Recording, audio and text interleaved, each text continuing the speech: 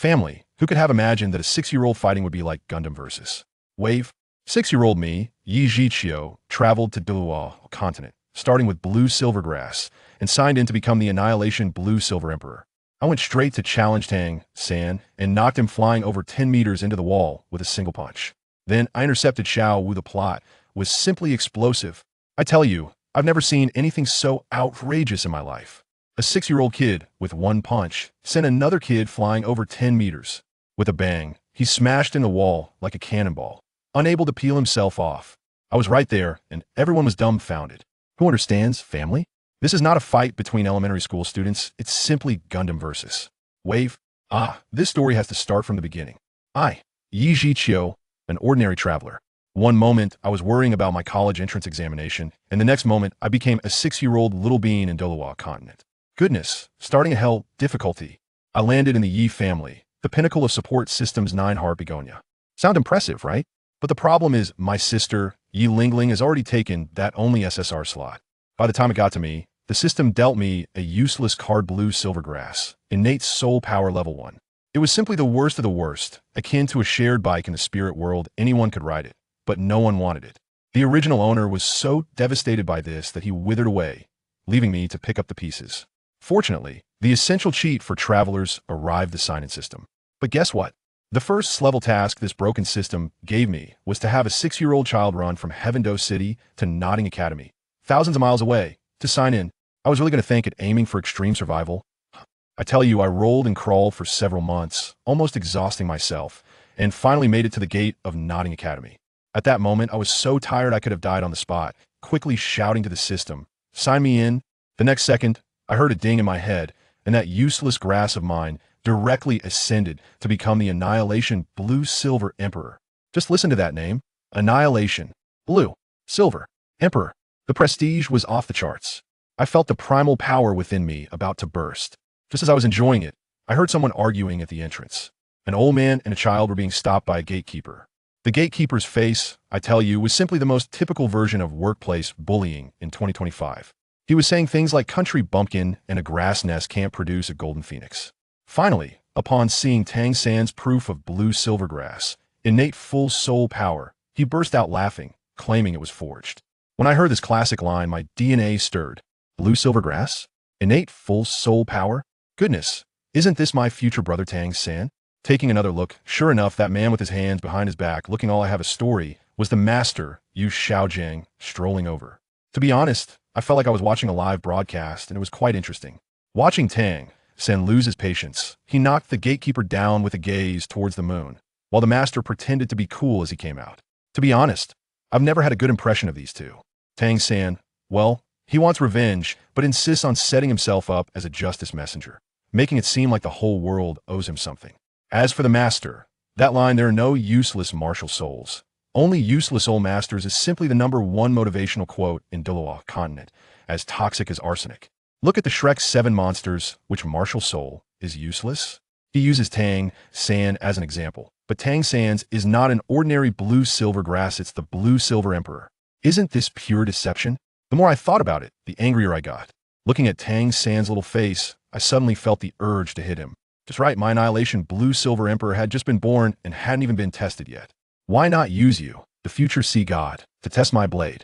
I shouted directly, "Tang San, do you dare to fight?" They both froze and turned to look at me. After Tang San introduced himself, I smirked and directly copied his format. Yi Jiqiu, martial soul Blue Silver Grass, innate full soul power. Hee. After all, I evolved from Blue Silver Grass, so it's not a lie. As for soul power, I signed in for level 10. Rounding up, it counts as full soul power. I had to assert my momentum. That kid Tang San, at first, was still acting cool, posing and waiting for me to take the first move. I didn't indulge him. A punch went straight to his face. We exchanged blows and it was fierce. Goodness, 2 6-year-olds fighting felt like hitting flesh. Even the gatekeeper was stunned. After a while, I felt it was about time to wrap things up. Suddenly, I exerted force and knocked him dazed.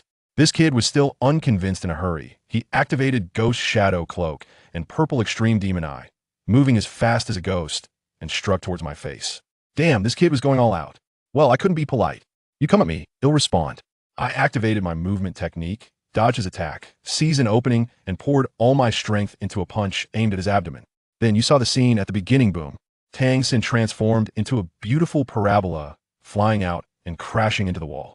The master was dumbfounded, and the first thing he thought of was to take me as his disciple, saying I could become a titled Douluo in the future. I just laughed. You? A level 29 great soul master, teaching me to become a titled Douluo? Keep your theories to deceive Tang Xin, don't come near me. The master turned pale from my retort, clutching the half-dead Tang San and running away. Later, I heard that these two put on a touching show of one day as a teacher, forever as a father in the infirmary, officially sealing their bond. Having dealt with Tang San, I wasn't idle. I came to Notting Academy not just to sign in, but also for an important Mishianto intercept. I had to prevent that adorably overpowered little rabbit, Xiao Wu, from falling into Tang San's trap. I had to protect her. After wandering for a while, I spotted her. A little girl with scorpion braids, exquisitely carved, her big eyes sparkling, simply melting my heart. I rushed up and extended my hand. Hello, little sister. My name is Yijiqiu. Xiao Wu was quite generous, shook my hand, and smiled sweetly. I'm Xiao Wu, the dance of the dance. You should call me Sister Xiao Wu. Family, she smiled at me. In that instant, I almost had my heart shattered, and the only thought in my mind was, it's over, this is true love. Calm down.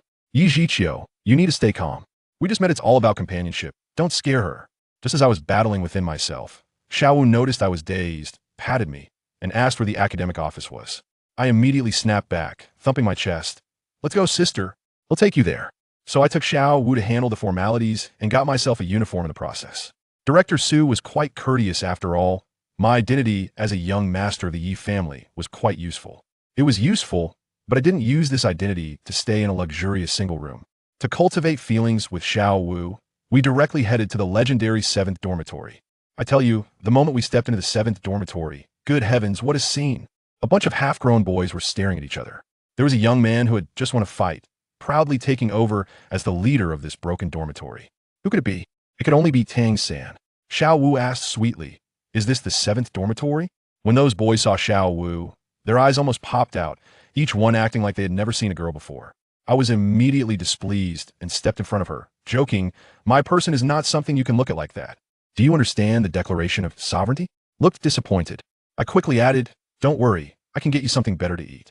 At this moment, I could see that the atmosphere was getting lighter. The tension that had been hanging in the air began to dissipate as everyone started to relax a little. Next, I turned to Wang Sheng and asked, so, what else do we need to know about the academy? Wang Sheng began explaining the rules and regulations, as well as the daily routines. I listened attentively, making mental notes of everything. As we talked, I couldn't help but think about how chaotic things had become in such a short time. I had just arrived, yet already I was involved in the dynamics of this group. Little did I know, this was just the beginning of many adventures to come in this new environment.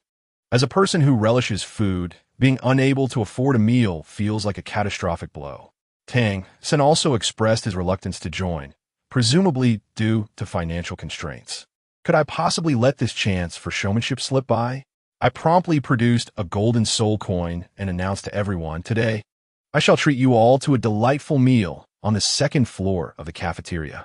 I first handed the golden soul coin to Tang San, but his stubborn pride prevented him from accepting it. Fine, if he refuses, I directly gave it to Wang Sheng, making sure to add, if Tang San wishes to join, don't hesitate to invite him. The look on Tang San's face darkened, resembling a soot-stained pot bottom.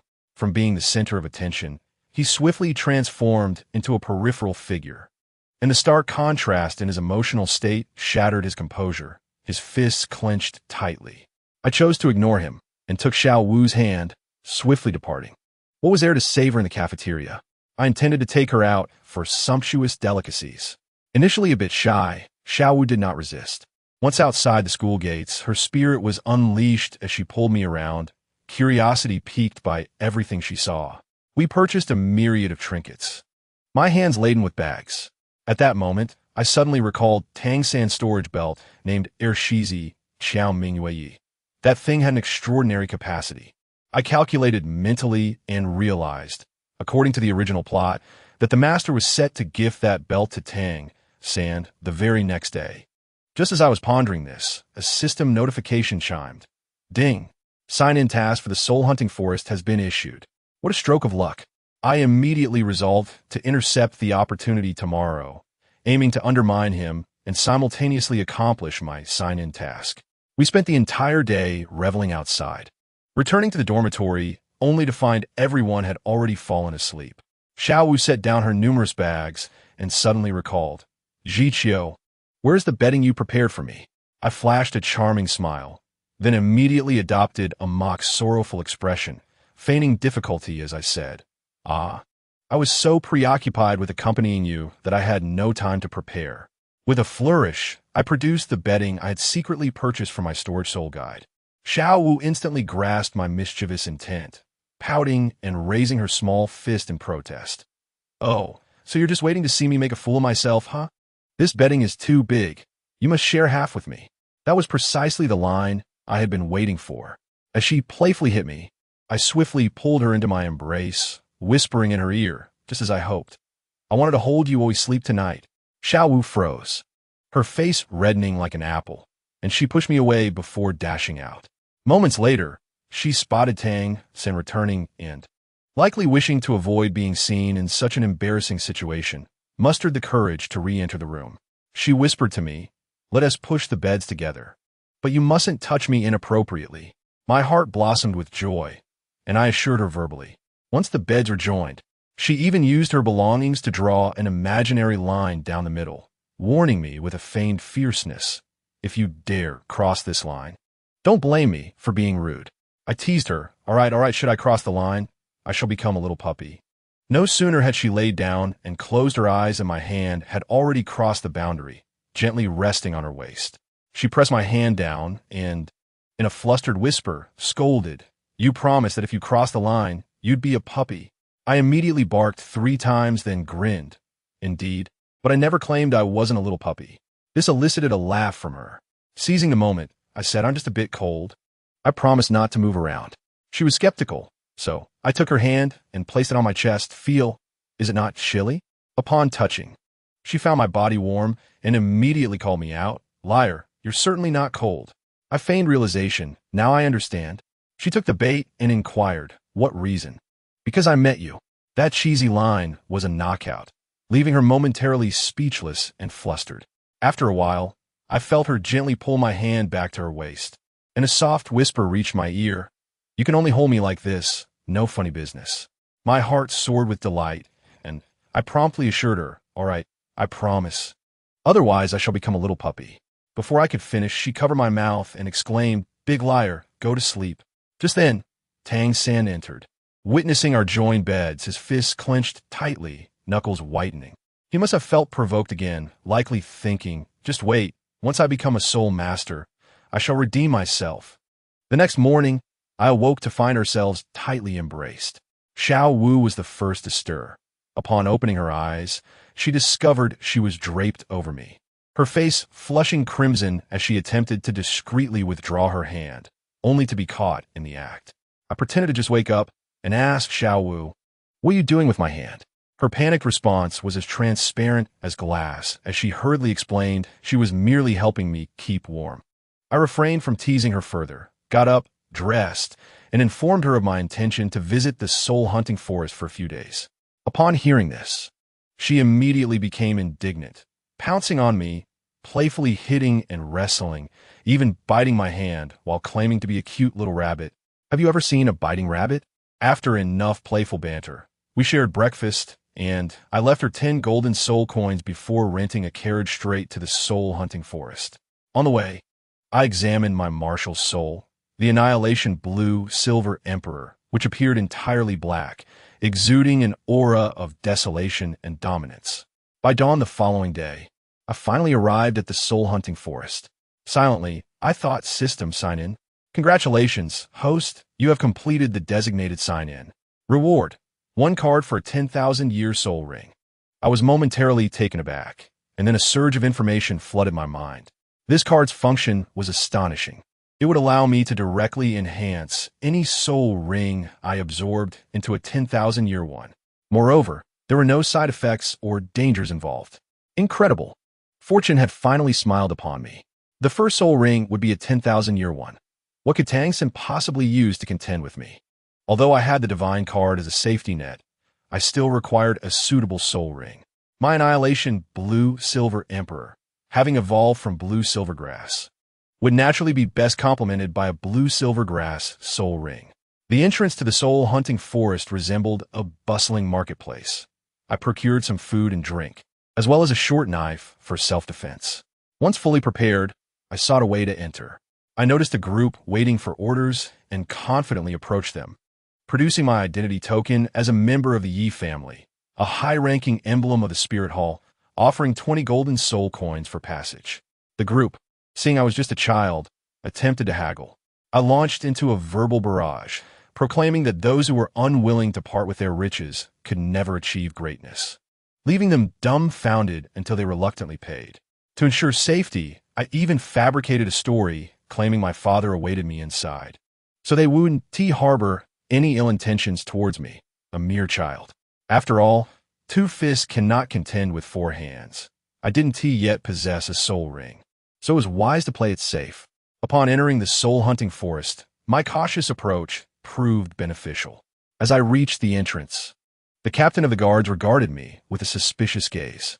He scrutinized my small stature, then glanced at my temporary companions, his expression revealing his disbelief that this noble young master could be deceived.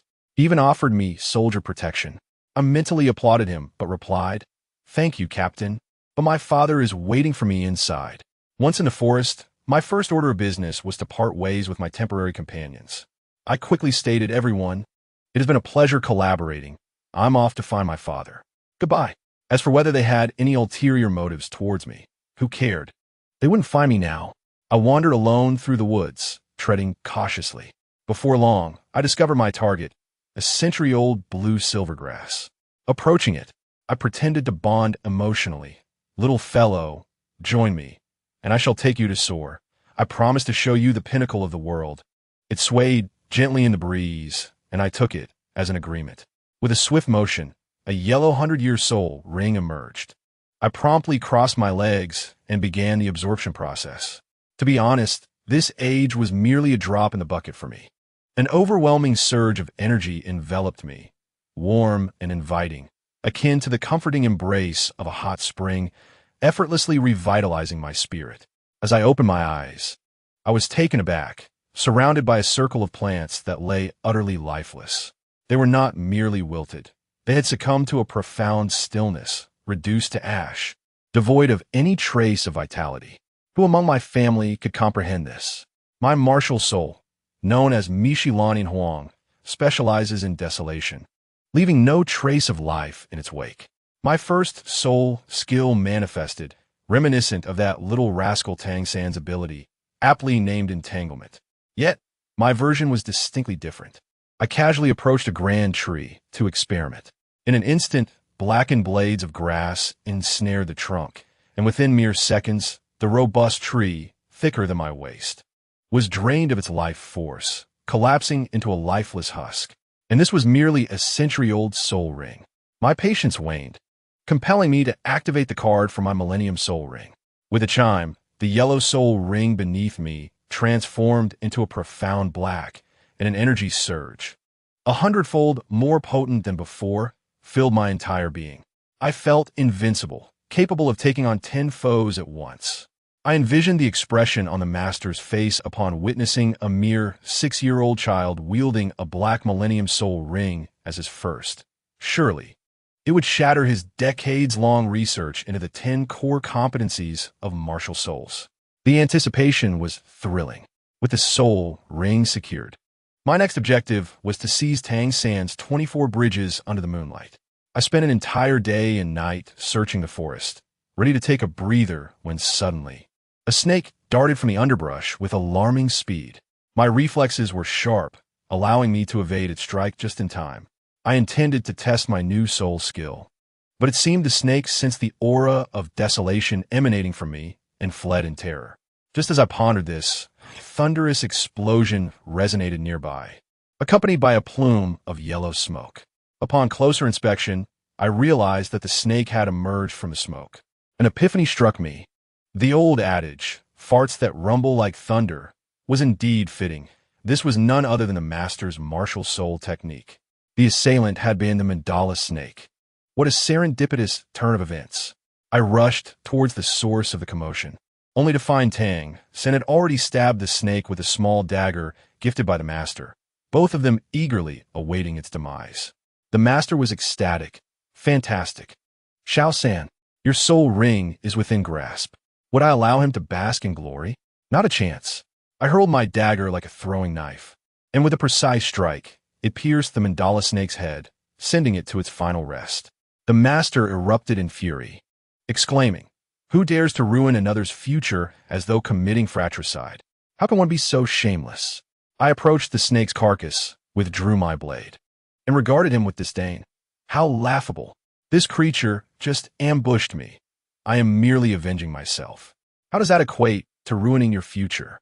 Tang San, recognizing me through his purple extreme demon eye, nearly ground his teeth in rage. Yi Zhiqiu, it's you again. Without hesitation, he prepared hidden weapons from his sleeve, his gaze filled with an intensity that suggested he wished to eliminate me on the spot. The master, in a fit of exasperation, summoned his injured pig, Luo San Pao. Attack! I couldn't help but chuckle, calling out, "Is it not shameful to bully the weak while seeking justification?" I had no intention of being caught off guard. My Mixilan In Huang sprang into action, binding the pig securely. As the essence of desolation enveloped it, Luo San Pao let out a pitiful cry and transformed into purple light, returning to the master. Now was my moment. Seizing the opportunity while Tang San was distracted, 3 arrows shot towards my neck. This boy was truly intent on my demise. Alas, I had anticipated this move. My blue-silver vines lashed out, effortlessly deflecting the arrows. With unwavering momentum, the vines lashed at Tang San, who, already drained of energy, could not evade my strikes and was sent sprawling to the ground, unable to move. I persisted, directing the vines to deliver a relentless barrage upon his back, causing him to sustain grievous injuries. Yet he remained silent, steeling himself against the pain. The master, weakened by the assault on his martial soul and afflicted by the serpent's venom, had turned ashen and unconscious. Standing before them, I scoffed. A mere 29th level waste dares to hunt in the soul-hunting forest? Have you lived in your theoretical world so long that you've forgotten the harshness of reality? Tang San, kneeling and wincing in agony, was left speechless, likely questioning his life choices. I had no desire to end their lives at this moment. After all, his father, Tang Hao, could be lurking somewhere nearby, and I was not keen on an untimely demise. I pointed at the belt around his waist and declared, "Hand over the 24 bridges under the moonlight, and I shall grant you a chance at survival." Tang San's face flickered between shades of green and white before he relented, enduring the pain as he removed the belt and tossed it to the ground. I ensnared it with my vines, emptied its contents of radishes and salted vegetables, rinsed it, and secured it around my own waist. Perfect. With both objectives achieved, I turned to leave without a backward glance. Upon exiting the forest, I quickly hired a carriage to return to Nuoding Academy overnight. Arriving at the academy gates, I prepared to enter when the system chimed again, presenting me with a new designated sign-in task at a location, Hongjun Village. Upon realizing this was Tang San's hometown, I anticipated a rewarding outcome. It was not far, so I promptly made my way to Hongjun Village. After more than an hour, I reached the village entrance and promptly declared to the system, "Sign in. Congratulations, host. You have received the second martial soul, Zhaohua Jiuxin Haitong." I was utterly astonished. Zhaohua Jiuxin Haitong. This was the ultimate evolution of my elder sister, Yi Lingling's martial soul. I quickly sought out a secluded spot to summon it, and it was breathtaking, imbued with an overwhelming vitality. Once I acquired the martial soul, I glanced up to find a dilapidated house at the village's entrance, its roof adorned with a large iron hammer sign. This must be Tang San's home. On a whim, I decided to witness the fabled youngest title Douluo in person. I approached and knocked, calling out for some time, but no one responded. I surmised that the notorious drunkard Tang Hao was likely accompanying his son in the soul-hunting forest. How fortunate I hadn't gone too far yesterday, otherwise I might have been the one lying lifeless on the ground. While I pondered, an elderly voice called out, "Little one, are you looking for Tang Hao? He is not home these days. You should come back another time. What a wasted trip. I smiled at the old man and replied, "Thank you, sir," before swiftly departing back to New Oding Academy. As I traveled, I realized that I had been so preoccupied with finding the blacksmith that I had neglected our little Xiao Wu. I resolved to make it up to her. I turned into the commercial street and bought an abundance of delicious treats and fun trinkets, feeling satisfied as I headed back to the dormitory. Upon reaching the foot of the 7th dormitory, I spotted Xiao Wu sitting alone on the steps, her lips pouting as if they could hold a soy sauce bottle, her little head bobbing gently while she muttered, "Stinky Jiqiu, where did you disappear to?" My heart ached for her, finding her both adorable and amusing. I stealthily approached her from behind, cleared my throat, and adopted the most teasing tone. "Oh, is there a little beauty here secretly praising my handsomeness? Goodness." The moment she looked up and saw me, her eyes sparkled like 2 little stars, and with a joyful cry, she leaped from the steps and leapt into my arms. The days that followed were nothing short of blissful. By day, we were inseparable. By night, we shared a bed. Unlike that dense blockhead Tang San, I effortlessly charmed our innocent Xiao Wu, and our relationship blossomed at an astonishing pace. Oh, and by the way, my system rewarded me again, elevating my soul power to level 14, and I felt invincible once more. Interestingly, Tang San and that so-called master had yet to return to the academy, causing the plot to veer off course. The individual who was supposed to trouble Xiao Wu, Xiao Qinyu, likely refrained from doing so upon hearing my background from his father, the city lord, leaving him too intimidated to even make a sound. Family, who understands this overwhelming wealth? It truly feels as though one cannot resist its approach. This morning after class, I was playfully tussling with Xiao Wu at the school gate, preparing to venture out, when, unexpectedly, we collided with the weary figures of Tang San and the master. Before I could utter a word, Tang San's eyes blazed with fury, akin to a bull enraged by the sight of a red cloth. He pointed an accusatory finger at me and exclaimed, "Yi Jiqiu, you despicable scoundrel. First, you stole my soul ring, then you took advantage of our weakness to ambush us, and now you've even pilfered the 24 Bridges moonlit night gifted by our teacher. How shameless can you be? Dare you face me in a fair duel?" His booming voice attracted the attention of everyone at the school gate. Even the teachers stood by, merely spectators to the unfolding drama. I was momentarily speechless. Xiao Wu, who initially held a semblance of camaraderie with Tang San, immediately frowned upon hearing such slander aimed at me, her expression transforming from recognition to disbelief. I stepped forward, shielding Xiao Wu behind me, and coldly responded to Tang San with a smirk. "Is the soul-hunting forest your family as property? Are you the only one permitted to kindle flames while I am forbidden to light a lamp? Besides, if you had not attacked me first, would I have bothered with you?" I could not tolerate his hypocritical demeanor, nor that of the master, a theoretical charlatan who treated his disciples as mere experiments. Such characters deserve to be crushed at their very roots. Tang San, a volatile individual, wasted no time in launching his attack. First soul skill, bind. I could hardly be bothered to evade. I retaliated with my own binding technique. Let me tell you, the scene was extraordinary. His feeble blue-silver grass, upon contact with my pitch-black annihilation blue-silver emperor, wilted as if a mouse had encountered a cat, disintegrating into ash in less than 10 seconds. We were not even in the same dimension. My vine surged forth unstoppably, while Tang San attempted to evade with his mysterious shadow technique.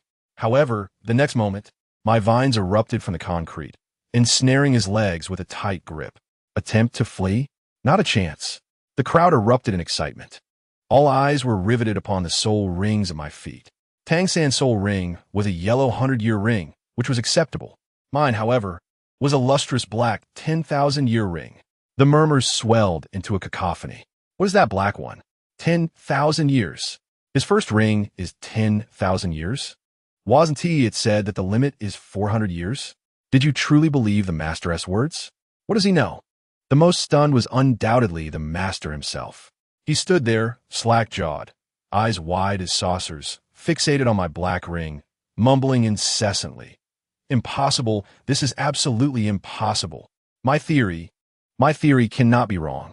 In his frantic attempt to validate his flawed theory, the old fool commanded his pig-like spirit to attack me.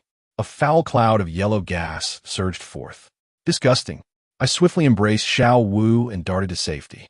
The onlookers, however, were not so fortunate, each one of them choking and some even collapsing on the spot.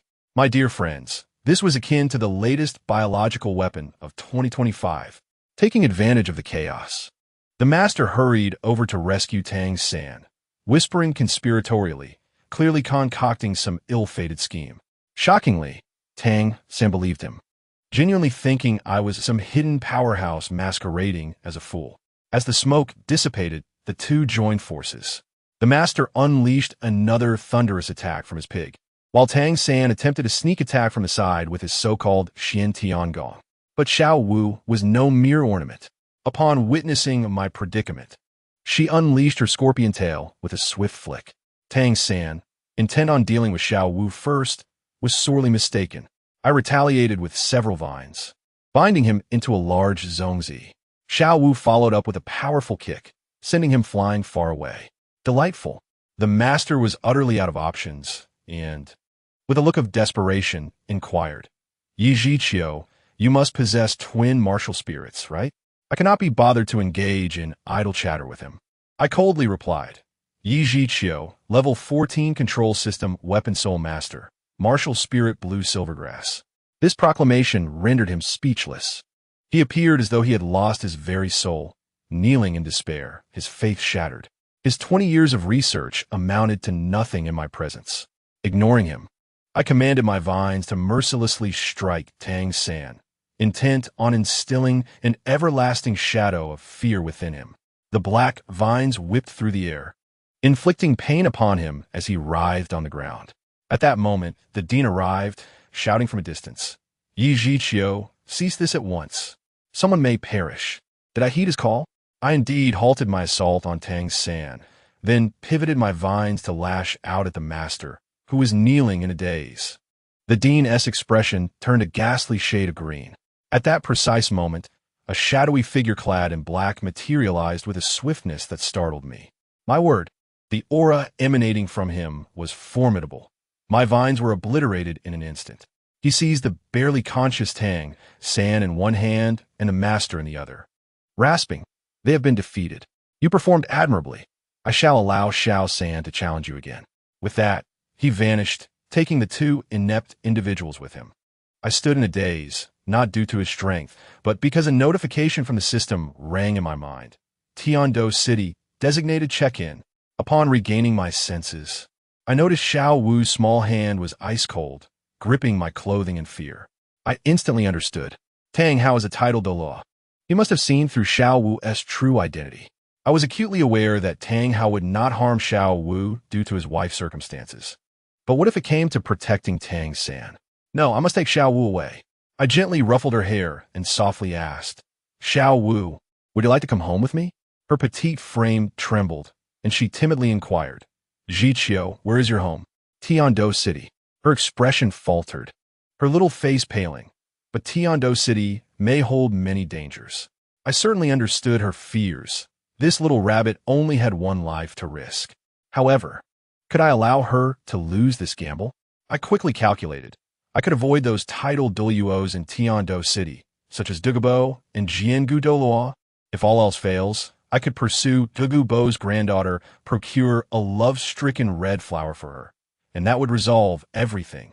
Having resolved my thoughts, I took her hand, gazed in her eyes, and said earnestly, Xiao Wu, trust me.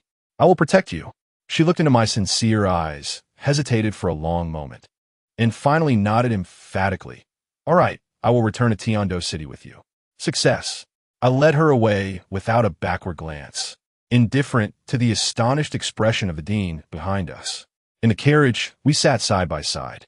I was familiar with the route to Tiando City, yet I could distinctly sense Xiao Wu's anxiety returning, her little face etched with confusion and unease. Alas, it was only natural. After all, we had only known each other for a week, and I was asking her to wager her life and fortune with me. I needed to devise a way to assure her completely. Should I directly reveal that I knew she was a 10,000-year soft-bone rabbit? No. That would be too abrupt. I needed a more subtle approach. After much contemplation, I concluded that I must be forthright. Continuing this guessing game would only drive me mad. With resolve, I placed my hand across Xiao Wu's back, resting it on her shoulder, and lowered my voice to reassure her. Xiao Wu, do not fear. In Tiando City, there is only one resident titled Douluo.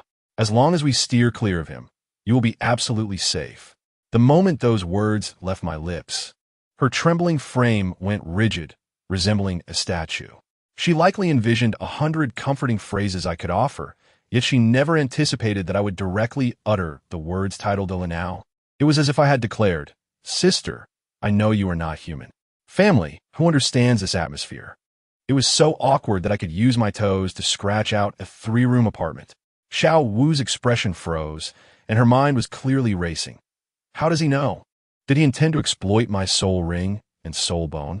As I gazed at her lifeless face, a wave of discomfort washed over me. I had exerted considerable effort to rescue her from Tang San, solely to spare her from such suffering. I hurriedly interrupted her anticipated questions, pulling her closer into my embrace, and solemnly vowed, "Xiao Wu, listen to me. I am fully aware of your true identity, yet I swear before the heavens that I harbor no ill intentions toward you. I, Yi Qiu, declare that I shall forever protect you. Anyone who dares to harm a single strand of your hair must first tread over my dead body." Xiao Wu fell silent, her eyes glistening with tears as she spoke with a quivering voice. "But if I am exposed, many will come to kill me, including titled Douluos." I chuckled, brimming with confidence. By the time they arrive, I will have transformed into a formidable figure. One will fall before me, and a pair will meet the same fate. What if you cannot defeat them?" she queried. "Then let them step over my corpse." Upon uttering those words, the carriage fell into silence once more. After a considerable time, as darkness enveloped the surroundings, she gently called out, "Good." I was momentarily taken aback. Leaning against my shoulder, she softly said, "I have no family left. Will you be my brother?" My heart softened instantly. Who could withstand such a plea? I immediately agreed, of course. "Xiao Wu, from this day forth, you shall be my cherished sister, to whom I will dedicate my life to protect." At last, my little rabbit felt reassured and began to inquire about various matters. I promptly reassured her, "Fear not. In Tiando City, there is but a single titled Douluo, and he is a reclusive scholar, often found at a place called Binghuo Liangyi Yin, rarely entering the city. Our family has little to do with the 7-treasure glazed tile school, so you are quite safe in my home." I even painted a vivid picture of the Binghuo Liangyi Yin, claiming it housed a miraculous herb known as Xiangxi Duanshang Hong, which, once consumed, would render you undetectable even to titled Douluos, let alone deities.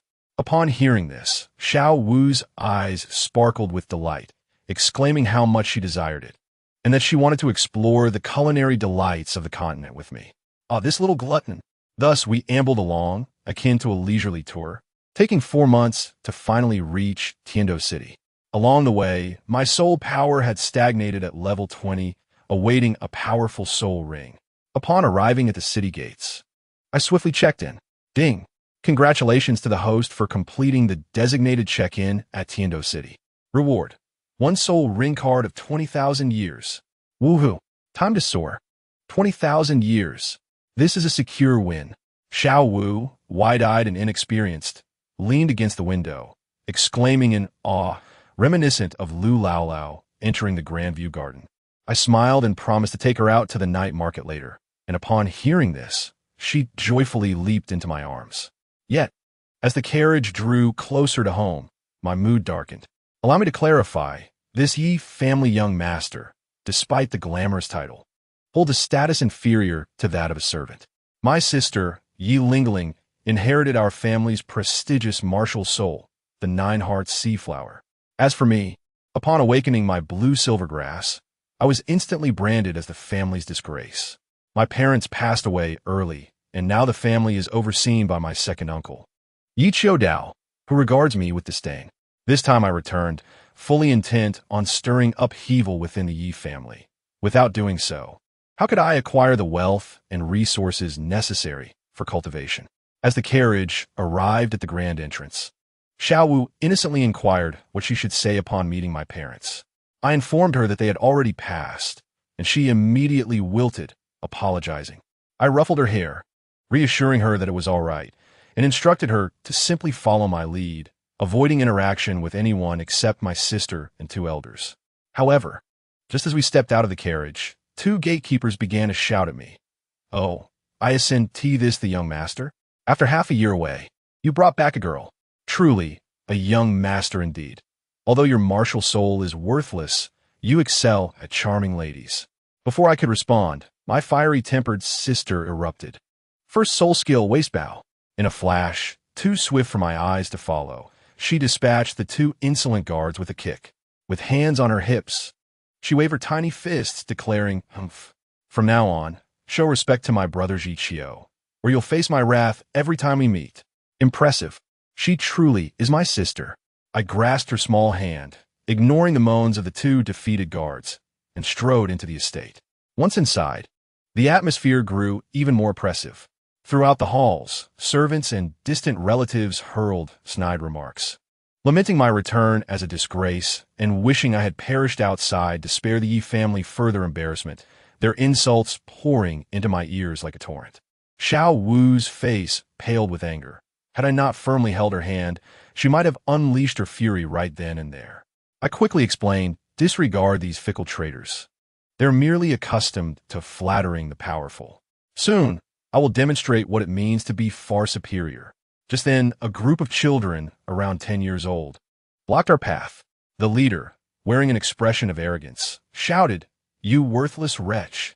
After running away for half a year, you've returned? Have you exhausted the money you took with you?" I regarded him with the indifference of an elder on a subway, engrossed in his phone, calmly asking, "And who might you be?" Goodness, my question left him speechless. His lackey promptly jumped in, reciting, "How dare you? You do not recognize Yi Qi, the number 10 genius within our clan.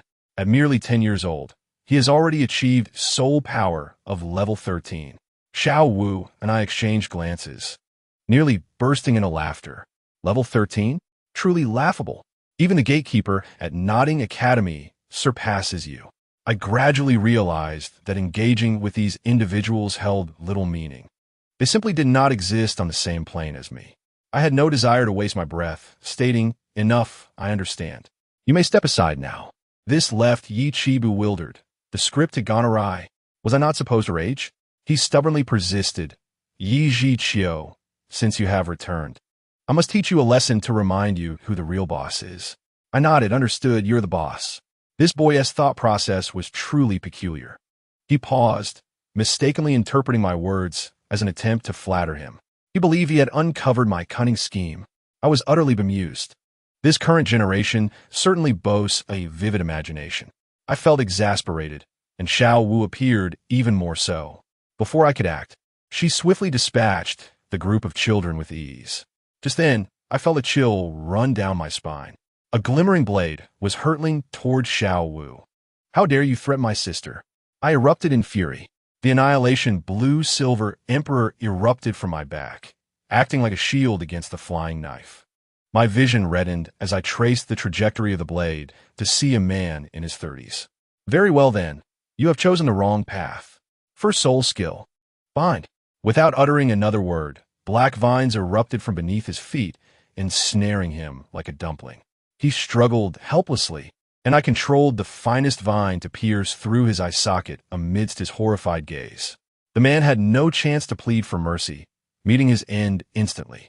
The surroundings erupted into chaos, screams of a murder.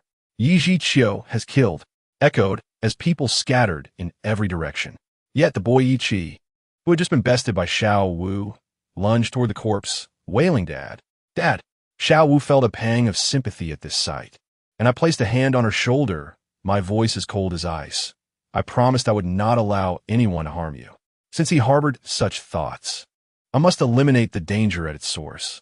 The young boy Yi Qi, crazed with grief, charged at me, shouting for my father to return. I understood all too well. The vendetta for a slain father is a matter of life and death. To keep him alive would only invite disaster. "I am sorry, little one." The dark vine surged forth, binding him tightly. I led Xiao Wu past him, my expression impassive, as an inconspicuous vine silently pierced through his heart. Xiao Wu sensed it and turned, but I held her back. I understood her reluctance, yet I conveyed warmth. This world operates thus. It is either you perish or I do.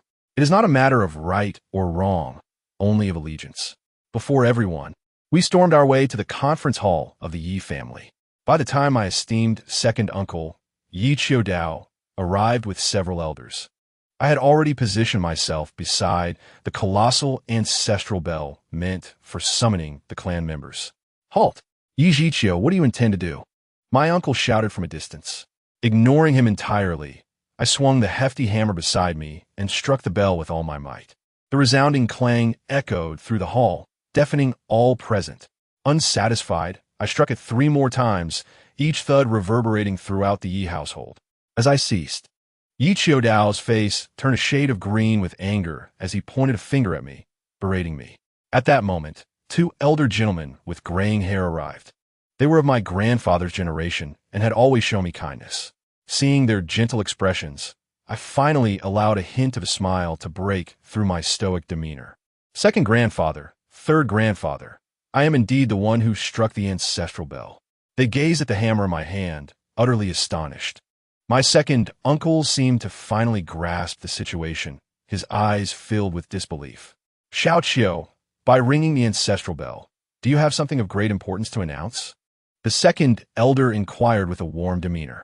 I nodded, placing the hammer down, and before the gathered clan members and my visibly irate uncle, I declared, it is of utmost significance. I hereby challenge for the position of clan heir. I challenge Yi Lingfeng directly. At these words, an eerie silence enveloped the room. The 2 elders gasped, while my uncle's face darkened to a deep shade of charcoal. Yi Lingfeng was his most cherished son and the current second heir. The eldest elder looked at me with concern. Xiao Qiu, this is no jest. Yi Lingfeng is 12 years old and possesses a soul power level of 25. You are, but I confidently interrupted him. Second grandfather, I am well aware of my own strength. Though not exceptionally powerful, I am more than capable of handling Yi Lingfeng. Beside us, Yi Qiudao sneered mockingly. Ha! After half a year away from home, you've lost all sense of reality. I paid him no heed, observing the 2 elders whose expressions had softened with reassurance. As the clan members continued to arrive, the elders shifted the conversation to inquire about my experiences over the past 6 months. I shared a few details and introduced them to Xiao Wu. Allow me to present my sister, Xiao Wu, I announced with enthusiasm. She will be accompanying me from now on. Her talent is exceptional. Her martial spirit is a rabbit. And she has already reached level 16. Xiao Wu, who usually bounded around like a lively monkey, suddenly transformed into a timid quail in the presence of the elders. Shyly greeting them, hello, grandfathers, I am Xiao Wu. The elders, initially amused, were quickly taken aback upon hearing the words level 16. What? 6 years old and already at level 16? My dear girl, you possess innate full soul power? Xiao nodded bashfully. Excellent, excellent. The elders were overjoyed, pounding their thighs in excitement, declaring her an immediate candidate for the position of clan heir. I marveled at the scene, akin to winning a substantial lottery. My third grandfather even whispered about how remarkable she was and how they should unite her with me in marriage. I couldn't help but chuckle at the rapidity of their thoughts. I hastily expressed my gratitude on Xiao Wu's behalf, but the matter was far from over. My second grandfather suddenly leaned in with a serious expression. Xiao Qiu, you must assure us, how confident are you in facing Yi Lingfeng? I replied without a moment's hesitation. 10 out of 10. It was no jest. My martial spirit and soul ring positioned me far ahead. Should I lose, I would consume this blue silver grass on the spot. You still speak so boldly, my second grandfather remarked skeptically. You have only trained for half a year, while he has trained for 6. I scanned the crowd, noticing many ears perked up, eavesdropping on our conversation. If I reveal my trump card now, how could I maintain my bravado later? I urged the 2 elders to create a barrier so we could speak privately. As the light blue soul power barrier enveloped us, I promptly extended my right hand. A pitch-black blue-silver emperor emerged from my palm with a flourish. The elders were taken aback. Do not rush. The highlight is yet to come. With a mere thought, a dark soul ring materialized from beneath my feet, encircling the black grass. In that instant, the air within the barrier thickened with astonishment. A 10,000-year soul ring. How is this possible? Your first soul ring is from 10,000 years. The elders' previously composed demeanor shattered, their expressions mirroring sheer disbelief. My second grandfather stammered, I cannot fathom why you possess such confidence. A 10,000-year soul ring is equivalent to 10 100-year ones. What kind of extraordinary prodigy has emerged from the Yi family? I casually added, oh, by the way, grandfather, I'm actually at level 20. I just haven't found a suitable second soul ring. 6 years old, half a year, level 20. Had I said this earlier, they would have deemed me insane. Yet now, in the presence of a 10,000-year soul ring, such a small detail seemed trivial. Before long, the main event arrived. Yi Lingfeng, the so-called Be-King, sauntered in with an air of arrogance, practically branding me a genius while dismissing everyone else as worthless. Despite his father's warnings to be cautious, he was lost in thoughts of how a level 1 soul power waste could possibly pose a challenge. Once everyone was assembled, the challenge commenced. As we ascended the platform, the height disparity was reminiscent of father and son duo. Yi Lingfeng, brimming with impatience, activated his martial spirit, golden light swirling around him as he proclaimed, I am a level 25 control system weapon soul master. My martial spirit is the everlasting vine. I welcome your challenge. His demeanor suggested his 2 100-year soul rings were made of gold. According to protocol, it was my turn to reveal my abilities, yet I chose not to. I simply stated, I'm a level 20 control system weapon soul master. My martial spirit is blue silvergrass, and remained as still as a wooden post. The crowd erupted in murmurs, their disbelief palpable. Level 20? Surely he jest. He is merely 6 years old. He dares not even summon his martial spirit. Fearing the embarrassment of being associated with blue silvergrass, Yi Lingfeng, hearing the whispers, became emboldened, pointing a finger at me in mockery. Yi Zhiqiu, your bravado astounds me. Level 20? More like level 2. Is your pathetic blue silvergrass too ashamed to be revealed? Show us your soul ring. I could hardly contain my laughter. This was precisely the reaction I desired. Below, Yi Qiudao wore an expression of deep consternation. He knew I possessed something exceptional. Yet he yearned for his son to crush me utterly, denying me any chance of a comeback. The two elders, aware of my secret, remained calm, simply enjoying the spectacle. Let's finish this swiftly, Yi Lingfeng shouted, initiating the assault. His first soul skill, tight binding. Several vines lunged at me like serpents. I danced and dodged, evading each one as if the ground beneath my feet were greased, never allowing them to touch me. Frustrated, he yelled, Are you not here to challenge me? What skill is there in merely evading? Are you attempting to buy time? I silently counted down, 3, 2, 1. The moment has arrived. Just as he launched his next attack, I swiftly appeared before him like a specter. With a smirk, I unleashed my soul power, causing a thick black vine, far sturdier than his, to burst forth from the ground and ensnare him tightly. What? Gasps erupted from the crowd. Yi Lingfeng's face drained of color, a mix of anger and humiliation washing over him. Yet, he held on to his bravado. You despicable sneak. You think this guarantees your victory? Second soul skill. Everlasting Moonbreak. With a few sharp cracks, a bluish-white light erupted from him, severing my vines with ease. Then, in a frenzy, countless leaf blades rained down upon me. I strolled leisurely, easily evading them. He was utterly flabbergasted. How is this possible? How did you evade them? I scoffed. How do you know I was using my full strength just now? Enough of this game. Let us settle this with one decisive move. First soul skill, entanglement. As my words fell, at last, before everyone, the pitch-black soul ring beneath my feet, as deep as an abyss, slowly ascended. In that moment, the entire square fell into a deathly silence. This is a 10,000-year soul ring. I know not who broke the silence, first with a piercing scream.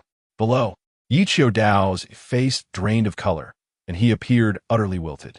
On the stage, Yi Lingfeng's eyes bulged like copper bells, his 2 yellow soul rings, which he had once taken pride in, were mere jokes in the shadow of my black 10,000-year soul ring. He was completely stunned, rendered as stiff as a wooden statue. I cared not for his reaction. My vines pierced through the hard stone slab, binding him tightly once more. "Stop! You've won!" his father cried from below. "No, I have not yet lost." Yi Lingfeng continued to scream, attempting to struggle. I unleashed my intent of annihilation, a wave of deathly energy spreading instantaneously, causing the surrounding flora to wilt, while Yi Lingfeng's life force began to drain away, leaving him utterly weakened. At this moment, the audience forgot to breathe, gazing not at a 6-year-old child, but at a monster. Yi Qiudao could no longer remain seated. He dashed onto the stage, severing the vines and lifting his frail son, fleeing in utter disgrace, not daring to linger for even a second. I retracted my martial soul, and Xiao Wu immediately dashed over like a little cannonball, embracing me. "Yay! Brother Zhiqiu has won." The 2 elders ascended the stage, announcing to the crowd, "From this day forth, Yi Zhiqiu shall be the 2nd heir of the Yi family." Below, a tumult of flattery erupted like a tsunami. I patted Xiao Wu's head and said, "Did you see? As long as you are strong enough, they must respect you." Upon returning to the courtyard, before I could settle down, an unexpected visitor arrived. My rather unhelpful grandfather, the head of the Yi family, Yi Qingling. This old man had previously treated me as if I were invisible, but now that I had proven my worth, he came to reap the benefits. Upon entering, he spoke in a commanding tone. "The Tiando City Plan Academy has sent you an admission application, offering the greatest benefits. You shall attend school there starting tomorrow." I understood his ulterior motive perfectly. The Plan Academy had promised a soul bone to entice me. His implication of "tomorrow you shall go" was a thinly veiled demand for me to hurry and retrieve the soul bone for him. I feigned ignorance. "Grandfather, I wish to attend the prestigious Tiando Royal Academy." His face darkened, yet he patiently explained, ultimately revealing his true intentions. "Moreover, the Plan Academy has promised that upon enrollment, they will prepare a soul bone for you. But you are still young. I shall keep it safe for you." How generous of him to keep it safe. I thought he might simply claim it for himself. I chuckled and directly called him out. "Grandfather, do you desire this soul bone?" He was momentarily taken aback, quickly backtracking. "No, I merely hope you can obtain it." My expression grew increasingly teasing as I said, "Grandfather, if you want it, just say so. You are the pillar of the Yi family. Your strength ensures the family's strength. I would gladly dedicate the soul bone to you." Upon hearing this, he immediately believed me. Beaming with pride, "Excellent. You are indeed my good grandson. It is fortunate that I have intentionally ignored you all these years to cultivate your character." I almost laughed out loud. Who among my family could comprehend this old man's shamelessness in pursuit of a soul bone, disregarding all dignity? I gazed at him expressionlessly, enunciating each word. "Grandfather, you truly possess no shame." He was left dumbfounded, perhaps never having been scolded thus in his life, especially not by his own grandson. He stammered, pointing at me, his face turning a deep shade of crimson. I unleashed my anger. I have seen shamelessness, but never have I encountered such audacity. Because of my father's matters, you abandoned me upon awakening a useless martial soul, and now that I have proven my strength, you come to command me for benefits? Do you even deserve to be my grandfather? Have you ever taught me a single technique, or even cared whether I had eaten? No, you have given me nothing. And now you wish to reap the rewards? No way. I voiced all the resentment from my previous life and my own in one explosive utterance. This old man, likely unaccustomed to such treatment, trembled violently, and with a sudden cough, he expelled a mouthful of black blood, collapsing to the ground. I looked at him convulsing on the floor and felt a twinge of amusement. Incredible. He truly could be angered to the point of spitting blood. However, I did not wish to actually kill him, for blood ties still existed. I leisurely stepped over his body, calling for a doctor before leaving, and turned back to say, "Grandfather, this is the last time I shall address you thus. From now on, you shall walk your path, and I shall walk mine. Do not hinder me. Otherwise, I shall not hesitate to erase the Yi family from this continent." With that, I departed, unwilling to cast him another glance. Meanwhile, at the Tianzhou Royal Academy, my sister Yi Lingling was deep in her training. Her teammate, Osro, rushed in with urgency. Lingling, your brother who ran away from home has returned. He even defeated Yi Lingfeng. My sister retracted her martial soul and asked indifferently, how badly was he beaten? Though she spoke casually, she had already risen, clearly worried. Osro quickly waved his hands. No, your brother won. The outside world is abuzz. Claiming he is at level 20 with a first soul ring that is 10,000 years old. Yu Tianheng and Douluo approached, with Douluo expressing disbelief. Nonsense. Blue Silvergrass with level 1 soul power, level 20 in half a year, and a first soul ring that is 10,000 years old? Everyone knows the limit for a first soul ring is 400 years. Yu Tianheng, however, remained composed, advising my sister, Lingling, regardless of the situation, you should return home and see for yourself. My sister said nothing, merely nodding silently before turning to leave, her waterfall-like blue hair billowing high in the wind. Truthfully, that is just how my sister is, a typical tsundere. Though she may not speak it, she cares for me more than anyone else. Consider this. She has grown up in an environment lacking familial affection, with our grandfather and second uncle solely focused on leveraging her for royal marriage to strengthen the family's position. It is no wonder she has been hiding at the academy, avoiding home. I'm the only sibling she genuinely cares for in our entire family. Just as I sent my sister off, I turned around to see Xiao Wu emerging from her room. Upon spotting me, she leapt into my arms, nuzzling her little head against me like a kitten. As we were lost in our sweet moment, I suddenly felt a chill down my back, and my martial soul began to stir restlessly. Turning around, I was startled to find my sister, Yi Lingling, standing at the courtyard entrance like a ghost, her gaze fixed on us. The scene was one that only family could comprehend, a dramatic confrontation caught in the act. Xiao Wu was taken aback, her face flushing crimson as she quickly wriggled out of my embrace, whispering, "Oh no, Sister Lingling saw us. Will she dislike me?" I pride myself on remaining calm under pressure. I executed a counter-move, releasing Xiao Wu and dashing toward my sister with open arms, enveloping her in a big embrace. "Sister, it's been so long. Come, let us hug to prevent jealousy." My sister's eternally icy expression turned rosy for a moment, only to vanish quickly. She shoved me away, her voice icy. "Don't touch me. I want to be jealous." Haha. Seeing her flustered made me want to laugh. I know her so well. She is a textbook example of a sharp tongue, but a soft heart. I refrained from bantering and directly teased her. "Oh, sister, don't be shy. If you like me, just say it. Come, learn from me. I like you very much. Don't mess around. I could never like you." She maintained her stubborn facade. I confronted her directly. "Do you dislike me? Then why did you leave the academy to return home?" "Don't tell me it was merely coincidental." She was momentarily taken aback, struggling to respond, and finally blurted out, "I just came back to see if you were dead. Seeing you alive, and well, actually makes me quite upset." Goodness gracious, such words made me want to applaud her. I couldn't be bothered to bicker, so I simply pulled her into Xiao Wu's room, introducing her. "Sister, this is my little sister, Xiao Wu." Xiao Wu timidly greeted her, but my sister maintained her aloof demeanor, saying nothing. I quickly intervened. "Don't be scared, Xiao Wu. My sister is just like this, suffering from severe social anxiety and closed off inside. In fact, she secretly likes you a lot." "No, don't say such nonsense," my sister retorted urgently. Observing her flustered state, I decided to escalate things. I recounted my adventurous experiences of running away from home over the past 6 months, embellishing them for effect, and then, with a flourish, I revealed my pitch-black, magnificent annihilation blue silver emperor and the 10,000-year black soul ring.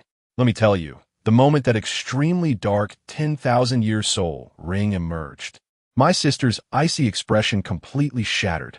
The look on her face was one of shock and disbelief. Despite her desperate attempts to conceal it, her wide-open eyes betrayed her.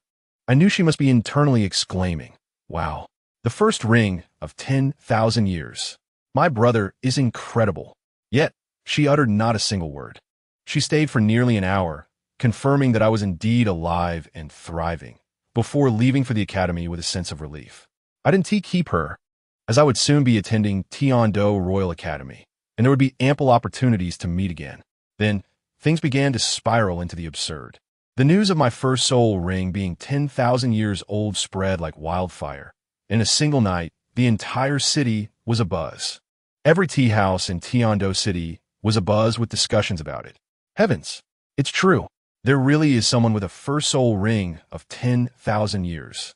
Indeed, and it's the formerly useless young master of the Yi family. Still useless? How can you call him useless? I would gladly take that kind of uselessness. Just think, if all his future soul rings are 10,000 years old, how terrifying would that be? The news traveled faster than the wind, and all the major factions could no longer sit idly by. At the Qibao Liuli sect, the sect master Ning Fengji was convening a meeting when he heard the report from his subordinates. He slammed his hand on the table and leapt up, disregarding his image. The two titled Douluos beside him, the Sword Daw and the Bone Daw, bickered like elementary school children. One exclaimed, "Sect Master, mind your image," while the other retorted, "Who wouldn't be excited upon hearing this?" Ning Fengji decisively declared that he would personally visit my home to recruit me. The most amusing part was that his precious daughter, Ning Rongrong, was eavesdropping from a corner. Upon hearing about my astonishing prowess after running away from home for half a year, her eyes lit up, likely contemplating running away herself to meet this genius.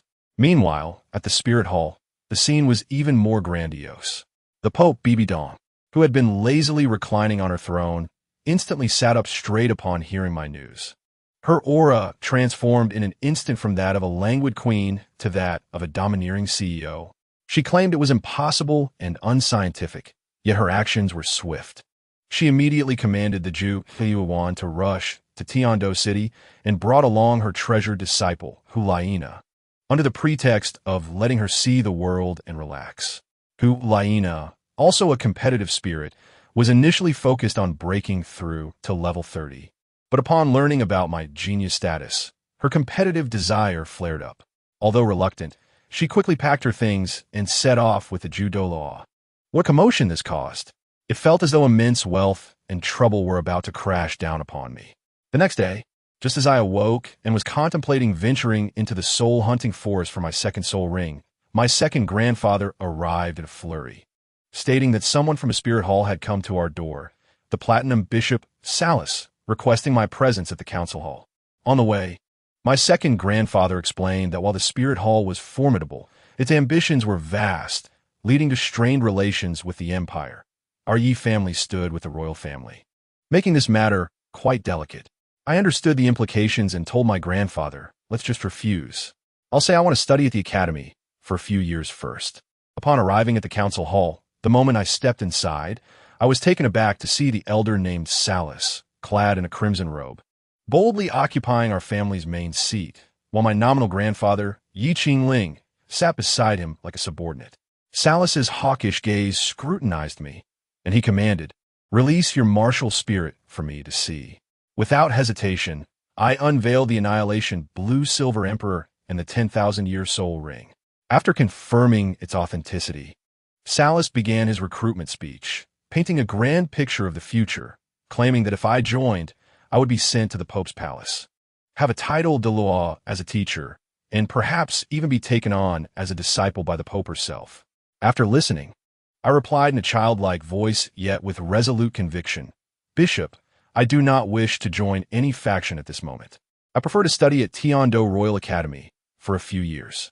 The elder's expression soured instantly, his wrinkles deepening as he began to exert pressure. "I am considering your future. The teaching quality at the Spirit Hall far surpasses that of the Royal Academy." I shook my head again. He finally lost his composure, raising his voice by several octaves. "You must understand, joining the Spirit Hall will bring you nothing but benefits." At that moment, I was left speechless. It was 2025, and yet someone was still using the "it's for your own good" rhetoric to manipulate me. It was reminiscent of a boss painting an unrealistic picture in the workplace. My expression hardened, and I confronted him. "Bishop Salus, your attitude suggests you want to force me into opposition against the Spirit Hall. Impudent." He slammed the table in anger. I was disinclined to argue further. After all, He wouldn't dare act against me now. I turned to leave, and my second grandfather hurried out after me, looking troubled. I wasn't worried. Salas was a headstrong individual, and I would deal with his titled Douluo leader when they arrived. This minor incident did not derail my plans. Back in the courtyard, I instructed Xiao Wu to behave and train diligently at home, not to wander about. Where are you going, Brother Chiu? Why not take me along? Xiao Wu clung to me, unwilling to let go. I patted her head and smiled. Brother has important matters to attend to. It's dangerous. I will take you out to play once I obtain the Xiangxi Duanchang red. Be good and wait for me at home. She reluctantly released her grip, tearfully saying, You must come back quickly. All right, stop acting like a child. Aren't you embarrassed? I pinched her cheek and turned to leave the courtyard. As soon as I stepped outside, I felt warmth lingering on my face when suddenly a notification from the system flashed in my mind. To my astonishment, a new designated sign-in task had appeared, and the location was none other than Tiando Royal Academy. My heart leaped with joy. This sign-in reward was likely another soul ring card, perfect for upgrading my precious Geo Xian Hainang. I immediately shouted to the coachman outside, Master, turn around. We're not heading to the soul-hunting forest anymore. Change course to Tiando Royal Academy. As you wish, young master. The coachman promptly obeyed, skillfully maneuvering the carriage in a swift turn, heading out of the city. Tiando Royal Academy was an epitome of grandeur, nestled among mountains and rivers, resembling a vacation resort. As soon as the carriage came to a halt at the entrance, I was still inside when I eagerly thought, System, let me sign in. Congratulations, host, for completing the designated sign-in at Tiando Royal Academy. Reward, External Soul Bone, the Creation and Destruction White Bone Mask. I gasped in astonishment. An external soul bone? I had expected nothing more than a 10,000-year soul ring card. Yet I was directly rewarded with an external soul bone. This system truly understands me. In the next moment, a mask appeared out of thin air in my hand. The sensation was chilling yet smooth, exuding an eerie aura. The key point was, it looked stunning. The entire mask was split in two. The left half was pitch black, resembling ink, while the right half gleamed with silver, akin to a limited edition skin that only the affluent players in games could possess. Truly magnificent. The coachman outside called out, Young master, we have arrived. My purpose for coming here was merely to check in. Once my business was concluded, we would depart. Driver, return to the Linghun Senlin. The coachman was likely bewildered, wondering if the young master had come merely to clock in and leave. However, being a sensible man, he asked no questions and promptly turned the horse around to retrace our route. I must tell you, the carriage compartment felt like my mobile little room. No one outside could see me. With newfound courage, I pressed that Shuangming Baigu mask against my face. To my astonishment, the mask adhered seamlessly as if it had been welded to my skin, with a mere activation of my soul power. Within 5 minutes, without any discomfort, it became an integral part of my being. Once the fusion was complete, I realized just how extraordinary this item truly was. When not in use, I was still myself, and nothing seemed amiss. However, upon activating the soul bone, the mask would manifest on my face, and, astonishingly, it could alter my appearance and height. Those who understand will appreciate that I transformed from a 6-year-old child into a striking young man standing at 1.80 meters. Was this not akin to having a top-tier filter that enhanced both beauty and stature? Furthermore, this mask possessed 2 modes. One was called Chuang Xingtai, featuring the silver mask, primarily enhancing healing, allowing my Jiuxin Haitang's healing abilities to reach their maximum potential. The other was called Mie Xingtai, adorned with a black mask, which directly amplified my Mishilan Yin Huang's annihilative power by an astonishing 50%. This was remarkable. Previously, my annihilative power was like a leaky faucet, uncontrollable. Now, with this mask, I could command it to drip as I desired, hitting my mark with precision. The carriage halted once more, signaling our arrival at the Linghun Senlin. I leapt from the vehicle, my spirits soaring, and tossed several golden soul coins to the coachman as a reward. His delight was evident, his mouth agape. Young master, should I wait for you here? The coachman now seemed quite eager. I thought that would be convenient, sparing me the trouble of finding carriage later. All right, you can wait during the day, but make sure to find a place to rest at night. With arrangements settled, I displayed my token and plunged into the Linghun Senlin. Upon entering the forest, I immediately sought an isolated spot and activated the Miexing Tai. Goodness, the world looked different from a height of 1 meter 80. The sensation was exhilarating. I let out a triumphant roar, reveling in my anonymity and liberating myself. My shout startled the surrounding soul beasts. As my aura expanded, the annihilative presence of the Mishilan In Huang radiated outward, causing the soul beasts to flee in terror, faster than rabbits. With the area cleared, it was time to focus on my main objective. My 2 martial souls still lacked soul rings, and I needed to ensure they were equipped today. After searching for nearly an hour, I finally spotted a fine specimen. Zijinju. This plant-type soul was a perfect match for my martial soul. Before me stood a cluster of Zijinju. Although I could not discern its age, who was I, after all? A traveler of time. I had to seize the most robust, tallest, and most impressive stalk. Drawing a short knife from my storage soul guide, I infused it with soul power and swiftly cut it down. In the next moment, a purple soul ring emerged. Remarkably, it was a millennium-old ring. In such a bustling place as the Linghun Senlin, it was no small feat for a plant soul beast to reach 1,000 years of age. A 1,000-year soul ring? While most would find the second ring absorbable only by others, I had no fears. My physical constitution, bolstered daily through sign-ins, had recently integrated an external soul bone, rendering me sturdier than reinforced concrete. That fellow Tang San could absorb a 10,000-year ring for his fourth. For me to absorb a 1,000-year ring for my second was a mere trifle. No time to waste. I promptly sat cross-legged, unfurling my Mishilan In Huang to create an absolute safety circle with my annihilative presence. Raising my right hand, I manifested my martial soul, and the purple 1,000-year soul ring swiftly encircled me. The energy surged into my body, akin to soaking in a warm bath. Comforting and blissful, it was completed in mere moments. After absorbing it, I indulged in an even more exhilarating act. I retrieved my treasured 2,000-year soul ring card and, with a decisive motion, affixed it to this second soul ring. Instantly, the purple ring transformed into a profound black.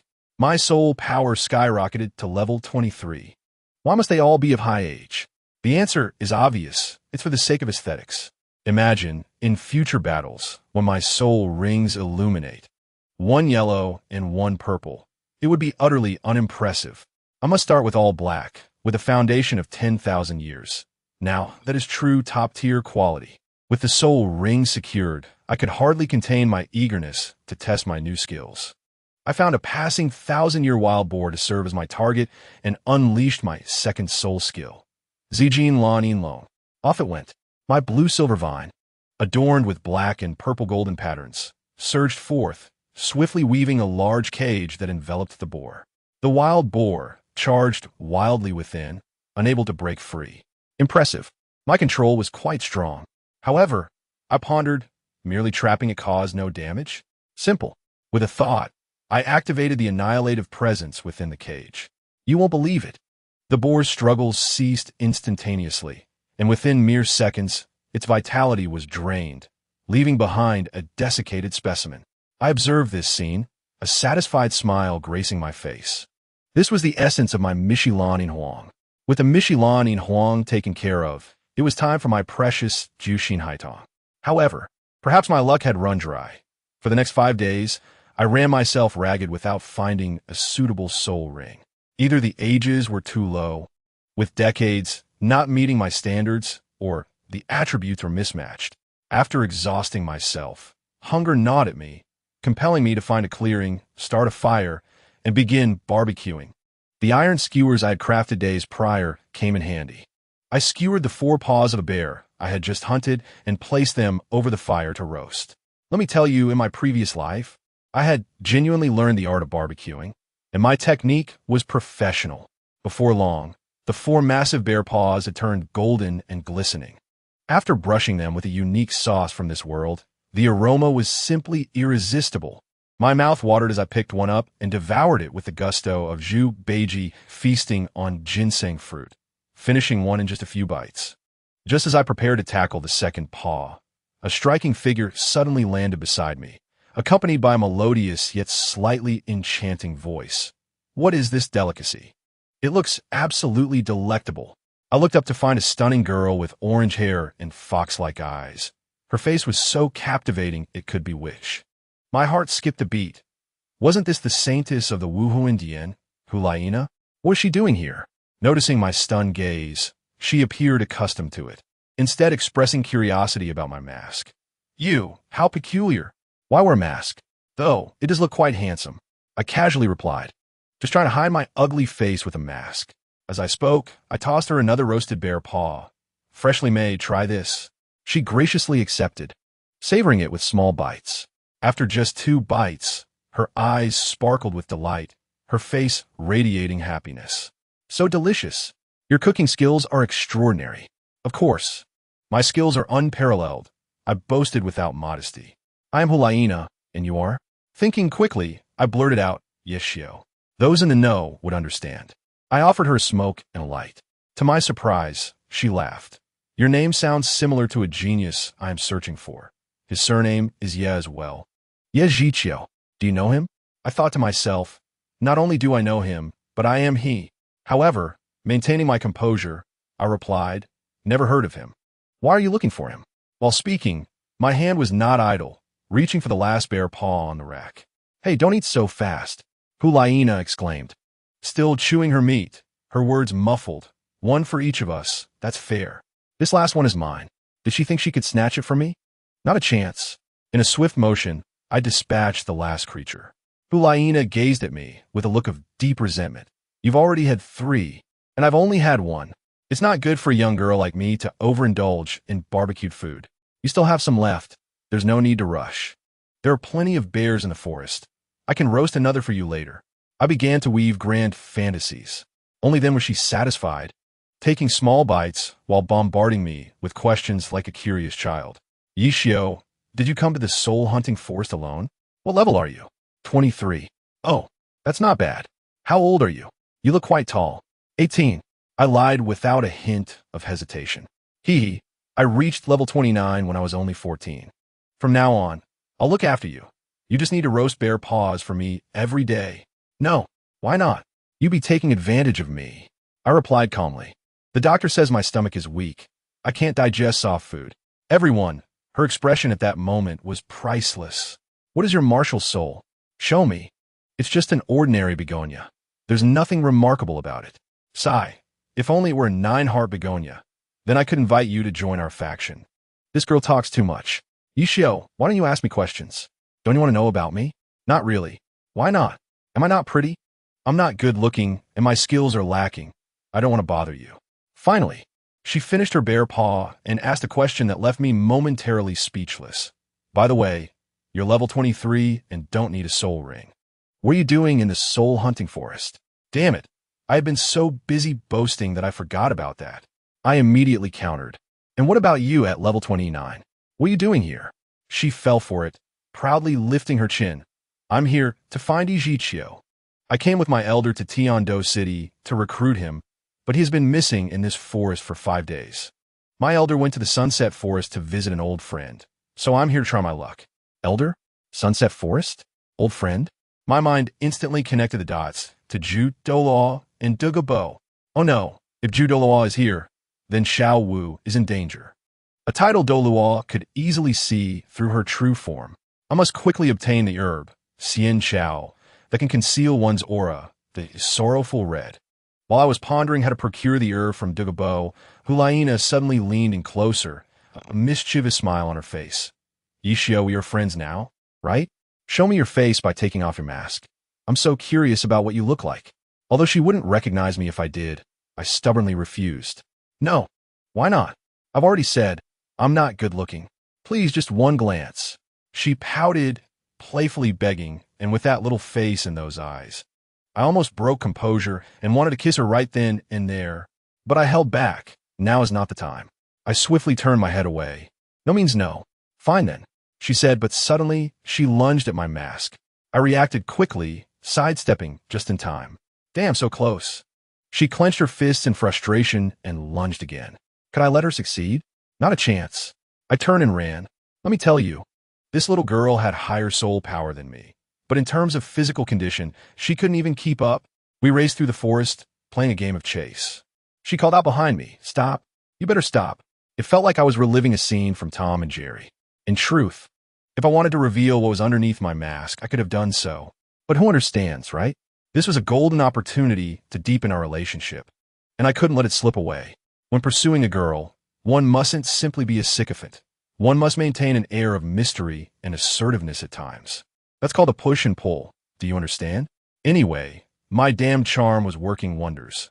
After charming Xiao Wu, I was now setting my sights on Hulaina, striving for a fair share of affection while ensuring they were protected from that hypocritical Tang. While I was joyfully fleeing, I heard Hulaina exclaim, "Yi Xiao, stop right there.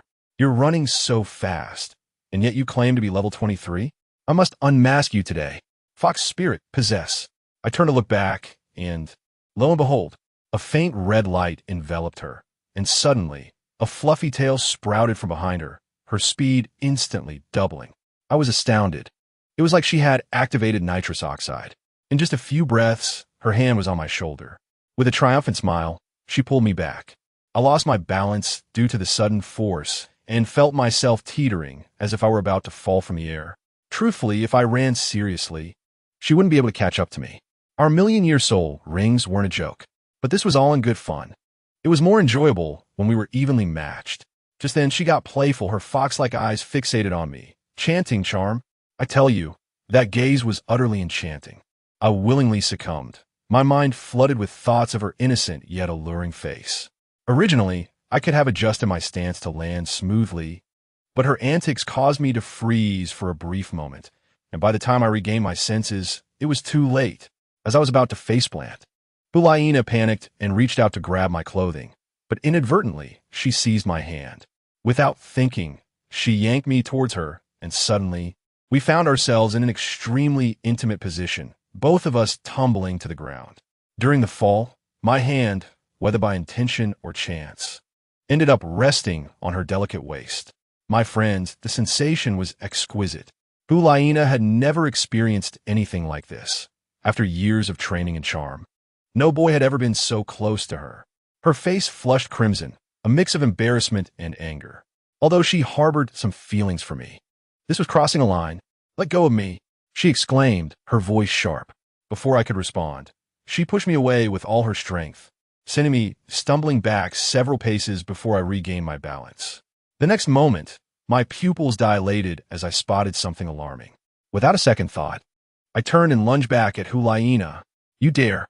She couldn't see my expression beneath the mask and assumed I was being lecherous, causing any lingering fondness to vanish.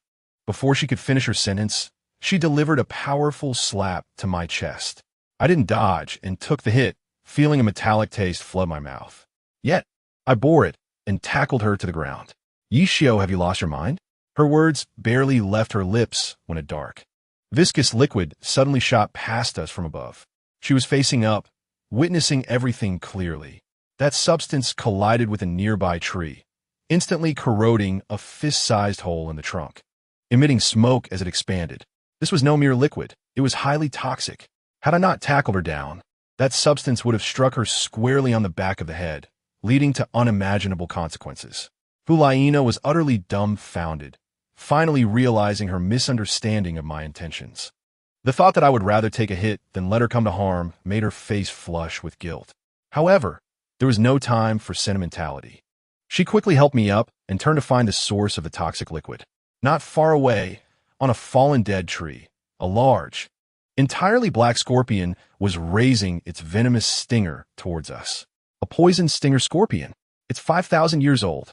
Hulaina's face paled. Good heavens. We accidentally intruded into the territory of this scorpion while playing around. This 5,000-year-old venomous scorpion was beyond her ability to handle alone. She wasted no time, scooping me up in a princess carry. Yes, you heard that right. And turned to flee. I must tell you, her petite frame possesses an astonishing burst of energy. As she swiftly carries me, a man of considerable stature, with remarkable speed. This scene, no matter how one looks at it, seems somewhat incongruous. She dashes forward, perspiring profusely, and only dares to halt after we have exited the perimeter of the Laihan forest, panting heavily. The first thing she wishes to do upon stopping is to gently place me on the ground. However, she finds herself unable to do so. In her frantic escape, she and T noticed that my arms were tightly wrapped around her neck, my eyes fixated upon her face. At this proximity, she could clearly see the fascination within my gaze. The young girl, unaccustomed to such an encounter, felt a whirlwind of emotions, guilt and shyness intertwined. Yishio, have you had enough of staring? No, not at all, I replied hastily, my words escaping my lips faster than my thoughts. Embarrassed and indignant, she promptly tossed me to the ground. Ouch, that hurts, I exclaimed. Humph, who told you to be so touchy? You little one, do you not realize that I just took a hit for you? I began to feign injury, even though the pain was minimal, for she lacked the strength. And, given my physical condition, it was merely a drizzle. But who would willingly abandon the comfort of such tender moments? Being carried by her was a delightful experience, soft and fragrant. With the wind at my back, it was akin to a VIP seat. Upon hearing my sentiments, her guilt resurfaced, and she earnestly apologized. Yishio, I'm sorry for misunderstanding you. Sitting on the ground, I smiled at her adorably bowed head and reassured her it's all right. Silly girl, as long as the misunderstanding is cleared, I hold no grudge. Don't call me little girl. I'm not so small anymore. She retorted, her cheeks flushed, unintentionally puffing her chest. I silently scoffed at her assertion, having felt otherwise just moments ago. Of course, I couldn't voice that, so I pretended to be serious and inquired, what should I call you then? Her face reddened further as she shyly replied, my teacher calls me Nana. You may address me as such. Nana. Yes, she confirmed, her gaze lowered, then recalled my injury. Your injury must be severe. Let me take you to find a healing soul master. I immediately responded with a playful grin, no need. I wish to preserve the remnants of what you have given me for a while longer. She paused momentarily before realizing my implication, her cheeks flushing with embarrassment, likely contemplating, is this a romantic declaration? Is the progression too swift? Observing her conflicted expression, I chuckled. I'm no longer teasing. My martial spirit is indeed of the healing type, capable of self-healing. As I spoke, I lifted my left hand, and a pure white haitang flower blossomed in my palm. Hulaina's eyes widened in astonishment, her mouth forming a no, Geo Xian haitang. How can this be possible? As a disciple of Bai Bai Dong, she possessed theoretical knowledge. She stared at me in shock. The Geo Xian haitang can only have one heir per generation. This generation is Yi Liling. You not only misrepresented your level, but also your age? You share the Yi surname. You must be Yi Liling's father. I was left speechless. Goodness, I had not anticipated such a convoluted train of thought. As I noticed the glimmer of tears in her eyes, her expression resembling that of a wronged young woman in love with an older man, I quickly clarified. No, Nana, listen to my voice. Do I seem like a man in his 30s or 40s? My martial spirit merely resembles it. Really? Her expression clearly conveyed disbelief. With no other option, I had to unveil my trump card. I removed the mask from my face. Hulaina's expression froze, her previous feelings of grievance, shock, and doubt dissipating, replaced by an indescribable sense of awe. Is this what you call ugly? The truth was laid bare. Beauty was indeed justice. Her earlier logical deductions were instantly cast aside. She gazed at me, somewhat entranced, as if I were the enchanting spirit. After a considerable pause, she regained her composure, her face as red as an apple. To mask her embarrassment, she feigned anger and punched me lightly. You deceitful scoundrel, you tricked me again. Did you not claim to be ugly? I gazed at her adorable, yet contradictory demeanor, suddenly taking her small hand in mine, gazing deeply into her eyes, and softly stated, without the mask, you may only see my face. With the mask, you could perceive my heart. Goodness, I sensed her mind was racing, a pure-hearted warrior collapsing at my words. She likely felt as though a small deer had collided with her heart, yet she maintained her composure. Narcissist. Admit it. Do you say this to every girl? If there were more girls like you, I would gladly continue. At least you recognize your place. You should focus on healing your injuries. Unable to withstand the moment any longer, she hurriedly pushed me away and retreated to a distance to recuperate. I chuckled, moving a short distance away to chop down the unfortunate Hai-Tang plant soul beast. A yellow 100-year soul ring floated forth, and I promptly sat cross-legged to absorb it. Though the age of the soul ring was modest, merely 800 years, it sufficed for now. Once Hulaina had regained her composure, she turned back to see me absorbing the soul ring, exclaiming in frustration, "This guy, absorbing a soul ring without informing me. How could you absorb a mere 100-year soul ring for your third soul ring? With my assistance, a 1,000-year one would be no problem. Look at that." She had unconsciously begun to think of me. The absorption process was swift, and upon opening my eyes, I clearly understood the capabilities of my newly acquired Geo Exine Hai-Tang. Astonishingly, it not only possessed healing abilities, but could also manipulate injuries, amplifying others' wounds and diminishing their soul power.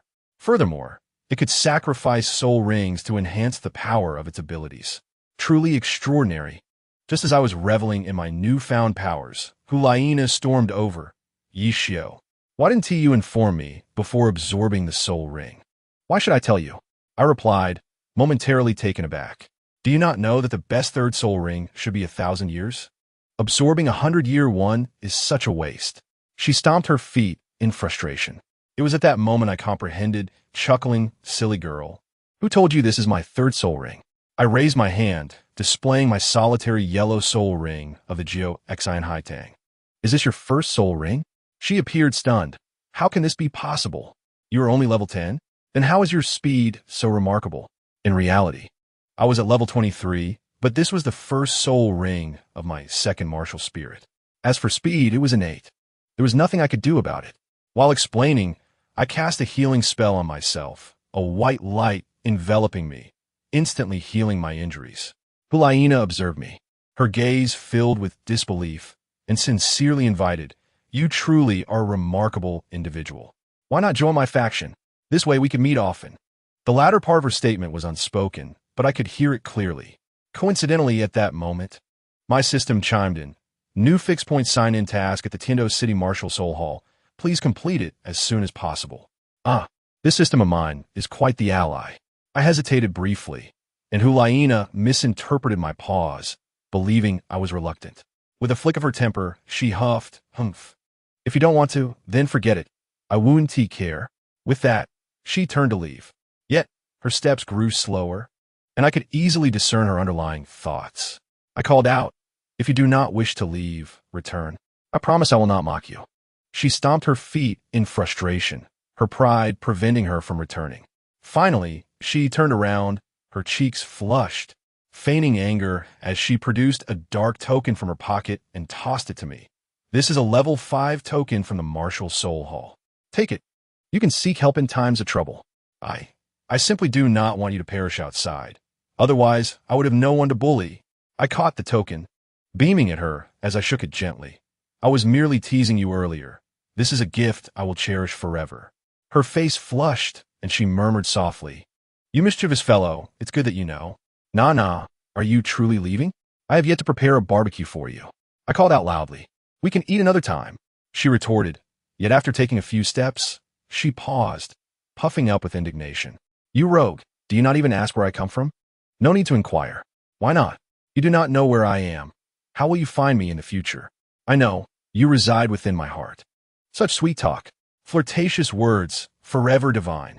We exchange words across the distance, and ultimately, I lay my cards on the table, confessing that I know she belongs to the Wuhuan Temple, yet my affection lies solely with her as an individual, independent of her identity.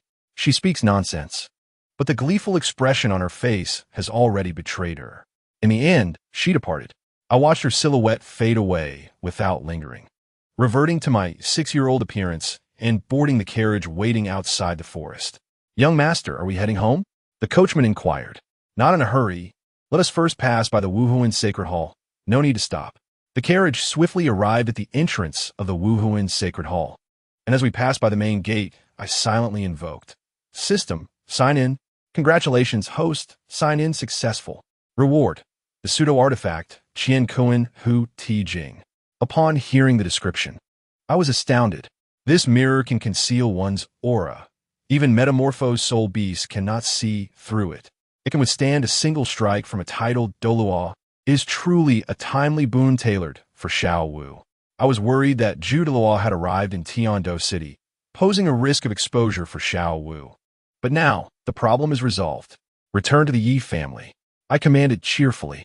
At that moment in the Yi family estate, in my small courtyard, Xiao Wu sat on the steps, resting her chin on her hands, gazing expectantly at the courtyard gate. Suddenly, with a creak, the gate opened. Xiao Wu sprang up in excitement, but when she saw who entered, the light in her eyes quickly dimmed. I must tell you, the person who walked in was not Yi Zhiqiu, but merely a maid who came to tidy up. Xiao Wu's face fell instantly, the disappointment palpable. She had waited an entire week without catching a glimpse of him. How could she possibly be happy? However, truth be told, Yi Zhiqiu was no longer the useless young master of the past. His status within the Yi family had skyrocketed. He was now firmly established as the second heir, and widely recognized as the foremost genius. If he had not been too lazy to engage with his sister, Yi Lingling, the title of first heir would have undoubtedly been his. Let me tell you something even more outrageous. The platinum bishop of the Wuhuan temple, Salus, personally came to recruit him, only to be rejected. You think that was the end? The Pope's palace, unwilling to relent, directly dispatched a title Douluo. A title Douluo, for those who understand, that is a figure of legend. Yet he was still turned away. Now, Yi Zhiqiu's prestige within the family surpasses even that of his father.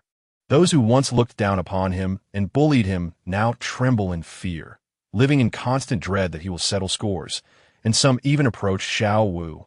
Seeking her assistance in pleading for leniency, it was quite absurd.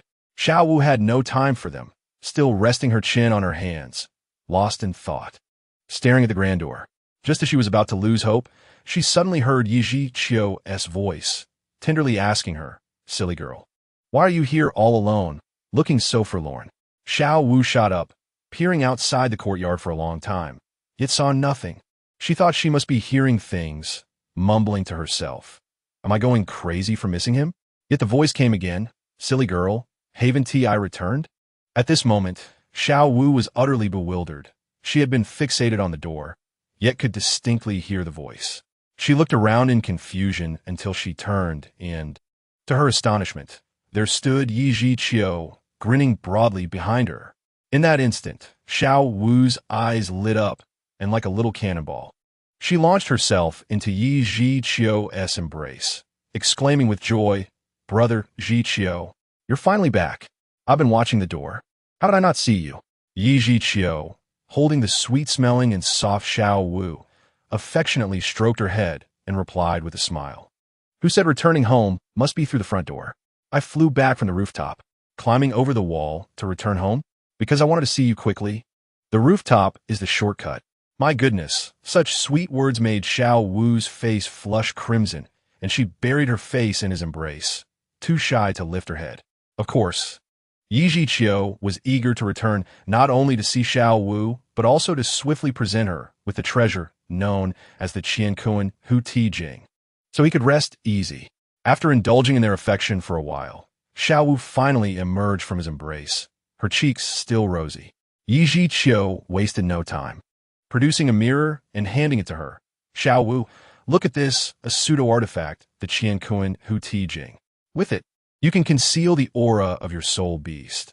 Even a titled Douluo standing right before you will not be able to discern your true form." Really? Xiao Wu's eyes sparkled like two little bulbs.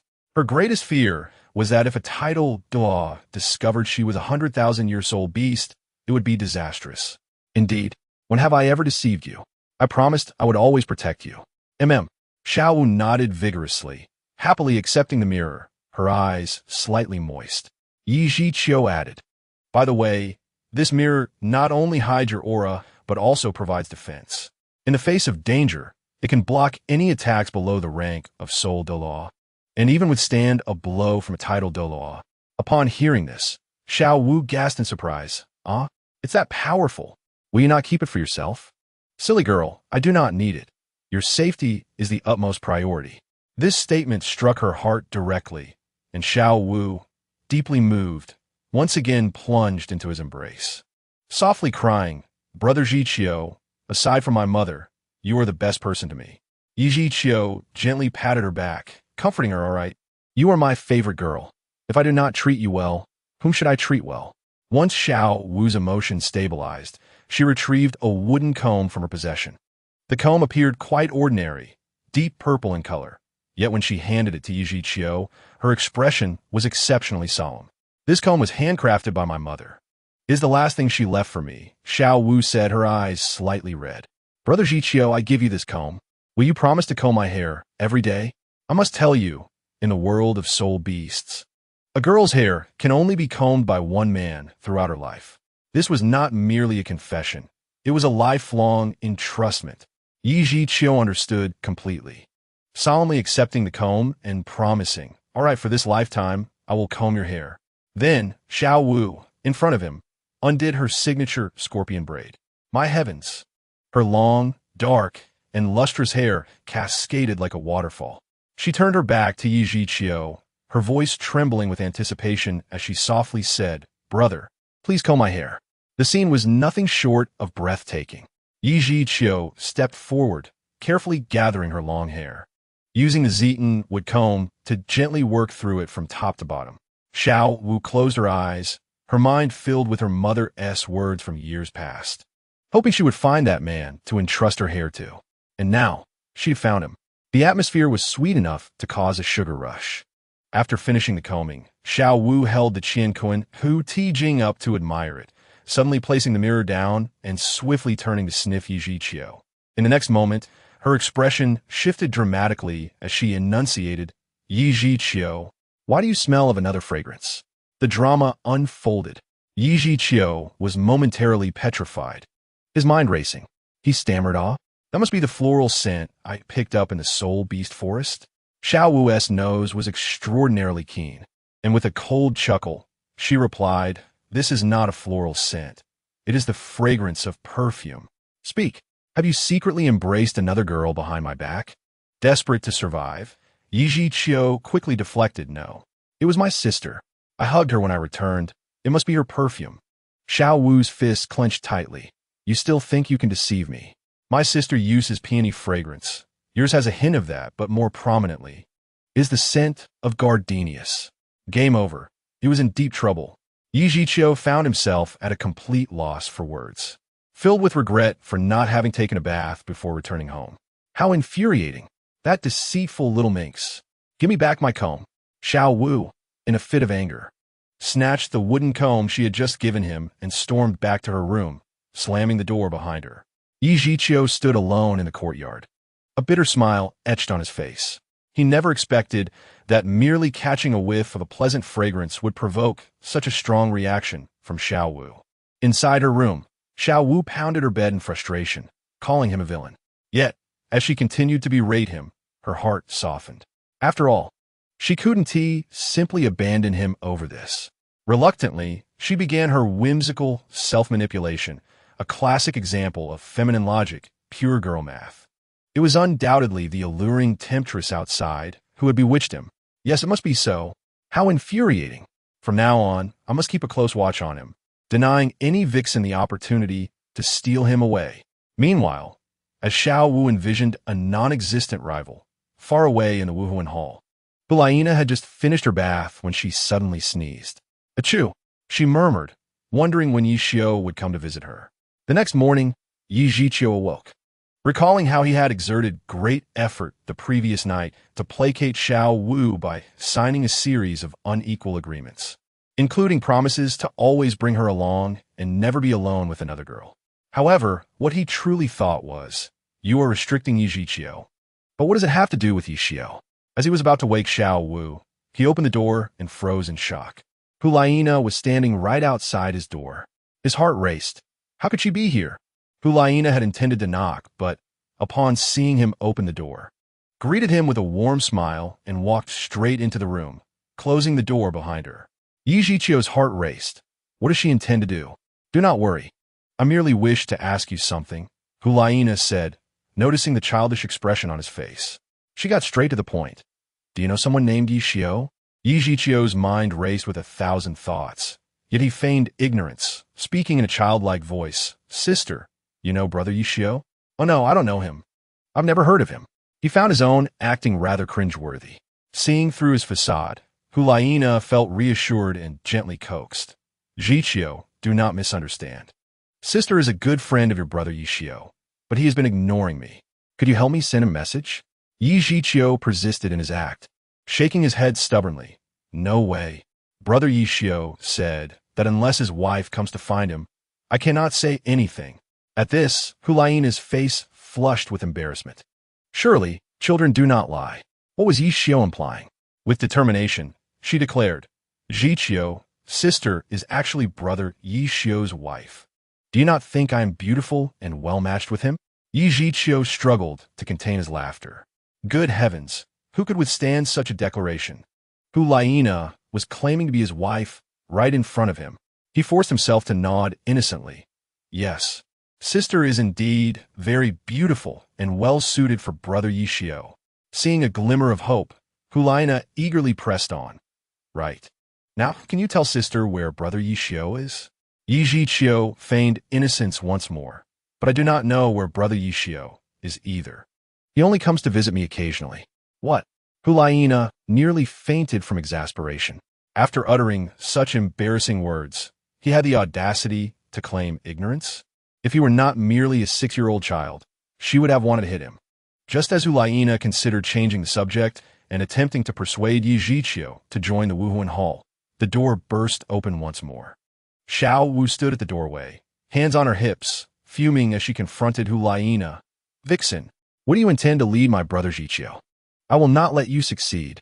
Hulaina was taken aback. It was her first time being called a vixen to her face. Xiao Wu, however, would not listen to her explanations and charged in, sniffing Hulaina closely before glaring. Ah, I thought you were a new temptress. But you are the same old vixen from yesterday. How dare you embrace my brother Zhiqiu and try to take him away?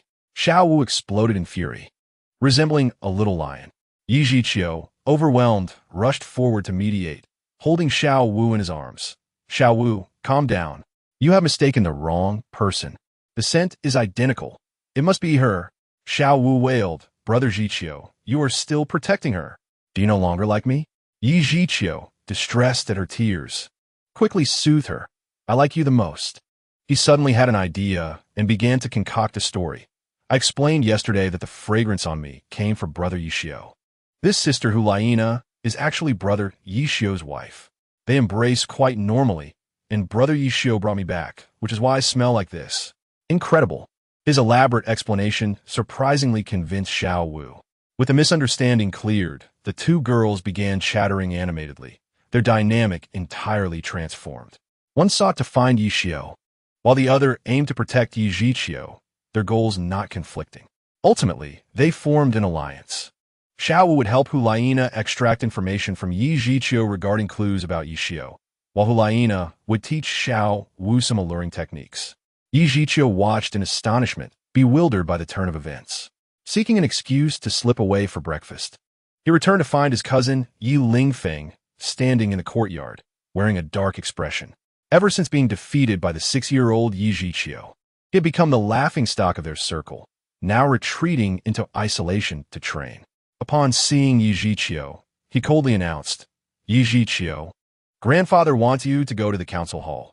There's an important matter. Yi Zhiqiu cheerfully replied, Oh, is that not young Master Yi? Here to deliver a message for me? Thank you. Yi Lingfeng immediately exploded. Humph. Who are you speaking to in such a sarcastic tone? It was merely luck that my martial spirit mutated. I may not necessarily lose to you again. I laughed at his indignation, observing his defiant expression. I directly laid my cards on the table. Sure. I'll be waiting for you to grow stronger. Let me tell you something from the bottom of my heart. I only challenged you to secure my place in the Yi family. You know my situation. Your father disapproves of me, and even the servants in the house dare to look down on me. What can I do? I had no choice but to take the simplest route to establish my authority. I thought my honesty was sufficient to ease the tension between us, as we would inevitably see each other often. To my surprise, this only inflated his pride. The simplest route? You look down on me. A loss is a loss. I don't need your pity. I will surpass you myself. He huffed, dramatically tossing his sleeve and leaving his retreat exuding pride. Well, perhaps it was for the best. Watching his stubborn back, I thought that at least he was not the type to resort to underhanded tactics after a defeat. Let him strive on his own. It is better than me propping him up. As soon as Yi Lingfeng departed, I contemplated the situation. He had come to summon me to the council hall. So what sort of assembly awaited me there? The people from the Wuhuan Hall had already visited, and Hulaina had just finished speaking with me. The current visitors must surely be other major powers. I mentally ran through the possibilities. The Blue Lightning Tyrant Dragon? The Seven Treasure Glazed Tile School? Or perhaps the Tindo royal family had come in person. I returned to my room to brief Xiao Wu, instructing her to stay put. Though I had the Chinquan protecting mirror to shield me from being seen by a title de law, I still had other concerns. If Xiao Wu were to discover that Hulaina was from the Wuhuan Hall and a direct disciple of Bibi Dong, I could only imagine the explosive fallout between the two newly formed friends. After issuing my instructions, I headed straight for the council hall. Coincidentally, Hulaina received a message from her teacher and ended up walking alongside me. As we walked side by side along the path, I suddenly spoke up. "Hey, I need to tell you something, but please don't reveal your true identity to Xiao Wu." Hulaina looked at me, puzzled, and asked why. "My identity is nothing to be ashamed of." I sighed and dropped the bombshell. Xiao Wu's mother was killed by a soul master in your spirit hall, simply because she possessed something valuable.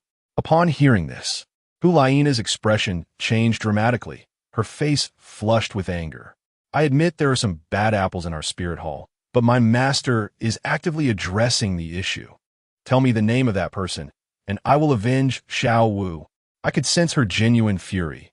On one hand, she felt indignant on Xiao Wu's behalf, and on the other, she likely realized that my reluctance to join Spirit Hall was closely related to this matter. This was indeed a threat to the foundation of Spirit Hall. I could only wave my hand dismissively. "Forget it, you can't resolve this." She retorted, "Not even I can handle it. Is that person of high status? My master is the Pope. Who would dare disrespect him?" I found myself at a loss for words. How could I explain it to her? To say that the perpetrator was none other than her most esteemed teacher, Bai Dong? If I voiced that, our friendship would surely sink into the Mariana Trench. Moreover, the situation was rather complex. Soul Masters hunting soul beasts is a cruel, yet established rule of nature. Bai Dong herself is a tragic figure. In any case, once I ascend to godhood, resurrecting Xiao Wu's mother would be a trivial matter. Thus, regardless of her inquiries, I remained silent. Hulaina, feeling frustrated, had to relent, but I knew a thorn had already been planted in her heart. Soon, we arrived at the council hall. As we entered, I was taken aback by the scene before me. The hall resembled a battleground for deities. The main seat was vacant, flanked by my grandfather, Yi Qingling, and two elders, trapped in the middle like a sandwich, their expressions more strained than someone enduring a month of constipation. To the left were the members of Spirit Hall, including a rather effeminate young man, leaning against his hand with closed eyes, undoubtedly the Jew Douluo Yuguan. Beside him sat Hulaina. To the right, there was another group, an ethereal old man in white, polishing his sword, an elegant middle-aged gentleman who resembled the CEO, and a quirky young girl in a white dress, her eyes darting around. I could easily guess their identities. The old man must be Jiando Luo Chinexien. The middle-aged gentleman was Ning Fengji, the leader of the Seven Treasure Glazed Tile School, and the lively girl could only be Ning Rongrong. My gaze lingered on Ning Rongrong for a moment longer. She was indeed quite enchanting. To my surprise, she was also curiously observing me, our eyes locking in mutual intrigue. My second grandfather quickly approached to introduce everyone. To the left, we have Elder Jew from Spirit Hall, a titled Douluo. Beside him is Miss Hulaina, a disciple of the Pope. To the right, we have Master Ning from the Seven Treasure Glazed Tile School, as well as Elder Jian and Miss Ning. I nodded politely, greeting the esteemed figures. "Greetings, Elder Jew, Master Ning, Elder Jian." Ning Fengji and Chen Xian acknowledged me with nods, but Elder Jew seemed indifferent, remaining as if in a deep slumber. Just as I concluded my greetings, Ning Rongrong, displeased, chimed in with a bright voice. Yiji Qiu, why didn't you greet me?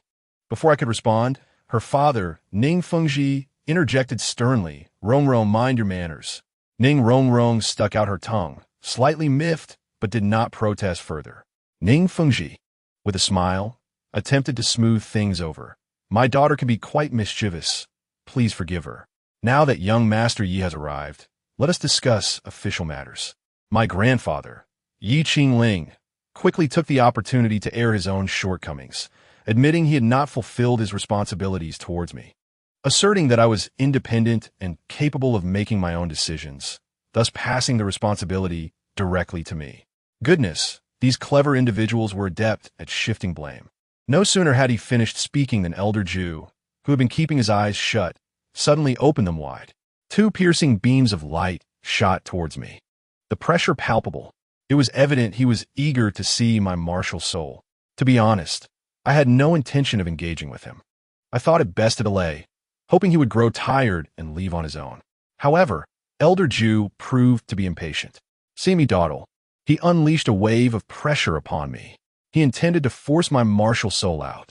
Assuming I was no more than 25 levels, he calibrated his pressure accordingly. The prominent figures present understood this was a test and did not intervene.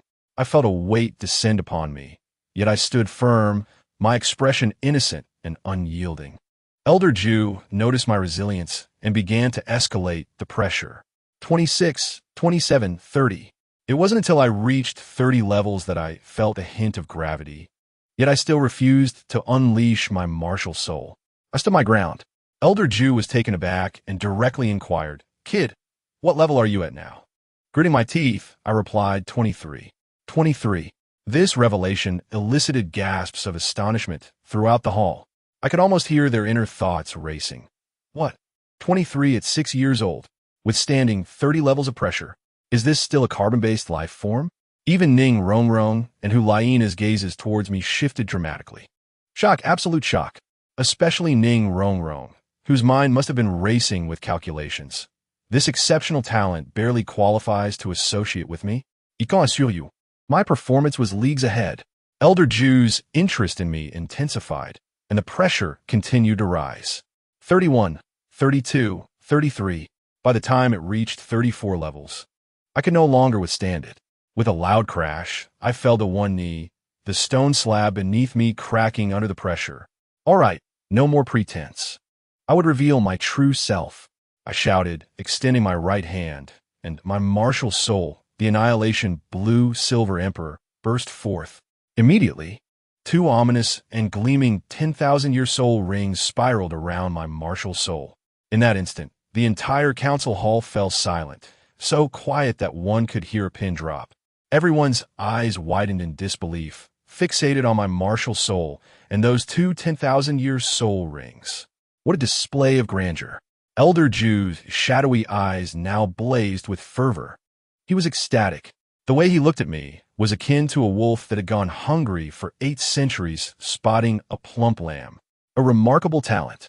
This was undoubtedly a gem, a potential future deity. He promptly made an offer, his tone commanding. Your talent is exceptional. We both possess plant-type martial souls. I wish to take you as my disciple and pass on my legacy. With my guidance, you shall soar to greatness. Before he could finish, Ning Fengji could no longer contain himself and chimed in. Yiji Qiu, the doors of the 7 Treasure Glazed Tile School are also open to you. If you join us, I will personally take you as my disciple and cultivate you with the full resources of our sect. Goodness. The hall transformed into a top-tier talent auction. Jiando, Luo, Chun Xian scoffed, retorting to Elder Ju that he was too busy to teach disciples. While Hulaina quickly supported the notion that Spirit Hall provided better training conditions, and she could assist me as well. Internally, I felt a tumult of conflict. It wasn't about choosing whom to follow. It was about how to decline. Joining any of them would mean exposing my system's golden finger. Amidst a sea of eager gazes, I slowly shook my head. I appreciate the generous offers from both esteemed seniors, but I'm still young and do not wish to join any faction for the time being. I would like to venture out on my own. Upon my utterance, the countenance of Ju Hua Guan darkened instantaneously. However, Ning Fengji adeptly sought an exit, smiling as he remarked that the child was still young and there was no rush, suggesting they would discuss it later. He then departed with his daughter and Douluo. As Ning Rongrong left, she glanced back thrice, her large eyes filled with curiosity. Once they exited, the Yifutong was left solely with the people from the Wuhan Palace. Hulaina attempted to persuade me, suggesting that if I did not wish to join a faction, perhaps I could at least become a disciple. Just as I was about to respond, Zhu Huaguan promptly interrupted me, seemingly unwilling to face another rejection. With a flick of his wrist, an Ingpa swiftly soared towards me. Instinctively, I caught it. Oomph. Regardless of your consent, from this day forth, you are my disciple. This Lingpa serves as proof. With that, the old fellow, Zhu Hua, vanished in a flash. What was this? Was this the latest trend of domineering literature manifesting in reality in 2025? It emphasized a notion of I don't care what you think. I care about what I think.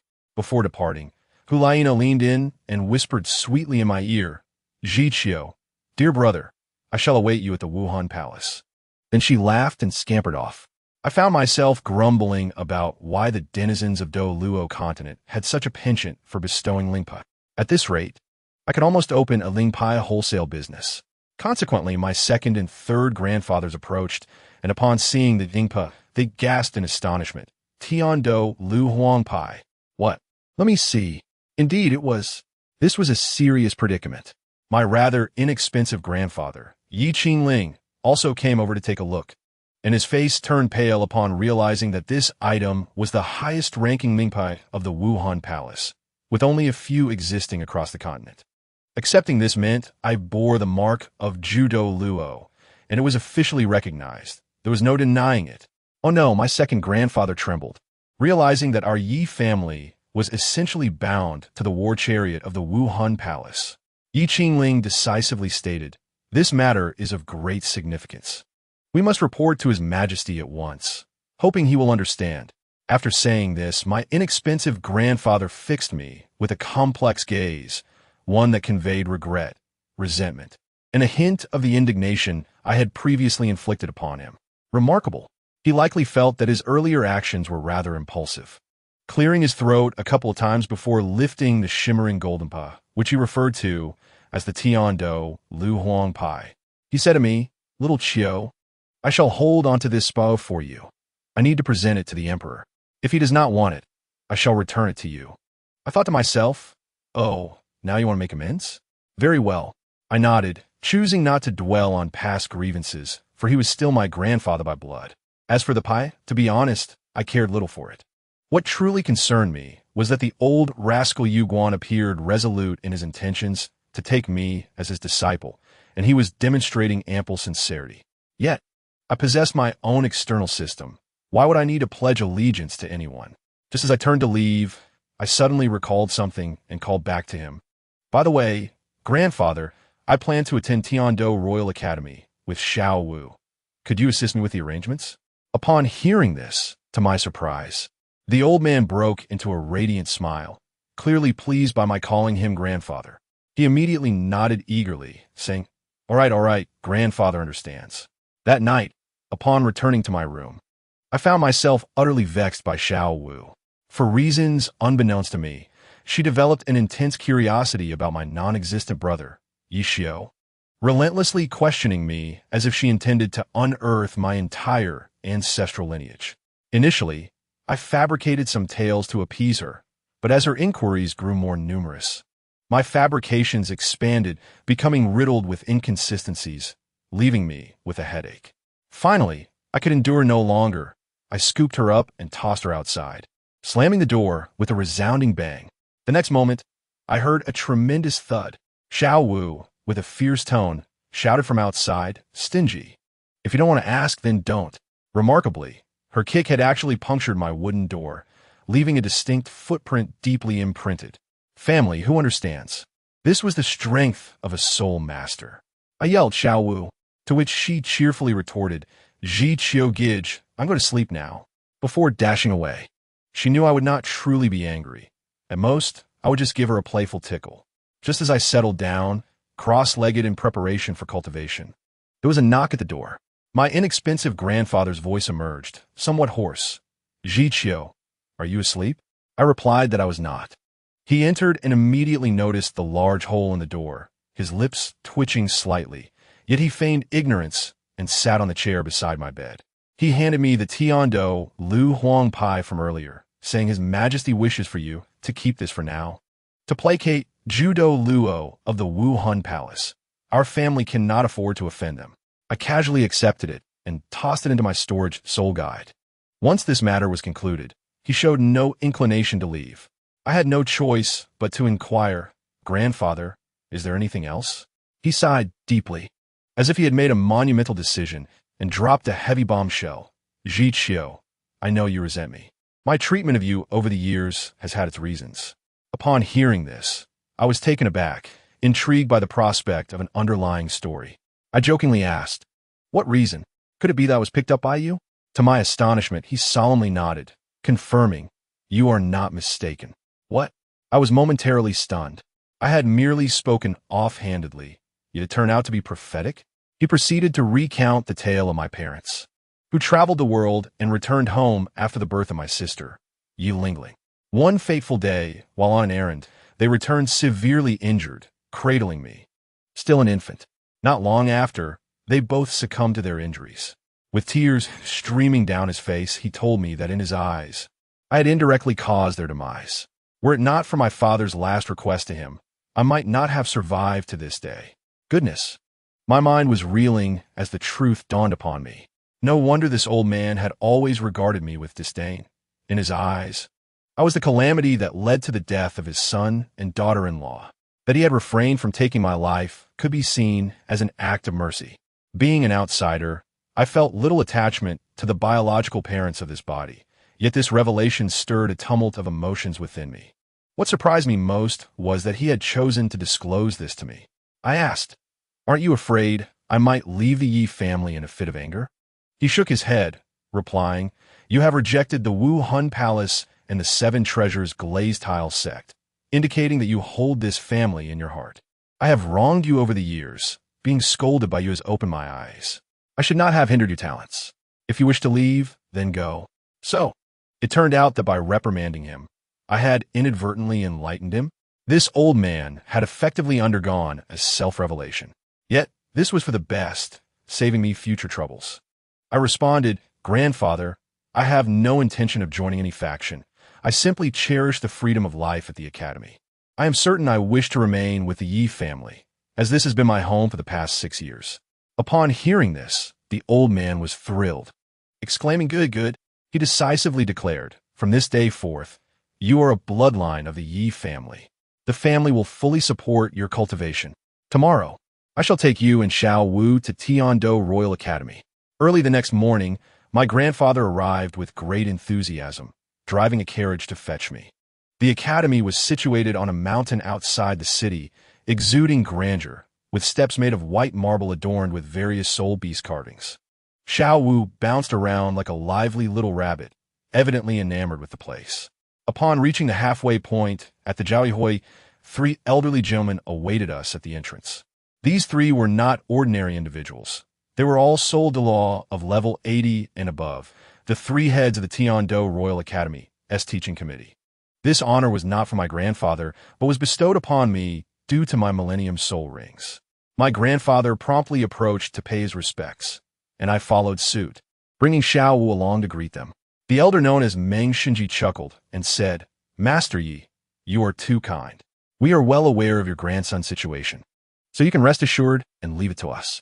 Upon noticing Xiao Wu, he paused for a moment, and my grandfather promptly introduced her, saying, "This is Xiao Wu, 6 years old, rank 16, and her martial spirit is a rabbit." 6 years old and rank 16. The 3 old men widened their eyes in astonishment.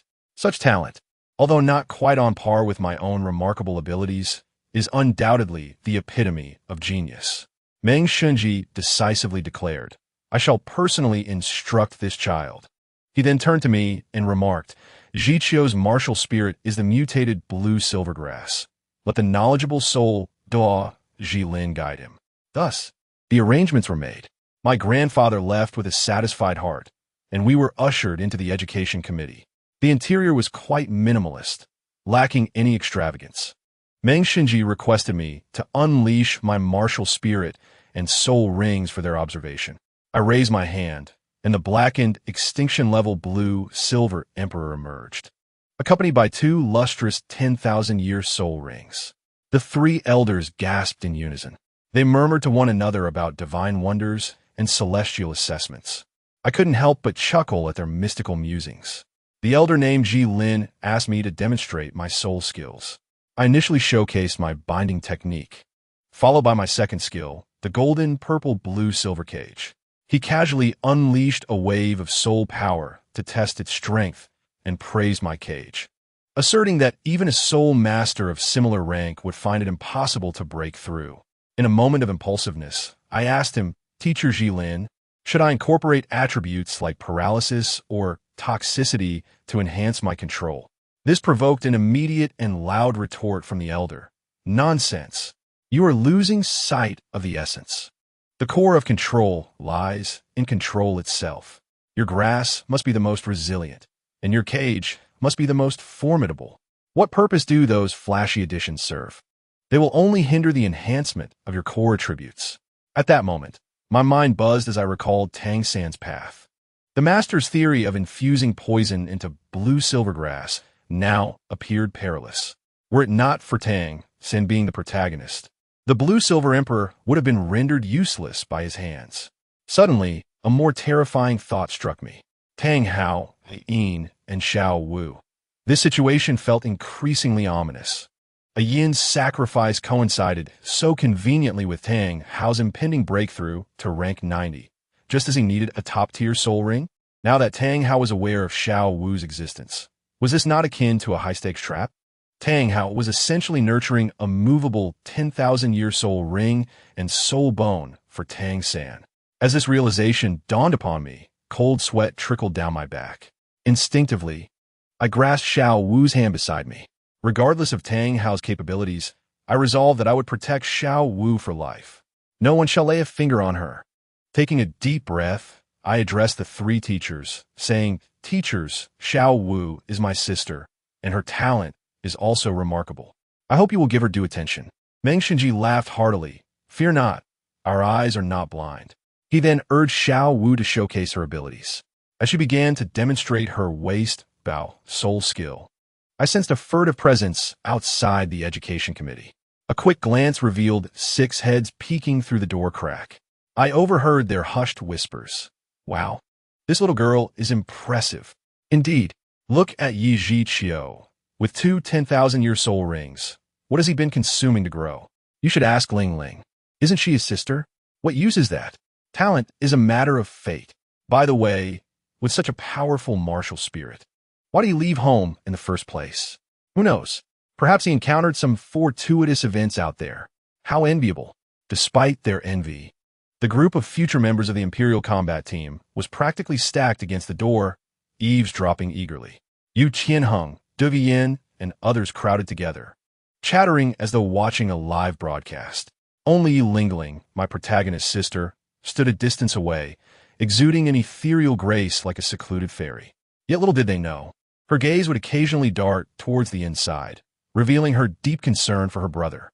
She embodied the classic archetype of a cold exterior but a warm heart, silently anxious for her sibling.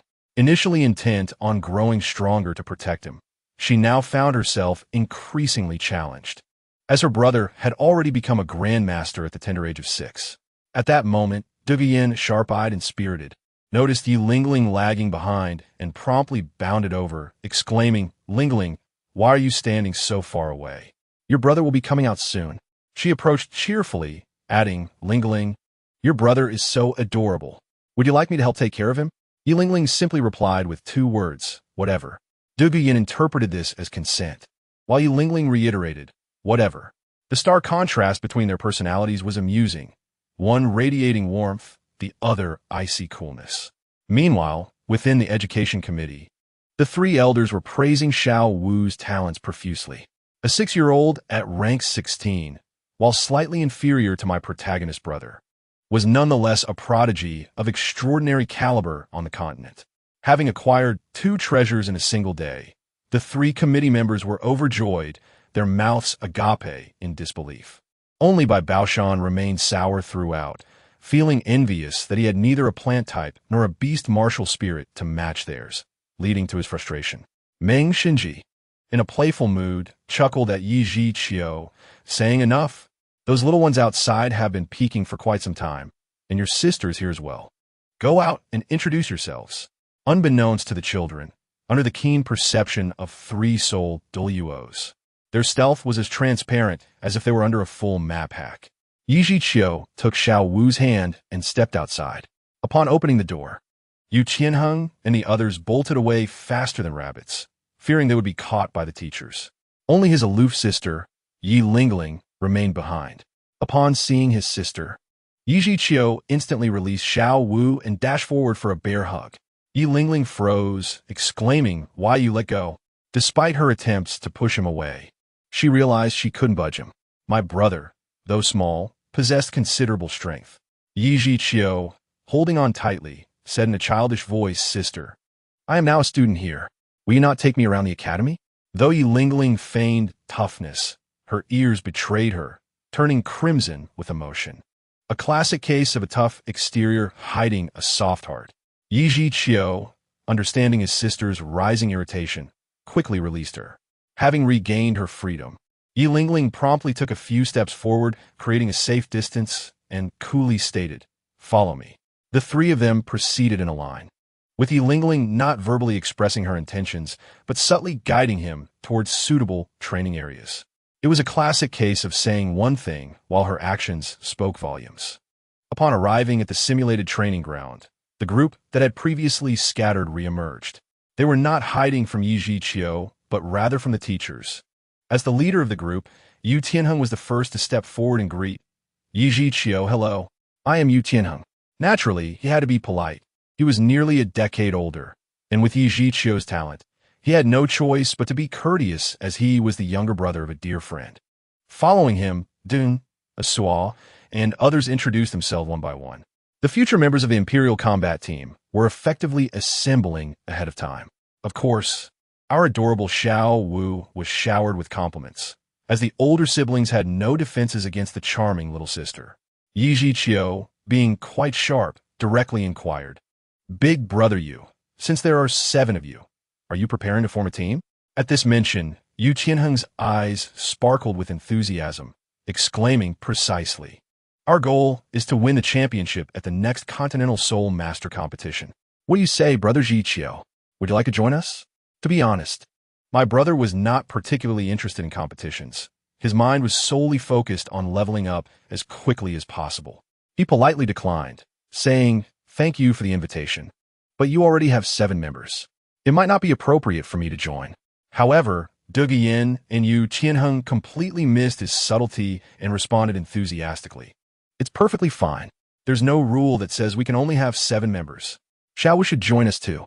As they were conversing, upon hearing her name, Xiao Wu curiously approached. Dugian promptly asked her, "Xiao Wu, would you like to join our team?" Upon hearing this, Xiao Wu's eyes sparkled with excitement, as if she had discovered a new toy, and she fervently nodded. "It looks so fun. I want to join. I want to join. Alas, who among my family understands?" Now that Xiao Wu has agreed, and Sister Yi Lingling has tacitly accepted her place in the team, what could he do but accompany them? Yi Qiu could only sigh and acquiesce. "All right then, I will join as well." Thus, the Huangdou team joyfully welcomed 2 formidable allies, expanding to 9 members. The captain, Yu Qianheng, and the vice-captain, Dugian, simply named the team Huangdou, straightforward and direct. Time flew by, and a week had passed. My younger brother seemed to have ascended on a rocket of upgrades, quietly reaching the 25th level of soul power. That old man, Jilin, truly possessed remarkable skills, teaching him a plethora of unique techniques related to plant-type martial souls, greatly benefiting him. One day, after finishing his training, Yi Qiu prepared to return to join his sister and Xiao Wu for dinner. Upon raising his head, he spotted Dugian standing a short distance away, looking vibrant. "Sister Yin, what brings you here?" Dugian approached him with warmth, teasingly raising her eyebrows. "I came to see you." Am I not welcome? Of course not. I'm delighted to see you. After exchanging a few pleasantries, Yin finally addressed the main issue. Actually, my grandfather wishes to meet you. Upon hearing this, Yi Zhiqiu's heart raced. The poisoned Douluo Douluo. Is this fortune finally arriving? He was indeed thrilled, as he had long coveted the unique feng shui location known as the Ice and Fire Yin-Yang Eye. Yin explained that her grandfather wanted to see what a genius with a 10,000-year-soul ring looked like. However, it was clear to me that this was not merely curiosity about talent. The old man was likely seeking a potential son-in-law for his granddaughter. He must have recognized Yi Zhiqiu's promising potential and wished to secure him for their family. Yin even specifically advised from now on, don't refer to my grandfather as the poisoned Douluo. It feels too formal. Just call him grandfather like I do. After taking a shower, Yi Zhiqiu followed Yin to meet Douluo. As they entered, they were greeted by a frail old man with green hair, resembling a thin bamboo pole. Though his appearance was fierce, with sunken cheeks, his face lit up into a smile upon seeing Yin, exuding warmth. Following their pleasantries, Douluo's gaze fell upon Yi Zhiqiu, requesting him to showcase his martial soul. Upon revealing the two gleaming black 10,000-year soul rings, Douluo was astounded, murmuring, "Such a formidable youth." After observing him, the old man's resolve solidified. He was determined to secure this prospective son-in-law. He lavished praise on Yi Zhiqiu, even deliberately comparing him to Yin.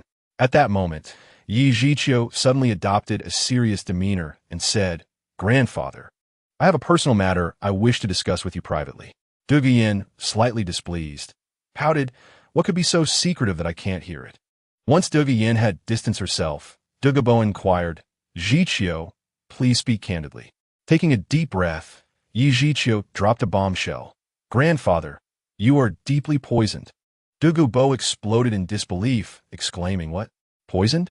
Young man, I am a master of toxins. I poison others, not myself." Had it not been for his granddaughter's presence, he might have reacted violently. Yet, Yi Zhiqiu remained unfazed, complimenting Douluo's unparalleled expertise in toxins before shifting the conversation. But even the greatest minds can falter. "How can you be sure of all the poisons in the world?" He then launched into his revelation, articulating with clarity, "If I am not mistaken, on rainy days, do you not experience tingling and itching in your sides? At noon and midnight, does it not flare up? During the stillness of the night, do you not feel sharp pains in your head and soles?" As Douluo's expression grew paler, he realized that Yi Zhiqiu had sealed the entire space with his soul power. He was utterly dumbfounded. No one, not even Yin, knew of this affliction. Fixing his gaze on Yi Zhiqiu, he demanded, "How could you know?" Yi Zhiqiu shook his head, stating he was not knowledgeable about toxins, but had some insights into treatments. He then added, "When I first met Sister Yin, I noticed she too bore toxin. She is following your methods of training, but this will only worsen her condition." Upon hearing that his precious granddaughter was in trouble, Douluo panicked. He could endure his suffering, but he could not allow his granddaughter to suffer as well. He urgently asked, "Is there a way to resolve this?" Yi Zhiqiu then leisurely revealed the truth. The issue lies not in the training method, but in the martial soul. The biphosphorus snake is a beast martial soul, and the toxin will silently infiltrate the body. The solution is simple. Find a soul bone to store the toxins safely. Douluo immediately understood. This method was entirely feasible for the less experienced Yin. However, he himself had cultivated for over 70 years, and his body had long since merged with the toxins. Extracting them would be a formidable challenge. He candidly confessed that he had been bound to the biphosphorus snake's poison for over 70 years. The poison was him, and he was the poison. To attempt to separate them would be perilous, likely leading to his demise. Hearing this, Yi Zhiqiu found it amusing. How fortunate, he thought. He promptly painted a grand vision for Douluo, saying, "Grandfather, do not panic. Your methods are outdated. I have advanced techniques. Let us employ pharmaceuticals as guides, similar to dialysis, gradually filtering the toxins from your meridians and bones, ultimately concentrating them in your soul bone. The process may be slow, but it ensures safety and is painless." What he said was partly true and partly fabricated. His knowledge of pharmacology was minimal, relying instead on memories from past readings. However, he knew of a miraculous herb called Yoxiang Chila, which, while not a detoxifier, could suppress toxicity and delay its onset. That would suffice. If he could provide Douluo with enough time to conduct further research, success would be attainable. Upon hearing this, Douluo's eyes brightened as he exclaimed, "I can manage the pharmaceutical aspect. I have a herb garden filled with treasures. My family, the opportunity had arrived." This was precisely the response I had been waiting for. I eagerly replied, "Grandfather, please take me to see it. I know of a few precious herbs that might be useful to you."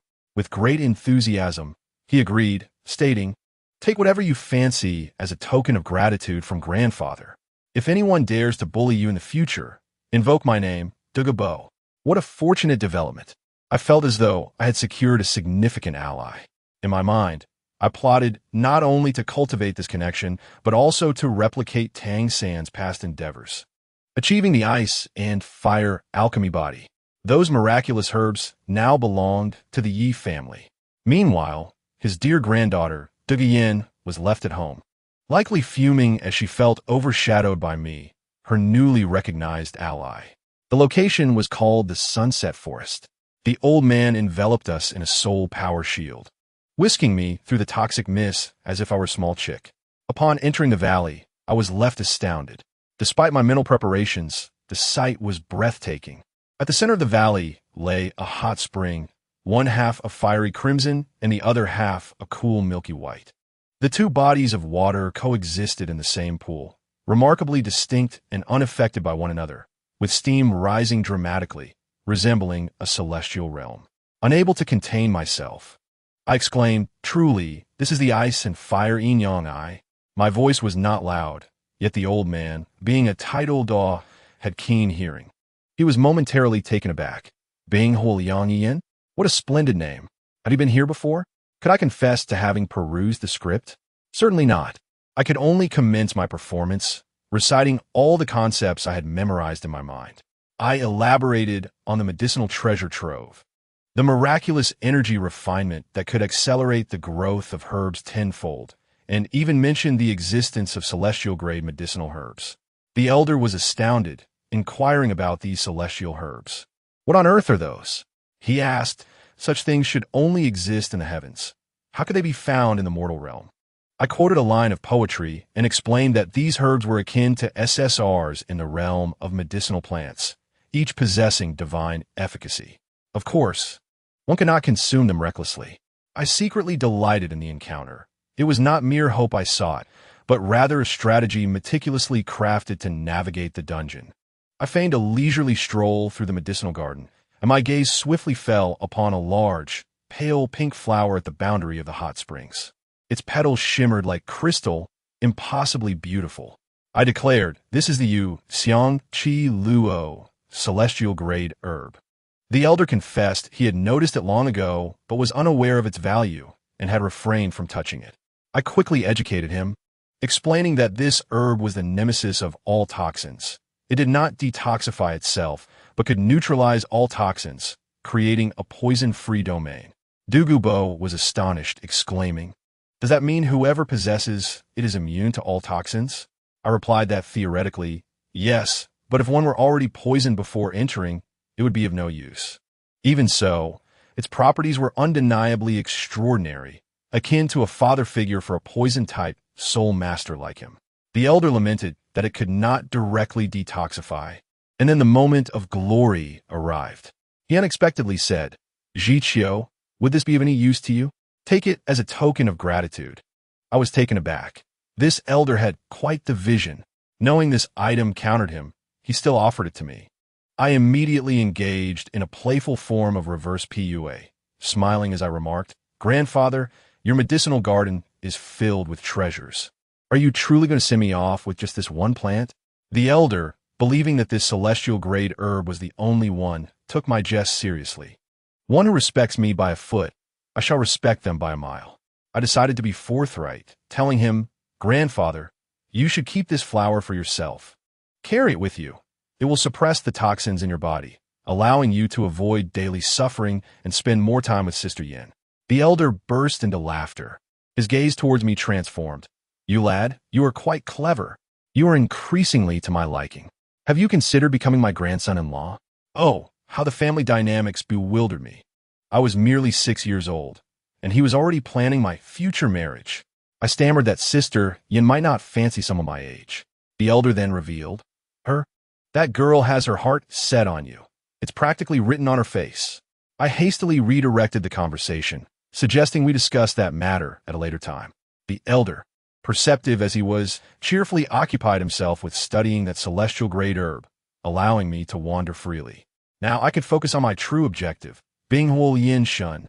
With a swift movement, I reached the edge of the hot spring, my gaze honing in precisely. At the center of the frigidine spring was an octagonal white flower, the Bajiao Xianbing Chao.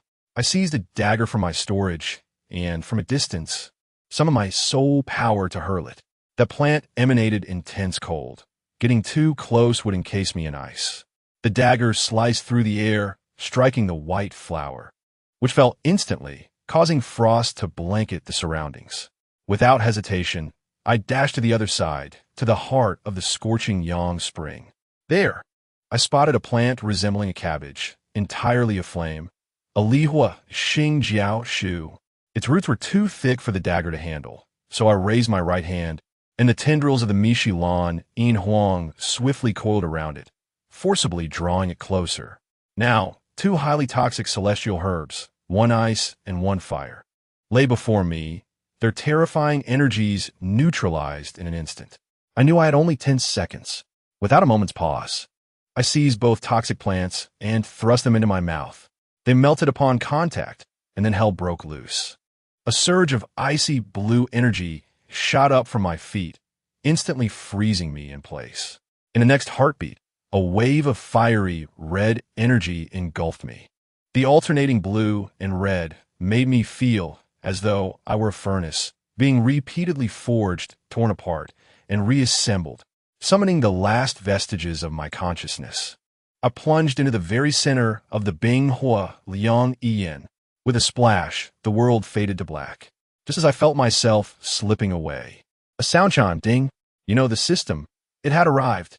Fixed point sign-in task. Binghua Liang Yin system, sign in. I shouted internally.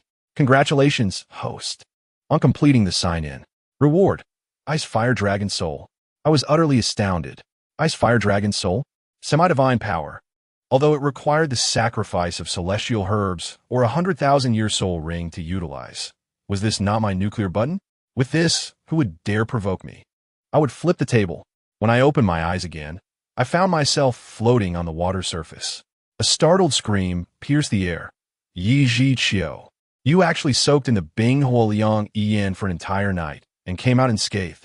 I leapt from the water, calmly drying my clothes, and faced the astonished Du Gu Bo, revealing I consumed the Ba Jiao Xian Bing Chao and Lihua Xing Jiao Shu. I explained the principles of yin and yang, the interplay of ice and fire, informing him that I was now immune to both. The elder's gaze shifted from admiration to one of awe. He looked at me as if I were a monster. With a sly grin, he suggested, Jiqiu, why not get engaged to Yin Yin? That would put my mind at ease. Here we go again. He even threatened that if I refused, he would go directly to my grandfather. I was left with no choice but to confess, Grandfather, I like Sister Yin, but I also have feelings for Xiao Wu. You won't believe it. The elder's perspective expanded. He smacked his thigh, exclaiming, what was I worried about? Let us just marry them both. As men, it's perfectly normal to have multiple female friends, as long as you steer clear of the 7 Treasures, Glazed Tile School, and the Spear Hall. I'll handle everything else. I was utterly dumbfounded. It dawned on me that this world was supportive of my desire to have it all. This was a win-win situation, with the marriage verbally agreed upon. The elder gifted me a magical bag capable of holding living creatures and encouraged me to take whatever I wanted. How could I be polite? I gathered all the precious items I had encountered in the script. Qi Rong, Tong Tianju, Ban Xian Lan, Jigua Huang Feng Kue, everything useful was taken. I even left him some, offering a few pointers on how to procure an external soul bone for Du Guyin to aid in detoxification. The elder was so delighted that he could hardly contain himself, chiding me for already plotting for my future wife even before the marriage was finalized. And just like that, in the blink of an eye, 5.5 years had passed. Tiando Royal Academy, one-on-one duel arena. The scene shifted to me at 12 years old, standing at a height of 175 centimeters, with soul power at level 32. Opposite me stood Yu Qianheng at level 36, with a blue lightning tyrant dragon martial spirit. Impressive, right? Yet what transpired? I toyed with him like a dog on a leash for a full quarter of an hour. With my second soul skill, the purple gold blue silver cage. As I unleashed my soul skill, Yu Qianheng lacked the strength to evade, becoming trapped in place. His soul power dwindled to near exhaustion, leaving him panting like a dog, while I remained calm and collected, as if on a leisurely stroll. This fellow's mentality shattered completely. He retracted his martial spirit and collapsed onto the ground, exclaiming, I'm done. I'm done. Yiji Qiu, what kind of monster are you? Is your soul power connected to a power bank? How can you use it endlessly? I told him, you have no idea. I haven't even unleashed my full potential yet. If I were to unleash the energy of my Mishilan in Huang, you'd probably reincarnate on the spot. Oh, and by the way, I named the Mishilan in Huang 3 years ago. Its original name, mutated blue silvergrass, sounded terribly mundane to me. Before I could even bask in my triumph, 2 fragrant figures rushed towards me with delightful speed. To my left was Xiao Wu, and to my right was Du Guyan, each gripping an arm and holding me tightly. I must tell you, these 2 young ladies are now 12 years old, each more striking than the other. Their slender waists and long legs are simply mesmerizing. And what happened next? In the blink of an eye, a fierce battle ensued. Xiao Wu launched a verbal assault on the sprawled Yu Qianheng, exclaiming, Captain, you're no match for me. How dare you compare yourself with my brother Ji Qiu? Isn't that embarrassing? Yu Qianheng could only manage a wry smile. Our bond over the years has been solid, and he was accustomed to such banter. However, Du Guyan was not pleased and immediately puffed out her chest, proudly declaring, Of course, the person I have my eye on is beyond the reach of you mere mortals. Well, that ignited the flames. Xiao Wu became incensed, pouting, I was the one who liked brother Ji Qiu first. Du Guyan rolled her eyes dramatically. So what? He is still my fiancé now. He is also my fiancé. Oof. Ah, family, who understands? I, Yiji Qiu, find myself in the enviable position of having 2 stunning fiancés. Yet at this moment, I yearn to find a crevice in the ground to hide. These 2 ladies argue daily over this matter, driving me to the brink of mental exhaustion. Initially, her grandfather Dugu Bo insisted on our engagement, which incited Xiao Wu to run away from home. In my panic, just as I was about to chase after her, guess what? She returned on her own, unilaterally declaring that she too was my fiancé and would compete fairly with Du Guyan. From that day forth, my life has been a whirlwind of chaos. What could I do? I can't choose between them. That's a child-esque game. I want both. Oh, and let us not forget about Hulaina, whom I've been nurturing outside, using Yishio's alias, and we have been romantically involved online. Ah, this multi-threaded operation is simply overwhelming. Just when I found myself caught in the middle of this dilemma, Yu Qianheng finally regained his composure and stood up to diffuse the tension. With a serious expression, he said, Ji Qiu, according to the rules, the strongest in the team becomes the captain. This position belongs to you. I quickly waved my hands, laughing. What are you saying, Captain? Leading meetings and dealing with a plethora of trivial matters daily? No way. That's pure hell for an E-person. Let others take care of it. I insisted, you've been in this role for 5 years. You are more familiar with this responsibility than I am. I'm merely a figurehead. At this moment, my sister Yi Lingling spoke up with a cold tone. Tianheng is indeed more suited for this role.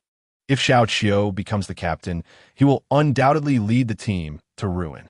Only my sister could say such a thing, prompting Xiao Wu and Du Guyan to fall silent. Little did they know, the way my sister looked at me was far from a simple sibling bond. Thus, it was settled. Yu Qianheng would continue as the diligent captain, rallying everyone with slogans about striving for the top 4 in the Soul Master competition. The crowd was filled with enthusiasm, while I stood aside, lost in thought about other matters. Turning around, I spotted the Academy SG Lin committee member waving at me from a distance. I promptly extricated myself from the embrace of the two ladies and jogged over. Old man Ji Lin smiled like a blooming flower. Ji Qiu, well done. Your soul power is impressively robust, nearly overwhelming Tianheng. Your strength is almost on par with the soul sect. Beside him, Meng Xinji nodded in agreement. Indeed, with your exceptional talent and guidance from that one, the future looks promising. I was puzzled. That one? Who could it be? As they spoke in riddles, hinting at a somewhat adversarial relationship with that individual. They mentioned that their guidance was genuine and filled the gaps left by teacher Ji Lin. You wouldn't believe it. But later I discovered that the individual they referred to was none other than Yu Guan, that prominent figure from the Spirit Hall. Ever since he forcibly gifted me that Tiando 6 Emperor card, he has been sneaking into Tiando City every few days to give me personal training on how to wield plant-type martial spirits.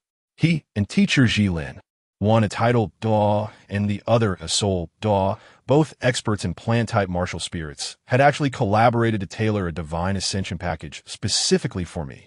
At that moment, teacher Ji Lin asked, "By the way, Ji Qiu, I heard you can now harness the energy within your Annihilation Blue-Silver Emperor?"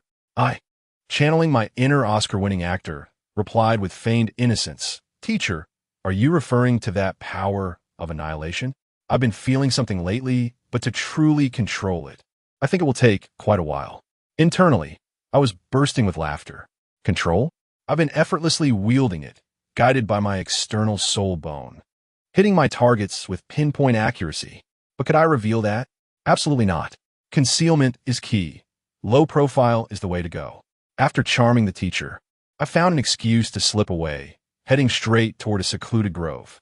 I knew Yu Guan would surely be lurking there, waiting for me. Sure enough, just as I entered the depths of the forest, he emerged like a ghost. His expression was as cold as ever, as if the world owed him 8 million. I couldn't help but tease him. "Teacher, can you smile for once? A smile can take off 10 years, and you're already handsome. Wouldn't a smile make you irresistible?" He completely ignored my banter, responding coldly, "Enough nonsense. In a few days, I will accompany the Pope to the Star Do Great Forest, and I came to see you in advance. Your recent performance was quite lackluster." "Great. Here comes the intensity again." He proceeded to dissect my performance, criticizing my strategy as too basic, relying merely on soul power and high defenses to exhaust opponents. He warned that if I encountered someone with thicker soul power or faced multiple attackers, I would undoubtedly lose. Listening to him, I couldn't help but chuckle, calmly replying, "You're right.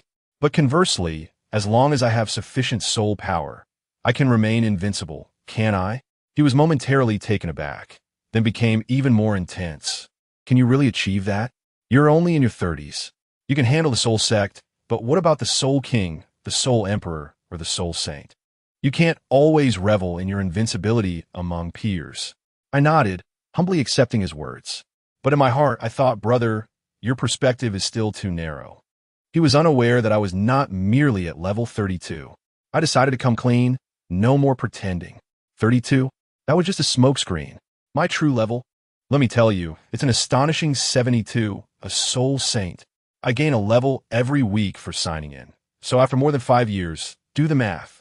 I've been suppressing my levels to the point of almost losing my sanity. To avoid shocking everyone, I've only displayed 3 rings on my first martial spirit. The Annihilation Blue-Silver Emperor, pretending to be a soul master. Meanwhile, my second martial spirit, the Creation 9-Heart Begonia, has already reached 7 rings. And all of them are 10,000-year soul rings. What is so remarkable about this martial spirit?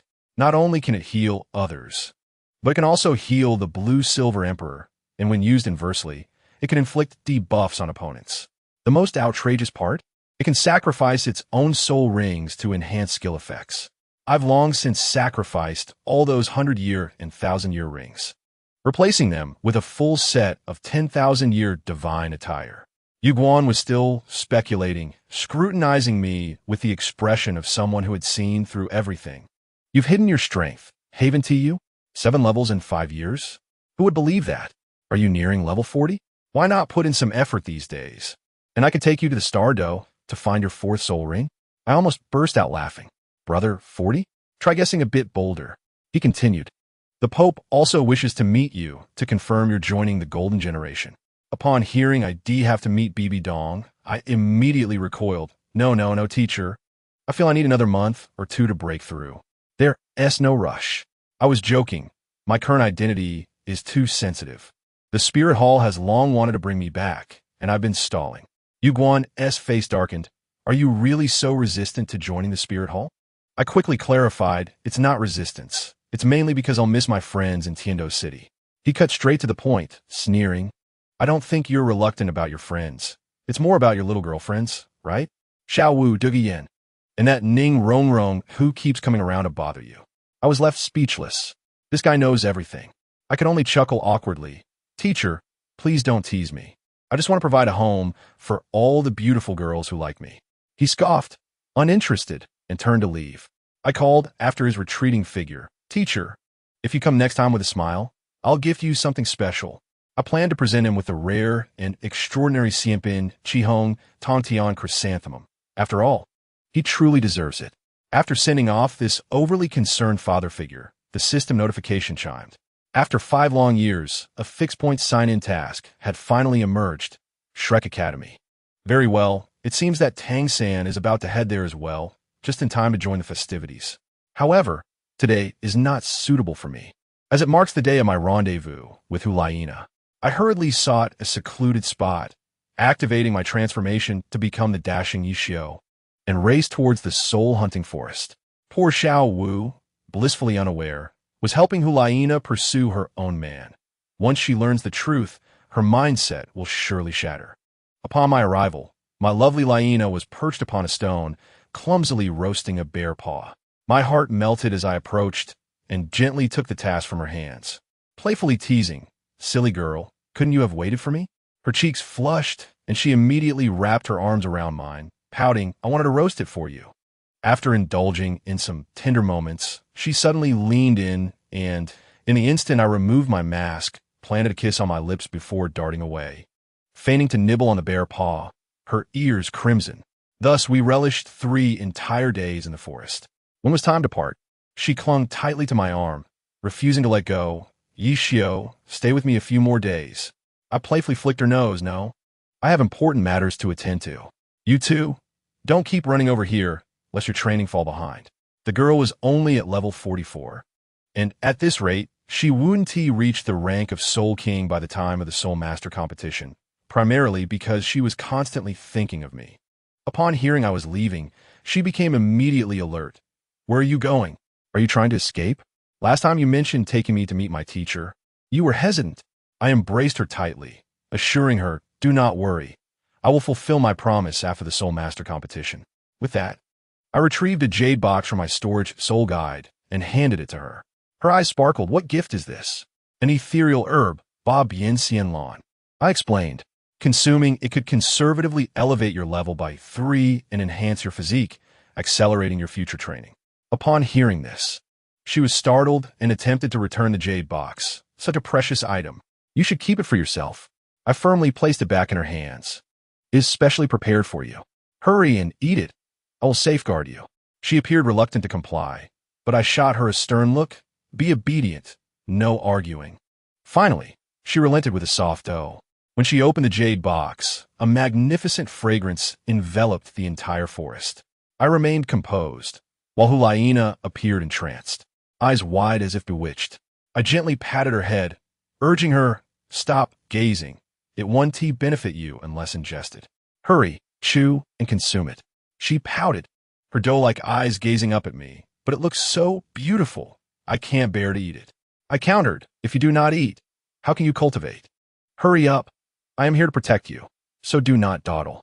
With a pitiful expression, she pleaded, must I eat it? Absolutely. I declared firmly. Very well, she relented. To my surprise, she promptly stuffed the Ba Bien Xian Lan in her mouth like a date, and the next moment, she leaped into my embrace, planting a kiss on my lips, and then sat cross-legged on the ground, playfully winking at me. I'm starting now. If you dare disturb me, you'll waste the herb's effects. I licked my lips, realizing I had been outmaneuvered this time. I could only shake my head with a smile. all right?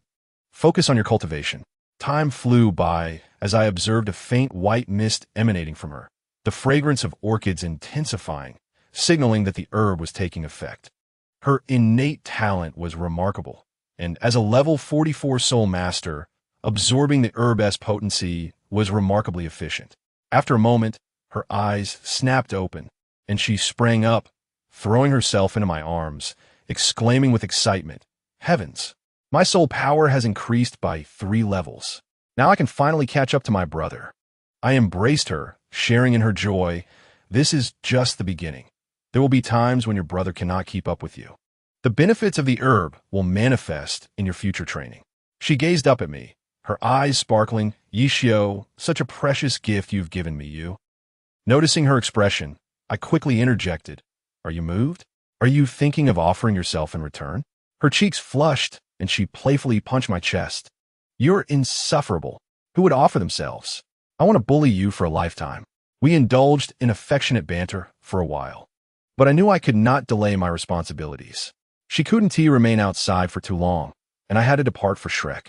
After bidding farewell to Hulaina, I hastened my journey toward the ice and fire yin-yang eyes. I needed to find Douluo to look after my home, particularly Xiao Wu. If anyone discovered her identity while I was away, having Douluo, the title Douluo, overseeing her would provide me peace of mind. Speaking of which, this old man had been thriving in recent years. He had developed a method to condense poison pills, solving his own toxin backlash issue. And with the ethereal herbs I provided, he had advanced to level 95. Now he was more affectionate toward me, his son-in-law, than his own granddaughter, Douluo. Upon arriving at the ice and fire yin-yang eyes, I couldn't find him, so I ended up at his home. "Jiqiu, you finally arrived. Yin Yin and the others have been going frantic looking for you. What is the urgency?" I got straight to the point. "Grandfather, I must leave Tiando City for a few months, and I entrust you to look after the home." He became anxious. "Leaving now? His Highness is hosting a ball tonight. Yin Yin and Xiao Wu are waiting for you." My heart sank at the mention of the ball. The false prince, Shueqinghe? I needed to avoid him at all costs. I knew full well that he was disguised as Qian Renxue, and meeting him would only lead to trouble. That woman had been attempting to win me over, and I had no desire to encounter her. The situation was urgent. I couldn't attend. "Please ensure you look after the household, especially Yin's sister and Xiao Wu, and do not let anyone bully them. Rest assured, with me here, nothing unexpected will occur." His words reassured me. The greatest threat to Xiao Wu was Tang Hao, and with Douluo keeping watch, he wouldn't dare act recklessly. After bidding farewell to Douluo, I swiftly purchased a swift steed in the city and set off alone. The journey was grueling. I rode day and night for 2 weeks, feeling as if I would be jolted into pieces, but finally, I arrived at Sotowa City. After resting for a night in the city, on the following day, I inquired about the location of Shrek Academy, only to find it situated in a dilapidated village outside the city. I rode my horse to the village entrance and gazed at the crooked wooden sign that read Shrek Academy, and I was momentarily taken aback. Could I have come to the wrong place? Regardless, I decided to sign in and see. System, sign in. The next moment, my mind exploded with excitement. Congratulations to the host for signing in at Shrek Academy. Reward, 100,000 year soul, ring upgrade card. Who among you understands the significance? 100,000 years. Soul ring. Upgrade card. This immense fortune has finally come my way. Enduring half a month of hardship was worth it. It was truly worth it. Now, my 4th soul ring had a prospect. I was so exhilarated I nearly leaped from the ground.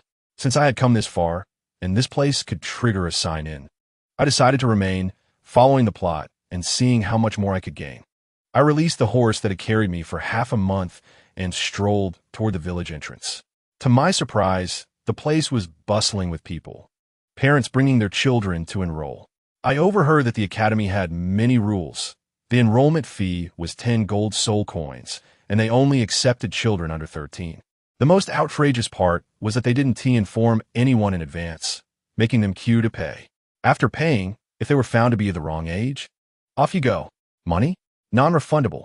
This was not an academy. It was outright fraud, preying on families who lacked information. My temper flared at such injustice.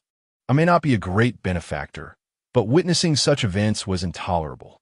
I immediately stopped several impoverished families who had been swindled and handed them some gold coins, urging them to watch the spectacle that would unfold.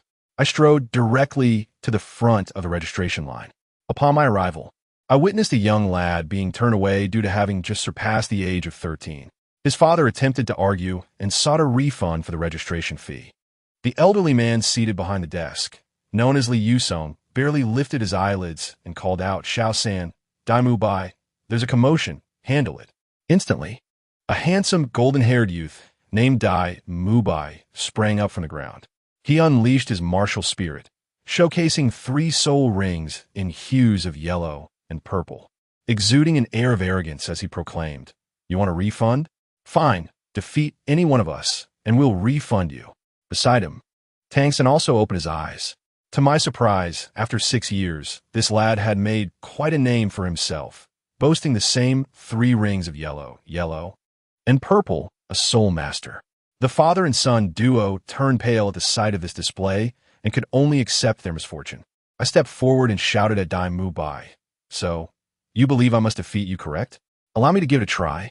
Dai Mu Bai scrutinized me from head to toe with a look of disdain, retorting, "Humph, show your martial spirit."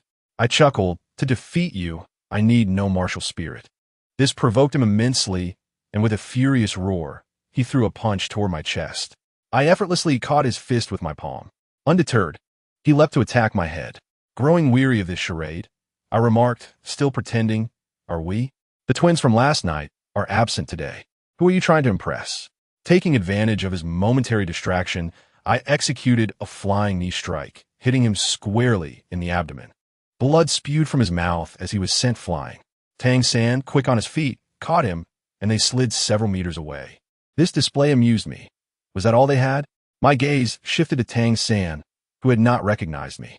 Feeling playful, I deliberately reached for the ornament of my waist. The air shizi, Xiao Mingwei. As Tang San's eyes fell upon that belt, his expression transformed instantly, emanating a murderous intent as though he were about to devour me. I continued to stoke the flames. "Tang San, it seems I underestimated you 6 years ago. Forgetting me so soon? The humiliation of that day is unforgettable." He glared at me with gritted teeth. "Dai, he is my enemy. Let me handle this." My amusement grew as I beckoned him with my fingers. "Enough of the chatter. Let us see you both try together, lest you accuse me of bullying." "Unnecessary," Tang San bellowed, sending forth his blue-silver grass with his first soul skill, entangling me. I swiftly evaded, closing the distance to his face. He was taken aback, employing his Xianyu hand and ghost shadow misty steps, but to no avail. I retaliated with a slap that left half his face swollen. Seeing his companion in trouble, Dai Mu Bai activated his martial spirit, transforming into the white tiger. Tang San seized the opportunity to launch a web towards me, followed closely by a white tiger's light wave from Dai Mu Bai. "Hey, I thought we agreed on a one-on-one duel. Now it's 2 against 1? I'm mocked Tang San. Let me show you what true entanglement is." Raising my right hand, the Mishilanin Huang appeared instantly, weaving black vines into a massive net that blocked their attacks. Simultaneously, my 3 soul rings illuminated. Black, black, black.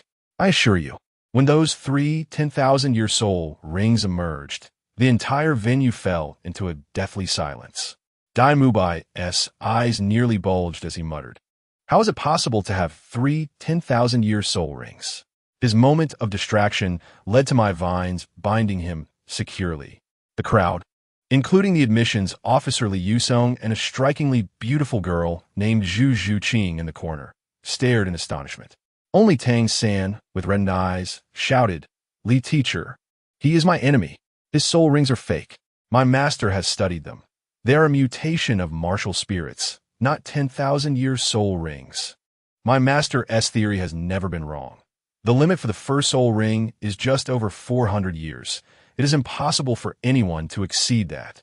Li Yusong, upon hearing this, appeared somewhat swayed. For an unknown talent like me, offending the master and Tang San seemed unwise. Sensing his uncertainty, Tang San quickly pledged, "Li teacher, grant me another chance. I will surely defeat him." To my astonishment, Li Yusong nodded, Very well, I shall observe your performance. He attempted to rescue Dai Mubai, but with a single strike, my vines merely scratched the surface, leaving him astonished. Meanwhile, Tang San had gone completely mad, raising his hands as dozens of poisoned steel needles shot towards my vital points. This boy was playing for keeps. I scoffed, casually waving my Mishi Lanin Huang S vines, which effortlessly deflected his hidden weapons. Honestly, were it not for the fact that Tang Hao was undoubtedly lurking nearby, I would have seriously considered incapacitating him right then and there. However, I refrained from striking hard, not out of cowardice, but due to the ramifications it would entail. You see, I was cautious because Tang San was essentially a giant infant, and his father Tang Hao was likely monitoring him closely. If I truly crippled his son, that old man would undoubtedly go berserk. He couldn't defeat me, but he might retaliate against my loved ones. Even worse, he would surely expose that Xiao Wu was a 100,000-year soul beast, attracting trouble from soul masters across the continent. This game was indeed filthy. Thus, I could only indulge him a little. Yet, the boy persisted. Upon witnessing his first wave of hidden weapons deflected, he showed no signs of stopping. He retreated as if greased, launching another barrage of bone-piercing needles. Was he attempting to show off? This was merely a pet-like display of behavior. I countered with more vines, blocking his attacks once again. My Mishi Lanin Huang was remarkably resilient, and his crude projectiles were utterly ineffective against me. I was too apathetic to rely on finesse, opting instead for a straightforward confrontation. At this point, Tang Sen seemed to grow anxious, his hands flailing like a butterfly amidst flowers.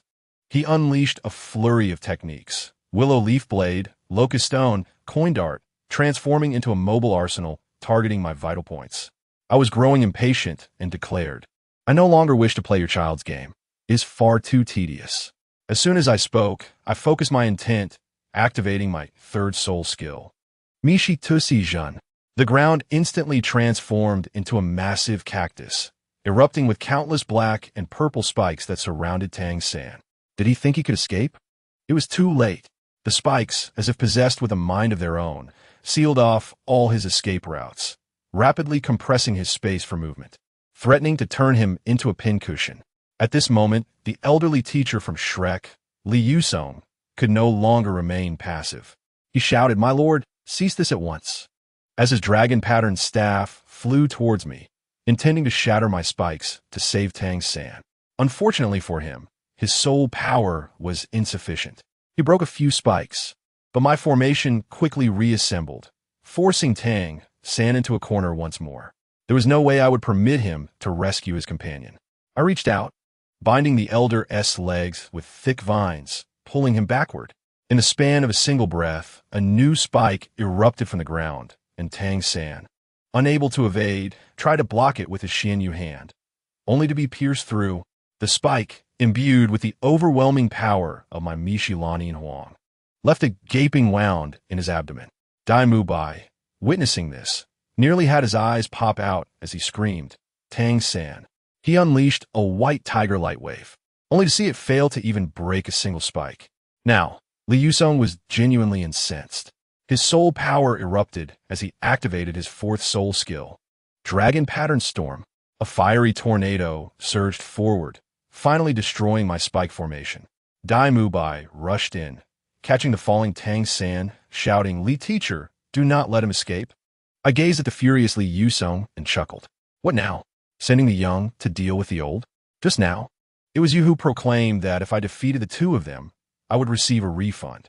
Now that I have brought both of them to their knees, you, a teacher, dare to take action against me? Is your Shrek Academy merely a den of robbers?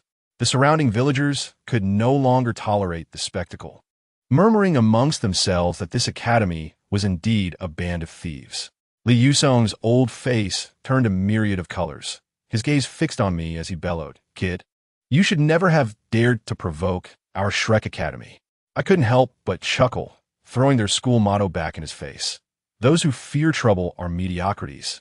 Geniuses like me are here to create it. Arrogance. He could no longer maintain his composure, launching a dragon pattern strike towards me. Vines erupted beneath my feet, lifting me effortlessly into the air to evade the attack. I countered with my second soul skill, the purple, gold, blue, silver cage. A massive cage descended from the heavens, pressing down upon him. At that moment, I felt a surge of warmth, two beams of colorful light enveloping me, causing my strength and speed to skyrocket. Ding! Your external assistance has been credited. I turned to see two stunning beauties standing outside the crowd, one in a dark outfit, Zhu Zhuqing, and the other in a flowing white dress, holding a colorful pagoda, none other than Ning Rongrong. Li Yusong, who had initially been quite proud, underestimated the need to exert full force against a mere soul master, such as myself. He attempted to clash with his first soul skill, only to find my resolve unyielding. The purple, gold, blue, silver cage brimmed with my most terrifying force of annihilation. As a dragon-patterned staff struck my cage, it deflated like a punctured balloon, losing all potency and being crushed downwards. Li Yusong had no chance to react, becoming completely ensnared within the cage. Even more horrifying was that the annihilation force within the cage began to voraciously devour his life force. Within mere seconds, he resembled a desiccated orange peel, his face wrinkled beyond recognition, collapsing into a state of utter defeat. Ning Rongrong, likely startled by my surge of power, rushed from behind and embraced me, softly inquiring how I came to be there. I briefly explained that she had run away from home after quarreling with her father, Ning Fengji. Back when I was engaged to Du Yin, Ning Fengji had barred her from visiting me at the Tiando Royal Academy, and this little girl had been yearning for me ever since. As I reveled in the softness against my back, I turned to see Zhu Zhuqing beside me, equally shocked, yet maintaining her composure, her eyes reflecting a complex array of emotions. I surmised her situation. She had been driven away by her scoundrel fiancé, Dai Mubai. I approached her and said, "Join me from now on. I will protect you." The moment I spoke, her emotional defenses crumbled, and she fell into my arms, weeping as if her heart were shattered. Goodness, the chaos had yet to begin, and already it was so intense. I consoled her as best I could, preparing to escape with her and Ning Rongrong, mindful that the Shrek group was not known for their adherence to martial ethics. Just as I turned, Dai Mubai and several others burst forth from the academy, one of them being the familiar figure of the theoretical master, Yu Xiaojiang. Upon seeing me holding Zhu Zhuqing's hand, Dai Mubai's eyes turned crimson, and he pointed an accusatory finger at me, roaring, "Let her go." Ning Rongrong trembled in fear, whispering, "Brother Qiu, is he telling you to let me go? We should run." I reassured her, "He means Zhu Zhuqing. That scoundrel was once her fiancé, and now, not anymore. Isn't he still demanding we release Zhu Zhuqing? That was a unilateral decision I made. He is yet unaware." Just as I solidified my stance, I glanced back to see the Shrek side descending into chaos. Dai Mubai, the golden-haired Lion King, looked as though his eyes might pop out of his head as he beheld Li Yusong, who was being carried back by Zhao Wujing. The old man appeared as if all vitality had been drained from him, lying there half dead and aged several decades in an instant. Dai Mubai stammered, Zhao teacher. What is happening? Who is this Yijiqiu? What manner of creature is he?"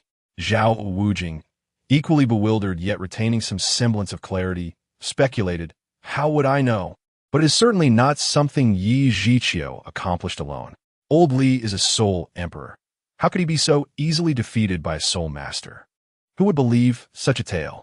I surmised that there must be a powerful figure protecting Yijiqiu. "Ah, master, let us forget about this for now. Saving him is of utmost priority.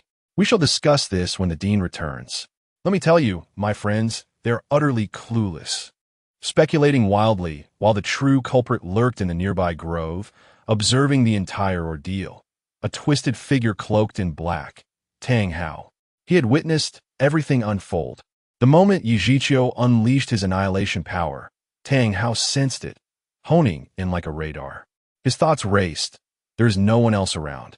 A soul master exhibiting such power to vanquish a soul emperor? This boy cannot be left alive. How selfish he was. He cared not for right or wrong, fixating solely on one concern. Yijiqiu was far too formidable, threatening the growth of his precious son, Tang San. Initially, he thought children squabble. Losing just means training harder to bounce back. However, Upon witnessing the situation, he thought, this is no mere fight. This is akin to wielding a cheat. His son, Tang San, would likely live under the shadow of Yi Zhiqiu for the rest of his life. How could he still play the lead role? Thus, Tang Hao resolved to intervene personally, clearing obstacles for his son. To put it plainly, he intended to attack the smaller figure, utterly shameless. On the other side, Brother Chiu had taken one girl by the left hand and the other by the right, gracefully departing from Shrek Academy and meandering toward Soto City. The contrast on the journey was striking. Zhu Zhuqing followed silently like a cold AI, while Ning Rongrong buzzed like a lively little hornet, incessantly chattering, Brother Chiu, you're only at level 32. How did you manage to defeat that Soul Emperor? That was so impressive. Not only was she curious, but Zhu Zhuqing's icy demeanor also betrayed her desire for answers. It was no wonder they were captivated by a figure like me, handsome, with an unexpectedly formidable prowess. 3 soul rings all black. Battling foes above one's level was as effortless as drinking water. Who would not be entranced? Brother Chiu earnestly fabricated an explanation. Perhaps my martial spirit and soul rings are particularly extraordinary. Ning Rongrong, skeptical, retorted, why didn't you mention this before? You never asked, I replied with a shrug. Surely I cannot just introduce myself by saying, hello, I am a cheat. That would make me seem foolish. Oh, that makes sense. What about that ominous black force earlier? I was nearly dumbfounded at the time, instinctively embracing Ning Rongrong midway through, my cheeks flushing crimson. It was rather embarrassing for a girl to initiate such closeness. I continued my explanation. That is a power I have been developing, known as annihilation power. My slow progress in leveling is largely due to my focus on this energy development. It's not that I'm hiding my level. This explanation was seamless. After all, no one truly understood the intricacies of my abilities. As we chatted, the 2 girls, one lively and the other reserved, somehow found common ground. We approached a desolate stretch of land, surrounded by fields of wheat, not a soul in sight. Suddenly, a figure emerged from the shadows, cloaked in black, standing resolutely in the middle of the path like a telephone pole, his robust form entirely shrouded. At that moment, the time, place, and attire unmistakably spelled out, I am Tang Hao. I swiftly shielded the 2 girls behind me, my gaze locked onto the figure ahead, addressing him directly. Tang Hao, cease your pretense. A voice emanated from beneath the cloak, cold yet tinged with amusement. Oh, you know of me? Why are you obstructing my path? My hand instinctively moved to my waist, ready to draw my weapon. After all, he was a titled Douluo. I dared not be reckless. Tang Hao stood resolutely. You have attacked my son multiple times. Initially, I thought it was just children playing, and he would rectify it himself. However, you, young man, lack martial virtue, resorting to external forces to oppress others. He is unable to contend with you, and thus, his father must clear the obstacles for him.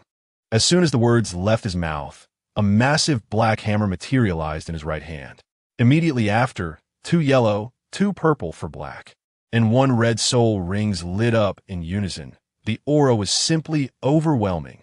A title Douluo, 100,000-year soul ring. Ning Rongrong screamed in shock. Having grown up alongside Jian Douluo and Gu Douluo, she could not possibly be unaware of such a spectacle. She was instantly flustered and hurriedly began to rally support. I tell you, I am from the Qibao Liuli zone. Both my grandfather Jian and grandfather Gu are titled Douluos. If you dare to harm him, my grandfathers will undoubtedly seek vengeance. Yet, Tang Hao paid her no heed, replying indifferently, Qibao Liuli zone? Then you may leave. I will not harm you. I only seek Yi Zhiqiu's life. Upon hearing this, my brother Chiu immediately instructed the 2 girls. You must leave first and wait for me in Suatawa City. However, Ning Rongrong was unwilling to depart, tightly clutching my brother Chiu's clothing, tears streaming down her face. I will not leave. If we are to die, let us die together. If I die, my father and grandfather will surely avenge us. Zhu Zhuqing gritted her teeth and added, I will not leave either. My brother Chiu was thoroughly enraged, shouting, listen, I do not wish to die, and no one can kill me. You will only be a hindrance here. Go to Suatawa City this instant. This outburst left the 2 girls momentarily stunned. Zhu Zhuqing, being level-headed, understood the situation. Although she was also frightened, she trusted my brother Qiu. Without a second thought, she seized the still struggling Ning Rongrong and dragged her back. She comprehended that remaining here would only hinder their escape. Tang Hao quietly observed until the two girls had retreated far enough. My brother Qiu coldly regarded him. As you wished, they have departed. Gulme. To his surprise, Tang Hao chuckled. Oh, do you not wish for them to leave? Would you spare them? My brother Qiu directly exposed him. They know your name and your connection to Tang San. How could you allow them to leave? You are merely putting on a show.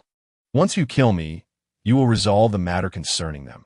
As long as you do not act personally, the Qibao Liuli Zone will not trace it back to you. Intriguing. Beneath his black robe, Tang Hao's face likely beamed with delight. Too bad you are not friends with my son, or you would not have to die today. As for me, I shall not perish. Is your confidence derived from the power within your martial soul? Tang Hao remarked, indeed formidable. If you were to rise a few more levels, I would be troubled. Alas, you are currently too weak. Weak or not, we shall see. My brother Qiu, uninterested in further discourse, raised his right hand and summoned the Annihilation Blue-Silver Emperor, launching directly into battle. The third soul skill, Annihilation Piercing Formation. Countless black spikes, imbued with annihilation power, surged towards Tang Hao with fervor.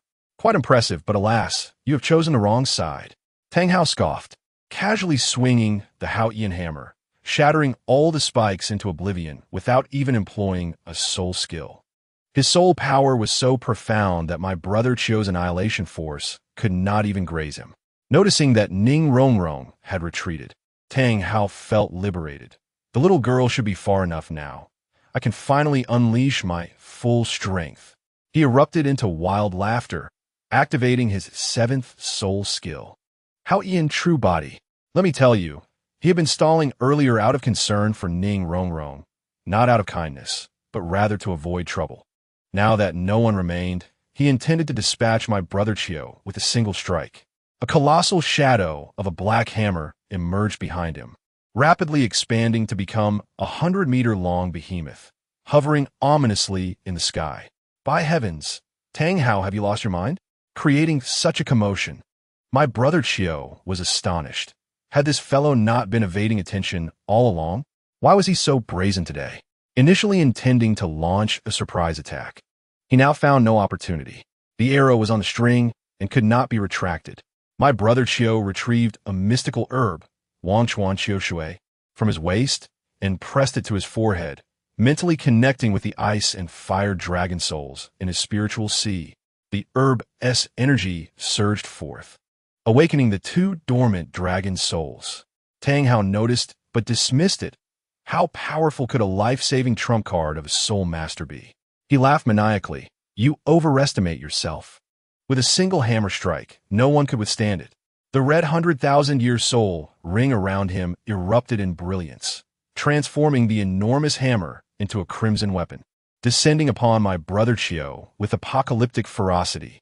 At that moment, a pillar of blue and red light erupted from within my brother Qiu, as two dragons, equal in size to the Haotian hammer, the ice dragon and fire dragon, roared forth along the light, charging directly at the colossal hammer. Boom! Upon the collision of the ice and fire dragon souls with the hammer, its downward momentum was abruptly halted. They were not even in the same league. Tang Hao's Haotian True Body was on the verge of collapse.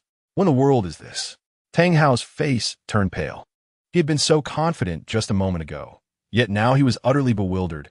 How could you possess such power?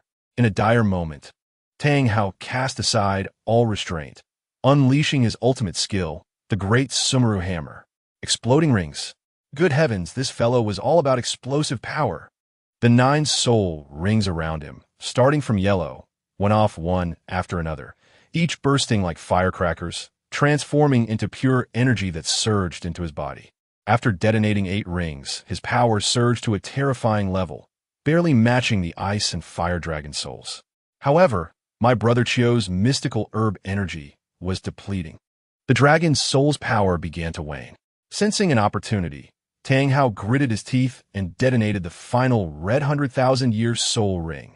With a booming shout, boundless energy flooded into him, causing the colossal hammer to swell once more, exerting pressure against the ice and fire dragon's souls. If he could just hold out for a few more seconds, my brother Chio would undoubtedly perish. He could not afford to sit idly by. My brother Chio felt a surge of determination. He had not anticipated Tang Hao's disregard for martial ethics, opening with such ferocity and employing forbidden techniques like exploding rings. He retracted his right hand, and with a flick of his left palm, a pink, sacred sea begonia flower blossomed forth. Zao Hua Jiu Xian Hai Tang. Tang Hao, witnessing this, nearly dropped his eyes. Dual martial souls and 700,000-year soul rings. You're actually a soul sage. Panic surged within him. This lad had concealed himself too deeply, and today he must eliminate him. My brother Chio had no time to bicker. Unbeknownst to him, he had donned a pristine white mask, the creation and destruction bone mask, creation form. Tang Hao was again taken aback. An external soul bone. You little brat. My brother Chio retorted, fortunately, you are not my son. Otherwise, I would regret not having pinned you to the wall back then. Sharp-tongued, Tang Hao roared. The nine-heart begonia possesses only healing abilities. Today, you are doomed. My brother Chio ceased further conversation, unleashing a furious bellow as the nine-heart begonia radiated brilliance, causing all 7 black 100,000-year soul rings to disintegrate simultaneously, merging into the begonia flower. The skill of Zao Hua Jiu Xian Hai Tang, reverse healing. Let me tell you, this move is absurdly overpowered.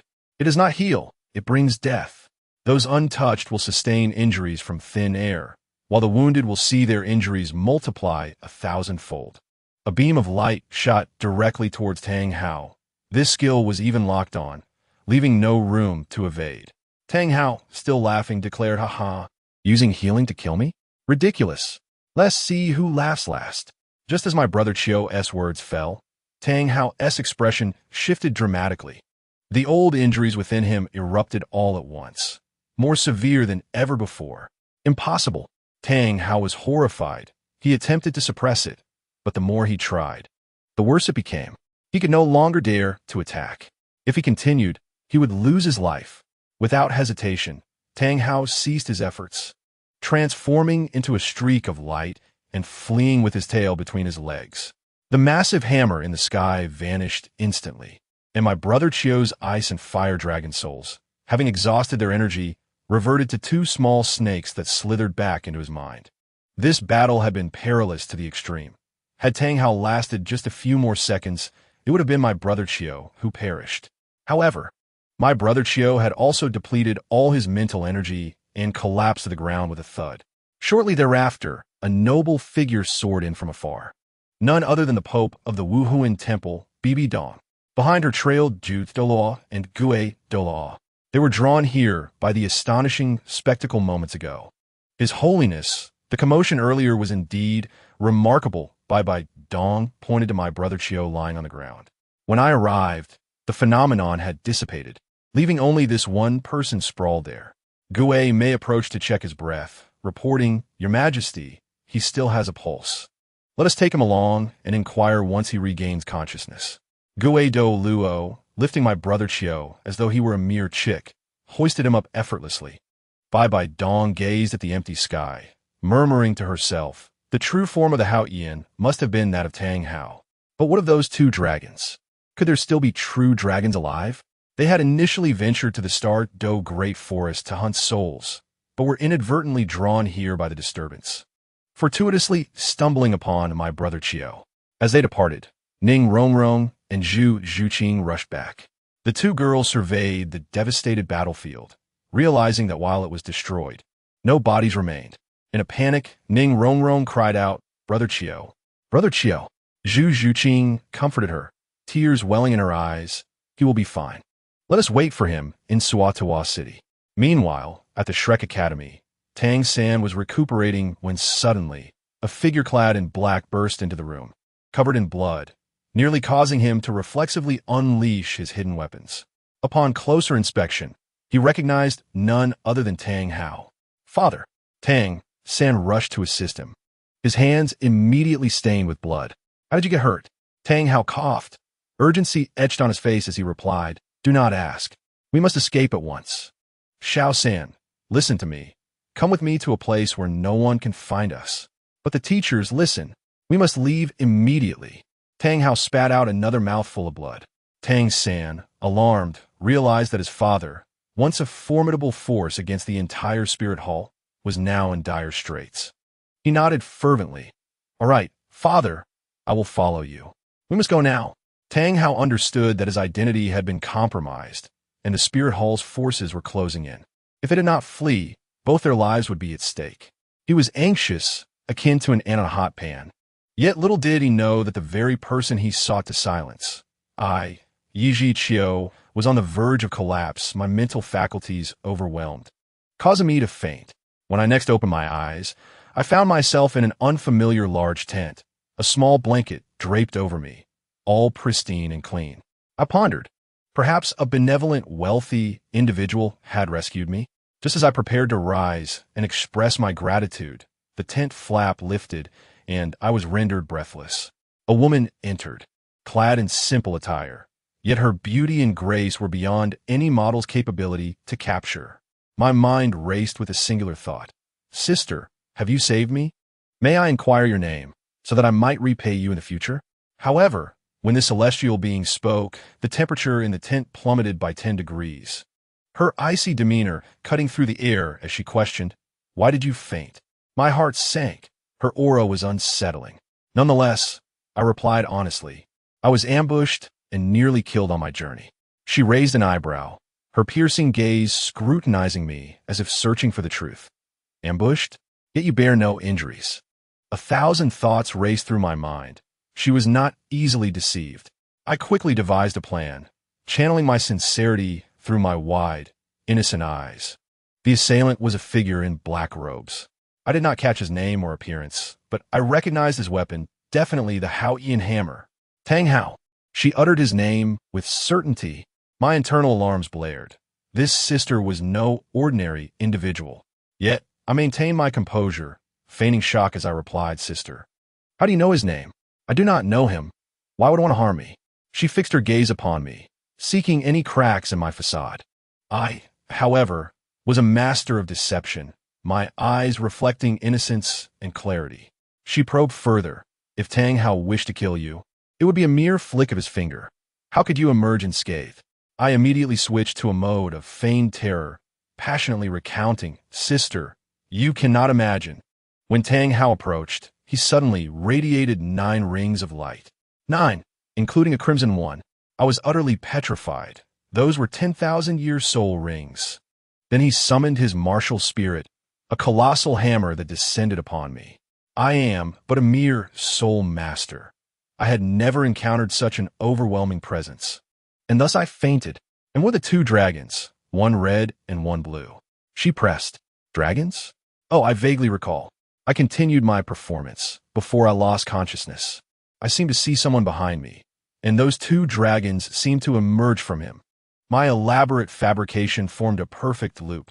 Tang Hao had engaged a mysterious expert in battle, and I, an inconsequential bystander, unwittingly caught in the chaos, had fainted, only to be rescued by this enigmatic figure. I portrayed myself as weak, pitiful, and helpless. This celestial sister appeared to be ensnared by my tale, and after questioning, she exited the tent. I overheard her conversing outside with a man, seemingly referred to as Elder Jew. She commanded that Tang Hao be disregarded, labeling him a stray dog, and instructed that they must investigate the mysterious individual capable of summoning the ice and fire dual dragons, prioritizing their efforts to recruit him at all costs. My heart swelled with amusement. How ironic it was that I was to investigate myself. Once silence enveloped the outside, I decided to explore. My Jushin Haidang soul rings have been sacrificed, and I aim to replenish them within the Star Do Great Forest. However, just as I ventured a mere 100 meters from the camp, a shadow suddenly blocked my path. Upon closer inspection, I gasped. It was none other than Judo Luo Yuguan. Reflexively, I almost blurted out master but caught myself just in time, forcing a smile. Ah, the darkness confounded me. I mistook you for my master. Please forgive me. Seeing Yuguan before me, I immediately grasped the situation. This was indeed the spirit hall's encampment. The celestial sister from earlier was none other than the Pope, Bai Dong. My heart raced with trepidation. To divert attention, I quickly shifted into flattery mode. Lavishing praise upon you, Guan. My lord, I merely stepped out to stretch my limbs. The celestial sister has already clarified the circumstances, and I shall await your return in the camp. The celestial sister? Yu Guan's stoic facade cracked, a smirk forming at the corners of his mouth as he teased. You dared to address her in such a manner? Indeed, I nodded unperturbed. She is quite approachable. I revealed everything I knew to her. However, she did not disclose her name. Could you perhaps share it with me, my lord? Yu Guan shook his head, suppressing laughter, stating that he dared not. I feigned disappointment, eventually introducing myself. By the way, my name is Yi Qiu. Yu Guan, he replied nonchalantly. Unbeknownst to me, this conversation was being overheard by Bai Dong within the tent, who softly murmured, Celestial sister, is it? Yi Qiu, I have noted your name. In the following days, I fully integrated with the camp's inhabitants. Seizing the opportunity, while their main forces ventured into the wilderness, I stealthily slipped out at night, successfully supplementing my Haidang martial spirit with several soul rings, yellow, purple, and black, keeping a low profile. I even enlisted a flying courier to deliver a letter to my dear Xiao Wu, urging her to hasten to Douluo's ice and fire Yinyang Ai, and to remain indoors until I contacted her. One evening, feeling idle, I suddenly recalled that the system could also be used for sign-in purposes.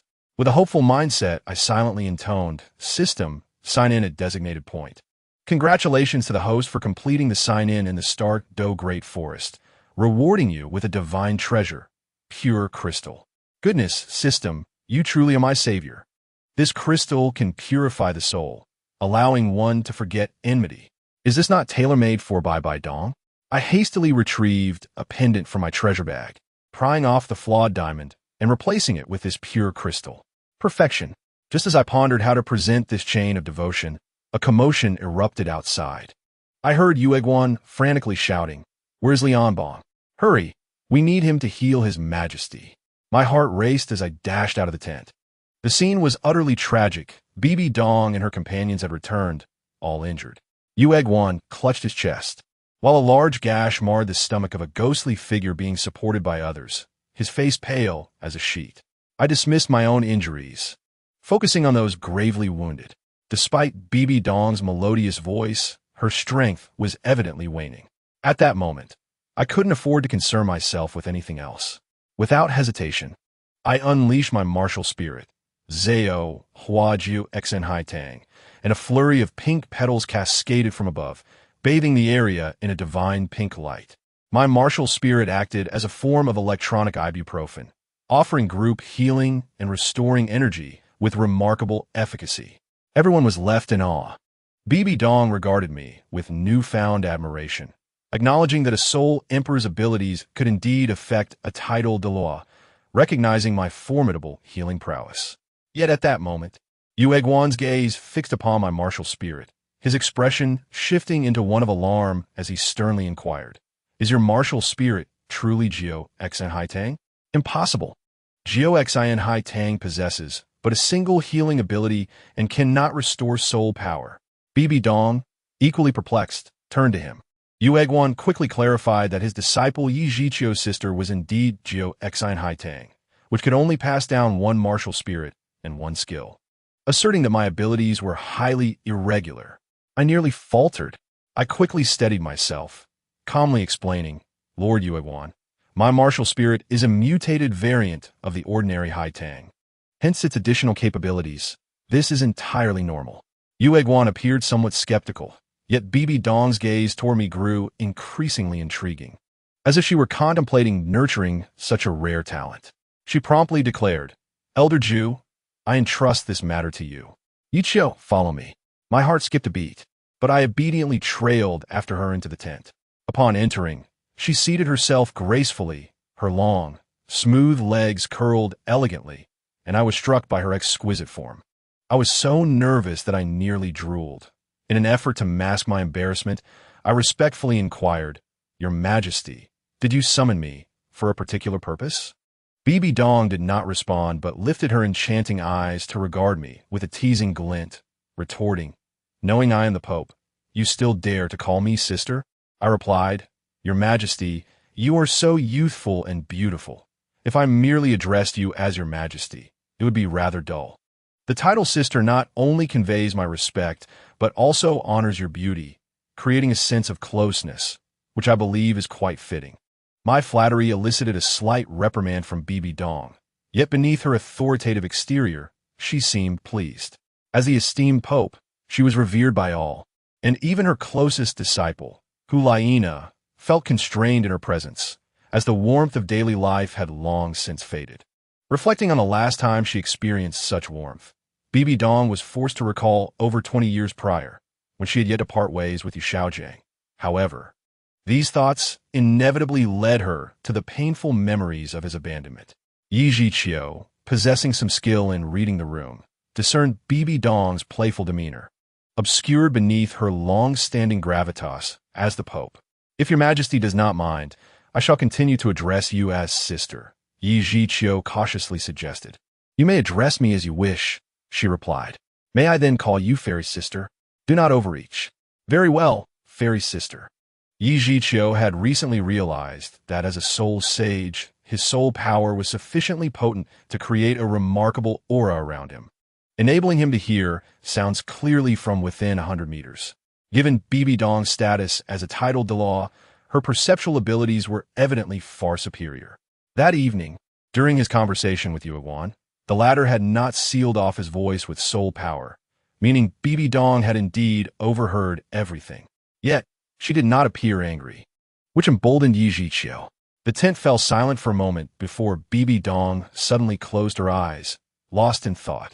Yi Zhiqiu took the opportunity to remain quietly still, awaiting her response. After a long pause, she softly inquired, "Yiqiu, how old are you this year?" Yi Zhiqiu casually replied, 25. "And your soul power level?" 63. "At 25, with a soul power level of 63, your talent surpasses even that of the golden generation of the Spirit Hall. You must be a carefully nurtured disciple of some sect." "Fairy Sister, I am but a lone wanderer." Bibi Dong's eyes slowly opened, her gaze unwavering as she fixed her attention on Yi Zhiqiu, her lips parting to say, "Join the Spirit Hall. I will take you as my disciple." The idea of a teacher-student romance was thrilling. Yi Zhiqiu's mind wandered, feeling somewhat tempted. Yet he still asked, "After becoming your disciple, may I continue to call you Fairy Sister?" "Privately, you may. I wonder what you all think, but I find this quite exhilarating." A teacher-student romance, coupled with the intense rivalry between Bibi Dong and Hulaina, would surely be a challenge to write. Chapter 85. Fusion, the Wisdom Skull of Spiritual Condensation. Upon receiving her consent, Yi Zhiqiu immediately performed the customary bow of apprenticeship in the Douluo continent, playfully saying, "Master Sister." Bibi Dong had grown indifferent to Yi Zhiqiu's changing titles. She discreetly retrieved a bone-like object from her soul guide, emanating a soft blue light and radiating an enchanting energy wave. Yi Zhiqiu's gaze sharpened. It appeared to be a soul bone, and, judging by its appearance and feel, it was likely thousands of years old. This is the wisdom skull of spiritual condensation, a legacy from a deceased elder of the Spirit Hall. Its quality is exceptional, derived from a soul beast that lived for 70,000 years. Consider it a gift for your apprenticeship. Bibi Dong's voice was gentle and soothing, enveloping Yi Zhiqiu in a refreshing warmth, revealing her delight at having a lively disciple like him to add color to her future life. As she explained, Yi Zhiqiu immediately recalled that this soul bone was originally intended for Hulaina as a reward for winning the elite competition of the continent's advanced soul master academies, awaiting the Spirit Hall Academy's victory. Unfortunately, Bibi Dong's plans were thwarted by the exceptionally gifted Tang San, who would ultimately obtain the wisdom skull of spiritual condensation, merging it with the sea god's shield to reach divine status, becoming part of the sea god's divine attire. However, it now belonged to Yi Zhiqiu. "Thank you, Master Sister," Yi Zhiqiu exclaimed with uncontainable joy. In truth, Yi Zhiqiu was not without soul bones. Over the years, he had hunted 10,000-year soul beasts and acquired several. But their ages were too low, all below 30,000 years, so he had not fused with them. To date, he had only fused with an external soul bone known as the Creation and Destruction White Bone Mask. While this wisdom skull of spiritual condensation was a 70,000-year soul bone and a rare spiritual attribute, making it an excellent choice for fusion. This soul bone greatly enhances mental strength. I can sense that your mental power is quite strong. Fusing with this soul bone will be perfect. Go ahead, fuse with it. I will be here to ensure your safety, Bibi Dong instructed. Yi Zhiqiu, not one to be courteous, promptly sat cross-legged on the ground, cradling the shimmering blue skull in his hands, and slowly closed his eyes.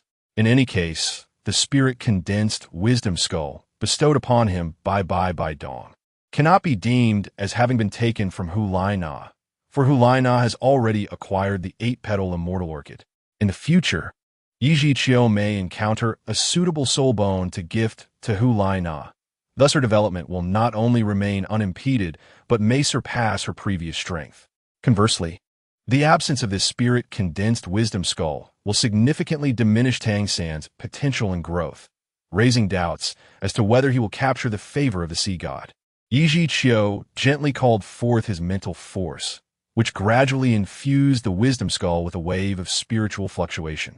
The azure glow emanating from the skull suddenly intensified, enveloping Yi Zhiqiu's body in an instant. Soul bones are considered more precious than soul rings, not only because they are harder to obtain and do not necessitate the slaying of a creature for absorption, but also because there are no soul power restrictions when absorbing them. If a soul master possesses sufficient luck, they may absorb a soul bone of 100,000 years, even with only first-level soul power, albeit at a painfully slow pace, which may not be worth the effort. The optimal level for absorbing high-age soul bones is the Soul King rank. This is why Bai Dong has yet to present the spirit-condensed wisdom skull to Hu Lai Na. As Yi Zhiqiu currently manifests the rank of Soul Emperor, he faces no dangers in the absorption process. The process of refining the soul bone proceeded smoothly. Enveloped in blue light, Yi Zhiqiu initially sensed a chilling wave of soul power entering his mind, an energy that felt cold at first, but gradually transformed into a most comfortable sensation. A refreshing aura surged from his brow, stimulating Yi Zhiqiu's brain as the energy waves coursed through him, opening his mind to a sense of clarity. Gradually, Yi Zhiqiu found himself immersed in the soothing fusion brought forth by the soul bone. The incoming energy waves harmonized with his intangible mental force, allowing him to grow at an astonishing rate. He increasingly felt the presence of his mental power, as if he could easily direct it at will. Yi Zhiqiu submerged himself in the sea of his spirit, where he could distinctly sense the ice-fire dragon soul slumbering within. Suddenly, the ice-fire dragon's soul seemed to awaken, thrashing about wildly in Yi Zhiqiu's spiritual ocean.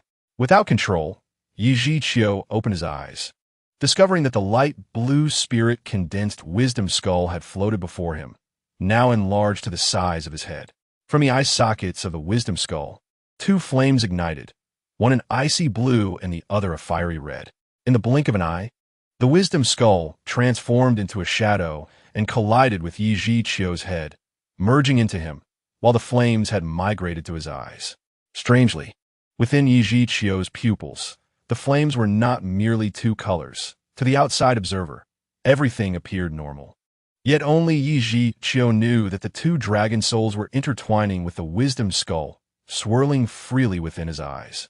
The spirit-condensed wisdom skull and the ice fire dragon soul had merged.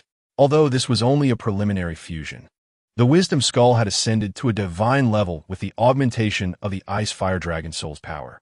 And Yi Zhiqiu could now wield that power through his mental force. However, to unleash demigod-level energy, he would still need to sacrifice the energy of an immortal herb. The process of Yi Zhiqiu merging with the spirit-condensed wisdom skull lasted a full 3 days, during which Bai Dong remained in the tent, vigilantly overseeing him to prevent any mishaps during the fusion. To the outside world, 3 days passed, yet for Yi Zhiqiu, it felt like mere moments. Upon opening his eyes, he was astonished to find that the world around him had transformed. Every hue now possessed greater depth. and he could even perceive minuscule particles of energy suspended in the air. Everything seemed to be laid bare before his gaze. As Yi Chio summoned his mental force, a fiery red beam shot forth from his left eye, igniting everything it touched. He quickly directed his right eye to emit an icy blue beam, crystallizing the area that had just begun to burn. This restraint was due to Yi Chio's conscious effort. He merely harnessed his mental force to manipulate these two energies, releasing a trivial amount of power. If he unleashed his full potential, the results would be remarkable. He could even release both ice and fire energies simultaneously, creating an explosive effect far exceeding the sum of its parts. The description of soul bones is drawn directly from the original text and is thus accurate. One cannot argue that a first-level soul power cannot absorb soul bones, or, more improbably, 100,000-year soul bone. The original work describes it as such. The only addition I have made is that the optimal level for absorbing high-age soul bones is the Soul King rank, which serves to explain why Bai Dong planned to gift the soul bone to Hu Lai Na after the Soul Master competition, as she was a 51st level Soul King at that time. If she intended to present 3 soul bones as rewards to showcase the depth of the Spirit Hall, Bai Dong could easily have allowed Hu Lai Na to absorb the Wisdom Skull first, as she could always retrieve another for display, likely a soul bone of at least 20,000 years. Chapter 86. Participating in Action. Twin martial spirits. The advantages bestowed by the spirit-condensed Wisdom Skull extend beyond mere power. Yi Chio's mind has become remarkably clearer, and all his thoughts flow seamlessly, an additional effect of the Wisdom Skull. Indeed, it is no wonder that countless soul masters yearn for such a soul bone. The Ice Fire Dragon Soul has also begun its preliminary fusion with the Wisdom Skull, and although he still cannot freely wield the full power of the Ice Fire Dragon Soul, the elevation of the Wisdom Skull to a divine level is a tremendous fortune. Yi Chio remained deep in thought, and Bai Dong, observing his contemplative demeanor, refrained from interrupting. Such moments of epiphany could yield great rewards for Yi Chio. After a considerable time, he gradually emerged from his reverie, his gaze immediately turning to Bai Dong, not merely with his eyes, but also with his mental force locking onto her presence, which was so vividly clear in his mind. Yi Chio murmured, "Is this the self-controlled mental force? How wondrous!" Bai Dong sensed the growth of his mental power and smiled, saying, "Indeed, your mental force has expanded significantly, and you can now control it freely. However, I must remind you not to overextend your mental force, lest it harm your soul." "Understood. Thank you, Master Sister. You have spent 3 days merging with the Wisdom Skull. Take a moment to rest. Shortly, you will join us in action to gain some experience." Yi Chio inquired, "Master Sister, what action are you taking me to partake in?" Although Bai Dong had only brought along 2 elders, Yu Guan and Gue Mei, 3 titled Douluo in total. The other soul masters, while not titled Douluo, included many soul saints and soul Douluo. 3 days prior, Bai Dong's party returned in defeat, with Gue Mei suffering severe injuries. It was evident that ordinary 2,000-year soul beasts were not responsible for this. Thus, Yi Chio speculated that Bai Dong had encountered the Tianqing Yomeng and the Titan Giant Ape. Should she intend to take him along to besiege these formidable foes, it would spell trouble, while his strength could not sway the battle. Deming and Erming were close friends of Xiao Wu, and he could not bear to stand idly by as they were beset by Bai Dong and Yu Guan. Suddenly, a sharp glint flashed in Bai Dong's eyes as she explained, "My purpose for coming to the Stardow Forest is to locate the Forest King, the Titan Giant Ape, and to make it my soul ring. Previously, we had already traced its whereabouts and were preparing to encircle it. However, its strength was too formidable, enabling it to break through our encirclement effortlessly. Now, after 3 days of recuperation, it is time to seek out the Titan Great Ape once more. I must ensure it becomes my soul ring." Understanding this, Yi Chio felt a slight sense of relief, realizing that Bai Dong had not yet located the lake where the Tianqing Yomeng and the Titan Great Ape resided. However, it made sense. If the Tianqing Yomeng had intervened, the survival of Bai Dong and her companions would have been uncertain. to buy some time and concoct a plausible reason for Bai Dong to abandon this pursuit. Yi Zhiqiu chose to exploit her twin martial spirits as a point of inquiry. Master Sister, are you not already a titled Douluo? Even if you successfully hunt the Forest King, how will you absorb its soul ring? In response to Yi Zhiqiu's question, Bai Dong temporarily retracted her fierce gaze and calmly explained, "It is understandable that you do not know. I am, in fact, a twin martial spirit user, which means I possess two martial spirits. I have cultivated my first martial spirit to attain the rank of titled Douluo, and I am currently training my second. Are twin martial spirits very powerful? The advantage of twin martial spirits lies in the fact that I can elevate my strength significantly with one spirit and then proceed to cultivate the second. At that point, my physical prowess has reached an extraordinary level, enabling me to attach soul rings of at least 10,000 years to the second spirit. Given the right conditions, I could even attach rings of 100,000 years. Would you not agree that this is impressive?" When discussing twin martial spirits, Bai Dong's tone carried a hint of pride. The path of cultivating twin martial spirits was unprecedented, and she was the pioneer of this journey. With the methods derived from her theoretical work, Yi Zhiqiu had long been aware of the secret of twin martial spirits but feigned astonishment, quickly exclaiming, "Master Sister, now that you mention it, I believe I once encountered someone with twin martial spirits. Who?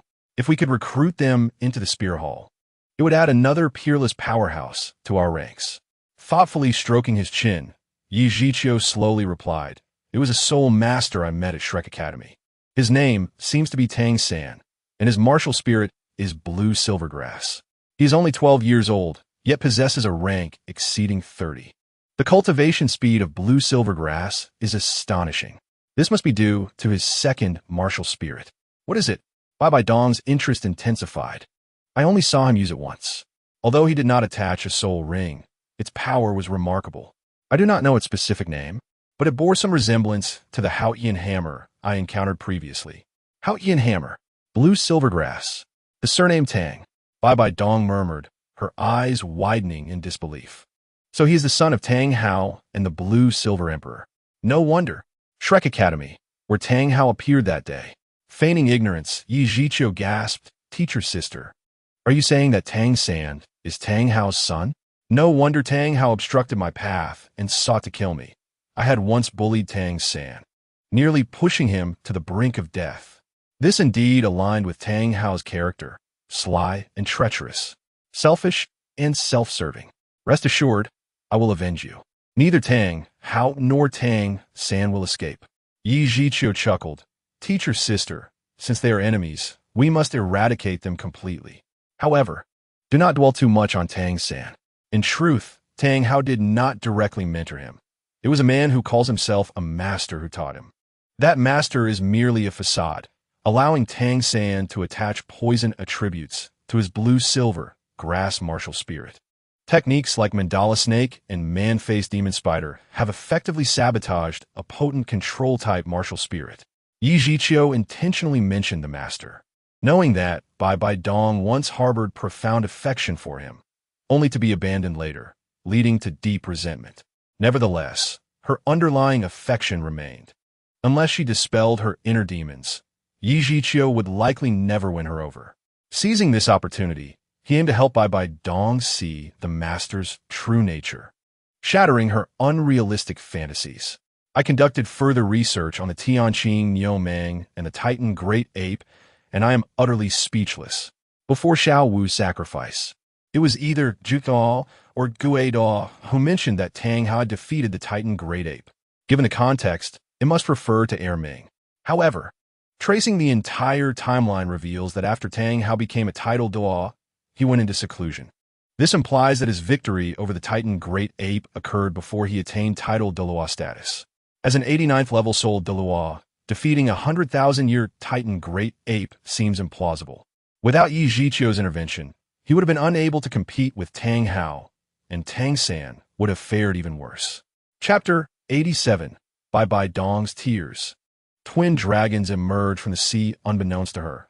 Bai Dong was unaware that the master was Yu Xiaojiang. Thus her emotions remained relatively stable. She merely replied indifferently. In truth, it is for the best. Tang San is Tang Hao's son. He can never stand by our spirit hall's side. It is perhaps good that he was ruined by that master. I find it rather regrettable. Setting aside our positions, Tang San is indeed a prodigy. It is unfortunate that his talent has been squandered by the master. I have heard that the master hails from the Blue Lightning Tyrant Dragon family, and his name appears to be Yu Xiaojiang. As Yijiqiu spoke, his gaze remained fixed on Bai Bai Dong. Although intentional, mentioning Yu Xiaojiang in her presence could yield unpredictable reactions, warranting caution. Sure enough, upon hearing that the master came from the Blue Lightning Tyrant Dragon family, Bai Bai Dong's expression shifted noticeably. In the realm of soul masters, strength is paramount. As one of the top 3 sects, the Blue Lightning Tyrant Dragon family has few who delve deeply into theoretical practices. One might say only Yu Xiaojiang. Bai Bai Dong's body trembled violently. Upon hearing Yu Xiaojiang's name again, she struggled to suppress her emotions.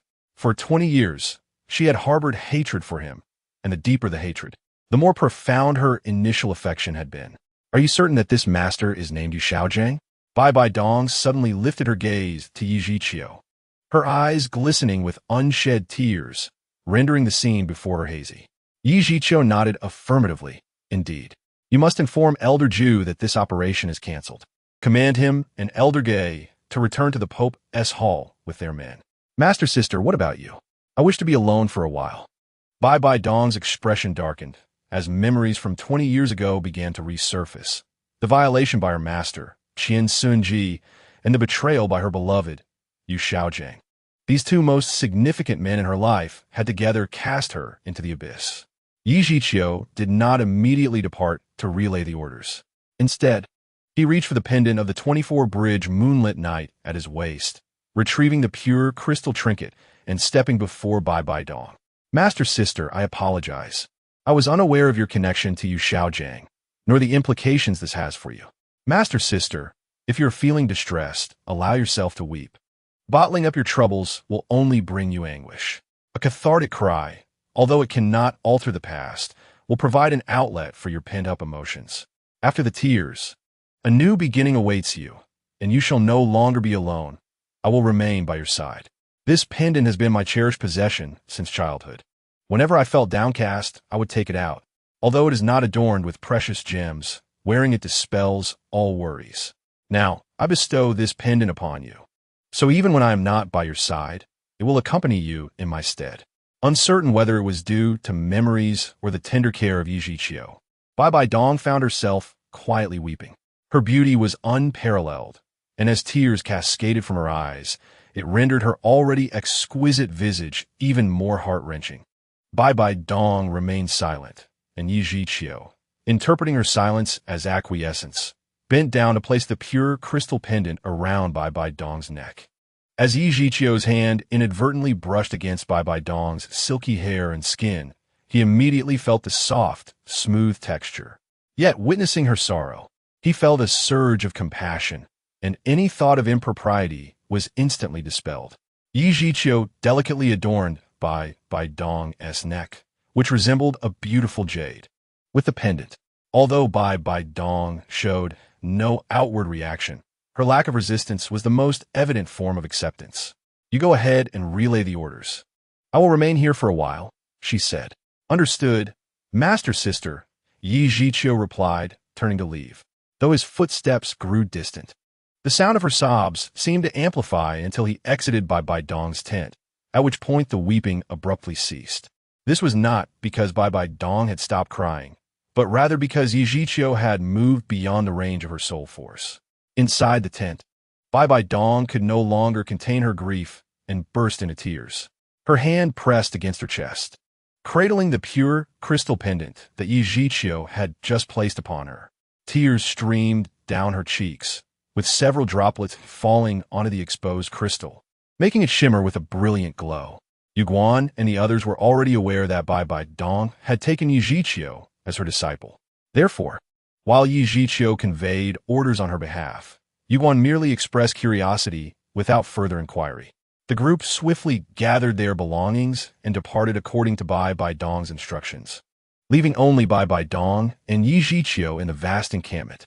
Yi Zhiqiu chose not to disturb Bai Dong, allowing her to weep freely for a while, which was far healthier than suppressing all her grievances.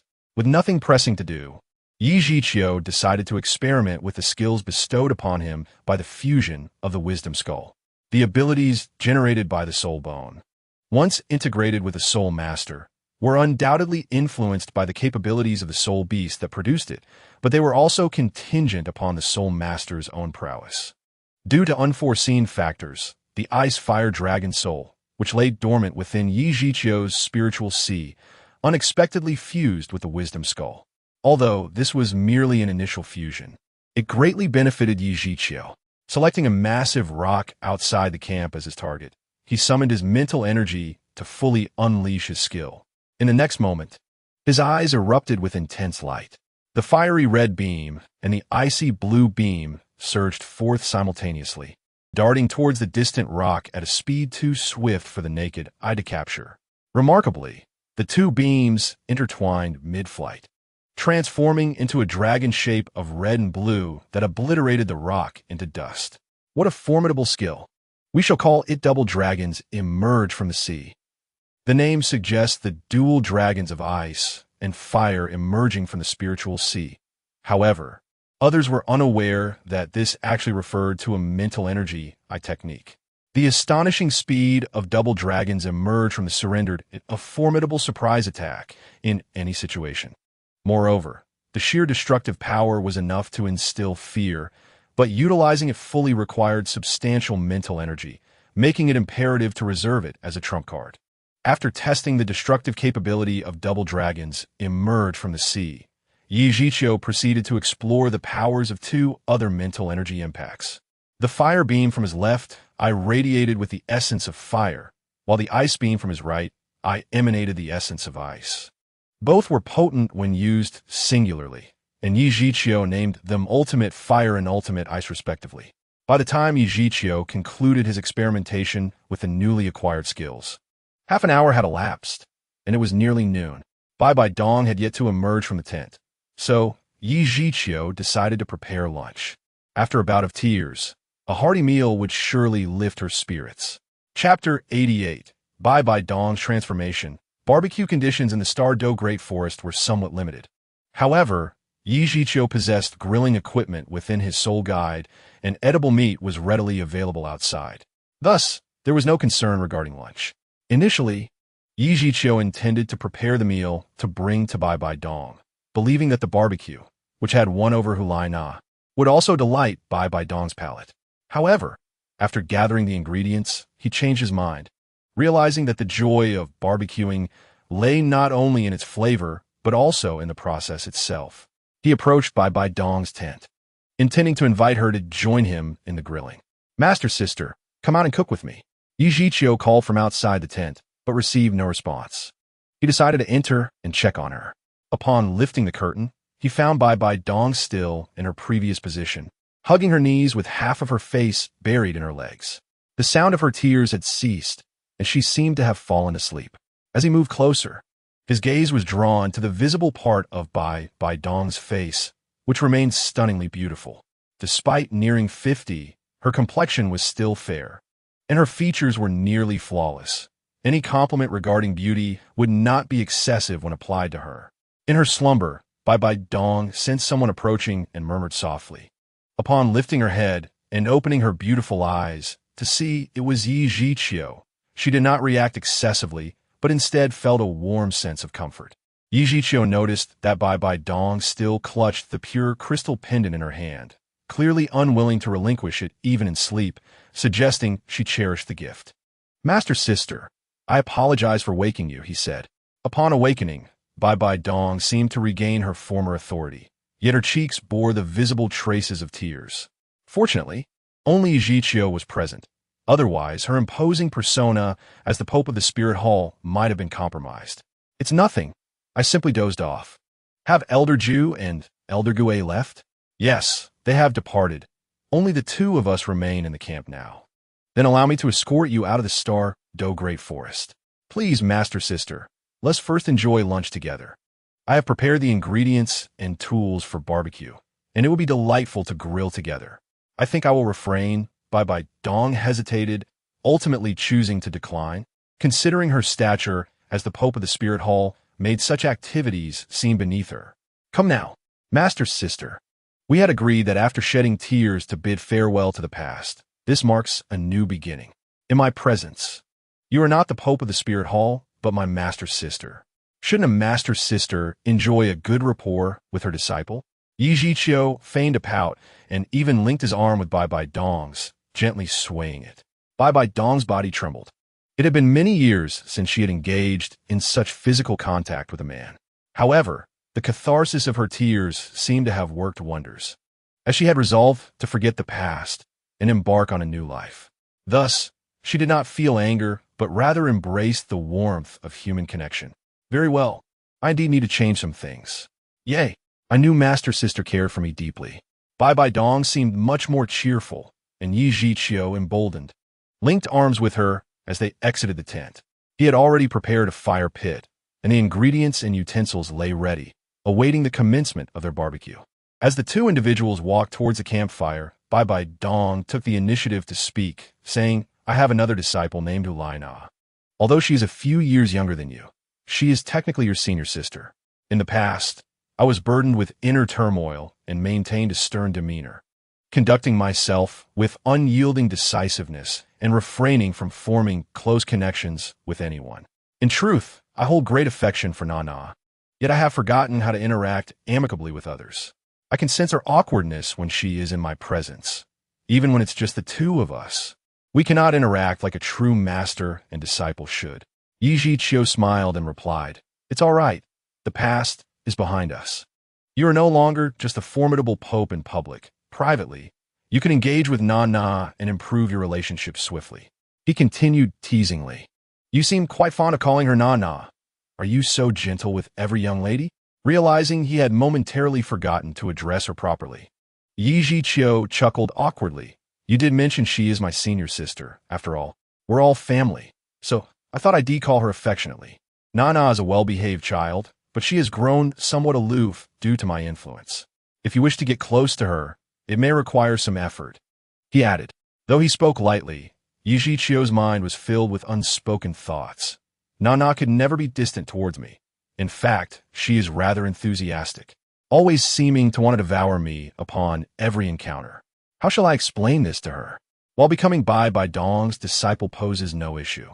The potential romance between master and disciple could be jeopardized, even if Bai Dong harbors feelings for me. Would she accept me if she knew Nana also has affection for me? Alas, how did I switch to the annihilation form so quickly? Had I known, I would have remained in the creation form. Unfortunately, after being saved by Bai Dong, I have no means to revert my appearance. The distance from Bai Dong's tent to the campfire prepared by Yi Zhiqiu was not far. After a brief exchange, they arrived at the fire, and Yi Zhiqiu set aside those troubling thoughts, beginning to grill with Bai Dong. He picked up a skewer of meat, handed a small portion to Bai Dong, and placed the remaining part over the flames, demonstrating while instructing, Master Sister placed the skewer over the fire to roast. But be careful not to let it touch the open flames to avoid charring the meat. The skewers are made of iron, which conducts heat quickly. So wrap your hands with soul power to prevent burns. Finding it amusing, Bai Dong followed Yi Zhiqiu's guidance and began to imitate him. He noticed a smile illuminating her face. Though subtle, it was enough to prompt him to smile in return. The skewers should not be roasted for too long. If overcooked, they would become charred. It is essential to rotate them appropriately to ensure even cooking without reaching the point of burning. Now, add a bit of oil and sprinkle some seasoning, he instructed. After a while, Yi Zhiqiu's skewer was ready, emanating an enticing aroma. He offered the skewer to Bai Dong, saying, Here, Master Sister, this skewer is ready for you. Bai Dong hesitated before accepting it, glancing at the skewer Yi Zhiqiu had prepared, then at her own, which appeared similar, prompting her to ask, Since we roasted together, mine should be ready too, right? Yi Zhiqiu inspected it and chuckled. Ah, Master Sister, one side is charred while the other is still undercooked, merely blackened by the smoke. Bai Dong's cheeks flushed slightly, feeling a touch embarrassed that, as the Pope, she could not even manage something as simple as grilling. She awkwardly attempted to maintain her composure, stating, It's my first time grilling. Failing is to be expected. I understand, Master Sister. Please, enjoy, and I will continue cooking. I guarantee you'll be well fed. Yi Zhiqiu replied as he handed her the grilled meat and took back her undercooked skewer. As his hand brushed against Bai Bai Dong's skin, he felt a soft sensation accompanied by a subtle fragrance. Bai Bai Dong, too, sensed the warmth of Yi Zhiqiu's touch, causing her to imperceptibly shudder. Their gazes met unexpectedly. Yi Zhiqiu's eyes sparkling with admiration, while Bai Bai Dong's deep gaze revealed a hint of shyness. In the next moment, she swiftly turned her head, slightly flustered, and began tasting the grilled meat in her hand, while Yi Zhiqiu smiled softly and resumed grilling more skewers. Master Sister, is it delicious? He inquired. Just average, she replied. Only average? He pressed. Yes, just average, she confirmed. Despite her words, Bai Bai Dong's chewing showed no signs of slowing, as the fragrant meat burst with flavor in her mouth, captivating her palate. Accustomed to delicacies, she found this seemingly unremarkable grilled meat surprisingly delightful. Understanding Bai Bai Dong's pride and restraint, Yi Zhiqiu felt no discomfort and continued his task. As time passed, although they exchanged no words, their relationship quietly drew closer. After half an hour, their grilling feast concluded. Bai Bai Dong, satisfied, licked her lips, appearing alluring, while Yi Zhiqiu felt immensely content after the meal. Master Sister, where shall we go now? He asked, reclining comfortably on the grass. Bai Bai Dong sat beside him, her legs together, and after a brief moment of contemplation, replied, There's no rush to return to the Pope's palace. Are there any cities nearby? Let's take a stroll. Yi Zhiqiu immediately exclaimed, Suo Tuo City. Before confronting Tang Hao, he had instructed Ning Rong and Zhu Zhuqing to wait for him in Suo Tuo City. He wondered how they were faring now and felt compelled to check. Suo Tuo City? I believe I've heard of it. It is the second largest city in the Balak Kingdom. If Balak City is the political hub, then Suo Tuo City serves as the economic center, bustling with activity. Very well. Then, let us proceed to Suo Tuo City. By the time Yi Zhiqiu and Bai Bai Dong reached Suo Tuo City, night had fallen. They appeared to carry no luggage, yet had changed into new attire. Yi Zhiqiu's outfit was similar to his usual attire, but Bai Bai Dong had exchanged her simple garments for an opulent black robe adorned with golden patterns. Although she did not wear a golden crown or carry a scepter, she exuded an extraordinary presence. The nighttime ambience of Suo Tuo City lacked the daytime vibrancy, but was, in reality, bustling with activity. All concealed within the towering structures surrounding the Suo Tuo Grand Fighting Arena. Master Sister, why don't we visit the Suo Tuo Grand Fighting Arena? It should be the liveliest place in the city. The fighting arena? No.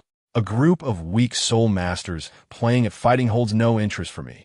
Bai Bai Dong decisively rejected, viewing such contests as mere childish play.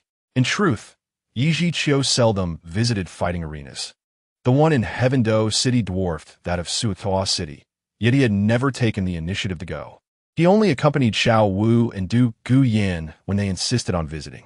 Bai Bai Dong often found herself alone in the cold, desolate halls of the Pope's palace, devoid of companionship, which was why Yi Zhiqiu yearned to introduce her to a more vibrant atmosphere. Yi Zhiqiu curled his lips and remarked, however, the most vibrant place at night is undoubtedly the Duhan Square. If you do not wish to venture there, we shall have no choice but to seek solace in a hotel. After a moment of hesitation, Bai Dong ultimately consented, responding, very well, let's go and take a look.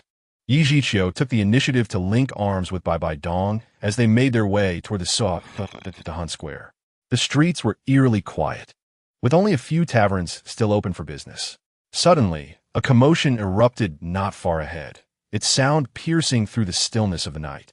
With a solitary lamp illuminating the way, Yi Zhiqiu casually extended his spiritual energy, only to discover a familiar figure, a master. Waiter, bring me some wine. Where's my drink? The master, utterly intoxicated, lay sprawled across the table, incoherently shouting while clutching a wine cup. The tavern attendant, standing politely beside him, said, Sir, we are about to close, and you are inebriated. You haven't even settled your previous bill. Might you consider paying for your drinks first?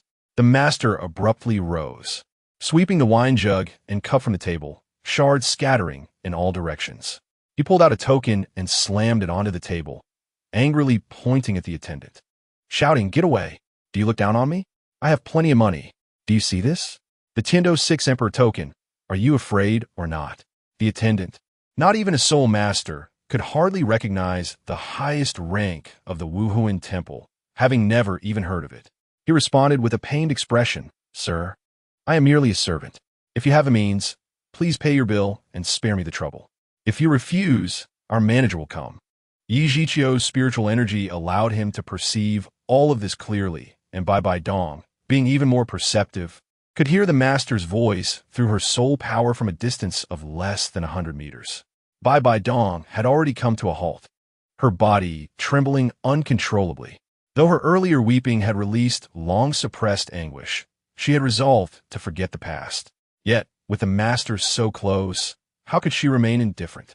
After all, he had wounded her deeply, and her resentment had lingered far too long.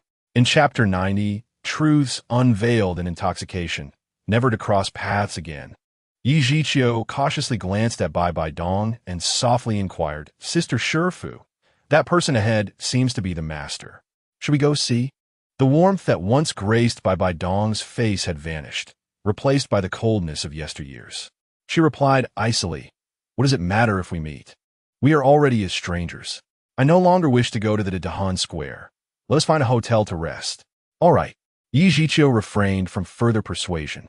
He had not anticipated encountering the master here. However, they still needed to venture deeper into Suo Ta'a City to find hotel. As Yi Zhiqiu continued to guide Bai Dong forward, she maintained her stoic gaze, seemingly oblivious to the master's drunken state nearby. Yet, the subtle tremors of her body betrayed her inner turmoil. Soon, they arrived at the tavern where the master was engaged in a dispute with the attendant. For some unknown reason, he suddenly turned and caught sight of Bai Dong. "Bai Dong, have you come to mock me at last?" Even in his stupor, the master recognized her at a glance, shaking off the tavern attendant and stumbling toward Bai Dong. "Bai Dong, what more do you want from me? Have you not already hurt me enough? Why do you take my disciple? Why did you see Xiao San? It was you who wronged me all those years ago. Why must you treat me like this now? You have already taken Xiao San. Why come to humiliate me in person?" The master, thoroughly intoxicated, was drained of strength, and as he shouted in righteous indignation, he faltered and collapsed at Bai Dong's feet.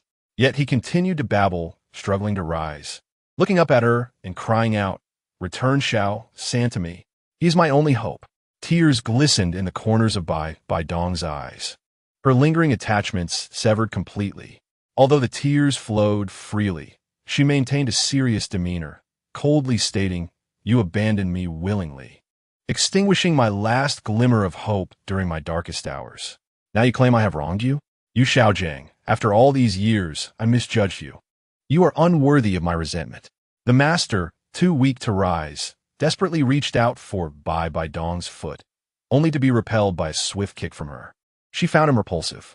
Once, the young and kind-hearted Bai Dong had loved Yu Xiaojing, willing to forsake her identity as the saintess of the Wuhuan temple for him, wandering the world together.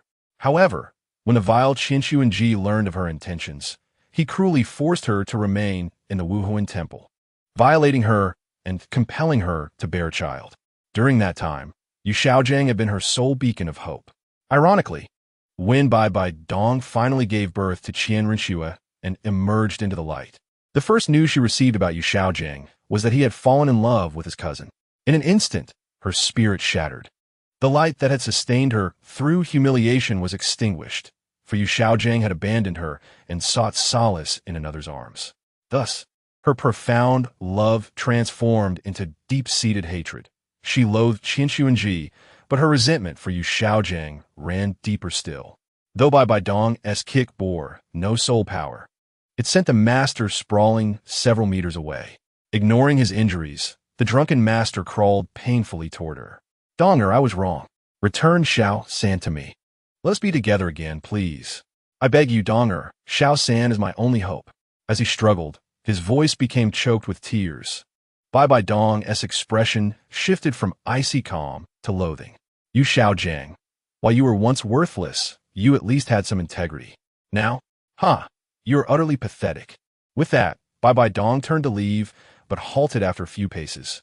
Yi Zhiqiu, silently observing the farce, followed closely behind her, unwavering in his support. This matter required Bai Bai Dong to resolve personally.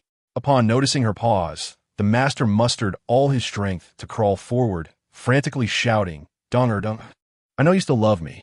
Return Xiao San to me. Let us be together again. I will fulfill any request you have." Bai Bai Dong was confronted with the master's disgraceful display. She refused to linger on him, the traces of her tears dried by the evening breeze. She retrieved a pouch of gold soul coins from her soul guide and tossed it to the tavern attendant, then summoned her soul power to reclaim the Tiando 6 Emperor token from the table. "This matter shall remain buried. If a word escapes your lips, I shall slay your entire family. Should word of this spread, I will unleash devastation from Sokta City outward. If even one soul learns of it, I will lay waste to that city." The attendant, terrified, fell to his knees, aware that even in his ignorance, he could not be unaware of the name of the current pope of the Wuhuan Temple. He fervently assured, "Rest assured, Your Holiness, I have heard nothing and will not speak a word. However, should this person spread rumors, do not lay the blame at my feet." He wouldn't dare, because he feared that I would annihilate those he holds dear. When Bai Bai Dong uttered these words, her voice was particularly frosty, as one among the individuals cherished by the master was Lu Erlong. Yes, I shall heed the commands of Your Holiness," came the response. Before departing, Bai Bai Dong's icy gaze once again fell upon the master, and she coldly remarked, "I, Bai Bai Dong, would not stoop so low as to pursue you for the abduction of your disciple. You have misjudged your target." With that, having concluded her business, Bai Bai Dong made no further delay and turned to leave.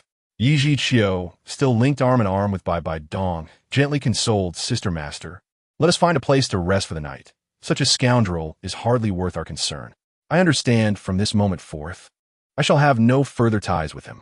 The master's attention had remained fixated on Bai Bai Dong. Yet now he beheld only the retreating figures of Bai Bai Dong and Yi Zhiqiu. In an instant, he roared in resentment, "Bai Bai Dong, you have chosen a paramour. The vows you once swore were nothing but empty promises. What right do you have to speak of me? Bai Bai Dong, clarify this for me. Bai Bai Dong, come back." The gentle evening breeze had unexpectedly transformed into a bone-chilling wind, not only piercing the skin, but also cutting deep into the heart. The last flicker of hope the master harbored for Bai Bai Dong was utterly extinguished, vanishing without a trace. Chapter 91. Pink First Love. Farewell approaches after a brief walk.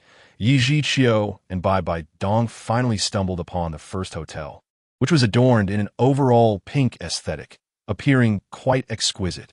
The sign outside proudly proclaimed the establishment's name, Pink First Love Hotel. This hotel, evidently catering to couples, made Yi Zhiqiu ponder that Bai Bai Dong would surely object to staying there. To his surprise, Bai Bai Dong resolutely stated, "Pink First Love, a delightful name. We shall stay here. Sister Master, this appears to be a couple's hotel. Would it not be inappropriate for us to reside here?" Yi Zhiqiu hesitated. Bai Bai Dong, however, brushed off his concerns nonchalantly. "If I say is fine, then it is fine. Besides, we can simply book 2 rooms. Moreover, even if we were to share 1 room, would you dare to act against me? Or rather, what could you possibly do?" Yi Zhiqiu immediately felt a deep sense of humiliation. He was, after all, a young man full of vigor. What did she mean by "what could you do"? He was fully capable of doing anything. It was merely that he could not overpower Bai Bai Dong. Very well then. Yi Zhiqiu, unable to argue further, promptly took Bai Bai Dong's arm and entered the Pink First Love Hotel.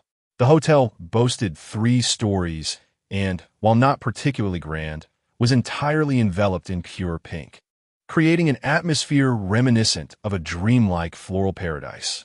Upon entering, Bai Bai Dong appeared noticeably uncomfortable, as the clientele consisted of couples, many of whom were openly displaying their affections with kisses. Yi Zhiqiu observed this scene with a smirk, but found nothing extraordinary. After all, he had witnessed far more scandalous sights in his previous life. Approaching the front desk, Yi Zhiqiu addressed the staff, please reserve 2 luxurious rooms for us. Money is no object.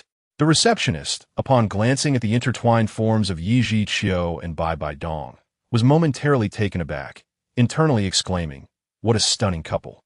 They are truly a match." Nevertheless, business was business, and the receptionist promptly responded, "Sir, our Pink First Love Hotel caters to couples. Each pair may only reserve 1 room. However, rest assured, the room is quite spacious. If you require special entertainment facilities, we can certainly provide those as well."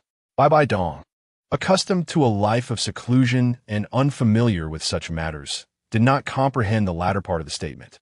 Her focus solely on the restriction of booking only 1 room. Yi Chiu, not daring to make a decision, shifted his gaze to Bai Bai Dong's face, awaiting her verdict.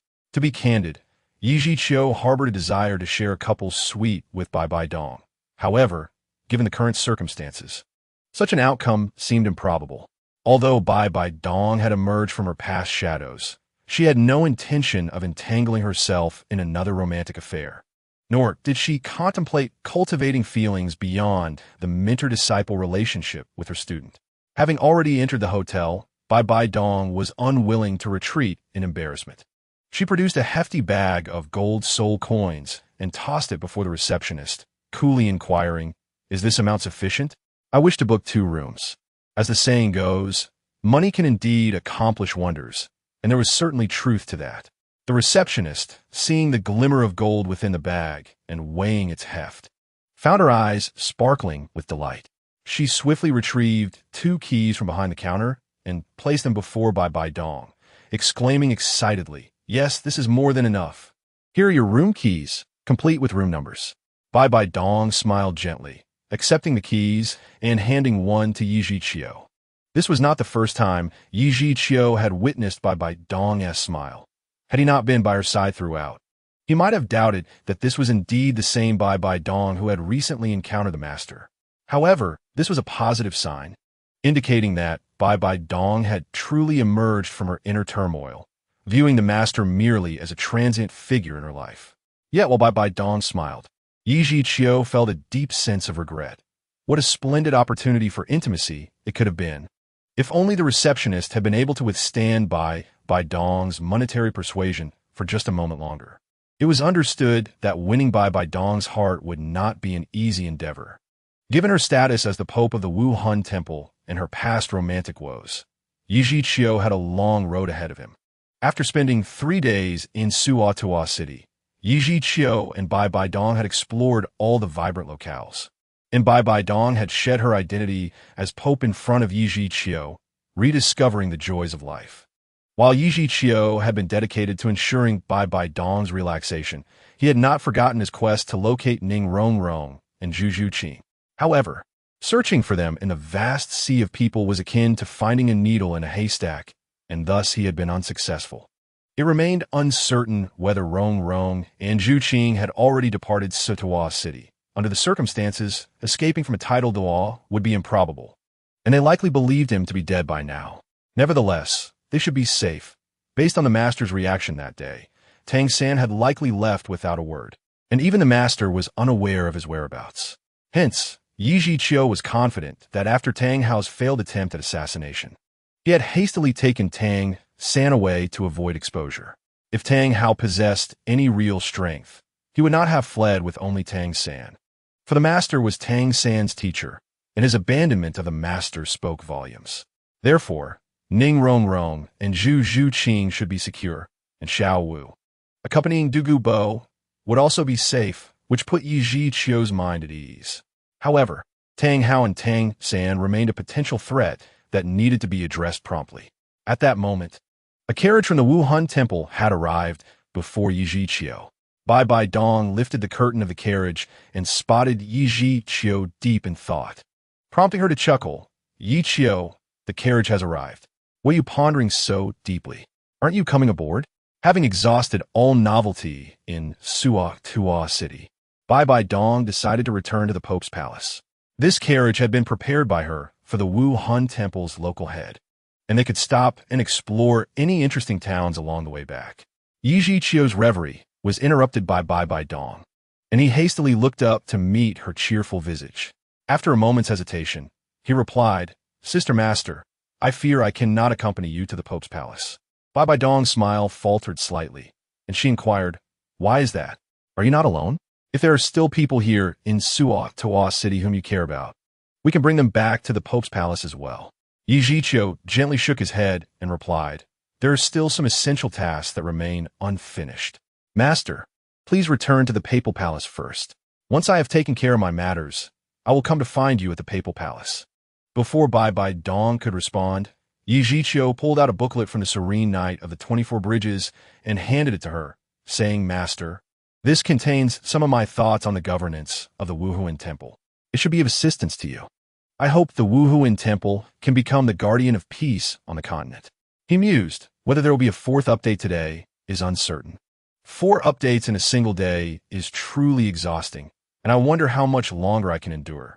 Many aspects require reference to the original text, and writing a chapter generally takes 1.5 to 2 hours.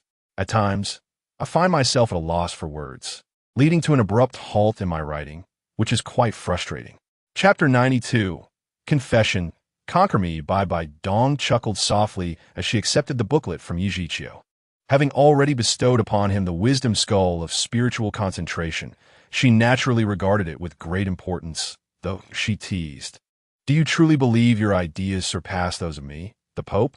Is the Wuhuan Temple not already a protector of peace on the continent? Yi Zhiqiu released his soul power, isolating them from the others in the Wuhuan Temple. Some words could only be shared with Bai Bai Dong alone. Master, 1S status shapes 1S perspective. You survey the continent and prioritize the bigger picture, yet many subtle details can only be discerned by those at the grassroots level. My suggestions will undoubtedly aid the Wuhuan Temple's development. To speak frankly, the Wuhuan Temple is the legacy of the angel god, having endured for millennia. Its core must be the inheritors of the angel god. Although you are the Pope, there are inevitable constraints. I believe you also wish for the Wuhuan Temple to genuinely serve as the guardian of the continent rather than as a private force for a single clan. Bai Bai Dong's gaze sharpened, for Yi Zhiqiu had unveiled secrets pertaining to the Wuhuan Temple that few knew. She realized that she was increasingly unable to fathom him. Your identity is not simple. You deceive me.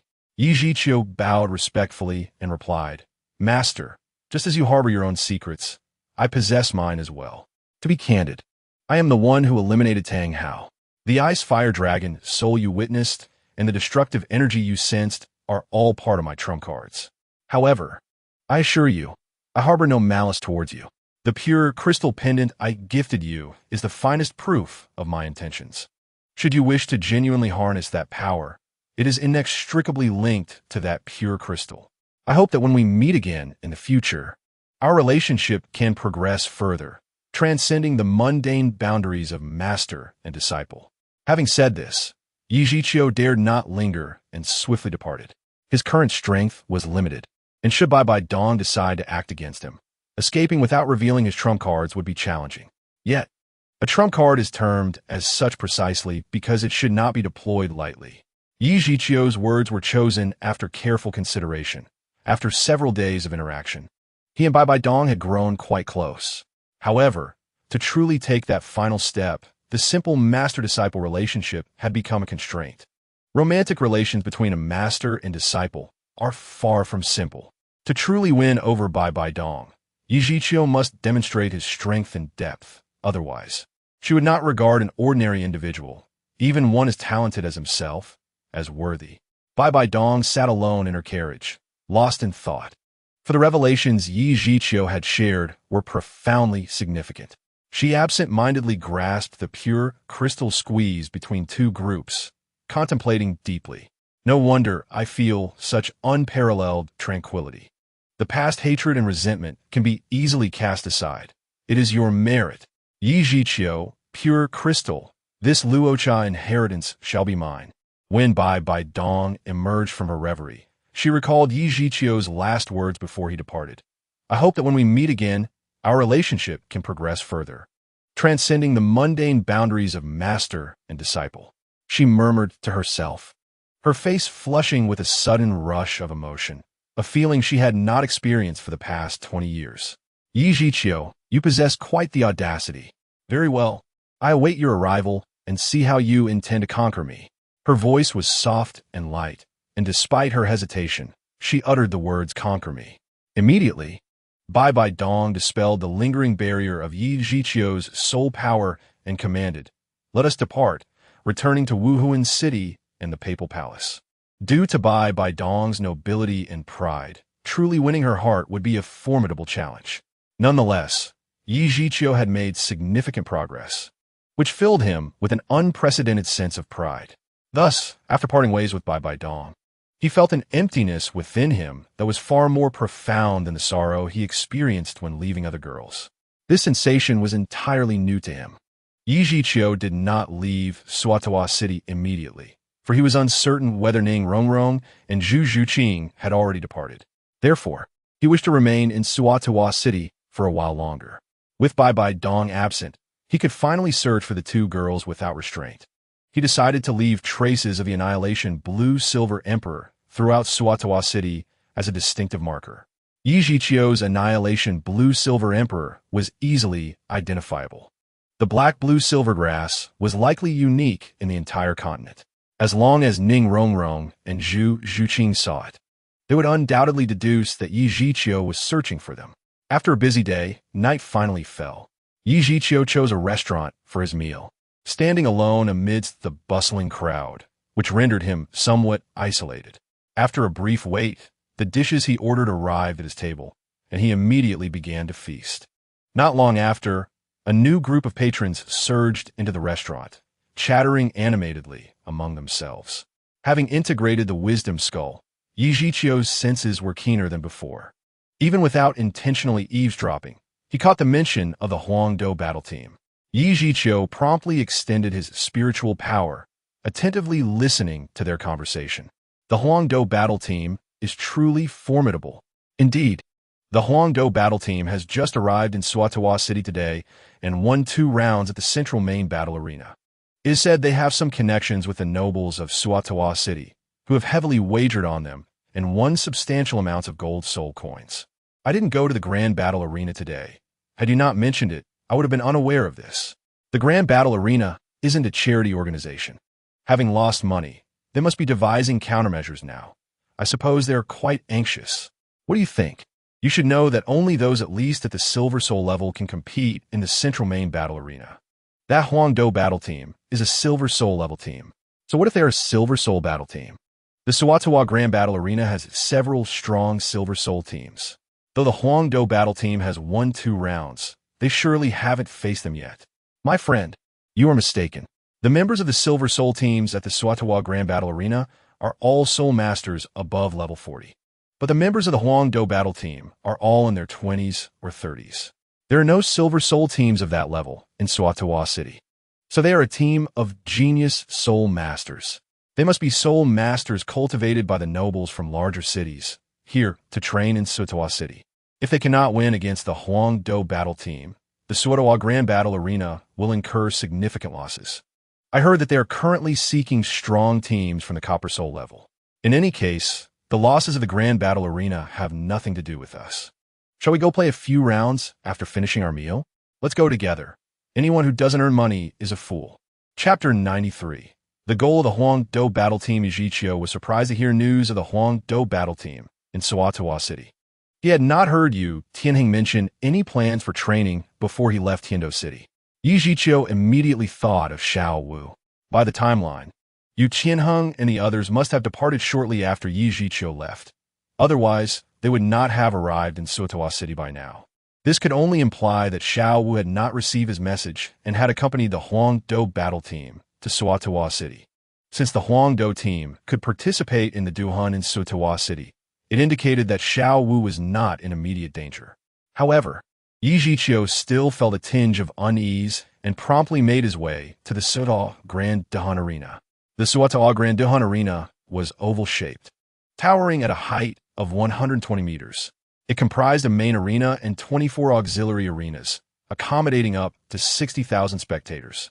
Upon entering the Grand Duhan Arena, Yi Zhiqiu's gaze was immediately drawn to a massive stone tablet inscribed with the names of the deceased. He could not afford to dwell on such trifles. Upon entering, he swiftly inquired about the location of the main arena and hurriedly proceeded there.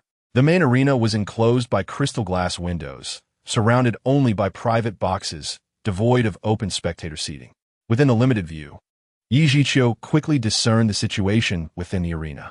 The 7 members of the Hongjun team were engaged in a standoff against an unknown opposing team, and Xiao Wu was among the 7 members, with Aosi Luo absent from the arena.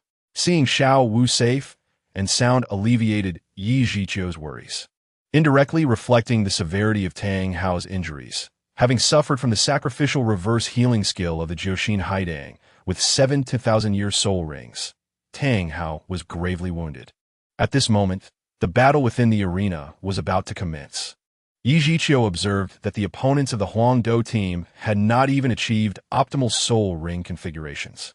At least half of them had first soul rings that were merely 10 years old. Therefore, Yi Zhiqiu felt no concern for the safety of the Hongjun team. His gaze flickered between Xiao Wu and Duge Yin, one a sensitive attack-type soul master and the other a control-type soul master, both exhibiting considerable activity on the field.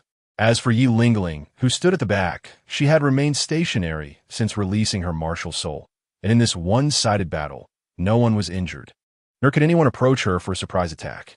A healing-type soul master found herself rendered utterly ineffective, given that the 7 members were in Suatua City. Aosi Luo and Qin Ming must have accompanied them, as one was a member of the Hongjun team and the other their supervising teacher. However, Yi Zhiqiu was unaware of which VIP room they were observing from, so he could only wait outside. Nevertheless, the outcome of the battle was already a foregone conclusion, and soon enough, the Hongjun team achieved a resounding victory. After the duhan concluded, Yi Zhiqiu hurried to the arena's exit, where Qin Ming and Aosi Luo were already waiting. The 7 members of the Hongjun team emerged triumphantly from the arena. Another easy and dull battle. Duge Yin's cold voice reached Yi Zhiqiu's ears. Shortly after, Xiao Wu chimed in, "It's because I am strong. I just knocked out their powerful attack-type soul master with a single strike." Duge Yin immediately retorted, "If I hadn't restrained him with my Lin snake, would you have been able to attack him so easily? It was my effort that mattered most." All right. When can you two settle down? My head is about to explode from your bickering," Aosi Luo said impatiently. Xiao Wu and Duge Yin seemed to unite, suddenly exclaiming in unison, "Shut up." A wry smile appeared on Yi Zhiqiu's face. Both Xiao Wu and Duge Yin were strong-willed young women, and their rivalry over Yi Zhiqiu had persisted for years. He wondered when they would ever coexist peacefully. Qin Ming observed Yu Tianheng's group quietly, accustomed to the rivalry between Xiao Wu and Duge Yin. Yet he did not neglect the post-battle guidance that was necessary. In team battles, trust and cooperation among teammates are paramount. I watched the battle patiently, and the coordination between Tianheng and Yufeng has significantly improved since last time, although there are still areas that require attention. Lingling, I must emphasize this. You cannot be left behind. This time, the opponents were weak, allowing you to defeat them easily, leading to a casual performance. However, what if the opponents deliberately concealed their strength, feigning weakness? If even one attack goes unblocked, Lingling could be severely injured, leaving you as disarrayed as scattered sand. Shimo and Shimo, your defensive efforts were commendable, but you both have a poor habit of wanting to block every attack. I know you excel in defense, but avoid taking hits from attacks you can evade to prevent unnecessary injuries. Commendations go to Duge Yin and Xiao Wu. Despite their constant rivalry, they exhibited remarkable synergy when cooperation was required, leaving no room for criticism. Qin Ming was not a gentle person. He was quite strict in educating his students. However, his strength was formidable, having become a sole emperor at the age of 34, which earned the admiration of Yu Tianheng and the others, who regarded Qin Ming as their aspiration. Each time Yi Zhiqiu reflected on this, he couldn't help but ponder how they would revere him if they knew his true level. Teacher Qin, the shortcomings you pointed out are indeed our faults, and we will strive to correct them. Aiming for the Hongjun team to win the championship in the upcoming elite competition of Advanced Soul Master Academies, Yu Tianheng declared, clenching his fist. Let us work hard together. Let us strive together. Let us win the championship. The enthusiasm among the others was equally fervent, which brought Qin Ming considerable satisfaction. Outside of instruction, Qin Ming was quite affable, immediately encouraging them. I believe you can achieve it. It's getting late, and there's another Dahan tonight. Let us go eat. You all can rest and relax a bit. Okay. The Huangdo team made their way outside, and Yi Zhiqiu just happened to block their path. He intended to join them, but noticed that the leading Qin Ming deliberately bypassed him, with Xiao Wu and the others following closely behind, exiting. What's going on? Are they pretending not to recognize me? Yi Zhiqiu wondered. He inadvertently caught a glimpse of his reflection in a mirror and remembered that he was currently in his obliteration form, not his original appearance. Yi Zhiqiu slapped his thigh, exclaiming in exasperation, in matters regarding Xiao Wu's safety, I was so anxious that I forgot such an important detail. Chapter 94. The Shameless Dai Mubai. Zhu Zhuqing's death wish the Sorendahan arena was bustling with people, and Yi Zhiqiu could only find a secluded spot to dissolve his obliteration form and the white bone mask. Thus, he would be unable to recognize Xiao Wu and the others for the time being. However, this was not a significant issue, as the Huangdo team had a match that evening, and he could return later. Yi Zhiqiu exited the Sudao Grand Duhan Arena and immediately headed toward a quiet area. In a deserted alley, he extended his spiritual power to ensure that no one was around. Yi Zhiqiu's spiritual energy spread out for hundreds of meters, confirming the absence of any presence. Yet, he did not retract his spiritual energy, as caution was never unwarranted. Suddenly, two familiar figures were enveloped by Yi Zhiqiu's spiritual energy. Delight flickered in his expression, but it was mixed with a hint of displeasure. Coincidentally, Yi Zhiqiu's externalized spiritual energy had captured Zhu Zhuqing, and the individual beside her was none other than Dai Mubai, who should not have appeared. Though they were hundreds of meters apart, Yi Zhiqiu's spiritual energy also picked up their conversation. Zhuqing, why are you so close to that Yi Zhiqiu? You should be acutely aware of your identity. You are my fiancé. Dai Mubai spoke with an unmistakable tone of fury, gripping Zhu Zhuqing's wrist with an iron hand, denying her any opportunity to escape. Do you not realize I am your fiancé when you abandoned me to face Davis and Zhu Zhiyun alone? Did it not occur to you as you strolled into the Rose Hotel, flanked by two girls, that I am your fiancé? Coward! Scoundrel! Our relationship has dissolved into nothingness. I can be with whomever I choose, so release me at once. For a girl as reserved as Zhu Zhuqing to erupt into such a tirade reveals the depth of her anguish and fury. Zhu Zhuqing and Dai Mubai were once inseparable, sharing both triumphs and tribulations. When Dai Mubai fled from pressure, Zhu Zhuqing could still deceive herself into believing he was merely enduring. She followed in his footsteps, alone and weary, tirelessly seeking information until she finally reached Suotawa City, only to witness Dai Mubai grinning with abandon, embracing two girls as they entered the Rose Hotel. In that moment, it felt as if the sky had collapsed. Zhu Zhuqing was painfully aware of Dai Mubai's lecherous nature, having observed his flirtations during their time in the Xingluo Empire. Although she was enraged, she refrained from intervening, as the pressures from their backgrounds weighed heavily upon them, like a mountain that left no room for breath.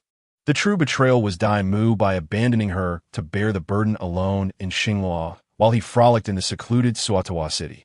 When Zhu Zhuqing quietly followed him to Shrek Academy, her heart wavered, for she felt utterly alone until she beheld Yi Zhiqiu, who seemed to descend from the heavens. It was not your obstinacy. It was not your refusal to let me touch you. Today, I shall forcefully claim you, lest you fall into Yi Zhiqiu's hands. Dai Mubai's vulnerability was exposed, igniting his rage. He seized both of Zhu Zhuqing's hands, leaning in to cover her lips with his own. The audacity, the shadowy claws of the abyss. Zhu Zhuqing, at the 27th rank, was significantly outmatched by Dai Mubai's 37th rank. Yet, summoning her spirit power, she countered suddenly, breaking free from his grasp, and with a fierce claw, she inflicted deep gashes upon his face. As Dai Mubai felt the sting of pain on his cheek, disbelief washed over him as he touched the blood staining his fingers. Enraged, he bellowed, Zhu Zhuqing, you seem utterly lost. Without me, Your path is one of demise. How dare you define me at this juncture? I shall claim you today."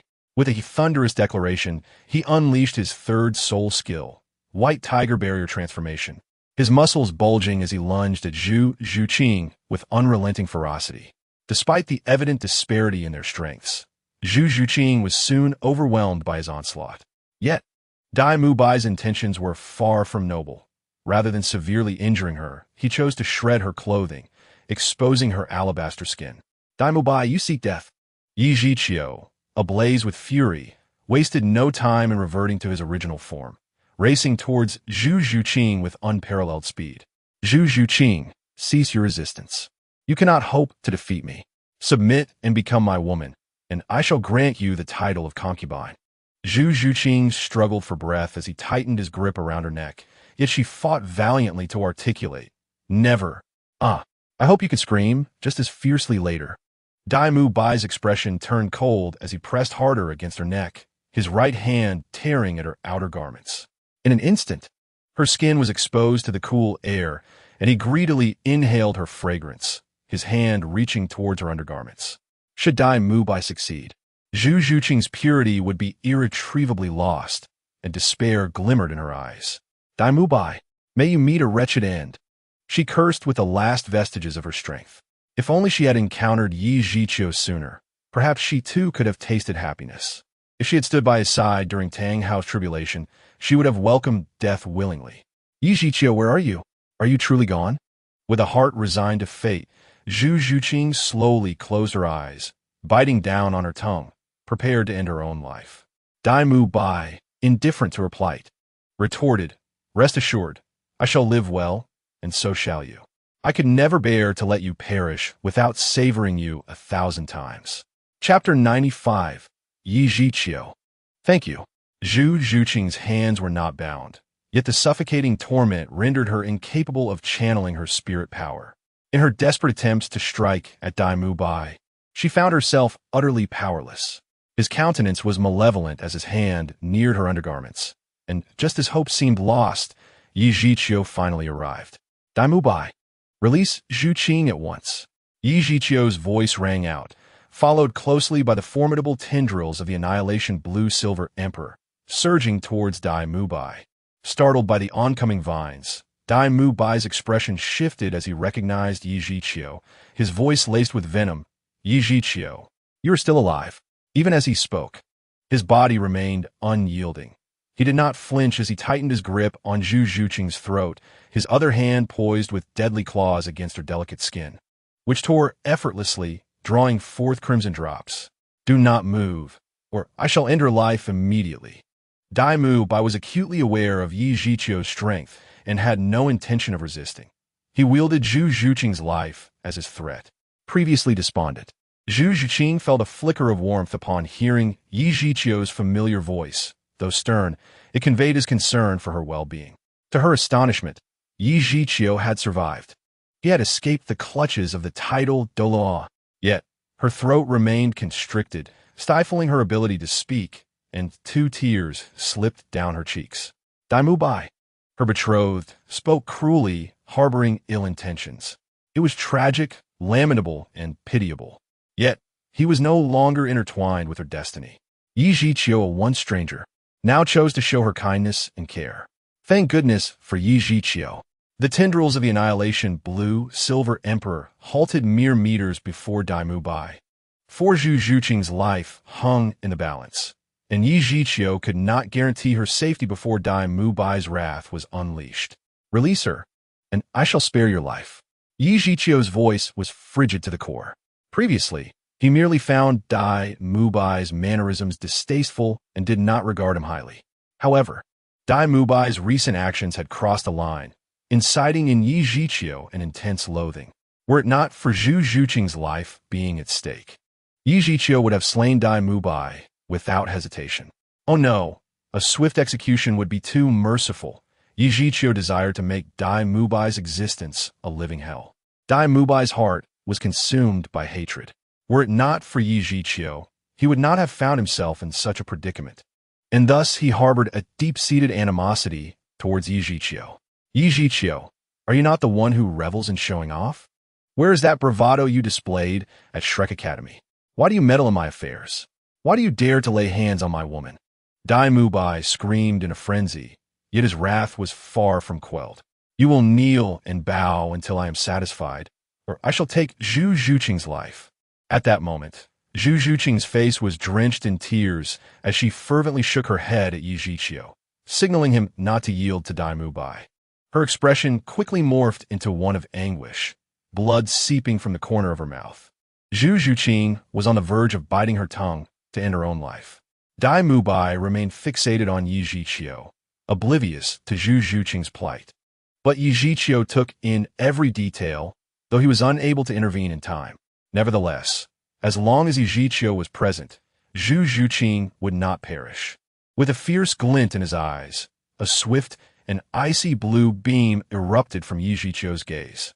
Despite Dai Mubai's complete focus on him, he had no time to react. The beam struck Dai Mubai's left arm, encasing it in ice. As Dai Mubai realized Yi Zhiqiu had unleashed his power, he instinctively attempted to pierce Zhu Zhuqing's neck with his claws, but his arm was unresponsive. How is this possible?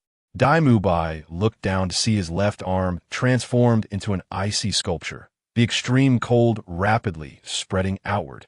He found himself unable to break free, helplessly watching the frost envelop him, as a sense of weakness began to creep into his right arm.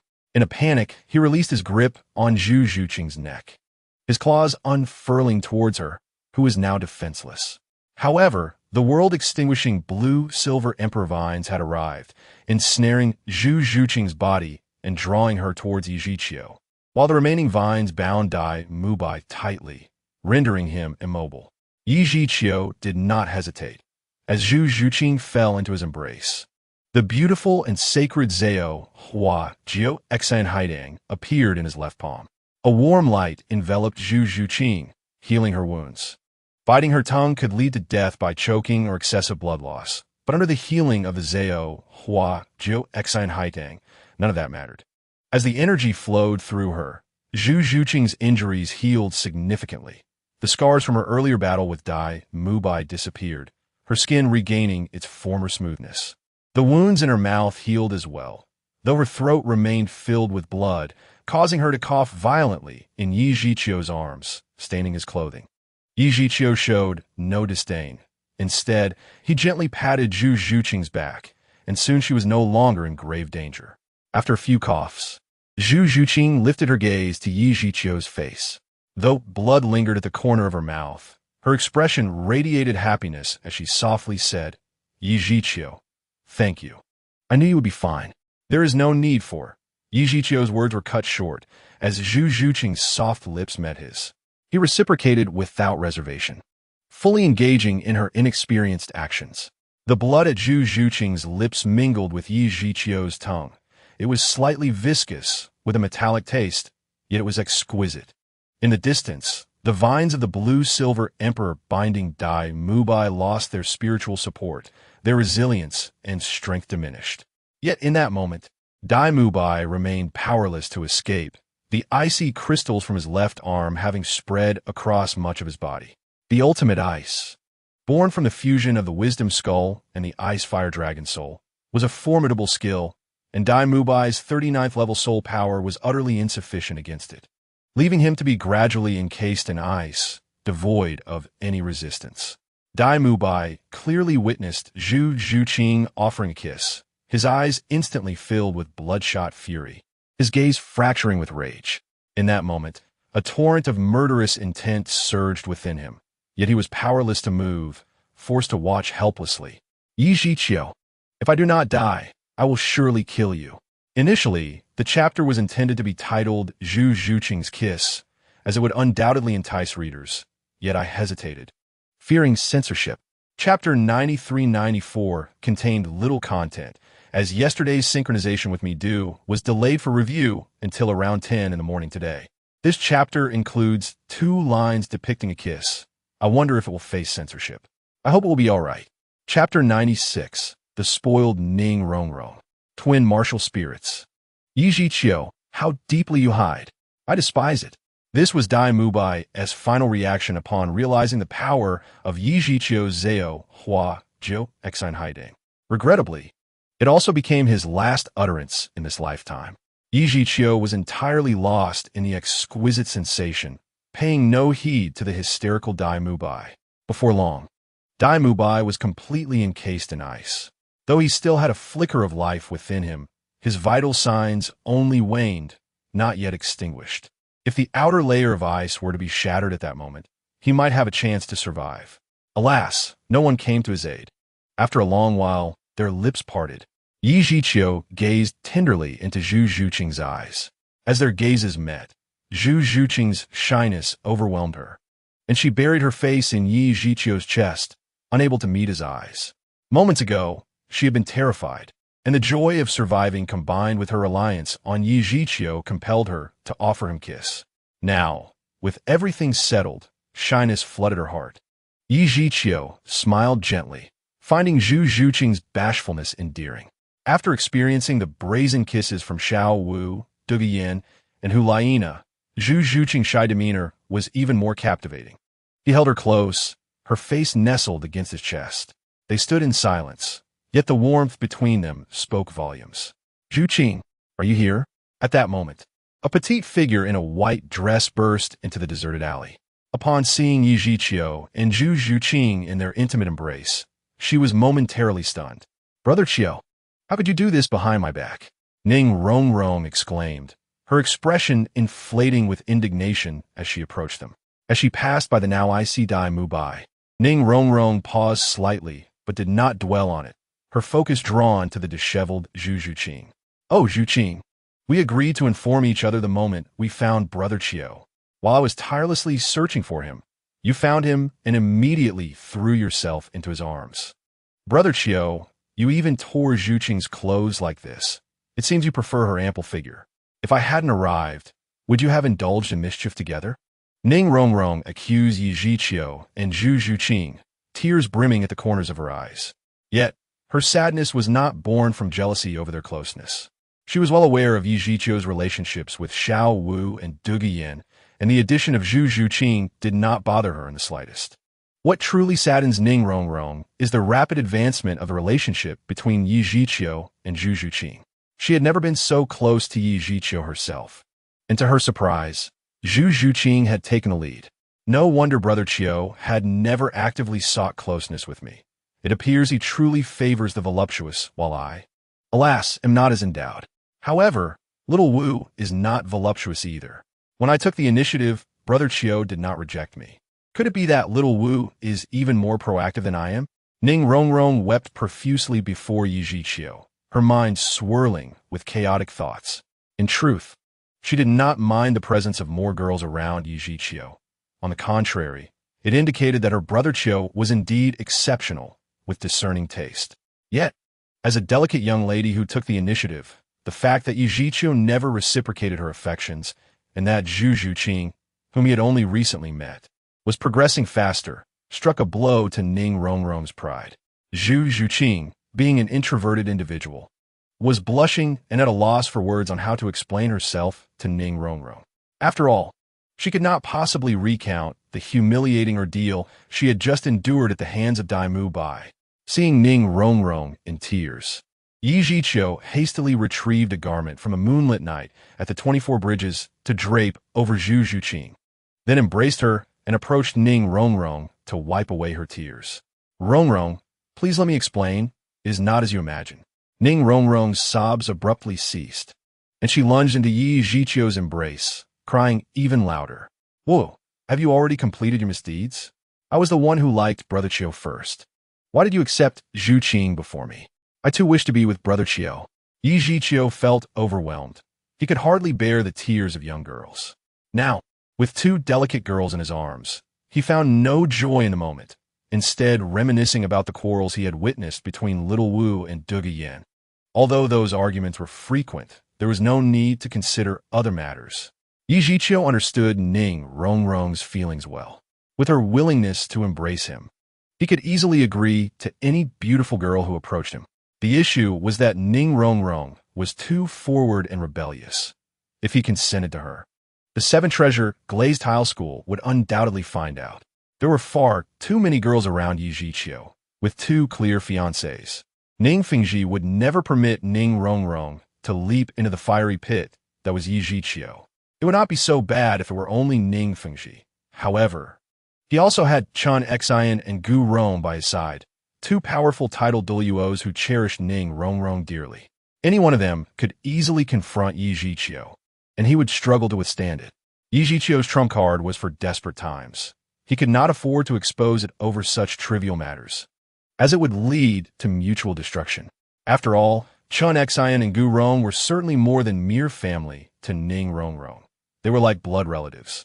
Feeling a headache coming on, Yi Zhiqiu thought to himself that Ning Rongrong was truly a little witch. Once she began to cry, no one could console her. With no other choice, he braced himself and explained, "Rongrong, please listen to me. It is truly not as you perceive. Zhu Qing was just bullied, and I happened to witness it, so I came to her rescue. I won't listen. Brother Qiu, you're just trying to deceive me." Zhu Qing felt helpless and softly interjected, "Yi Zhiqiu is not lying. The person who bullied me is right over there, encased in that block of ice." The relationship between Zhu Qing and Yi Zhiqiu had progressed rapidly, leaving Zhu Qing uncertain of how to address him. Ning Rongrong remained unfazed, still sobbing in Yi Zhiqiu's arms, as if she had suffered a great injustice. Yi Zhiqiu, fully aware of Ning Rongrong's intentions, spoke sternly, "Rongrong, if you continue to feign tears, I may just lose my affection for you." Ning Rongrong's cries suddenly ceased, and she shyly lifted her head, her voice barely above a whisper as she pleaded, "Brother Qiu, I simply want to be with you. You have said you like me. Can we be together? I promise I will never argue with little Wu or Duge Yan. I will be obedient, and I can even help you win over Zhu Qing. Her figure is splendid, and I am certain you would like it." Ning Rongrong was indeed a whimsical girl.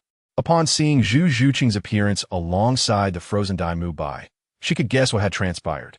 Her tears were merely a pretext to draw closer to Yi Zhiqiu. Gaining his approval would be the ultimate joy. "You silly girl. What nonsense are you spouting?" Yi Zhiqiu gently tapped her forehead. This girl was always lost in her own thoughts, believing she could assist him in winning over Zhu Qing. Did she not realize he had already done so? Such statements were a blatant denial of his strength and charm. Ning Rongrong's words caused Zhu Qing to blush as well, and her mind began to wander. His intense reaction earlier must indicate he has feelings for me. If only I could remain by his side forever.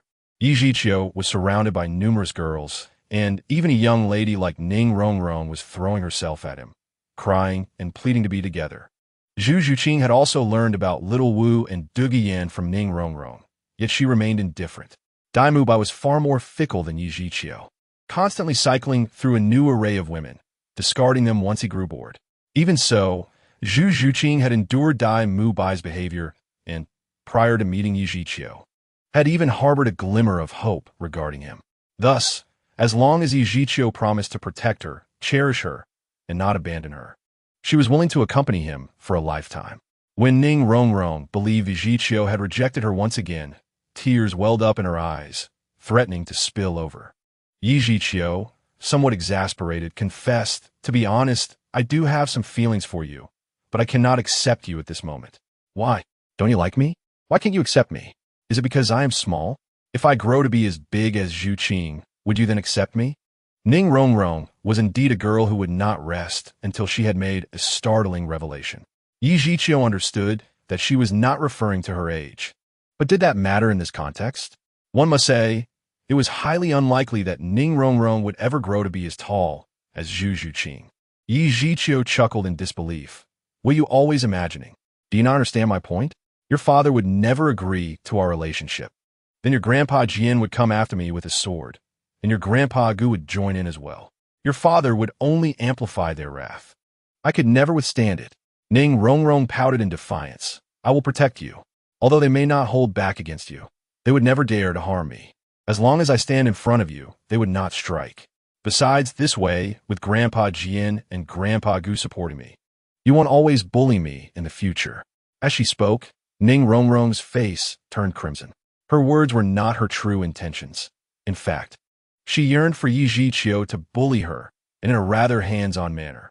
She had already begun to envision such scenes, and the anticipation thrilled her. Rong, why are you blushing so suddenly? Are you imagining something inappropriate? Yi Zhiqiu teased, having easily noticed her obvious embarrassment. Instantly, Ning Rong, resembling a startled kitten, vehemently denied. What nonsense are you saying? It has nothing to do with you. To be honest, Ning Rong had persistently harbored feelings for Yi Zhiqiu for several years, and many were aware of her affections. Little Wu and Douluo Yin were often at odds with her, which made things rather challenging for her. Yi Zhiqiu felt a pang of tenderness and resolved to offer Ning Rong a sincere promise.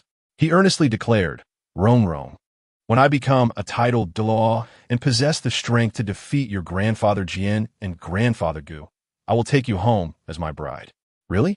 Ning Rong gasped in disbelief, her mouth agape as she sought confirmation from Yi Zhiqiu. She had faith in his talent and abilities. That day would not be too far off, yet seemed quite distant as well. Absolutely, Yi Zhiqiu nodded affirmatively. Wonderful. Brother Qiu, you have finally accepted me. Ning Rong exclaimed, her excitement propelling her back into Yi Zhiqiu's embrace. She then shook Zhu Zhuqing and joyfully exclaimed, Zhuqing, did you hear that? Brother Qiu has promised to be with me. Let us form an alliance to combat Xiao Wu and Douluo Yin together. Yi Zhiqiu felt a wave of annoyance wash over him. He lightly tapped Ning Rong on the head and admonished, what are you thinking every day? Do you think this is some palace intrigue? I've changed my mind. If you do not become a sole emperor within 5 years, we will reconsider this matter. 5 years. A sole emperor. How is that even possible? Ning Rong's enthusiasm deflated instantly, leaving her looking as wilted as a frostbitten eggplant. She gazed hopefully into Yi Zhiqiu's eyes and pleaded, Brother Qiu, you are just teasing me, right? At merely 12 years of age, becoming a sole emperor in 5 years meant she would only be 17, a concept that was almost unfathomable. Even Qin Ming, who became a sole emperor at 34, was an idol among the royal combat team, aside from Yi Zhiqiu. Yi Zhiqiu found Ning Rong's innocence endearing, her youthful energy radiating a certain charm. Amusing himself by teasing her felt akin to nurturing a goddess in a simulation game. Ning Rong promptly promised, I will absolutely behave. If you wish to bully me, I will not resist and will comply wholeheartedly. This girl was beyond saving, her mind wandering into realms of absurdity. Zhu Zhuqing, silently observing from the side, found the situation utterly ridiculous. Yi Zhiqiu decided to ignore Ning Rong for the moment and asked Zhu Zhuqing to lead him to their current residence. Zhu Zhuqing was still shyly concealing her form with Yi Zhiqiu's clothes, feeling too embarrassed to change in front of him. Even though she had garments in her soul guide, Ning Rong and Zhu Zhuqing had been residing in a hotel within Suatuwa City. Zhu Zhuqing pointed the way, and Yi Zhiqiu kept his arm around her as they strolled towards the hotel. Ning Rong, still processing the events, quickly followed, calling out, Hey, don't leave me behind. Wait for me. As the new year approached, matters grew increasingly complex, and time for writing dwindled. Consequently, updates would be delayed. Previously, he maintained a schedule of 4 updates a day. Now, it would be reduced to 3, and upon the return to school, it would likely drop to 2. Nevertheless, he intended to make the most of the winter break and increase his output. Recently, Midu seemed to be experiencing issues with chapter synchronization, and he hoped his readers would understand. Chapter 98. For Little Spirits? Yi Zhiqiu and Zhu Zhuqing approached the frozen figure of Dai Mubai, now an ice sculpture. Zhu Zhuqing's expression was a whirlwind of emotions, having reached such a dire situation with Dai Mubai, regardless of whether he still lived. She could never return to the star, Luo Empire. Yi Zhiqiu grasped Zhu Zhuqing's hand firmly, speaking softly, he is merely a scoundrel, unworthy of your concern. If you wish never to see him again, I will shatter this ice sculpture right now. His intent to shatter was not merely to break the ice and rescue Dai Mubai, but to obliterate him entirely along with the ice, leaving no trace behind. Zhu Zhuqing held onto Yi Zhiqiu's hand tightly, comforted by its warmth and strength. Although a hint of sadness flickered across her face, her resolve was strong as she stated, We once shared life and death together. Though it is now but a distant memory, let him remain here to see this world one last time. Very well, I will heed your wishes. Under the gentle evening breeze, the trio gradually distanced themselves. Shortly thereafter, a figure appeared in midair, an imposing man in his 50s, muscular with a pair of owl-like wings on his back. It was Flinder, the headmaster of Shrek Academy. After circling for a moment, Flinder spotted his target and quickly descended beside the ice sculpture, exclaiming, "Mubai!" Flinder summoned his soul power and struck with his palm, shattering the ice, encasing Dai Mubai. Yet, the extreme cold had seeped into his very being, lingering and refusing to dissipate. Flinder examined Dai Mubai's condition in alarm, and after a long moment, he could scarcely believe his findings. His breath is gone, and his pulse is fading. He is beyond saving. Who did this? Yet, despite his queries, no one provided an answer. Inside a hotel room, Zhu Zhuqing had changed into a different outfit and emerged to find Yi Zhiqiu, feeling somewhat bashful. Yi Zhiqiu affectionately ruffled Zhu Zhuqing's hair, a gesture he had grown accustomed to with Xiao Wu, thus extending the same familiarity to the girls close to him. Ning Rongrong, standing nearby, was visibly displeased, her gaze shifting between Zhu Zhuqing and herself, mumbling quietly to herself. Yi Zhiqiu inquired, "Why were you with Dai Mubai earlier? Had I not fortuitously been present, you would have been in great danger." Zhu Zhuqing lowered her head and explained, "After that day, Rongrong and I were extremely worried about you. Once the battle's strange occurrences ceased, we hurried back to find you, but we found nothing and saw no bodies, leading us to believe you had been captured by that titled Douluo." From his words, it was clear he was Tang San's father. "So we sought assistance at Shrek Academy. In the end, we couldn't find you, but we were confronted by Dai Mubai. Although we managed to escape, he followed us to Suatua City.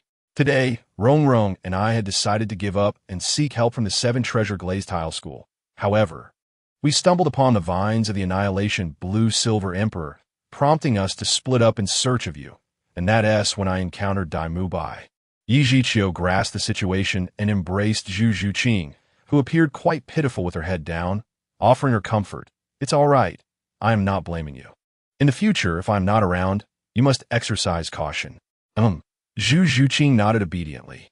As night fell, Yi Zhiqiu suggested they retire early. He planned to visit the Sutuwa Great Soul Arena to meet with Xiao Wu and the others, and since Zhu Zhuqing had been shaken by the day's events, he intended for her to rest early. As for Ning Rongrong, it was best for her to retire as well. Bringing her to meet Xiao Wu and Dugiyin was out of the question. Given Ning Rongrong's nature, she would undoubtedly create a commotion, resulting in chaos. Yi Zhiqiu found himself in a dilemma, as he had to balance his attention between the two. Just as he finished speaking, Zhu Zhuqing cast her gaze downward shyly. Her cheeks flushed under the light. Ning Rongrong, however, excitedly clung to Yi Zhiqiu's arm, suggesting, "Brother Qiu, it would be a waste of money to book another room. Why not sleep with me tonight? I will be obedient." Yi Zhiqiu, seeing his lack of response, Ning Rongrong continued, "If you prefer, the three of you can sleep together." Yi Zhiqiu was utterly speechless. Was he the type to indulge in such escapades? Over the years, he had refrained from any intimate interactions with girls, apart from the occasional playful kiss. It was not due to any lack of ability, but rather that Xiao Wu was too young, and while Dugiyin was of age, her rivalry with Xiao Wu prevented him from ever having the opportunity. As for Hu Laina, her relationship with Yi Zhiqiu has always been shrouded in secrecy, compelling her to tread carefully. She dared not cross any boundaries, for if Bibi Dong were to discover their connection, it would undoubtedly spell trouble. Observing the seemingly bashful yet undeniably anticipative Ning Rongrong, Yi Zhiqiu brusquely pushed her aside and admonished, "What on earth are you thinking day in and day out? Be sensible and return to your slumber.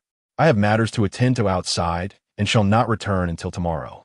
Is our conversation not sufficient? Must you seek out other temptresses? Or shall we summon them to join us? 5 years and the Soul Emperor otherwise. Very well, Brother Qiu. Rest assured, I will obediently wait for your return." No sooner had Yi Zhiqiu departed the hotel than Ning Rongrong beckoned to Zhu Zhuqing, exclaiming in haste, "Hurry, or we shall miss Brother Qiu." Zhu Zhuqing paused, puzzled. Did we not agree to rest quietly? He is coming tomorrow, is he not? Brother Qiu already has 1, 2, 3 for temptresses by his side. He is indeed seeking more, and while we cannot deter him, we must ascertain who our rivals are. Zhu Zhuqing nodded in contemplation and then inquired, "Which four?" "I only know Xiao Wu and Dugu Yin." "How foolish you are. There are us too as well." Ning Rongrong darted out of the hotel, with Zhu Zhuqing promptly following, though she remained bewildered by Ning Rongrong's reasoning. Why are they all termed temptresses? Does proximity to Yi Zhiqiu alone qualify one as such? Zhu Zhuqing, whose martial soul is the Yin Ming spirit cat, was unaffected by the night, and she swiftly located the not-so-distant Yi Zhiqiu, urging Ning Rongrong to follow his strides. The night had already descended, and the Soto Great Spirit Arena, nestled in the bustling heart of Soto City, was ablaze with lights. An incessant stream of spectators flocked to witness the spirit battles, with luxurious carriages escorted through the VIP passage into the arena. Soon, Yi Zhiqiu arrived, blending seamlessly with the throng as he entered the Soto Great Spirit Arena, followed closely by Zhu Zhuqing and Ning Rongrong. Chapter 99. The Shura Field, where do you two intend to follow me? Yi Zhiqiu suddenly halted at a corner, turning to face them, as Zhu Zhuqing and Ning Rongrong accelerated to round the bend, colliding right into him. With the enhancement of the Wisdom Skull, Yi Zhiqiu's mental prowess had reached an elevated level, allowing him to easily detect the presence of Zhu Zhuqing and Ning Rongrong trailing behind. Faced with the unexpected inquiry, Ning Rongrong chuckled awkwardly and discreetly nudged Zhu Zhuqing, hoping she would alleviate the situation, for she lacked the confidence to become the sole emperor within 5 years. However, Zhu Zhuqing merely stood silently, disinclined to fabricate a lie. Yi Zhiqiu sighed, his expression one of resignation. "Fine, you both may accompany me. It is merely a Shura field." Ning Rongrong inquired with curiosity, "A Shura field? What is that?" Both she and Zhu Zhuqing gazed at Yi Zhiqiu, awaiting his elucidation. "It is a terrifying scenario that you would not comprehend."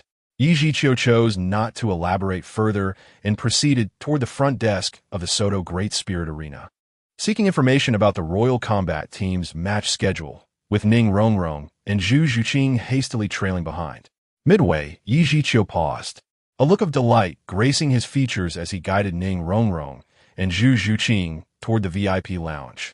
For his expanding mental energy had pinpointed the Royal Combat Team's location.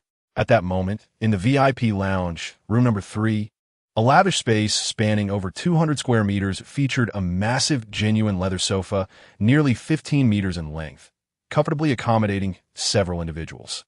The crystal coffee table before it was adorned with exquisite snacks and a variety of beverages. The most remarkable aspect of the room was a transparent crystal wall, akin to a one-way mirror, rendering the interior invisible from the outside while allowing a clear view of the main arena of the Soto Great Spirit Arena. Presently, Yu Qianheng reclined on the sofa's center, resting with his eyes closed, while Shi Mo and Shi Mo quietly relaxed nearby. Yi Lingling occupied a corner of the sofa, with Asro attempting to curry favor, yet Yi Lingling remained largely uninterested. Xiao Wu and Dugu Yin sat together, competing fiercely as they often did, always eager to outdo one another. "I will undoubtedly outshine you in this battle. Dream on. The victor will certainly be me." "Oomph. We'll see about that. The loser shall not pester Brother Zhiqiu for a month. That was your stipulation. At that time, I shall enjoy a close interaction with Brother Zhiqiu, and you must not interfere. I shall not allow you to succeed." Asro, having faced yet another rebuff, could not help but interject to Xiao Wu and Dugu Yin. "Why must you two always compete? Is it truly necessary?" Xiao Wu and Dugu Yin retorted in unison. "What would you know, you single dog?" Each time Yi Zhiqiu was teased by Xiao Wu and Dugu Yin, he would retaliate with the term single dog, leading them to adopt the phrase over time. "Forget it. I am merely making a fool of myself."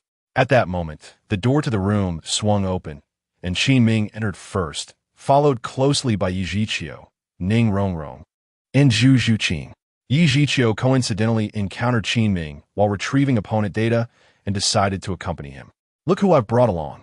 As their teacher, Qin Ming garnered immediate attention upon entering, his words directing all gazes to Yi Zhiqiu, who followed him.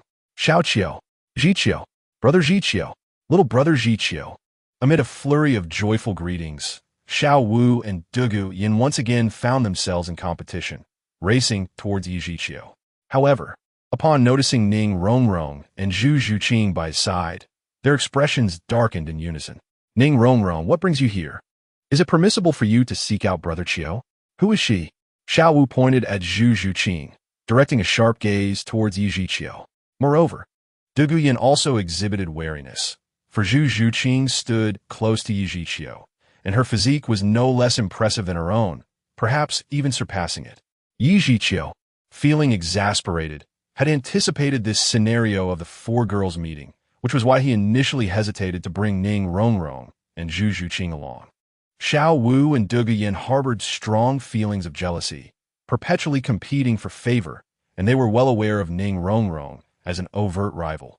And now it appeared as though Zhu Zhuqing had joined the fray. Osro sensed the escalating tension and quietly moved to stand beside Qin Ming, whispering, "Teacher, should we not retreat for a moment? I fear there may be a significant altercation. I share your sentiments, but do you not wish to witness Yi Zhiqiu's predicament?" Qin Ming's eyes glimmered with a hint of schadenfreude, for Yi Zhiqiu was known for his amiable and approachable nature, and as a mentor and friend. Qin Ming was equally eager to witness Yi Zhiqiu's unfolding drama.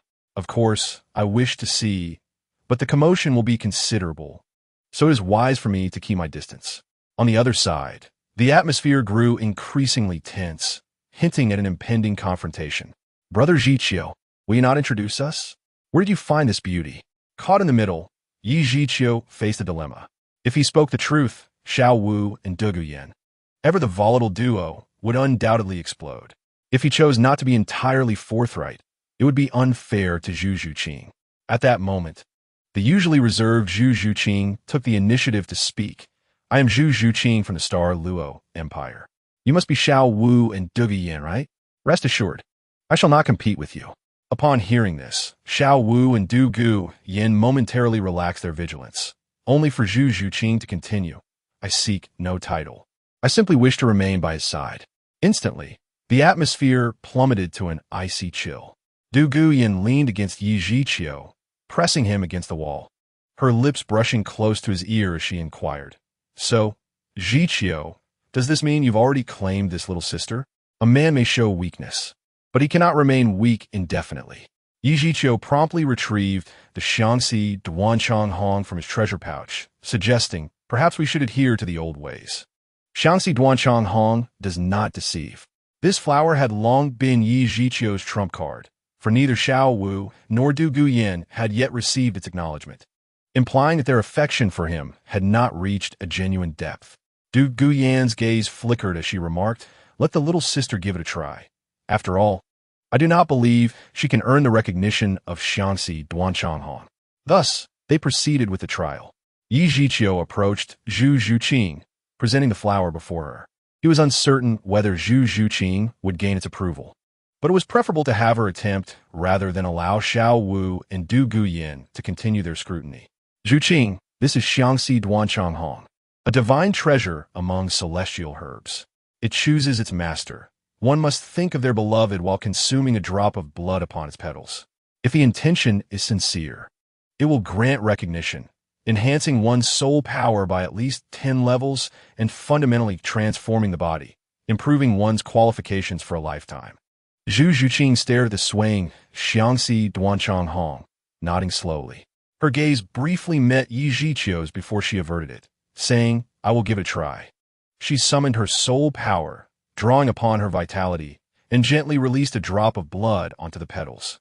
As her blood touched the flower, Xiangxi Duanchang Hong trembled lightly, and all eyes in the room were drawn to it, awaiting the outcome in silence. After Zhu Zhuqing had expelled her blood, she focused solely on Yi Zhiqiu. Recalling the awe she felt upon first meeting him at Shrek Academy, his decisiveness during the ambush by Tang Hao, and her indignation when Dai Mubai had ulterior motives. Each memory flooded back, and as long as Yi Zhiqiu was near, she felt an overwhelming sense of security. For reasons unknown, Zhu Zhuqing's thoughts drifted to her lineage. Dai Mubai was dead, and Dai Wei and Zhu Zhuyin loomed as threats.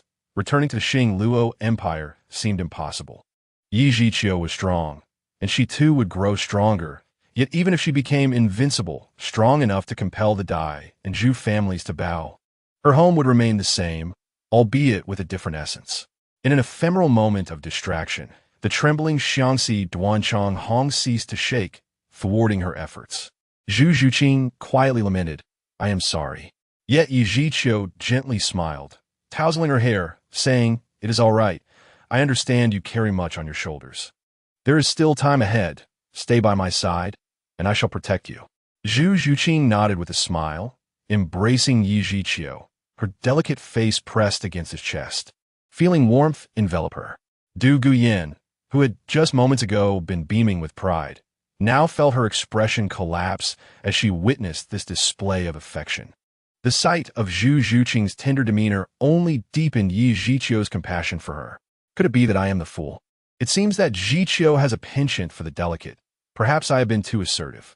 Xiao Wu, beside Du Guyan, wore a similarly displeased expression.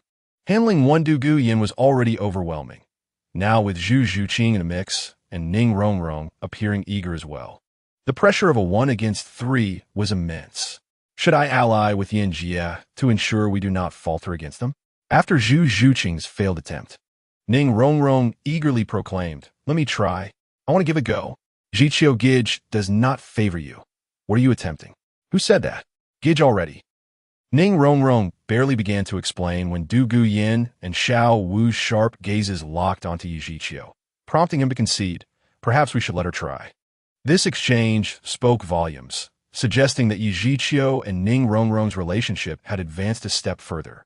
Ning Rongrong, undeterred by Xiao Wu and Du Guyan, confidently approached Xiangxi Duanchang Hong and expelled a drop of blood, causing the flower to tremble anew. Having first encountered Yi Zhiqiu at the age of 6, she admired his talent and had heard her father speak highly of his character. Though she did not fully grasp the meaning at the time, she found it impressive. This marked the inception of love quietly taking root in her heart. Upon learning that Yi Zhiqiu had 2 fiancés, she initially felt resistance, believing that someone of his caliber should belong to her alone, yet she struggled to accept sharing him. Nevertheless, Ning Rongrong could not suppress her true feelings, continually gravitating toward Yi Zhiqiu, gradually ensnaring herself in her affections. Yi Zhiqiu was exceptional, and she was unwilling to relinquish him, even knowing he had Xiao Wu and Du Guyan by his side. However, her father loomed as an insurmountable obstacle. Ning Fingji had made it unmistakably clear that he would not allow Ning Rongrong to pursue Yi Zhiqiu, given the presence of his 2 fiancés. He would not let her fall into peril. This time around, the tremors of Xiangxi Duanchang Hong intensified, teetering perilously on the edge of the Wuju stone. It faltered at the last moment. Ning Rongrong contemplated the worst possible outcome, if her father remained resolute in forbidding her from being with Yi Zhiqiu. Even to the point of severing ties, how would she choose? Would she obstinately choose Yi Zhiqiu, or would she relent and remain with the 7 treasure glazed tile sect? She was uncertain. Having witnessed Zhu Zhuqing and Ning Rongrong both fail, the initial chilling atmosphere had diminished considerably. Xiao Wu, in a fit of frustration, confronted Yi Zhiqiu, stating, "All 4 of us have attempted this. Even Yin Jie and I have tried numerous times, yet none have succeeded. Are you deliberately deceiving us?" Yi Zhiqiu had previously stated that to harvest Xiangxi Duanchang Hong, one must gain its approval in this manner. Attempting to pluck it without acknowledgement would result in the flower losing all potency. Yet, this was merely Yi Zhiqiu's one-sided assertion, with so many attempts yielding no success. Xiao Wu's direct challenge prompted others to question, "Do you think I could deceive you?" Yi Zhiqiu replied nonchalantly, "If you are uninterested, others may attempt it. You're not the only ones with beloveds." Du Guyan turned to the other members of the Emperor fighting team, familiar with one another's backgrounds, and curiously inquired of Qin Ming, "Teacher Qin Ming, do you have a beloved? Perhaps you could give it a try." Qin Ming smiled gently, responding, "I do not possess a beloved, thus I cannot harvest the Xiangxi Duanchang Hong." Yet Xiao Wu, with her playful spirit, pulled the reserved Yi Lingling from the corner of the sofa, leading her before Xiangxi Duanchang Hong with excitement, exclaiming, "Sister Lingling must have someone she loves. I often see her in quiet longing. If the method of harvesting is indeed valid, she is bound to succeed. The actions of Xiao Wu caused Asuro, who had mustered the courage to step forward, to retreat. Although he harbored feelings for Yi Lingling and often showered her with affection, he had never revealed his true feelings. Yesterday, only 2 chapters were updated, and today I found myself in the hospital, which must surely be a coincidence. Due to my visit to the hospital for treatment, my writing was delayed, thus I could only resume in the evening. I hope for your understanding. Chapter 101. Yi Lingling's beloved Lingling has someone she cherishes? How come we are unaware? Who decreed that one must disclose their affections? I am simply eager to know who it is. It cannot possibly be Tianheng, for he is the most formidable among us, aside from Xiao Zhiqiu. Speak cautiously, or Lingling might bestow a beating upon you. Amidst the light-hearted banter, Yi Lingling did not break free from Xiao Wu's grasp, but instead followed her to stand before the Xiangxi Duanchang Hong flower, from which she coughed up a mouthful of blood that fell upon the petals. Yi Lingling was aware that the person she cherished was Yi Zhiqiu. Yet she sought to ascertain whether her love for him was merely that of siblings or transcended that bond. With her eyes gently closed, Yi Lingling's mind began to conjure vivid memories. In the quiet of night, the young Yi Lingling awaited her parents' return at home. She waited, and only when fatigue began to overtake her did she hear the commotion outside. Joyfully, she opened the door to greet them, only to find her mother returning, bloodied and cradling a baby in her arms, while her father was nowhere to be seen. Her mother, gravely injured and weak, staggered as she was supported by a maid. Yet she wore a smile, for Yi Lingling was before her. She wished only to smile, not to weep. At the tender age of 8, Yi Lingling did not comprehend her mother's condition, nor did she inquire about her father's whereabouts, for she had yet to grasp the concept of death, nor had she ever considered that her father could be gone. Curiously, she gazed at the infant in her mother's arms, inquiring if he was her newly born brother. Having expressed a desire for a brother long ago, her mother confirmed that the child was indeed her brother, though they shared no blood relation. He would bear the Yi surname henceforth, and she must take good care of him. This news filled her with joy. The recollections continued. The subsequent scenes unfolded within their home, where her mother remained confined to her bed, and Yi Lingling was left pondering the reason. Mother, why hasn't father returned? He has gone to a faraway place. When will he come back? He will not return anymore. Why not? Does father not love my brother? Of course he does. Her mother began, but her words trailed off as silent tears streamed down her face. Mother, why do you stay in bed all the time? Because mother is weary and needs rest. You have been resting for several days now. You must have worked very hard before. Yes, dear, I understand. For reasons unknown. Her mother wept again, this time looking directly at her, leaving Yi Lingling to wonder if she had upset her mother. Mother, what is my brother's name? Yi Zhiqiu. Why that name? As the leaves turn yellow, autumn arrives. One leaf signifies the impending autumn. Your father and I met in autumn amidst a vast and beautiful maple forest. Yi Lingling longed to see it, wishing to take her brother along. Once mother has rested, I will take you both to see it. That will be wonderful. I must tell my brother. I love my brother very much. Indeed, I love my brother the most, but no, I love my parents the most than my brother. Her radiant smile belied the fact that thereafter she would never see her mother again. Her grandfather had told her that her mother had gone to find her father. In her childhood innocence, she did not understand, but as she matured, she came to realize that both her parents had passed away, and unbeknownst to her, her brother had grown up as well. In the small courtyard, the siblings sat on the steps, and her brother, filled with curiosity, asked where their parents had gone and why they had not returned. Though she had a solitary disposition, she was exceptionally kind to her brother. Yet, she struggled to answer his question, only able to say that when he became an unparalleled strong warrior, their parents would return. At 6, her brother's martial spirit awakened.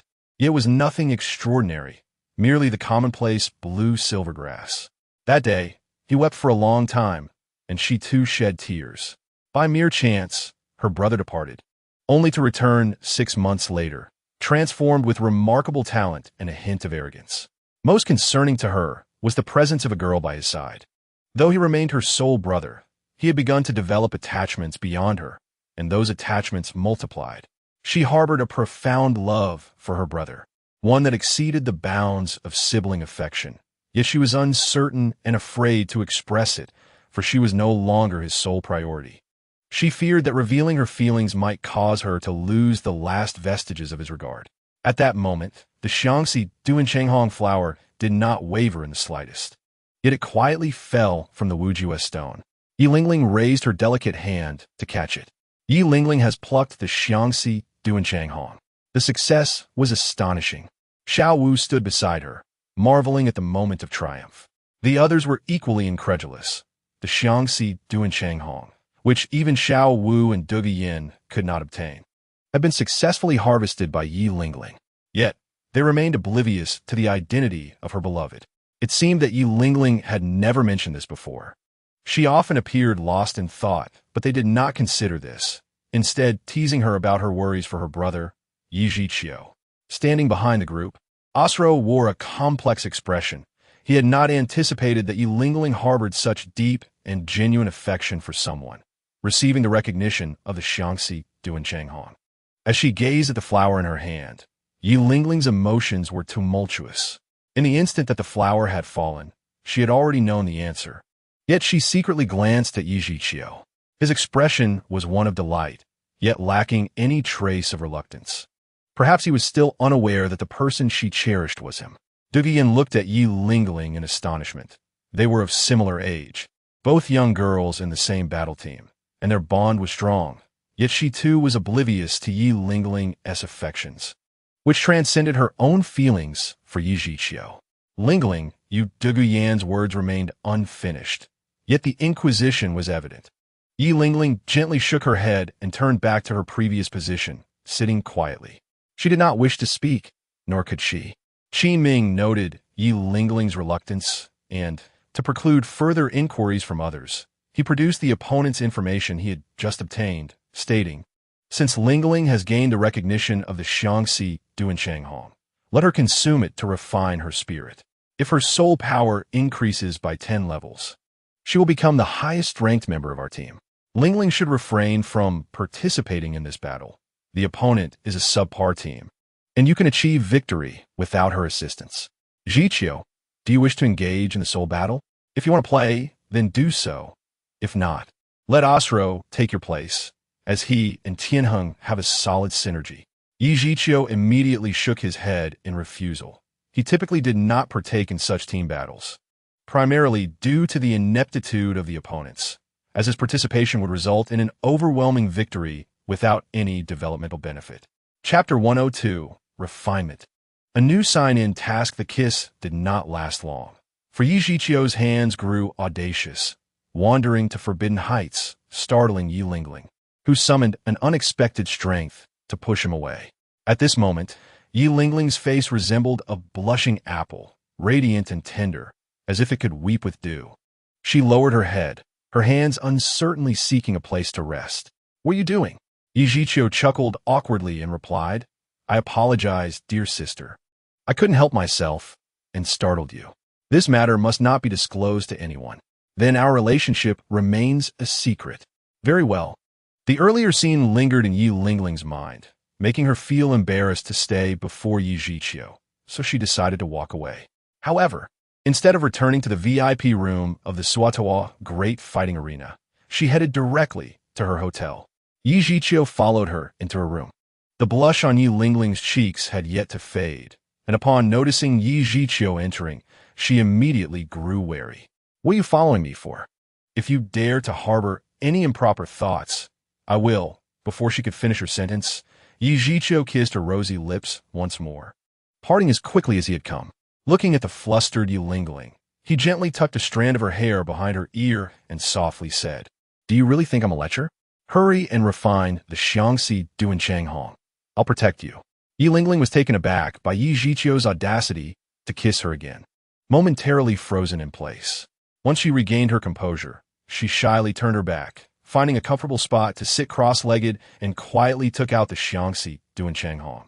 She did not immediately consume the flower, but instead let her fingers dance delicately over its petals, contemplating an alternative thought. "Perhaps I should not eat it after all. I could keep it as your presence, accompanying me every day, inseparable." Yi Zhiqiu did not draw closer, but instead chuckled, silly sister. Even if you consume the Xiangxi Duan Chang Hong, I will always be by your side. Don't overthink it. Quickly refine it.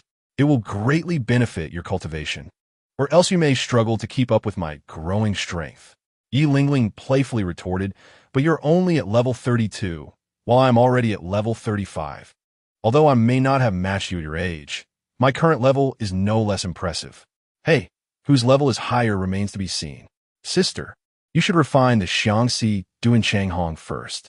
Its medicinal power could conservatively elevate your soul power by 10 levels. Although you won't be able to advance during the bottleneck at level 40, the residual effects will remain in your body, aiding you once you acquire your 4th soul ring. I'm not sure how many matches the Imperial fighting team has left, but since there are substitutes, it shouldn't be a problem if you don't compete. When the time comes, I will take you to the Start Do Great Forest to hunt soul beasts for your 4th soul ring and also share a secret with you, one that others are unaware of. Yi Lingling hesitated to reveal her feelings towards Yi Zhiqiu due to her unique status, leaving her with a sense of insecurity. Thus, Yi Zhiqiu hoped to share his twin martial souls and true level with her, establishing an unspoken bond between them to strengthen their relationship.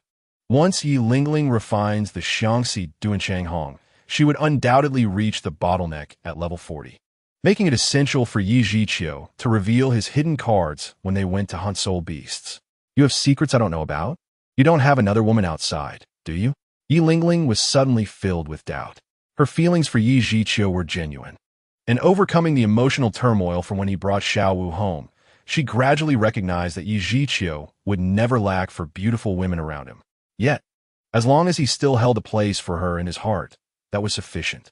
Therefore, she had never been upset by the presence of other women around him.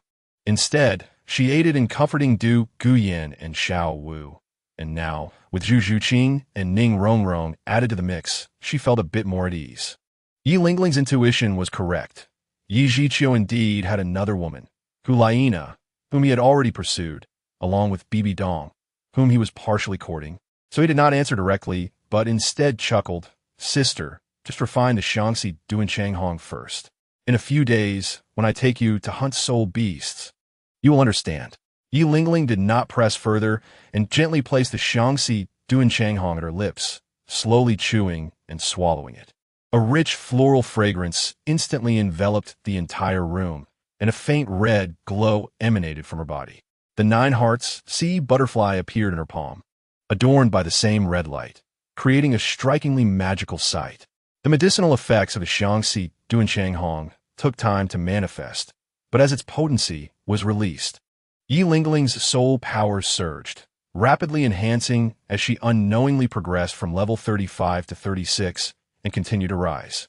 While Yi Lingling refined the Xiangxi Duan Chang Hong, Yi Zhiqiu remained vigilant, keeping a close watch on her condition to prevent any unforeseen incidents. Unexpectedly, while he was protecting her, he heard the system's voice in his mind. Designated sign-in task, Blue Silver Emperor Valley. Blue Silver Emperor Valley? Yi Zhiqiu pondered. There should be no place called Blue Silver Emperor Valley in the Douluo continent.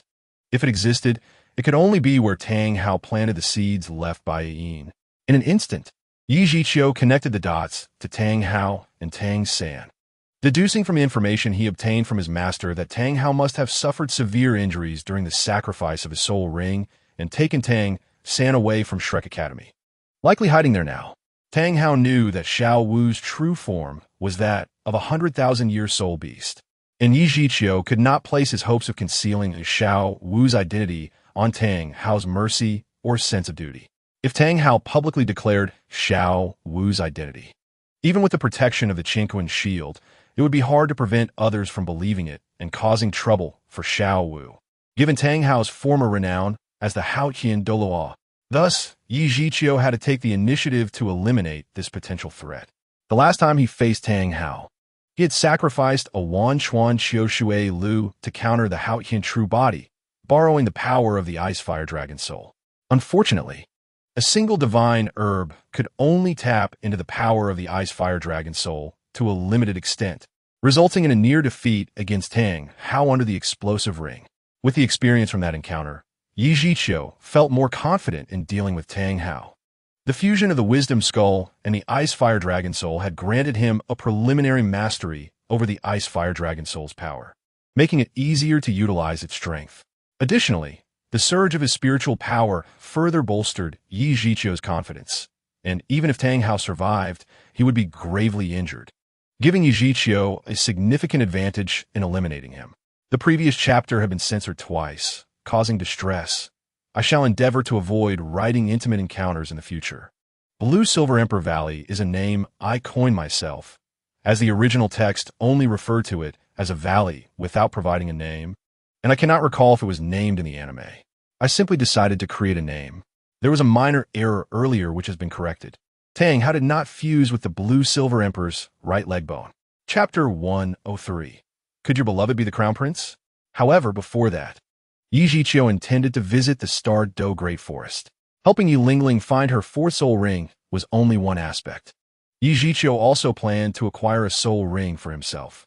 He had not forgotten the 10,000-year soul ring card he obtained during designated sign-in at Shrek Academy. The last time, Bibi Dong was nearby, so he had no opportunity to use it. But now it was time to bestow a fourth soul ring upon the Annihilation Blue Silver Emperor. The enhancement from a 10,000-year soul ring is comprehensive, improving all aspects including soul power, attributes, physical condition, and even mental strength. Although Yi Zhiqiu could not obtain the corresponding 10,000-year soul bone, and thus could not maximize the effects of the 10,000-year soul ring, the benefits from acquiring it would still be substantial. In addition, the two soul skills provided by the 100,000-year soul ring will significantly augment Yi Zhiqiu's offensive capabilities, marking a substantial enhancement that cannot be overlooked. Unbeknownst to them, several hours slipped away quietly as the darkness outside was gradually dispelled by the rising sun. Yi Lingling finally emerged from her state of cultivation. At this moment, her beautiful eyes were wide open, shimmering with extraordinary brilliance. Although Yi Zhiqiu had already informed her that refining the Xiangxi Duanchang Hong would elevate her soul power by at least 10 levels, she still found it hard to believe upon truly sensing the rise in her soul power. Yi Lingling's soul power had not genuinely increased by 10 levels, as she had already ascended from level 35 to level 40, hindered by the bottleneck at level 40, unable to progress further. However, the incomplete medicinal potency had already been stored in her limbs, and once she absorbed the fourth soul ring, she could still slowly assimilate the medicinal energy within her body, accelerating her level progression. Sensing the disappearance of Yi Lingling's soul power fluctuations, Yi Zhiqiu immediately withdrew from his meditative state. The process of refining the Xiangxi Duanchang Hong was quite lengthy, and seeing no unusual circumstances, Yi Zhiqiu chose to meditate beside Yi Lingling, making efficient use of his time. Should any unexpected situation arise, he would be the first to notice. Upon seeing Yi Lingling open her eyes, Yi Zhiqiu smiled and inquired, "Sister, how do you feel? You must have reached level 40 by now, right?" Yi Lingling nodded gently. Even her ordinarily icy demeanor softened as a smile graced her face. "Yes, I have reached my limit. I can only continue to improve after absorbing the fourth soul ring." Suddenly, Yi Zhiqiu, feeling playful, pouted and said, "So, should I receive some reward then?" "What reward?" Yi Lingling was momentarily taken aback. "Well, what do you think, sister?" Yi Zhiqiu chuckled mischievously as he drew closer to Yi Lingling. Although she remained seated on the ground, Yi Zhiqiu playfully pinned her down, causing her heart to race. "What are you doing? Is that a question you really want to ask?" In truth, Yi Zhiqiu did not cross any boundaries. He merely found himself irresistibly drawn to Yi Lingling's alluring lips each time he saw her. Even though she had reached level 40, she still found herself unable to resist him. Of course, she did not truly resist. This time, Yi Zhiqiu was rather earnest, prolonging the kiss until Yi Lingling was breathless, beads of fragrant sweat glistening on her neck and her temples slightly damp. "Let go of me quickly, or I shall become angry." All right, I will release you now. I simply couldn't help myself upon seeing you, sister. I will try to exercise restraint next time. Will you dare to have next time? Why not? Allow me to show you. Are you trying to provoke me? How dare you tease me?" After a playful exchange, Yi Zhiqiu and Yi Lingling finally settled down and, after freshening up, exited the room together. At that moment, Qin Ming and the others had nearly risen, gathering in the dining area for breakfast. Zhu Zhuqing and Ning Rongrong were also present, seemingly having settled into this hotel. Hand in hand, Yi Zhiqiu and Yi Lingling entered the dining room. Although Yi Lingling was initially reluctant to hold hands, Yi Zhiqiu reasoned that revealing a few details in advance would prevent any sudden exposure that others might find hard to accept, which Yi Lingling found logical, thus she acquiesced. Their hand-holding instantly attracted numerous gazes, as Yi Lingling was typically quite aloof and seldom displayed any public affection, making this sight rather unusual. The playful Ning Rongrong teased, "This is the first time I've seen Brother Qiu and Sister Ling holding hands. Sister Ling always gives off such a cold demeanor. This hasn't happened before, has it?" Evidently, Ning Rongrong was oblivious to the peculiarity of the situation, as Yi Zhiqiu and Yi Lingling were siblings, and siblings holding hands was a normal occurrence, albeit rare in Yi Lingling's case. Duguyin swallowed her food and remarked, "I remember they used to do this often when they were younger, after all." Lingling only had Qiu as her brother. However, it became less common later on, especially after Qiu had a fiancé, though intended as an explanation. Duguyan's words carried an inexplicable hint of animosity, for if strictly considered, Yi Zhiqiu had only one fiancé, her, while the others were merely flirtatious distractions. Something evidently transpired between Yi Zhiqiu and Yi Lingling. Yet the other members of the Hongjun team exhibited no unusual reactions. Instead, they curiously inquired about Yi Lingling. "Sister Ling, who is your beloved? We speculated for quite some time last night, but you haven't had any intimate interactions with other boys. Could it be that you have a secret crush? Given that the Ling family has a history of alliances with the royal family, could it be that you have taken a liking to the crown prince? He is quite handsome, eloquent, and gentle, destined to become the emperor of the Tiando Empire. Becoming the crown princess would be a leap to greatness. Lingling, your beloved wouldn't truly be the crown prince, would he?" The group buzzed with gossip, while the honest brothers, Sure Mo and Sure Mo, refrained from joining in. Zhu Zhuqing, being more reserved, quietly ate her meal, occasionally glancing at Yi Zhiqiu with a sweet smile, lost in her thoughts. Unbeknownst to anyone, amidst the laughter, only Osro wore a gloomy expression, for it was evident that the person Yi Lingling cherished was not him, leaving him with no chance. Yi Lingling appeared somewhat flustered, having confirmed her relationship with Yi Zhiqiu. Though unannounced, she could not help but feel a bit anxious. Meanwhile, Yi Zhiqiu remained remarkably calm, leading Yi Lingling to an empty seat. "Please do not speculate wildly. Sister could never have feelings for the crown prince, as they have hardly met. Moreover, none of you have removed the Xiangxi Duanchang Hong. So if she were to harbor feelings for the crown prince, she wouldn't have been able to successfully remove it. Brothers, the new year is approaching, and there are many matters to attend to. After the new year, we will likely be busy visiting others, so my writing time will be limited. I will return to 2 updates. Most importantly, my income is quite low, and my passion has waned." Chapter 104. 5 young women, hard to manage. No one could guess the answer, and neither did Yi Lingling wish to reveal it, leading the discussion to gradually shift towards her refining of the Xiangxi Duanchang Hong. When they learned of Yi Lingling's ascent to level 40, everyone was astounded. Although the effects Yi Zhiqiu described were not vastly different from the actual results Yi Lingling achieved through the refinement, the reality was still hard to comprehend. Yi Lingling had indeed leapt to level 40, surpassing all the young individuals present. Even Yu Tianheng, the captain of the Huangdo team, was only at level 38, still needing some time to break through to 39. Yi Zhiqiu concealed his true strength. Thus, Yi Lingling emerged as the highest level member of the Huangdo team, her level becoming the second focal point of attention. As for the first focal point, it was naturally the undisclosed beloved of Yi Lingling. After a while, Yi Zhiqiu asked Qin Ming, "Teacher Qin, will the team continue to engage in soul battles in Suatawa City?" Qin Ming pondered. "We came to Suatawa City primarily because of you. Xiao Wu and Duguyin insisted on coming once they learned you were near, but in truth, Suatawa City doesn't have particularly strong opponents, and the training effectiveness is not optimal. I plan to take them to other major cities for better practice.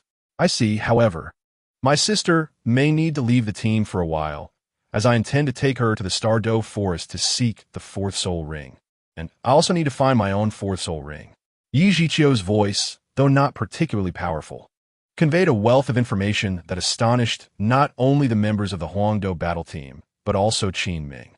Apart from Zhu Zhuqing, who had a chance to witness his second martial soul, the Zhao Hua Jiu Xian Hai Tang, the others remained oblivious to his true strength. Nevertheless, Zhu Zhuqing was sensible enough not to speak out of turn. Have you really reached level 40 so soon? Well, I had a bit of luck. It was reasonable. After all, in recent years, he had devoted himself to unlocking the hidden energies within the Annihilation Blue-Silver Emperor, which had resulted in a slower level ascension.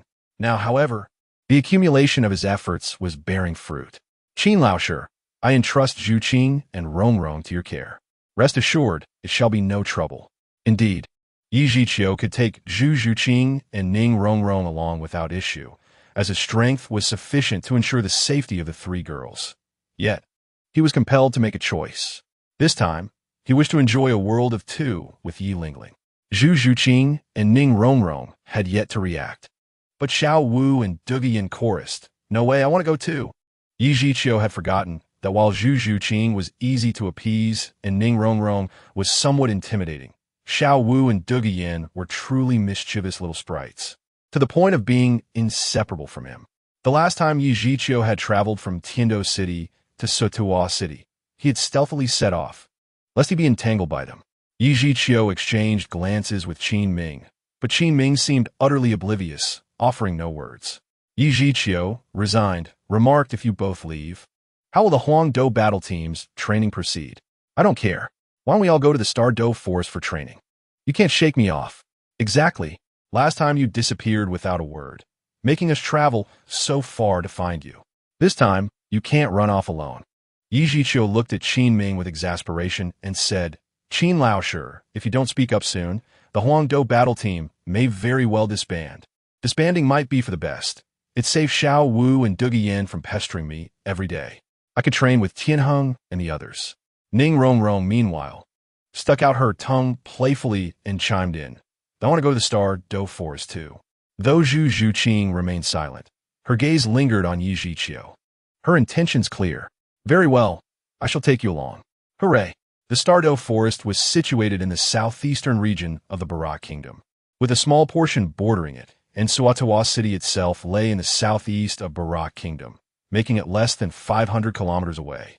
After breakfast, Yi Zhiqiu set off with Yi Lingling, Xiao Wu, Dugian, Zhu Zhuqing, and Ning Rongrong, eliciting envy from onlookers. However, Yi Zhiqiu felt burdened. Sometimes, having too many girls around wasn't necessarily a blessing. He truly felt stretched thin. The six of them traveled by horse-drawn carriage at a leisurely pace. And as night fell, they reached a small town on the outskirts of the Douluo forest.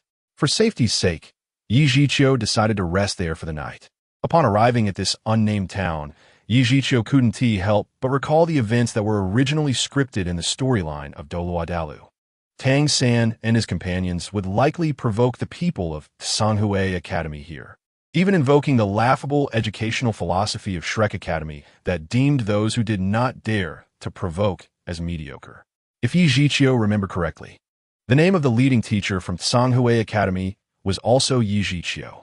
What a fine name it was, but unfortunately, his martial soul was the Xian Gui, far inferior to Yi Zhiqiu's Annihilation Blue-Silver Emperor and Zhao Hua Jiu Xian Hai Tang. Fortunately, there was a several-month gap in the timeline, so the people from Songhui Academy should not be here now. Otherwise, encountering that namesake Yi Zhiqiu would likely become a source of amusement for the girls for some time.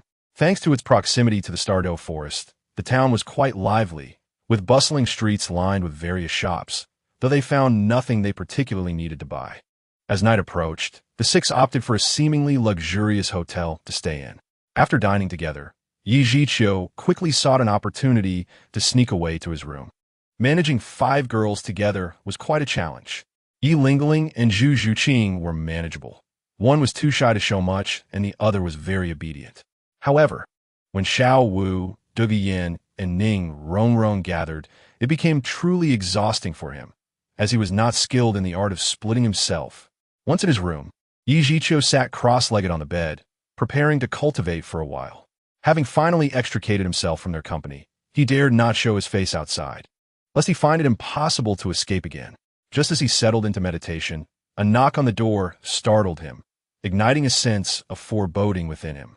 Surely the little sprites had come to find him. Yi Zhiqiu feigned ignorance, but the knocking grew increasingly insistent, and he could faintly hear Douluo Yan's voice. Zhiqiu Gij, open the door. I saw you go in. If you're pretending not to hear, the consequences are on you. Yi Zhiqiu was alarmed.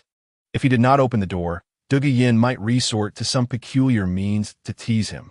Chapter 105. Engaging in something thrilling with no other choice. Yi Zhiqiu reluctantly went to open the door.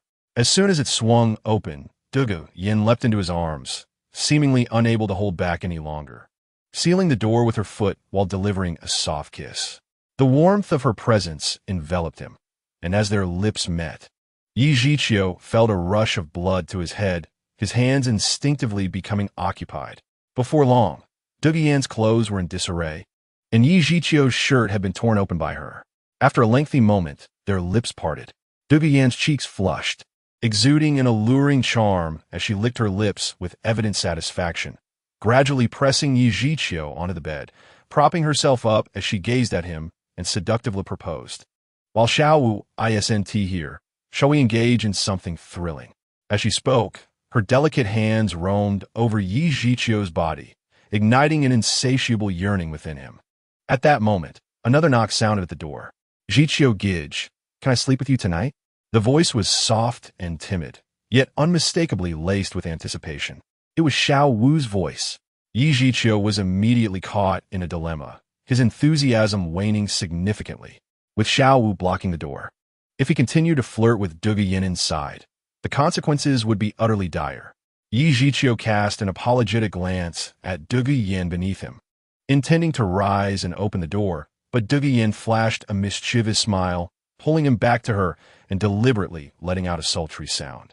Outside, Xiao Wu's expression darkened, and with a swift kick, she burst through the door, her fists clenched as she took in the scene before her. Yi Zhiqiu hastily got to his feet, flustered, and exclaimed, Xiao Wu, let me explain. It's not what you think. The evidence was before them. What else could it be?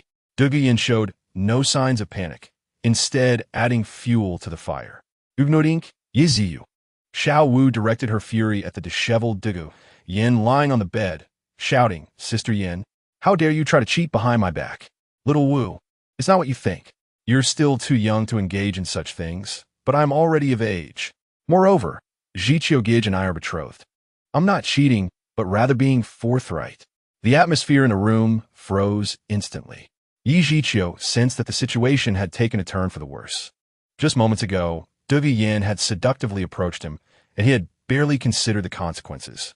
Now, however, he found himself caught in Xiao Wu's crosshairs. Why don't we sit down and have a proper discussion? Yi Zhiqiu observed the displeasure etched on Xiao Wu's face, her evident fury igniting a sense of defeat within him. He yearned to soothe her tempestuous spirit, hoping she would exhibit a modicum of understanding post-discussion, refraining from disrupting the budding connection between him and Zhiqiu. Douluo Yan, ever the instigator, wore a countenance that suggested delight in chaos. Yet, Yi Zhiqiu felt a twinge of apprehension, for if Xiao Wu were truly incensed, placating her would be a cumbersome endeavor.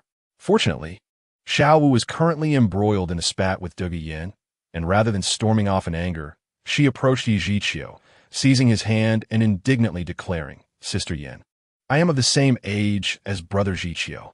I am not yet of age, nor is he. What does that matter? He is a boy, and it is of no concern as long as I, your elder sister, take a liking to him. Douluo Yan had genuinely wished to engage in intimate proximity with Yi Zhiqiu, given her advancing age and desires, but her intentions were thwarted by Xiao Wu's intervention, prompting her to take the opportunity to vex Xiao Wu. Douluo Yan remained reclined on Yi Zhiqiu's bed, the atmosphere thick with tension, until a lively figure appeared at the door. Ning Rongrong stood momentarily stunned at the sight of the door flung open, her words caught on her lips. Yet she did not dwell on it. Upon noticing Yi Zhiqiu's forlorn expression against the wall, the irate Xiao Wu, and the disheveled Dugu Yin, she fled in panic. Sister Yin and Xiao Wu, you are both here. My apologies for the intrusion. At this juncture, Xiao Wu fixed her icy gaze upon Yi Zhiqiu, laced with jealousy, and remarked, Brother Zhiqiu, how long has it been since we parted? Have you so swiftly taken a liking to Ning Rongrong? Shall your little Zhu Qing come looking for you shortly? She's quite ample, you know. It was already a considerable effort to guard against Sister Yin alone. Now, with two vixens in the mix, Xiao Wu pondered how she might navigate this predicament. Although she had anticipated some level of turmoil, Yi Zhiqiu was taken aback by the rapid emergence of this complicated scenario, and he regretted not restraining himself earlier. Xiao Wu, do calm down. Do not let your anger harm your health. It would pain me greatly. Xiao Wu huffed derisively at Dugu Yin before firmly pulling Yi Zhiqiu away, asserting, I do not care. I must keep Brother Zhiqiu in my sight to prevent any mischief from you. He will be sleeping in my room tonight. With Dugu Yin having already claimed Yi Zhiqiu's bed, it was evident that as long as he remained there, she would not depart easily. Moreover, with the door damaged by Xiao Wu's earlier kick, she opted to drag Yi Zhiqiu into her own chamber. Dugu Yin, unwilling to concede, promptly rose, tidied her disheveled attire, and followed suit, cheerily exclaiming, Ah, it seems we shall return to our former arrangement of sharing a bed among three. Alas, my intimate moments with Brother Zhiqiu will have to be postponed. Previously, Dugu Yin and Xiao Wu had constantly vied for Yi Zhiqiu's attention, often lingering by his side to thwart any closeness between the other. Their shared sleeping arrangements had become a frequent occurrence. However, while it appeared Yi Zhiqiu was enjoying the perks of affection, he truly gained little from it, as both Xiao Wu and Dugu Yin remained wary of one another. Instruting no intimiting counterceros. As time progressed, and Dugu Yin reached adulthood, she became somewhat more lenient regarding these matters. Understanding that Yi Zhiqiu would not engage in any impropriety before Xiao Wu came of age. However, Dugu Yin earnestly desired to take that pivotal final step with Yi Zhiqiu. Yet Xiao Wu's vigilant watch made it nearly impossible to find an opportunity. Yi Zhiqiu was pulled into Xiao Wu's room, and Dugu Yin followed without being barred at the door, as it was simply impractical to do so. Attempting to close her out would lead to further property damage and necessitate a room change. Meanwhile, Ning Rongrong, flustered from her hasty retreat, sought refuge with Zhu Qing, believing they were now allies. Alone, she was no match for Xiao Wu and Dugu Yin, so she sought to ally herself with Zhu Qing. Zhu Qing, I just visited Brother Zhiqiu's room and found Xiao Wu and Sister Yin there. It appears they had a disagreement. Sister Yin and Brother Zhiqiu must have indulged in forbidden fruits, and Xiao Wu caught them. Do you think they might come to blows?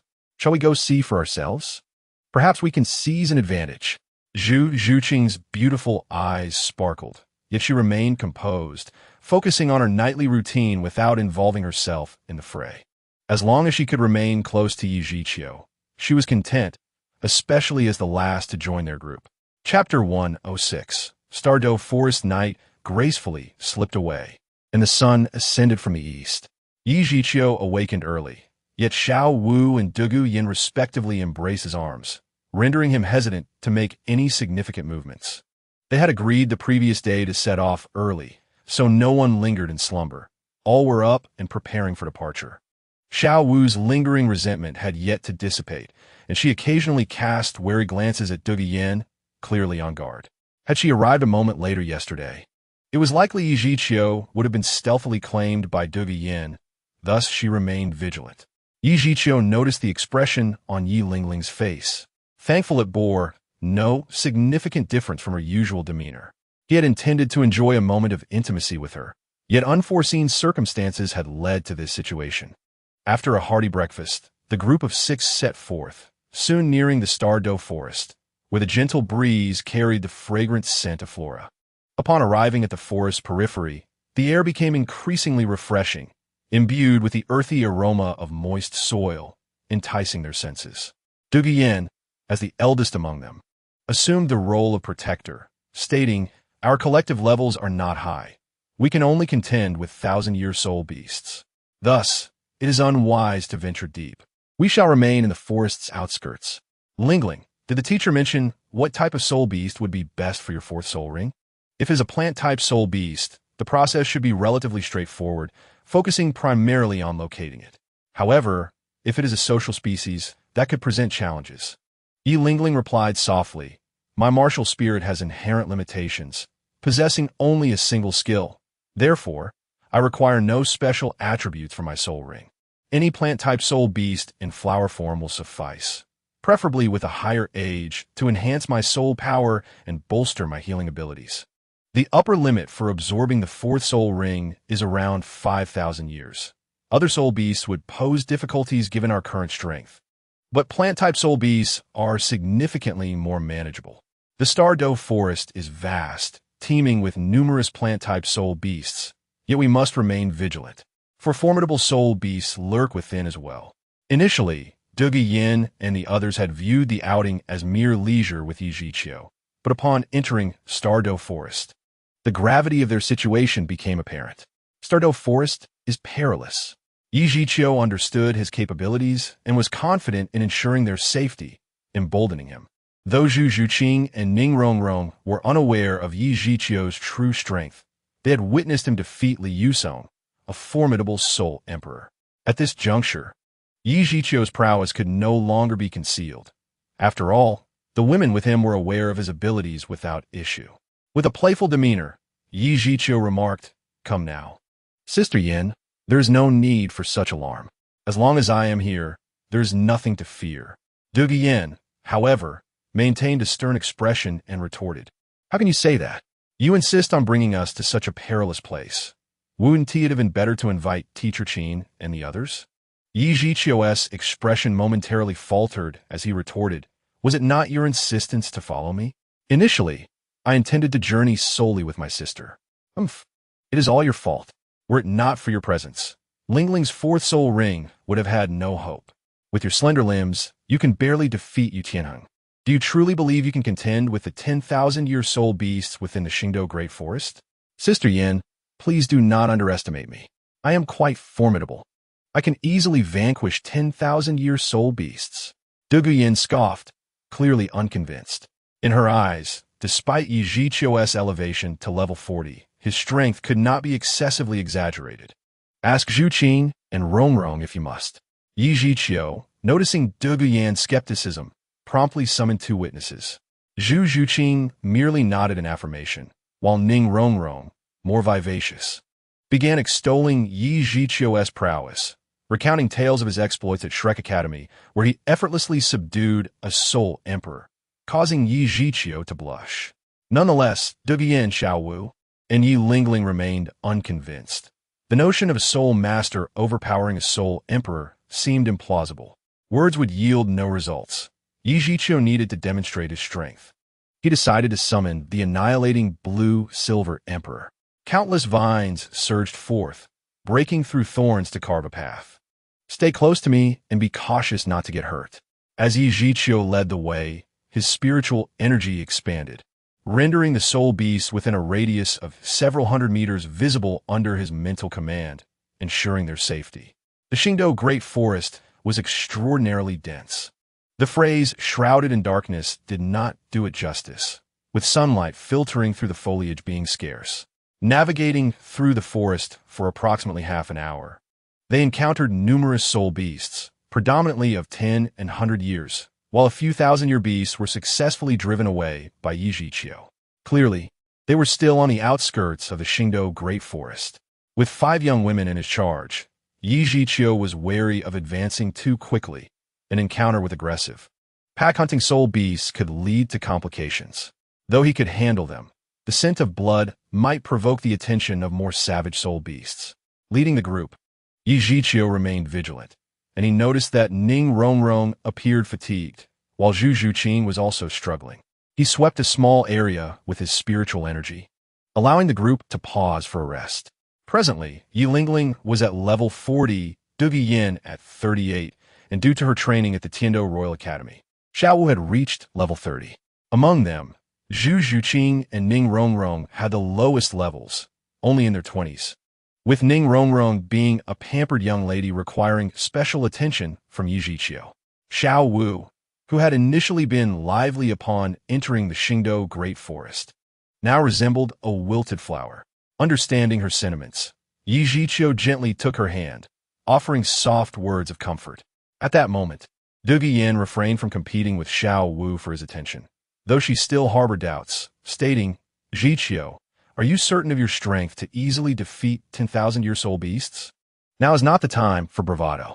It will be better to clarify, while we are still on the outskirts of the Qingdao Great Forest, we will not mock you." Thus far, only 10-year and 100-year soul beasts had approached them, none of which posed significant danger. Aggressive 100-year and 1,000-year soul beasts were deterred by Yi Zhiqiu's presence, ensuring the girls encountered no peril, and he had yet to truly showcase his abilities. Happy New Year, brothers! Chapter 107. Encounter with Shrek. Yi Zhiqiu, with a resigned expression, reassured them, "Rest assured, you are all incredibly important to me. I would never jest with my life, nor would I with yours." How shameless! Du Guiyan felt her cheeks flush, for Yi Zhiqiu rarely spoke such candid words of affection. Yet, realizing that his declaration encompassed many girls, of whom she was merely one, she felt a twinge of envy. Yi Zhiqiu was exceptionally talented, and his excellence naturally attracted the admiration of many young women. Despite the numerous girls around him, he had turned down quite a few over the years. After resting for about half an hour, they produced their pre-prepared food and water to replenish their energy. Suddenly, Yi Zhiqiu sensed a disturbance in the distance. A snake adorned with a blood-red crest flew into his mental range and swiftly approached them. Over the years, Yi Zhiqiu had not only rapidly improved in strength, but had also studied much about soul beasts. The snake, within his mental grasp, was easily identified by him. A Fengwei Jigwanch. Yi Lingling noticed the subtle change in Yi Zhiqiu's expression and promptly inquired, "Xiao Qiu, have you noticed something?" Her question drew the attention of the others.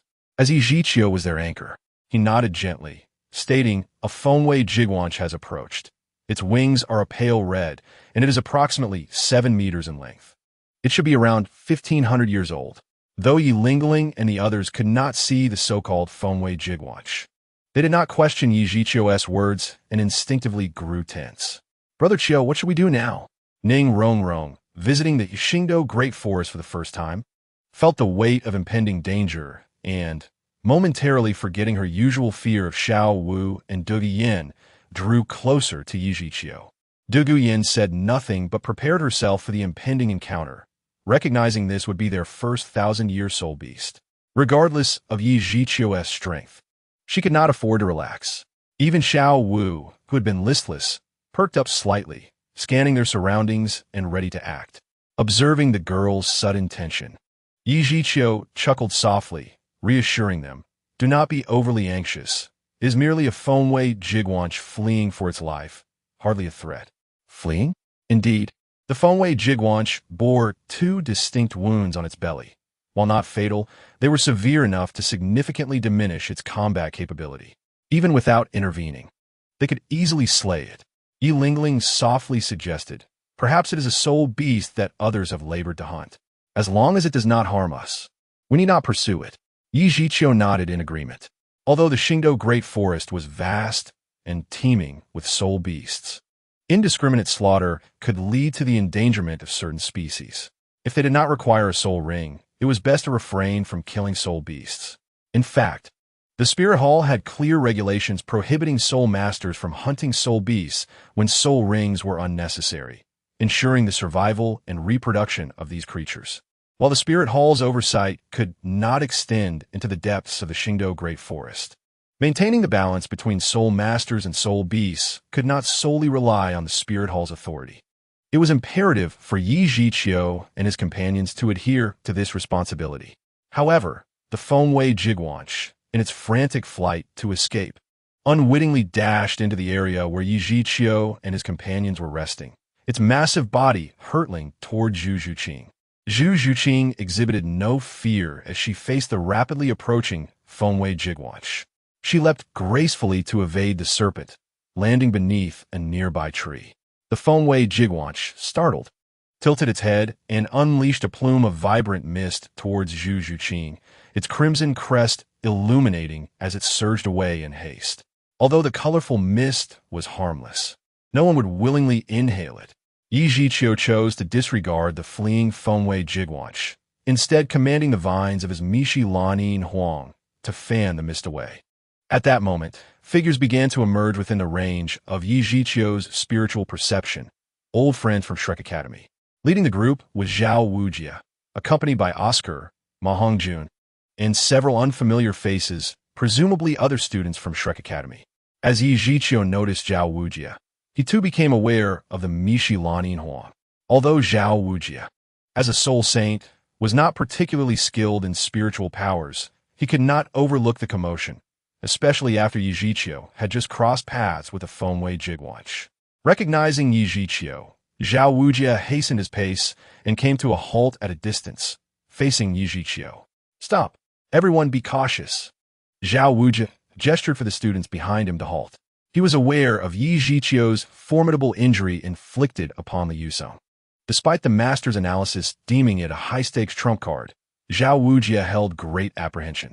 Zhu Zhuqing and Ning Rongrong, having encountered Shrek Academy's members before, immediately assumed a defensive stance, while Dugu Yin, Xiao Wu, and Yi Lingling, though unaware of the details, remained vigilant. In the realm of soul masters, treachery and violence were not uncommon. Although they had only heard of such instances from adults, the impressions lingered. Upon seeing Zhao Wujia and the others pause nearby, Yi Zhiqiu chuckled lightly and remarked, "Zhao Wujia, why do you bring your students to a halt here instead of pursuing your prey?" Behind Zhao Wujia were several students, including Oscar and Ma Hongjun, along with 3 male students, evidently also from Shrek Academy. One of these students, clearly unaware of Yi Zhiqiu's strength, assumed that he could not possibly rival Zhao Wujia and boldly shouted, "Who are you to disrespect Teacher Zhao? He is a soul saint. Is this all that remains of Shrek Academy, without Tang San and Dai Mu Bai?" Yi Zhiqiu retorted mercilessly, his words dripping with disdain. "Silence." Zhao Wujia immediately admonished the student. Casting a wary glance at Yi Zhiqiu, his expression a complex mix of emotions, predominantly anger. "Is the departure of Xiao San and the death of Mu Bai due to you?" "Xiao San, his father sought to kill me, but he ended up severely injured, barely escaping while fearing for his life," Yi Zhiqiu replied. Zhao Wujia's expression grew solemn. He recalled that Tang San and the master had come to Shrek Academy, seeking refuge with Flander, and he had never encountered Tang Hao, thus unaware of his existence. Yi Zhiqiu, unfazed by Zhao Wujia's contemplation, switched his tone, speaking with sharp intensity. "As for Dai Mu Bai, that scoundrel dared to bully my woman. Initially, I showed mercy and spared his life, yet his fate was sealed due to his own weakness." Dai Mu Bai, a prodigy recently recruited by Shrek Academy, held a significant status and was regarded as a beacon of hope for the academy, rivaling Tang San. However, shortly after Yi Zhiqiu's upheaval at Shrek, Dai Mu Bai had ventured alone to Soto City, never to return, ultimately discovered lifeless by Flander. Now, the perpetrator had been found. Zhao Wujia's fury was palpable, and he longed to strike Yi Zhiqiu down, yet he dared not act, uncertain if he could withstand Yi Zhiqiu's trump card. Yet, Shrek Academy was not solely represented by Zhao Wujia. Flander was nearby, and if he sensed their unusual situation and arrived in time, they could potentially vanquish Yi Zhiqiu and exact their revenge. Thus, the current strategy was to buy time. "Yi Zhiqiu, Shrek Academy has no grievances with you. Why do you persistently harm us?" Yi Zhiqiu, confident in his prowess, was undeterred. He believed even if all the teachers from Shrek Academy were present, he could handle the situation. If all went as expected, the Titan Great Ape should have sensed Xiao Wu's presence and be en route to their location. With a 10,000-year-old beast as an ally, even the title Douluo supporting Shrek Academy would pose no threat. Moreover, Shrek lacked a formidable backing. Even Flander was merely a soul saint. The students trailing Zhao Wujia, upon overhearing the conversation, grasped the depth of the animosity between the two parties, yet remained ignorant of Yi Zhiqiu's true strength. The earlier student attributed Zhao Wujia's reprimand to Yi Zhiqiu, full of resentment as he exclaimed, "Teacher Zhao, he drove away Tang San and killed Dai Mu Bai. Why do you not strike him down directly, but allow him to act so brazenly?" Zhao Wujie felt a surge of anger towards the student. In his youth, he too had been a restless spirit, earning the title of unmoving king in the Soul Master world. He thought it absurd for a student to lecture him. Had Zhao Wujie been confident in defeating Yi Zhiqiu, he would have acted long ago, yet the harrowing fate of Li Yusong lingered in his mind, leaving him uncertain, which is why he deliberately delayed, awaiting Flanders' arrival. Fool! If he were not so confident, would he dare to venture into the Stardow forest with a group of girls? Do you think you are the wisest of all? Just as Zhao Wujie's rebuke concluded, a dark vine abruptly shot up from beneath the student's feet, ensnaring him tightly, the sound of cracking bones faintly resonating in the air. The resilience and strength of the Mishi Lanin Huang were evident. The student, merely at the 20th level, could not react in time, unable to escape the binding or withstand the force. Zhao Wujie, it seems you also struggle to educate your students. Allow me to assist you. Only through trials of life and death can one truly grow, assuming he survives, Yi Zhiqiu declared haughtily. The more brazen Yi Zhiqiu became, the more cautious Zhao Wujie felt. He dared not intervene to rescue the student, knowing Yi Zhiqiu would react faster and more ruthlessly. Zhao Wujie's face darkened, akin to facing a formidable enemy. While the students behind him recoiled instinctively, yet Yi Zhiqiu noticed a notable exception among them, the rotund boy in red. Ma Hongjun at that moment seemed preoccupied with eyeing the beautiful girls beside Yi Zhiqiu, fixating intently on a particular spot, oblivious to whom he was truly gazing at. However, no one was permitted to covet what belonged to Yi Zhiqiu. Vines of considerable girth sprouted from the ground. Even with Zhao Wujie on constant alert, he could not react in time, for the forest was the domain of the Mishi Lanin Huang, where any blue-silver grass could be wielded by Yi Zhiqiu. A dark vine swiftly ensnared Ma Hongjun's ankle, rapidly spreading across his body, while the other vines followed suit, eager to bind him as well. Ma Hongjun felt a constricting sensation in his ankle, instantly snapping back to reality. However, he found himself unable to free his feet from the encroaching vines and instinctively unleashed his soul skill. The first soul skill, Phoenix Fireline. Fearing that he might meet the same fate as the person beside him, he didn't even have time to contemplate whether the flames would burn him, as an orange-red flame erupted from his mouth, landing on the surrounding vines. Yet, the situation was far from what Ma Hongjun had anticipated. He intended to incinerate the encroaching vines into ashes before addressing those that had ensnared his body. However, the surrounding vines disregarded his Phoenix Fire line, directly enveloping him instead. Ma Hongjun could distinctly feel the searing heat from the vines that had passed through the flames, with several areas of his skin already scorched and reddened. Helpless, he could only call for help. Zhao Laoshi, save me. At this point, Zhao Wujie could no longer afford to hesitate. With Tang San's departure and Dai Mubai's demise, only Oscar and Ma Hongjun remained as the last two prodigies of Shrek Academy.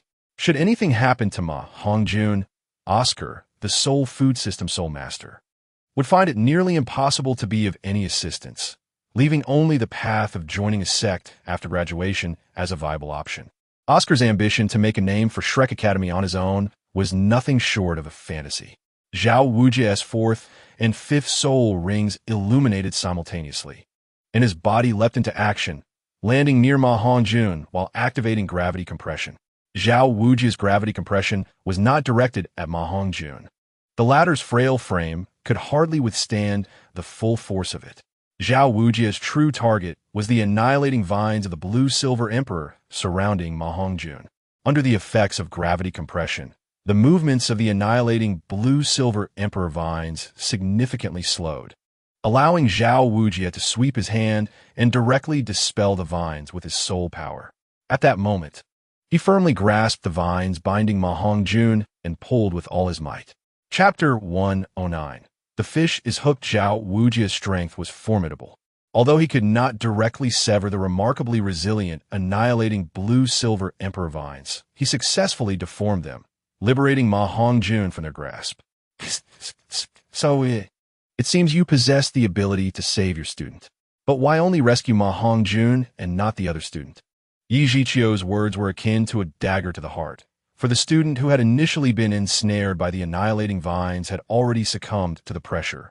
Their bones deformed and life extinguished. Zhao Wujie could no longer contain his fury and charged at Yi Zhiqiu with all his might. After all, he was a soul sage. Being intimidated by Soul Zun was beneath him. Yi Zhiqiu's annihilating blue-silver emperor currently had only 3 soul rings, albeit all black 10,000-year rings, which significantly enhanced his abilities but also underscored his weaknesses. His level was low, and his soul power insufficient. Of course, this was merely superficial. Zhao Wujie had great faith in the master's deductions, believing that Yi Zhiqiu's trump card had stringent conditions for activation. Otherwise, Yi Zhiqiu would not be lingering here, but would have directly suppressed him. With a thunderous roar, Zhao Wujie unleashed his 7th soul skill, Martial Soul Avatar. His 7th soul ring erupted with deep black light, enveloping his body as it underwent a tremendous transformation. Once the giant bear's spirit possessed him, Zhao Wujie's already imposing physique expanded rapidly, reaching over 5 meters tall in the blink of an eye. His muscles bulged in an exaggerated manner, and brownish yellow fur sprouted wildly, transforming him into a true giant bear. Without hesitation, the bear incarnation of Zhao Wujie charged at Yi Zhiqiu. Though slow in speed, his intimidating presence caused the girls beside Yi Zhiqiu to instinctively take several steps back. They were girls, with the highest among them, Yi Lingling, having just reached level 40 and not yet having acquired a 4th soul ring, thus not truly qualifying as a soul zone. Facing the assault of a soul sage was already a commendable feat for them. Yi Zhiqiu's gaze sharpened. The reason he dared to provoke Zhao Wujie stemmed from his own confidence in his strength. Surrounded by his women, he could not afford to retreat, but instead faced the oncoming Zhao Wujie head-on as he activated his martial soul avatar. With a flourish of his hand, an array of vines surged forth from the ground between Yi Zhiqiu and Zhao Wujie. Being situated within the forest amplified Yi Zhiqiu's soul skill. Although the quality of the vines remained unchanged, their quantity surged dramatically. Countless lethal stabs surged toward Zhao Wujie, with the somewhat sluggish giant bear becoming a living target for the annihilating stab array. However, Zhao Wujie's greatest strength lay in his defense. He remained unfazed, directly ignoring the annihilating stab array as he barreled toward Yi Zhiqiu. Zhao Wujie held nothing back, utilizing his most potent martial soul avatar. Once activated, he could use all soul skills below the 7th ring, except for martial soul avatar, without restriction for 30 minutes, with their power enhanced to 150% of their original strength. His martial soul was the giant bear, whose avatar granted him a 200% increase in defense, elevating his defensive capabilities to their zenith. As the stabs from the annihilating stab array struck Zhao Wujie's martial soul avatar, they merely left shallow scratches before being shattered and losing their piercing properties. This spectacle evoked varied reactions from the onlookers. Shrek Academy's side was filled with excitement, as it seemed Zhao Wujie was on the verge of avenging past grievances by overpowering Yi Zhiqiu. In contrast, the girls surrounding Yi Zhiqiu appeared pale, with only Zhu Zhuqing and Ning Rongrong, who had directly witnessed Yi Zhiqiu's strength, maintaining a semblance of composure. Yi Zhiqiu had yet to reveal his trump card, and Zhao Wujie was about to traverse through his annihilating stab array. Thus, Zhao Wujie became increasingly convinced that the conditions to activate Yi Zhiqiu's secret weapon were stringent, likely rendering it unusable. He couldn't help but chuckle, allowing his guard to drop slightly. The fish is hooked. With a subtle shift in thought, Yi Zhiqiu's lips curled into a smile. Zhao Wujie's defense was indeed formidable, but it could never withstand the power of annihilation.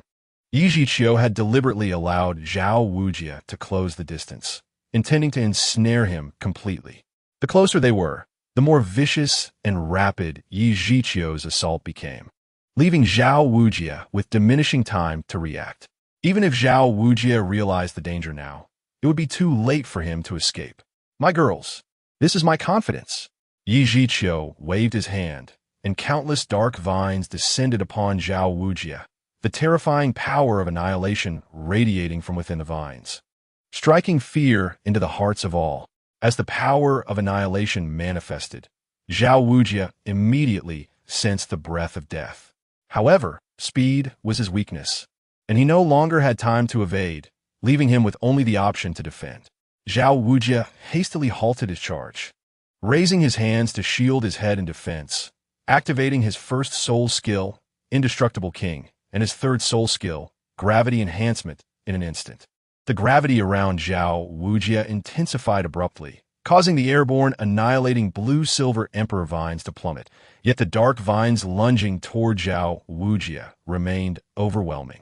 Suddenly, a brilliant golden light erupted from Zhao Wujia's body, sending all vines within a 3-meter radius recoiling from the powerful counterforce. The already slowed vines were sent spiraling back. However, it was all in vain. Zhao Wujia could defend for a moment, but he could not defend for eternity. In the blink of an eye, a mass of black vines surged forth, enveloping Zhao Wujia in a colossal bundle, akin to a giant zongzi. The terrifying power of annihilation surged towards him, consuming and assimilating his life force. A harrowing cry of extreme anguish emanated from within the bundle as Zhao Wujia visibly aged at an alarming rate. He sensed an inexplicable force tearing at his body, leaving him utterly helpless. The most terrifying aspect of existence is not death itself, but the knowledge that one is about to perish, yet must await the inevitable arrival of death. Zhao Wujia's plight was obscured by the vines. Apart from Yi Zhiqiu's spiritual energy that pierced through the foliage, the others could only hear his wails of despair. Nonetheless, this was sufficient to instill fear. The reactions of Douluo and her companions were rather nonchalant.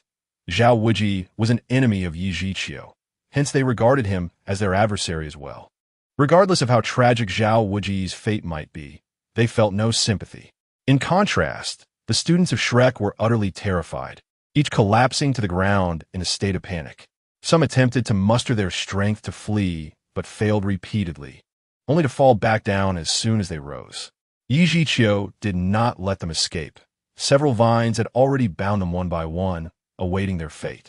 Although some had not directly offended him or his companions, the differing stances between them were undeniable. Yi Zhiqiu was unafraid of danger, yet wary of complications. Though ants cannot kill elephants, they can still be quite bothersome when they stir trouble. Hence Yi Zhiqiu's resolve to eradicate the roots of the problem. Chapter 110. Eradicating the roots. This conflict had reached a temporary conclusion. Douluo, Xiao Wu, and Yi Lingling witnessed Yi Zhiqiu's formidable prowess for the first time, their eyes widening in astonishment. Douluo approached Yi Zhiqiu closely, examining him from side to side, ultimately unable to restrain her curiosity. "Are you truly my brother, Zhiqiu?" "Without a doubt. But you just reached level 40. How can you be so powerful?" Douluo still found it hard to believe. Xiao Wu recalled the power of annihilation and inquired, "Brother Zhiqiu, is this the annihilation power you have been diligently developing? It is truly remarkable. No wonder you are my man." This time, Xiao Wu and Douluo surprisingly refrained from bickering, with Douluo proudly asserting, "He is also my man." Beside them, Ning Rongrong excitedly interjected, "He is the man I have my eyes on too." Zhu Zhuqing maintained a composed demeanor, quietly observing Yi Zhiqiu with an intensity in her gaze. Yet she remained passive, neither competing nor vying for attention. At that moment, Yi Lingling understood the secret Yi Zhiqiu wished to share with her, his long-concealed strength. Although all the girls were now aware, it was not necessarily a negative development, as the atmosphere among them had improved considerably. With a veil of secrecy lifted, Yi Lingling began to empathize more deeply with Yi Zhiqiu. Having witnessed Yi Zhiqiu's power firsthand, the girls could hardly conceal their joy. Xiao Wu and Douluo even stood together to confront Yi Zhiqiu. "You deceitful Zhiqiu, how could you hide this from us for so long? Indeed, that is quite unfair." Yi Zhiqiu instinctively reached out to pat Xiao Wu's head, but upon realizing she stood just out of reach, he reluctantly withdrew his hand. The relationship between Xiao Wu and Douluo had improved, and with the other girls nearby, Yi Zhiqiu felt it inappropriate to exhibit overly affectionate gestures. Amidst the laughter and joy, Zhao Wujia's cries finally ceased, giving way to the desperate pleas for mercy from the Shrek group. It became evident to all that Zhao Wujia had met his demise. Yin coldly regarded the bound Shrek members, furrowing her brow as she addressed Yi Zhiqiu. Brother Zhiqiu, how you plan to deal with these individuals?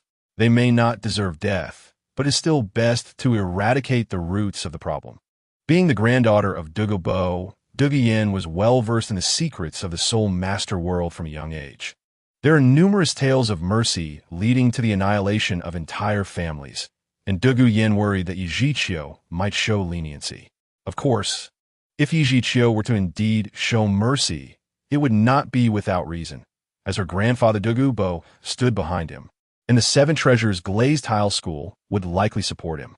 Furthermore, Yi Zhiqiu's own power was extraordinary, rendering him unafraid of any potential retribution. Ye Lingling, having experienced the vicissitudes of life, and Zhu Zhuqing, who had endured the brutal struggles of royal rivalries, found no fault in Yin's suggestion. However, Xiao Wu and Ning Rongrong, being less worldly, felt a pang of guilt at the thought of eradicating the roots. Ultimately, the decision rested with Yi Zhiqiu. They had developed a psychological reliance on him and refrained from voicing their opinions, simply awaiting his verdict. They would unconditionally support him. Yi Zhiqiu approached slowly amidst the cries for mercy, but Oscar stood out distinctly. Rather than pleading for his life, he glared fiercely at Yi Zhiqiu, his vitriol never ceasing. In truth, most students at Shrek Academy came from humble backgrounds, and those who had attempted to bully others had long since perished beneath the world annihilation Blue-Silver Emperor. The remaining unknown students had not provoked Yi Zhiqiu, and thus he saw no reason to eliminate them. Instead, he chose to let them go. This was not due to any softness on Yi Zhiqiu's part. Though these students were not formidable, they represented hope for impoverished families. He did not wish to extinguish the hope of these families for the sake of Shrek Academy. On the other hand, Oscar and Hongjun, in a certain sense, were considered disciples of Flander, having been deeply influenced by his teachings. In contrast to Oscar's unending tirade, Hongjun appeared to be the more spineless of the two. Desperately pleading for mercy, his eyes filled with terror, clearly afraid of death. Yet, within, Yi Zhiqiu sensed an undercurrent of hatred. The vines that had ensnared the nameless students loosened, allowing them to kneel in gratitude before fleeing. Hongjun, believing his pleas had been effective, felt his fear diminish. Convinced that Yi Zhiqiu would spare him, he resolved to train diligently after this escape, vowing to seek vengeance against Yi Zhiqiu in the future. To be frank, Hongjun possessed decent talent and knew how to curry favor and endure. Even without the aid of celestial herbs, his qualifications, while insufficient to become a divine successor, were still commendable. Allowing him to grow unchecked could lead to future troubles. Yi Zhiqiu chuckled softly and released the vines, binding Hongjun.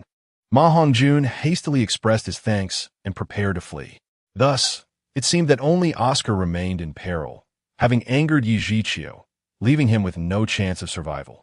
Upon seeing Hongjun freed and shamelessly thanking Yi Zhiqiu, Oscar's anger boiled over. He retorted, Hongjun, you spineless dog. Teacher Zhao cared for you so much. And now that he has been slain, you dare thank this executioner for your life.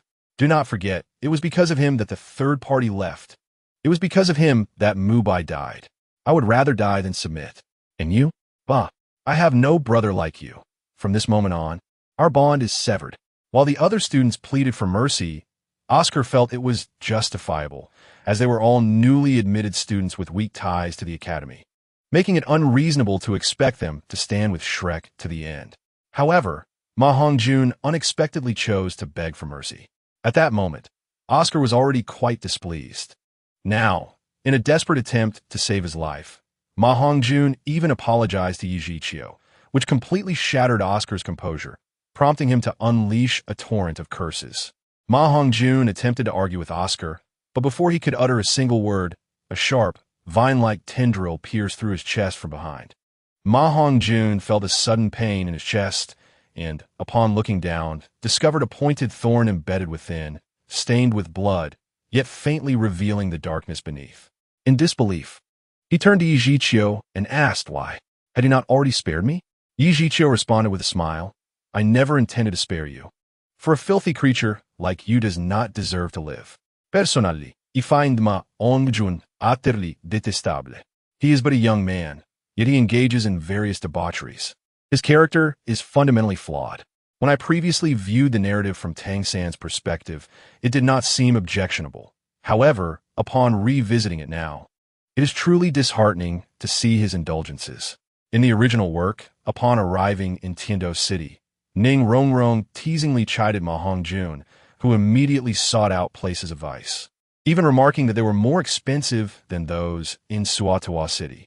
Ning Rongrong appeared unfazed by this, which is indeed absurd, particularly considering she is a girl. In contrast, I genuinely cannot find any faults in Oscar. Aside from the assertion that avoiding trouble denotes mediocrity, I find nothing else. One should not criticize merely for the sake of criticism. Nonetheless, Oscar will not yield, for he is the protagonist. Chapter 111. I wager my life against yours ultimately. Ma Hongjun completely lost his breath, his corpulent body crashing to the ground, raising a cloud of dust. While others begged for mercy, Yi Jiqiu spared the other students, but made an exception for Ma Hongjun. Oscar, having shared a bond with Ma Hongjun, wore a complex expression, uncertain whether to feel sorrow or to believe that his death was deserved. Now, only Oscar remained among the Shrek members present. Despite witnessing Ma Hongjun's demise before his eyes, he showed no sign of fear, glaring at Yi Jiqiu with fury. Yi Jiqiu gazed at Oscar with a light smile, as if the life he had just extinguished was insignificant, and said cheerfully, Oscar, to be honest, I quite admire you. If you were to leave Shrek Academy and join another sect or power with your talent, your future would undoubtedly be bright. I was born a Shrek member and shall die as a Shrek ghost. Regardless, I cannot betray Shrek. If I survive, I will surely do everything in my power to slay you. You will never be able to recruit me. No, you misunderstand. I simply admire you. You're the only one in Shrek Academy who seems somewhat normal. However, I do not wish to recruit you, for you are simply unworthy. Oscar's talent is indeed remarkable. Being a rare food-type soul master, with proper training, he could easily become a soul Douluo or even a title Douluo. However, at present, Oscar cannot acquire the celestial herbs. And without their purifying essence, although his talent is commendable, it falls short of being recognized by the god of food. Oscar's expression twisted with rage as he shouted, You are not worthy to critique me. How about a wager? Today, I shall grant you a chance to live. As long as you do not cross my bottom line, I will not kill you nor take any action against you, allowing you to grow as much as possible. When you feel you have matured enough, come find me. If you can defeat me, it will mean I underestimated you. If you cannot, it will prove you are truly unworthy. Yi Jiqiu smiled slyly, his words laced with mockery. It is not that Oscar lacks talent. Rather, Yi Jiqiu knows his own strength and foundation are immensely formidable. Besides, Oscar poses no real threat. Granting him a chance to live is of little consequence and may even provide some amusement. I wager my life against yours. Deal. Yi Jiqiu did not hesitate, immediately releasing Oscar. Oscar, equally resolute, departed without delay. Presently, Oscar possesses little combat ability, and whether he can survive in the Star-Do Great Forest remains uncertain. But that is of no concern to Yi Jiqiu. The opportunity to live has been granted. If misfortune befalls Oscar and he perishes in the Star-Do Great Forest, it is not his concern. Dugi Yin stood beside Yi Jiqiu, observing Oscar's retreating figure, and inquired, You truly let him go? Dugi Yin did not question the other initial students, as they were hardly a threat, but Oscar seemed to be an exception. Did you not see? Have faith. I am confident that I will emerge victorious. Of course, should he dare to cross my bottom line, I will eliminate him beforehand, ensuring no future troubles. As the topic of boundaries arose, Yi Jiqiu's tone grew sharp. He is not merciful, yet he does not relish killing. However, if anyone dares to challenge his boundaries, they will undoubtedly meet their end. Dai Mubai serves as a living example. What boundaries? Yi Lingling suddenly asked. You all on my bottom line. I do not permit any accidents or injuries to befall you. Yi Lingling did not witness the other girl's reactions, as she had already lowered her head, her cheeks flushed. She is undeniably one of Yi Jiqiu's inviolable boundaries. This farcical interlude consumed some time, and the girls had nearly finished their respite. Yi Zhiqiu and his companions prepared to set forth, continuing their journey deeper into the Douluo Great Forest in search of suitable soul rings. As soon as Yi Zhiqiu and his party departed, a figure descended from an unknown location. It was Flinder, who had intentionally concealed his presence. When Yi Zhiqiu unleashed the power of annihilation during his battle with Zhao Wujie, Flinder, who had been scouting not far away, sensed it, for that power could easily overwhelm him. Flinder had a general understanding of Zhao Wujie's movements and felt the presence of Zhao Wujie's martial soul. Yet he was too frightened to approach and support him. Only after confirming that Yi Zhiqiu and his group had departed did he dare to reveal himself. Gazing at the bloodied form of Hongjun and the cocoon Zhao Wujie, he could not help but sigh. Hongjun, Wujie, this opponent is beyond our strength. If I were to intervene, I would likely meet the same fate. Do not blame me. I must survive to avenge you. Flinder did not linger long, even neglecting to take the time to bury the bodies of Hongjun and Zhao Wujie. Despite the power of annihilation having long since dissipated, he remained apprehensive, fearing he might not live to see the dawn of another day. Time swiftly passed. Yi Zhiqiu led the 5 girls through the Douluo Great Forest for an entire day, yet they failed to find a suitable soul ring for Yi Lingling. Yi Zhiqiu was not anxious about obtaining his 4th soul ring. He planned to absorb a plant-type soul beast ring once he had seen the girls safely off. Currently, surrounded by girls, all of whom are his women, he could not reveal the existence of his system. As night began to fall, Yi Zhiqiu located a flat area to set up camp. The tent was spacious enough to accommodate all 6 of them, serving as their resting place for the night. Due to Yi Zhiqiu's formidable strength, they encountered little resistance throughout their journey. Although they had been traveling continuously, they enjoyed ample rest, making it a rather pleasant experience. Gathered together, they finished their dinner, with the girls chattering happily around the campfire. Yi Zhiqiu, wishing to avoid being encircled by the girls, fearful of a potential chaotic scene, chose to sit apart and meditate. As time flowed gently by and the sky was fully enveloped in darkness, the dense foliage obscured any view of the stars above. Suddenly, Yi Zhiqiu opened his eyes, directing his gaze toward a certain location in the forest where a massive figure was approaching. Ning Rongrong, with her keen eyes, swiftly noticed Yi Zhiqiu and remarked with a smile, "Brother Qiu, you cannot contain yourself, can you? With so many beautiful women around, it is impossible for you to meditate in peace." Her words revealed to all the girls that Yi Zhiqiu was not truly in meditation. As if with intent, De Guyan had quietly approached Yi Zhiqiu, seemingly contemplating a sudden pounce. Only Xiao Wu maintained a serious expression, for Yi Zhiqiu, through his vast mental strength, had sensed the approach of the Titan Great Ape, and Xiao Wu had also perceived its presence in her own way. Yi Zhiqiu calmly instructed, "You must return to the tent immediately. No matter what sounds you hear, do not come out. Xiao Wu, you stay." Chapter 112. The King of the Forest. Titan Great Ape, Yi Lingling, and the other girls unconditionally trusted Yi Zhiqiu. His tone was grave, indicating a special circumstance, prompting them to obediently enter the tent. Xiao Wu's gaze fell upon Yi Zhiqiu. From their first encounter, he had confided in her that he was aware of her true identity. Now, amidst the Douluo forest, Xiao Wu anticipated the Titan Great Ape would seek her out, worrying all along about her identity being revealed and how to explain it.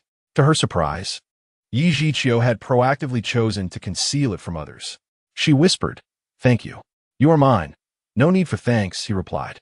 Since their acquaintance, Yi Zhiqiu had always cared for her, and she had never inquired how he knew her true identity. This matter remained a secret nestled deep within their hearts, belonging solely to the 2 of them, never spoken to outsiders.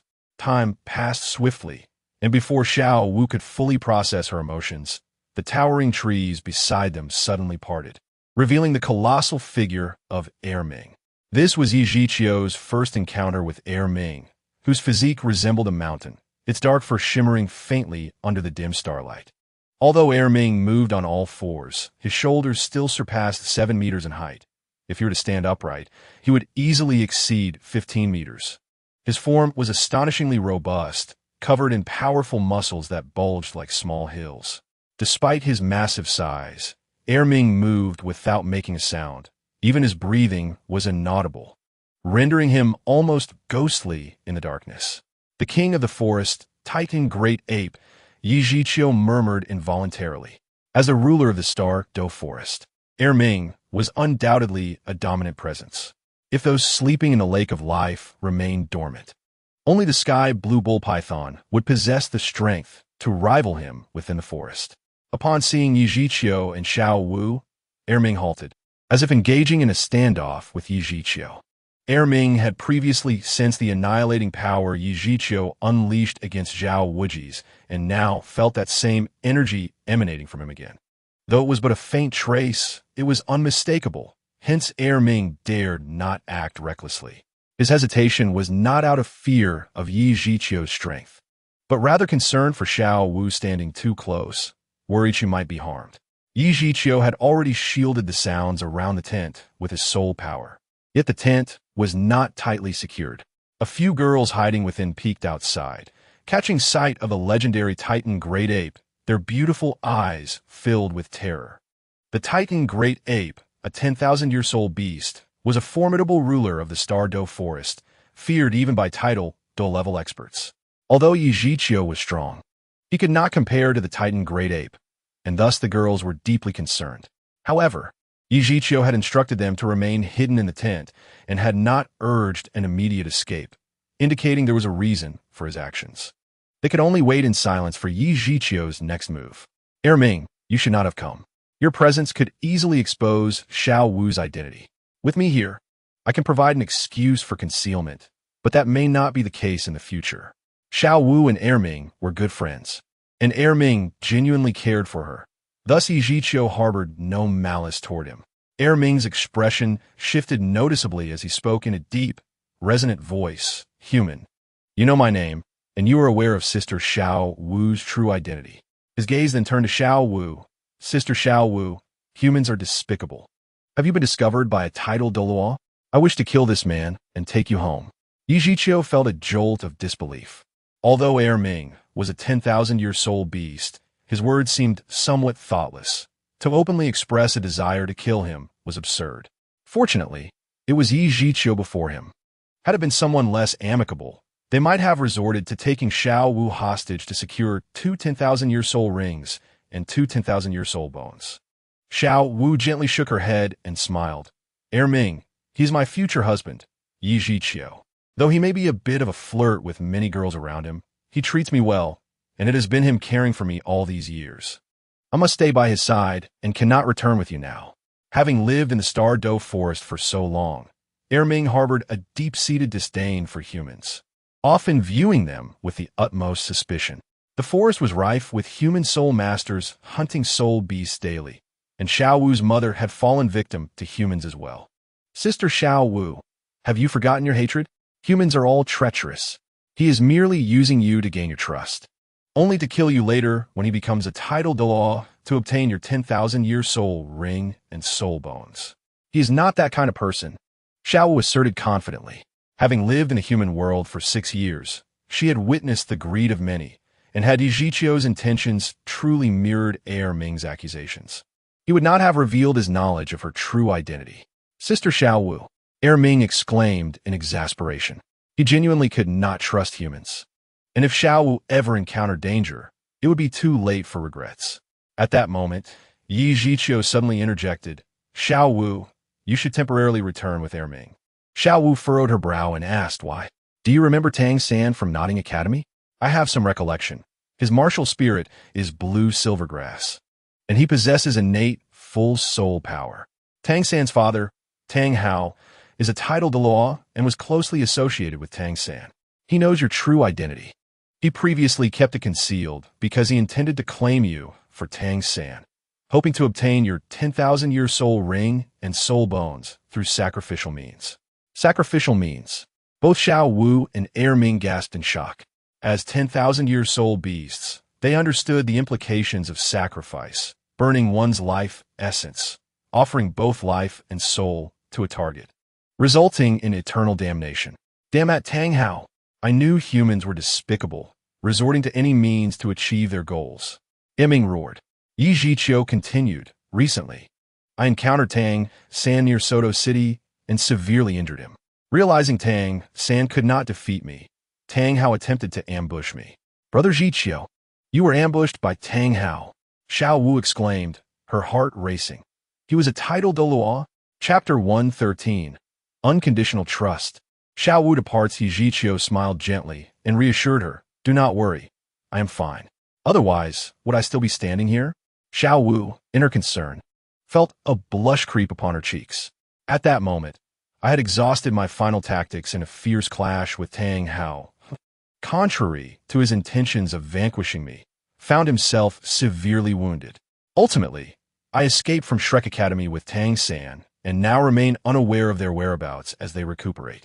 Tang Hao is aware of your true identity, and given the rift that has developed between us, I fear he may attempt to harm you. Until I eliminate him completely, it will be prudent for you to remain in the Xingdou de Sunlin. Once I depart from that forest, I will set out to locate Tang Hao and Tang San, striving to eradicate any future threats. If you choose to leave the Xingdou de Sunlin, I cannot guarantee your safety. Xiao Wu immediately responded, I wish to accompany you. Yi Zhiqiu gently caressed Xiao Wu's hair, saying, be obedient, my dear. Your current strength is still insufficient. During this time, you must diligently train. If you do not grow stronger swiftly, we will have to wait until my power is formidable enough to protect you from the onslaught of numerous titled Douluo before we can be together. Reluctantly, Xiao Wu embraced Yi Zhiqiu, burying her small head against his chest, greedily inhaling his scent. Yi Zhiqiu, Xiao Wu suddenly spoke solemnly. What? In Yi Zhiqiu's recollection, Xiao Wu had only referred to him by that name when they first met, nearly 6 years ago. When I'm not around, you absolutely must not. Xiao Wu's voice dwindled to a whisper, barely audible. Yi Zhiqiu did not catch her words and asked, what? Her face was now flushed, and her delicate hand had unknowingly found its way to Yi Zhiqiu's waist, giving it a fierce tug. Then, with a mock ferocity, she declared, just that. You must not. Otherwise, Yi Zhiqiu began to comprehend Xiao Wu's implication and found her reaction quite amusing. He chuckled lightly and replied, very well. I promise not to engage deeply with Du Guyan. I will wait for you to grow up, and then we shall dine together. Xiao Wu's cheeks turned a deep crimson, reminiscent of a ripe red apple. With a playful pout, she gently kissed Yi Zhiqiu on the lips before turning to approach Erming. Erming had been standing quietly nearby, patiently waiting. He could not alter Xiao Wu's decision, leaving him with no choice but to accept it. However, Erming's perspective had shifted slightly. He sensed the affection and care Yi Zhiqiu had for Xiao Wu. In Erming's eyes, all humans were inherently malevolent. Yet Yi Zhiqiu appeared to be an exception, truly deserving of Xiao Wu's admiration. As Xiao Wu approached Erming, he swiftly extended his palm to the ground. Without hesitation, Xiao Wu leaped onto Erming's hand, which he then raised to carry her away. The massive silhouette of the Titan giant ape soon vanished into the night of the Xingdou de Sunlin. Xiao Wu sat gracefully upon the broad shoulder of the Titan giant ape, who moved swiftly, yet she felt no disturbance, gliding smoothly. Ming, how are you and Ming faring? We are well. A few days ago, some humans titled Douluo came searching for us, nearly exposing our habitat. Fortunately, I was able to divert them. Otherwise, we would have found it difficult to remain at peace. Having lived in the human world for 6 years, I have come to understand their insatiable greed. The allure of 100,000-year soul ring and soul bone is simply too great. They will not relent. Xiao Wu, the human from earlier, rest assured, Yi Zhiqiu is not that kind of person. He is very strong and treats me well. I am happy being with him. Sister Xiao Wu, you should still exercise caution. I trust him unconditionally. After some idle chatter, Xiao Wu recalled Yi Zhiqiu's admonition and realized she needed to enhance her strength as quickly as possible. Without further delay, she settled down on Erming's shoulder, forming hand seals with each hand, her right hand resting on her thigh while the left stood upright before her chest, murmuring softly, accompanied by her peculiar incantation. Xiao Wu's eyes gradually transformed to a blood-red hue, and 2 circles of yellow soul rings quietly emerged, pulsating around her form. A massive white phantom gradually took shape behind her, revealing her martial soul, the Jade Rabbit. A faint red glow began to emanate from Xiao Wu, intensifying over time, deepening in color like blood permeating the air. In the next moment, a brilliant purple light pierced through the crimson glow, swiftly coalescing into a circular form, revealing a purple 1,000-year soul ring. This was Xiao Wu's 3rd soul ring. With the emergence of the 3rd soul ring, Xiao Wu's physique became even more harmonious. She gained a few inches in height, her figure more voluptuous, embodying the essence of femininity.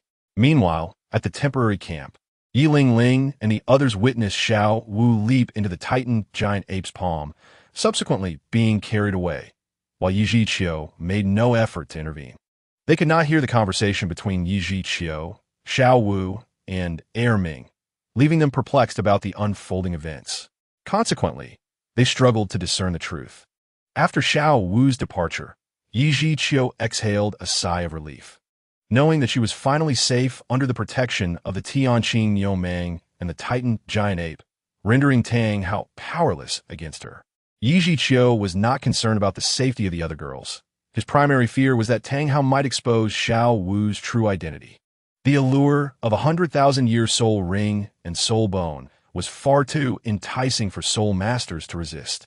Should Xiao Wu's identity be revealed, protecting her would mean opposing the entire soul master community, a task beyond Yi Zhiqiu's current capabilities. In summary, Tang Hao was a peril that needed to be addressed. Once Yi Zhiqiu assisted Yi Ling in finding her 4th soul ring, he would embark towards Lan Yinhuang Mountain Valley to complete the sign-in task and eliminate Tang Hao and Tang San, thereby eradicating any future threats. Yi Zhiqiu stood in contemplation, organizing his thoughts, as Du Guyan and Yi Ling emerged from the tent, hastening to his side. Brother Zhiqiu, what happened to Xiao Wu? Did the Titan giant ape take her? Why did you not stop it?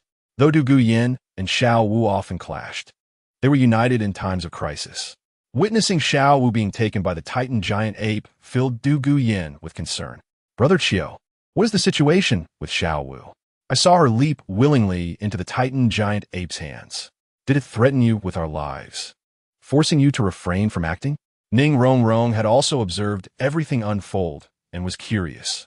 Yi Ling and Zhu Zhuqing, though quieter in demeanor, fixed their intense gazes upon Yi Zhiqiu, awaiting his response. Recommending a good friend's book, Douluo, Versailles Becomes Strong, which boasts an intriguing premise worth exploring. Chapter 114. We can stay outside. Yi Zhiqiu contemplated for a moment, ultimately deciding not to disclose the entire truth. While it was indeed accurate that Xiao Wu had transformed from a 100,000-year soul beast, now that she had taken human form, she was indistinguishable from any other human. Revealing her true identity to the girls would serve no beneficial purpose. Yi Zhiqiu believed they would not harbor ill intentions, yet their mindset might shift, and a careless slip could invite trouble. Do not worry. The Titan giant ape is a 100,000-year soul beast that has gained wisdom. He harbors no malice toward Xiao Wu. He specifically sought her out to guide her in her training. Training? The girls questioned in confusion. Yi Zhiqiu, maintaining a serious facade, fabricated a lie, stating yes. The Titan giant ape mentioned that Xiao Wu's martial soul is quite special, and within the heart of the Xingdou, the Sun Lin, lies a sacred place conducive to her growth. Rest assured, Xiao Wu is quite safe, and her abilities will swiftly strengthen. You all must strive as well. Do not let yourselves fall too far behind her. Ning Rongrong immediately retorted, My talent is formidable. Once I return home, I will diligently cultivate, and I shall surely surpass Xiao Wu in rank. Du Guyan, unfazed by the discussion of strength, smiled and remarked, With Xiao Wu gone, does that not imply that my younger brother Zhiqiu is solely mine during this time? What about us? Ning Rongrong pouted. Du Guyan remained unperturbed, her demeanor still radiating warmth, saying, I know, but only I can truly win over my younger brother Zhiqiu. Why don't we have a little intimate interaction tonight? The latter remark was directed at Yi Zhiqiu, although she felt a twinge of shyness. The girls surrounding her were either Yi Zhiqiu's sister or his women. After all, they are not outsiders. Yi Zhiqiu replied softly before leaving. Xiao Wu specifically instructed me not to become too close to you, especially not to take that final step. Du Guyan immediately wrapped her arms around Yi Zhiqiu's neck, her lips drawing near, her breath brushing against his face, leaving a lingering fragrance. Do you think I would heed Xiao Wu's warnings? She has already departed and can no longer dictate my actions. We have but one tent. No matter. We can stay outside. During their exchange, while Du Guyan did not utter any explicit words, her intentions were unmistakable, causing even her to blush. As for Yi Lingling, Ning Rongrong, and Zhu Zhuqing, their innocence was apparent, each harboring feelings for Yi Zhiqiu, their shyness palpable. Particularly for Yi Lingling. Her concealed relationship with Yi Zhiqiu as merely his sister made her feel both embarrassed and exhilarated.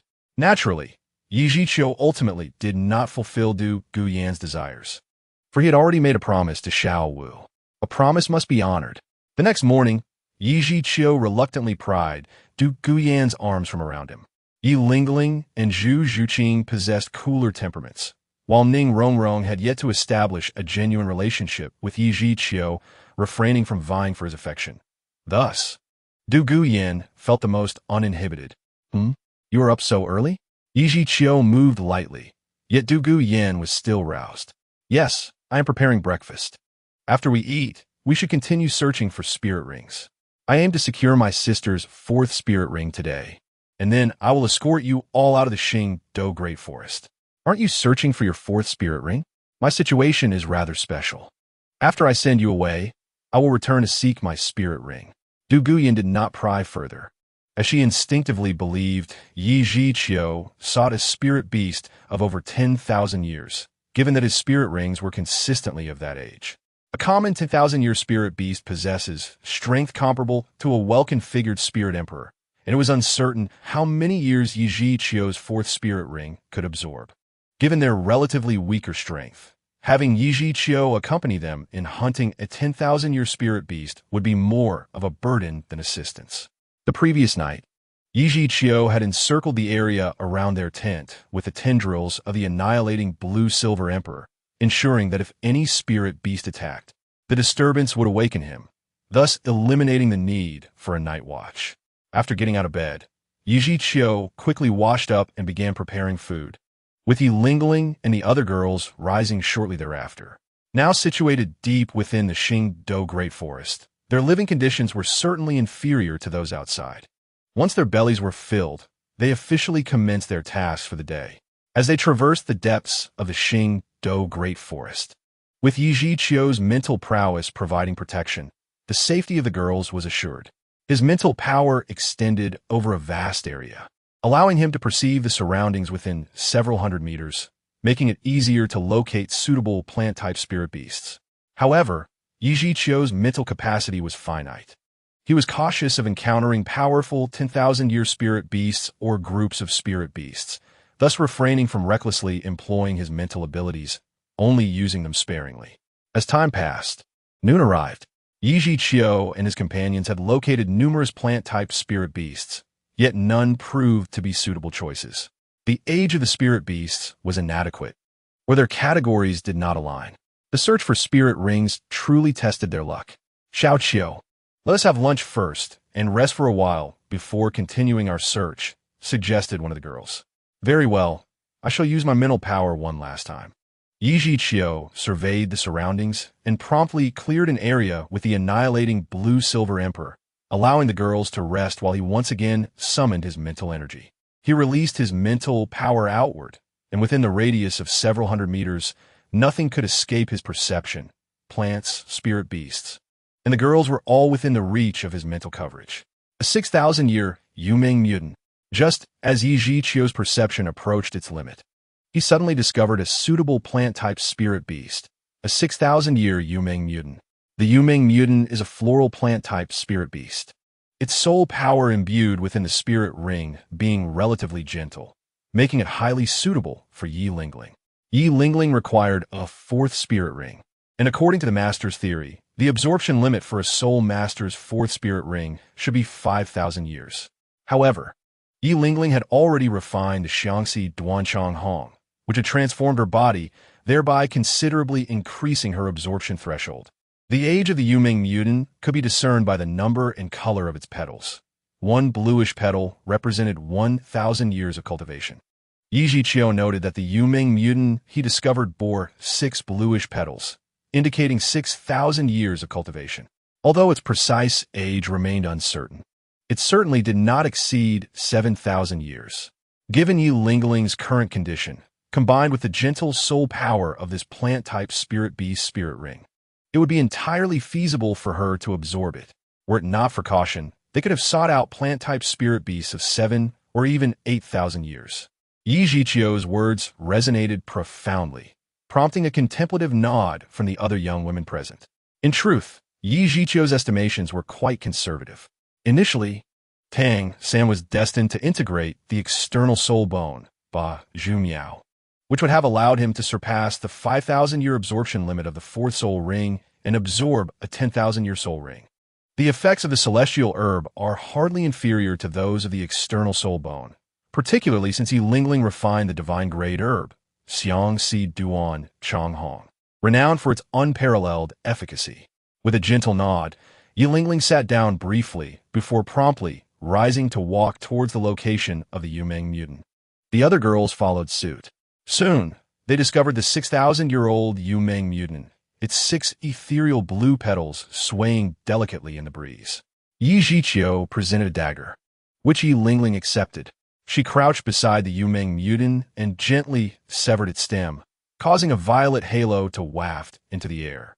Without a moment's hesitation, she seated herself on the ground, channeling her soul power to draw the soul ring from the Yumeng mutant towards herself, the violet halo gradually ascending above her head. Confident in Yi Zhiqiu, she harbored no doubts as she commenced the refinement of the soul ring, while Yi Zhiqiu took on the role of protector. Initially, a 7,000-year-old Banlan leopard guarded the Yumeng mutant, but Yi Zhiqiu had discreetly driven it away before their arrival. Before long, half an hour had elapsed. Although Yi Lingling had not fully absorbed the 6,000-year Yumeng mutant soul ring, she was nearing completion, with the fluctuations of her soul power steadily stabilizing. Du Guiyin cast a slightly envious glance at Yi Lingling before turning to Yi Zhiqiu and remarked, "Zhiqiu, since Xiangxi Duan Changhong has now been claimed by Lingling, should you not consider offering me some form of compensation?" Originally, Yi Zhiqiu had presented Xiangxi Duan Changhong to quell the dispute between Xiao Wu and Du Guiyin, yet neither had succeeded in acquiring it, and it ultimately fell into Yi Lingling's possession. After refining Xiangxi Duan Changhong, Yi Lingling's ranks surged dramatically, allowing her to surpass the absorption limit of the fourth soul ring and absorb a soul ring exceeding 6,000 years. Undoubtedly, Yi Lingling's healing abilities would receive a significant enhancement, which naturally elicited Du Guiyin's envy. "What kind of compensation do you desire? Perhaps you could give me 10 or 8 celestial herbs. Do you believe celestial herbs grow like cabbages?" Strictly speaking, the celestial herbs currently in Yi Zhiqiu's possession were part of the dowry gifted by Du Guibo and included contributions from Du Guiyin as well. As Du Guiyin had not earned the recognition of Xiangxi Duan Changhong, having missed out, it was only fair that Yi Zhiqiu bestow upon her another herb. Yi Zhiqiu had previously harvested numerous celestial herbs from the ice and fire yin-yang eye, consuming the Lihua, Xingjiao Shu, and Bajiao Zhuanianko himself. The Ba Ban Xianlan had been gifted to Hu Laina, while Xiangxi Duan Changhong was already refined by Yi Lingling, and the Wangchuan Xiushui Lu was sacrificed to combat Tang Hao. As of now, Yi Zhiqiu's Rui Baobao bag still contained the Qirong Tong Tianju, Jiguang Fengwang Kue, Chilua Yujin Xiang, and Shuixian Yujimi Aigu. Yi Zhiqiu intended to offer the Qirong Tong Tianju to Yue Guan, recognizing his unwavering support over the years without expectation of reward, thus deserving of a celestial herb.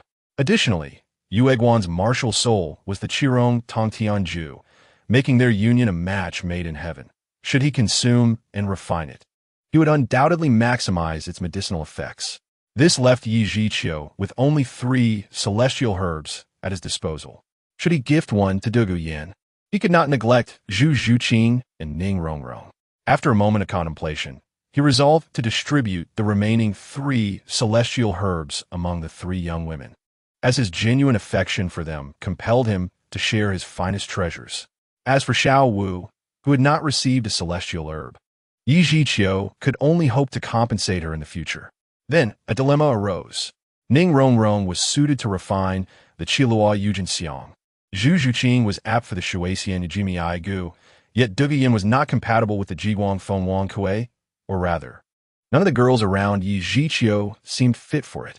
This posed a challenge. Yi Zhiqiu lamented, "I do have several celestial herbs left, but none are suitable for you. However, I do possess 2 herbs that would benefit Zhuqing and Rongrong." Zhu Zhuqing and Ning Rongrong immediately focused their attention on Yi Zhiqiu, both desiring a celestial herb. However, if Duguyan were to be left without one, how could they accept theirs? How infuriating! "Are you intentionally provoking me?" Duguyan exclaimed, her frustration palpable. Zhu Zhuqing and Ning Rongrong were both set to receive suitable celestial herbs, while she, as the main consort, found herself without any. At that moment, Zhu Zhuqing interjected, "Qiu, I do not require a celestial herb. You should bestow it upon Sister Yan." The Shuixian Yujimi Ai Gu was a neutral celestial herb, and while it was more suited to Zhu Zhuqing, Duguyan would also benefit greatly from refining it. Yet, Yi Zhiqiu still grappled with making a choice. It seemed destined that one person would remain without a celestial herb. "Brothers, we are short on celestial herbs. What shall we do? Does anyone know of other celestial herbs in Do Air or Do San? Please recommend, and I shall return to the ice and fire Yinyang to harvest more." Currently, they were lacking 2 herbs, and should they acquire other girls in the future, there would be none left, save for a single Jiguang Fengwang Kei, which suited Huowu. Chapter 116. A compromise solution. Yi Zhiqiu reached into his Rui Baobao bag with his right hand, retrieving a rather peculiar celestial herb. Its roots and leaves resembled a wisteria curtain, finely crafted, yet at its apex bloomed a resplendent golden tulip. As this celestial herb emerged, the air was immediately infused with a rich scent of tulips. Qilua Yujin Xiang, this celestial herb, known for its elegance, could absorb the essence of heaven and earth, as well as the radiance of the sun and moon. Rongrong's 7-treasure glazed tile would complement it exquisitely, and upon successful refinement, there was a significant possibility it would evolve into the legendary 9-treasure glazed tile. Undoubtedly, this Qilua Yujin Xiang was perfectly suited for Rongrong. The prospect of a 9-treasure glazed tile sent a shiver through Ning Rongrong, her voice trembling as she spoke.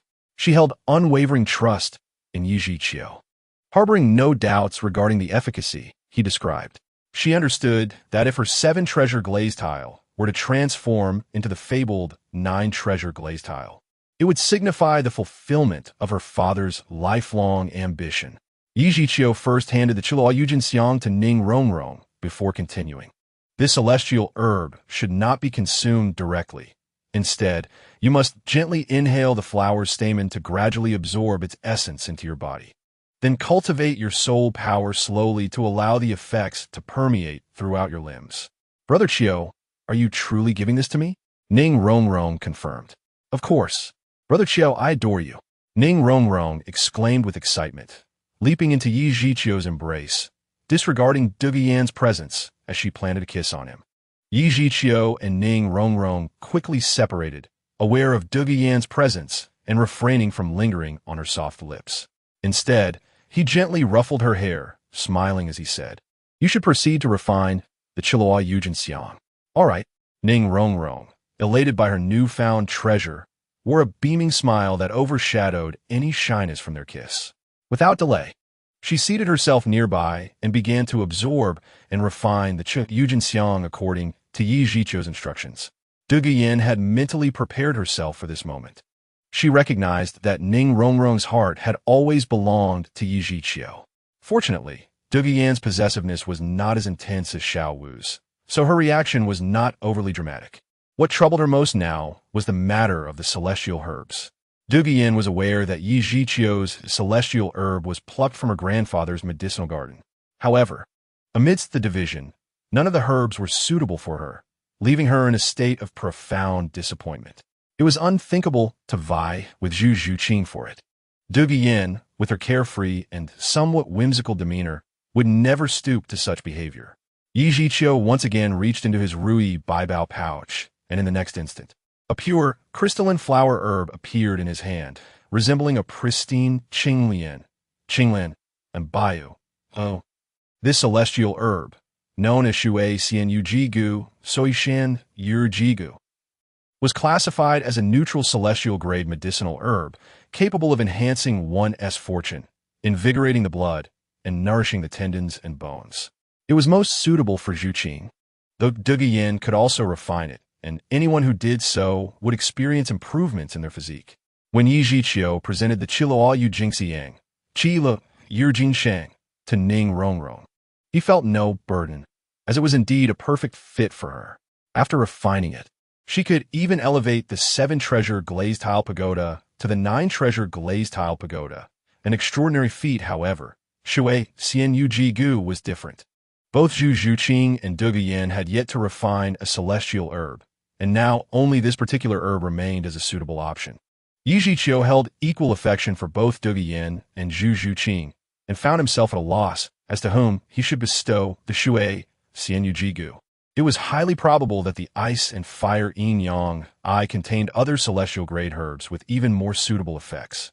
Yet Yi Zhiqiu did not recognize them and dared not recklessly harvest. Ultimately, Dugu Yin chose to concede. She spoke softly. Since this Shui Xianyu Jigu is more fitting for Zhuqing, let her refine it. This way, its medicinal effects can be maximized. However, Zhu Zhuqing did not accept the Shui Xianyu Jigu from Yi Zhiqiu's hand. Instead, she calmly stated, "Sister Yin has accompanied you for so long. While we have only just met, I am unworthy of refining this Shui Xianyu Jigu. It would be better for Sister Yin to do so." Both Dugu Yin and Zhu Zhuqing considered the matter from each other's perspectives, expressing their genuine thoughts rather than feigning reluctance. Yi Zhiqiu found himself caught in a dilemma when he suddenly recalled a precious item store in the 24-bridge moonlit night and immediately devised a compromise.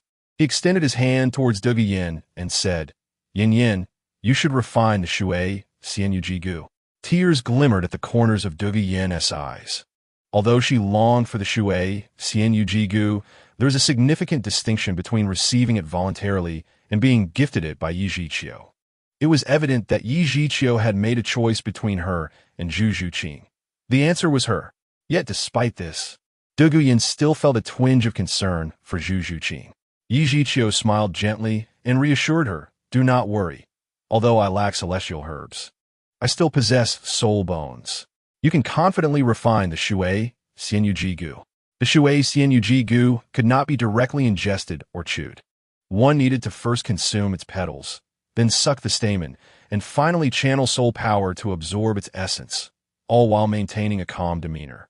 Dugu Yin nodded, casting an apologetic glance at Zhu Zhuqing before sitting down on the ground to begin refining the Shui Xianyu Jigu. Subsequently, Yi Zhiqiu turned his gaze towards Zhu Zhuqing, who stood a short distance away, not only unperturbed but also smiling sweetly at him. Zhu Zhuqing was indeed very obedient and easily satisfied. She did not ask for much, only wishing to remain by Yi Zhiqiu's side, and that was enough for her. Yi Zhiqiu's compromise was the soul bone. While he could not provide other celestial herbs, he had a soul bone on hand. To address the toxin within Dugu Yin, Dugu Bo specifically sought a torso bone, forcing all toxins into it. Thus, Dugu Yin already possessed a soul bone. However, Zhu Zhuqing did not have a soul bone, and the enhancement gained from merging with a soul bone would be comparable to refining a Shui Xianyu Jigu. Furthermore, Yi Zhiqiu could return to the ice and fire yin-yang eye at any time to harvest celestial herbs for Zhu Zhuqing in the future. The prerequisite was that he needed to recognize those unknown celestial herbs and understand their refining methods and effects. Since celestial herbs existed on Douluo continent, there must be individuals knowledgeable about them. Certainly, it was not only Tang San who was aware. At the very least, Yiwan had some information about celestial herbs and could serve as a good starting point. Chapter 117. A series of kisses. Yi Zhiqiu's hand reached into the 24-bridge moonlit night, and in the next moment, a soul bone emanating a powerful aura appeared in his grasp. Zhuqing, this is a right leg bone I obtained from hunting a soul beast. It comes from a 20,000-year-old swift wind demon wolf, making it exceptionally suitable for agility-type soul masters. It is yours. Upon receiving the soul bone, Zhuqing trembled slightly, fully aware of its value, especially since it was from a 20,000-year-old swift wind demon wolf. Ultimately, Zhuqing took a step back, shaking her head. This soul bone is far too precious. It is better for you to merge with it yourself. Yi Zhiqiu smiled gently, stepping forward to place the soul bone in Zhuqing's hands, saying if I needed this soul bone, I would have merged with it long ago. Why would I keep it in the soul tool? This was a compensation for her not receiving a celestial herb, and he assured her, I will find other celestial herbs for you in the future. You can focus on merging with the soul bone now. I will take care of everything else. Although the swift wind demon wolf right leg bone Yi Zhiqiu obtained was a 20,000-year-old soul bone, it was not suitable for him, and he had no suitable girls around him for it, so he had kept it. Now with Zhuqing, giving her the right leg bone of the swift wind demon wolf was a perfect match. Zhuqing was a rather reserved girl. After being saved by Yi Zhiqiu from a near violation by Dai Mubai, she had proactively given him her first kiss. Now, with Yi Zhiqiu gifting her such a precious 20,000-year-old soul bone, she felt a rush of emotion. Yi Zhiqiu and Zhuqing shared a moment of intimacy. Afterwards, Zhuqing found a comfortable spot to merge with the swift wind demon wolf right leg bone. As Yi Zhiqiu looked towards the other girls, he noticed that the fluctuations of soul power emanating from Yi Lingling had nearly ceased, indicating that she was about to complete the absorption of her fourth soul ring. Ning Rongrong appeared resplendent, having refined the Chiluo Yijingxiang, the seven-treasure glazed tile pagoda, shimmering with a seven-colored aura, floated gently before her, enveloped in a rich golden light. This golden light radiated from Ning Rongrong herself, infused with the enchanting fragrance of tulips. As the precious light swirled, she resembled a celestial maiden descending to the mortal realm. Breathtakingly beautiful, with the surge of soul power, the golden glow around Ning Rongrong intensified, making her seven-treasure glazed tile pagoda increasingly radiant and dazzling. Yi Zhiqiu understood that the pagoda was undergoing continuous transformation under the medicinal effects of the Chiluo Yijingxiang and would ultimately evolve into the legendary nine-treasure glazed tile pagoda. After consuming the Shui, Xian Yuji Gu, Devi Yin was enveloped in a faint jade hue. As the medicinal effects were released, she transitioned from a seated posture to standing upright, her hands resting on the summit as she quietly absorbed and refined the medicinal power of the Shui, Xian Yuji Gu. Watching this scene, Yi Zhiqiu smiled sweetly.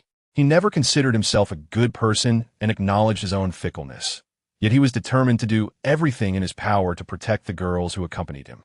Completely conquering Bibi Dong would require careful planning, and Hulaina might also present some challenges, as he could not perpetually accompany her in the guise of Yishio. When the opportune moment arrived, Yi Zhiqiu still wished to confess to Hulaina, for he did not desire to deceive her for a lifetime. While Yi Zhiqiu was deep in contemplation, the enchanting figure of Yi Lingling had already approached from behind, having fully absorbed the soul ring of the 6,000-year dreamy peony. Her soul power surged to level 42 under the influence of the 6,000-year soul ring and the lingering effects of the heartbroken red herb. Xiaoqiu, what are Yin Yin and the others doing? Upon hearing Yi Lingling's voice, Yi Zhiqiu snapped back to reality and turned to embrace her delicate form. Had it not been for Yi Lingling shyly blocking with her hand, his lips would have likely met hers. Flustered, Yi Lingling struggled, her face flushed. Xiaoqiu, don't. They're all here. They cannot see or sense us, Yi Zhiqiu replied, unfazed. He pressed one hand down on her hands and leaned in once more. This time, there was no obstruction, and Yi Zhiqiu savored the taste of Yi Lingling, just as delightful as before, leaving him yearning for more. After a long moment, their lips parted. Yi Lingling shot him a reproachful glance, not anticipating such an audacious kiss from him in this situation. Wouldn't she be utterly embarrassed if others discovered it? Xiaoqiu, Did we not agree to keep this a secret? Yi Zhiqiu chuckled. Indeed, but secrecy does not preclude kisses. I truly enjoy your flavor, dear sister. Initially irritated, Yi Lingling's annoyance crumbled beneath his boldness, leaving her feeling increasingly bashful. The thought that he cherished her taste made her heart flutter with joy, though a hint of concern lingered. But Yin Yin and the others are right here. Fear not, they cannot see us. Yin Jie is refining the water fairy jade skin bones, and Rong Rong is working on the enchanted tulip. Both are rare celestial herbs, and they're fully engrossed in absorbing their medicinal properties. What about Zhu Qing? Yi Lingling noticed a peculiar bone floating before Zhu Qing, but did not immediately associate it with a soul bone, for soul masters were exceedingly precious. Zhu Qing. I had no suitable celestial herbs left, so I gifted her the right leg bone of a 20,000-year Gale demon wolf.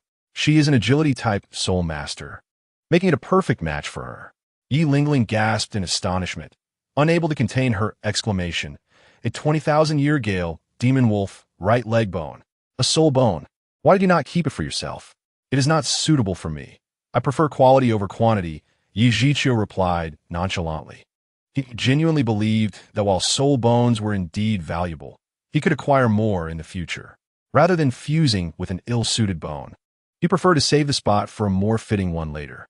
Currently, he had only fused the wisdom skull of spiritual condensation, which was undergoing a mysterious transformation through its integration with the ice fire dragon's soul, rendering it comparable to a divine-level soul bone.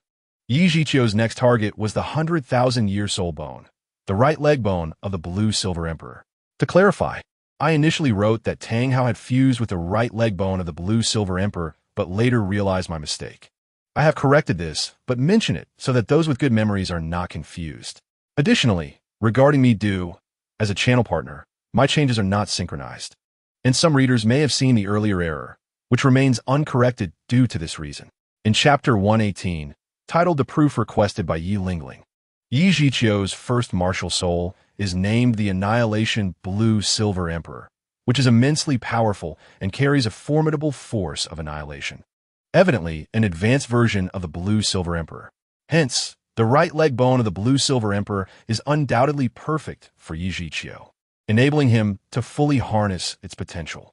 The right leg bone had long been treasured by Tang Hao, and Yi Zhiqiu was uncertain whether Tang Hao would allow Tang San to fuse it early due to his influence. However, that might work to his advantage. If that were the case, obtaining the right leg bone could become easier, as it would merely require defeating Tang San. Conversely, if Tang Hao chose to hide it, finding it would be quite the challenge. Upon understanding the situation, Yi Lingling gazed intently into Yi Zhiqiu's eyes and remarked, Xiao Qiu, I know you are quite the flirt, and I worry that you might grow weary and abandon them. Yet here you are, willing to part with such extraordinary treasures as celestial herbs and soul bones. Yi Zhiqiu flashed a charming smile, leaning closer to her ear and teasingly whispered, It is true that I am a flirt, but my love is genuine. Dear sister, you are my greatest affection. You smooth talker. Ah, having tasted it, you now recognize my charm. Should I let you sample it again? Yi Lingling's heart raced once more, torn between the desire for closeness with Yi Zhiqiu and the fear of dire consequences. Did you just profess your love for me? Then show me proof. Yi Lingling retorted, unwilling to back down.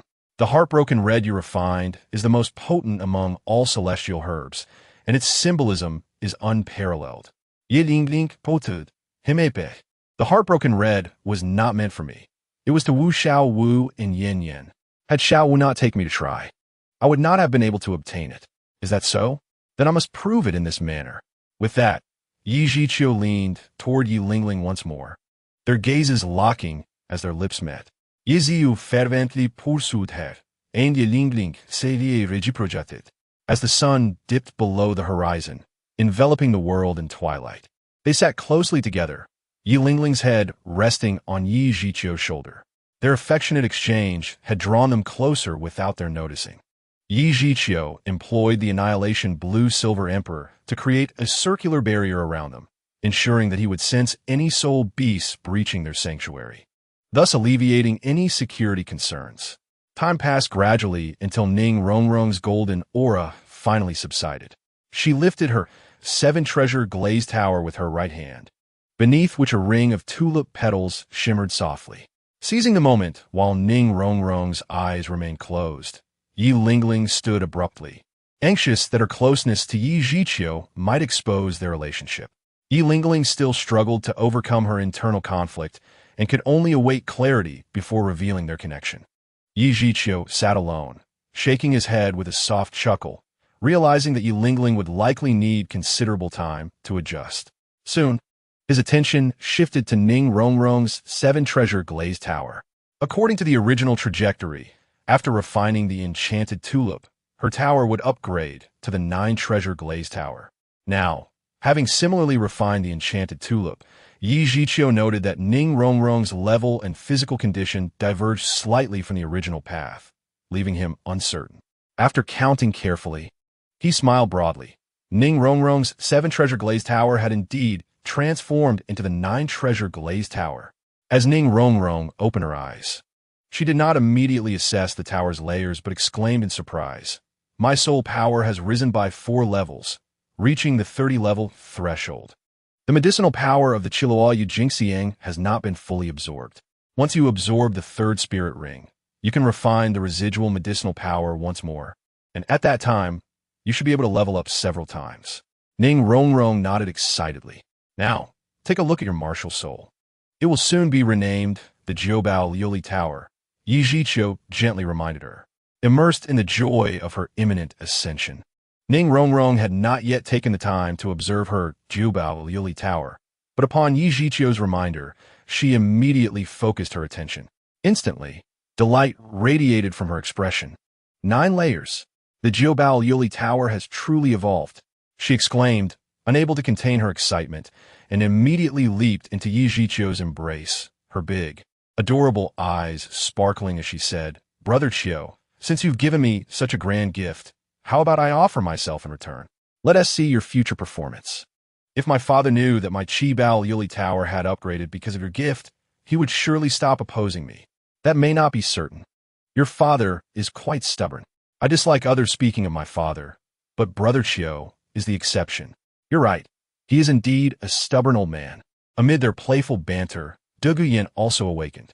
She was aware of the potent effects of the celestial herb, but it was only after experiencing it herself that she truly understood its strength. Undoubtedly, Douluo had reached the level 40 bottleneck and could now absorb her 4th spirit ring. Both Douluo and Ning Rongrong had reached their respective bottlenecks within a single day, though their situations were unique. The Bailin Snake and the Jiubao Liuli Tower are both deeply researched, inherited martial souls, and the choice of which spirit ring to absorb should ultimately be determined by their elders, unlike Yi Lingling's Jiu Exine Haidang. "Sister Yan, how do you feel?" "Very well," as expected of the celestial herb. Subsequently, Douluo's gaze shifted to Zhu Zhuqing nearby, whose aura had stabilized significantly, indicating that she was likely to awaken soon. According to Yi Zhiqiu, Zhu Zhuqing was actually the most suitable person to refine the Shui Xianyu Jigu.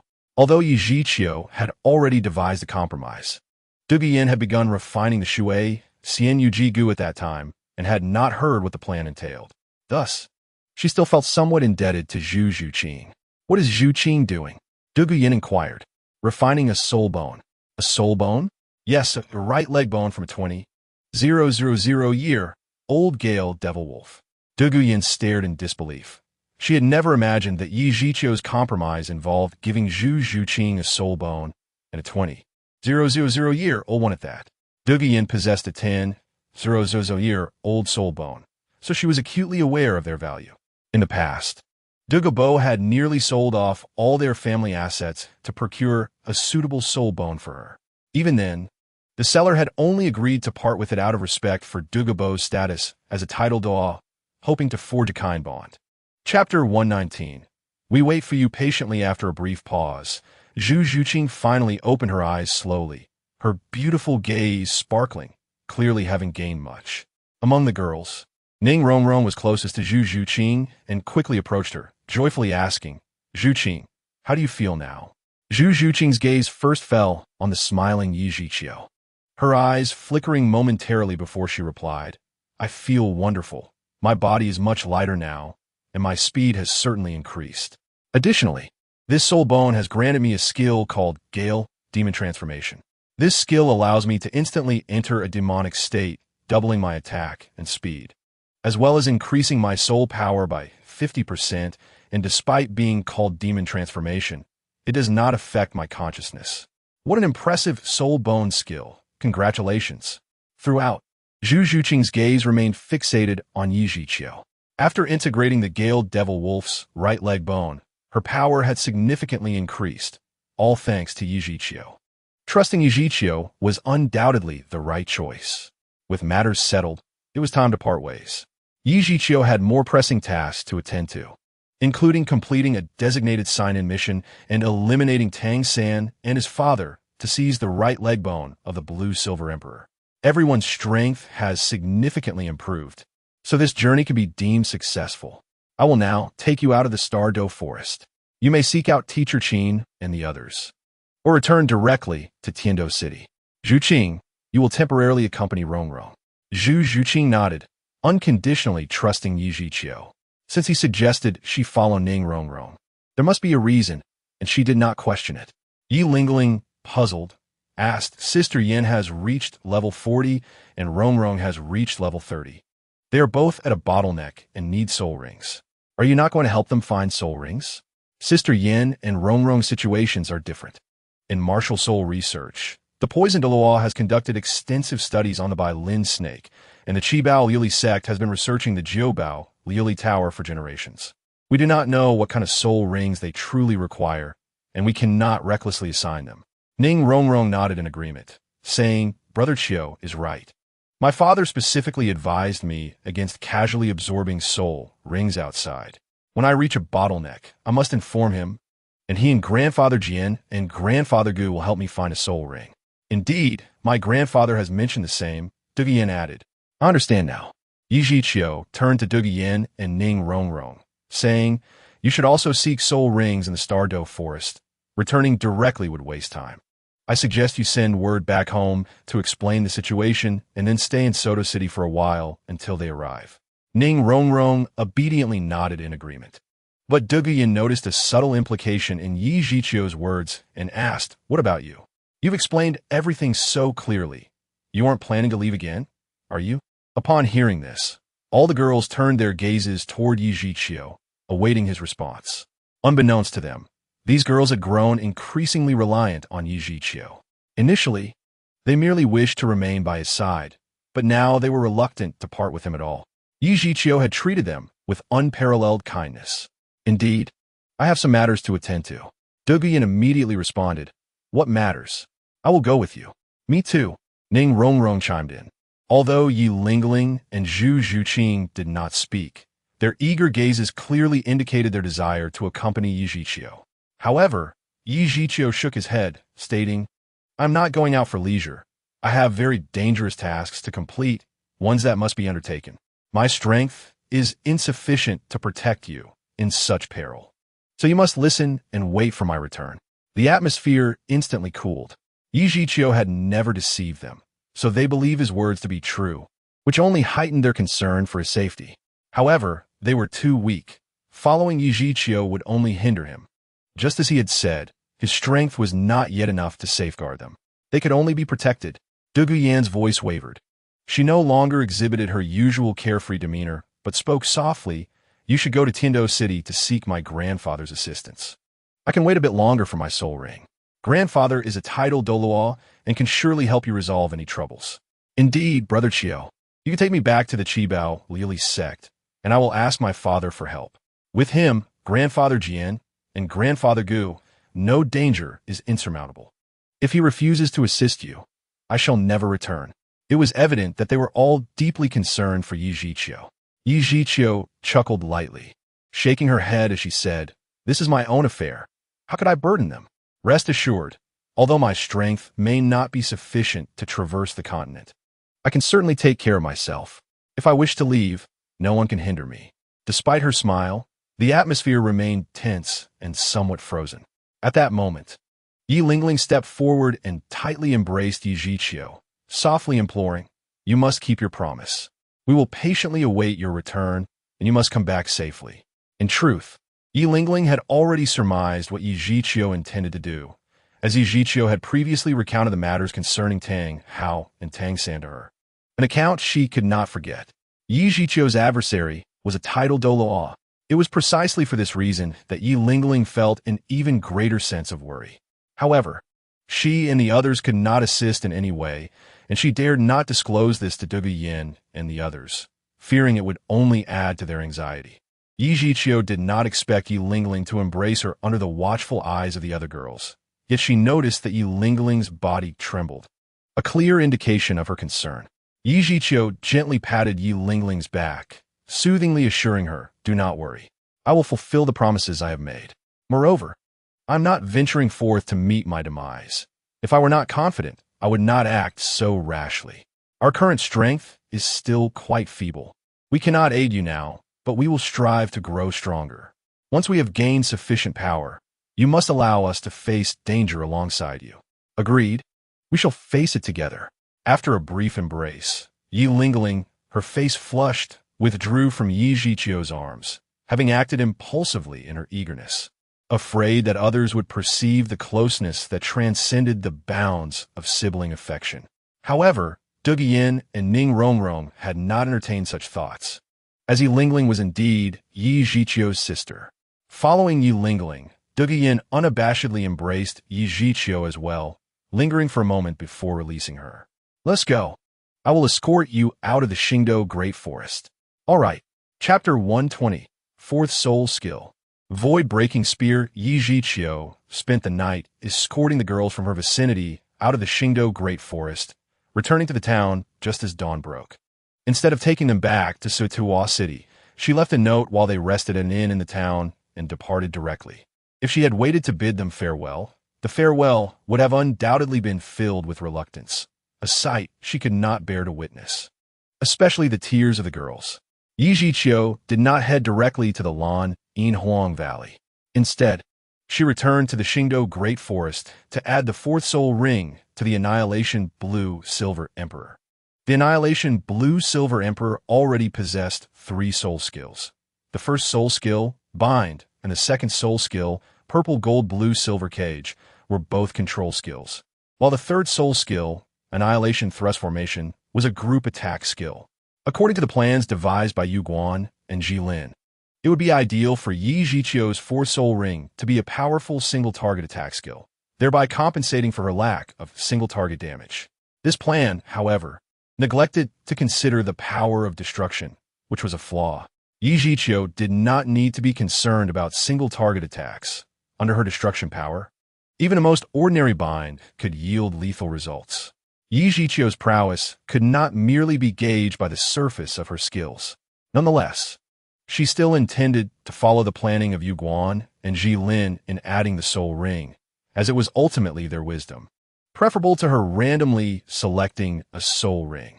In the configuration of soul rings, it would be best for Yi Zhiqiu's 4th soul ring to be either a sharp bamboo or thorn demon, as the probability of these plant-based soul rings yielding single-target attack skills was quite high. While accompanying Yi Lingling in search of a suitable soul ring, Yi Zhiqiu fortuitously encountered a sharp bamboo at the edge of the Xingdou Great Forest. Although it possessed only 200 years of cultivation, it was of no consequence. Unlike the Creation 9-Heart Sea Tang, the soul rings on the Creation 9-Heart Sea Tang would ultimately be sacrificed, and the type of soul ring did not affect its capabilities, so a higher age was all that mattered. However, when cultivating the Annihilation Blue-Silver Emperor, Yi Zhiqiu had never focused on the age of the soul rings, but rather their suitability. Soon, Yi Zhiqiu located a century-old sharp bamboo, according to her memory. With a swift strike of her dagger, a yellow soul ring emerged gracefully. Without hesitation, Yi Zhiqiu sat down to absorb the soul ring. The soul ring from the sharp bamboo was merely a century-old one, and Yi Zhiqiu faced no difficulties in absorption. Before long, the Annihilation Blue-Silver Emperor acquired a new soul ring. A yellow soul ring atop 3 black ones appeared incongruous, prompting Yi Zhiqiu to immediately use a 100,000-year soul ring card to elevate its age to 100,000 years. As a vibrant spectrum of colors flickered, Yi Zhiqiu's fourth soul ring quickly transitioned from yellow to purple and then to black. Once the entire soul ring transformed into black, flecks of red light suddenly illuminated, swiftly engulfing the entire soul ring. A red 100,000-year soul ring. At the moment Yi Zhiqiu absorbed the sharp bamboo's soul ring, she sensed the skill it bestowed upon her. Reminiscent of Tang San's blue-silver overlord spear, yet with subtle differences. Yi Zhiqiu aptly named the skill-breaking illusion spear. While Tang San's blue-silver overlord spear could only be thrown once and required retrieval for subsequent use, the breaking illusion spear generated by the sharp bamboo soul ring could be manipulated by mental power, allowing for sufficient control to even redirect during flight. Imagine if an enemy evades the attack of the breaking illusion spear, only for it to suddenly change direction and launch a surprise assault from behind. A moment's carelessness could result in being struck by the spear. The breaking illusion spear was no ordinary skill. It was an exceptionally powerful single-target attack skill, far surpassing the lethality of the annihilation thrust formation. Typically, a 100,000-year soul skill possesses two soul skills, but Yi Zhiqiu's 100,000-year soul ring, stemming from an irregular source, did not grant her a second soul skill upon the transformation of the sharp bamboo soul ring. However, under the influence of the 100,000-year soul ring, this soul skill underwent a tremendous transformation. Or rather, the two soul skills generated by the 100,000-year sharp bamboo merged into a single, exceedingly potent soul skill, Void-Breaking Spear. In an instant, this name materialized in Yi Zhiqiu's mind. She immediately endeavored to manifest her newly acquired fourth soul skill, the Void-Breaking Spear. As Yi Zhiqiu concentrated her thoughts, the red soul ring radiated a dazzling light. Lifting her right hand, a blood-red spear with black accents materialized out of thin air. Hovering in Yi Zhiqiu's grasp, Yi Zhiqiu did not grasp the spear directly. Instead, she unleashed a torrent of soul power, and the breaking illusion spear, guided by her soul power, surged forth with indescribable speed. Even Yi Zhiqiu's reflexes could not perceive the spear as it shot forth. Only the extending mental power barely kept pace with its velocity. The breaking illusion spear flew at breakneck speed for less than 100 meters before vanishing in an instant. It was not that Yi Zhiqiu's mental power could not track it. Rather, it had genuinely disappeared under the coverage of her mental power. Yi Zhiqiu understood that the breaking illusion spear had shattered the space at an extraordinary speed and force, entering the void. Her mental power still faintly connected to the spear, and with a mere thought, the breaking illusion spear could emerge from the void to unleash a lethal assault. Thus, the name Void-Breaking Spear was born. True void-breaking illusion, piercing through the void. This should be the effect of the second soul skill derived from the 100,000-year sharp bamboo soul ring. The situation of Yi Zhiqiu is unique, resulting in the two soul skills mutating under unknown influences, merging into a singular, more formidable soul skill. Ultimately, this surge in Yi Zhiqiu's power is undoubtedly a fortuitous development, granting him greater confidence in his ability to vanquish Tang Hao. Without a point of comparison, Yi Zhiqiu is uncertain of the true extent of his fourth soul skill, Shukong Pomo Chong, but its ability to pierce through the void and confound even the most formidable foes suggests that it would be a challenge for even a titled Douluo to defend against it. Yi Zhiqiu's existence is akin to a glitch in the system, as a 100,000-year soul ring is a coveted treasure sought after by countless soul masters. Aside from him, only 5 others in the contemporary soul master world possess such a rarity: Bibi Dong of the Spirit Hall, Qian Douluo, Jin Adoa Poseidon, the Grand Priest of Sea God Island, and Tang Hao. Bibidong's 100,000-year soul ring derives from Xiao Wu's mother, who, upon choosing to transform, had not yet regained her peak strength, leading to her demise at the hands of Bibi Dong and the elders of the Spirit Hall. In contrast, Tang Hao's 100,000-year soul ring comes from Ayin. Unlike Bibi Dong, Tang Hao employed more sinister tactics, orchestrating Ayin's affection for him and placing himself in extreme peril to compel her to sacrifice herself. Sacrifice entails the burning of one's life force, offering both life and soul, thus rendering Tang Hao's 100,000-year soul skill even more potent. Chapter 121. The Blue-Silver Emperor Valley, the Haotian Hammer augmented by a 100,000-year Blue-Silver Emperor Soul Ring? Yi Zhiqiu suddenly sensed something amiss. Despite the Blue-Silver Emperor Soul Ring being of the 100,000-year caliber, it was hardly suitable for the Haotian Hammer. What could a plant-type Soul B's soul ring possibly contribute to such a formidable weapon? As he contemplated this, Yi Zhiqiu realized he was entirely unaware of Tang Hao's ninth soul skill, not because he had forgotten, but because Tang Hao had seemingly never unleashed it. In the original trajectory of Douluo continent, during the conclusion of the Soul Master competition, Tang Hao made his first appearance in many years, confronting several title Duo from the Spirit Hall without ever employing his ninth soul skill, relying solely on the Haotian True Body and the Great Sumeru Hammer. This suggests that his ninth soul skill pales in comparison to the power bestowed by the Great Sumeru Hammer, leading Yi Zhiqiu to speculate that it is utterly lacking in value. Tang Hao's trump card is undoubtedly the Great Sumeru Hammer, a divine technique. Although a title Douluo cannot wield its full might, it remains astonishingly formidable. Moreover, the Great Sumeru Hammer possesses an incredibly domineering ultimate skill, the Explosion Ring. Despite Tang Hao's level being around 95, when he recklessly employs the Explosion Ring, his power reaches an unfathomable level. Based on performance, a Tang Hao utilizing the Explosion Ring could overpower a 98-level Jin Douluo.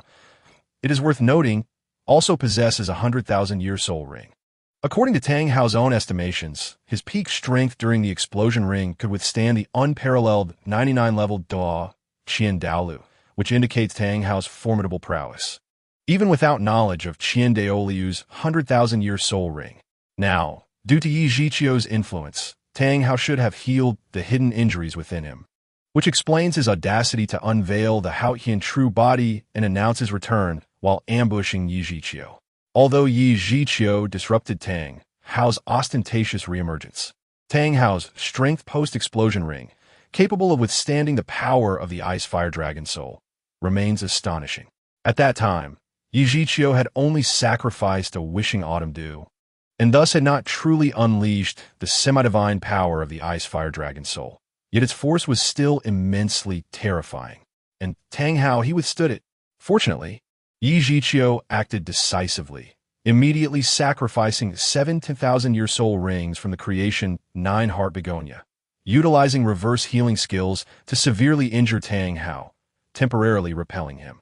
The consequences could have been unimaginable had he not acted. Tang Hao must be eradicated swiftly. Yi Zhiqiu's current concern is not Tang San, but rather Tang Hao. It is utterly impossible for Tang San to reach a level capable of defeating Yi Zhiqiu. In this regard, Yi Zhiqiu possesses absolute confidence. Conversely, Tang Hao now poses an immense threat. Setting aside Tang Hao's knowledge of Xiao Wu's true identity, his strength instills trepidation in Yi Zhiqiu. Without the aid of the Ice Fire Dragon Soul's power, Yi Zhiqiu lacks the assurance to slay Tang Hao at his peak state, should Tang Hao survive. Numerous troubles will undoubtedly follow. Thus, Tang Hao must perish. Currently, Yi Zhiqiu has but one lead, the designated sign-in location provided by the system, the Blue-Silver Emperor Valley, where Tang Hao is likely hiding with Tang San. Yi Zhiqiu is unaware of the valley's location, as there is no place named after it on Douluo continent. It is merely a term coined by the system. However, this is not a significant issue, for Tang Hao has been struck by the sacrifice skill of the creation 9 Heart Begonia, and residual life energy remains upon him. This energy, derived from the creation 9 Heart Begonia, is under Yi Zhiqiu's control, allowing him to vaguely sense its location. This life energy acts as a guiding beacon, revealing Tang Hao's direction to Yi Zhiqiu. As Yi Zhiqiu's spiritual power surged forth, penetrating the fabric of space, the Shukong Pomo Chong finally manifested, appearing before a towering ancient tree. The Shukong Pomo Chong collided head-on with the ancient tree, which offered no resistance. It effortlessly pierced through the tree and, under Yi Zhiqiu's command, returned along its original path. Soon, the Shukong Pomo Chong was backed by Yi Zhiqiu's side, and as he dispersed his soul power, the spear that had hovered in the air dissipated, transforming into motes of soul power that scattered into the atmosphere. Observing the ancient tree, it appeared unchanged. as the piercing and lethal nature of the Shukong Pomochong was so formidable that it obliterated the portion of the tree it struck, leaving no trace, yet not affecting the surrounding area. From a distance, the ancient tree seemed entirely normal, but under Yi Zhiqiu's spiritual perception, he clearly discerned a transparent hole at the tree's center. Having tested the terrifying lethality of the Shukong Pomochong, Yi Zhiqiu did not linger in the Stardow forest. Preparations had been made. The next task was to locate Tang Hao. Yi Zhiqiu did not reveal his true form before departing the Stardow forest. He utilized the powers of the Annihilation Bone Mask to alter his physique and appearance. Currently, Yi Zhiqiu exists in a state of annihilation, with external soul bones at his disposal, and he would not foolishly present his true visage. While Tang Hao recognizes Yi Zhiqiu, he does not know Yi Xiu. If he could ambush Tang Hao unexpectedly, the probability of successfully slaying him would increase. Facing the formidable title Douluo, Yi Zhiqiu will not overlook any opportunity for an advantage. Mercy towards an enemy is cruelty towards oneself. 10 days later, Yi Zhiqiu urged his steed onward, ultimately arriving at a location that could possibly be the blue-silver Emperor Valley, guided by the life energy. Surrounded by mountains, adorned with vibrant flora. Before him lay a sapphire lake shimmering with ripples, alongside a magnificent waterfall that seemed to connect heaven and earth. Yi Zhiqiu sensed that the life energy from the creation Nine-Heart Begonia pointed to a location behind the waterfall. In the valley, only the thunderous sound of the waterfall persisted, while all else remained tranquil and serene. Yi Zhiqiu cast his gaze around, yet he did not perceive the figures of Tang Hao and Tang San. Could it be that this was not the Lan Yin Huang Mountain Valley? Logically, if Tang Hao had taken Tang San away from Shrek Academy, Tang San should be here training. However, Yi Zhiqiu found no trace of him. His perception was infallible. The life energy fluctuations behind the waterfall were distinctly evident, and Tang Hao was undoubtedly concealed within. Yi Zhiqiu refrained from recklessly unleashing his spiritual power to investigate. For Tang Hao was nearby, and any display of spiritual force would surely alarm him. Chapter 122. The battle is imminent, setting aside thoughts of Tang San. Eliminating Tang Hao took precedence. Yi Zhiqiu murmured to himself, then silently commanded, "System, sign in." The rewards for the designated sign-in task were exceedingly generous, and Yi Zhiqiu would not neglect the opportunity. If he could obtain formidable assistance, his confidence in vanquishing Tang Hao would be greatly bolstered. Congratulations to the host for completing the designated sign-in in Lan Yin Huang Mountain Valley. Reward: Divine Treasure, Life Water Droplet. Note: originating from the world's essence. A single droplet can evolve all things. After refining and absorption, it will instantly restore all bodily injuries and significantly enhance vitality. For humans, it extends life by a millennium. For soul beasts, it facilitates rapid growth over a span of 10,000 years. Instant recovery, a millennium of longevity. Judging solely from the system's description, the effects of the life water droplet were exceedingly enticing. After all, 1,000 years of life. However, Yi Zhiqiu held immense confidence in himself. He believed that he would inevitably attain divinity, and divinity implied immortality, rendering the prospect of a millennium of life somewhat superfluous. Nevertheless, better to have something than nothing. The life water droplet was, after all, a divine treasure. Yi Zhiqiu meticulously sealed it in a jade vial and stored it within the Ershizi Qiao Mingwei for future needs. Having completed the designated sign-in task, Yi Zhiqiu did not linger. He recalled the method from memory and first summoned his soul power, leaping onto the rocks above the waterfall. If his memory served him correctly, there should be a portal concealed within a certain rock behind the waterfall. What Yi Zhiqiu needed to do now was to temporarily obstruct the flow of the waterfall and then locate that rock. Without hesitation, Yi Zhiqiu raised his right hand, and a dense mass of vines rapidly extended forth, intertwining and spiraling to form a vast net. Under Yi Zhiqiu's control, the net was spread across the top of the waterfall, redirecting its flow. The presence of the enormous net altered the direction of the water, which had originally cascaded vertically. Now flowing over the expansive net before cascading into the lake below. The net formed by the annihilating blue-silver vines could not achieve a perfect seal, so some water still seeped through from above. However, the impact was negligible. This operation required a substantial amount of soul power, yet Yijichio's reserves were remarkably robust, with the expenditure amounting to less than 1/10 of his total soul power. However, as he would soon engage in a decisive battle with Tang Hao, it was prudent not to deplete too much soul power. Thus, Yijichio wasted no time. He immediately leapt onto the cliff wall of the waterfall and began to explore. A dark vine rose from below, supporting his body. Using both hands, he struck against the relatively flat rock face, quickly locating his target. A tightly sealed rock yielded to his gentle touch, revealing a portal. With a flash, Yijichio slipped inside.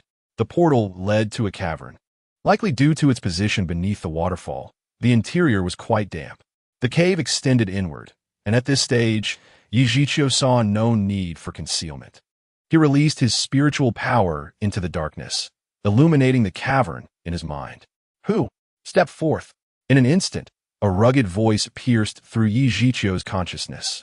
The tone was authoritative and solemn, laced with a hint of anger, yet Yijichio keenly detected an undercurrent of weakness.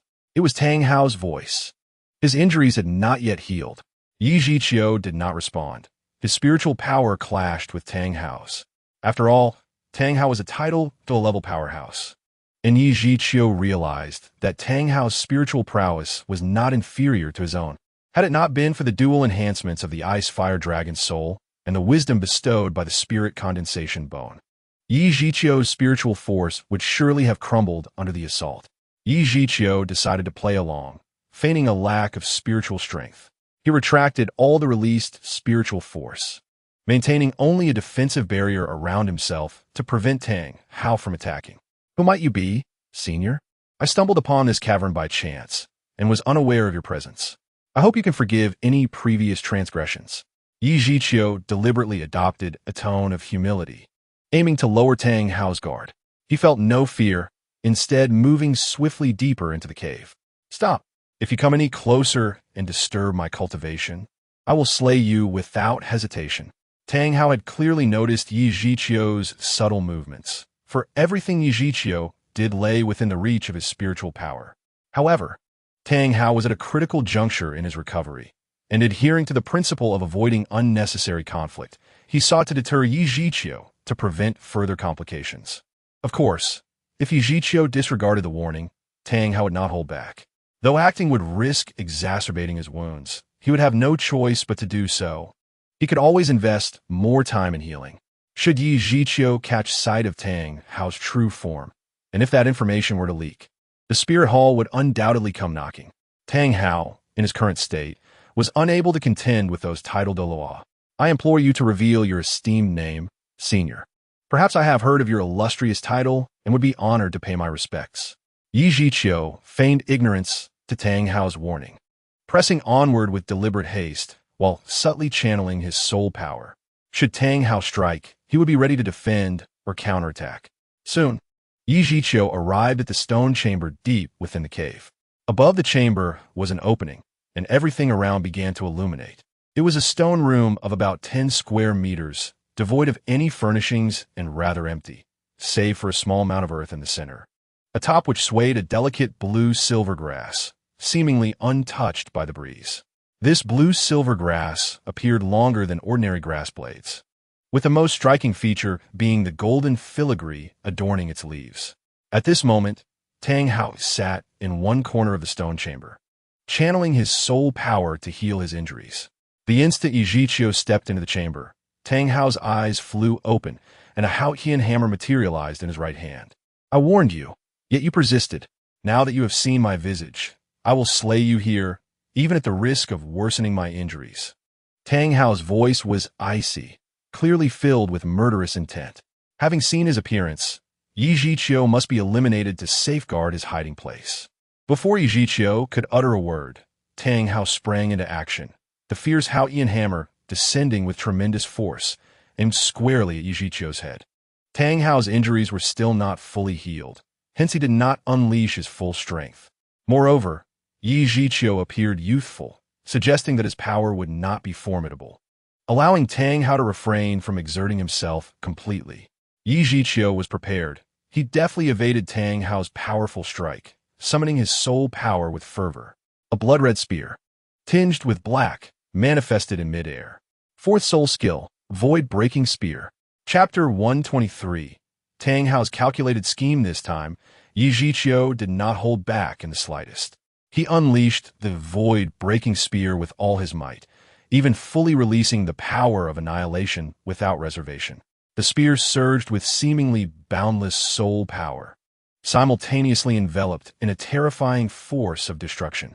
Upon sensing the power of annihilation, Tang Hao's expression changed dramatically. Yi Zhiqiu. At first, Tang Hao did not recognize Yi Zhiqiu. For Yi Zhiqiu had altered his appearance using the Chuangmi Baiguge mask, resulting in significant differences in height and physique. However, his power of extinction was not concealed and could not be hidden.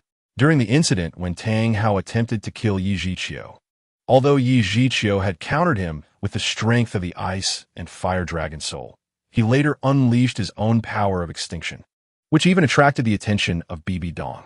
As a title Duo, Tang Hao was naturally sensitive to formidable energies, and he keenly sensed Yi Zhiqiu's power of extinction. Encountering this explosive force once again, Tang Hao immediately thought of Yi Zhiqiu. Regardless of whether the person before him was indeed Yi Zhiqiu, he was undoubtedly deeply connected to him. Tang Hao instantly dismissed any notion of underestimating his opponent, as he could feel the threat of death looming over him. When he noticed the flickering fourth soul ring of 100,000 years on Yi Zhiqiu, he nearly twisted in agony. Extreme jealousy, extreme resentment. How could Yi Zhiqiu possess 3 soul rings of 10,000 years each and a 4th soul ring that directly absorbed a 100,000-year soul ring? Back in the days when he, Tang Hao, was one of the twin stars of the Haotian sect, traversing the continent and establishing a formidable reputation with the Haotian hammer. Even then, his soul ring configuration was merely 2 yellow, 2 purple, and 4 black. When he and his elder brother, Tang Xiao, encountered Ayin, the momentary surprise was beyond anyone's comprehension, for it was a soul ring of 100,000 years within their grasp. The death of a 100,000-year soul beast would surely yield a 100,000-year soul bone, and the soul ring and soul bone would be a matched set, significantly enhancing individual powers. If both could be fused simultaneously, a qualitative leap in strength would ensue. Who among the 2 brothers would fuse with it? A malicious plan silently emerged. If they directly killed Ayin, the 100,000-year soul ring and soul bone could not be divided. Thus, they chose to travel with Ayin, knowing that whoever she ultimately chose would possess her. In the end, Ayin chose Tang Hao, and Tang Xiao departed. Tang Hao was not satisfied. For personally slaying Ayin would surely breed resentment, making the subsequent 100,000-year soul ring exceedingly difficult to absorb and potentially life-threatening. Tang Hao decided to adopt a seemingly impossible strategy to compel Ayin to willingly sacrifice herself. Had it not been for Tang Hao's reckless wandering with Ayin beneath the very eyes of the Spirit Hall, how could they have discovered her true identity and launched an endless pursuit? Had Tang Hao not intentionally exposed their presence, how could the Spirit Hall have fortuitously found them at the moment of Yin's delivery, with the Pope, Qin Xuanji, personally leading the attack? If Tang Hao had not conspired with Tang Xiao, why did he not return Ayin to the Haotian sect? Why did the Haotian sect choose to retreat from the world, abandoning even the affiliated 4 single attribute clans? All of this had been meticulously calculated by Tang Hao. The pure-hearted Ayin would undoubtedly choose to sacrifice herself, offering her life for her beloved, thereby safeguarding Tang Hao. The Spirit Hall would never dare provoke the deeply rooted Haotian sect, as long as he concealed himself for several years or even decades. Once his injuries healed and he fused with the right leg bone of the Blue Silver Emperor, his strength would reach its pinnacle. He would not claim to be invincible, but he would undoubtedly rank among the continent's elite. At that time, the Spirit Hall would not dare to declare war on the Haotian sect. Indeed, Tang Hao's calculations were astute. However, even though he had planned everything, he overlooked one crucial detail. Ayin was a soul beast, allowing him to coldly manipulate her. But Tang San was his own flesh and blood, his only son. When Tang Hao hid away with Tang San, all his plans began to unravel, and as time passed, Tang San gradually matured. Even when he deliberately pretended to be a worthless drunkard and subjected Tang San to various trials and harshness, Tang San consistently cared for him with meticulous attention and respect. Moreover, he discovered that Tang San was extraordinary. He was able to cultivate even before awakening his martial soul. Although that power bore some difference from soul power, it was remarkably similar. As time progressed, Tang Hao found it increasingly difficult to abandon Tang San. Upon discovering that Tang San possessed innate full soul power and twin martial souls, Tang Hao resolved to nurture him properly. He intended for Tang San to cultivate using the unawakened Blue-Silver Emperor as his primary martial soul, waiting for him to elevate his strength to a certain level before transitioning to the second martial soul, the Haotian Hammer. The Haotian Hammer, enhanced with 100,000-year soul rings, would undoubtedly create a legend on the Douluo continent. The cultivation of twin martial souls posed a significant challenge, and Tang Hao was not entirely confident. It could be said that Tang San was, in fact, Tang Hao's experimental subject, a means to forge an exceptionally powerful Haotian hammer. The fact that Yu Shaojiang took Tang San as his disciple was a fortunate coincidence anticipated by Tang Hao. Although Yu Shaojiang's strength was not formidable, he had dedicated many years to theoretical research and had profound insights in that area. His assistance would undoubtedly significantly enhance the probability of success in Tang Hao's experiment. Thus, Tang Hao did not send Tang San back to the Haotian sect for cultivation. Instead, he allowed him to remain at the Nodding Academy and study under Yu Shaojiang. Even when Yi Zhiqiu's emergence disrupted the original plan, Tang Hao, at Yu Shaojiang's suggestion, sent Tang San and Yu Shaojiang to Soto City to join Shrek Academy. Unfortunately, Tang San did not grow particularly close to Xiao Wu. Had they walked together, it would have been even better, as Tang San could later replicate his previous plan, prompting Xiao Wu to willingly sacrifice herself. At that time, Tang Hao had not yet regarded Yi Zhiqiu as a serious threat. The Spirit Master world had witnessed numerous instances of martial soul mutations, and there were even Spirit Masters whose martial souls mutated, resulting in all their soul rings being black. Black was merely a superficial appearance. The essence of the soul rings could not change. Since Yi Zhiqiu's blue silvergrass was derived from a mutation, Tang Hao subconsciously assumed it to be one of those exceedingly rare anomalies. After all, throughout the history of Douluo continent, there had never been a case where the first soul ring absorbed a 100,000-year soul ring, not even for those surpassing 500 years. Once the absorption limit was exceeded, a Spirit Master would truly face the risk of exploding, and while some had bet their lives on it, none had succeeded. Tang Hao, having accompanied Ayin, understood the difficulty a transformed 100,000-year soul beast faced in regaining its full strength. It would take at least several decades. He was certain that there was not a single title Douluo in the entire Fasnuo province, and Xiao Wu would naturally avoid Spirit Douluo and title Douluo, thus minimizing the probability of her identity being exposed. As the only one privy to Xiao Wu's true identity, he could find her at any time and acquire the 100,000-year soul ring and soul bone. However, subsequent events increasingly diverged from Tang Hao's plans. Yi Zhiqiu turned out to possess twin martial souls as well, and his 10,000-year soul ring was indeed genuine, growing to the level of a soul sage within a mere 6 years, with his hidden cards directly wounding Tang Hao. Now, less than a month had passed, and Yi Zhiqiu had fortuitously obtained a 100,000-year soul ring, even discovering his hiding place. In truth, Tang Hao's spirit was fracturing, as Yi Zhiqiu's opportunities were simply too extraordinary. In the original trajectory, Tang Hao and Tang San, this father-son duo, were the true children of destiny, and their combat prowess could not merely be measured by levels. Especially Tang San, whose skills from the Tang sect were exquisite. When he was abducted by Douluo Bo at the Lanba Academy, he inadvertently gained Douluo Bo's recognition, looting the ice and fire Yin-Yang Eye and acquiring numerous celestial herbs. Ultimately, he gained the acknowledgement of both the Shura god and the sea god, inheriting dual divine positions. Alas, now there was Yi Zhiqiu. At present, Tang Hao's injuries had not healed, and he could not unleash his explosive soul rings again.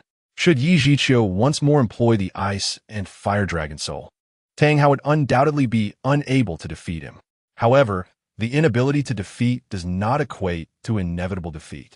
Even if Tang Hao cannot vanquish Yi Zhiqiu, he is confident in his ability to retreat unscathed.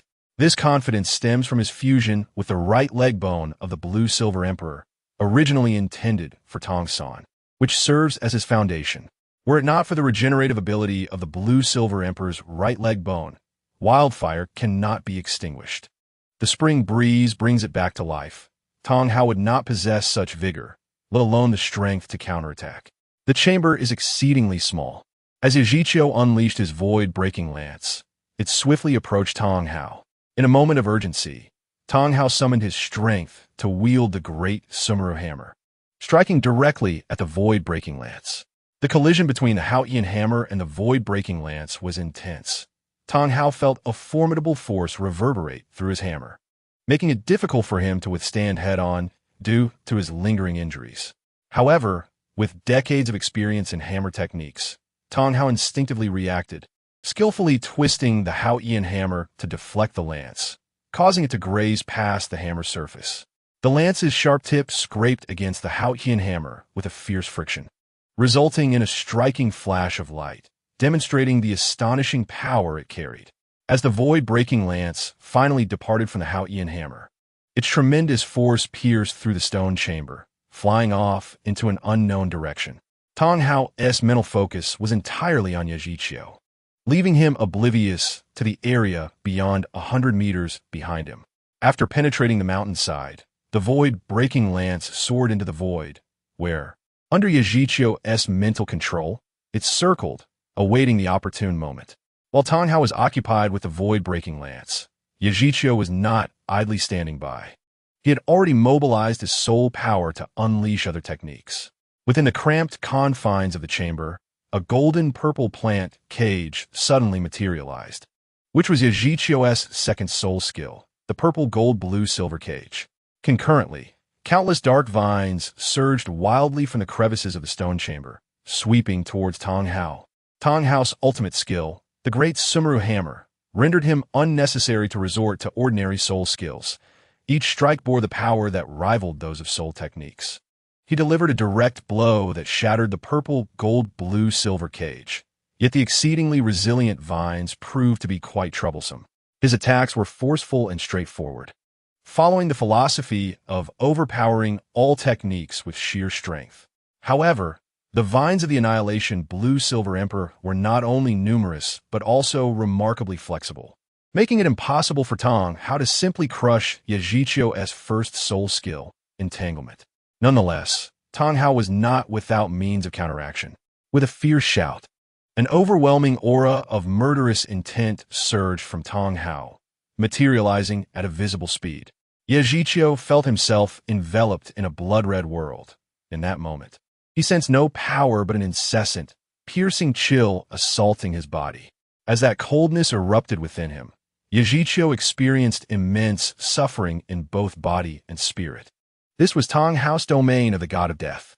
The unnatural coldness, akin to a parasite, began its relentless invasion of Yi Zhiqiu's body from the moment it emerged. This was not merely a shift in temperature, but rather the chilling essence of the manifesting murderous intent. Realizing he could not delay further, Yi Zhiqiu understood the magnitude of Tang Hao's god of death domain and, fearing he could not withstand it, immediately commanded the awaiting void-breaking lance to return from the void, poised to pierce Tang Hao's vital points. The materialized murderous intent not only invaded Yi Zhiqiu's body, but also suppressed his Annihilation Blue-Silver Emperor, leaving only the power of Oblivion unrestrained. It was precisely due to the presence of Oblivion that Tang Hao refrained from engaging in a struggle with the Annihilation Blue-Silver Emperor. As the tangible murderous intent drove back the vines, he unleashed all his strength in a hammer strike toward Yi Zhiqiu. To strike the archer first, one must capture the horse. Tang Hao's strategy was clear. Engaging with the Annihilation Blue-Silver Emperor would only waste time. Once Yajichio was dealt with, everything would conclude. Earlier, Yajichio had controlled the void-breaking lance through mental power, yet his will remained ensnared in the god of death domain. As the tangible attack bore down upon Yajichio, a mental wave erupted in his mind, pulling him from the clutches of the god of death domain. This was the work of the wisdom skull born from the condensation of mental energy, which, during its gradual fusion with the ice fire dragon soul, seemed to have developed a form of sentience, sensing impending danger. The moment Yajichio regained clarity, he found himself facing the massive Haotian hammer. Without a moment's hesitation, in his panic, he activated the powers of the wisdom skull and the ice fire dragon soul. Two dragons emerged from the sea. A surge of energy erupted from Yajichio's pupils, one blue and one red. The blue radiated an extreme coldness while the red emanated an intense heat. The two energies intertwined in midair, transforming into dragon forms that charged directly at Tong Hao's Haotian hammer. Tong Hao's pupils constricted sharply. The appearance of two dragons emerged from the sea resembled a miniature version of the ice fire dragon soul attack, reminding him of their last battle and leading him to mistakenly believe Yajichio had unleashed that trump card again. However, Tong Hao was no fool. He soon discerned that while two dragons emerged from the sea was fundamentally similar to the ice fire dragon soul attack, the disparity in power levels was glaring. The previous ice fire dragon soul attack could withstand the full force of the 9 rings explosion of the Haotian true body, but this time, two dragons emerged from the sea could only contend with his ordinary great Sumeru hammer. To be frank, two dragons emerged from the sea was not weak. Yet the difference compared to the ice fire dragon soul attack was substantial, for it was drawn from Yajichio's own power and the sacrifice of divine herbs leveraging the ice fire dragon soul strength. Chapter 125. 3 questions Yajichio. I underestimated your strength. This chamber is small. If we continue fighting, it will collapse. Let us step outside for a duel. This was the first sentence Tong Hao had uttered since the battle began, as he had abandoned any underestimation of Yajichio. In a state of full commitment, Tong Hao had no time for idle chatter. In truth, at the level of Tong Hao and Yajichio, the collapse of the cave chamber would have no impact on them. However, Tong Hao had planted the seeds left by Ayin here. He had utilized Ayin, resulting in her loss of life, yet he could not bring himself to allow her to perish entirely, for she was his wife and Tong San's mother. A subtle smile crept upon Yajichio's lips as he gazed at the golden-patterned blue-silver grass atop the mound in the chamber's center, stating, Tong Hao, this is your former wife Ayin, is it not? She loved you so dearly and bore you a son. She must have never anticipated that she would ultimately fall victim to your schemes. Tong Hao's expression darkened, his countenance as grim as water. Coldly, he retorted, I do not understand what you are saying. Let us step outside and settle this once and for all. In truth, ever since Yajichio summoned the Annihilation Blue-Silver Emperor within the chamber, he had sensed the faint emotions emanating from Ayin, a gentle warmth akin to a spring breeze. Yajichio's martial soul was the Annihilation Blue-Silver Emperor, while Ayin had transformed from the 10,000-year Blue-Silver Emperor. Both were, at their core, Blue-Silver Emperors, inherently close to one another. Yajichio had no intention of harming Ayin, yet he did not mind using her to distract Tong Hao. It was important to note that the void-breaking lance was still poised, waiting for the moment Tong Hao would let his guard down to strike him hard. This golden opportunity could not be missed. If Yajichio attempted to confront Tong Hao with his own strength and background, even if he managed to defeat Tong Hao, it would be difficult to hold him down. Stepping outside for a decisive battle is acceptable, but I would like to ask a few questions first. Yajichio, brimming with confidence, smiled at Tong Hao and spoke. Tong Hao replied furiously, I have no obligation to entertain this. However, you do not wish to destroy this stone chamber, do you? Tang Hao remained silent for a moment before ultimately conceding. You have but one chance. I have 3 questions. Do not push your luck. Once again, Yajichio reiterated his previous statement, and Tang Hao fell into silence. Deep down, Tang Hao also harbored affection for Ayin. Since her passing, he had grieved for her, and thus he did not wish for her vitality to be utterly extinguished. Nevertheless, this affection was insufficient to overshadow the allure of a 100,000-year soul ring and 100,000-year soul bone.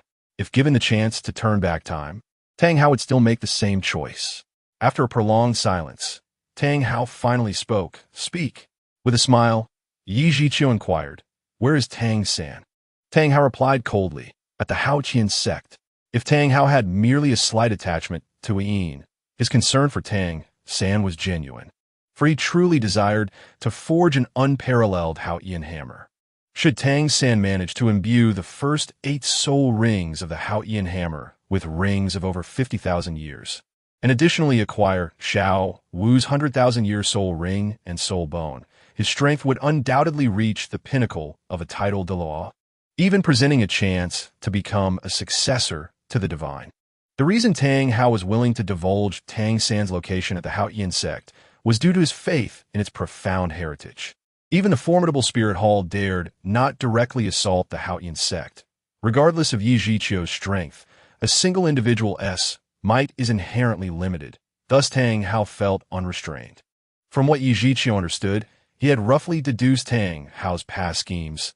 Thus he retorted, "I never expected you would send Tang San back to the Haoqian sect. I thought you had truly severed ties with them. Enough with the pleasantries. Second question. Where is the 100,000-year blue-silver emperor's right leg bone? I've already fused it. Kill me, and the 100,000-year blue-silver emperor's right leg bone will be yours." Tang Hao's gaze turned icy. He had not anticipated that Yi Zhiqiu would still covet the 100,000-year blue-silver emperor's soul bone. It was known that Yi Zhiqiu's overall strength was inferior to his own. As long as Yi Zhiqiu did not unleash the Ice-Fire Dragon soul attack from last time, Tang Hao was confident he could defeat him. The enhancement from the 100,000-year blue-silver emperor's right leg bone was exceedingly evident, and his previous injuries had nearly healed, endowing Tang Hao with absolute confidence. He distinctly remembered that during Yi Zhiqiu's last Ice-Fire Dragon soul attack, he had produced a potent herb, which was evidently a prerequisite for launching powerful attacks. Setting aside whether Yi Zhiqiu could produce another such herb, even if he could, as long as Tang Hao remained focused, he was absolutely capable of intercepting Yi Zhiqiu before he unleashed that move. Even in the worst-case scenario, should Yi Zhiqiu possess hidden trump cards that led to Tang Hao's defeat, he was still assured of a safe retreat, at worst simply requiring a change of location to recuperate. This was the source of Tang Hao's confidence. Yi Zhiqiu had obtained the answer he sought. As long as he knew the whereabouts of the 100,000-year blue-silver emperor's right leg bone, he would not need to slay Tang Hao without a means of locating it afterward. "You have one last opportunity to ask." Tang Hao's gaze was piercingly sharp. He had resolved to disregard his wounds and fully annihilate Yi Zhiqiu. Injuries could be treated later, but Yi Zhiqiu had to be eliminated immediately to prevent future troubles. Yet this time, Yi Zhiqiu did not merely pose a simple question. Did you deliberately leak a Yin's identity, resulting in the pursuit by the Spirit Hall? Did you intentionally divulge information, leading to the Spirit Hall's pursuers arriving during a Yin childbirth? Did you personally orchestrate a scheme to entice Yin into offering herself as a sacrifice for you? Yi Zhiqiu's voice gradually escalated, culminating in a deafening crescendo, while Tang Hao's expression twisted further in anguish. When Yi Zhiqiu accused him of orchestrating a Yin's demise, Tang Hao had initially dismissed it, considering it mere nonsense, attributing it to random luck. After all, only he and Tang Xiao were privy to those past events. However, Yi Zhiqiu's current inquiries struck directly at the heart of his former schemes, as if he possessed no secrets before Yi Zhiqiu. "How do you know?" Tang Hao exclaimed in shock. Yi Zhiqiu's words relentlessly assaulted Tang Hao's psyche. No matter how he pondered, he could not fathom how Yi Zhiqiu could possibly know his secrets. He and Tang San were of the same age. Was he not merely 12 years old? How could the 12-year-old Yi Zhiqiu possess such clarity regarding events from 12 years prior? An answer began to crystallize. Those past events were a hidden truth within the Spirit Master community. Even the reasons behind the Spirit Hall's pursuit of Tang Hao were scarcely known, let alone Tang Hao's machinations, which only he and Tang Xiao were aware of. Could it be that Yi Zhiqiu was a pawn of Tang Xiao? Chapter 126. Tang Hao's Ultimate Demise. As this thought took root in Tang Hao's mind, he became increasingly convinced that Yi Zhiqiu was indeed Tang Xiao's hidden piece. When Tang Hao returned Tang San to the Haotian sect, he had met with Tang Xiao, and their reunion was marked by deep brotherly affection. Tang Xiao had not uttered a word of reproach, but had instead promised to nurture Tang San well, awaiting his return. However, considering the situation from another perspective, would a person who returned empty-handed, like Tang Hao, willingly endure the dual pressures from both the sect and the spirit hall alone, laboring without complaint? The answer was evidently negative.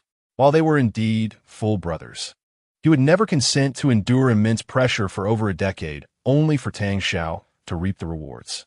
Was all of this told to you by Tang Xiao? What is his true purpose in sending you? Tang Hao's eyes glistened with rage, and his palpable killing intent intensified, directed not only at Yi Zhiqiu, but also at Tang Xiao. If Yi Zhiqiu truly was Tang Xiao's hidden piece, he would undoubtedly return to the Haotian sect, slaying his own kin without hesitation. But the complication lay in the fact that Tang San was still in Tang Xiao's custody. Tang Hao's conjecture caught Yi Zhiqiu off guard. It must be said that Tang Hao's imagination was indeed vast, for otherwise he would not have single-handedly outmaneuvered the Spirit Hall and Ayin. Yi Zhiqiu evaded the question, continuing to deliberately provoke Tang Hao, for he sought to create a one-hit kill opportunity. Tang Hao, answer my question first. Look back. Ayin is still awaiting your response. Suddenly, Tang Hao recalled Ayin in the center of the stone chamber. Although she had been sacrificed, the vitality of the blue-silver emperor was exceedingly robust, leaving behind seeds that had now grown into a blue-silver grass. She could neither take form nor speak, reduced to the instincts of blue-silver grass. Yet her significance was extraordinary, sufficient to cause Tang Hao a fleeting moment of negligence. Now was the moment. Void-breaking lance. With a mere thought, Yi Zhiqiu's overwhelming mental energy had already seized control of the void-breaking lance for a surprise assault. It shattered the void with untraceable speed, reappearing in an instant. In that moment, Tang Hao felt a sharp pain in his heart. He could not even afford to glance back at Ayin's condition, but instead looked down at the source of the pain to find a bloodied spearhead embedded in his chest. The moment the void-breaking lance took form, it had successfully pierced through Tang Hao's back, leaving him no time to react. His protective soul power shield collapsed in an instant, and his flesh and blood could not withstand the lance's penetrating force. Despicable! You have thoroughly enraged me. Today, I shall teach you a lesson. In the face of absolute strength, any scheme is futile. Tang Hao suddenly roared, disregarding Yin's safety as he unleashed his full power within the stone chamber.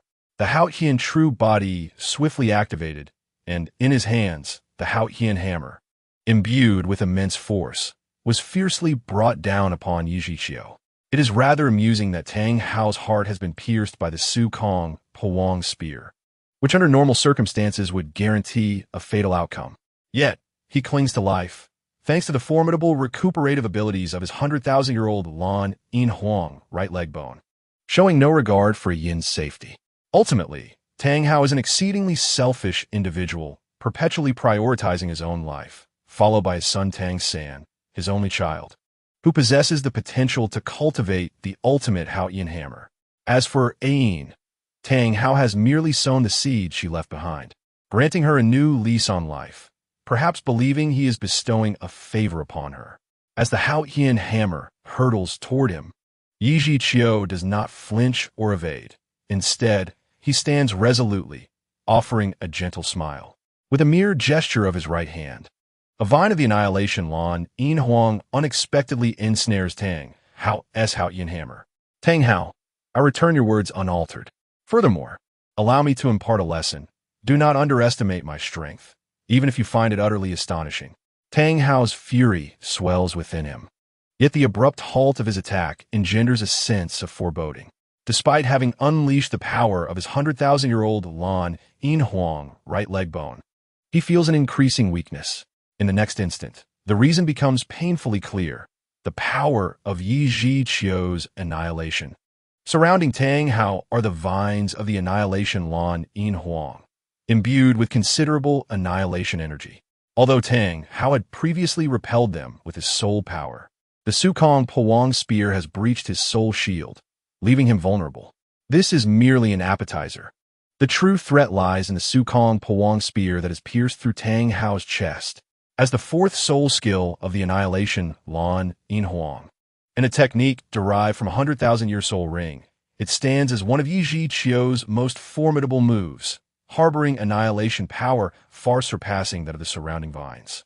This immense force not only voraciously devours Tang Hao's vitality, but also suppresses the recovery abilities of the 100,000-year Lan In Huang right leg bone, rendering them utterly ineffective. The wildfires may be relentless, but the spring winds can bring rebirth. However, this time the flames are far too fierce, shattering the equilibrium. Regardless of the spring winds, vitality cannot be resurrected. Tang Hao struggles to maintain his physical form, overwhelmed by an intensifying sense of weakness. He acutely senses the ebbing of his vitality, and regardless of how he channels his soul power, he is unable to retain even a fraction of it. Soon, Tang Hao's already weathered face grows even more haggard.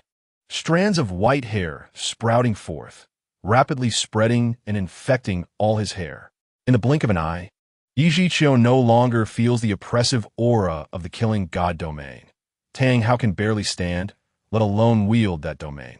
Yi Ji Qiu stands by with a cold smile, awaiting the inevitable demise of Tang Hao.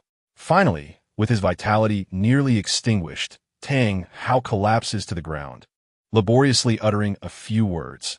"Did Tang Xiao send you?" "We are brothers." Yi Ji Qiu responds coldly. "Does it even matter? You have already harbored intense, murderous intent toward him. If you survive, he will undoubtedly perish."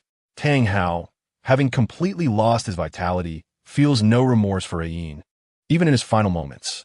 He is a man, whereas Ayin is a soul beast. Although she has taken on a human form, she remains a 100,000-year soul beast. If given the chance to relive the past, he would make the same choice without a second thought. He harbors no regrets. The only concern that gnaws at him is for Tang San. Had Yi Ji Qiu dealt a devastating blow to Tang San 6 years ago in the soul-hunting forest, he would have slain Yi Ji Qiu without hesitation.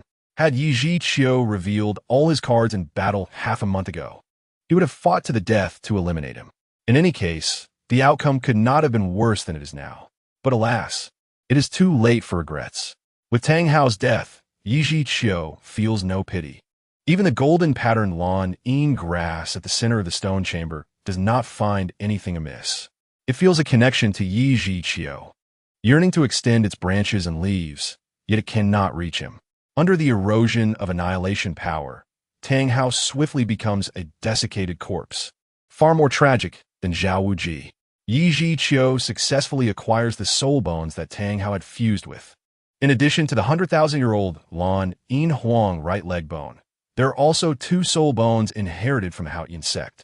The moment the 3 soul bones detach from Tang Hao's body, 3 powerful streams of energy spiral forth, 1 gentle and 2 exuding a domineering presence. Soul bones are ranked in various tiers. Generally speaking, soul bones of the same type are stronger in energy fluctuations when more complete, indicating superior quality and originating from higher-level soul beasts. Among the 3 soul bones awarded as prizes in the Continental Advanced Soul Master Academy Elite Competition, the Wisdom Skull of Mental Concentration is the only complete skull, while the left leg bone of Wind Chase and the right arm bone of Explosive Flame are both incomplete. Incompleteness does not necessarily denote poor initial quality. Rather, it signifies gradual deterioration over time. Otherwise, the Spirit Hall, as the inheritor of the angel god, would possess countless soul bones accumulated over millennia. Yet in reality, soul bones are quite rare within the Spirit Hall, primarily due to the inevitable damage incurred during the transfer process. Now, Yi Ji Qiu has acquired 3 soul bones, all remarkably intact, which he can fully refine. With this, his power will ascend to new heights. Yi Ji Qiu gazes at the soul bones in his hand. One is a completely black right arm bone, its deep black radiance subdued, yet the potent and volatile energy fluctuations are enough to startle anyone. The other is a left leg bone, dark azure throughout, with energy fluctuations rivaling that of the right arm bone, exuding a formidable presence, befitting a highly complete soul bone. However, The most striking of all is the 100,000-year-old Lan Yin Huang right leg bone, shimmering in translucent blue and silver, as if speckled with starlight. Most intriguingly, Yi Qiu senses within the right leg bone a tremendous vitality, as if it possesses a life of its own. Although its essence and quality do not compare to the Zhao Huajiu Exine Haitang, it is still exceedingly precious. Moreover, Yi Qiu perceives a power that resonates with the annihilation Lan Yin Huang, making this crystalline blue-gold soul bone appear exceptionally familiar. These three soul bones consist of the right arm bone, left leg bone, and right leg bone. They are sufficiently intact and of high quality. Precisely what Yi Qiu requires. Already possessing the external soul bone of the Chuang Mie by Gu Mian and the wisdom skull of mental concentration. With the addition of these three, Yi Qiu now possesses 5 soul bones. He is merely missing the left arm bone and trunk bone to complete the entire set. Without further hesitation, Yi Qiu kicks aside Tang Hao's corpse, clears an area beside a Yin, sits cross-legged on the ground, and begins to refine the soul bones. At this moment, the golden-patterned Lan Yin grass, gently swaying, extends its branches and leaves to caress Yi Qiu's body. Although the aura of the annihilation Lan Yin Huang is fearsome, it feels remarkably comforting to a Yin. Feeling the mental waves emanating from a Yin, Yi Qiu smiles gently and remarks, "Are we becoming affectionate already? Allow me to first refine the soul bones, and then I will transplant you elsewhere." To be candid, Tang Hao is quite the adept cultivator, having sown a yin seeds within the cave stone chamber. While he created a small mound, it serves little purpose. Were it not for a yin's tenacious vitality, she might have withered away long ago. At this moment, Yi Qiu suddenly recalled the life droplets awarded by the system. An yin needed to cultivate for 100,000 years to take form. Yet the life droplets could only expedite her growth by a mere 10,000 years. However, Yi Qiu could transplant her into the Binghua Liangyi as a veritable treasure trove of medicinal properties. The growth rate of plants within the Binghua Liangyi would be significantly accelerated, multiplying by at least 10 times or even hundreds of times. Coupled with the assistance of the life droplets, Yin could undoubtedly reach the 100,000-year mark and take form once more. Yi Qiu's heart soared with joy, and it seemed Yin sensed his emotional shift, her branches and leaves swaying with a hint of excitement as they gently brushed against his face. "Do not fret. It won't be long now." Without further delay, Yi Qiu first stored the bones of his right arm and left leg within the 24 Bridges bright moonlit night, leaving only the 100,000-year blue-silver emperor right leg bone, which he gently adhered to his right leg. A faint buzzing sound emerged as Yi Qiu felt a slight tremor in his right leg. A cool, refreshing aura swiftly infiltrated his leg from all directions, and the 100,000-year blue-silver emperor right leg bone soon vanished, transforming into countless streams of blue and gold that enveloped his right leg. It was a sensation of coolness and comfort, utterly unhindered. This absorption was undoubtedly the most pleasurable Yi Qiu had ever experienced. The fusion with the creation and destruction white bone mask occurred in an instant, while the merging with the wisdom skull of spirit condensation had drained considerable mental effort. Yet, the 100,000-year blue-silver emperor right leg bone felt as if it were inherently his, merging seamlessly, akin to stepping into a vast azure ocean, immersed in gentle waves of energy. As time flowed gently by, accompanied by the resounding crackling of bones, Yi Qiu completed the fusion with the 100,000-year blue-silver emperor right leg bone. Notably, the entire process was remarkably comfortable, devoid of any pain. Yi Qiu could distinctly sense the power of the 100,000-year blue-silver emperor right leg bone, which granted him 2 abilities. The first was flight, enabling him to maintain airborne movement with minimal soul power consumption, a skill he had long anticipated, allowing him to traverse distances with ease. The second ability was wildfire cannot be extinguished, spring breeze brings new life, the pinnacle of the blue-silver domain, which possessed formidable restorative capabilities. If Yin were to invoke this ability, she could resurrect within 49 days after death, fully healing from even the gravest injuries. It is not an exaggeration to assert that had Yin not been deceived by Tang Hao, she would have been virtually immortal. After merging with the 100,000-year blue-silver emperor right leg bone, Yi Zhiqiu did not halt the fusion process. Instead, he pressed on, commencing the merger with the complete left leg bone. This time, the situation was starkly different, as overwhelming power surged through Yi Zhiqiu's body, rapidly spreading from his left leg to the entirety of his being, even affecting his spirit. Nevertheless, Yi Zhiqiu's willpower was resilient enough to endure the pain. He channeled all his soul power to guide the force of the left leg bone, facilitating its gradual fusion. He then proceeded to merge the right arm bone. Yi Zhiqiu possessed exceptional physical prowess, and with the healing effect of the ninth heart sea peony and the 100,000-year blue-silver emperor right leg bone, the entire refining process took merely a day. Upon reopening his eyes, he felt a remarkable lightness in his body, brimming with newfound strength. The right arm and left leg bones obtained from Tang Hao were both over 70,000 years old, of superb quality, top-tier soul bones. Although they did not bestow skills, they significantly enhanced Yi Zhiqiu's strength and explosive power, yielding impressive results. Yi Zhiqiu was not taken aback, as not every soul bone grants skills. The Haotian sect emphasizes brute strength. Take Tang Hao as an example. With the formidable Sumi hammer as his trump card, he forsook the complexities of soul techniques, opting for a straightforward approach, predominantly relying on sheer power to attack. Is Tang Hao weak? The answer is clearly in the negative. After refining all three soul bones, Yi Zhiqiu prepared to take Yin to the Binghuo Liang Yi, where the life droplets would undoubtedly enable her to swiftly reclaim her form. He carefully transferred the gold-patterned blue-silver grass from the stone chamber into the Rui Hunter treasure bag, which could accommodate living beings, allowing for Yin's temporary transplantation without issue. Yi Zhiqiu did not retrace his steps through the stone chamber. Instead, he noticed a light above, evidently connected to the outside world, and thus he chose to break through from above, soaring out. As Yi Zhiqiu was set to return to Tiando City, the system's voice echoed once more in his mind. Fixed point check-in task, Blue-Silver King Forest. The Blue-Silver King Forest? Yi Zhiqiu recalled that it was the forest where the Blue-Silver King resided. In the original trajectory, Tang San's blue-silver grass awakened to become the Blue-Silver Emperor with the Blue-Silver King's assistance.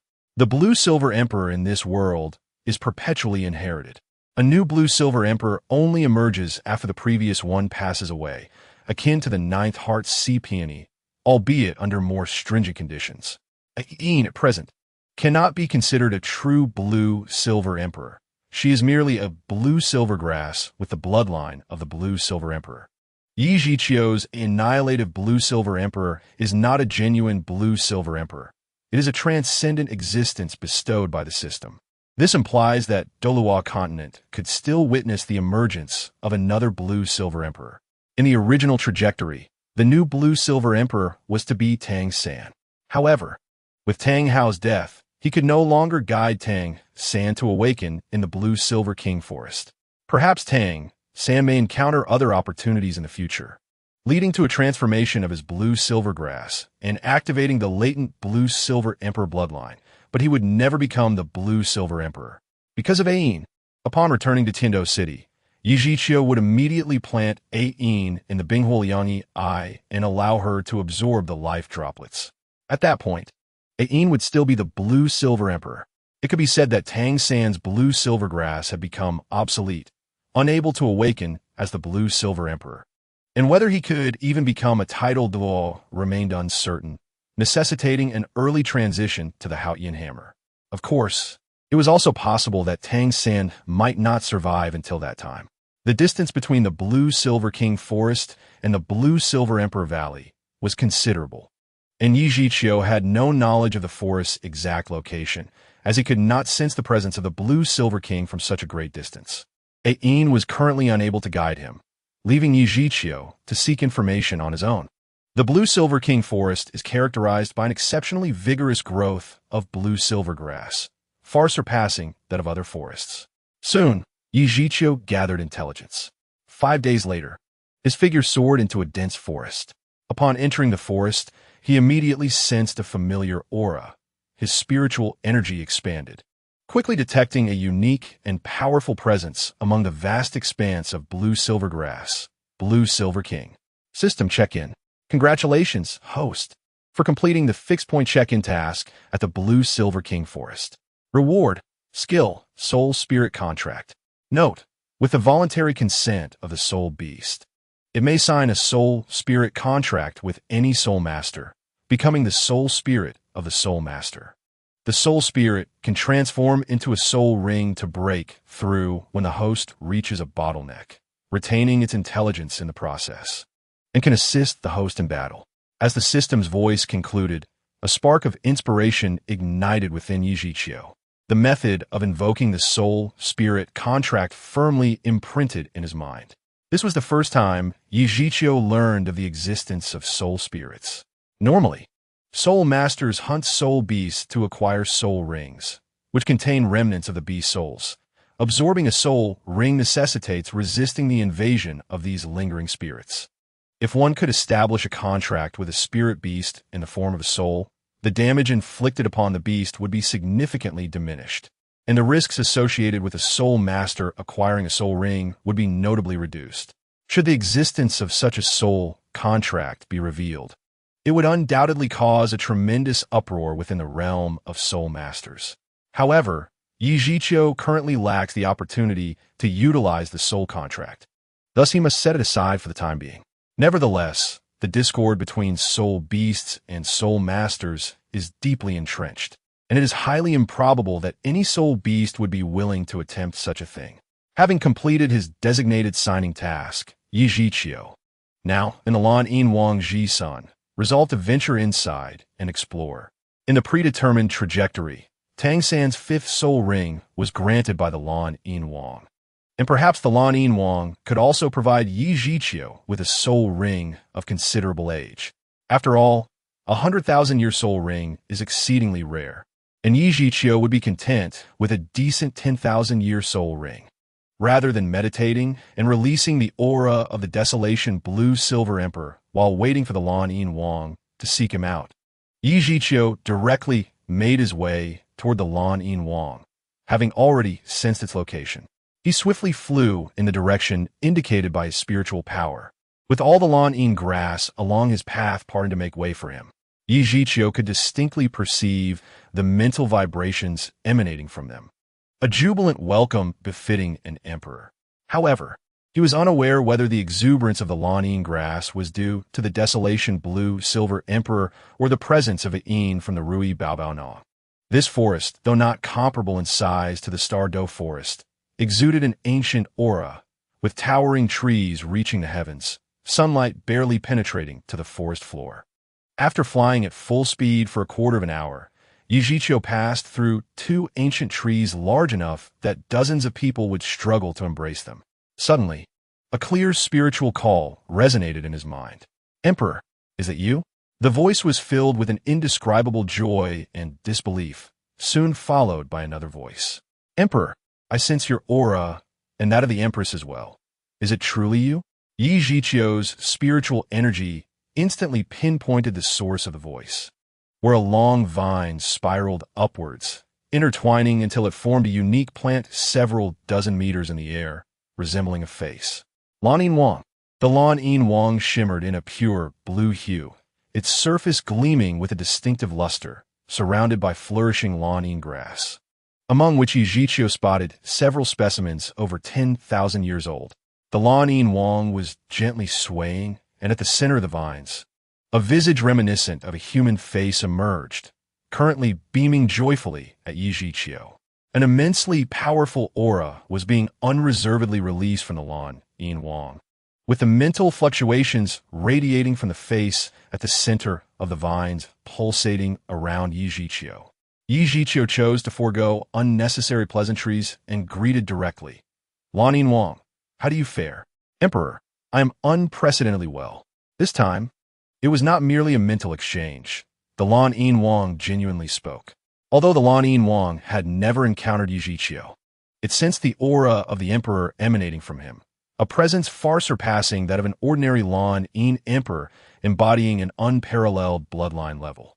The cultivation of plant-type soul beasts is significantly more challenging than that of animal-type soul beasts. And the mere fact that the Lan Yin Wang could articulate human speech attests to its immense strength.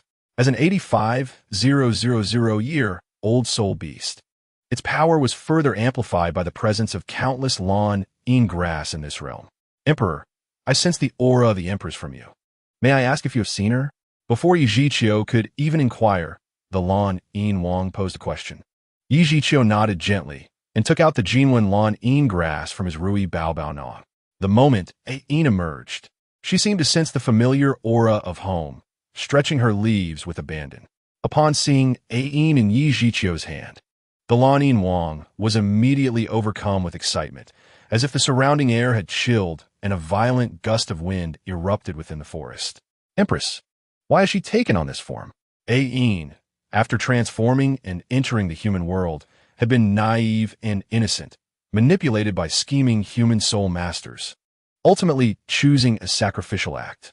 Now, having lost her cultivation, she was merely a Lan Yin grass possessing the bloodline of the Blue-Silver Emperor. After a considerable time, the tempestuous winds in the forest subsided. The Lan Yin Wang's wrath was not directed at Yi Zhiqiu. All the turbulent winds had intentionally avoided him, causing no tangible impact.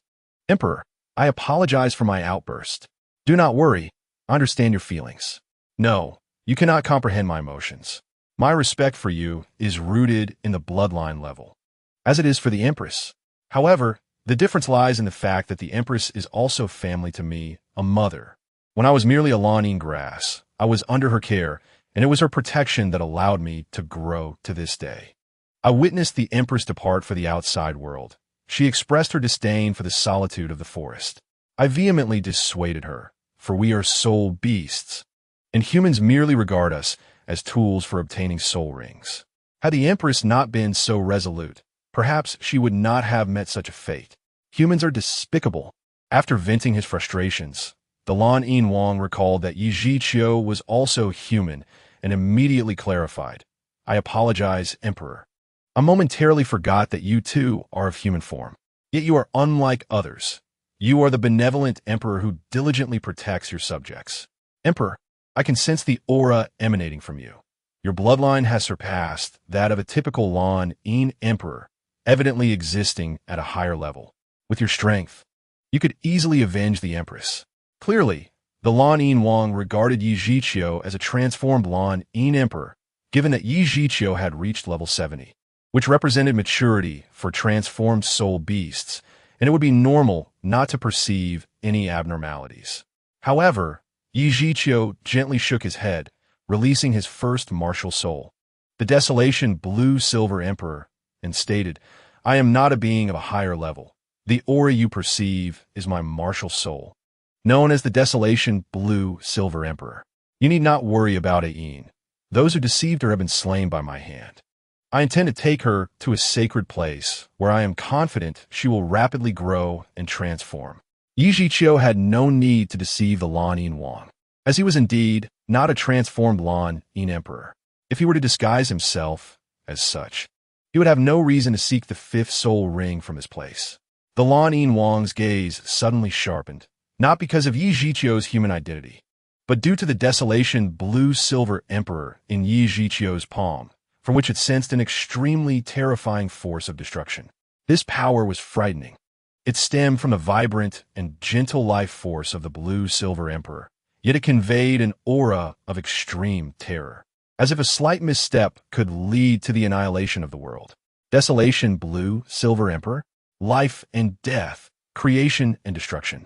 It appears that the Lan Yin grass can traverse an entirely opposite path, one far more terrifying than the ordinary. The Lan Yin Wang murmured to itself, seemingly enlightened. Yi Zhiqiu chose not to interrupt, standing still as he awaited its realization. After a long while, the Lan Yin Wang finally returned to its senses, its expression brimming with joy. Great Emperor, I have learned an extraordinary path of growth from you. Although our Lan Yin grass symbolizes vibrant vitality, we should not indiscriminately release our life force. If the world is unkind and the great way is devoid of light, we too can invert our life force and attain the power of destruction. As long as one has insights, it suffices. In the future, should you take form, provided that you possess the ability for self-preservation, you may venture outside to explore. Although humanity is often driven by greed, there exists genuine affection among them. The expression of Lan Yin Wang was complex. Historically, humans and soul beasts have been adversarial entities. Residing in the Lan Yin Huang forest, he had witnessed numerous soul masters hunting soul beasts, which filled him with disdain towards humankind. Moreover, Lan Yin Diho A Yin was deceived by human soul masters and ultimately made the foolish choice of sacrifice. However, Lan Yin Wang had a different sentiment towards Ye Zhiqiu.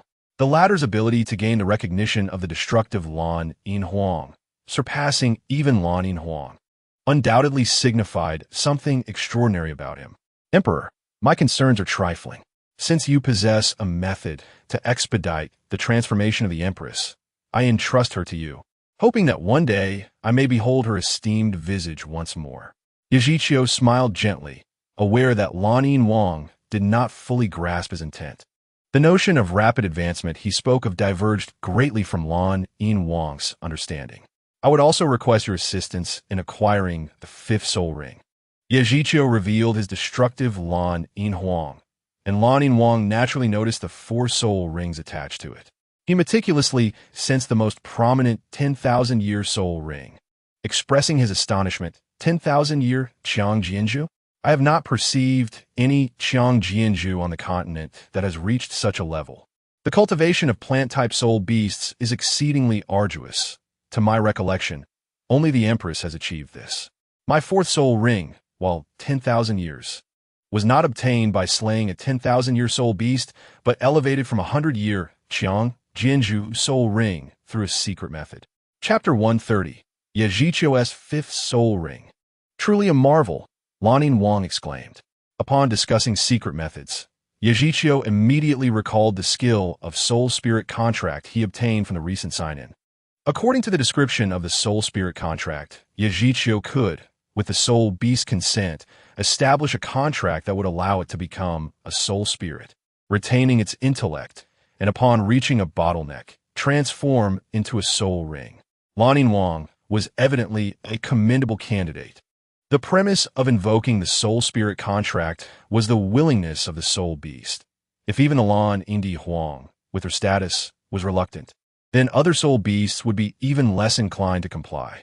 Lan Yin Wang, I possess a secret method known as the soul spirit contract.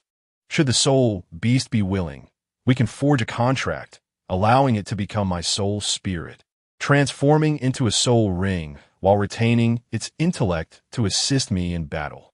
Would you be willing to attempt this? Observing Lan Yin Wang's hesitation, Ye Zhiqiu continued. You must comprehend that a 10,000-year soul beast is not the end point. To endure successive heavenly tribulations is akin to scaling the heavens. Should you choose to take form, you would be constrained by the human lifespan, making it exceedingly difficult to attain divinity. Yet, I am confident in my ability to ascend to divinity. If you become my soul spirit, you may grow alongside me and witness Yin's transformation anew. Ultimately, the crux of the matter lay in the fact that upon my ascension, you would become a deity, regaining your freedom, liberated from the constraints of being a soul spirit. In truth, Lan Yin Wang's hesitation stemmed not from distrust towards Ye Zhiqiu. With a pained expression, he remarked, Emperor, it is not that I doubt you. Your ability to garner the recognition of the destructive Lan Yin Huang, to seek vengeance for the Empress, and your willingness to aid her transformation. Even if it meant becoming your soul ring and losing my intellect, I would accept. However, I cannot bear to abandon the children within the forest. Without my protection, they would be at the mercy of external soul masters, who would care little for the Lan Yin grasses that are so common. These children are your subjects. Ye Zhiqiu fell silent, for he had not considered this aspect. His focus was not on the Lan Yin grasses of the Lan Yin Wang forest, whereas the Lan Yin Wang, having once been cared for by Yin, felt a deep connection and concern for them. With a gentle sigh, Ye Zhiqiu said, I have been thoughtless in this matter. In light of this, I request that you harness the energy of all the Lan Yin grasses within the forest to help me condense a 5th soul ring. In the original trajectory, Lan Yin Wang had condensed a vast amount of Lan Yin grass energy to assist Tong San in awakening the Lan Yin Huang bloodline, forming a soul ring as his fifth. Though Tong San's fifth soul ring was only 25,000 years, it did not imply that the energy of the Lan Yin grasses could only condense a ring of that age. Rather, it was merely the limit of Tong San's physical capacity. Ye Zhiqiu was uncertain of Lan Yin Wang's limits in soul ring condensation, but he presumed it would not be low, and the age of the ring was not fixed. It would enhance with the growth of one's capacity. This implied that it possessed infinite potential for growth. Thank you for your benevolence, Emperor. The children will gain greater vitality due to your efforts, and perhaps many will choose the path you are seeking, flourishing into strength. In the matter of condensing the soul ring, Ye Zhiqiu indeed benefited. Yet the outcome was mutually fulfilling. The aura of the destructive Lan Yin Huang would promote the growth of Lan Yin grasses within the forest. As Lan Yin Wang had posited, perhaps some Lan Yin grasses would gain insights from the destructive Lan Yin Huang and embark on an entirely new path. Once Ye Zhiqiu received Lan Yin Wang's consent, he promptly sat cross-legged, releasing the destructive Lan Yin Huang. He soon felt the vitality of the surrounding Lan Yin grasses. They too possessed life, seemingly jubilantly calling out to the destructive Lan Yin Huang. A colossal aura suddenly surged forth, not emanating from Lan Yin Wang, but from the entire forest. Specifically, it arose from all the Lan Yin grasses within the forest, including those of Lan Yin Wang. A bluish light quietly emerged from each Lan Yin grass, akin to countless stars shimmering throughout the forest. They appeared to have received a unified command, gently drifting towards the center of the forest. During their flight, numerous star-like points collided and merged, forming larger luminous spots. Yet they still adhered to the designated path towards the forest center. Countless bluish stars converged at the forest's heart, creating a magnificent sea of azure stars. Ye Zhiqiu stood at the center of this starry expanse, his body resembling a colossal whirlpool, voraciously absorbing the influx of stellar energy. An unprecedented force coalesced within Ye Zhiqiu's being. However, he neither experienced the impact and pressure of this immense energy nor felt any expansion within himself.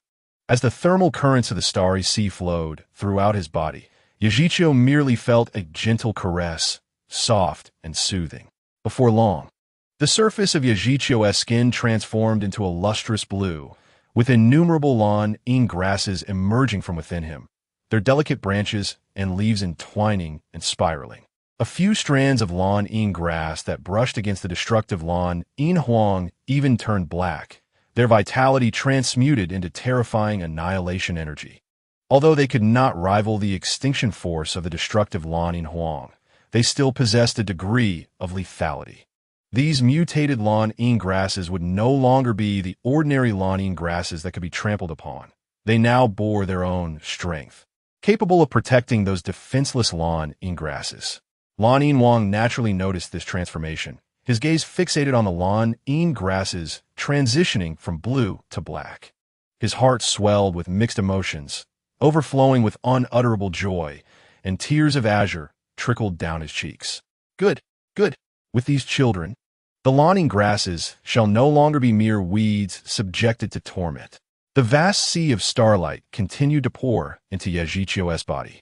His capacity to endure was extraordinary, and this process brought him no discomfort, yet it was likely to persist for some time. After a considerable duration, soul rings emerged around the destructive Lan Yin Huang. Among the 3 black and 1 red soul rings, the 5th was quietly forming, currently still a vibrant blue. Upon the completion of the 5th soul ring of the Miesher Lan Yin Huang, the azure light upon the ring gradually faded, revealing a resplendent red hue. To his astonishment, this was indeed a soul ring of 100,000 years. Furthermore, its aura surpassed that of the 100,000-year Chang Jianzhu soul ring, leaving Ye Zhiqiu bewildered as to its true age, which could well be several 100,000 years. The vast expanse of blue light did not dissipate. Instead, it diligently flowed into the other 4 soul rings. Primarily, This energy was directed towards the first three 10,000-year soul rings of the Miesher Lan In Huang, with a small portion also enhancing the 100,000-year Chang Jianzhu soul ring, thus augmenting the longevity of these four rings. This was a gift from countless Lan In Chao, as these plants provided energy to assist Yi Zhiqiu in consolidating his soul rings, the Miesher Lan In Huang. As the emperor of the Lan In Chao continuously emitted energy in return, fostering their growth. Consequently, the Lan In Chao selflessly contributed their strength. Chapter 131. The fifth soul skill and the domain of Miesher Lan In. How many Lan In Chao were there in the Lan In Huang forest? Yi Zhiqiu was uncertain of the exact number, but the forest was undoubtedly teeming with billions of them. The myriad points of energy converged to produce an astonishing effect, evidenced by the newly acquired 100,000-year soul ring. Countless energy points surged towards Yi Zhiqiu, flowing into the soul rings pulsating beside him, naturally enhancing the longevity of his soul rings. His first soul ring originated from an ordinary century-old Lan In Chao, which, due to the effects of a 10,000-year soul ring card, had been elevated to a 10,000-year ring, and now was undergoing a second enhancement. 20,000 years, 30,000 years, 50,000 years, 100,000 years. The pitch-black hue of the first soul ring deepened visibly, ultimately overflowing with red, enveloping the entire ring in a brilliant crimson. Yi Zhiqiu vaguely recalled the moment 6 years ago when he obtained his first soul ring. He had crouched before that century-old Lan In Chao, gently caressing its tender leaves, making a promise. Little one, I have chosen you. Become my soul ring, and I shall nurture you. A 10,000-year ring is within reach, and a 100,000-year ring is not merely a distant dream. Indeed, the 10,000-year ring was easily attainable, merely requiring a soul ring card. But the 100,000-year ring was his fervent aspiration. With the support of the system and a general understanding of the timeline of Douluo's development, he was confident that he would ascend to divinity, and the Lan In Chao soul ring would eventually become a 100,000-year ring. However, Yi Zhiqiu had never anticipated that the promise he made would be realized so swiftly. For only 6 years had passed. The Lan In Chao soul ring, the one with the shortest lifespan among the rings of the Miesher Lan In Huang, had now transformed into a 100,000-year ring, and naturally, the other rings had long completed their metamorphosis. At this moment, the originally black and red 4 soul rings on Yi Zhiqiu had transformed into 5 resplendent red rings. 5 100,000-year soul rings. The gift from the Lan In Chao had far exceeded Yi Zhiqiu's expectations. He had initially sought merely a high-quality soul ring. Now not only had his wish been fulfilled, but the 3 10,000-year soul rings of the Miesher Lan In Huang had also evolved into 100,000-year rings, an unexpected delight. However, the transformation of Yi Zhiqiu's soul rings was also a matter of serendipity. Thus he still possessed only one corresponding soul skill for his first 4 rings, albeit with varying degrees of enhancement, far surpassing their previous strength. The gifts from the Lan In Chao had concluded, yet Yi Zhiqiu remained seated, eyes closed, digesting his gains. The 100,000-year 5th soul ring bestowed upon him 2 soul skills, Miesher Zhizhong and Shan Hai Zhuan I, which complemented each other and could be used in tandem. Upon unleashing Miesher Zhizhong, as long as the tendrils of the Miesher Lan In Huang made contact with an opponent, they could silently plant the seed of destruction upon them, which could persist for up to an hour. Shan Hai Zhuan I, as the name implies, allowed for the transfer of damage received. But this was contingent upon the medium being the Miesher Zhizhong, meaning it could only be transferred to those who were infected by the seed of destruction. It is no exaggeration to say that as long as Yi Zhiqiu had sufficient soul power, he was inherently invulnerable. Of course, the might of the Miesher Lan In Huang was never solely reliant on its soul skills. The true power lay within the essence of annihilation it contained. As long as the Miesher Zhizhong existed, Yi Zhiqiu could infuse it with annihilation power at any moment, unleashing it from within. The external onslaught of annihilation power was already terrifying. Figures like Zhao Wuji and Tang, how it succumbed to its assault. with Zhao Wuji merely aging into death while Tang Hao was reduced to a desiccated corpse, unrecognizable. The potential eruption of annihilation power from within was unfathomably fearsome, causing Yi Zhiqiu to involuntarily gasp at the thought. Yi Zhiqiu's gains did not end there. His most significant acquisition was the formal attainment of the domain skill of the Miesher Lan Yin Huang, the Miesher Lan Yin domain. Typically, such a skill could only be acquired by soul masters who reached the title Douluo level upon obtaining their 9th soul skill, with a mere 1 in 10 probability of occurrence. Beyond the title Douluo level, soul masters might also comprehend the innate domain of their martial soul. The higher the quality of the martial soul, the greater the soul master's comprehension, thus increasing the likelihood of grasping domain-type soul skills within one's own domain. Their power would be amplified while their opponents would be suppressed, resulting in a remarkable effect through this interplay. If utilized appropriately, the domain's effects could be maximized, resulting in a truly formidable outcome. Due to the potency and rarity of domain skills, they are often referred to as supreme soul skills, invaluable beyond measure. As the Emperor of the Lan Yin, the Miesher Lan Yin Huang undoubtedly qualifies as a supreme martial soul, and it possesses an innate domain. Yi Zhiqiu had long since acquired the Miesher Lan Yin Huang, and this could be considered a significant awakening of its powers, resulting in Yi Zhiqiu naturally comprehending the Miesher Lan Yin domain, beyond the fundamental enhancement of oneself and suppression of opponents. The most commonplace skill within the Lan Yin Miesher domain was camouflage. Through the transformations of the Miesher Lan Yin domain, Yi Zhiqiu could create a camouflage effect for his soul rings, allowing him to alter their colors at will, even rendering them invisible to the naked eye. Though the camouflage skill did not endow Yi Zhiqiu with formidable offensive or defensive capabilities, it was exceedingly practical. The 100,000-year soul rings of the Miesher Lan Yin Huang were already astonishing. Should he not employ camouflage, Yi Zhiqiu would undoubtedly expose himself while utilizing his martial soul. A soul master with 5 100,000-year soul rings would immediately find themselves in the spotlight of the soul master community. And Yi Zhiqiu had no desire to invite unnecessary trouble. With a thought, Yi Zhiqiu activated the camouflage skill of the Miesher Lan Yin domain. Amidst a scintillating display of colors, the 5 red soul rings of the Miesher Lan Yin Huang transformed into a deep black. Not only did their color change, but the aura of the 5 soul rings diminished in an instant, their once formidable presence reduced by over 90%, rendering them akin to unremarkable 10,000-year soul rings. Of course, unremarkable was a relative term when compared to 100,000-year soul rings. Yi Zhiqiu's 5 black soul rings were already enviable. Currently, the only additional skill of the Miesher Lan Yin domain was one that Yi Zhiqiu named Duo Ming Can Rao. In essence, Duo Ming Can Rao was a large-scale entanglement within the domain, akin to an enhanced version of the entanglement skill, where all Lan Yin Chao within the domain would instantly transform into branches of the Miesher Lan Yin Huang, ensnaring and controlling the opponent.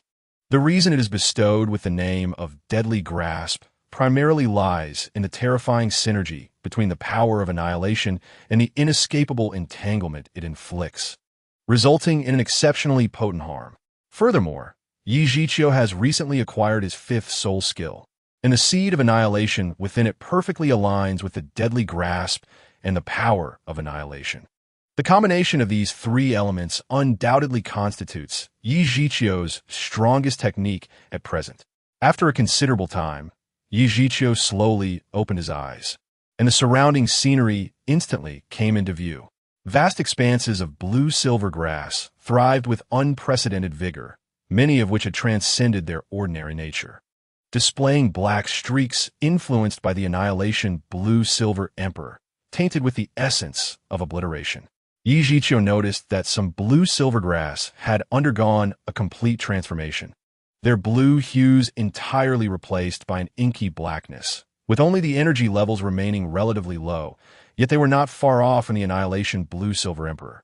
No longer devoid of offensive capabilities, these plants had developed a certain level of lethality, prompting Yi Zhiqiu to name them annihilation blue-silver grass. inspired by the title of the Annihilation Blue-Silver Emperor. Under the radiance of his spiritual energy, he perceived a significant enhancement in the vitality of the Blue-Silver King's forest, a testament to the nurturing influence of the Annihilation Blue-Silver Emperor, which incited the blue-silver grass to grow with fervor. Even the Blue-Silver King before him exhibited changes. Its azure-golden aura had become much more transparent, with subtle hints of black emerging. However, the Blue-Silver King did not absorb the annihilation energy emanating from the Annihilation Blue-Silver Emperor. Perhaps accustomed to the gentler life energy, or perhaps desiring to leave more transformational potential for its progeny. Upon rising, the Blue-Silver King respectfully expressed gratitude. I thank you on behalf of the children for the Emperor's generous gift. You have altered the future of our Blue-Silvergrass clan. Yi Zhiqiu understood that the relationship between himself and the Blue-Silver King's forest was one of mutual accomplishment. He did not perceive this as a personal favor, but rather an arrangement of reciprocal benefit. You are too kind. It is your generosity and that of your children that has significantly enhanced my power. This statement from Yi Zhiqiu was indeed heartfelt. The impact of his influence on the Blue-Silver King's forest would only become evident later, whereas the benefits he received were immediate and conspicuous. Once the gifts from the Blue-Silver King's forest concluded, Yi Zhiqiu lingered for 3 additional days until his realm was firmly established before departing. Upon exiting the forest, he swiftly soared towards the sunset forest outside of Tiando City, where he intended to transplant Ain and assist her in regaining her form.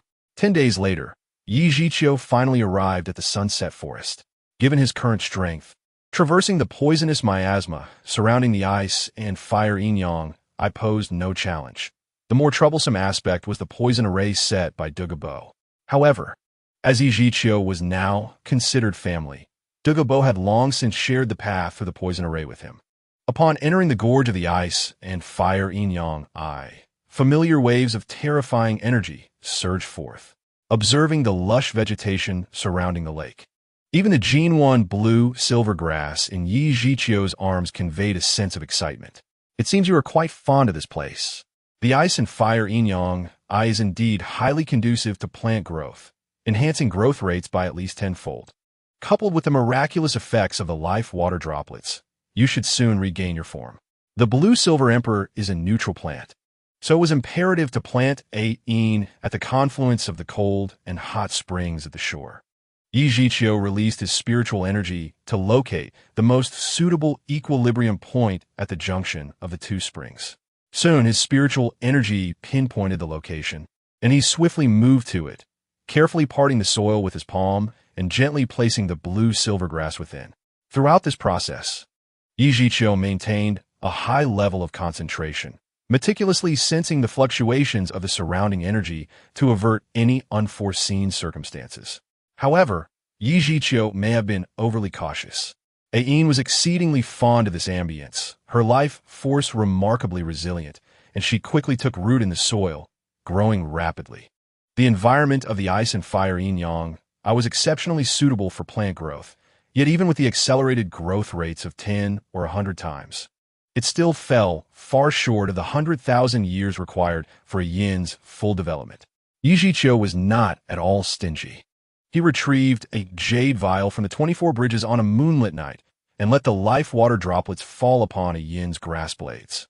Though 1,000 years of lifespan is considerable, Yi Zhiqiu had no need for such duration.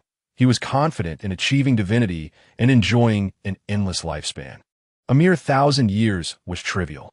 As the life water droplets fell, the genuine blue-silver grass immediately radiated a layer of azure-golden light, and the grass blades began to grow at an astonishing pace, visible to the naked eye. The effect of the life water droplets allowed soul beasts to rapidly mature over millennia in a very short time. And with the speed enhancement from the ice and fire yin-yang Ain would undoubtedly be able to regain her form. Yet, Yi Zhiqiu was uncertain as to the true meaning of a very short time, as described by the system. To prevent any uncontrollable situations, he resolved to remain at the ice and fire yin-yang while Yi Zhiqiu was planting Douluo observed from a short distance. having sensed Yi Zhiqiu's arrival due to his long-term cultivation within the ice and fire yin-yang eye. Similarly, Yi Zhiqiu's spiritual energy recognized Douluo's presence. Yet he had no intention of concealing anything. After resolving a yin's matter, Yi Zhiqiu then turned to Douluo and said, "Grandfather, I anticipate staying at the ice and fire yin-yang eye for a while." "Not a problem. Stay as long as you wish." Douluo readily acquiesced to Yi Zhiqiu's request.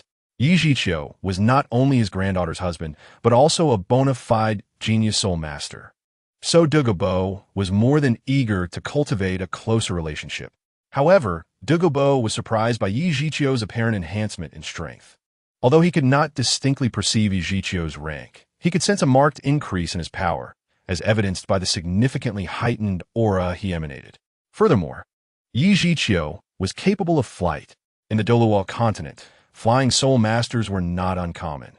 Nearly all bird-type martial spirits could manifest wings for flight, and such soul masters were referred to as flying soul masters. Additionally, other soul masters could fly upon reaching the soul sage rank, albeit at slower speeds than those of flying soul masters. However, Yi Zhiqiu seemed to possess neither of these traits, yet his flying speed was astonishingly swift, rivaling and even surpassing Douluo's own flight speed. "Xiaoqiu, how did you acquire the ability to fly? Moreover, your speed exceeds even mine." Douluo posed this inquiry without questioning Yi Zhiqiu's reasons for planting a blue-silver grass or the extraordinary droplets of life essence he had just released. Yi Zhiqiu smiled and replied, "I was fortunate to obtain a remarkable soul bone, which granted me the ability to fly." Douluo slapped Yi Zhiqiu's shoulder with a hearty laugh, exclaiming, "You rascal! Your luck is truly extraordinary. Soul bones are scarce, and those with accompanying skills are even rarer. I never imagined you would stumble upon one, especially one that bestows flight." Yi Zhiqiu chuckled sheepishly and remained silent. Douluo could not fathom that the soul bone Yi Zhiqiu referred to was of such significance. It was the right leg bone of a 100,000-year blue-silver emperor. Chapter 133. Astonishment. More astonishment. Subsequently, Douluo inquired about a yin. Unbeknownst to him, a yin's true identity was concealed. He merely regarded her as an ordinary blue-silver grass. Despite the golden patterns adorning her, they did not alter her essence as a blue-silver grass. "Xiaoqiu, what is your purpose in planting a blue-silver grass at the ice and fire yin-yang eye? Could it be that you intend to cultivate a 10,000-year blue-silver grass as a soul ring by utilizing the acceleration effects of the ice and fire 2 instruments? The acceleration effects vary with different plants. Blue-silver grass is quite commonplace and bears no other significance, which is why Douluo speculated thus." Yi Zhiqiu did not conceal the truth, but chuckled lightly, saying, "Grandfather, this is no ordinary blue-silver grass. She is the blue-silver emperor, previously a 10,000-year soul beast. 10,000-year blue-silver emperor. You wish to absorb her 10,000-year soul ring?" Douluo's face contorted with astonishment. He did not doubt the authenticity of Yi Zhiqiu's words, yet he had never heard of such a name. 10,000-year soul beasts are exceedingly rare. Plant-type soul beasts cultivate far more arduous than their animal counterparts. Hence, typically, soul masters are only familiar with animal-type 10,000-year soul beasts. The blue-silver emperor was entirely unknown to Douluo. Naturally perplexed, he pondered how Yi Zhiqiu could so easily procure a 10,000-year blue-silver emperor when he himself had not possessed a single 10,000-year soul ring in his entire cultivation journey. However, observing Yi Zhiqiu's previous cautious demeanor, it seemed less like a slaying and more akin to nurturing. "Grandfather, she was once the 10,000-year blue-silver emperor, but now she is merely a blue-silver grass possessing the bloodline of the blue-silver emperor. If I say blue-silver emperor, you may not recognize it. But surely you know Tang Hao?" Douluo nodded gently, replying, "Yes, one of the Haotian twin stars of the Haotian sect, the renowned title Douluo Tang Hao, who unfortunately, for reasons unknown, fell afoul of the spirit hall and was pursued by the former Pope Qiang Sunji, ultimately gravely injured and fading into seclusion. He was indeed a legendary figure. At merely 44 years old, he attained the rank of title Douluo, with a solid foundation and formidable combat prowess. During the decisive battle against the Spirit Hall, he faced 3 title Douluo, including the Pope, at the rank of a newly minted title Douluo, resulting in 1 death and 2 injuries, with the Pope Qiang Sunji ultimately succumbing to his severe wounds. The sudden pursuit of Tang Hao by the Spirit Hall had long remained a secret within the Soul Master community. Both the Hongjun sect and the Spirit Hall kept silent, leaving the outside world uninformed. All that was known was that the Spirit Hall ultimately failed to eliminate Tang Hao, seemingly returning empty-handed. Among the 3 title Douluo who pursued Tang Hao, only 2 returned, and even they were severely injured, one of them being the Pope Qiang Sunji. Shortly thereafter, Pope Qiang Sunji also passed away, which was naturally attributed to the injuries inflicted by Tang Hao, a belief that Tang Hao himself also held. Yi Zhiqiu softly stated, "The reason the Spirit Hall pursued Tang Hao is quite simple. Tang Hao's wife was a transformed 10,000-year soul beast. He deliberately leaked this information to the Spirit Hall to lure them into pursuing him." Douluo Bo's gaze sharpened, fixating intently on Yi Zhiqiu, asking, "Are you suggesting that Tang Hao's wife is the transformed 10,000-year blue-silver emperor? The very blue-silver grass you are cultivating? Indeed, her name is Ayin. Wait, if the blue-silver emperor is Tang Hao's wife, then why did he reveal her identity to the Spirit Hall? If the rumors are correct, Tang Hao should possess a 10,000-year soul ring." As he spoke, Douluo Bo's pupils constricted as he began to grasp the crux of the matter. "Grandfather, the truth is as you surmise. Although the blue-silver emperor is indeed Tang Hao's wife, she is also a 10,000-year soul beast, and moreover, a 10,000-year soul beast deeply in love with Tang Hao." Douluo Bo instantly exclaimed, "Sacrifice, if not cornered. How could Tang Hao entice the blue-silver emperor to willingly sacrifice herself and become his 10,000-year soul ring?" I wondered why the Haoyan sect remained utterly unresponsive during the Spirit Hall's pursuit of Tang Hao. After all, the Haoyan sect was once the foremost sect in the world, its power not inferior to that of the Spirit Hall. They should have intervened to mediate. It turns out this was the reason.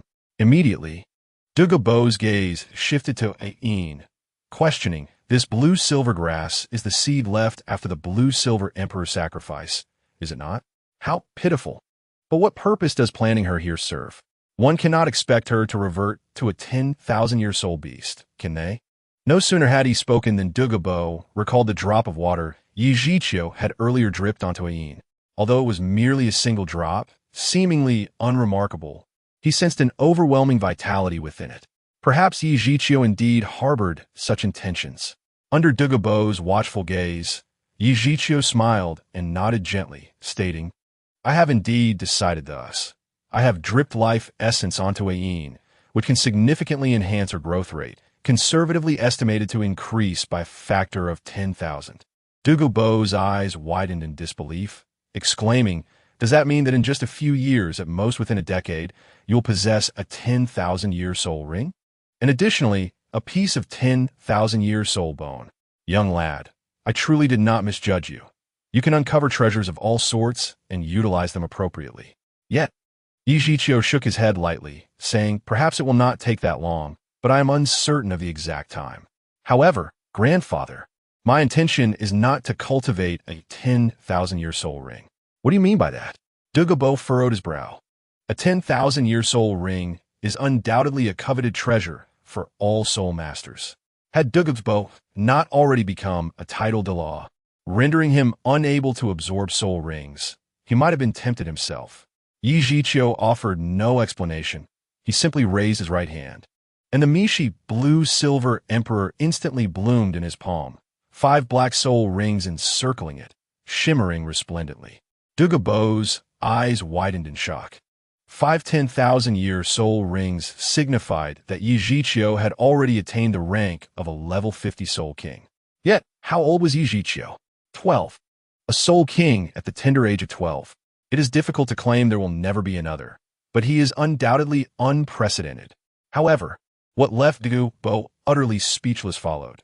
The 5 black soul rings upon the Mishi blue-silver emperor began to fade simultaneously, revealing dazzling red hues, ultimately disclosing their true nature.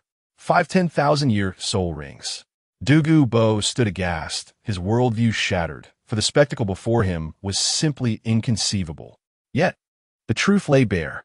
The 10,000-year soul ring, the most precious treasure within the soul master community, surpassing any 10,000-year soul bone or external soul bone in value. Perhaps only the 10,000-year soul bone could be compared to it. Yet, such an incredibly rare 10,000-year soul ring, which even the most elite titled Douluo struggled to possess, Yi Zhiqiu astonishingly possessed 5. Today, during a discussion with author friends regarding Douluo, I learned from someone that in the original novel, Xiao Wu's mother was not killed by Bibi Dong. The notion that Bibi Dong murdered Xiao Wu's mother first appeared in the manga. The anime adopted this setting to maintain Tang San's pure and noble character and to intensify the life and death conflict between Xiao Wu and the Spirit Hall, thus establishing a complete opposition between the two sides. It is said that Bibi Dong, consuming humans for cultivation, was also an anime adaptation.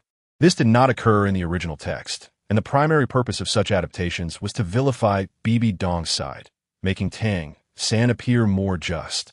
However, it seems to have had little effect. As in the era of visual appeal, sometimes beauty is indeed justice. If Bibi Dong's model had not been well received, the anime might not have gained such popularity. I also followed the anime's setting in my previous writing, where Bibi Dong killed Xiao Wu's mother. As the impression was too profound, it is challenging to find in the original text, and I unconsciously believe so. I may reconcile this in future writings. Chapter 134, Grandfather. When can I hold my great-grandson? Xiaoqiu, you possess 5 10,000-year soul rings. I can understand the 4th and 5th soul rings. But what are the first 3? Were you concealing your strength all along? At this moment, Douluo's heart was tumultuous, unable to find peace. The existence of a 100,000-year soul ring was already astonishing enough. Yet Yi Zhiqiu astonishingly possessed 5 such soul rings. To Douluo's knowledge, in the current world of soul masters, only Tang Hao had a 100,000-year soul ring, and he had just learned from Yi Zhiqiu about the origin of Tang Hao's ring. A genius like Tang Hao had acquired his 100,000-year soul ring through deceit, but in the presence of Yi Zhiqiu, it was hardly worth mentioning. With a light laugh, Yi Zhiqiu explained, "Grandfather, my first 3 soul rings were indeed ordinary 10,000-year rings. However, during my recent journey, I encountered some fortuitous opportunities that not only granted me the 4th and 5th soul rings of 100,000 years, but also transformed the first 3 into 100,000-year rings. Ordinary 10,000-year rings?" While Yi Zhiqiu considered them insignificant, Douluo himself had only absorbed 1 10,000-year ring for his 5th soul ring. Nevertheless, Douluo was oblivious to this detail, his gaze fixed intensely on Yi Zhiqiu, eager to learn about the opportunities that led to the transformation of his soul rings. If such a method could be replicated, would he not also have a chance? In truth, the reason Yi Zhiqiu revealed the truth was primarily due to the absence of necessity to conceal it from Douluo. They were family, and Yi Zhiqiu believed Douluo would not harbor short-sighted intentions against him. Of course, the main reason was Yi Zhiqiu's absolute confidence in his own strength, knowing that Douluo would likely struggle to withstand even a single strike from him at medium strength, let alone when he exerted his full power. The annihilating Blue-Silver Emperor was inherently formidable, and under the amplification of 500,000-year soul rings, it became unprecedentedly powerful. Yi Zhiqiu's destructive force was extraordinarily potent, and it would not be an exaggeration to say it could rend the heavens and obliterate the earth. Sensink Douluo's Gaze.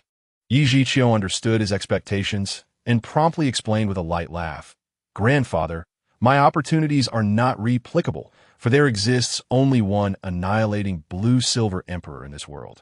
Upon hearing Yi Zhiqiu's admission, Douluo finally set aside his expectations. He had been mentally prepared, after all. The enhancement of soul rings to 100,000 years was so astonishing that it was nearly impossible to replicate. Yet, Douluo could not help but entertain a glimmer of hope. What if it were possible? You young man truly inspires envy. How is it that every good fortune seems to find you? I reckon your current strength is not far behind mine. I am, after all, growing old. Ha ha. But as you're my granddaughter's husband, it brings me pride as well. However, I must remind you not to forget your previous promise. Do not bully Yin Yin, or this old bone of mine will not let it go easily. Yi Zhiqiu smiled awkwardly. His strength had indeed surpassed Douluo's, but he could not say it outright. Rest assured, grandfather, you know well that I have pampered Yin Yin all these years. It would be remarkable if she were to bully me. Douluo suddenly squinted playfully and said, that may be true, but when will I be able to hold my great-grandson? Huh? That might take a few more years. Previously, you were still young, and I waited 6 years. Now I must wait a few more. I say, young man, you are not incapable, are you? A man can never admit to being incapable. Yi Zhiqiu replied, his demeanor turning serious as he argued. How could that be? I am simply respecting Yin Yan's wishes. Girls can be a bit shy. I cannot force it. Yin Yan should not be that shy. Grandfather, you have been cultivating at the Eye of Ice and Fire for so long that you may not understand Yin Yan well. On the surface, she appears very lively and cheerful, but she is quite shy in front of me. Yi Zhiqiu was unsure why Douluo had suddenly shifted to this topic. But to uphold his dignity as a man, he had to shift the blame onto Douluo. Is that so?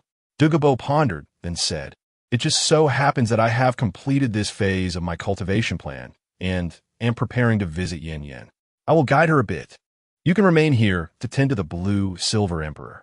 With that, Douluo's figure swiftly disappeared, leaving Yi Zhiqiu alone, bewildered in the wind. This was not yet the time to discuss matters.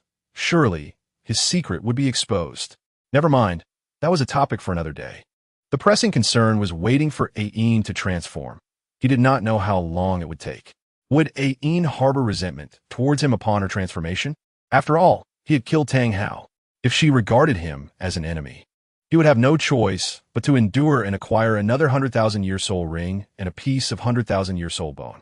With the situation having progressed to this stage, Yi Zhiqiu had no choice but to contemplate a Yin's attitude post-transformation. Based on a Yin's current instincts, she was quite close to Yi Zhiqiu, as both she and Yi Zhiqiu's annihilating blue-silver emperor were fundamentally blue-silver emperors, with the former being a higher existence. However, the nature of Ain after her transformation was uncertain. The human heart is difficult to fathom, and a woman's heart is even more inscrutable. Yi Zhiqiu treated women exceedingly well, but only those who belonged to him. If Ain were unwilling to be his woman, there would be no need for him to show mercy. Yi Zhiqiu's gaze fell upon Ain, who, nourished by the life water droplets, was growing at a visible rate. In the time of their conversation, she had already tripled in size. The introduction of the life water droplets stated that it required a very short time. Yet Yi Zhiqiu was uncertain what very short precisely entailed. Compared to 10,000 years, even 8 or 10 years seemed quite brief. As Yi Zhiqiu waited, a year passed. During this time, his level reached a bottleneck at 90, remaining unchanged. Yi Zhiqiu continued to enhance the Zhao Hua Jiu Xian Haidang with soul rings to break through the bottleneck. However, he had only ventured out a few months prior to seek the 8th soul ring for the Zhao Hua Jiu Xian Haidang, and had not yet sought the 9th, as a Yin's aura was already nearing 100,000 years. This indicated that Ain was on the verge of transformation. Normally, plant-type soul beasts would gain intelligence upon reaching 50,000 years. For example, an 85,000-year blue-silver king could communicate normally with humans. However, even though a Yin's cultivation was infinitely close to 100,000 years, she still resembled an ordinary blue-silver grass, as if she had yet to develop any intelligence. Yi Zhiqiu halted his cultivation, focusing his gaze on the bank where the hot and cold springs converged. A Yin's form swayed within, her lush branches and leaves covering a small area. Yi Zhiqiu sensed a powerful mental fluctuation emanating from Ain. Ain was about to transform. The escalating mental waves intensified, and with a sudden, powerful surge, Ain burst forth in a cascade of 7-colored light. Within the dazzling radiance, a Yin's true form spiraled and coiled, forming a cocoon that concealed the internal spectacle. Yi Zhiqiu could not see the scene within the cocoon, yet he could distinctly sense a torrent of energy swirling, fluctuating between peaks and troughs, uncertain in its stability. After a long while, a Yin's energy finally stabilized. The 7-colored brilliance receded, and the cocoon formed by the vines shattered in an instant, revealing the successfully transformed Ayin. With a beauty that could rival the falling fish and the shy flower, surpassing Shishir, outshining Diao Chan, and eclipsing Zhao Jun. Her presence was enough to enrage even the most beautiful of women. With a slender waist and long, elegant legs, her movements were like a graceful dance. When she danced, she embodied a butterfly, and when she paused, she resembled a flower. Adorned with a jade hairpin, her dark hair cascaded like clouds swirling in the sky, while a string of red velvet flowers intertwined with her locks, capturing hues reminiscent of osmanthus and chrysanthemum. The slender, curved brows of the lioya flower, the sparkling eyes of the putao flower, the delicate appearance of the xianling flower, the charming lips of the yingtao flower, the silvery teeth of the yumizu flower, the ears of the yuangbao flower, the pendants of the denglong flower, and the bright, dazzling gaze of the dingxiang flower are all exquisite. Stretching her arms resembles the lotus root of a pristine white lotus, and her 10 fingers, sharp and delicate, resemble uncultivated green onions. Sitting down feels akin to riding a peach blossom steed. In terms of appearance, she surpasses the colorless flowers. In terms of figure, she is even more graceful than the tallest pine. Yet, what captivates the most is her flawless, unadorned skin, which stirs the heart of Yijiqiu. Ayin is finally transformed once more. Before Yijiqiu could make any move, Ayin's aura erupted once again, a yellow soul ring appearing above her head, spiraling down to encircle her body. A century-old soul ring. Subsequently, her aura continued to explode, and the soul rings around her gradually increased, boasting the most superior configuration, 2 yellow and 2 purple. The brilliance of these 4 soul rings did not last long, as a black soul ring materialized out of thin air, its radiant light overshadowing the yellow and purple hues, leaving Yijiqiu astonished. Ordinarily, a 100,000-year soul beast, upon transformation, should possess a soul power level of 10, akin to a human's innate maximum soul power, requiring personal cultivation to grow stronger. However, Ayin's situation was evidently extraordinary. She was rapidly ascending in rank after her transformation, swiftly crossing the threshold of 50, suggesting secrets unknown to Yijiqiu. In truth, it is reasonable that Yijiqiu remains unaware, for this is the result of the convergence between the life-water droplet and Ayin, a fortunate coincidence. Ayin's transformation did not deplete the life force of the life-water droplet entirely. The residual vitality was meant to be stored within her. However, as a 100,000-year-old Lan Yin Huang, her innate characteristics are resilience and tenacity, allowing her to directly absorb the remaining life energy of the life-water droplet, converting it into her own soul power. Transformed soul beasts do not need to hunt other soul beasts for their rings. Thus, Ayin faces no bottlenecks. Once her level reaches its limit, she can condense her soul rings and break through level constraints. Ayin did not conceal her aura, allowing Yijiqiu to clearly perceive her steadily rising momentum. This increase in momentum did not last long, as another black 10,000-year soul ring coalesced above her head, its aura indicating it was approximately 30,000 years old. A 6-ringed soul emperor. Ayin became a 6-ringed soul emperor the moment she transformed, and soon, her aura began to wane, gradually stabilizing. Yijiqiu kept a vigilant eye on Ayin, and as her aura steadied, she slowly opened her eyes. Yijiqiu immediately produced a simple dress and tossed it to Ayin, urging her to wear it. Put this on. If you do not like it, we can find something more suitable after leaving this place. Fortunately, Douluo was not present as the Soul Master competition was about to commence, and he had been invited by Douluo to assist the Huangdo battle team with special training, leaving only Yijiqiu to witness Ayin's naked form. One cannot know what Ayin thinks, but Yijiqiu certainly does not feel at a loss. Instinctively, Ayin reached out to catch the dress Yijiqiu tossed her way, yet she exhibited no reaction, merely staring at Yijiqiu blankly before glancing down at the dress in her hands. Ayin, why aren't you putting on the dress? Yijiqiu inquired, noticing Ayin standing still, unmoving. Ayin, are you calling me? Yi Zhiqiu was suddenly taken aback. Ayin did not recognize her own name.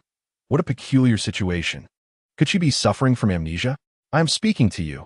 Do you not remember your name? You are Ayin, the silver of the Lan Huang.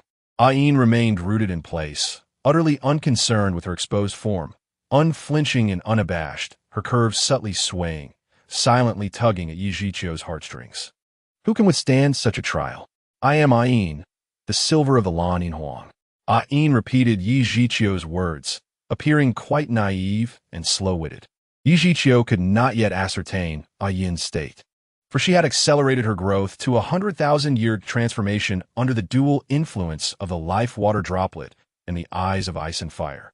Furthermore, Ayin had previously sacrificed both her life and soul to Tang Hao, leaving behind the remnants of a seed, the essence of her existence now questionable. Yi Zhiqiu tentatively asked, "Do you still remember Tang Hao and Tang San?" Tang Hao, Tang San? Ayin murmured softly, lowering her head as if striving to recall. But after a moment, she gently shook her head, replying, "I do not remember." Ayin remained completely unclothed, the dress in her hands failing to conceal her entirety. Her curves swaying enticingly with every movement, drawing attention.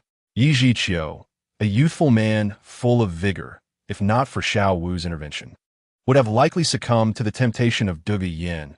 Now, with Ayin unabashedly standing before him, he naturally experienced a strong physiological reaction. "What else do you remember?" Yi Zhiqiu suppressed his desires, his voice trembling slightly. Ayin's expression finally changed. Fear washed over her face, and she suddenly screamed, "Ah!"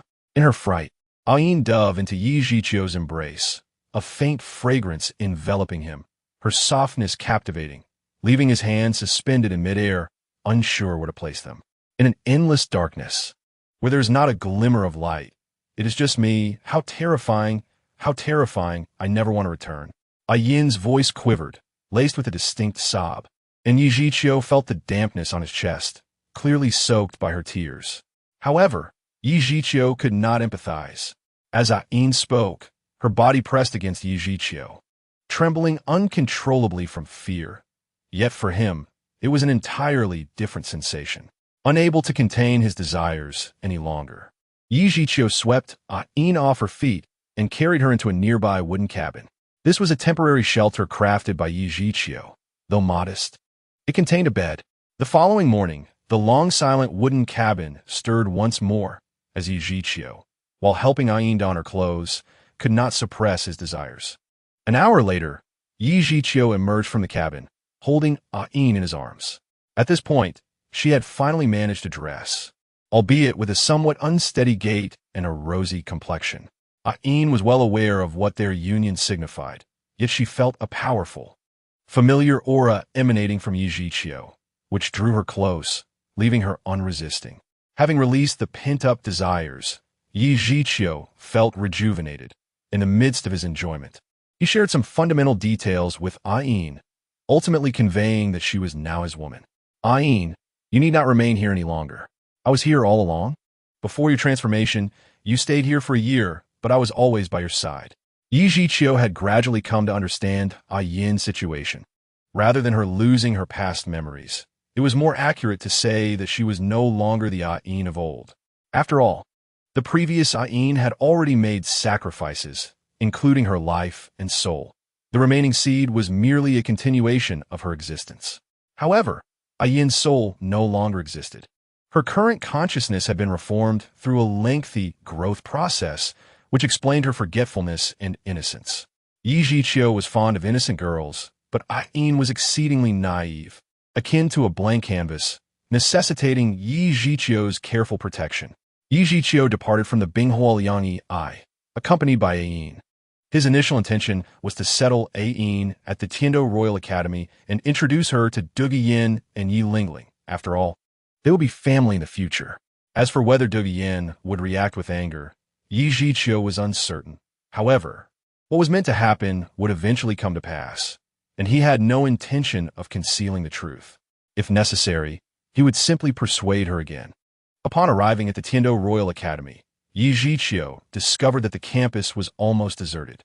It dawned on him that the elite competition of high-level Soul Master Academies across the continent was about to commence, and today likely marked the opening ceremony of the Tiando Empire's competition zone, prompting the faculty and students to attend. With nothing pressing to occupy his time, Yi Zhiqiu decided on a whim to take Ain to Tiando City to witness the opening ceremony. As the most grandiose Soul Master competition in the realm, the elite tournament captivated not only the attention of Soul Masters, but also drew the interest of the royal family, nobility, and commoners alike, turning the event into a grand festival for all citizens of Tiando City. The opening ceremony of the Tiando Empire's competition zone was held at the Tiando Great Soul Arena. A month prior, all tickets for the ceremony had been sold out. As the main competition venue for the Tiando division, the arena had ceased all soul battles a month in advance to undergo renovations in preparation for the tournament. Except for the VIP area, located on the northern side of the arena, the renovated Tiando Great Soul Arena could accommodate up to 80,000 spectators simultaneously, a scale that far exceeded any regular soul battle event. At this moment, centered around the Tiando Great Soul Arena, nearly a third of Tiando City appeared deserted, as if the streets were emptied of people. In fact, all hotels of varying levels within the city had been fully booked for days, with the population swelling by nearly 50%. This exemplified the immense allure of the Soul Master Tournament. To maintain order within the city for this grand event, the royal family had dispatched 5,000 city defense troops, successfully averting any major disturbances. Tickets for the opening ceremony had long been sold out, each ticket corresponding to a specific seat number. Having spent his time within the Binghua Liangyi, Yi Zhiqiu naturally possessed no ticket. At this moment, the significance of his background became apparent. Douluo, being a member of the Bailinsne clan and a titled Douluo, had a private VIP room. Upon revealing his identity, Yi Zhiqiu was granted entry to the venue. His status as Douluo's grandson-in-law alone afforded him considerable privileges in Tiando City. Moreover, being a prodigious talent renowned throughout the Tiando Empire and rumored to become a titled Douluo in the future further enhanced his standing. Unbeknownst to others, Yi Zhiqiu had already reached level 90, barely qualifying as a titled Douluo, and was but one soul ring away from breaking through his current limitations. Wow, there's so many people, Ain exclaimed, her eyes wide with wonder at the bustling scene, glancing left and right, occasionally gasping in awe. As flying was prohibited within the venue, Yi Zhiqiu had no choice but to walk with Ain, playing the role of her protector, holding her close. Should anyone harboring ill intentions cross their path, they would undoubtedly meet a disastrous fate. As they traversed the noble passage, their distinct status, exceptional beauty, and the enchanting aura of a celestial couple attracted many curious glances. Yi Zhiqiu seldom interacted with others, having very few acquaintances, and thus did not encounter anyone familiar. Occasionally, a stranger attempted to approach him, but he simply ignored them. Qiu, why are you ignoring that person? He seemed quite enthusiastic. Ain inquired curiously after witnessing Yi Zhiqiu dismiss a small noble attempting to ingratiate himself. Yi Zhiqiu chuckled lightly, responding, "We are not acquainted. His friendly demeanor is merely an attempt to associate with my status. If I lacked a background, talent, and strength, he wouldn't spare me a glance." Ain pondered this for a moment before continuing. "You seem quite impressive, Qiu. In what regard do you mean?" Yi Zhiqiu teased, causing her cheeks to flush as she reminisced about their moments from yesterday and this morning. "How annoying. I meant your background and strength." To outsiders, she was merely an unrefined genius relying on her grandfather, Douluo, a titled Douluo, as her support. Yet, in reality, the superficial perception was misleading. She herself was the greatest asset, for she was invincible. Yi Zhiqiu's words contained an element of exaggeration. Although he had indeed reached level 90, and his Miesher Lan, Yin Huang, possessed 5 soul rings of 100,000 years, he had yet to attain true invincibility. There were always greater beings beyond, and at the very least, his strength had not yet reached the level of a peerless Douluo, let alone that of a divine entity. However, the naive Ain believed him implicitly, as everything in her life stemmed from Yi Zhiqiu, and now, as his woman, she trusted him unconditionally. Notably, Yi Zhiqiu had already sealed their voices with soul power, for should others overhear them, they might mistakenly perceive them as foolish. After all, Yi Zhiqiu was remarkably young. At his age, even achieving the rank of Soul Master was considered a talent, while proclaiming invincibility sounded more like the fanciful aspirations of a deluded adolescent. As they continued, Yi Zhiqiu recognized numerous familiar teams from his memories, yet there was no sign of the Shrek team. Upon reflection, he realized that he had effectively dismantled the Shrek's 7 monsters, having taken Ning Rongrong and Zhu Zhuqing away, while slaying Dai Mubai and Ma Hongjun. Tang Sen had also been sent to the Hao Ian clan by Tang Hao, leaving only Oscar behind. The Shrek Academy had long since ceased to exist. Before long, Yi Zhiqiu arrived at the entrance of Douluo's VIP room. His method of locating it was simple. He released his spiritual power to envelop all the VIP rooms, swiftly filtering through them until he pinpointed the correct one. Upon reaching level 90, Yi Zhiqiu's spiritual power had significantly intensified, allowing him to control it with precision without detection. To be precise, he could evade detection by those with inferior spiritual strength, and given the formidable nature of his own, few could rival him, especially not within Tiando City. Upon arriving at Douluo's VIP room, Yi Zhiqiu gently knocked on the door. A voice from within responded, "Who is it?" "It is I, Yi Zhiqiu." "Ah, little Qiu, come in." Yi Zhiqiu promptly pushed the door open and entered. At that moment, Douluo was facing away from the door, gazing through a one-way glass at the venue, where the contestants were beginning to take their places. Douluo had not expected Yi Zhiqiu's visit. Having spent nearly a year safeguarding Ain and focusing solely on his cultivation to the extent of becoming oblivious to external affairs. "Little Qiu, how could you bear to leave the Binghuoliang Yi? Moreover, why not participate in the competition? What brings you here?" "Grandfather, do you believe my strength necessitates participation in the Soul Master Tournament? How could it not be necessary? The champion's reward is 3 soul bones. You meet the entry requirements and are also a member of the Huangdou team. To be frank, without your participation, the Huangdou team stands little chance of winning. Don't you desire those soul bones?" Yi Zhiqiu found the situation amusing. In truth, he did not particularly care for the soul bones. After all, the most exceptional spiritual bone, the wisdom head bone, already belonged to him, while the remaining 2 were merely incomplete soul bones. Although a new soul bone would eventually fill the void left by the wisdom head bone, it was highly unlikely that it would be as complete as the original, given the rarity of such precious artifacts. Yi Zhiqiu chose not to respond, but Ain pointed at Douluo and asked playfully, "Qiu, who is he?" "My grandfather." Douluo, a titled Douluo. Douluo had been attentively observing the situation in the venue, thus facing away from Yi Zhiqiu and Ain. If Ain had not spoken up, Douluo would have remained oblivious to her presence.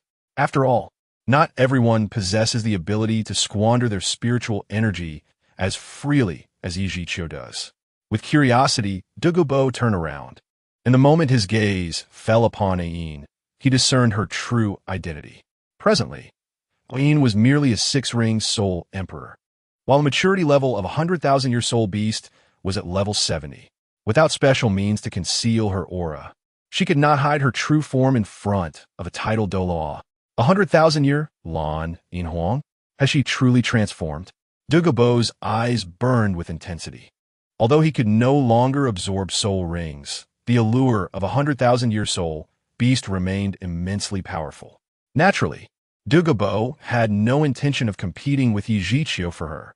The aggressive gaze from Douluo made Ain uncomfortable, prompting her to swiftly retreat behind Yi Zhiqiu. Yi Zhiqiu nodded and said, "Yes, her name is Ain. What are your plans?" "She is my woman." Douluo was not taken aback. He was aware that Yi Zhiqiu was surrounded by numerous girls, and the addition of Ain was inconsequential, provided that Yi Zhiqiu did not betray Douluo.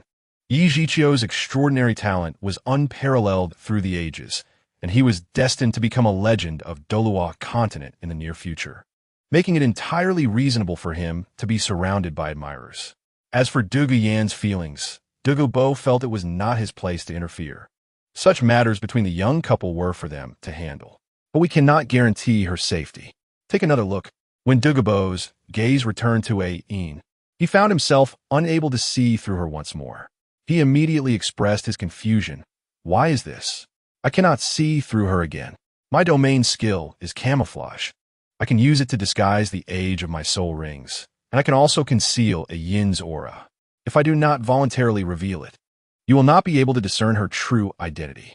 Douluo was astonished. You young man, it seems you were well prepared. I did not expect that. Not only do you possess 500,000 year soul rings, but you have also acquired a domain skill. What was it you said? Talent emerges in every generation, each leading the way for centuries. Grandfather, you flatter me. I merely awakened the innate domain of my martial soul by chance. Yeziki's frankness. In Douluo's eyes reflected an unwavering trust, which brought him great joy, for it signified Yi Zhiqiu's reliance on him. Xiaoqiu, are you truly not planning to participate in the Soul Master competition? If you were to join, the Huangdo team would undoubtedly secure the championship. Douluo inquired once more. Yi Zhiqiu shook his head and replied, Grandfather, I do not seek the hollow fame of a championship. Let Yin Yin and the others participate instead. While the strength of Huangdo may struggle to attain the title, this experience will hone their skills. If I were to compete, they would merely be spectators, and it would not yield any training effect. That is indeed a valid point, Douluo concurred. Unbeknownst to him, Yi Zhiqiu's strength had already surpassed his own, yet he still supported Yi Zhiqiu's perspective. Had Douluo known the truth, he would have empathized with Yi Zhiqiu's feelings. Akin to being asked to join the Soul Master competition himself, competing at the level of a title Douluo would be tantamount to bullying. Given that participants in the Soul Master competition were primarily of the younger generation, generally Soul Grandmasters or Soul Scholars, with the highest level being Soul Kings. A significant disparity compared to titled Douluos. At this moment, in the venue, amidst the vast and spacious square, countless spectators cheered and shouted. The expansive field spanning over 150 meters in diameter, with the participating academies arranged in neat formations at the center. Before the VIP room lay the guest platform, and without releasing his spiritual power, Yi Zhiqiu could only see their silhouettes, yet he still recognized some familiar faces. The three committee members from the Tiando Royal Academy and Prince Xuexing, the disguised Prince Qian Rinxue and the burdened Xuebing. He also spotted Princess Xueke, whom he had seen occasionally, along with Ning Rongrong, Zhu Zhuqing, and Jiandao, who had come from the Seven Treasure Glazed Tile School. Even Yi Zhiqiu's grandfather, Yi Qingling, was present in the VIP seats.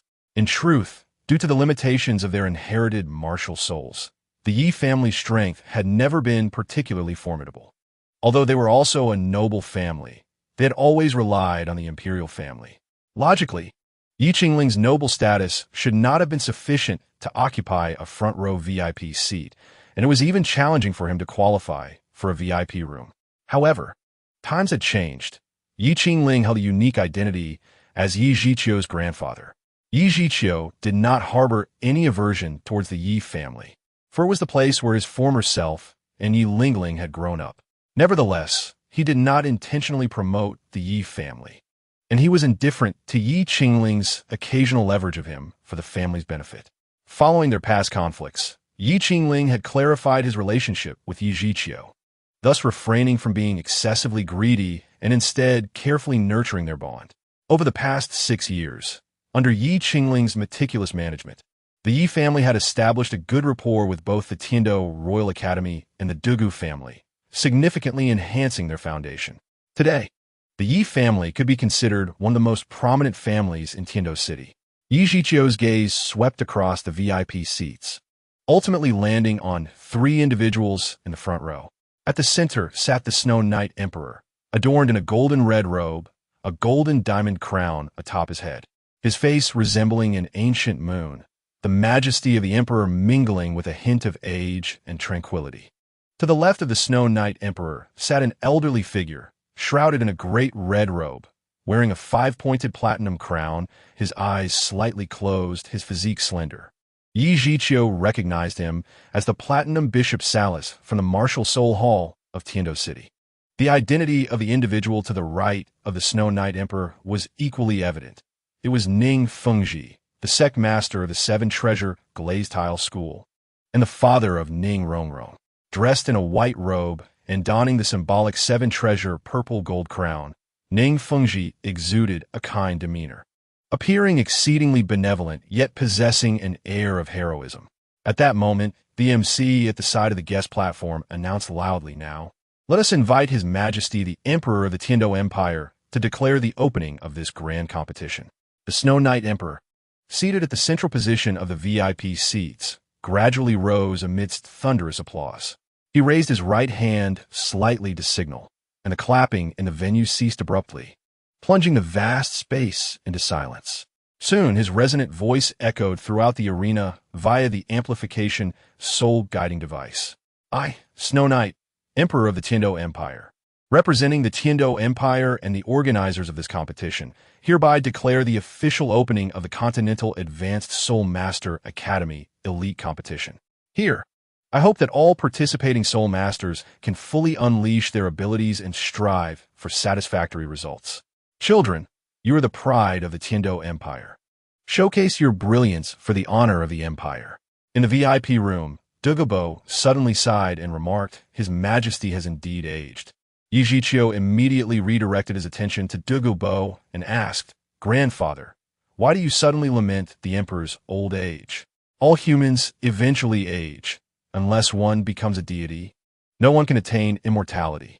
Becoming a deity, that is no easy feat." Douluo sighed, then remarked, "In truth, His Majesty is not as splendid as he appears. He has many constraints of his own. Grandfather understands His Majesty well?" Yi Zhiqiu inquired with curiosity. According to Yi Zhiqiu's memories, Douluo should not have had any interactions with the Snow Knight Emperor until later when the Emperor was poisoned, prompting Douluo to be summoned by Prince Xuexing to cure him, thus creating their connection. Wait a moment. In the recesses of Yi Zhiqiu's mind, a sudden flash of insight illuminated a possibility that Douluo and the Snow Knight Emperor were not only acquainted, but shared a profound bond. Douluo, having immersed himself in the realm of poison throughout his life, had only one individual whose understanding of toxins surpassed his own, Tang San. Given that the Snow Knight Emperor was afflicted by a blend of toxins, it was only natural for Prince Xuexing to seek Douluo's expertise in antidotes. However, why did Douluo choose to remain close to Xuebing? As a titled Douluo, Douluo had always maintained a stance of neutrality, never aligning himself with any faction. Had he been inclined to pledge allegiance to the Tiando royal family, he would have been recruited by the Snow Knight Emperor long ago. Yet, Douluo remained solitary, only to later align himself with the royal family when the situation in the Tiando Empire grew dire. Douluo's demeanor was inscrutably profound, concealing secrets unknown to others. Yi Zhiqiu inquired, "Grandfather, do you share any secrets with His Majesty?" From Douluo's perspective, Yi Zhiqiu had already divulged numerous astonishing secrets, rendering his own concerns trivial by comparison. If Yi Zhiqiu could be so candid with him, Douluo had no reason to withhold information. He organized his thoughts and spoke slowly. "The world is unaware that I share a deep camaraderie with His Majesty. Setting aside our statuses, though we are not brothers, we are closer than brothers. He was the one who revealed to me the location of the ice and fire yin-yang eye." Yi Zhiqiu was utterly astonished, as this was a secret of which he had been entirely unaware. Douluo paced within the room and continued, "You should be aware of some aspects of my background. I hail from the Bailin-Shi family, yet I was not favored by my kin. The Bailin-Shi spirit has been passed down for hundreds of years, always developing in the direction of offensive capabilities, and all family members are no exception. However, from a young age, I developed a fervent passion for the study of poison, my mastery of toxic arts being unfathomable. To complement my poison skills, I resolutely chose the path of control. The study of poison and the exploration of new directions for martial souls necessitate substantial resources, which I lacked due to being marginalized within my family. In a fit of frustration, I left my clan and established my own path. By sheer chance, I encountered His Majesty before he ascended the throne. He appreciated my talents and supported my cultivation, for which I am eternally grateful. However, my pursuits required me to travel extensively, preventing me from remaining by his side. Thus, decades passed, and our bond deepened. We refer to each other as brothers. Eventually, he ascended to become the emperor of the Tiando Empire, and I successfully attained the rank of title Douluo. The Tiando Empire is indeed formidable, yet has failed to cultivate any title Douluo, relying instead on the three great sects for its elite combat power. My emergence undoubtedly disrupted this balance. In terms of the grand scheme, I am far inferior to His Majesty. I was thrilled to share this news with him, intending to publicly join the Tiando Empire to fill the military void. However, His Majesty intercepted my plans. The reasoning was straightforward. Only by maintaining my independence from the Empire could both the Empire and the three great sects coexist peacefully. Should I publicly align myself with the Empire, the balance with the three sects would be irrevocably shattered. At that time, His Majesty had recently ascended, and the nation was in turmoil, threatened externally by the Xingluo Empire and internally by the ambitions of the Spear Hall. If our relationship were to be exposed, it would undoubtedly invite peril from both within and without, so my joining the Empire was postponed. The Tiando imperial family has always been aware of the ice and fire yin-yang eye's existence. However, the energy fluctuations within are far too volatile for ordinary soul masters to endure, and even soul Douluos cannot remain for extended periods. As the only title Douluo within the Empire, I alone possess the potential to harness that sacred ground.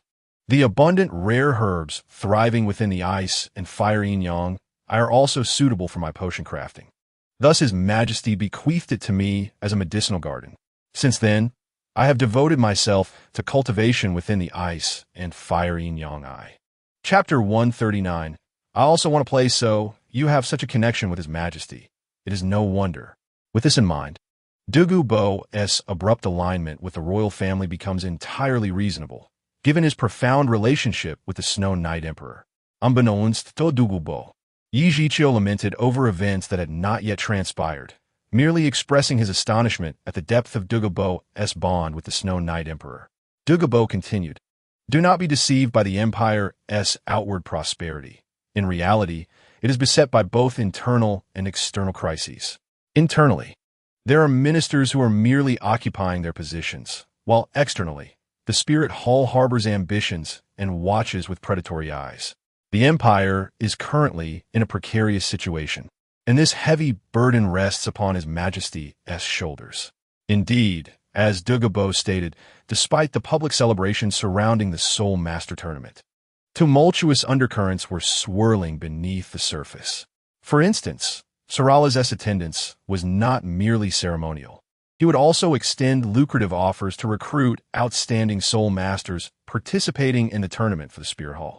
The participants of the Soul Master Tournament are the elite of the Tiando Empire, and the loss of any talent represents a significant detriment to the Empire. If this continues, the Tiando Empire will face a depletion of talent, ultimately losing its capacity to contend against the Spear Hall. Akin suddenly tugged at Yi Zhiqiu's sleeve, pointing towards the center of the venue, exclaiming, "It looks like so much fun. I want to play too." Yi Zhiqiu glanced up and noticed that both Ning Fengji and Sarala's had concluded their speeches, and the opening ceremony had transitioned into the next segment. The matchups for the preliminary rounds had already been determined, but on the first day of the opening matches, only one contest was scheduled, featuring the Tiando Royal Academy's second team competing against their opponents. At this moment, the other academy participants had exited, and, as they did not have matches today, they left the waiting area to take their seats in the stands under the guidance of the staff.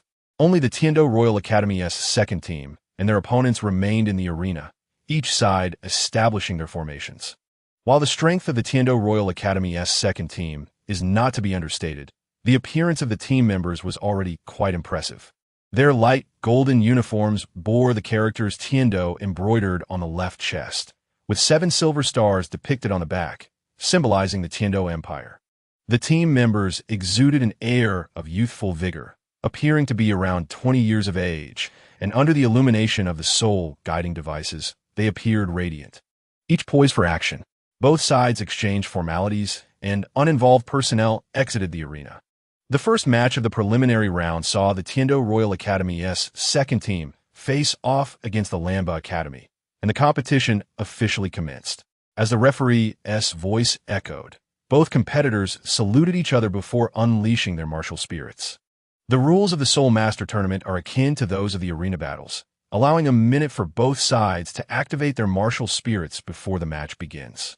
Initially, Yi Jiqiu was unaware of the identity of the Tiando Royal Academy's second team's opponent until the referee's announcement revealed it was Lamba Academy. Among the 7 members of Lamba Academy, the most striking was Jiang Zhu, wielding a healing staff. Her chestnut-colored long hair was distinctive, and her gentle features, while not matching the beauty of Xiao Wu or Zhu Zhuqing, were still quite appealing.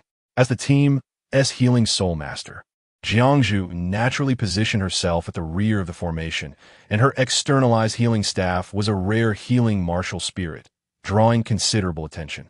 In this tier of competition, Yi Jiqiu felt no excitement. His gaze casually swept through the venue, unexpectedly landing on an unanticipated figure, Flander. What was Flander doing here? With the Shrek 7 monsters now reduced to merely Oscar, did he intend to participate in the Soul Master Tournament solely with Oscar? Yi Jiqiu paid closer attention but did not spot Oscar, neither in the arena nor by Flander's side. Yi Jiqiu was not invested in today's showcase. Nor was Flander focused on this match. His hawkish eyes roamed the venue, seemingly in search of something. As Flander's gaze settled upon the VIP section, an uncontainable fervor flickered in his eyes, hinting at an indescribable madness. He was not alone. Beside him stood Lu Erlong, who resembled a woman in her 30s, possessing exquisite features and enchanting eyes. Clad in a simple black leather jacket, she exuded an air of elegance. In contrast to Flander, Lu Erlong harbored no sinister intentions. Her focus remained unwaveringly fixed on the Duhan arena, eagerly anticipating the first battle of Lamba Academy. As the esteemed head of Lamba Academy, Lu Erlong naturally wished for her team to progress as far as possible in the Soul Master competition. Qiu, may I participate? Ayin, having waited in vain for Yi Jiqiu's response, gently tugged at his sleeve, her voice a whisper. The addition of a temporary member was uncertain under the competition rules. However, should she wish to compete, she must first attain level 70, reaching maturity. Otherwise, without Yi Jiqiu by her side, she risked exposure. Ayin nodded obediently, for she was on the cusp of maturity, merely needing to fully absorb the lingering life energy within her. Excitedly, she kissed Yi Jiqiu, leaving him somewhat flustered. Douluo is still present. Douluo had encountered numerous storms in life, thus he remained unfazed. His demands were simple. As long as Yi Jiqiu treated Douluo well, he would not interfere with other matters. Furthermore, the primary reason was Yi Jiqiu's exceptional talent. His future strength was incalculable, ensuring that Douluo would not face bullying, and that the Douluo family would likewise benefit from his association. Yi Jiqiu, not entirely familiar with the competition's rules, decided to inquire of Douluo, "Grandfather, do you know the regulations of the Soul Master competition? Can Ayin participate?" Douluo pondered before responding. During the opening ceremony, all participants will make their appearances, theoretically. No additional members can be added thereafter. However, since Yin and the others were uncertain about your participation, they submitted a delayed application, reserving a spot. Since you are unwilling to compete, allowing Ayin to take your place should pose no issues. That's good. What procedures must be followed? Seek out Qin Ming and confirm Ayin's eligibility with the organizing committee. All right, let us go now. Indeed, go ahead. Confirming Ayin's eligibility for the competition should pose no problem, considering that even Xiao Wu, who had transformed from a 10,000-year soul beast, was able to participate in the Soul Master competition. As long as Yi Jiqiu was present, Ayin's true identity would remain concealed. Today marked the first day of the opening ceremony, featuring only a performance match. The members of the Huangdo team were observing from outside, and Yi Jiqiu, aware of their location, led Ayin directly there. At that moment, Douluo and Yi Lingling were present, yet they remained engrossed in a match, oblivious to Yi Jiqiu's arrival. In truth, Yi Jiqiu felt somewhat apprehensive. Having Ayin by his side made it easier to navigate. Yet he feared Douluo might discern something amiss. Chapter 140. Are you declaring war on me? Douluo and Yi Lingling stood closely together, engrossed in a match. Yi Zhiqiu gently tapped Dugu Yin on the shoulder, then did the same to Yi Lingling. The two girls instinctively turn around, their faces lighting up with joy upon recognizing Yi Zhiqiu. Yi Lingling, a rather reserved girl, refrained from any overt gestures as her relationship with Yi Zhiqiu had yet to be made public. However, Dugu Yin was unrestrained, immediately embracing Yi Zhiqiu. Ayin, standing beside him, displayed a hint of displeasure at this display. Although Yi Zhiqiu had previously clarified the situation, and Ayin had mentally prepared herself, she still felt a twinge of unhappiness. Dugu Yin, greetings. I am Ayin. Qiuqiu has spoken of you. You are his first fiancée. Dugu Yin's eyes were solely on Yi Zhiqiu. She was initially unaware of Ayin's presence until Ayin spoke. Qiuqiu? Dugu Yin quickly deduced that this beautiful woman, who affectionately referred to Yi Zhiqiu in such a manner, must be one of the many women he had brought back. Dugu Yin fixed her gaze on Yi Zhiqiu, noticing his evasive expression, her eyes narrowing with intensity as she discerned Yin's identity. Now, Yi Zhiqiu had yet another woman in his life. Greetings, it is a pleasure to meet you. If I recall correctly, you should be the fifth woman in Zhiqiu's life. Upon confirming her suspicions, Dugu Yin spoke bluntly, her tone laced with tension. Yi Zhiqiu refrained from interjecting, feeling somewhat guilty. According to Dugu Yin's knowledge, Yin was indeed the fifth woman, yet only Yi Zhiqiu knew that she was in fact the eighth. Yin raised an eyebrow, her expression teasing as she retorted, "But I am the first woman to truly have him." Though her words appeared simple, they carried significant weight, instantly igniting Dugu Yin's ire. Yin truly claimed Yi Zhiqiu? Not only Dugu Yin, but even Yi Lingling cast a resentful glance at Yi Zhiqiu. Meanwhile, the onlookers, including Yu Qianheng and others, abandoned their attention on the thrilling match to focus entirely on the escalating tension between Dugu Yin and Ayin. Dugu Yin's gaze pierced through Yi Zhiqiu as she questioned, "Yi Zhiqiu, is what she said true? When Xiao Wu left, what did you tell me?" Yi Zhiqiu responded meekly, "Xiao Wu forbade me from being too close to you, especially regarding the final step. That was absolutely out of the question. And what did you do?" "I complied." "And what of her? How do you explain your relationship?" "At that time, I had not yet encountered Ayin, nor was I forbidden from being with her. Indeed, that has seemed to hold some merit." Yi Zhiqiu had promised Xiao Wu to avoid Dugu Yin, but no one had mentioned Ayin's involvement, especially since he had been unaware of her existence back then. Dugu Yin scoffed, then chose to disregard Yi Zhiqiu. Recognizing that the events had transpired and that reversing time was not an option, she turned her icy gaze toward Ayin, her eyes fierce and unyielding, as if there were deep-seated enmity between them. In truth, Dugu Yin was not angry at Ayin's presence. After all, Yi Zhiqiu already had numerous women, and the sudden appearance of another unfamiliar woman was not unprecedented. Even if Ayin had claimed Yi Zhiqiu's first experience, it was not a grave matter. What truly incensed Dugu Yin was Ayin's demeanor. Strictly speaking, Dugu Yin was the legitimate fiancé of Yi Zhiqiu, and his clandestine involvement with Ayin understandably ruffled her feathers. Had Ayin adopted a more demure approach, akin to Ning Rongrong and Zhu Zhuqing, minimizing her presence, Dugu Yin would have likely let the matter rest. However, Ayin's assertive rebuttal only served to exacerbate the situation. "Ayin, is it? Are you declaring war on me? You may interpret it that way. Then let our strength speak for itself. We shall settle this once and for all." "Absolutely. I am ready whenever you are." As the tension between Dugu Yin and Ayin escalated, Yi Zhiqiu reluctantly stepped in to mediate. After all, he was the source of this turmoil and could not simply stand by. "All right, let us maintain some decorum. You will soon be teammates." Stepping between Dugu Yin and Ayin, he sought to create distance between them before addressing everyone. "Allow me to formally introduce her. This is Ayin, whose martial soul is Lan Yin Huang, a control system Soul Emperor, and she will be representing me in this Soul Master competition." Wow, a Soul Emperor. A Soul Emperor in their 20s? How astonishing. Is it not a talent surpassing that of Master Qin Ming? With Ayin's involvement, the championship is undoubtedly secured. Although Ayin has only recently completed her transformation, she is youthful and beautiful, appearing to be merely in her 20s, leaving everyone in utter astonishment.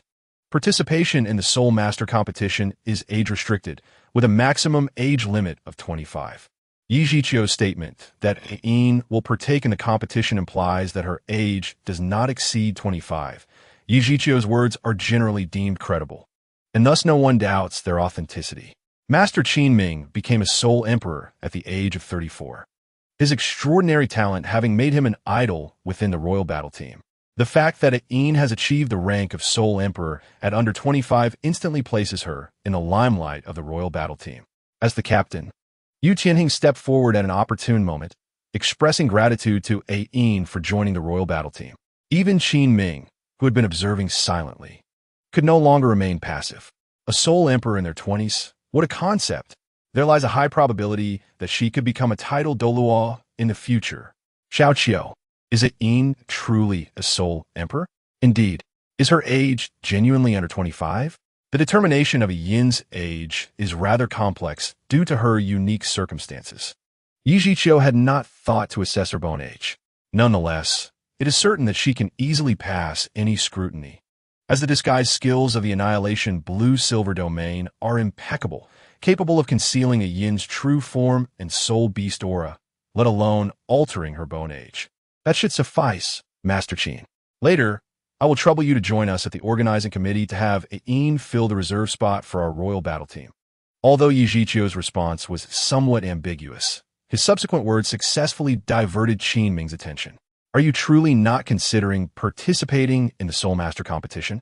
The competition is not merely a typical battle. Participating would provide you with excellent training opportunities and certainly not lead to disappointment. I have no interest in the Soul Master competition. Since Ain wishes to participate for fun, I shall allow her to take my place. Chapter 141. Yi Zhiqiu truly cannot contain himself. There is no issue with Ain substituting for Yi Zhiqiu, provided she meets the competition requirements, as her Soul Emperor-level prowess will undoubtedly yield unexpected results. After all, the majority of participants are Soul Respect and Soul Sect practitioners. A Soul Emperor among them would certainly catch opponents off guard. Generally, in team battles, individual strength is often not decisive. Yet a Yin's power stands out remarkably among the competitors. Moreover, the preliminary rounds have only just commenced, and the royal battle team, being the first team of the Tiando Royal Academy, is directly qualified for the finals, allowing ample time for synergy. The arrangements for Ain have been settled. Yi Zhiqiu will accompany Qin Ming to the organizing committee shortly to confirm her qualification. However, that cannot happen immediately, as Ain seems to be quite popular. After all, she is a Soul Emperor in her 20s. Yi Zhiqiu shifted his attention to Douluo Yan, who stood quietly aside while the other members of the royal battle team surrounded Ain, with only Yi Lingling remaining by her side. A Yin's prowess has temporarily made her the focal point of the royal battle team, naturally causing Douluo Yan to feel neglected. Yi Zhiqiu subtly signaled to Qin Ming and approached Douluo Yan, speaking softly, "Sister Yan, please do not be upset. A Yin situation is somewhat unique, and it is understandable for her to have low emotional intelligence. As a person of great stature, please forgive her." Douluo Yan shot him a fierce glare, her mood clearly displeased. "Oh, what is her situation? Please explain it to me." If Yi Zhiqiu cannot provide a reasonable explanation, Douluo Yan will undoubtedly be angered. While she cannot prevent Yi Zhiqiu from being involved with other women, she will not tolerate any offenses against her. Even in a harem, she is the queen. A Yin situation bears some resemblance to that of Xiao Wu, as both are transformed from century-old soul beasts. Previously, in the starred Do Great Forest, Xiao Wu departed alongside the Titan giant ape, and Yi Zhiqiu had refrained from disclosing the truth, primarily to protect Xiao Wu's identity, given his insufficient strength to safeguard her. However, times have changed.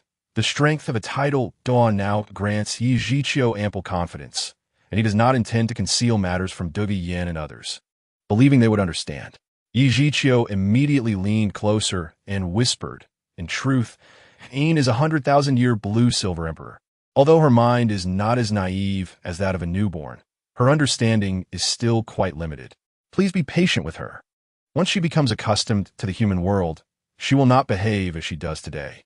100,000-year blue-silver emperor. Douluo Yan was profoundly shocked. aware that 100,000-year soul beasts could transform, yet she had never truly encountered one. In fact, Yi Zhiqiu had previously introduced a Yin's martial soul as the Blue-Silver Emperor, but no one had paid attention. Since Yi Zhiqiu's martial soul is the Annihilation Blue-Silver Emperor, which is evidently of a higher tier than the Blue-Silver Emperor, it was hardly surprising, and no one thought to associate it with the Blue-Silver Emperor. A Yin's true identity struck Duge Yin with a powerful psychological impact, and she incredulously inquired, Yin is a 100,000-year Blue-Silver Emperor? But why does she willingly submit to you? A 100,000-year soul beast. What does that even signify? An ordinary 100,000-year soul beast possesses strength comparable to a 95-level title Douluo, whereas a bloodline-strong 100,000-year soul beast is even more formidable. Though Yin is transformed, she is already a soul emperor. Yi Zhiqiu rubbed his nose in vexation. His connection with Yin was merely an accident. Had it not been for the Annihilation Blue-Silver Emperor making Yin feel a sense of affinity, had Yin not seemingly regained her intellect while losing all past memories, and had Yin not been weaker than Yi Zhiqiu at that time and unable to resist, they would not have engaged in such close proximity. Of course, the primary reason remains that Yi Zhiqiu could not contain himself. Yi Zhiqiu could not divulge the entire truth and could only vaguely explain, fate plays its tricks. It is merely a fortuitous coincidence. In any case, a Yin situation is special, so please take care of her. Her joining the royal battle team will help us secure the championship. Duge Yin furrowed her brow slightly, but did not press further. Yi Zhiqiu's reluctance to elaborate certainly has its reasons, and she is not one to create unnecessary trouble. Although Yi Zhiqiu spoke in whispers, Yi Lingling could hear him, as a soul master's 5 senses are notably more developed than those of ordinary individuals. Yi Zhiqiu, being meticulous, had also set up a soul power barrier to prevent others from overhearing, excluding even Qin Ming, allowing only Duge Yin and Yi Lingling to hear. While his relationship with Qin Ming is amicable, there remains a distinction, and some matters can only be known by his women. Yi Lingling stood quietly to the side, patiently waiting. Her personality contrasts sharply with that of Duge Yin, resembling Zhu Zhuqing's demeanor, as she simply desires to remain by Yi Zhiqiu's side. As long as she can behold him and think of him, Yi Lingling finds contentment. Her only concern is the opinions of others, which is why she still dares not reveal her feelings that transcend sibling affection towards Yi Zhiqiu. Duge Yin has inquired more than once about Yi Lingling's beloved, but no matter how she pressed, Yi Lingling has not revealed a word, primarily due to her apprehension about Duge Yin's attitude, considering that Duge Yin is Yi Zhiqiu's fiancé. After a moment, Duge Yin finally concluded her thoughts and reluctantly agreed to Yi Zhiqiu's request. However, the increasing number of girls around Yi Zhiqiu ignited her annoyance, prompting her to twist his waist a few times in frustration. Why must you flirt around everywhere? Can't you simply stay obediently at the academy? With so many girls, aren't you satisfied yet? I could twist you to death. As Duge Yin punished Yi Zhiqiu, she vented her frustrations through words, while Yi Zhiqiu could only plead for mercy incessantly. Indeed, he had wronged Duge Yin, but he had not betrayed other girls. However, the allure of the beautiful maidens in the Douluo world was simply irresistible to him. After a brief, playful tussle, Duge Yin finally calmed down and urged Yi Zhiqiu to swiftly accompany Yin to apply for their quota, while she herself went off to complain to Yi Lingling. Yet, Duge Yin's complaints were solely directed at Yi Zhiqiu's flirtatious nature. She had already fallen deeply in love and had no intention of leaving him. From a different perspective, the fact that numerous girls surrounded Yi Zhiqiu, fully aware of his many romantic entanglements, but still chose to leap into this fiery pit, was a testament to his remarkable qualities. Yi Zhiqiu did not linger for long. He promptly took Yin to follow Qin Ming toward the organizing committee to confirm their competition qualifications and to fill the reserve spot for the Hongjun team on his behalf.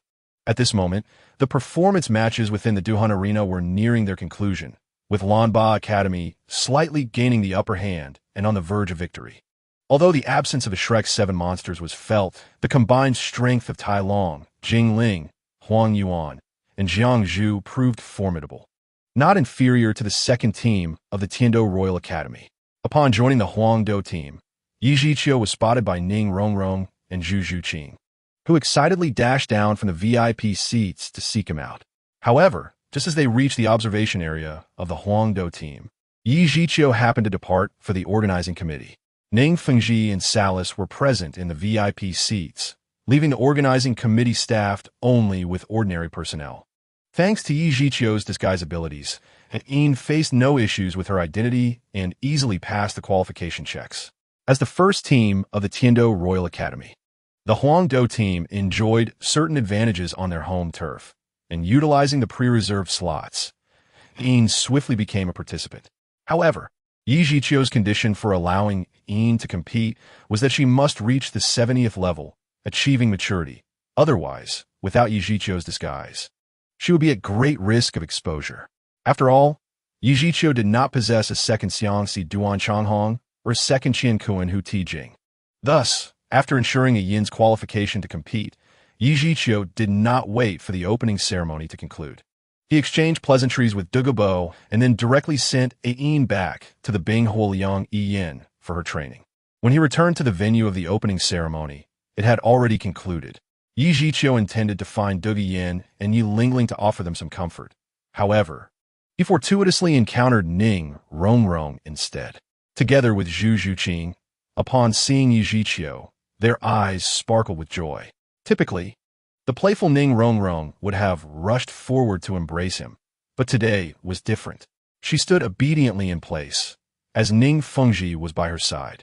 Ning Fengji was present, and it was evident that both the Sword Douluo and Bone Douluo stood nearby, casting vigilant eyes upon Yi Zhiqiu. Although Ning Fengji had changed from his formal attire to a simpler outfit, his elegant demeanor remained unmistakable.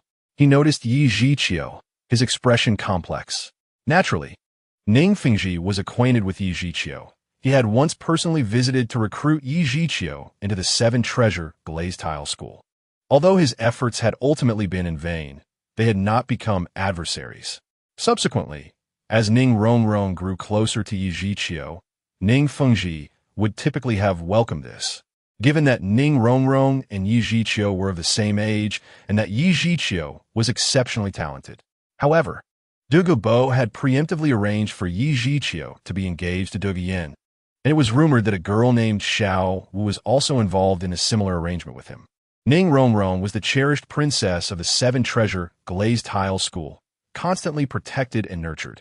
It was inconceivable for Ning Fengji to allow her to become involved with Yi Zhiqiu, who already had two fiancés. Not only Ning Fengji, but also Chen Xian and Gu Rong could not possibly agree. They indulged Ning Rongrong even more than he did, making it impossible for them to let her leap into peril. Nevertheless, Ning Rongrong had developed a fondness for Yi Zhiqiu and had long desired to enter the Tiando Royal Academy to be close to him. Ning Fengji had firmly refused this, leading to Ning Rongrong's impulsive departure from home. In a twist of fate, she arrived at Shrek Academy, where she encountered Yi Zhiqiu, who welcomed her. All these events had come to the attention of Ning Fengji, as well as the Sword Douluo and Bone Douluo, due to the pressure applied to Ning Rongrong, forcing her to confess. Under ordinary circumstances, Ning Fengji would have taken the Sword Douluo and Bone Douluo to confront Yi Zhiqiu, demanding that he abandon this unrealistic fantasy and keep his distance from Ning Rongrong. However, due to Yi Zhiqiu's involvement, Ning Rongrong had received the Chilhua Tulip, enabling her martial soul to undergo evolution, transforming from a 7-treasure glazed tile tower into the 9-treasure glazed tile tower. This was the long-sought aspiration of the 7-treasure glazed tile school. Yet even after passing to Ning Fengji's generation, it had never been achieved until now, thanks to Yi Zhiqiu's assistance. Hence, Ning Fengji's feelings toward Yi Zhiqiu were exceedingly complex. Having accepted Ning Rongrong, Yi Zhiqiu could be considered Ning Fengji's son-in-law, and thus he could not turn a blind eye to the situation. He respectfully greeted, "Greetings, Uncle Ning," and greetings to Grandfather Jian and Grandfather Gu. The Sword Douluo and Bone Douluo merely snorted coldly, remaining silent, still harboring resentment over Yi Zhiqiu's entanglement with Ning Rongrong. It was well known that both held genuine affection for her. However, Since Ning Rongrong met Yi Zhiqiu, she often thought of him, distancing herself from Chun Xian and Gu Rong, which fueled their discontent toward Yi Zhiqiu. Though Ning Fengji disapproved of the relationship between Yi Zhiqiu and Ning Rongrong, it was undeniable that Yi Zhiqiu had provided substantial aid to Ning Rongrong, also offering a direction for the Seven Treasure Glazed Tile School in nurturing the Chilua Tulip for the upgrade of their martial soul.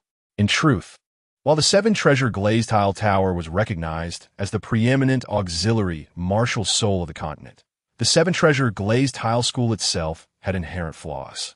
The reason the Seven Treasure Glazed Tile Tower was termed Seven Treasures was not due to its 7 layers, but because it could only accommodate 7 soul rings, 2 fewer than any other martial soul. This was also the fundamental reason why Ning Fengji, as the master of the Seven Treasure Glazed Tile School, had remained at the 79th level of soul power without breaking through to the next tier. According to the legends of the Seven Treasure Glazed Tile School, if a soul master with the Seven Treasure Glazed Tile Tower were to encounter a special opportunity, their martial soul could evolve into the flawless 9 Treasure Glazed Tile Tower. This evolution would not only solidify the soul master's foundation, but also open up broader avenues for advancement. Once endowed with the 9 Treasure Glazed Tile Tower martial soul, a soul master could attain the rank of a 9-ring title Douluo with a 100% amplification effect on their soul skills, providing powerful support to soul masters of any level. In battles at the title Douluo level, with the assistance of a 9 Treasure Glazed Tile Tower soul master, formidable title Douluos could even surpass several ranks to confront higher-ranked title Douluos, yielding terrifying results. Ning Fengji could never have anticipated that the lifelong pursuit he had dedicated himself to would be achieved through Yi Zhiqiu's generous aid for his young daughter. Despite being the master of the Seven Treasure Glazed Tile School and holding a high position for years, his demeanor was remarkably refined as he smiled and said, "Xiaoqiu, Rongrong's martial soul has evolved into the perfect 9 Treasure Glazed Tile Tower. I truly thank you." Yi Zhiqiu smiled in response, saying, "Uncle Ning, you are being too polite. Rongrong and I are good friends. Such a small matter requires no thanks." Ning Feng wore a smile that did not reach his eyes, forcing a rather unsightly grin. If Yi Zhiqiu and Ning Rongrong were merely good friends, he would feel less anxious. Yet, as a father, how could he be oblivious to his daughter's true feelings? Frankly, had Yi Zhiqiu not been surrounded by so many women, he would indeed be an exceedingly suitable choice for his son-in-law. Alas, with a heavy sigh, Ning Fengji lamented that had he been more decisive in bringing Yi Zhiqiu and Ning Rongrong together, he might have prevented Douluo from seizing the opportunity, thus avoiding this predicament of indecision. Chapter 143. A private conversation and an unbelievable revelation. Xiaoqiu, may we speak privately?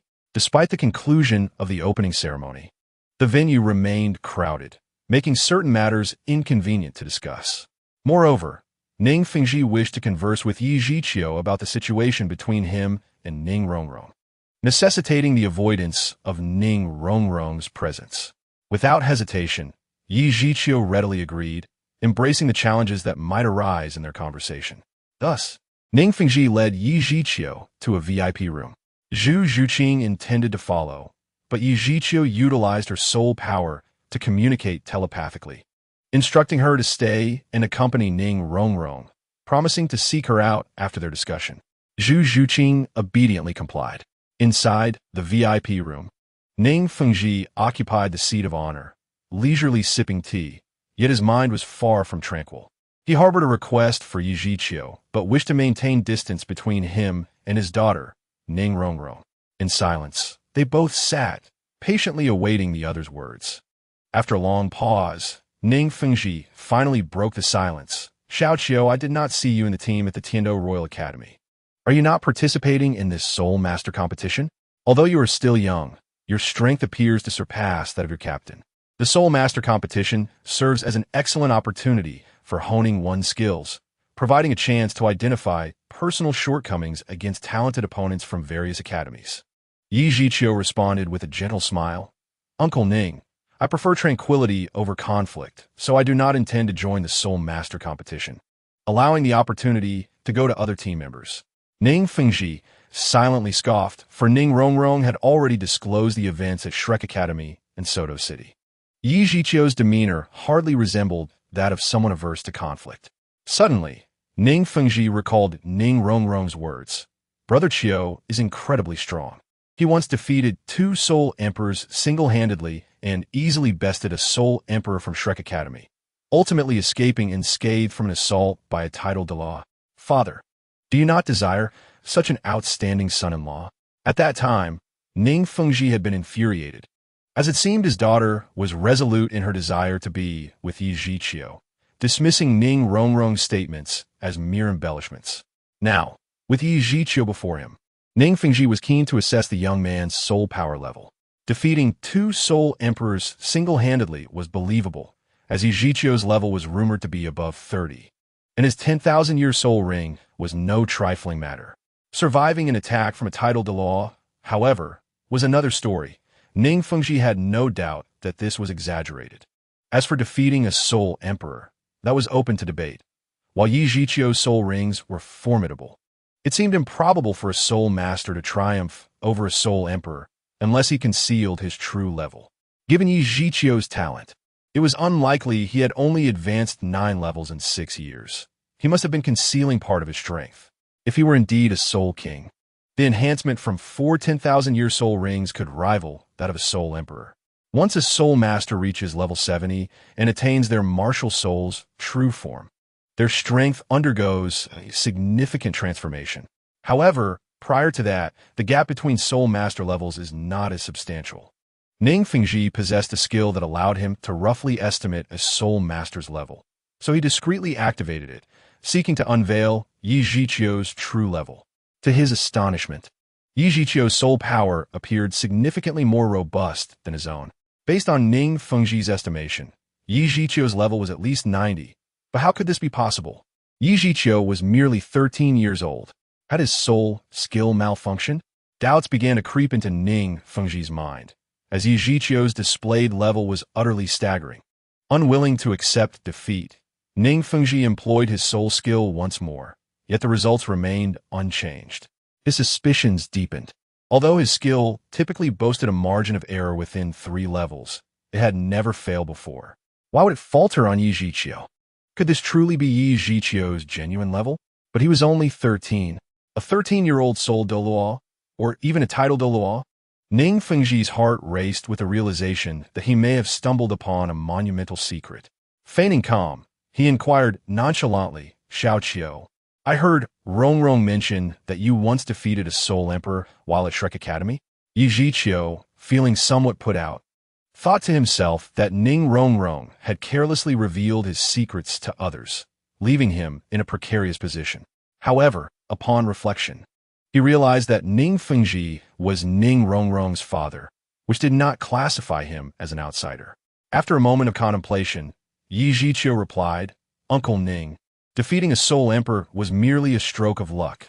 Shrek Academy is relatively remote, and their Soul Emperor's soul ring configuration was lacking. I merely capitalized on the advantage of my soul rings.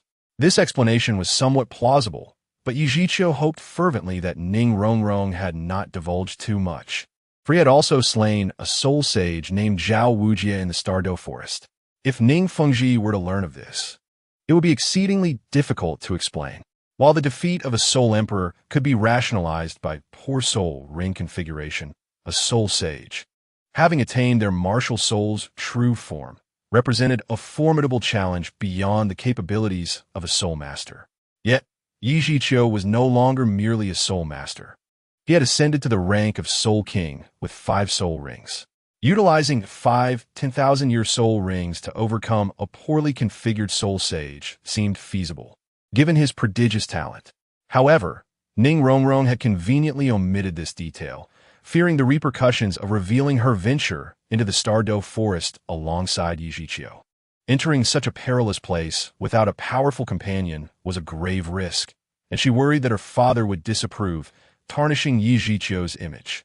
Ning Fengji, having limited knowledge, deftly shifted the topic towards Tang Hao, unaware that the title Douluo he referenced was indeed Tang Hao. I also heard Rong mention that you managed to escape unscathed from an encounter with the title Douluo. You truly possess remarkable skills. Yi Zhiqiu smiled wryly. Uncle Ning, you yist. I merely relied on your esteemed reputation to deter him. Really? Is the reputation of the Seven Treasure Glazed Tile School so powerful? Indeed. But how do you explain your soul power level of 90? Ning Fengji's tone abruptly shifted from gentle to irate, seeking to test Yi Zhiqiu, in case his detection skill was indeed accurate. Chapter 144. Oversights and Confessions. Yi Zhiqiu's heart sank in an instant, contemplating where he had inadvertently revealed a flaw, allowing Ning Fengji to discern his true level. However, Yi Zhiqiu grew increasingly aware that something was amiss. He had just reached the pinnacle of level 90, and he had spent the majority of the year within the confines of the Binghuo Yangyi. Outsiders could not enter this realm, let alone ascertain his level. What could possibly have gone awry? Pondering this conundrum, a moment of clarity struck him as he recalled a particular detail. In the established narrative, Tang San and Ning Fengji's first encounter occurred at the Tiando auction house, where Ning Fengji immediately discerned Tang San and Xiao Wu's levels, seemingly due to a soul skill that allowed him to gauge the levels of soul masters. The source of the oversight was identified. Given the unique nature of the soul master system, it is exceedingly difficult to ascertain levels without specialized detection devices. However, a soul master can accurately sense their own level, which had been Yi Zhiqiu's rationale for concealing his true strength. Yet, he had overlooked an exceptional circumstance, such as Ning Fengji's soul skill that could estimate soul master levels. In the present situation, it appeared that Yi Zhiqiu could no longer maintain his facade. In the interval of Yi Zhiqiu's hesitation, Ning Fengji became increasingly confident in his hypothesis, causing a stir within his heart. Yi Zhiqiu genuinely seemed to be a title Douluo at the tender age of 13. Ning Fengji's previously steadfast position wavered. His daughter had a profound fondness for Yi Zhiqiu, and she had claimed that he promised to be with her, contingent upon receiving her father's approval. Thus, it seemed that with Ning Fengji's consent to this union, he could gain an exceptionally talented son-in-law. After all, this was a title Douluo of merely 13 years. The future held the potential for him to become a legendary deity. Ning Fengji's resolve began to falter in the face of Yi Zhiqiu's extraordinary talent and prowess. The number of women he had seemed inconsequential, provided his daughter genuinely cherished him. After careful contemplation, Yi Zhiqiu ultimately resolved to no longer conceal his abilities. This could serve as leverage in gaining Ning Fengji's approval and confirming his relationship with Ning Rongrong. Given Ning Fengji's insight and wisdom, he would undoubtedly refrain from divulging Yi Zhiqiu's true capabilities, as doing so would yield no benefit and only detriment. Uncle Ning, your discerning eyes are indeed remarkable. No secret can elude you. I truly am at level 90, though I have yet to acquire my 9th spirit ring. Despite the shock within, Ning Fengji maintained his composure, striving to conceal his authentic thoughts, though his hand trembled slightly as he served tea. His tone softened considerably as he remarked, "No wonder you were reluctant to participate in the Soul Master competition. Your participation would be akin to an adult bullying a child, devoid of any enjoyment. However, are you truly at level 90? I recall you left the Tiando Royal Academy a year ago with only 3 spirit rings on your martial soul. It is hardly conceivable that you could ascend over 50 levels within a year." Evidently, Ning Fengji was quite invested in Yi Zhiqiu's circumstances, as he was not only an unparalleled genius, but also the object of his daughter Ning Rongrong's affection. Having decided to reveal some of his cards, Yi Zhiqiu did not hold back. He directly unleashed his second martial soul, Zhao Hua Jiu Xen Haitang, with 8 spirit rings of yellow, purple, and black appearing instantaneously. Uncle Ning, you must be familiar with our Yi family's inherited Jiu Xien Haitang martial soul.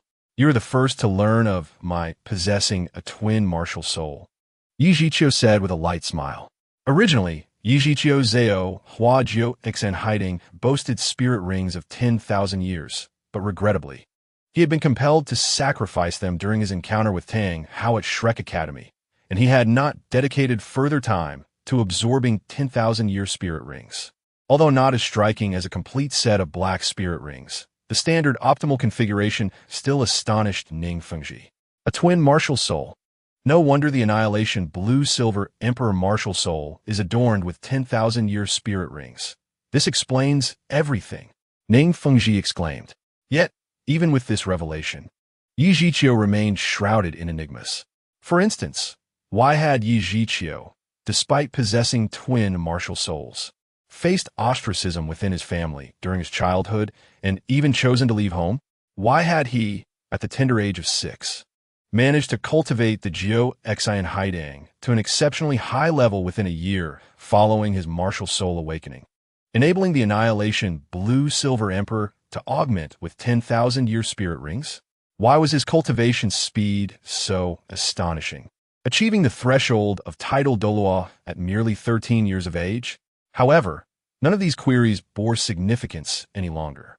Yi Zhiqiu had transcended the realm of an ordinary genius, emerging as an unparalleled prodigy endowed with the might of a title Douluo, surpassing any genius that had come before him.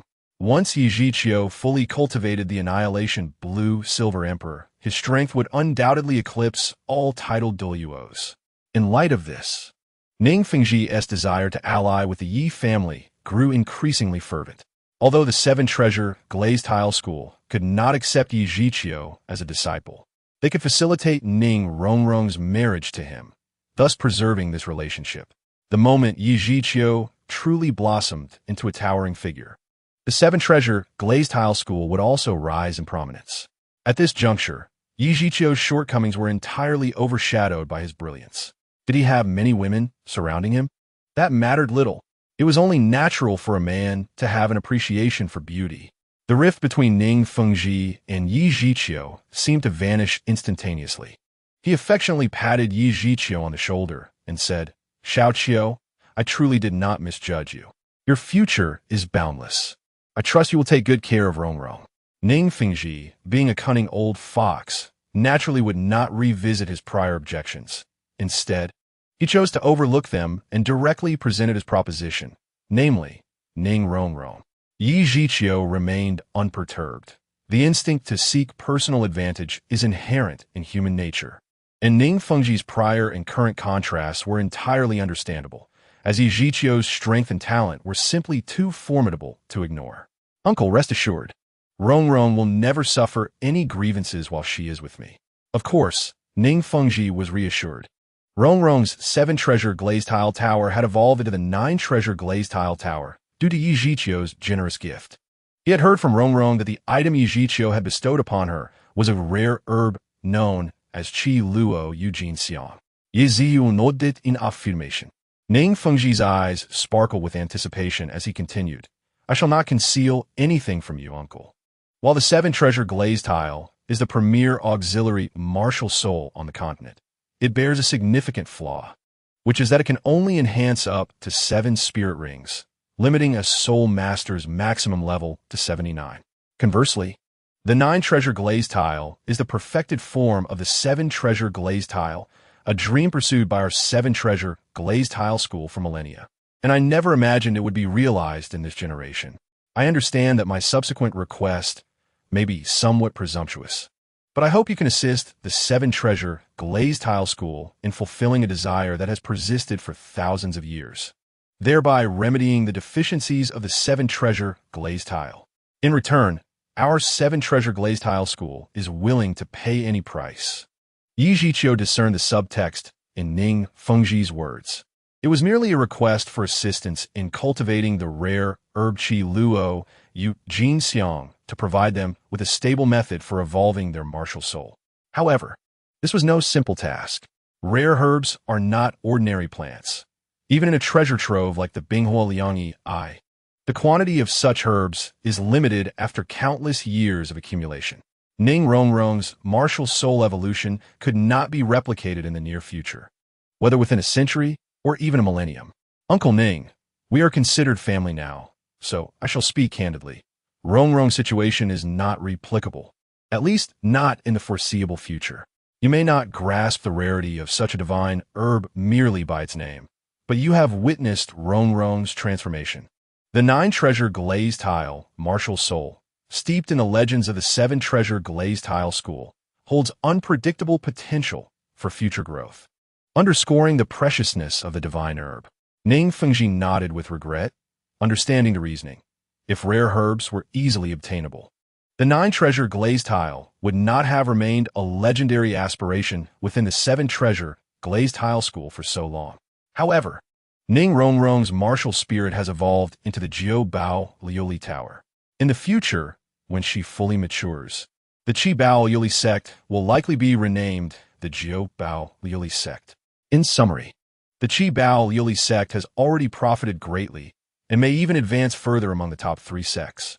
With the matters concerning Qi Luo Yu Jinsong and Ning Rongrong clarified, Ning Fengji's goals have also been accomplished.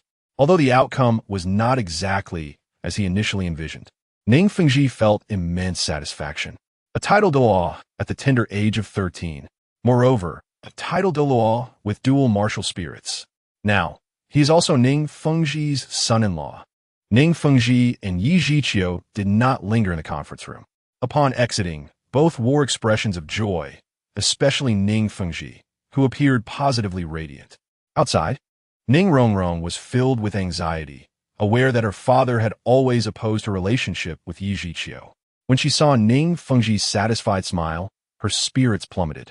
Zhu Zhuqing noticed Ning Rongrong's subtle emotional shift and held her tightly, as if fearing that she might run off in despair. Jian Douluo and Gu Douluo awaited outside, remaining stoic. That Ning Fengji, usually so composed, could be this happy was undoubtedly a monumental event, and he would eventually share the details himself.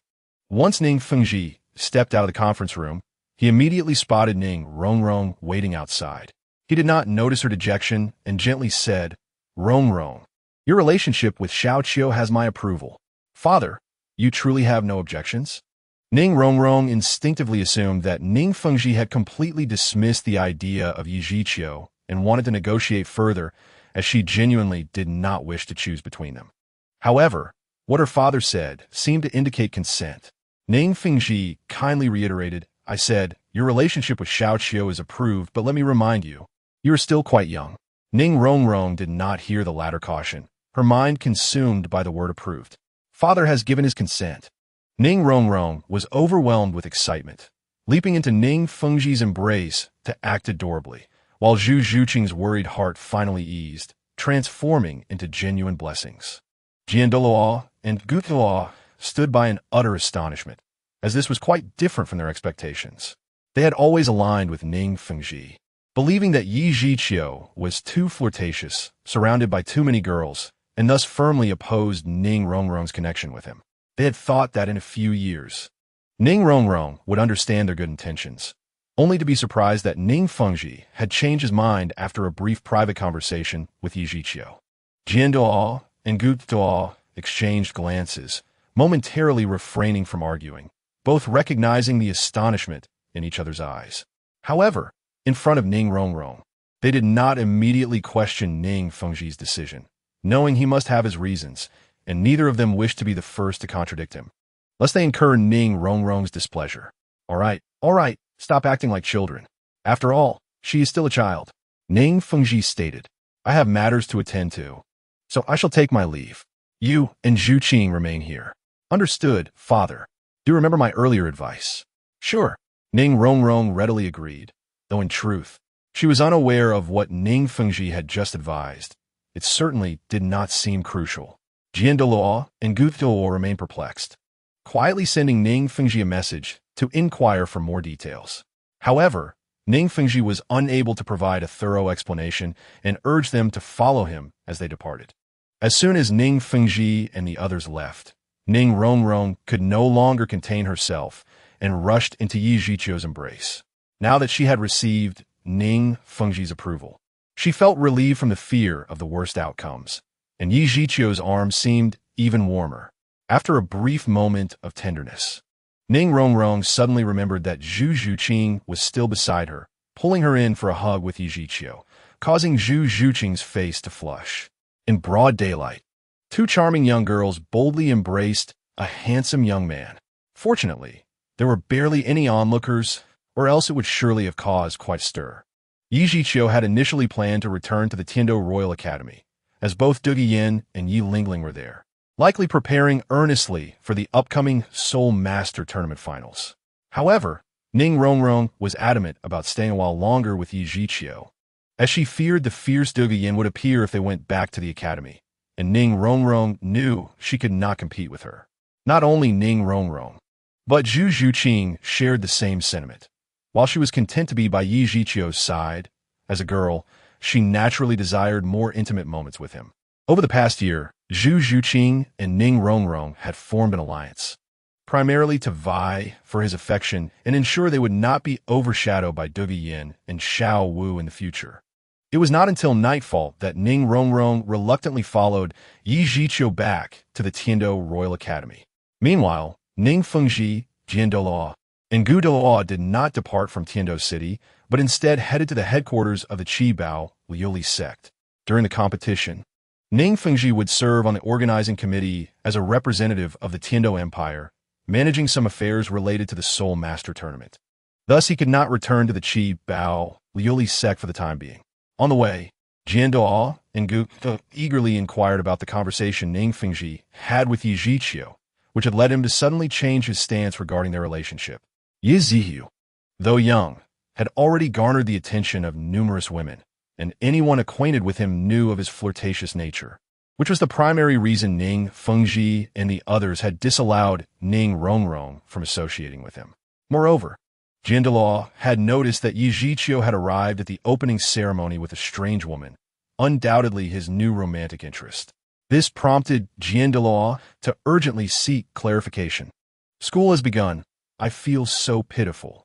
Chapter 146, Remnants of Dreams.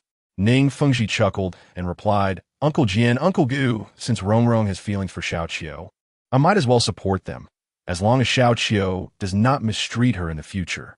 Chun Xian and Gu Rong exchanged furrowed brows and glances, increasingly convinced that something was amiss, as Ning Fengji had not previously voiced such sentiments. Having accompanied Ning Fengji for many years, they knew him well and understood he would clarify his reasoning, so they refrained from pressing further. Sure enough, after a brief pause, Ning Fengji continued, Xiao Qiu may indeed be a bit fickle, but his talent is exceptional. Failing to win him over would be a significant loss for our Qibao Liuli sect. His talent is of that caliber? The prowess of Yi Zhiqiu was not a secret. It was said that he could directly absorb 10,000-year soul rings. And Chun Xian had even witnessed his martial spirit and soul rings firsthand. However, throughout history, there had been no precedent for such a phenomenon. While there have been many remarkable soul masters, none had ever possessed soul rings that were anything but yellow, purple. The idea of directly absorbing a 1,000-year soul ring might be somewhat plausible, but 10,000 years was simply absurd. Consequently, the Soul Master community generally regarded Yi Zhiqiu's Black Soul Ring as a rare mutation rather than a true 10,000-year soul ring, aligning with Yu Xiaojiang's speculation. Incredible, quite extraordinary, Ning Fengji exclaimed, then countered, Uncle Jian, Uncle Gu, do you know Xiao Qiu's age? If I recall correctly, he should be 13 this year. Fengji, why do you mention this? And do you know his rank?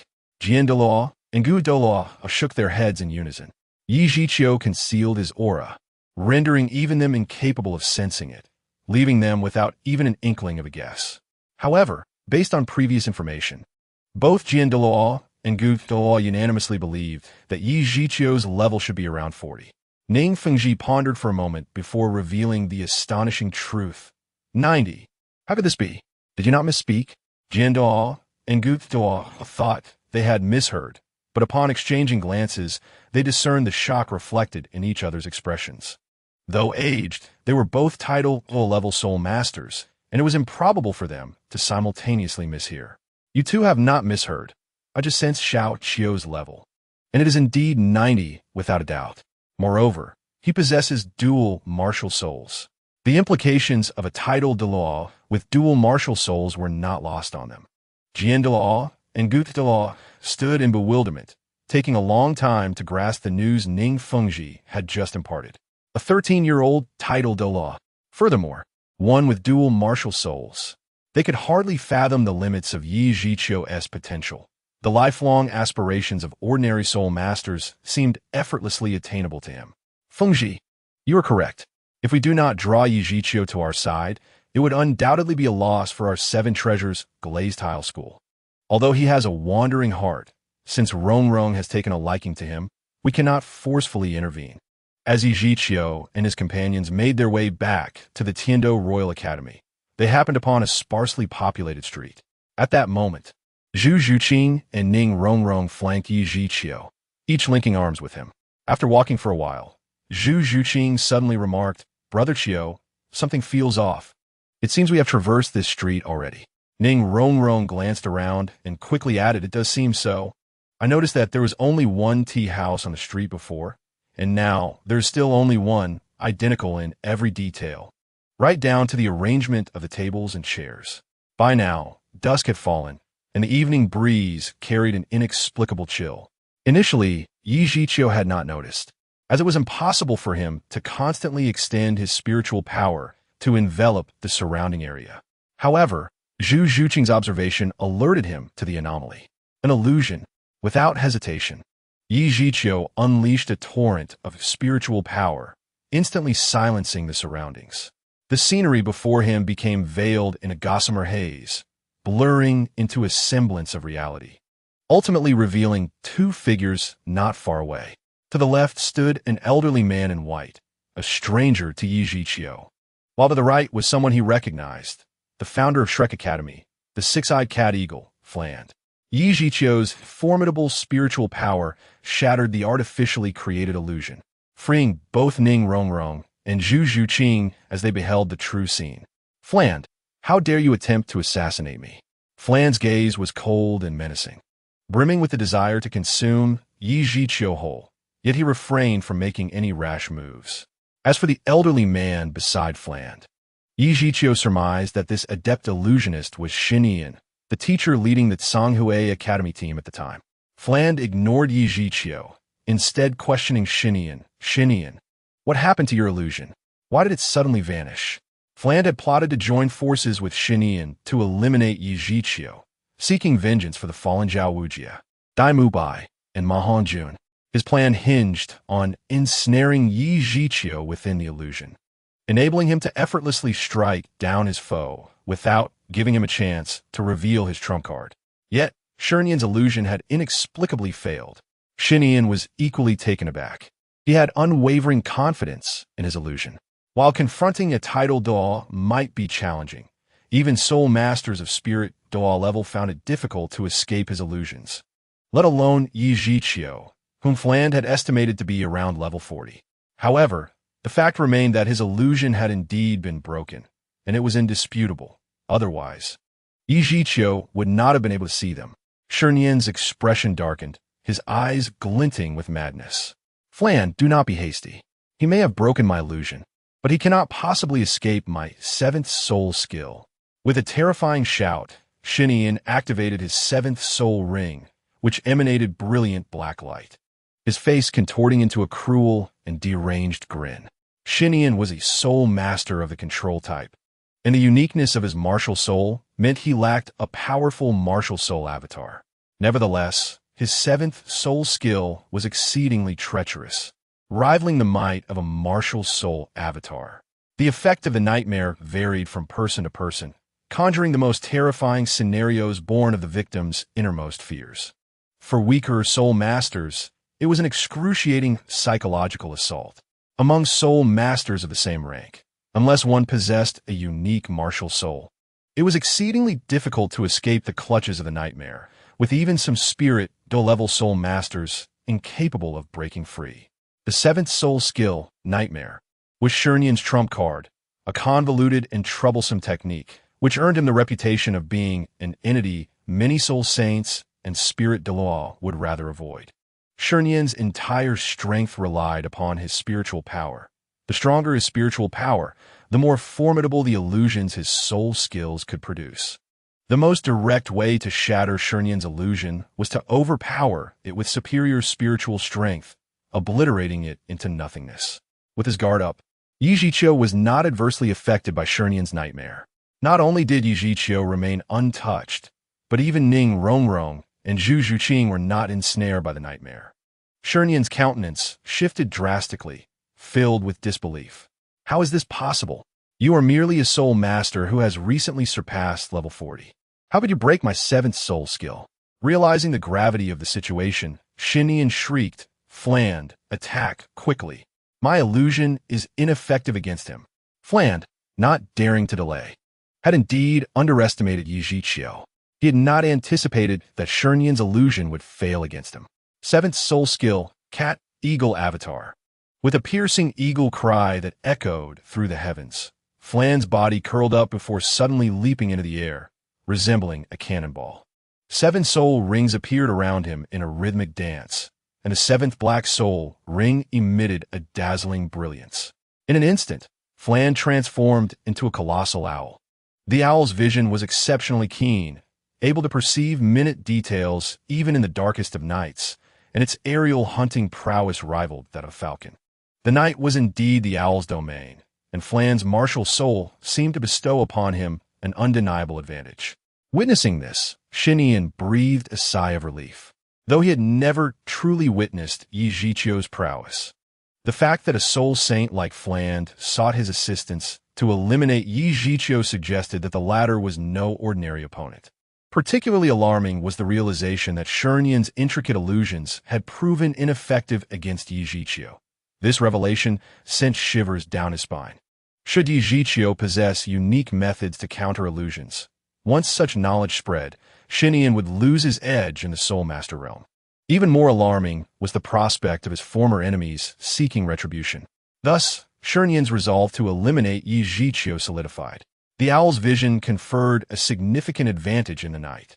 Yet Yi Zhiqiu, with his spiritual power spread wide, remained entirely unperturbed. Observing Fland's movements, a strange smile crept across his face. Fland's trajectory was not aimed at Yi Zhiqiu, but rather in the opposite direction. He was fleeing. The current situation regarding Shunyan is not as it seems. He is still awaiting an opportunity to strike. Aiming to eliminate Yi Zhiqiu, Yi Zhiqiu gently reassured Ning Rongrong and Zhu Zhuqing, calming them, before directing his gaze toward Shunyan. A blazing crimson beam of light erupted from Yi Zhiqiu's eyes, descending upon Shunyan at an unimaginable speed, with flames spreading instantly. In the darkness, anguished cries echoed relentlessly. Against Shunyan, Yi Zhiqiu felt no need to employ his annihilation power, nor was it a convenient moment to do so. Given the Soul Master competition, he was unaware of how many titled duo roamed within the city of Tiando. Thus it was prudent to remain discreet for the time being. Flandre, help me extinguish the flames. Flandre. Yet, despite Shunyan's desperate calls, there was no response from Flandre, who had already fled. The ultimate fire stemmed from the power of the fire dragon spirit, resulting in a positive mutation when combined with mental energy, producing flames that could be deemed nearly impossible to extinguish. Suddenly, a flickering light darted through the night, but it was short-lived, vanishing swiftly. Yi Zhiqiu felt a fierce grip on his right arm and turned to find Ning Rongrong holding him tightly. In her anxiety, Ning Rongrong failed to realize her grip was too strong. Had Yi Zhiqiu not possessed such a robust physique, he might have been injured. Rongrong, do not be afraid. I will protect you, Yi Zhiqiu said with concern. Ning Rongrong shook her head gently, replying, Brother Qiu, I am not afraid. I simply feel that burning someone alive is truly cruel. Yi Zhiqiu's voice turned cold. What then? Should I let him go to attack me again? If it were just me, I might not mind, but what about you? I cannot be by your side at all times. Can you escape unharmed from a soul sage's ambush? Yi Zhiqiu suddenly realized he had been overly protective of the girls around him. His concern for their safety should not lead to excessive safeguarding. Flowers in a greenhouse struggle to endure the ravages of wind and rain. Perhaps they should witness the harsh realities of the soul master world. For instance, Ning Rongrong, who could sympathize with the enemy's plight, seemed to forget that if Yi Zhiqiu were insufficiently powerful, their fates could be dire. Ning Rongrong appeared to seek Zhu Zhuqing's agreement, casting her gaze in her direction. Though the darkness obscured her features, her outline was vaguely discernible. However, Ning Rongrong had misjudged her choice of ally. Zhu Zhuqing was precisely the girl among them who understood the cruelty of the soul master world. Rong, what Brother Chiu says is true. Mercy towards enemies is cruelty towards oneself. The world is rife with heartless villains. Instead of sympathizing with them, it is better to pity the innocents who perish at their hands. Ning Rongrong instantly lowered her head, silenced. As the little princess of the Seven Treasure Glazed Tile School, she had been sheltered by the Sword Douluo and Bone Douluo, accustomed to a life of privilege, making it natural for her to struggle with acceptance of the soul master world's harshness. Yi Zhiqiu did not dwell on the matter. There would be ample time to educate her later. For now, he was determined to retaliate. Until now, Yi Zhiqiu had never considered Shrek Academy a serious adversary, as his primary opponent had always been Tang Hao, rendering Shrek's combat prowess rather insignificant. However, Flandre's attempt at a sneak attack this night served as a wake-up call for Yi Zhiqiu. Eradicating the roots of the weeds ensures they do not sprout again. With a thought, Yi Zhiqiu silently extracted a fragment of bone from Xinyan's ashes. This was Xinyan's spirit bone, measuring approximately 7 inches, slightly curved at the tip, identified as a fragment of a left arm bone. Based on the aura emanating from the spirit bone, it was determined to be less than 10,000 years old. Originally, this spirit bone was destined for Ning Rongrong, and Yi Zhiqiu decided to gift it to her, as it was more suited for her as a support-type spirit bone.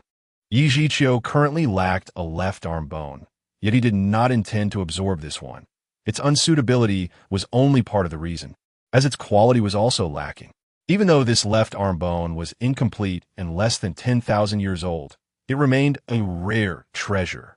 The drop rate of spirit bones was exceedingly low. Even the formidable Haoyan sect possessed only 3 complete legacy spirit bones. The Seven Treasure Glazed Tile School likely had legacy spirit bones as well, but they would undoubtedly belong to Ning Fengji and the Sword Douluo or Bone Douluo. Thus it was not yet Ning Rongrong's time. Chapter 148. A Gun to Resolve. Tai Lung's provocation, the sudden acquisition of a spirit bone, quickly subdued the turmoil within Ning Rongrong. But it was not the right moment for her to refine the spirit bone, so she placed it into her soul guide device. Yi Zhiqiu chose not to walk alongside Ning Rongrong and Zhu Zhuqing. Instead, he effortlessly lifted each girl into the air, transporting them to their residence, while he resolved to venture alone to Lamba Academy. Earlier that day, Yi Zhiqiu had witnessed Flandre and Lu Erlong together. It was certain that Flandre had met with Lu Erlong and would undoubtedly be at Lamba Academy. Yi Zhiqiu was determined to eradicate the threat. Soon, he arrived silently at the entrance of Lamba Academy, where the lights had dimmed considerably, with only a few houses still aglow.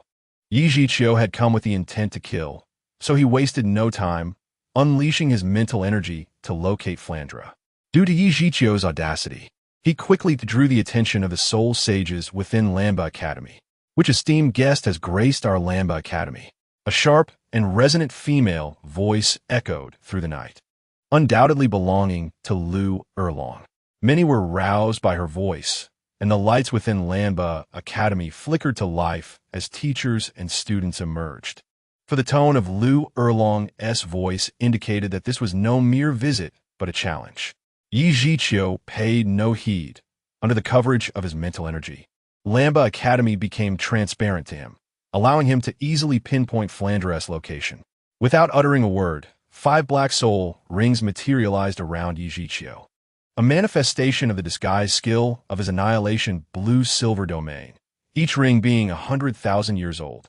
As the brilliance of the 4th soul ring surged, a 3-foot-long spear, blood-red with black accents, materialized in Yi Zhiqiu's grasp, and under his command, it shot forth with incredible speed. 4th soul skill, Void-Breaking Spear. The Void-Breaking Spear, as Yi Zhiqiu's most formidable and difficult-to-defend single-target attack soul skill, filled him with absolute confidence. A mere soul sage like Flandre would be utterly incapable of resisting it, without even employing his annihilation power. The Void-Breaking Spear reached the threshold of shattering space the moment it was unleashed, vanishing into the void and racing towards Flandre's position. Flandre sensed a powerful killing intent locking onto him, he had disappeared in an instant. Had it not been for Yi Zhiqiu's earlier mental energy drawing his attention, he might have thought he was hallucinating. Flandre dared not be careless, promptly using his soul skill to escape the building. Yet he remained oblivious to who was seeking his life. He first dismissed Yi Zhiqiu. Without the use of annihilation power, Yi Zhiqiu's strength could not reach such a level, leading Flandre to suspect that a stronger ally had been summoned by Yi Zhiqiu. Flandre was still contemplating his plans.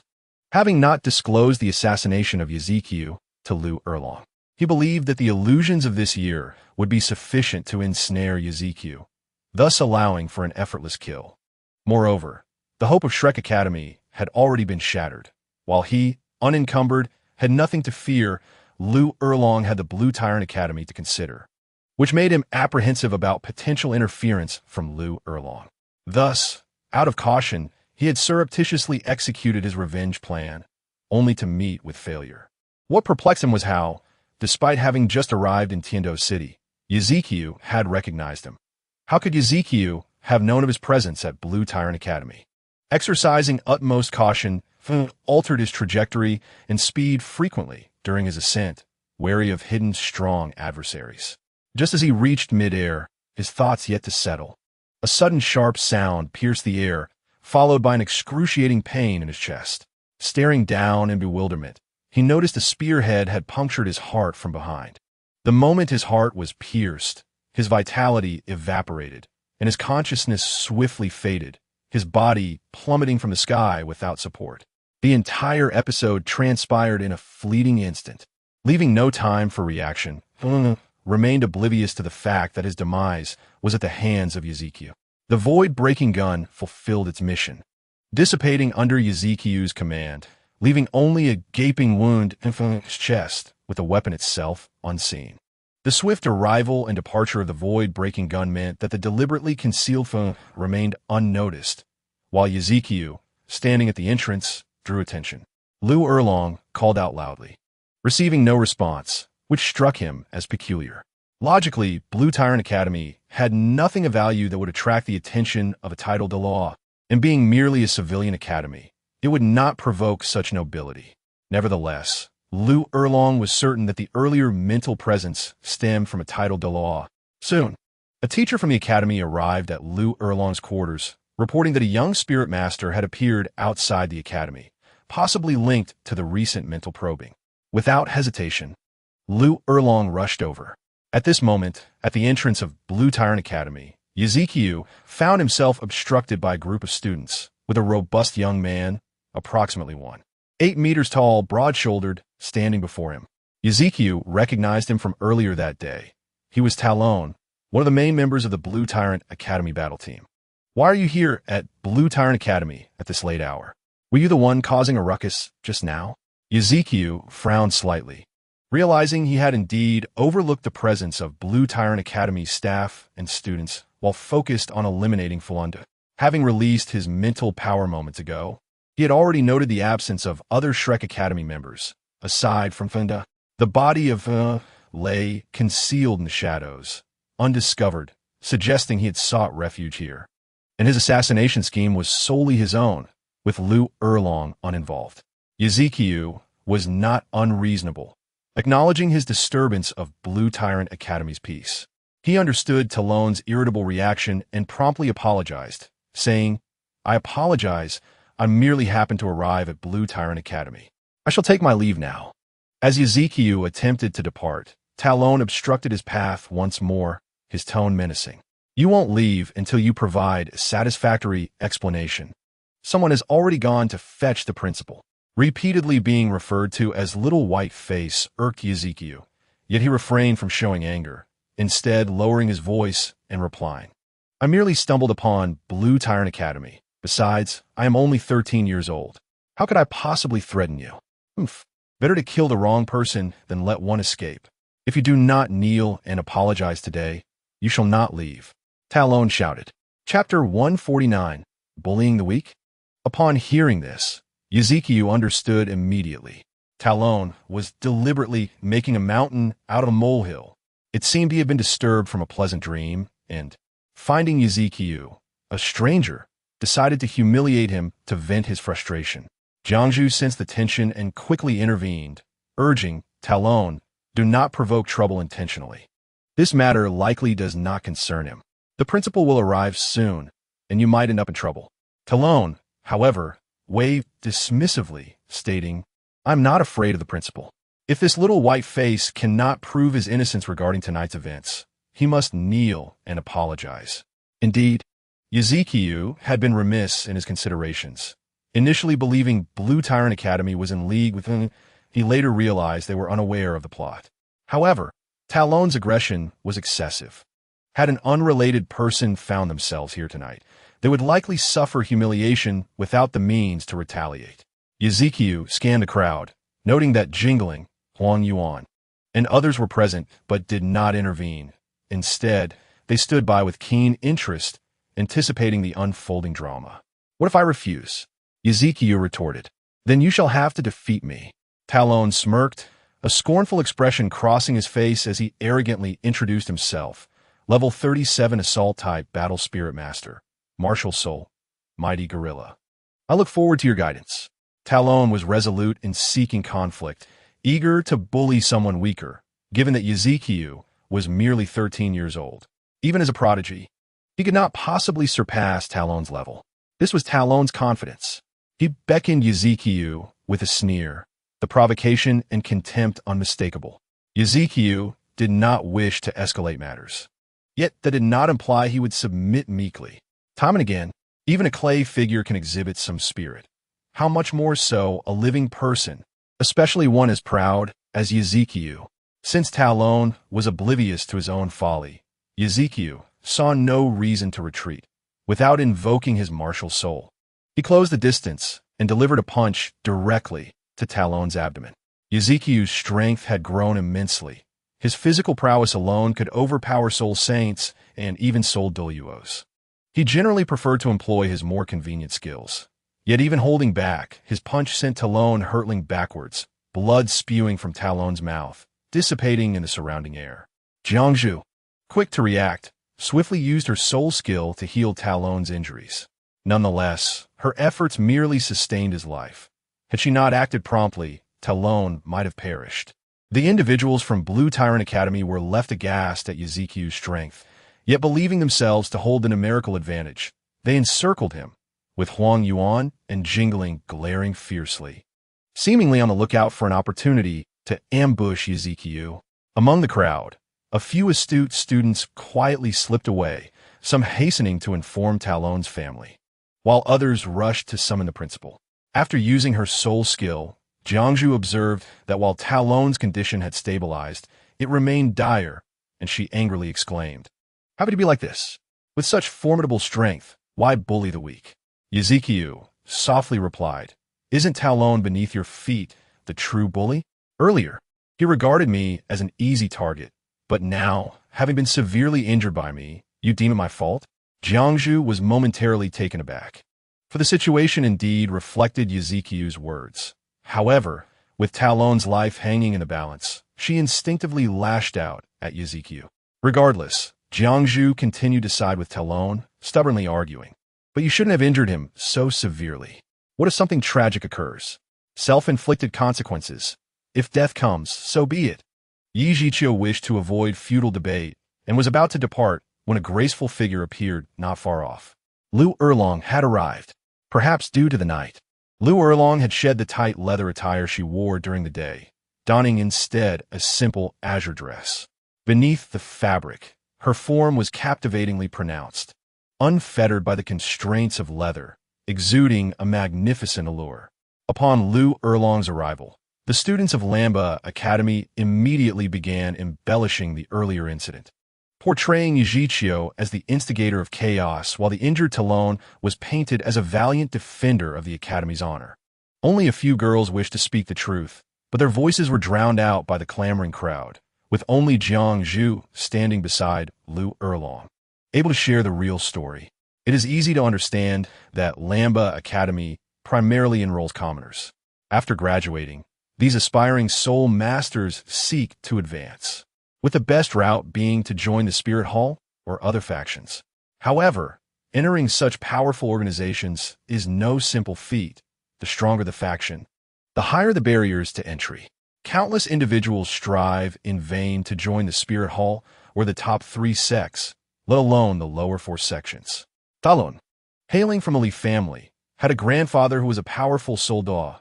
Thus, leveraging Talon's connections to join the Li family would be a commendable choice. Upon grasping the situation, Lu Erlong's furrowed brow relaxed slightly as she fixed her intense gaze on Yi Zhiqiu, inquiring, "Are you truly 13 years old this year? And if so, what then? Or if not, what then?" One cannot deny Lu Erlong's striking elegance. Yi Zhiqiu found himself tempted. Yet the situation mirrored that with Bai Bai Dong, both having deep emotional ties. While Bai Bai Dong's affection for Yu Xiaojiang had morphed into animosity, making her conquest challenging yet not impossible, Lu Erlong presented a more complex dilemma. Yi Zhiqiu lacked the time and opportunity to pursue Lu Erlong. Even if he exposed Yu Xiaojiang's true nature before her, the desired effect might elude him, yielding more losses than gains. If you truly are 13, I shall endeavor to fulfill your wishes and allow you to join Lambo Academy, preparing you for the Soul Master competition to win the ultimate championship.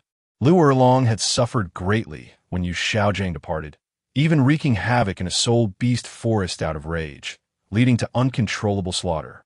Later, to suppress her violent tendencies, she resolved to establish a career, founding Lamba Academy in Tiando City. Lu Erlong's competitive spirit was fierce. Having established the academy, she naturally aspired to make it the best, with winning the Soul Master competition serving as the ultimate validation. However, the neighboring Tiando Royal Academy primarily admitted the offspring of nobility from Tiando City, leaving Lamba Academy with a student body composed mostly of commoners. Thus, regardless of Lu Erlong's efforts, the disparity in resources and student quality rendered it nearly impossible for Lamba Academy to shine in the Soul Master competition, let alone claim victory. Consequently, upon learning of Yi Zhiqiu's age and strength, Lu Erlong's first thought was to recruit him. Although this year's roster of competitors had been finalized and could not be altered, even if Yi Zhiqiu joined Lamba Academy, he would not immediately achieve prominence.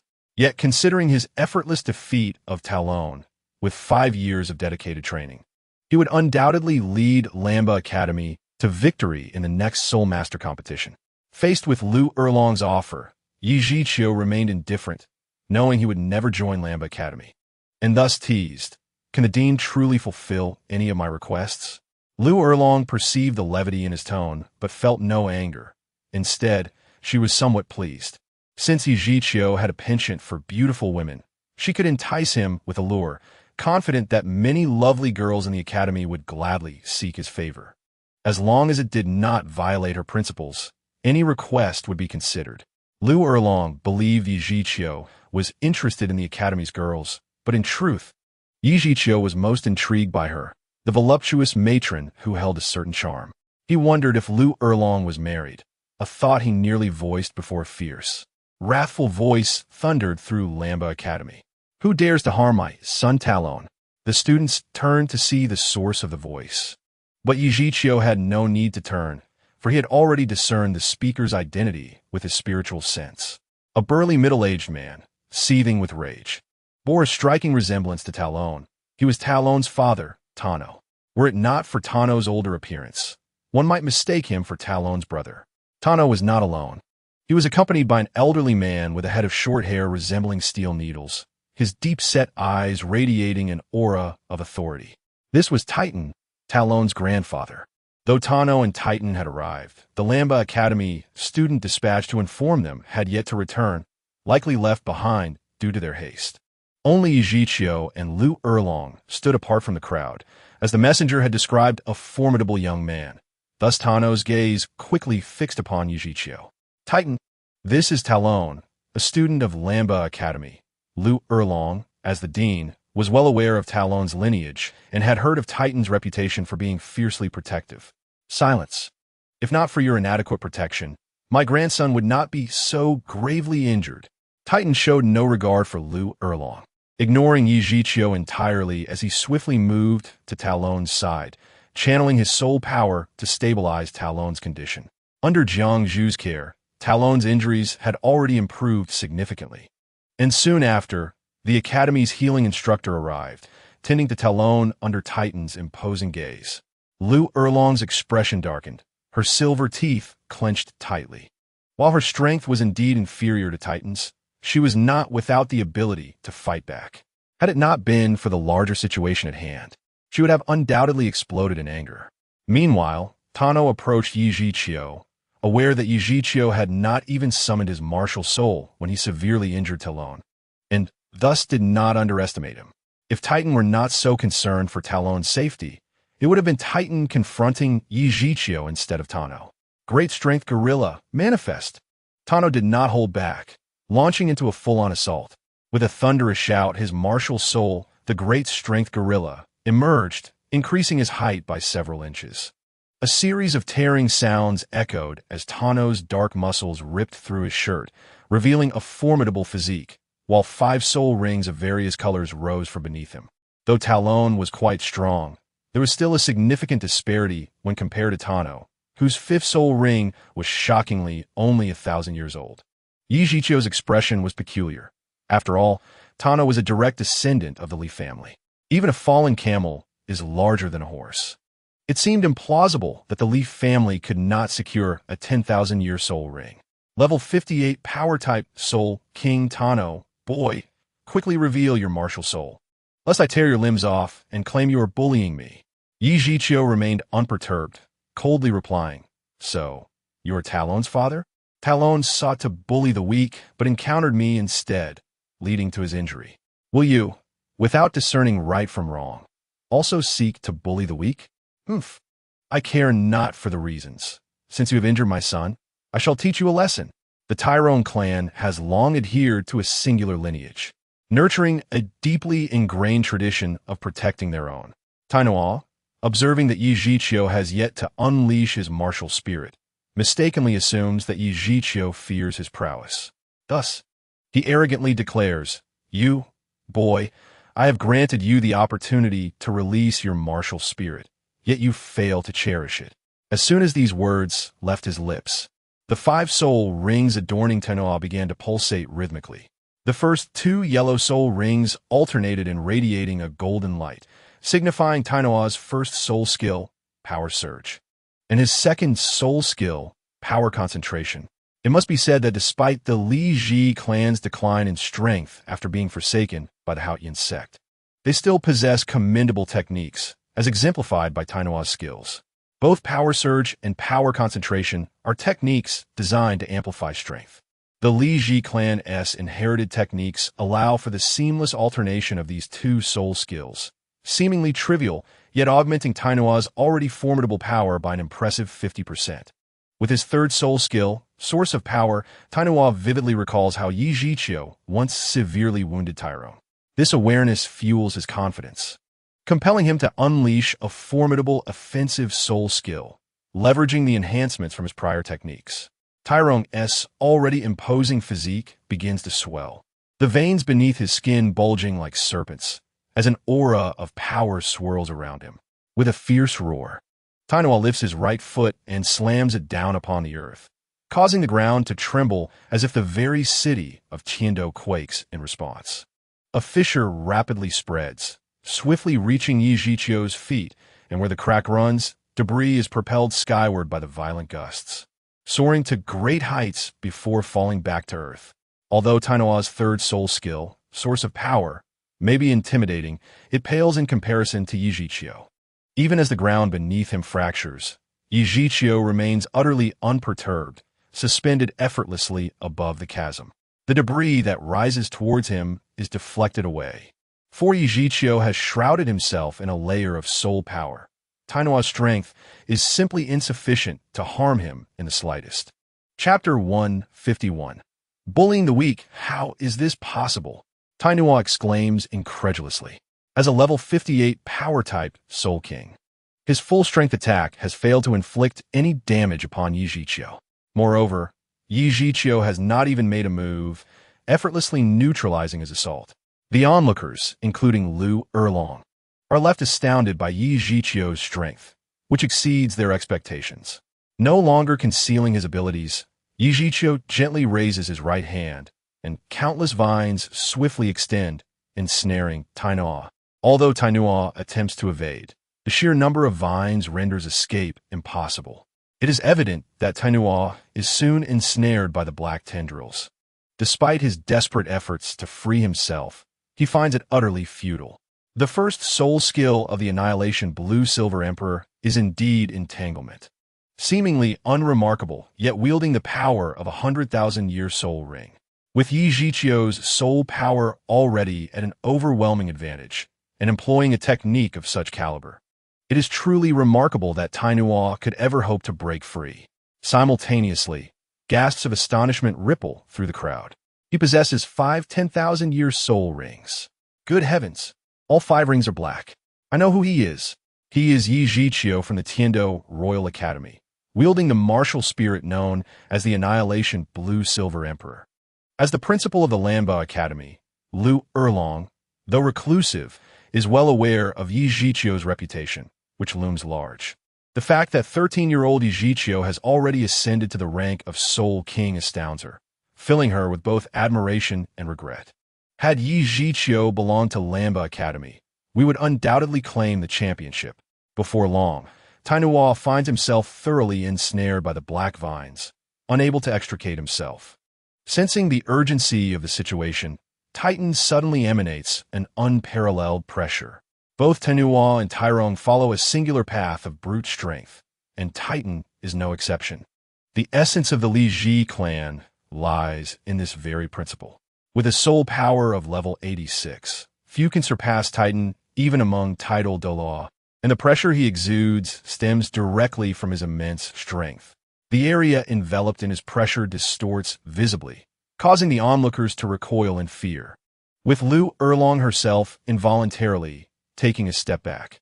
In this moment, she is thankful that she had restrained her anger and refrained from confronting Titan. Realizing that his level of power far exceeds that of an ordinary soul, Douluo. Driven by a sense of talent preservation, Lu Erlong cannot help but intercede, Senior Titan. Yi Zhiqiu has the backing of a title Douluo, and your son is unharmed. I implore you to exercise restraint and avoid discord. Title Douluo. Titan's movements abruptly halt. While he is unafraid of a typical title Douluo, the current state of his clan makes it unwise to provoke one. Titan is fiercely protective. Allowing Yi Zhiqiu to go unscathed would not align with his character. You have harmed my grandson and defeated my son. Their failure is not a reflection of the Li Ji clan's inadequacy. I do not resort to bullying the weak. Should you withstand my power for the duration of an incense stick, we shall consider the matter settled. With a casual flick of his wrist, Titan sends an incense stick hurtling from his sleeve, akin to an arrow, embedding itself into the Academy's gate several dozens of meters away, igniting as it lands. In this situation, Titan does not seek Yi Zhiqiu's consent, as it appears to him a most favorable choice for the latter. Of course, Titan has no intention of coercing Yi Zhiqiu into joining the Li Ji clan. After all, he has the support of a title Douluo, and attempting to force him would be counterproductive. To Yi Zhiqiu, Titan's act of throwing the incense stick appears inconsequential. He merely smiles serenely, suspended in place. Yet the students of Lamba Academy collectively gasp in astonishment. The Academy's gate, forged from fine iron, stands resilient, while the incense, made from a fragile material, has been driven into the impenetrable iron gate solely through Titan's raw strength. What incredible power he possesses! Yi Zhiqiu easily overcomes Tainua. His own strength is undoubtedly formidable.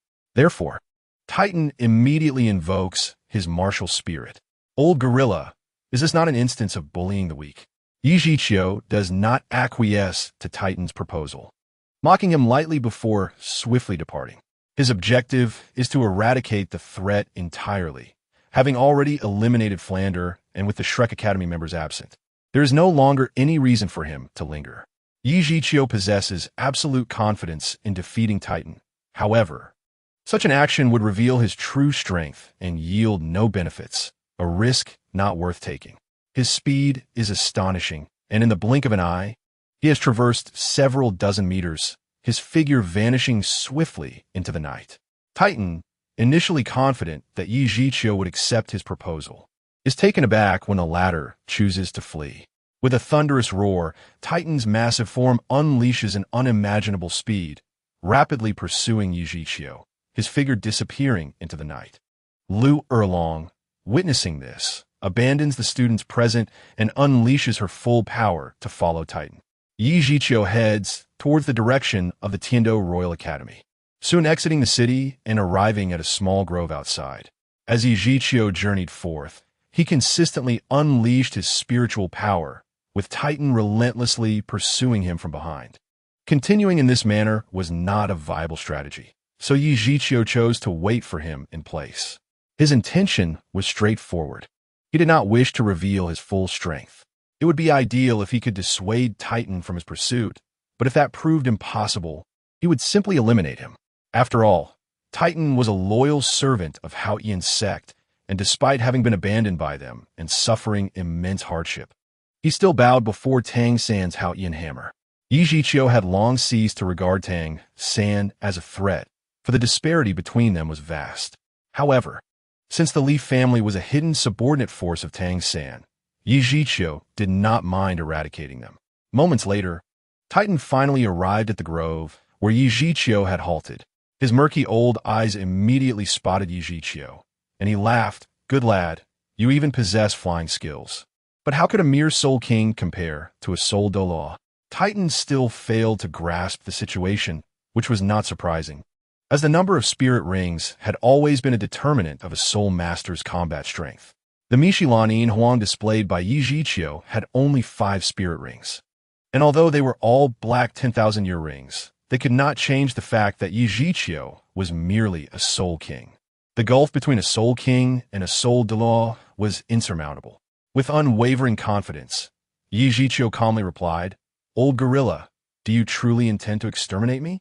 I had already given you an opportunity, yet you failed to cherish it. You harmed my son and grandson, and now you wish to flee? It is too late." Titan thundered angrily. Yi Zhiqiu maintained his composure, stating coolly, "In fact, it was I who provided you with an opportunity, which you did not value." "Huh, you are merely a Soul King, yet you dare to speak so arrogantly. Even with 5 10,000-year spirit rings, what does it matter? Today, I shall demonstrate to you the chasm that exists between a Soul King and a Soul Douluo." Titan bellowed, his muscles bulging as he unleashed the full extent of his power, his arms extending to his knees, revealing dark fur on the exposed skin. In comparison to Tenua's spirit manifestation, Titan's was reminiscent of a true, mighty gorilla. With his power surging, Titan continually activated these 2 amplification soul skills, a technique long passed down within the Li clan, executed by Titan with greater purity and ferocity than Tainao.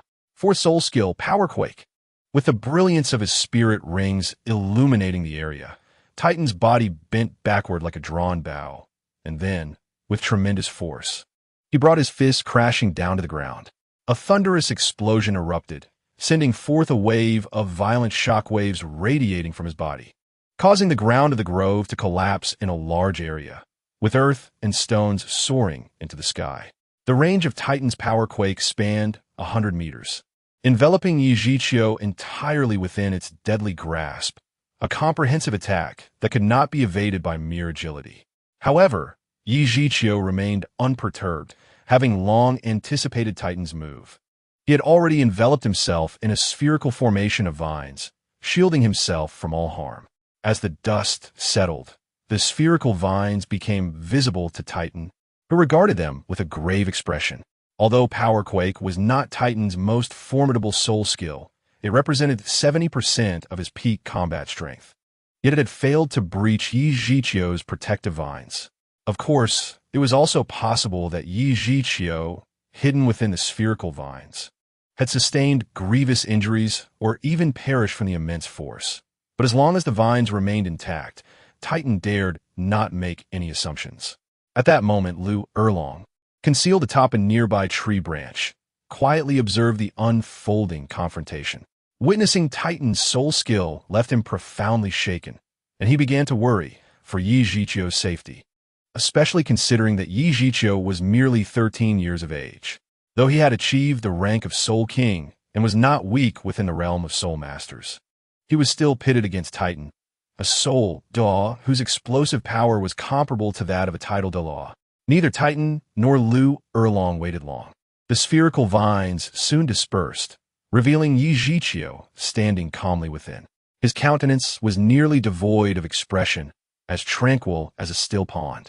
Suddenly, a peculiar wave of energy surged forth from Yi Zhiqiu, enveloping the surroundings.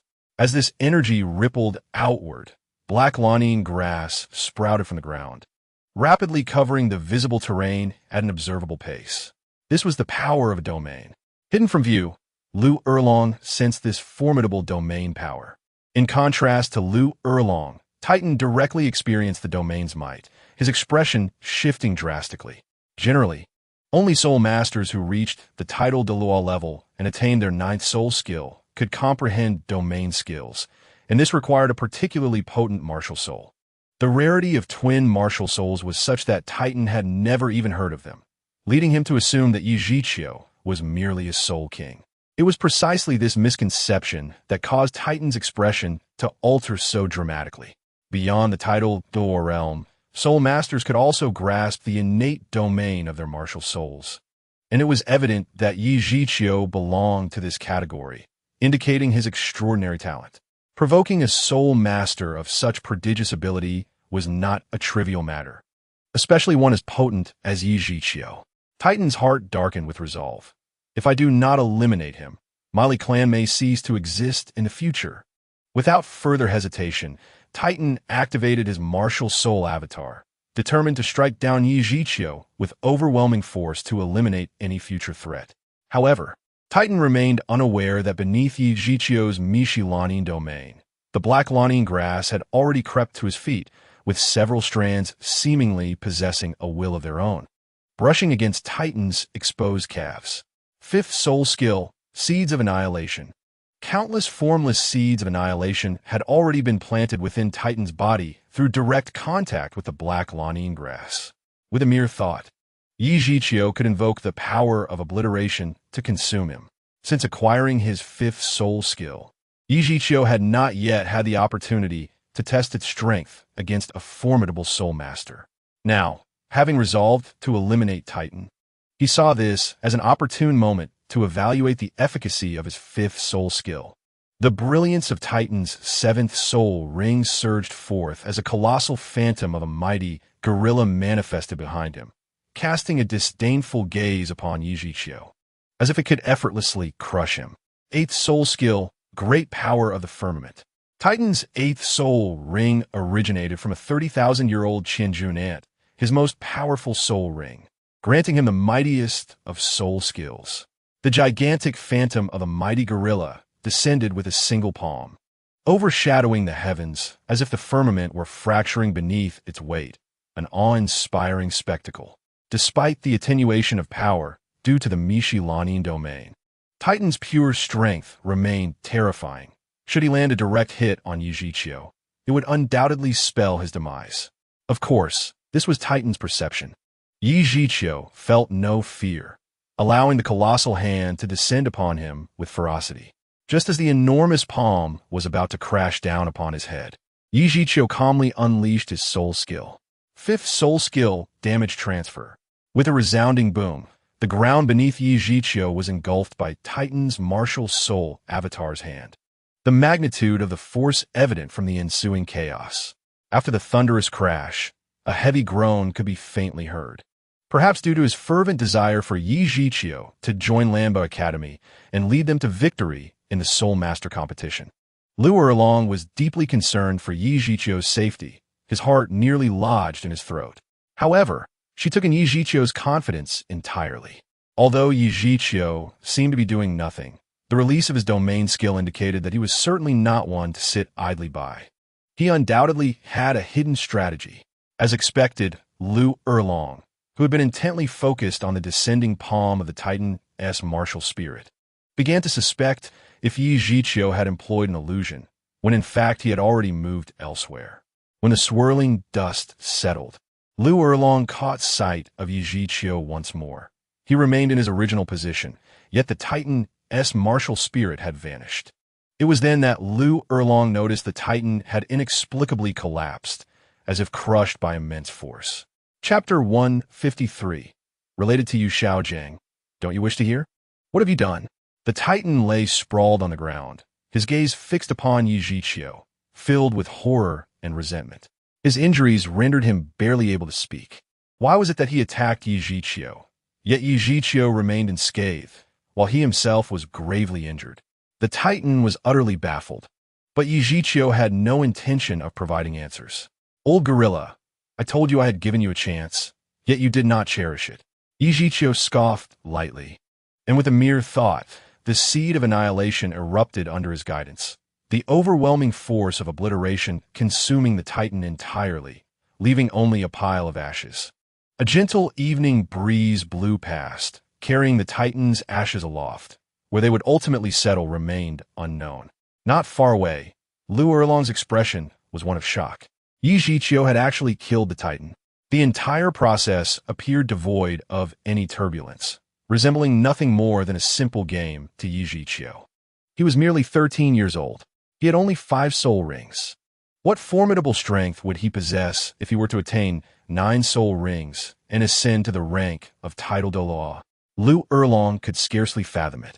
After eliminating the Titan, Yi Zhiqiu did not depart immediately. Instead, he directed his gaze towards Liu Erlong's hiding spot. His spiritual power was a formidable asset, allowing him to sense Liu Erlong's presence long before, though he had chosen not to expose her. Now that the Titan was dead and Liu Erlong had witnessed his secret, he could not allow her to leave unscathed. Director Liu, there is no need to hide. Come out. Yi Zhiqiu's voice was calm, yet in the darkness. A hint of a playful smile could be seen on his face. To conquer Liu Erlong, he could not adopt a position of weakness. He must assert his strength. Liu Erlong, having witnessed the Titan's demise, remained oblivious to the methods Yi Zhiqiu had employed. However, knowing that Yi Zhiqiu could effortlessly slay the Titan, she realized he could just as easily eliminate her. Thus, Liu Erlong did not contemplate fleeing. Having uncovered Yi Zhiqiu's secret, escaping would undoubtedly lead to her downfall. At that moment, she regretted her decision to follow. Had she refrained, she would remain ignorant of Yi Zhiqiu's true power and would not find herself in such a perilous predicament. Suddenly, Liu Erlong recalled the spiritual power she had sensed earlier in the academy and exclaimed, "That spiritual force in the academy was released by you." Indeed, Yi Zhiqiu smiled slightly. "What business do you have at Lamba Academy?" "To kill." Liu Erlong was taken aback, unsure who in the academy had provoked Yi Zhiqiu, and hastily inquired, "Who?" "Flander." "Flander?" Liu Erlong's voice rose in anger. Liu Erlong, alongside Flander and Yu Xiaojiang, had once traversed the world of soul masters, forming a renowned trio known as the Golden Iron Triangle. For many years, Flander had cared for her deeply, and she was aware of his affections, yet ultimately chose to follow her heart towards Yu Xiaojiang. Liu Erlong not only respected Flander, but felt a tinge of guilt towards him. It had been years since the trio had parted ways. When Flander sought her out recently, she was overjoyed, providing for his needs and inviting him to the Soul Master Competition's opening ceremony. Who would have thought that just a few days later, Flander would be killed by Yi Zhiqiu? It was no wonder there had been commotion in the academy. Flander had not shown up. While she could endure the Titan's tyranny, the thought of Flander being slain was intolerable, and she was prepared to face death. "Xiaojiang, I hope we meet again in our next life," Liu Erlong whispered, a tear escaping her eye. In an instant, her gaze turned icy as flames began to rise around her. In a flash of fire, her 7th soul ring radiated with brilliance, her garments vanished, and her skin became armored in scales, a terrifying roar echoing through the air. 7th soul skill, Crimson Dragon Transformation. Upon invoking the Crimson Dragon Transformation, Liu Erlong transformed into a colossal fire dragon with magnificent wings. In this form, her attributes saw a comprehensive enhancement. Her strength, speed, attack power, defense, exceptional resistance, and fire affinity surged tremendously. Yet, in the face of Yi Zhiqiu, who had effortlessly slain the Titan, Lu Erlong felt no confidence. Her actions were driven solely by the resolve born from Flanders' death. Yi Zhiqiu chuckled mockingly, immediately unleashing the skill of the Wise Skull, Ultimate Ice. A cascade of ice-blue light bursting forth. Fire and ice collided, each countering the other. Only the stronger force could prevail. And it was clear that Yi Zhiqiu's Ultimate Ice was superior. Striking the fire dragon, it froze the surrounding areas, rendering the fire dragon's flames incapable of melting it. Initially, Lu Erlong struggled to fly, managing to move clumsily, but as more of the fire dragon's body became encased in ice, she found herself unable to control the dragon and plummeted to the ground, stirring up clouds of dust. I think you should calm down and inquire about the circumstances. Yi Zhiqiu jested. Lu Erlong roared. I do not wish to hear it. Does it not concern you that it relates to Yu Xiaojiang? Lu Erlong suddenly fell silent. For all these years, she had continually thought of Yu Xiaojiang, yet was unaware of his whereabouts. To claim she did not want to know would be a blatant falsehood. Perhaps the mere mention of Yu Xiaojiang disrupted Lu Erlong's thoughts, for she did not even consider how Yi Zhiqiu knew of her concern for him. Her silence was an implicit acknowledgement, and Yi Zhiqiu recounted, after the opening ceremony, Flanders sought out Shi Jian, and together they attempted to ambush me. You are aware of my strength. Their plot was doomed to failure. Flanders abandoned Shi Jian and fled alone. After I eliminated Shi Jian, I followed Flanders' escape route to Lanba Academy and eradicated him completely, for I do not wish for anyone to harbor designs against me. Lu Erlong rasped, and Xiaojiang? Yu Xiaojiang, you see, is a long story. When I first encountered him, I was merely 6 years old, having run away from home, arriving in Notting City of the Fasnuo province from Tiando City, where I met him at Notting Academy.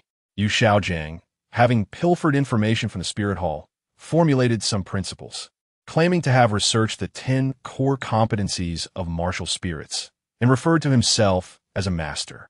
It is laughable that he sought to take me as his apprentice, wanting me to serve as a test subject for his 10 core competencies of martial spirits.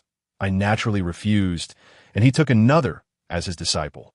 Yu Xiaojiang intended to exploit me, and I had no affection for his disciple, leading to some conflicts, ultimately resulting in a bitter enmity. Chapter 154. A familiar scent. You speak nonsense. Xiaojiang is not that kind of person. Lu Erlong screamed in despair after hearing Yi Zhiqiu's account. In her heart, Yu Xiaojiang appeared remarkably handsome and exceptionally talented, had it not been for the mutation of his martial soul, which condemned him to a lifetime of being unable to break through the 30th level barrier. He would undoubtedly shine as a brilliant star in the realm of soul masters. Do you think you truly understand Yu Xiaojiang? Why did he initially part ways with Bai Bai Dong? It was simply because she had lost her utility. And why did he leave you? Because you, too, had become devoid of value. Yu Xiaojiang is, at his core, a self-serving individual, willing to gamble the future of a genius to prove his worth to the world. The absurdity lies in his misguided teachings. Yu Xiaojiang replicated Bai Bai Dong's method of cultivating the Death Spider Emperor onto Tang San's blue silvergrass. And his self-righteous instruction not only failed to yield positive results, but instead ruined Tang San's blue silvergrass cultivation. Were it not for Tang San possessing the blue-silver emperor bloodline, and were it not for his extraordinary fortune, he would have undoubtedly become a failed experiment of Yu Xiaojiang. The only true knowledge Tang San gleaned from Yu Xiaojiang pertained to soul beasts. But such information is widely documented in various influential sects and is not particularly esoteric. Over the years, Yi Zhiqiu has acquired a wealth of knowledge regarding soul beasts at the Tiando Royal Academy, rivaling and perhaps even surpassing Yu Xiaojiang's own understanding. Naturally, Lu Erlong would not easily believe Yi Zhiqiu's words. She had long yearned for Yu Xiaojiang, and such feelings could not possibly collapse due to Yi Zhiqiu's mere remarks. I would rather die than listen to you slander Xiaojiang, Lu Erlong exclaimed, her emotions reaching a boiling point, and the extreme ice surrounding her began to show signs of thawing. It turns out that anger can truly amplify one's combat power. Yi Zhiqiu cast a deep glance at Lu Erlong and said, I understand it is difficult for you to accept, but the truth remains unchanged. If you're still unwilling to believe, why not confront him directly? Where is Xiaojing? Liu Erlong immediately inquired. After the Soul Master competition concludes, I will take you to him. With that, Yi Zhiqiu turned and departed, leaving behind one last caution. Do not reveal my strength. The consequences are beyond your capacity to bear. Before leaving, Yi Zhiqiu dispelled the effects of the extreme ice, otherwise given Liu Erlong as strength. Escaping would have proven exceedingly difficult. Left alone in the grove, Liu Erlong found herself in a pitiful state. As the effects of her true form of the Scarlet Dragon soon wore off, reverting her to her human form, revealing her fair skin. As for her attire, it had long since been torn apart when she transformed into the Scarlet Dragon. In truth, Liu Erlong wished to seek out Yu Xiaojing immediately. For her, the Soul Master competition held no value in comparison to him. However, as Yi Zhiqiu insisted on waiting until the competition's end, she could do nothing but bide her time. When Yi Zhiqiu returned to the dormitory, night had already fallen. The Royal Combat Team served as the face of the Tiando Royal Academy. Thus their accommodations were of the finest quality. The Royal Combat Team resided in a standalone villa within the main campus, with each member enjoying their own private room. At this hour, the others had likely retired for the night, allowing Yi Zhiqiu to silently slip into his room. After a brief wash, he stealthily entered his bedroom and quickly burrowed beneath the covers. However, to his surprise, he encountered unexpected softness within his bedding. Before he could react, a voluptuous figure had already pinned him down, eagerly seeking affection, her delicate hands fervently exploring without restraint. The familiar sensation. The familiar scent. Yi Zhiqiu needed no confirmation to know it was Duguyan. Struggling to maintain composure, he desperately evaded Duguyan's kisses and hurriedly exclaimed, Yin Yin, please calm down. I promised Xiao Wu that I would not engage with you when she is absent. Those who understand will understand. But Yi Zhiqiu's lips were forcibly silenced thereafter. Subsequently, the preliminary rounds of the Soul Master competition proceeded as scheduled. The Royal Combat Team, being the first team of the Tiando Royal Academy, was directly granted a spot in the finals, exempt from the preliminary and advancement rounds. A privilege that also meant they would face the strongest teams in the final match. Thus, despite not appearing on the competition stage during this period, the training regimen of the Royal Combat Team not only remained unchanged, but intensified significantly. Qin Ming had previously been able to serve as a sparring partner, handling the onslaught of the 7 members of the Royal Combat Team with his sole emperor strength. But now, with everyone's capabilities having noticeably increased, he found himself somewhat outmatched. Particularly, Dugi Yin and Yi Lingling had both reached level 45 under the effects of the immortal herb, leaving even the team captain, Yu Qianheng, far behind. Fortunately, the academy still employed several Soul Sage-level instructors who could barely serve as sparring partners for the Royal Combat Team.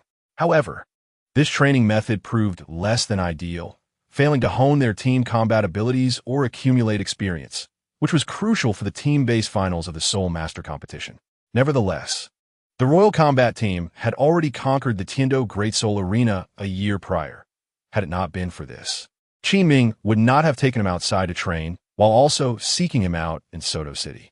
In any case, the training of the Royal Combat Team continued, as their ultimate goal was the championship, and they must give their all. Days later, in the afternoon, Yi Zhiqiu seized the opportunity while Dugi Yin and the others were engaged in training to find a sunny spot for a sunbath. With so many girls around him, solitary moments of rest were scarce. Suddenly, a powerful aura silently penetrated the Tiando Royal Academy, swiftly homing in on Yi Zhiqiu's location. As he had been resting with his eyes closed, Yi Zhiqiu smiled and opened them to find Yu Guan standing before him, his expression frigid. Master, it has been a long time. Their last encounter had taken place within the Star Do Forest, but regrettably, Yi Zhiqiu had not revealed his true appearance then. Yu Guan recognized him, yet he did not recognize Yu Guan. Were I an enemy, you would already be dead. Yu Guan's tone was icy, laden with admonition, as he expressed his dissatisfaction with Yi Zhiqiu's current state. Were it not for witnessing it himself, Yu Guan could hardly believe that Yi Zhiqiu had forsaken training with the Royal Combat Team, opting instead to laze about outside. In the past, Yi Zhiqiu had always been diligent. If you were not the master I acknowledge, but rather a malevolent assassin, you would be dead by now. This was Yi Zhiqiu's internal retort, of course, one he would never voice aloud. Chapter 155, Exchanging Treasures. Noticing Yi Zhiqiu's silence, Yuguan interrogated. Why did you not participate in the Soul Master competition? Although the Royal Combat Team may not achieve the ultimate championship, securing a place in the top 4 is entirely feasible. Participating in the competition offers excellent training opportunities, enriching your combat experience and significantly benefiting your growth and strength. I fail to comprehend why you have chosen to forego this chance. Upon hearing this, Yi Zhiqiu felt a headache coming on. In truth, Meng Xinji and Jieling had also inquired about his absence, but he had yet to devise a suitable excuse and had still not provided a direct answer. This was not a situation where he could easily deceive Yuguan, Yi Zhiqiu mused. In reality, Yi Zhiqiu's strength was already formidable, rivaling that of an ordinary titled Douluo. However, he was reluctant to reveal this. His rapid ascent in power did not concern him in terms of personal safety. Rather, he feared that those with ill intentions might harm the girls he cared for.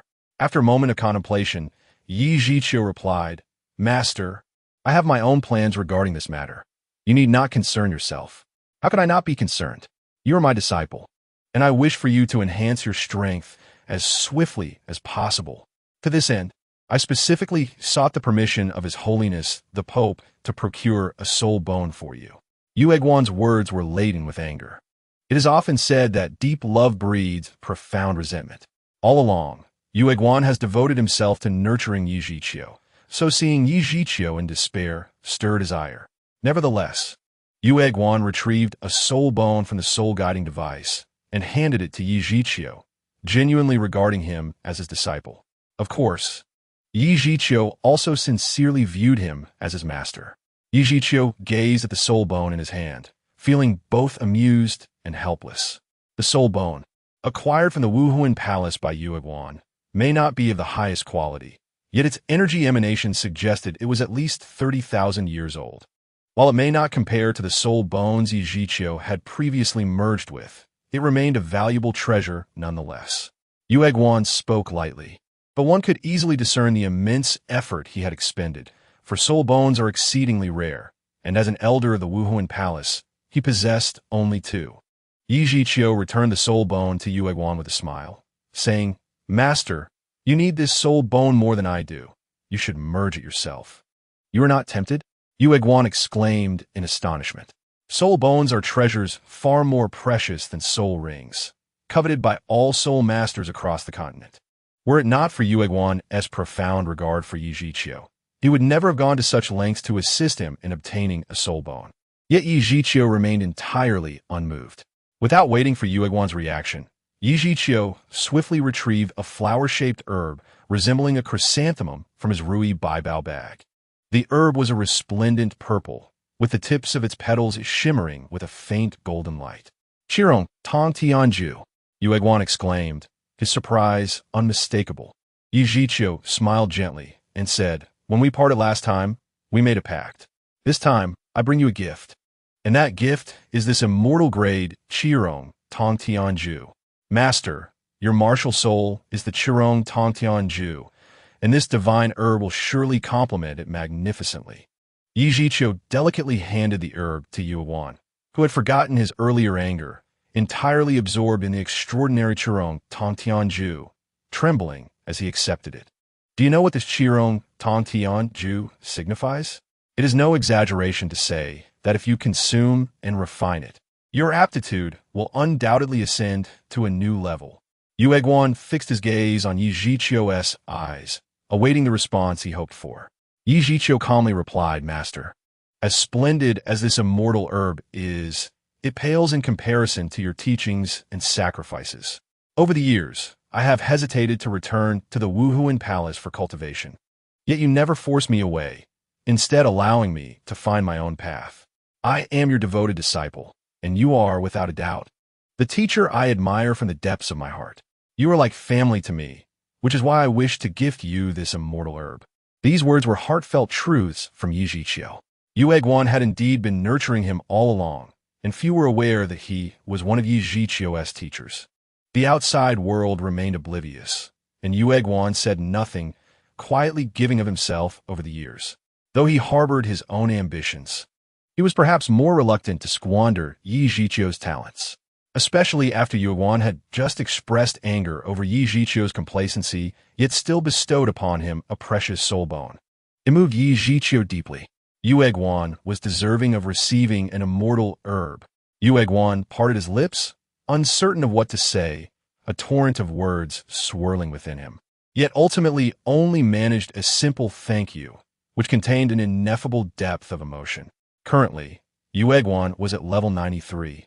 Without special opportunities, given his aptitude, it would be challenging for him to surpass level 95. However, that was no longer the case. The Qirong Tongtianju would not only elevate Yue Guan's aptitude, allowing him to surpass the threshold of level 95, but it might even enable his limits to rise further. Although reaching level 99, the pinnacle of Douluo, would still be a formidable challenge. Advancing to level 97 or even 98 in the future was not impossible. In truth, the herb that could provide Yue Guan with the greatest enhancement was the immortal-grade Huowang Xiangxi Duanchang Hong, but the Qirong Tongtianju was the one most suited to him. Regardless, both were exceedingly rare treasures, and the Qirong Tongtianju that Yi Zhiqiu gifted him was truly invaluable. Master, please refine the Qirong Tongtianju first, and while you're at it, merge that soul bone. Your strength will undoubtedly increase significantly, positioning you as a paragon among the titled Douluo. Yi Zhiqiu's voice was soft and warm, a sentiment that Yue Guan had seldom experienced. In his memory, this was the third time. The last was when Gai Mei risked his life for him in a perilous moment, and the time before that was when Bibi Dong promoted him, ultimately enabling him to become a titled Douluo and revered elder of the Wuhuan Palace. Yue Guan, a reclusive man, was not one for words. He preferred to let his actions speak for him. Thus, he no longer hesitated, sitting down where he was and beginning to refine the Qirong Tongtianju. This also represented Yue Guan's trust in Yi Zhiqiu. The stronger Yue Guan became, the more he could facilitate Yi Zhiqiu's journey, and he had already resolved to regard Yi Zhiqiu as family henceforth. As he consumed the Qirong Tongtianju, a surge of potent medicinal energy surged through Yue Guan's body, washing over his limbs and meridians. With a gentle motion of his right hand, a delicate Qirong Tongtianju blossomed in his palm, shimmering with a purple glow, resembling two Qirong Tongtianju fused together. Given that the Qirong Tongtianju was an immortal herb, even Yue Guan, now a titled Douluo, required a significant amount of time to thoroughly refine its medicinal properties. Yi Zhiqiu remained by his side, guarding against any interruptions. From day to night, Yue Guan finally completed the refinement of the Qirong Tongtianju's medicinal effects. Then, with renewed vigor, began to merge the 30,000-year-old soul bone. The following day, Yue Guan finally succeeded in refining the 30,000-year-old soul bone, stabilizing his level at 94. Had it not been for Yue Guan's deep foundation, solely relying on the effects of the Qirong Tongtianju, he might have directly surpassed the barrier of level 95. Upon awakening, Yue Guan still bore a cold demeanor, yet his eyes shone with brilliance. Xiao, thank you. Master, you are too kind. How did your gains fare? The corners of Yue Guan's mouth rarely displayed a smile as he softly replied, My level has stabilized at 94, and the soul bone has granted me a commendable auxiliary skill. But that is not my greatest gain. My martial soul's quality has improved. Improved martial soul quality? Has your martial soul mutated? Ye Ziyu inweited. Yet Yue Guan shook his head. Yi Zhiqiu's expression reflected confusion. While martial soul quality indeed exists, a mutation typically accompanies an enhancement in martial soul quality. Yet he had not heard of a mere improvement in martial soul quality. In truth, Yue Guan's situation was akin to Ning Rongrong's. Ning Rongrong's 7-treasure glazed tile pagoda. Under the influence of the Chili Jingxiang, compensated for its flaws and transformed into the 9-treasure glazed tile pagoda, which exemplified an enhancement in martial soul quality. Not a mutation per se Yue Guan elucidated. Though I have cultivated to become a titled Douluo, my potential limit remains low. Had I not refined the immortal grade Qirong Tongtianju, perhaps I would have been forever stuck at level 94, unable to ascend to level 95, for my martial soul quality was not particularly high, and level 94 was my limit. However, that is no longer the case. The medicinal effects of the immortal grade Qirong Tongtianju are astounding, and it harmonizes perfectly with my martial soul, resulting in an extraordinary synergy. In a certain sense, my martial soul now resembles an immortal grade Qirong Tongtianju, and by the customary standards of the Soul Master community, it is indeed a top-tier martial soul. A top-tier martial soul. This is indeed the most supreme martial soul in Douluo. The martial souls of the three major sects, Hao-Ian Hammer, Blue Lightning Tyrant Dragon, and Seven Treasures Glazed Tower, belong to the realm of exquisite martial souls. Congratulations, esteemed teacher. Your future strength is immeasurable. Yi Zhiqiu's smile was genuine, yet Yu's heart felt a twinge of discomfort. His visit to Yi Zhiqiu was intended to provide him with a soul bone. However, not only did Yi Zhiqiu refuse the soul bone, but he also gifted him an extraordinarily precious celestial herb, the Qirong Tongtianju. Should Yi Zhiqiu consume and refine the Qirong Tongtianju, although it may not yield the same results as with you, it would undoubtedly lead to significant enhancement. The powerful medicinal properties of the Qirong Tongtianju alone could elevate Yi Zhiqiu by several levels. Of course, this perspective was from Yu's viewpoint. Xiaoqiu, I am aware that you are a child of great ambition.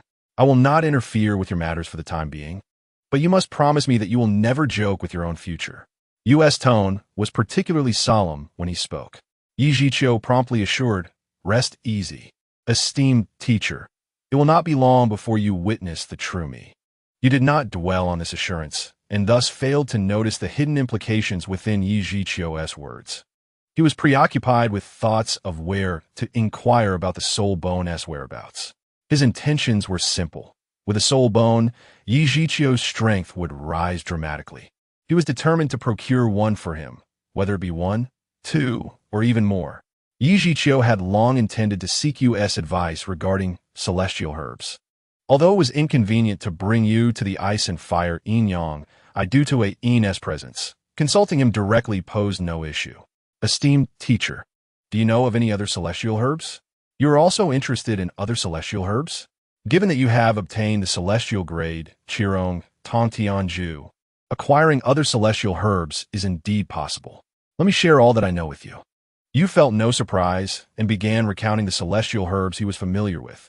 When discussing celestial herbs, one must mention the celestial grade flower king, Xiangxi Duanchonghong. There exists an ancient tale regarding Xiangxi Duanchonghong. Although Yi Zhiqiu was aware of the story, out of respect for his teacher, he refrained from interrupting and allowed Yu to complete his narration.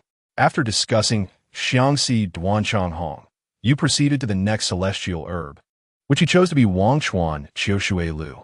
There is only one Wangshuan Qiushui Lu within the ice and fire yin-yang eye, which had long been sacrificed to the ice and fire dragon soul during Tang Hao's attempt to eliminate Yi Zhiqiu.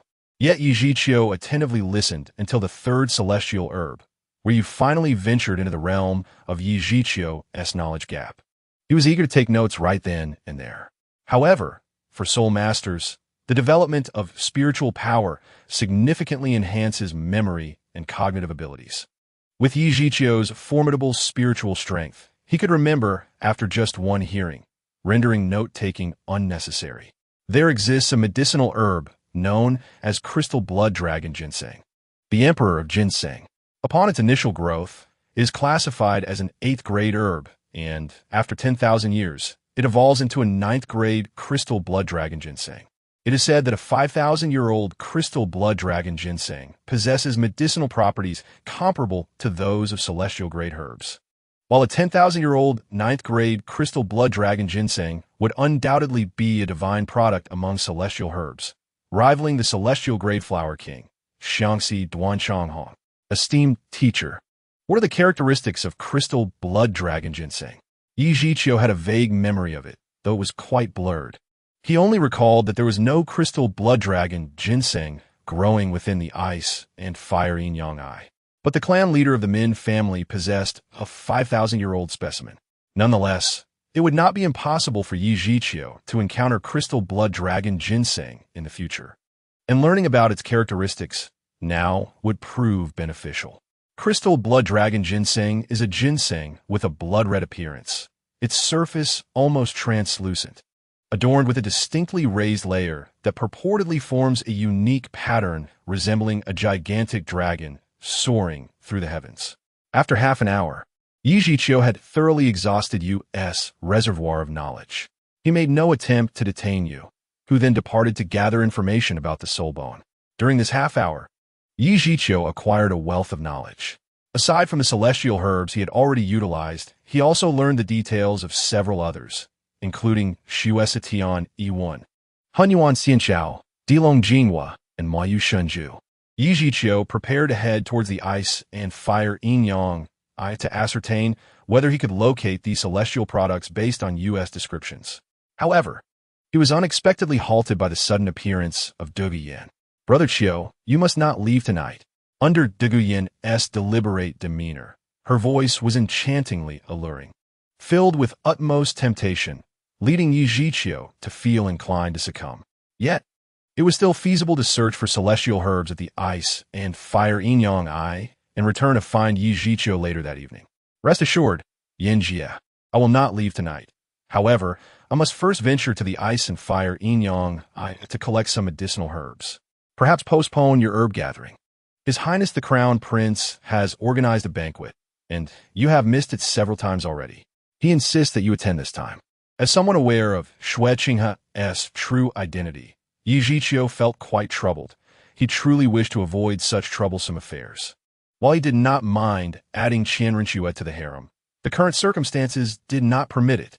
He could not directly unveil Qian Rinxue's identity, and being too close to a man was indeed peculiar.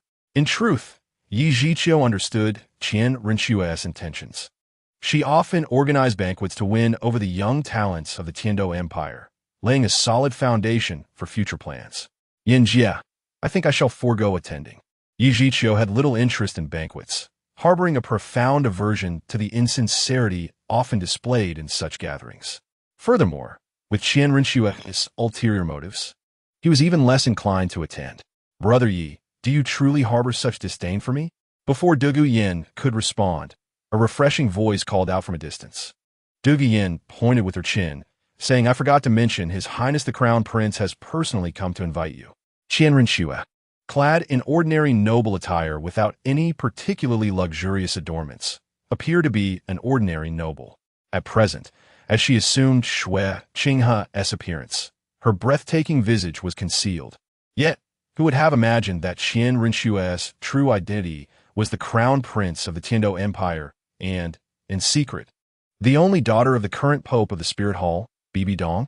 Upon hearing Qian Rinxue's voice, Yi Zhiqiu felt a sudden jolt in his heart and could only force a smile, saying, Your Highness, what brings you here? If I did not come, you would certainly find an excuse to decline tonight's banquet. Moreover, I have mentioned numerous times that we are brothers. You may simply call me Big Brother rather than Your Highness.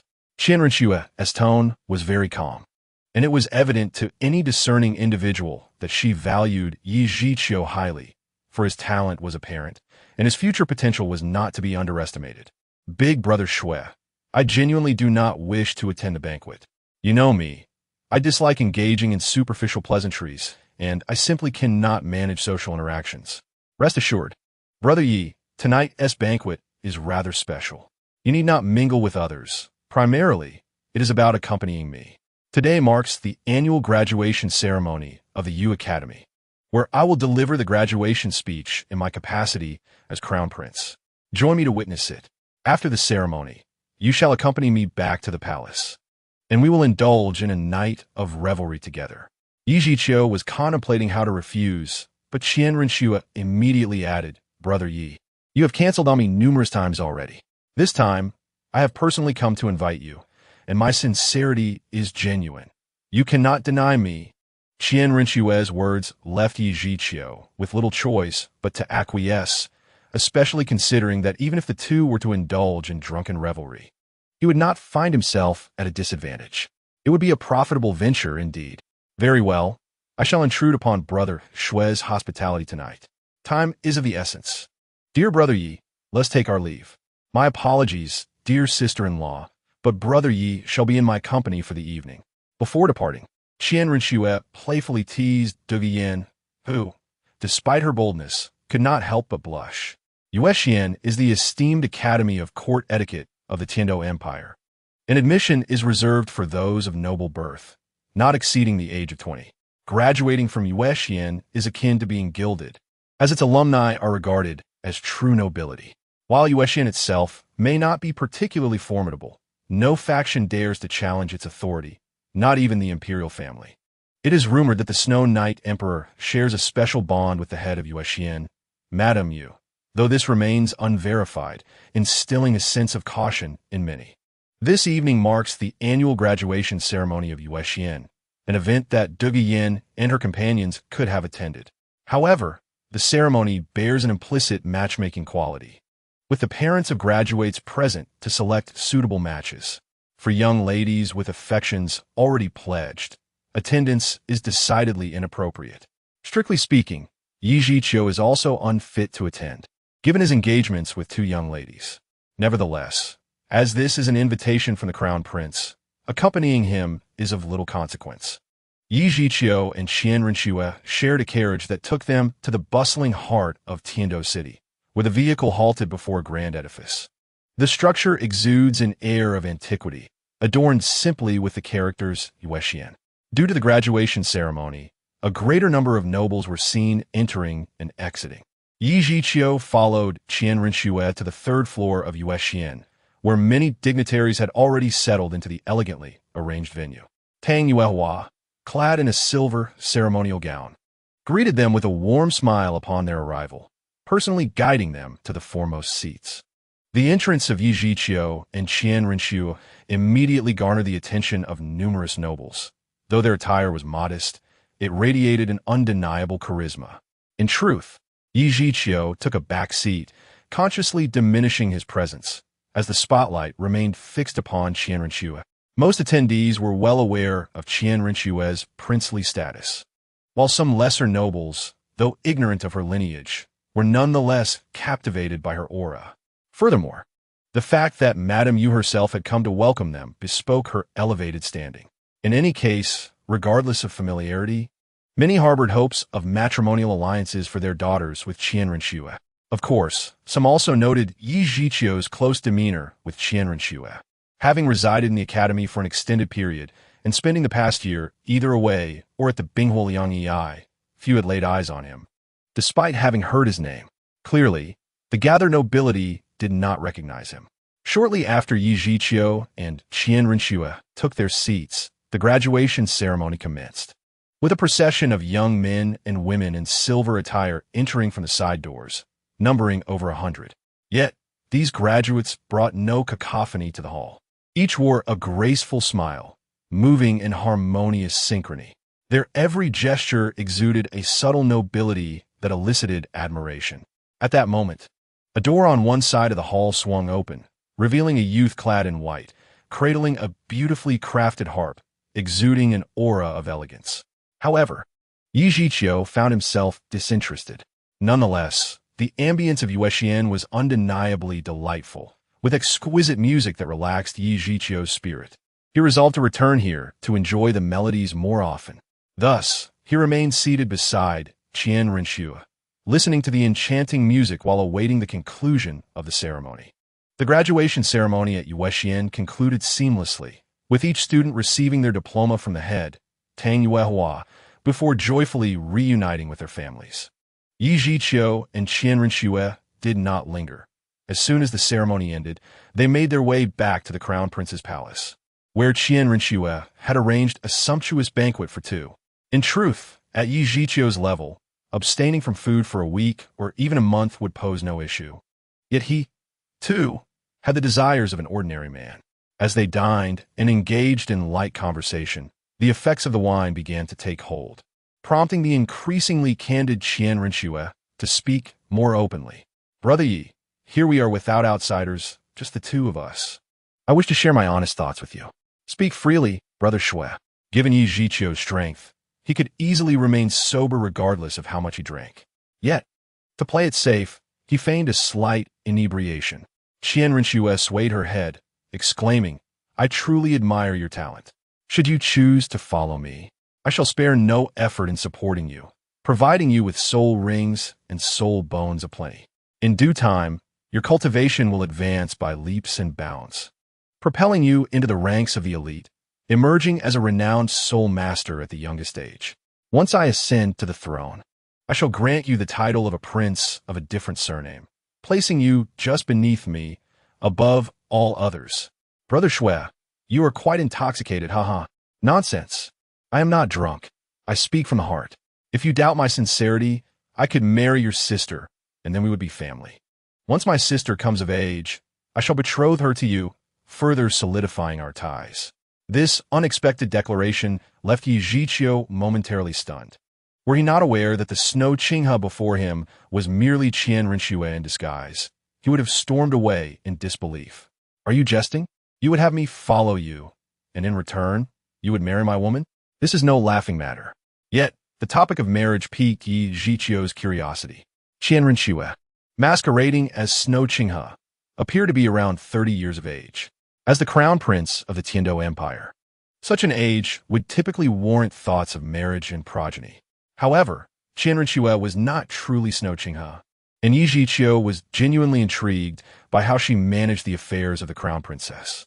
Brother Shui, my sister already has someone she cares for. You should not harbor such thoughts. Moreover, you cannot be so reckless with your affections. Your sister is only 10 years old. Are you truly willing to marry her off at such a tender age? This is no issue, as long as you are willing to follow me. I shall meet any conditions you propose. Qian Rinxue's words were imbued with evident intent, aimed at enticing Yi Zhiqiu. He could not help but suspect that she was feigning inebriation to test him under the guise of drunkenness. Should he agree, Qian Rinxue would undoubtedly be elated. If he declined, she would simply dismiss it as though nothing had occurred come morning. Brother Shui, allow me to share my own heartfelt truth. I am quite accustomed to a leisurely lifestyle and have no intentions of aligning myself with any faction, so please do not pressure me. Once, the Spirit Hall and the Seven Treasure Glazed Tile School sought my allegiance, offering numerous enticing conditions, yet I declined them all. Brother Yi, we are as close as brothers. Should I one day bestow upon you the title of a prince of a different surname, I would never impose commands upon you, and no one else would hold authority over you. Would that not grant you even greater freedom than now? Besides, titles of nobility can be inherited by descendants. So even if you do not consider your own future, you must think of those who come after.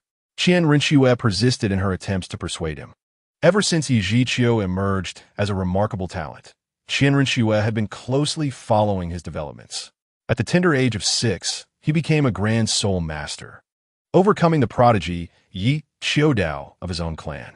Subsequently, he enrolled in the Tiando Royal Academy, became the disciple of the soul Douluo, and gained the recognition of the poison Douluo, even becoming engaged to Douluo. By the age of 12, he had attained the rank of Soul Zun, effortlessly defeating the Academy's prodigy Yu Tianheng. Later, he departed from Tiando City, and rumors circulated about his exploits at a prestigious Soul Master Academy in a distant land. Moreover, Qian Rinxue suspected that Yi Zhiqiu was deliberately concealing his true strength. How could one transition from a Grand Soul Master to a Soul Zun in just 6 years after achieving such prowess within merely half a year post-Soul Awakening? Now, at 13 years old and having traveled for a year, his abilities must have grown even stronger. Qian Rinxue needed to win over a genius like Yi Zhiqiu, one who was perhaps even his equal, to aid her in confronting the Pope Bibi Dong in the future. This was the fundamental reason behind her relentless efforts to court him. Brother Shui, please don't persuade me any further, Yi Zhiqiu interjected. Just as Qian Rinxue was about to continue with her well-prepared arguments, a man in plain clothes suddenly appeared at the entrance of her chamber. Qian Rinxue paused, smiling. Brother Yi, my subordinate has important news to report. I must excuse myself for a moment. Brother Shui is too courteous. Please attend to your matters, Yi Zhiqiu replied. Relishing the peace, he lay down comfortably without a care for his image. After Qian Rinxue exited the chamber, the man in plain clothes bowed and approached her, and the two began a hushed conversation. Your Highness, we have clarified the matter you instructed us to investigate. On that day, Yi Zhiqiu was out enjoying himself with Ning Rongrong and Zhu Zhuqing when they were ambushed. The assailants were Kanming Shinian and Lu Yin Maoying Flandra. Both are now deceased. Shinian died at the scene, while Flandra met his end at Lamba Academy, and neither Ning Rongrong nor Zhu Zhuqing sustained any injuries. That night, Yi Zhiqiu appeared at the gates of Lamba Academy, where he was provoked by the young master of the Li family, Talon. He severely injured Talon with a single move and easily defeated the mighty Wang Tainao, who rushed to assist. The Li family is known for their protectiveness. Their patriarch, Titan, disregarded his status to challenge Yi Zhiqiu, who chose to flee instead of engaging, with Titan in pursuit, along with the academy's headmaster, Lu Erlong. Eventually, Lu Erlong returned to the academy, reportedly in a poor mental state, while Titan has yet to return to the Li family and is presumed missing, possibly dead. Qian Rinxue narrowed her eyes and said, Are you implying that two soul saints attempted to assassinate Yi Zhiqiu, and in the process of protecting two young ladies, he managed to slay one of them while pursuing and killing another at Lamba Academy? Moreover, he heavily injured Talon, defeated Tainua, and lured Titan, the soul, Douluo, to his demise? Just how much strength is he concealing? This seems improbable. After all, Yi Zhiqiu is merely 13 years old. Perhaps a powerful ally was discreetly protecting him. However, the fact that he effortlessly injured Talon and defeated Tainua is corroborated by numerous students from Lamba Academy, leaving no room for doubt. I understand. You may leave now. The previously mentioned reward is tripled. Feel free to claim it from the treasury. Thank you, Your Highness. Ordinary individuals would likely conclude that a formidable protector accompanied Yi Zhiqiu, intervening at a critical moment. Yet, Qian Rinxue's thoughts diverged sharply. She believed this to be a true reflection of Yi Zhiqiu's capabilities, an intuition she could not shake. After the clandestine discussion concluded, Qian Rinxue did not return to the palace immediately, but instead instructed her attendants to bring forth some special wine. She aimed to bind Yi Zhiqiu to her irrevocably. Naturally, someone of her noble stature would not resort to using herself as a bargaining chip. But there were plenty of women in her court. Qian Rinxue feigned a staggering return to the banquet, observing Yi Zhiqiu sprawled on the ground in a feigned slumber. She provocatively taunted, Brother Yi, is this all you can handle after just a sip? I have procured extremely rare and precious Dukong wine, worth a fortune. Do rise and sample it. Yi Zhiqiu slowly opened his eyes, feigning confusion, acting as if he had just been roused from sleep. In truth, his current mental acuity allowed him to perceive sounds and scenes within 1,000 meters, and he had overheard every word of Qian Rinxue's clandestine conversation. Yi Zhiqiu was unconcerned, having prepared himself psychologically after defeating Tainua, ensuring his true strength remained concealed. The notion that Titan's death could be attributed to a powerful protector by Yi Zhiqiu was something he accepted with satisfaction. However, Qian Rinxue's behavior was peculiar. The alcohol on the table remained untouched, yet she summoned more, and he overheard her mention the Tiger Whip medicinal wine. This was clearly a ploy. Since Qian Rinxue had initiated this scheme, Yi Zhiqiu decided to play along, taking advantage of the situation. If he could secure Qian Rinxue for himself, it would be a delightful outcome. Yi Zhiqiu groggily rose, effortlessly accepting the wine cup Qian Rinxue offered and downing its contents in one go. To his surprise, Qian Rinxue, still unsatisfied, filled his cup once more. Brother Yi, what do you think of this fine Dukong wine? Allow me to refill it for you. After consuming a cup of the medicinal wine, Yi Zhiqiu began to feel its effects as warmth ignited in his abdomen, spreading rapidly. Even so, should he choose to alter his course, he could suppress the effects with his soul power or seek assistance from Duga the Yin to quell the flames. However, Qian Rinxue continued to pour more wine for him. This woman harbored ulterior motives. She seemed intent on making him fight for 3 days and nights. Yi Zhiqiu internally scoffed but then chuckled to himself, recognizing that the consequences of Qian Rinxue's actions would rest upon her shoulders. This wine tastes exquisite, Brother Shui. How fortunate you are to possess such a treasure.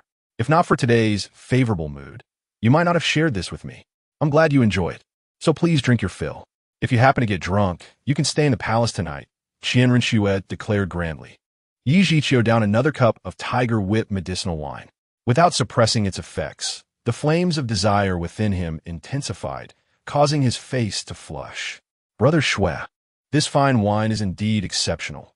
Just 2 cups, and I feel an overwhelming heat coursing through me, he remarked, disregarding his image as he loosened his collar, revealing his dampened shirt beneath. Qian Rinxue, believing her plan had succeeded, wore a radiant smile. Yet, she felt no pride in her achievement, knowing she was simply exploiting Yi Zhiqiu's trust in her. Dukong is indeed a fine wine, and the sensations it evokes are unparalleled. Brother Yi, allow me to refill your cup once more. With that, Qian Rinxue poured Yi Zhiqiu another glass, secretly thinking, I've heard that the effects of Tiger Whip medicinal wine are potent. 1 cup is usually sufficient for an ordinary person. 3 cups should be ample for Yi Zhiqiu, I hope. This time, Yi Zhiqiu did not down the drink in one gulp. Instead, he raised his cup and brought it to Qian Rinxue's lips. Brother Shui, how could I indulge in this fine wine alone? You must join me. This cup is for you. Yi Zhiqiu unabashedly wrapped his arm around Qian Rinxue's shoulders, the cup nearly touching her lips. Qian Rinxue barely had time to consider that this was Yi Zhiqiu's cup. Her instinct was to break free from his grasp. Despite masquerading as Shueqinghe, she remained Qian Rinxue at heart, a woman. The principle of propriety between men and women left her unaccustomed to being embraced by Yi Zhiqiu. Consuming the medicinal wine infused with Tiger Whip would undoubtedly bring her discomfort. In her struggle, a few drops of the wine had already made their way to her lips. Although it had yet to reach her stomach, she could already sense a flicker of warmth within her. She wished to escape undetected, but found herself unable to dislodge Yi Zhiqiu's arm. His strength was indeed formidable. Brother Shui, this is your cherished wine. Why do you not partake? Are you reluctant to drink? Yi Zhiqiu was well aware of Qian Rinxue's internal turmoil, yet he remained relentless, pouring the medicinal wine into her mouth. Unable to break free, with the wine held in her mouth, she could only strive to restrain herself from swallowing it. Moreover, Qian Rinxue sensed something amiss. Why was Yi Zhiqiu so insistent on making her drink? Was he feigning drunkenness and had deduced her scheme? If so, why had he also consumed the medicinal wine? Regardless of Qian Rinxue's conjectures, she could not fathom that Yi Zhiqiu was aware of her true identity. Brother Shui, the wine is already in your mouth. Why do you hesitate to swallow? Yi Zhiqiu feigned suspicion before personally assisting Qian Rinxue in swallowing the medicinal wine. Trouble. As the wine settled in her stomach, Qian Rinxue immediately felt a fervent heat in her lower abdomen, a sensation that was gradually intensifying. She swiftly mobilized her spiritual energy to suppress the drug's effects and sought an excuse to leave. Brother Yi, I have urgent matters to attend to. I will send a few maidservants to attend to you, and I shall return to accompany you for a drink once I am done. With no other option, Qian Rinxue forcibly broke free from Yi Zhiqiu, eager to retreat to a secret chamber to regain her composure. However, Yi Zhiqiu grasped her hand. Brother Shui, do you not feel the heat within you? One must admit, Dukong is indeed fine wine. It is indeed excellent wine. Brother Yi, please release my hand. I have pressing matters to attend to. During their tugging, Qian Rinxue's sensations grew increasingly intense. Hee, Brother Shui, are you unable to wait any longer? Do you wish to seek someone to relieve your desires immediately? Yi Zhiqiu persisted in his teasing, audaciously touching Qian Rinxue and feigning confusion. Brother Shui. Qian Rinxue's disguise relied on a special soul bone skill. Although this skill could alter her physical appearance, her essence remained unchanged. Of course, Yi Zhiqiu was not merely eager to take advantage of Qian Rinxue. It was imperative that she herself dissolve her disguise, and he had no other means to do so. He could not possibly act against a man, for even if he ultimately succeeded, he could not guarantee how Qian Rinxue would perceive him. Chapter 160. 3 cups of wine corresponding to 3 days. Qian Rinxue, already ablaze with desire, sought to swiftly escape the suppression of her inner flames. Yi Zhiqiu's provocations completely shattered her mental defenses, causing them to vanish without a trace. Although her rationality remained, her body no longer obeyed her mind. and she found herself yearning to embrace Yi Zhiqiu with urgency. At that moment, her disguise had dissolved, revealing her true form. This was the first time Yi Zhiqiu beheld Qianren Shui's genuine visage. She appeared to be in her early 20s, her skin as fair as snow, her alluring eyes captivating. However, she was not as youthful as she seemed. In contrast to Shui Qinghe's approachable demeanor, Qianren Shui possessed a more distinctive beauty, her straight nose, slightly delicate eyes, and a face that bore an air of authority. At first glance, Qianren Shui did not possess the same level of beauty as Yi Lingling or Zhu Zhuqing, but her current sultry allure, fueled by her burning desire, reminded Yi Zhiqiu of the captivating expressions he had only witnessed on Du Ganyin and Hulaina. Moreover, her perfect figure was praiseworthy. She had shed the masculine physique of Shui Qinghe and had regained her splendid form. Every inch of her body was flawlessly sculpted, devoid of excess flesh where it should be slender and perfectly full where it should be voluptuous, truly a picture of perfection.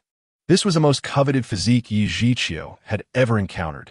In the moments that Yi Zhiqiu observed Qianren Shui's true form, her desire overwhelmed her rationality, and she pressed her lips against his.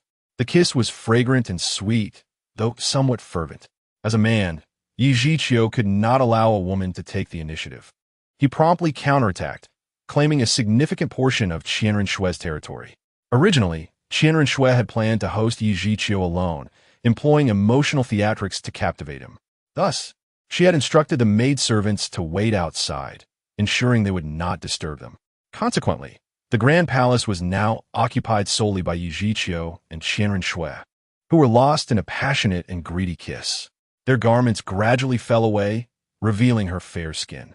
Although Yi Zhiqiu could not see Qianren Shui's skin, he explored with his hands, finding it exceptionally pleasing. Approaching 30, Qianren Shui had never engaged in intimate contact with a man, under the stirring of her desires. She became utterly lost in this unprecedented comfort. In that kiss, Qianren Shui's will was entirely obliterated, and she paid no heed to the external circumstances. She only longed for the man before her to fill her void, both emotionally and physically. However, Yi Zhiqiu remained fully conscious and would not engage in further intimate encounters within the palace. Although Qianren Shui was hidden within the palace, she had not ceased her cultivation. So the chamber undoubtedly contained a secret room. Yi Zhiqiu released his spiritual energy and swiftly discovered the entrance to the hidden chamber. Subsequently, he carried Qianren Shui into the secluded space, deciding to address the external matters later. Yi Zhiqiu could no longer endure the tension. The arrow was drawn. It must be released. He quickly led Qianren Shui into the empty secret chamber, moving at great speed as Qianren Shui clung to him, her delicate hands frantic. Having torn much of his clothing, Yi Zhiqiu prudently removed the remnants of their garments and erected an impenetrable barrier of spiritual energy to avert any unforeseen incidents. The secret chamber contained a spacious bed, presumably for Qianren Shui's rest during her cultivation, which now conveniently served as a place for their intimate encounter. Yi Zhiqiu gently placed Qianren Shui on the bed and leaned down. Ouch, that hurts. Qianren Shui intended to administer 3 cups of tiger whip medicinal wine to Yi Zhiqiu. Though he had only consumed 2, he would be treated as though he had drunk 3, for Qianren Shui's intention was indeed 3 cups. 3 cups of tiger whip medicinal wine corresponded to 3 days. For 3 days and 3 nights, Yi Zhiqiu's punishment finally drew to a close, and he, feeling exhausted, succumbed to sleep. Qianren Shui's body could not bear the strain either. She succumbed to drowsiness and, without even the opportunity to shift her body, fell asleep beside Yi Zhiqiu. In her dreams, Yi Zhiqiu vaguely sensed his body being gently shifted, and without needing to think, he knew it was Qianren Shui. Since the events had already transpired, he was certain that Qianren Shui would not hold anything against him. Thus, he chose to ignore it. Half a day later, Yi Zhiqiu finally awoke, having replenished much of his spent energy and feeling invigorated once more. The moment he opened his eyes, he found Qianren Shui seated before him. At this moment, Qianren Shui had already donned her attire, her delicate face clouded with frost, while he found himself bound to a chair with iron chains. With the formidable prowess of Yajiqiu, he could effortlessly break free from the shackles of iron chains. However, it was unnecessary to do so, as it would be better to allow Qian Rinxue to cool her anger. Qian Rinxue's inner turmoil was exceedingly complex. She had awakened long before Yajiqiu, and during this period, she had contemplated 1,000 times about ending his life, yet she ultimately lacked the heart to carry it out. To be candid, Qian Rinxue genuinely admired Yajiqiu, for his innate talent was not inferior to her own. He was undoubtedly a genius soul master deserving of such a title, and she required such a formidable ally. Nonetheless, Qian Rinxue had never envisioned forging a relationship of this nature with Yajiqiu, as there was a considerable age gap of over a decade between them. Of course, age was not the paramount issue. The crux was that, although Qian Rinxue held Yajiqiu's talent in high regard, she did not deem it superior to her own. Only a man with greater talent than hers was worthy of her companionship. Qian Rinxue stared intently at Yajiqiu, and when he awakened, she immediately donned an icy expression. Yajiqiu, do you realize what you have done? Her tone was frigid, seemingly imbued with boundless wrath, yet Yajiqiu discerned that it was merely a facade. Despite Qian Rinxue's resolute nature, her courage, and even her audacity to infiltrate the Tiando Empire disguised as the Prince Xue Qinghe, she truly did not know how to navigate this predicament. For 3 long days, Yajiqiu and Qian Rinxue engaged in profound discourse. Not only did Yajiqiu possess her body, but he also uncovered her secret of masquerading as Xue Qinghe. If she did not eliminate Yajiqiu, her conspiracy would be laid bare. Yet, if she chose to kill him, she felt an undeniable reluctance. Thus, Qian Rinxue found herself in a dilemma. After all, Yajiqiu was the prodigy she valued, a peerless talent in the realm of soul masters, second only to herself. Moreover, he was the first man to touch her and would undoubtedly be the last. Yajiqiu did not directly answer Qian Rinxue's inquiry. Instead, he assured her, rest assured, I shall take responsibility. Do I need you to take responsibility? Qian Rinxue retorted, her voice laced with indignation. Brother and sister, let us converse, yet Yajiqiu ventured, aware of Qian Rinxue's true name, but refraining from revealing it, lest she suspect him of ulterior motives. There is nothing to discuss. Qian Rinxue had yet to decide how to deal with Yajiqiu, the thief of her body, but she was certain that she would not engage with him amiably. Yajiqiu, undeterred by Qian Rinxue's demeanor, continued, Sister, I admit that I have gained an advantage in our relationship, but you were the one who administered the potion. Even you could not withstand the effects of the medicinal wine, let alone a vigorous young man like myself. At this, Qian Rinxue felt an additional wave of embarrassment. Her intention had been to use her femininity to win Yajiqiu's heart and bend him to her will. Ideally, if she could bear him a child, it would be the best outcome. However, she never anticipated that it would culminate in such a manner, leading to her own loss of virtue. Naturally, Qian Rinxue would never attribute the fault to herself. She blamed Yajiqiu for insisting on making her drink. The memories of that night sent a shiver down her spine. Enough. Qian Rinxue, what are you thinking? She scolded herself. Yajiqiu, lacking the ability to read minds, remained oblivious to Qian Rinxue's internal conflict. He was still devising a way to negotiate, hoping to find a solution that she could accept. If a compromise could be reached, he wished to avoid resorting to force. Sister, while I do not know why you disguise yourself as a man, I am certain you have your reasons. I shall not pry, and I guarantee that I will not disclose your secret. What good is your guarantee? Since you are aware of my secret, you must know that I will inevitably kill you. Women are often contradictory, and Qian Rinxue was no exception, though she was unwilling to end Yajiqiu's life. She insisted on maintaining a fierce facade. Please, sister, did you not wish for me to follow you? I agree, and I shall assist you in the future. Agreeing now is too late. Qian Rinxue was a proud individual. Although she sought to recruit Yajiqiu, she had refrained from using underhanded tactics, preferring to win him over with her charisma and authority. During the banquet, Qian Rinxue had surmised from her subordinates' reports that Yajiqiu's hidden strength was formidable. In her impatience, she thought to use the allure of womanhood and the prospect of children to bind him to her. However, she never anticipated that her first attempt at such a strategy would backfire. Given a chance to start anew, she would certainly choose a different approach. Now, Qian Rinchu's mind was racing. She had suddenly grasped a crucial point. Yajichio's concealed strength might be considerable. Why did I not think of this sooner? She chastised herself, realizing that if her suspicions were correct, she might have been outmaneuvered by Yajichio. Her gaze sharpened as she contemplated testing Yajichio's true capabilities. If his hidden strength was indeed substantial, he might be worthy of her.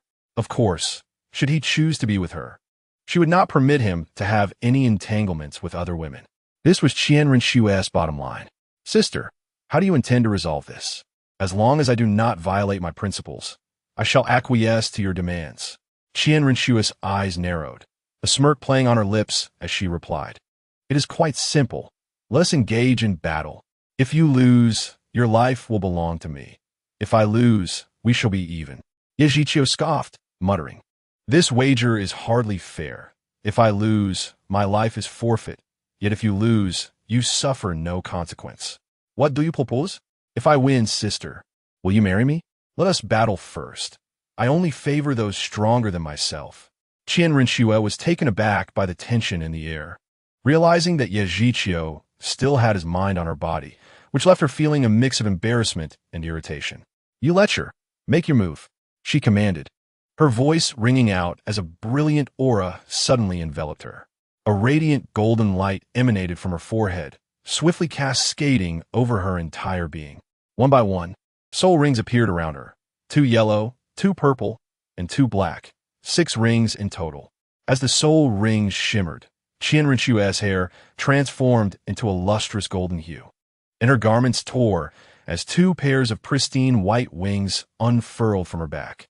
She appeared to defy gravity, floating effortlessly under the blinding golden radiance. Her eyes turned to brilliant gold, and a colossal, indistinct shadow loomed behind her, nearly overwhelming the subterranean chamber. This is unfair. Sister, kindly release me. Yajichio feigned panic. Yet Qian Rinchua paid him no heed. He could easily defeat the mighty Wang Taino, and his own strength was at least at the level of a soul emperor. A mere iron chain was incapable of restraining him. 5th soul skill, Divine Sword. Qian Rinchua wasted no time, unleashing the formidable Divine Sword. The sacred flames ignited in her control coalesced into a long sword, which she swung fiercely at Yajichio. The Divine Sword not only possessed tremendous offensive power, but also boasted formidable additional effects.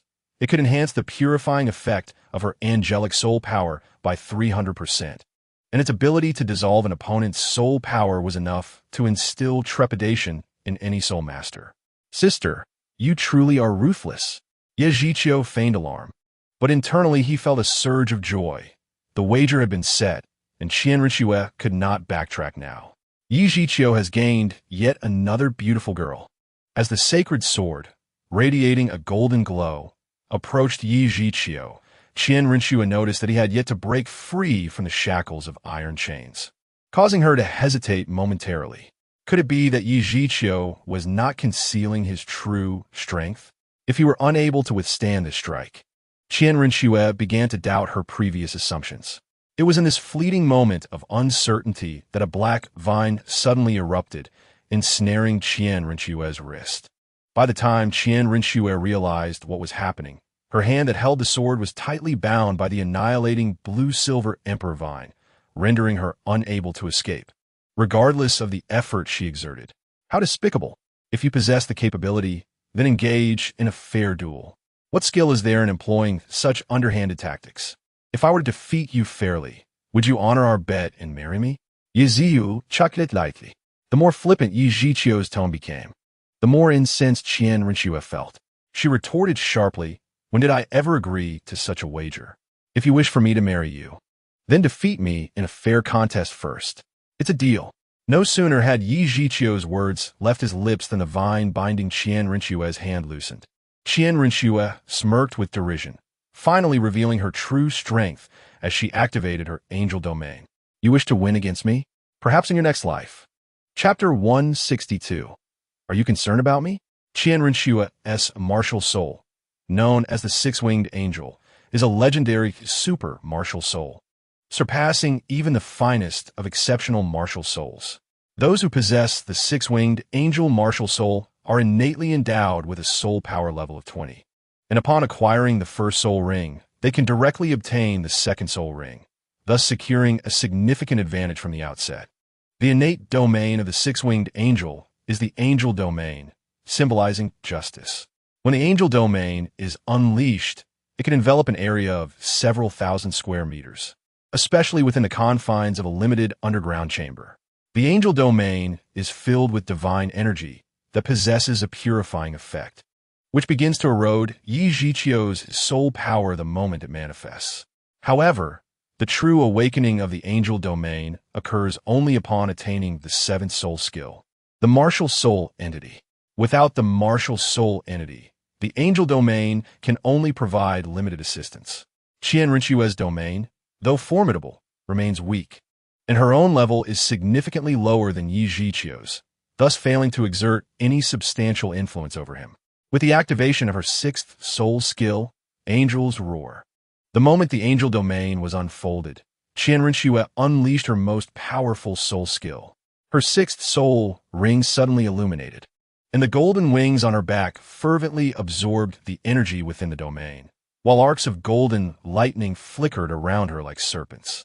Taking a deep breath, Qian Rinxue exhaled forcefully, releasing an extremely sharp and resonant long howl from her lips. At that moment, a fierce golden flame erupted from her eyes. Qian Rinxue's Angel's Roar is an attack of spiritual nature, which instantaneously converts soul power into a mental shock through a unique transformation of angelic soul energy. Launching a large-scale assault. Typically, aside from soul masters who specialize in spiritual attributes, the mental power of soul masters before reaching the rank of soul sage is quite feeble.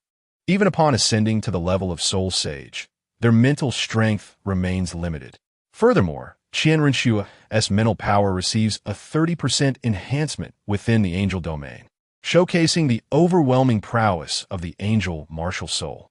Thus, Qian Rinxue's Angel's Roar is undeniably a formidable skill, rarely countered by any soul master below the rank of soul sage. Even those above the rank of soul sage are susceptible to the spiritual perturbation induced by Angel's Roar, allowing Qian Rinxue to capitalize on their instability to launch a fierce counterattack. It would not be an exaggeration to assert that although Qian Rinxue is currently merely a soul emperor, her combat prowess is comparable to that of top-tier soul sages, with the potential to ascend even further. However, the one she encountered was none other than Yi Zhiqiu.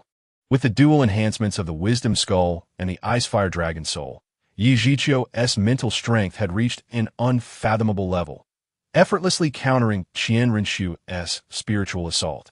Second soul skill, Purple Gold Blue Silver Cage. With a mere thought, Yi Zhiqiu conjured a massive purple-black cage that descended upon Qian Rinxue. After executing her sixth soul skill, Angel's Roar, Qian Rinxue paused momentarily to assess Yi Zhiqiu's condition. If Yi Zhiqiu were unable to withstand the Angel's Roar, she would undoubtedly rush to his aid.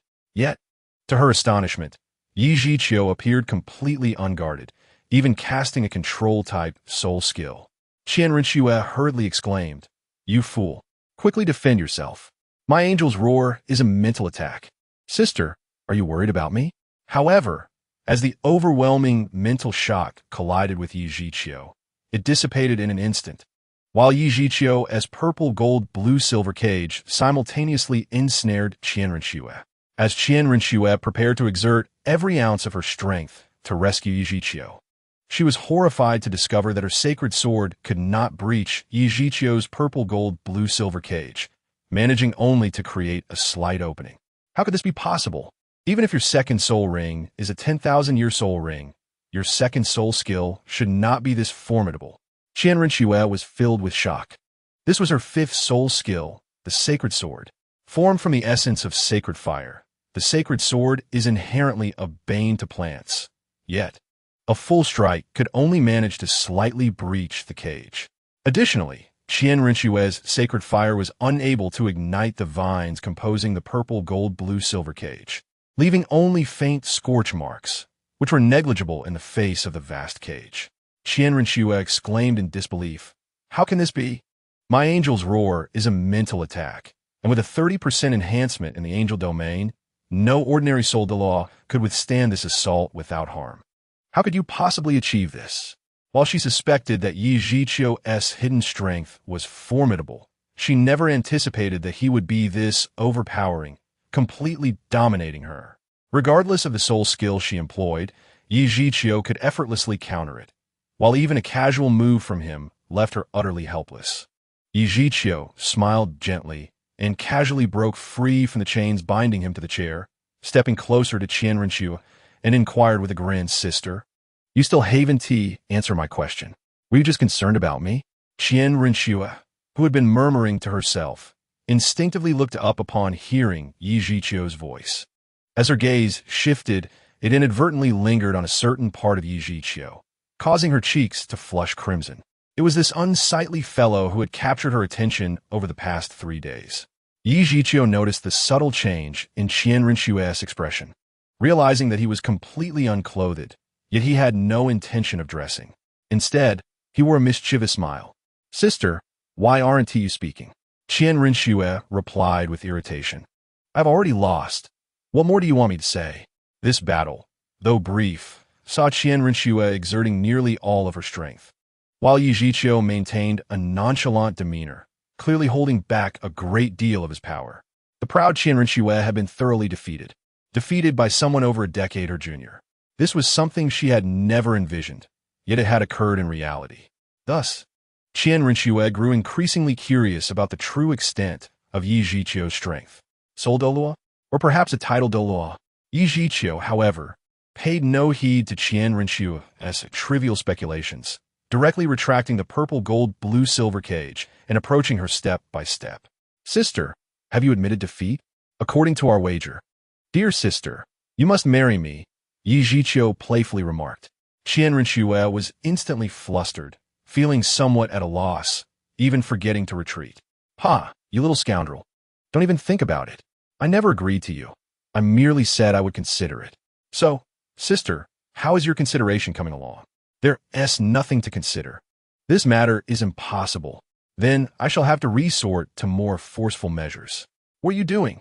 Let go of me, don't go too far." "Of course, it's about doing what a couple should do." Chapter 163. The transformation of Qian Renshue. This experience was evidently different from the previous ones.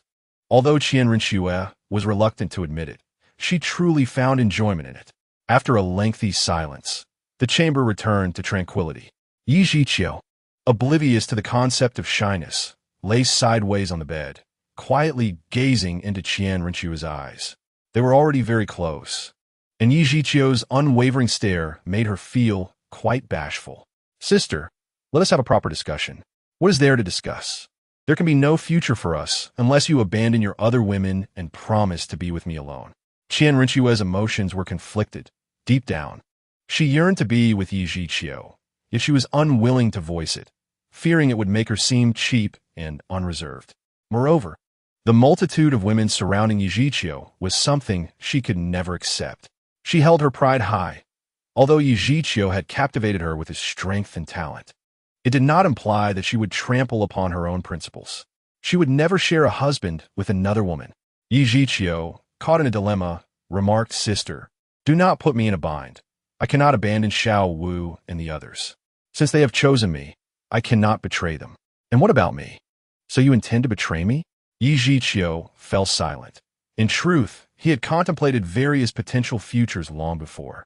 The most acute issue lay in the enmity between Bibi Dong and Xiao Wu. If a peaceful resolution was unattainable, how would he ultimately choose between them? Yi Zhiqiu was uncertain, feeling lost. With the system's assistance, Yi Zhiqiu effortlessly acquired immense talent and power, yet he remained undeniably human, plagued by worries and troubles.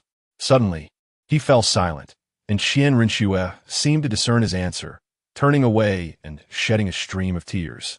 She was indeed proud, yet she was also a woman of sentiment. Compared to the relationships Yi Zhiqiu shared with other girls, she felt more like an unforeseen accident, her standing in his heart ultimately inferior to that of the others. After a prolonged silence, Qian Renshue, her voice tinged with sorrow, said, "Get dressed and leave. Let's treat this as if nothing ever occurred."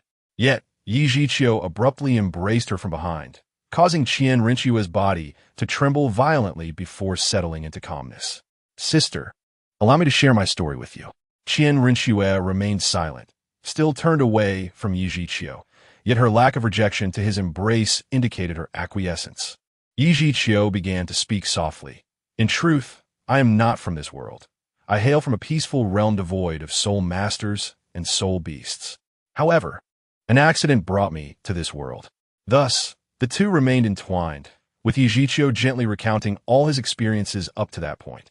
Of course, he omitted the system and memories of his past life, but he laid bare everything else, including his feelings for Yi Lingling and Hu Laina, as well as his interactions with Bibi Dong.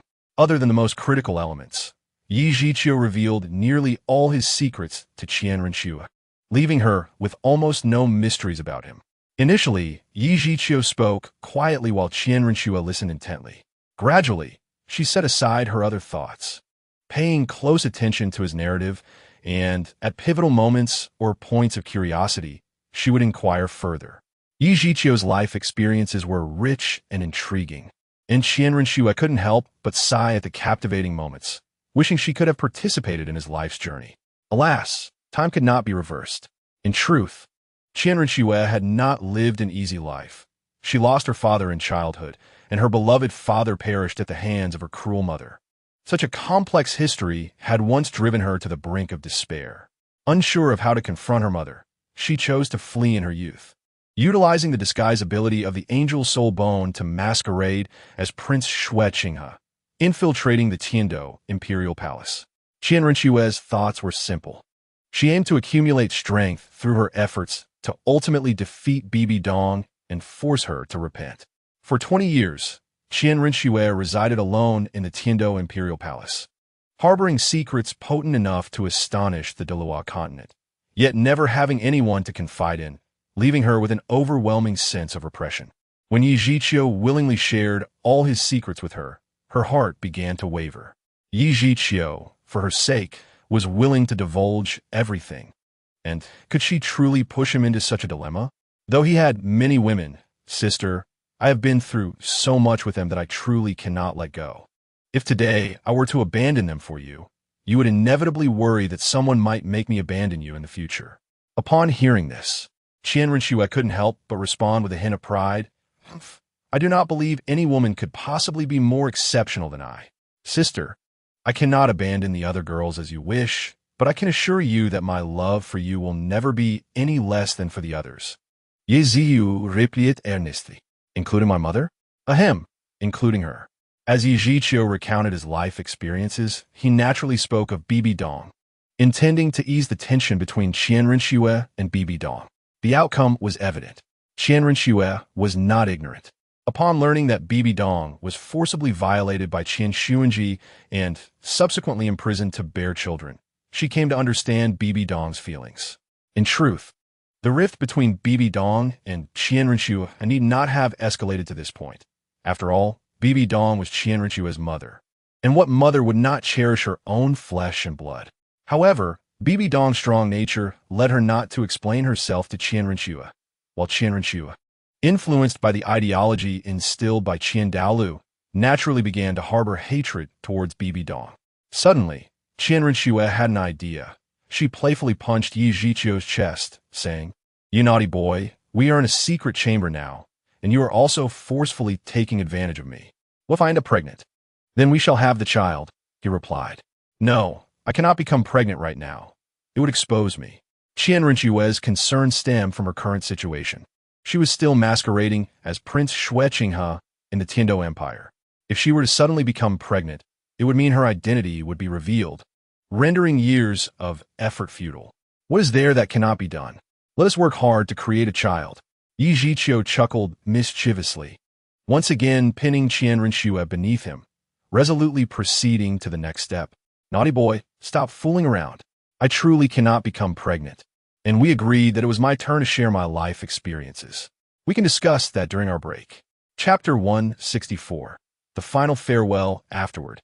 Qian Rinchua finally had the opportunity to share her story.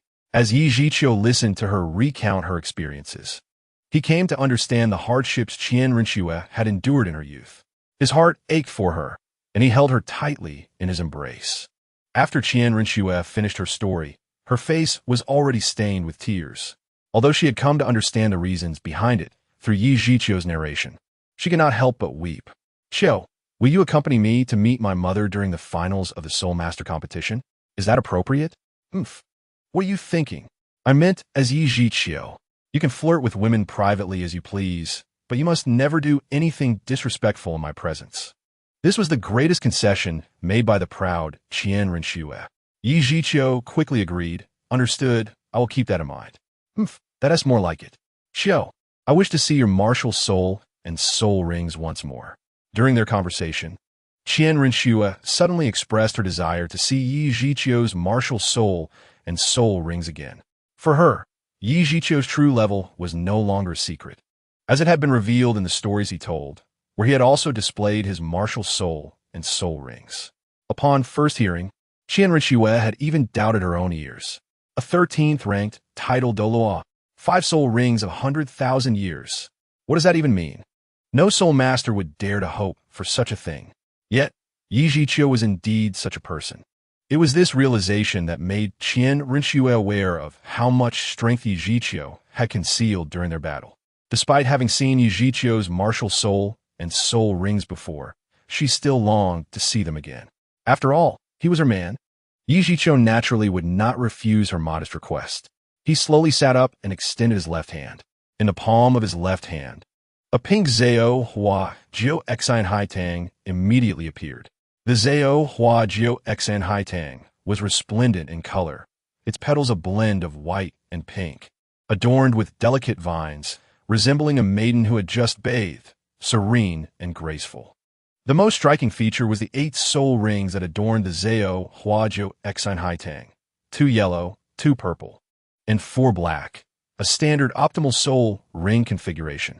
For an entire year, Yi Zhiqiu had been guarding 8 within the ice and fire yang eye, where 10,000-year soul beasts were rarely seen. So he had chosen not to add a 9th soul ring to the Zhao Hua Jiu Xine Hai Tang. In truth, Yi Zhiqiu could have replaced all the soul rings of the Zhao Hua Jiu Xine Hai Tang with 10,000-year soul rings. But that would simply require more time to search for and hunt soul beasts. When Tang Hao attempted to kill Yi Zhiqiu, he had to sacrifice all the 10,000-year soul rings of the Zhao Hua Jiu Xine Hai Tang to save his life. Later, to save time and conceal his actions, Yi Zhiqiu opted to attach soul rings to the Zhao Hua Jiu Xine Hai Tang according to the normal optimal configuration. Now, with the illusory skill of the Annihilation Blue-Silver domain, Yi Zhiqiu could even disguise 10,000-year soul rings, let alone the regular ones.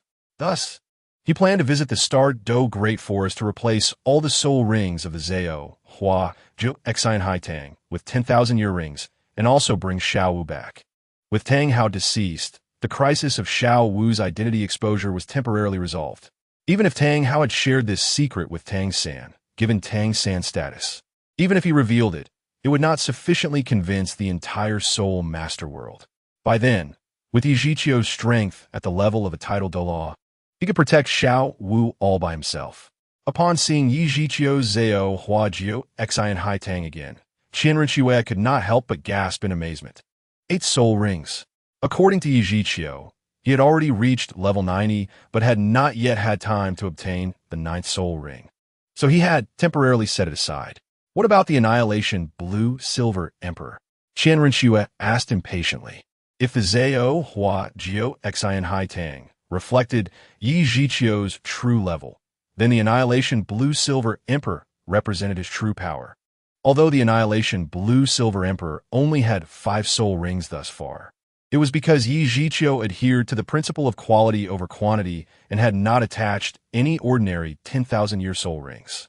With a light smile, Yi Zhiqiu extended his right hand, and the Dark Annihilation Blue-Silver Emperor unfurled in his palm, its 5 black soul rings manifesting under his control. 5 red soul rings. 5 10,000-year soul rings. Even though Qian Rinxue had already known and seen them, The sight of the 10,000-year soul rings on the Annihilation Blue-Silver Emperor once again left her utterly astonished. The visual impact was beyond imagination. Qian Renshue suddenly pouted. I really don't know what kind of luck you had to acquire 10,000-year soul rings.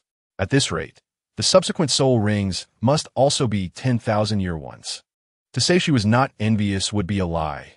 10,000-year soul rings were coveted by every soul master, even titled Douluos. Yet here was Yi Zhiqiu, possessing 5. Qian Renshue yearned for 10,000-year soul rings as well. Yi Zhiqiu playfully lifted Qian Renshue's chin and teased. What? Are you even jealous of your own man's soul rings? Qian Renshue's cheeks flushed, and she quickly shrugged off Yi Zhiqiu's hand, softly huffing. I'm not jealous at all. I see you are the one who is jealous. I'm not jealous. Her words contradicted her heart. Yi Zhiqiu and Qian Renshue shared tender moments for a while longer before finally dressing and reluctantly leaving the secret chamber. It's been half a month there, but it was not a significant issue. It was quite normal for seclusion and cultivation to last 2 or 3 months. Douluo would typically seclude himself for at least 6 months in the ice and fire yin-yang eye. Therefore, explaining their absence posed no problems. The aftermath would be handled by Qian Renshue. While Yi Zhiqiu planned to gather celestial herbs in the ice and fire yin-yang eye and check on a yin's cultivation progress. As they parted, Qian Renshue still felt an overwhelming reluctance. Brother Yi, from now on, you are mine. I hope you will work hard in your cultivation and become my strongest support in the future. Qian Renshue boldly hinted to Yi Zhiqiu, though others were unaware of the deeper meaning behind her words. Only Yi Zhiqiu smiled knowingly and replied, Thank you for your kindness, Brother Shui. Next time, I will treat you to a drink. As Yi Zhiqiu's figure gradually receded, Qian Renshue remained rooted in place. In truth, she desperately wished to follow Yi Zhiqiu, even if it meant all her years of effort would be in vain. After all, she had already come to understand Bibi Dong's struggles and felt no need to prove herself superior to Bibi Dong in such a manner. However, Yi Zhiqiu had asked her to stay, and she had agreed. After leaving Qian Renshue's chamber, Yi Zhiqiu did not return to the Tiando Royal Academy, but instead headed directly to the ice and fire yin-yang eye. After half a month, he wondered if a yin had broken through level 70 and successfully reached maturity. Of course, visiting a yin was one of Yi Zhiqiu's objectives, while the other was to see if there were other celestial herbs to be harvested within the ice and fire yin-yang eye. Before long, Yi Zhiqiu traversed the familiar toxic miasma and traps, arriving at the interior of the ice and fire yin-yang eye, where he immediately spotted a yin seated in meditation beside the wooden cabin. A yin's aura was fluctuating, indicating that she was at a critical moment of breakthrough. Therefore, Yi Zhiqiu refrained from disturbing her. Yi Zhiqiu expanded his spiritual senses to cover the entire ice and fire yin-yang eye, searching for all the plants within his range. He did not sense Douluo's presence, likely because Douluo was still accompanying the royal fighting team in their special training. This indeed saved him the time for pleasantries. Yi Zhiqiu's spiritual energy meticulously scoured the entirety of the Binghua Liangyi Yin, leaving no plant overlooked in the pursuit of traces of celestial herbs. Soon, Yi Zhiqiu identified a snow-white celestial grass. This herb emanated a crystalline whiteness, each blade of grass seemingly on the verge of dripping with dew, elongated and curved, reminiscent of the graceful neck of a swan. This was the Shuesei Tian E1, as described by Yuguan. Who could have imagined that such a seemingly innocent plant was, in fact, a highly toxic celestial herb? Merely coming into contact with it could unleash a virulent contagion that multiplied exponentially, far more terrifying than any conventional poison. Yi Zhiqiu found no purpose in claiming the Shuesei Tian E1, so he decided to leave it be, intending to inform Douluo later, as it might serve some utility for him. Thereafter, Yi Zhiqiu continued his search for other targets. He had acquired a wealth of information about various celestial herbs from Yuguan, including items such as Mou Shunju, Dilong Jingua, and Hunyuan Xianchao. It was effortless for him to locate several bamboo stems among the multitude of plants, but when his attention fell upon the central, dark-colored ancient bamboo, his eyes sparkled with recognition. This was indeed the Mou Shunju. The Mou Shunju was easily identifiable, unlike the typical verdant bamboo. It boasted an overall pitch-black hue, faintly adorned with purple streaks. It appeared less like a genuine bamboo and more like a sculpture carved from jade, allowing Yijiqiu to recognize it at a glance. Although the Mou Shunju was a celestial herb, it differed from ordinary celestial herbs as it was, in fact, a plant-type soul beast. The Mou Shunju was an excellent material that, when severed, would drop soul rings which, upon absorption, could significantly enhance the robustness of one's martial soul, thereby greatly amplifying its combat prowess. Consequently, the soul rings from the Mou Shunju were particularly suited for soul masters possessing beast martial souls, making Duge Yin, Xiao Wu, and Zhu Zhuqing commendable choices. However, Duge Yin had already refined the Shui Xianyu Jigu, and Xiao Wu, being a transformed Jiu, Wanyin Rogu II, could condense her own soul rings, thus rendering Zhu Zhuqing the most suitable candidate. Yijiqiu made a mental note of the Mou Shunju's location, intending to bring Zhu Zhuqing back here to absorb its soul ring when the opportunity arose. Before long, Yijiqiu had thoroughly searched the entire Binghua Liangyi Yin, but found no celestial herb matching the characteristics of the Di Long Jinghua. However, amidst the vast array of flora, he did discover the Han Yuan Xianchao. This herb, pure white as jade, possessed a unique exterior that, when placed within the Binghua Liangyi Yin, appeared rather unremarkable. Had it not been for Yijiqiu's formidable spiritual energy and meticulous search, he might have overlooked the Han Yuan Xianchao. This herb was a treasure that enhanced a soul master's soul power, aiding in the compression of soul energy and improving its quality, making it universally beneficial for all soul masters. Among the women clearly belonging to Yijiqiu, only Xiao Wu, Qianren Xue, and Yin lacked celestial herbs. Yijiqiu preferred to reserve the Han Yuan Xianchao for Xiao Wu, as she had accompanied him for many years. It would be unreasonable not to leave her a celestial herb. Yin was nearing maturity, and Qianren Xue would ultimately ascend to become the angel god with the assistance of Qian Douluo. Given the limited number of celestial herbs, he would have to temporarily defer their needs. Yijiqiu carefully harvested the Han Yuan Xianchao and stored it within his Rui Baobao Xiang. After completing this task, he exhaled lightly, relieved to have finished. At that moment, a Yin's aura surged to a new peak before swiftly stabilizing. When Yijiqiu observed Yin again, even with his cultivation, he could not penetrate her true form. She had evidently reached maturity. Yin sensed Yijiqiu's presence, opened her eyes, and turned her head, immediately catching sight of him, her face lighting up with joy. Yijiqiu smiled knowingly and quickly flew to her side, saying, "Congratulations on successfully reaching maturity. Even when I am not by your side, your identity will remain concealed." Yijiqiu's words were merely a congratulatory remark, yet Yin's focus was peculiar. Her eyes turned red, hinting at a tendency to weep. "Are you going to leave me?" Yijiqiu chuckled softly, gently embracing Yin, assuring her, "You think too much. How could I ever leave you? I long to be with you every day. You must never leave me." All right. What followed was a natural progression. Yin was exceedingly proactive, rivaling even the most fervent Duge Yin. Yijiqiu indulged in 3 days of closeness with Yin at the Binghua Liangyi Yin before sending her to the Tiando Royal Academy. Yin would participate in the finals of the Soul Master competition as a member of the Academy's team, so naturally, she needed to familiarize herself with them. Afterward, Yijiqiu found himself entangled with Duge Yin for several days, ultimately using the excuse of hunting soul beasts to acquire soul rings as a means to escape. Under normal circumstances, Yijiqiu would not have minded being entwined with Duge Yin, but given that the Soul Master competition was at a critical juncture with the finals imminent, he could not afford to squander too much training time. The finals of the Soul Master competition would be held in Wuhuan City, and there was still some time before they commenced. Yijiqiu intended to seize this opportunity to acquire soul rings. Not only did he seek the 9th soul ring for the Zhao, Huajiu, Xan Haitang, but he also aimed to upgrade all of his soul rings to at least 10,000 years, thereby significantly enhancing his soul power. He needed at least 9 soul beasts over 10,000 years old, and the Stardow Great Forest was evidently the most optimal choice. Once the soul ring issue was resolved, he could conveniently retrieve Xiao Wu from the Stardow Great Forest, achieving 2 objectives at once.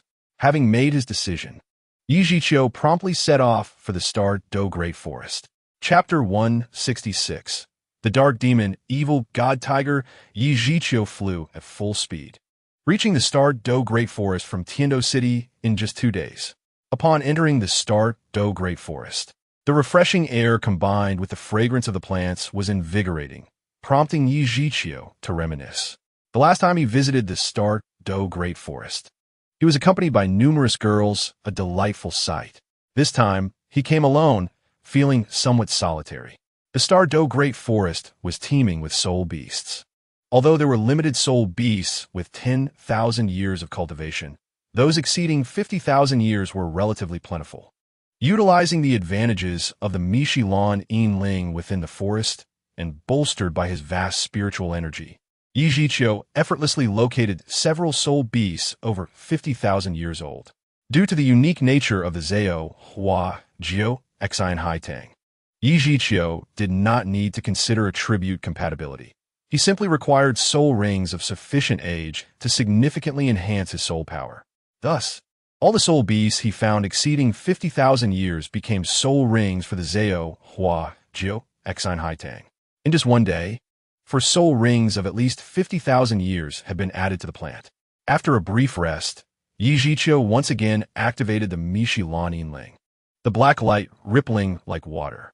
As the blue-silver grass on the ground made contact with this layer of light, it seemed to awaken with intelligence, gently swaying.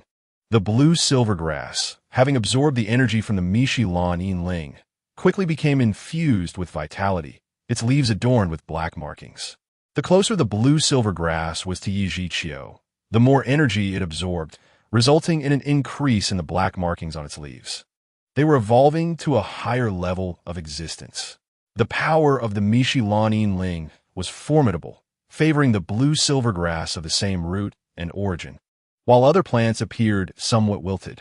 However, Yi Zhiqiu deliberately controlled the release of energy to ensure it would not adversely affect other plants. Notably, the soul beasts endowed with mobility sensed the chaotic energy emanating from the Mishilan Yin domain and became restless, fleeing as swiftly as possible, regardless of their rank. Of course, Yi Zhiqiu had no intention of harming them. He traversed the depths of the Xingdou Great Forest in search of soul beasts with over 50,000 years of cultivation. And fortune favored him today as he soon discovered his first target. It was a colossal tiger, entirely black, with fur devoid of any trace of color, its crimson eyes radiating an eerie aura. This giant tiger measured approximately 8 meters in length, its muscles bulging, and the king's symbol on its forehead was also black. Though distinctly different from its fur, a deep, somber black, almost like fog, making it strikingly prominent. The most peculiar feature of this tiger was its tail, which was considerably longer than that of ordinary tiger-type soul beasts and remained perpetually erect, composed of countless vertebrae, with a massive inverted hook at the end that shimmered ominously. Having studied an extensive array of soul beast knowledge during his time at the Tiando Royal Academy, Yi Zhiqiu immediately recognized the giant tiger's identity based on its characteristics. It was the Nmo Xie Shunhu, a nearly 70,000-year-old dark demon evil god tiger. The Nmo Xie Shunhu is an exceedingly rare and special soul beast, now almost extinct. Legend has it that the evil god descended upon the Baihu, causing a reverse mutation, transforming its light attribute into darkness, resulting in the emergence of black wings that symbolize corruption, along with a scorpion-like tail hook, possessing an exceptionally domineering nature. The Nmo Xie Shun, who does not rely on self-cultivation for growth, but rather on devouring other soul beasts and human soul masters. Consequently, wherever the Nmo Xie Shun who appears, it instantly provokes attacks from other soul beasts, despite its formidable strength, far surpassing that of equally ranked soul beasts. It is exceedingly difficult to reproduce. The battle prowess of the Nmo Xieshun, who is nearly unrivaled among its peers, yet Yi Zhiqiu felt no fear. As he hovered before the Nmo Xieshun, who, its blood-red eyes suddenly brightened. Simultaneously, Yi Zhiqiu noticed that the environment around him had abruptly darkened. This was the tiger's innate domain. Just as human soul masters possess innate domains, so too do soul beasts. Generally, soul beasts evolve to develop their own domain upon reaching 100,000 years of age, while exceptionally strong 10,000-year soul beasts may awaken their innate domain.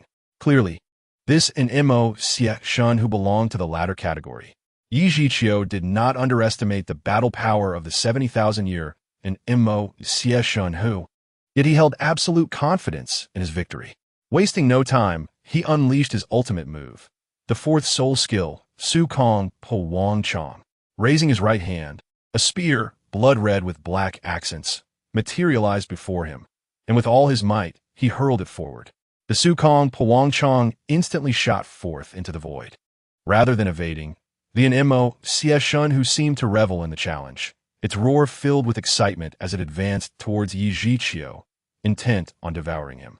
However, as the Su Kong Po Wang Chong was unleashed, the tiger was struck by a sense of dread from the terrifying energy emanating from the spear. The Nmo Xieshun, who was not lacking in intelligence, instead of retreating, it spread its wings and lunged at Yi Zhiqiu, unleashing a torrent of black light from its claws, transforming into dozens of razor-sharp blades aimed at him.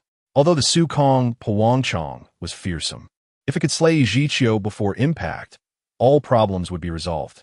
Driven by desire, the Nmo Xieshun who chose the most ill-advised path. Had it opted to flee, it might have avoided death, at least buying itself a few more seconds. Yi Zhiqiu smirked disdainfully, immediately channeling his spiritual energy, which coalesced into twin dragons of ice and fire spiraling together, hurtling towards the black blades unleashed by the Nmo Xieshun who. When the twin dragons collided with the black blades, Yi Zhiqiu was taken aback to find that rather than annihilating them effortlessly, they were momentarily held at bay for nearly 10 seconds. After this brief interval, the twin dragons finally overwhelmed the black blades and surged towards the Nmo Xieshun who. The Nmo Xieshun who reacted with remarkable speed. As the black blades were vanquished, it swiftly activated its defensive skill, the tailhook erupting with a fierce gray mist that enveloped its body. This skill, known as Xieshun Shou Hu, represented the Nmo Xieshun whose most formidable defense. Indeed, the defensive capabilities of Xieshun Shou Hu were extraordinary. When the twin dragons collided with the Nmo Xieshun Hu, they were entirely shielded by the gray mist. As a result, the Nmo Xieshun Hu sustained minimal harm, with only slight signs of cracking in the protective gray mist. Chapter 167. The Clash of Life and Death. The Nmo Xieshun who was thoroughly enraged. Its right forepaw slammed into the ground, and its massive form transformed into a streak of black light, rushing straight towards Yi Zhiqiu. Wherever the black light passed, vegetation withered and vanished in an instant. The Nmo Xieshun who stood before Yi Zhiqiu. Yi Zhiqiu understood that the tiger's confidence stemmed from its innate defensive skill, Xieshun Hu Ti. Yet, could Xieshun Hu Ti truly withstand the Su Kong Po Wang Chong? Yi Zhiqiu was uncertain, but he was willing to test it. As the Nmo Xieshun Hu charged towards him in a rush of black light, Yi Zhiqiu swiftly ascended into the air. The Su Kong Po Wang Chong continued to whirl rapidly in the void, and while he could command it to attack at once, the Nmo Xieshun Hu appeared to be perpetually vigilant. Uncertain whether the tiger possessed any additional tricks, Yi Zhiqiu refrained from acting recklessly. He preferred to strike decisively. The black light hurtled towards Yi Zhiqiu's previous position, and as he soared into the air, the Nmo Xieshun whose black light followed suit. This was the tiger's unique sprinting skill, usable both on the ground and in the air, its speed rivaling that of teleportation. Yi Zhiqiu, having learned from his previous oversight, reacted swiftly, summoning a dense mass of vines to coil protectively before him. Upon colliding with the vines, the black light erupted in a tremendous explosion, sending dust and plant debris spiraling into the air as countless particles danced amidst the chaos. While the dust and vegetation were minor concerns, the critical issue was the surge of malevolent energy that erupted from the explosion. This dark energy surged through the gaps in the vines towards Yi Zhiqiu, inflicting a peculiar sense of paralysis that momentarily disrupted his spiritual perception. "A close call," Yi Zhiqiu silently exclaimed. Had it not been for the obstruction of the vines, that malevolent energy would have undoubtedly enveloped him, and the consequences would have been dire. As the malevolent energy disrupted his spiritual perception, the massive form of the Mo Xieshun who vanished in an instant. Clearly, this beast possessed extensive experience in combating human soul masters. Although the effects of the malevolent energy were terrifying, they ultimately paled in comparison to Yi Zhiqiu's annihilative power. In that moment of spiritual obstruction, Yi Zhiqiu decisively unleashed the Mieh Shi Lan in domain. Meanwhile, Yi Zhiqiu guided the annihilative power of the Blue-Silver Emperor to envelop his entire being, completely dispelling the malevolent aura and its ensuing effects. The moment Yi Zhiqiu restored his spiritual perception, he was astonished to discover that the dark demon, Evil God Tiger, had, unbeknownst to him, appeared above his head. The massive evil god hook at the tail of the dark demon, Evil God Tiger, swayed silently, devoid of any radiant glimmer, as it surged directly towards the back of Yi Zhiqiu's head with ferocious intent. The evil god hook is the quintessential characteristic of the dark demon Evil God Tiger, and much of its strength is derived from this very appendage. This moment marked a masterful ambush tactic from a beast. It must be acknowledged that while the dark demon Evil God Tiger cannot articulate human speech, it has long since awakened its intelligence, which is formidable in its own right. In the context of this battle, the dark demon Evil God Tiger possesses an exceptionally rich repertoire of combat experience, bolstered by its innate talents and the formidable Evil God Hook, rendering it remarkably powerful. Indeed, the bloodline of the dark demon Evil God Tiger is not inferior to that of the Tianqing Yolong and the Titan Giant Ape. The disparity between them lies solely in their cultivation levels. Were their cultivation levels equal, whether as soul beasts of 100,000 years or nearly 70,000 years, the dark demon Evil God Tiger might not necessarily be weaker than the Tianqing Yolong and the Titan Giant Ape.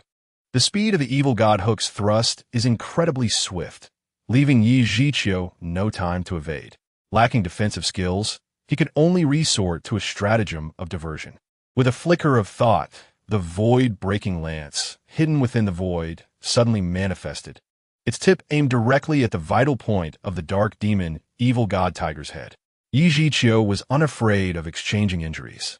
Possessing the leg bone of the Blue-Silver Emperor, which is a soul bone with remarkable recovery capabilities, he was assured of his survival for a brief period. As long as he could endure momentarily the unparalleled healing effect of the Zhao, Hua, Jiu, Xen Haidang would allow him to swiftly regain his former state. However, the same could not be said for the dark demon Evil God Tiger. Should it sustain grave injuries, its fate would inevitably be death. The dark demon Evil God Tiger is no fool. Despite its ignorance of Yi Zhiqiu's healing abilities, it refrained from reciprocating injuries. For Yi Zhiqiu was merely one of its adversaries. Immediately, the dark demon Evil God Tiger retracted its ambushing Evil God Hook, which erupted in a thicker layer of grayish aura. Yet again, it summoned the Evil God Asgardian. However, this instance differed from the last. Previously, when the dark demon Evil God Tiger employed the Evil God Asgardian to defend against Yi Zhiqiu's dual dragons emerged from the sea, although formidable, it did not reach a level that posed a lethal threat to the tiger. Thus, the previous grayish aura was sparse and dispersed around its body. This time, under the tiger's control, the surging grayish aura formed a shield-like barrier, standing between it and the void-breaking lance. The lance approached with lightning speed, colliding violently against the shield of grayish aura, devoid of any flamboyance yet utterly heart-stirring. This was a clash between life and death. If the lance were to shatter, life would end. If the shield were to break, death would ensue. As the lance's tip struck the grayish aura, the swiftly advancing spear suddenly halted, as if an invisible force had immobilized it, rendering the void-breaking lance unable to advance further. The energies of the lance and the grayish aura continued to dissipate. Yet ultimately, the void-breaking lance claimed a victory as its tip slowly embedded itself into the grayish aura, finally managing to pierce through. The defensive prowess of the dark demon Evil God Tiger's Evil Goddess Guardian was indeed astonishing. The unenhanced void-breaking lance had nearly failed to prevail. Since the last instance when he unleashed the annihilative power against Tang Hao, only to be detected by Bai Bai Dong, Yi Zhiqiu has refrained from releasing it lightly. He had no desire to reveal his capabilities. Although the Evil Goddess Guardian was potent, it possessed a significant drawback.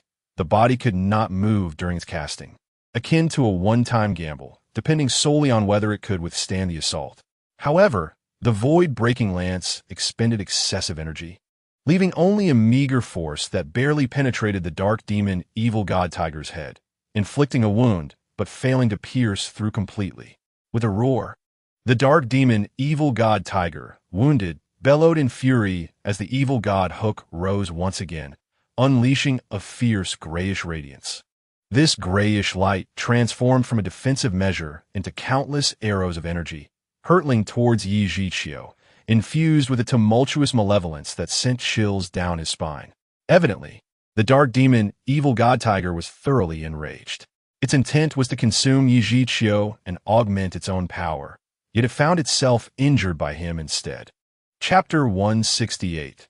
The descent of the evil god Yi Zhiqiu had yet to acquire any effective defensive skills. Relying solely on the tendrils of the annihilative Blue-Silver Emperor was evidently insufficient to thwart the lethal onslaught of the dark demon Evil God Tiger. Thus, Yi Zhiqiu had no choice but to evade rapidly. Naturally, he would not resign himself to inaction. After dodging the assault of the grayish arrows, he immediately unleashed a soul skill. In an instant, the third soul ring on Yi Zhiqiu's body illuminated brilliantly and with a flash of radiance. The annihilative thrust formation was activated. Countless thrusts surged towards the dark demon Evil God Tiger, rendering it unable to counter swiftly. However, the dark demon Evil God Tiger possessed the ability to fly, swiftly ascending to the skies and escaping the range of the annihilative thrust formation's assault. Yet Yi Zhiqiu's offensive was far from simple. A colossal tendril cage descended from above, directly landing atop the dark demon Evil God Tiger and bringing it crashing to the ground. The purple, gold, blue, silver cage, bestowed by the Blue-Silver King Forest. Yi Zhiqiu's second soul ring had transformed into a 100,000-year soul ring, thereby significantly enhancing his second soul ring's capabilities. The dark demon Evil God Tiger thrashed wildly within the confines of the purple, gold, blue, silver cage. Yet its attacks upon the cage not only failed to breach it, but also inflicted backlash damage upon itself.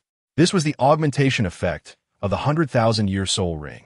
To shatter the purple, gold, blue, silver cage, an exceedingly powerful strike was required to directly dismantle the prison. There was no other recourse. Even so, the backlash effect remained active, potentially inflicting up to 50% damage in return. During his sparring with Qianrenxue, Yi Zhiqiu refrained from exhibiting the enhancement effect of the purple, gold, blue, silver cage, as he did not wish to harm her. But he saw no need to hold back against the dark demon, Evil God Tiger. Temporarily restrained by the purple, gold, blue, silver cage, the battle was far from over. Yi Zhiqiu swiftly made a decision, once more invoking the void-breaking lance, its tip aimed directly at the dark demon, Evil God Tiger's brow. The moment the void-breaking lance manifested, the dark demon, Evil God Tiger, erupted into a frenzy, its roar escalating in intensity. The dark demon, Evil God Tiger, could distinctly sense the scent of death emanating from the void-breaking lance. Despite its limited range of motion, the dark demon, Evil God Tiger, could not afford to remain passive, as if draining its very life force. It rapidly unleashed a torrent of grayish light. This grayish light coalesced into spheres around the dark demon, Evil God Tiger, surging towards the direction of the void-breaking lance.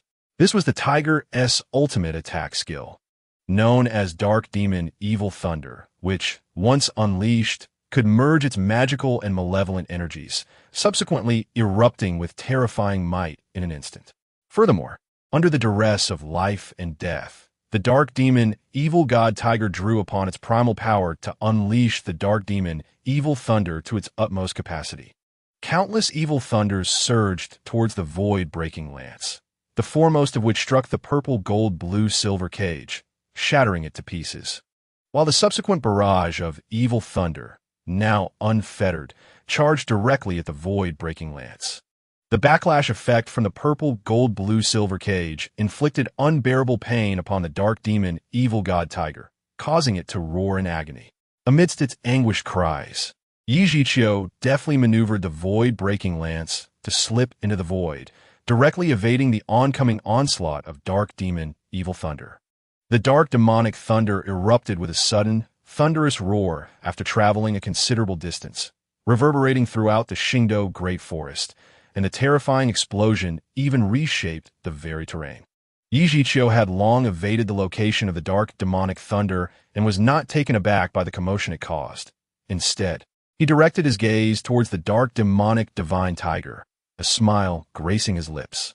Yijiqiu maintained constant control over the void-shattering spear, which had now materialized from a void before the dark demonic divine tiger, its tip piercing through the void and then through the tiger's skull. A resounding roar erupted from the dark demonic divine tiger. As the void-shattering spear dissipated into soul energy, a gaping hole, the thickness of a wrist, remained on the tiger's head. Yet, the anticipated death did not ensue. A torrent of gray liquid spewed from the dark demonic divine tiger's mouth, its blood-red eyes suddenly transforming into a haunting blue, while the gray mist surrounding it morphed into a deep black, its previous fatigue vanishing as if it had regained its prime state. What was happening? Ye Ziyu pondered it in astonishment.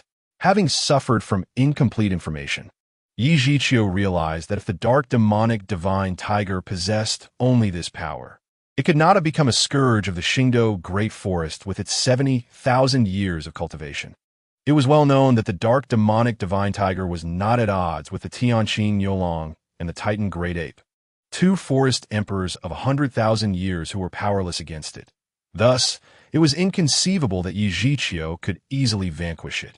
The ability known as Evil Goddess Descent was a divine skill awakened during the manifestation of its innate domain, allowing it to empower itself with the strength of the evil god. Evil Goddess Descent could instantly restore the dark demonic divine tiger to its peak condition and grant it thrice the strength of its prime, which was the foundation of its survival. However, this ability came with significant drawbacks. Much like the Haotian sect's inherited divine skill, Explosive Ring, the combat prowess following the execution of Evil Goddess Descent would surpass the physical limits of the body, imposing tremendous strain and rendering it unsuitable for frequent use. The Explosive Ring caused all soul rings to vanish within 3 days of use and could not be employed again for 36 days. The effects of Evil Goddess Descent were even more tyrannical, with more severe side effects, plunging the user into a month of weakness and reducing their strength by 70%. Continuous use would utterly surpass the body's endurance, leading to inevitable destruction, regardless of the dark demonic divine tiger's formidable physique. The dimness in the dark demonic divine tiger's eyes brightened once more as it roared and charged toward Yijiqiu. Enhanced by a sprinting skill, the dark demonic divine tiger resembled a phantom, arriving before Yijiqiu in an instant. Amid its rapid advance, the long-dormant evil god hook at the tip of its tail quietly ascended. The color of the evil god hook turned pitch black, its shape transforming as the once curved hook straightened into a long spike, aimed directly at Yijiqiu. In a fleeting moment, Yijiqiu simultaneously unleashed double dragons emerge in deadly entanglement. Though he had not learned the art of distraction control, executing 2 skills concurrently was still within his grasp. The battlefield was situated within the Xingdou Great Forest, Yijiqiu's domain. Under the enhancement of the Annihilation Blue-Silver domain, countless Annihilation Blue-Silver grasses surged forth, fervently ensnaring the dark demonic divine tiger.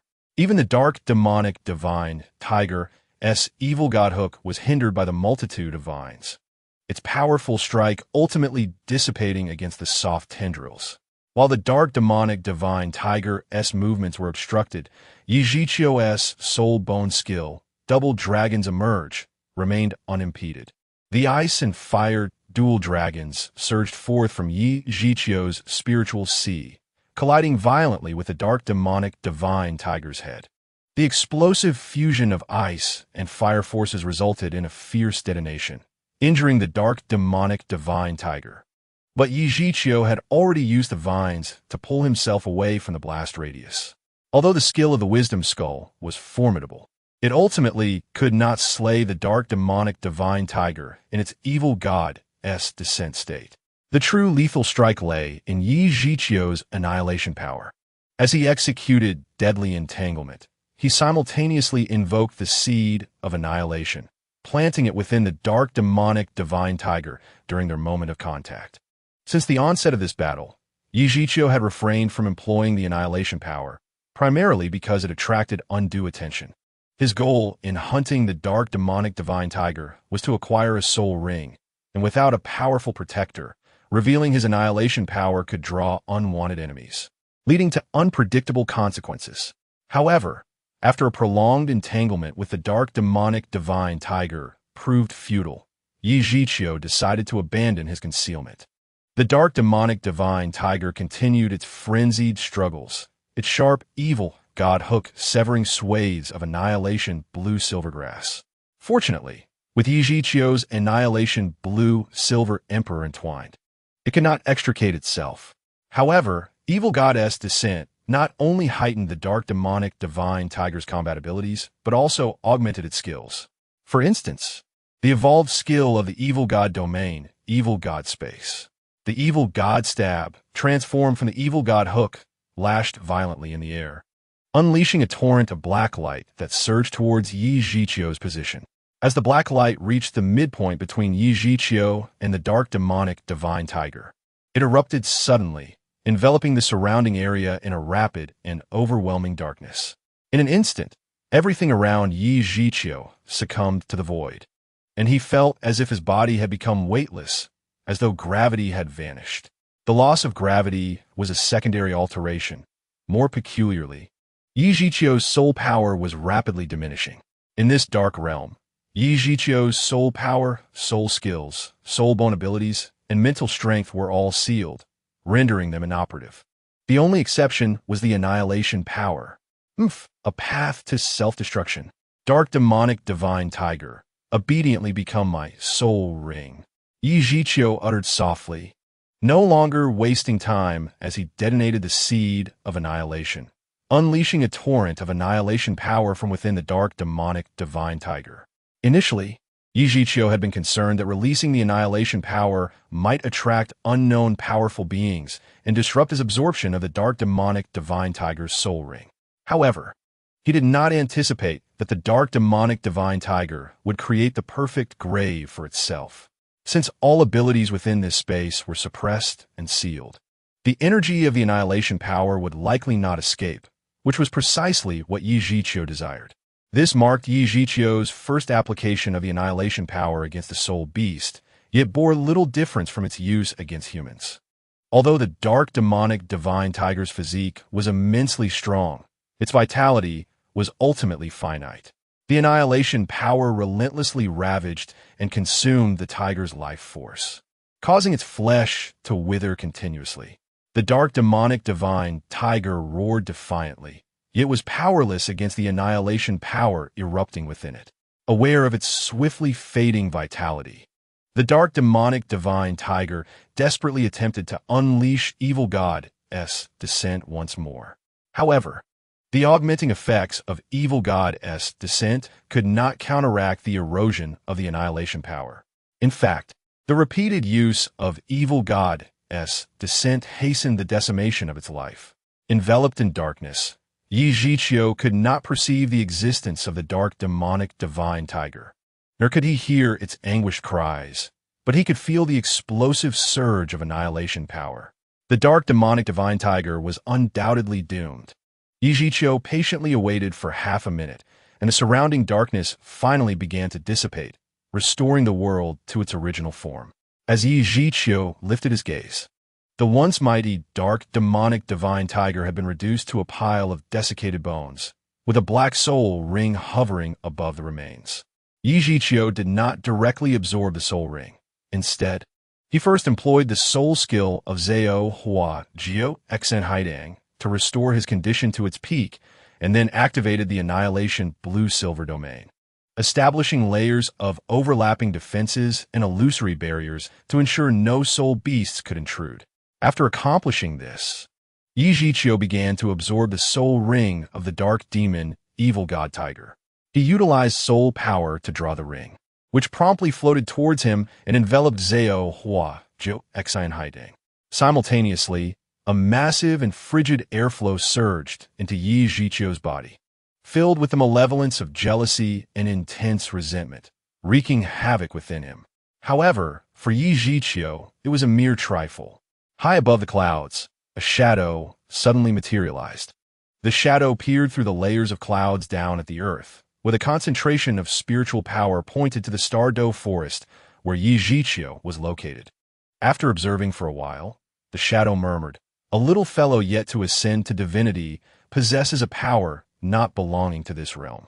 If he continues to grow, he may rival a first-level god. Could it be the machinations of those individuals?" With a scoff, the shadow continued, "Though I am unaware of your plans, it does not hinder my desire to intervene. I too must leave my mark in this realm." Soon after, the shadow vanished from the clouds. Absorbing the soul ring had become second nature to Yi Zhiqiu, who completed the process in just an hour. The dark demon, evil god tiger's soul ring, nearly 70,000 years old, should have enhanced his soul power. However, Yi Zhiqiu had yet to acquire a ninth soul ring, remaining stalled at the pinnacle of level 90. Nevertheless, level was not the crux of the matter. As long as Yi Zhiqiu filled Zhao Hua Jiu Xen Haidang with soul rings, ascending in level would be a straightforward endeavor, as the system would support him. Although Yi Zhiqiu did not increase his soul power, several of his attributes experienced significant enhancement, particularly in strength and mental attributes. In summary, Yi Zhiqiu had grown stronger. In truth, attaching the dark demon evil god tiger's soul ring to Zhao Hua Jiu Xen Haidang was somewhat wasteful. If it had been affixed to the Annihilation Blue-Silver Emperor, Yi Zhiqiu's enhancement would have been even greater, gaining an immensely powerful soul skill. Should he acquire the defensive soul skill from the dark demon evil god tiger, Yi Zhiqiu would possess no shortcomings in defense. However, ever since the Annihilation Blue-Silver Emperor obtained 5 soul rings of 100,000 years, Yi Zhiqiu's ambition had only expanded. He aspired to endow the Annihilation Blue-Silver Emperor with a complete set of 100,000-year soul rings, creating a divine-level configuration. Having absorbed the dark demon evil god tiger's soul ring, Zhao Hua Jiu Xen Haidang now possessed 5 soul rings, leaving him 4 short of the 9th. Not wishing to waste time, Yi Zhiqiu resolved to swiftly seek out the next fortunate soul beast. Before departing, he approached the skeletal remains of the dark demon evil god tiger, hoping to find a complete soul bone, as it was a possibility he did not want to miss. Yi Zhiqiu's spiritual power swept across the vicinity of the dark demon evil god tiger's bones, yet he found no trace of a soul bone, which was indeed a pity. However, he did discover a peculiar orb. Brothers, allow me to say a few trivial words. Recently, 3 chapters have been blocked, which is quite troublesome and affects the reading experience. I will try my best to avoid such issues in the future.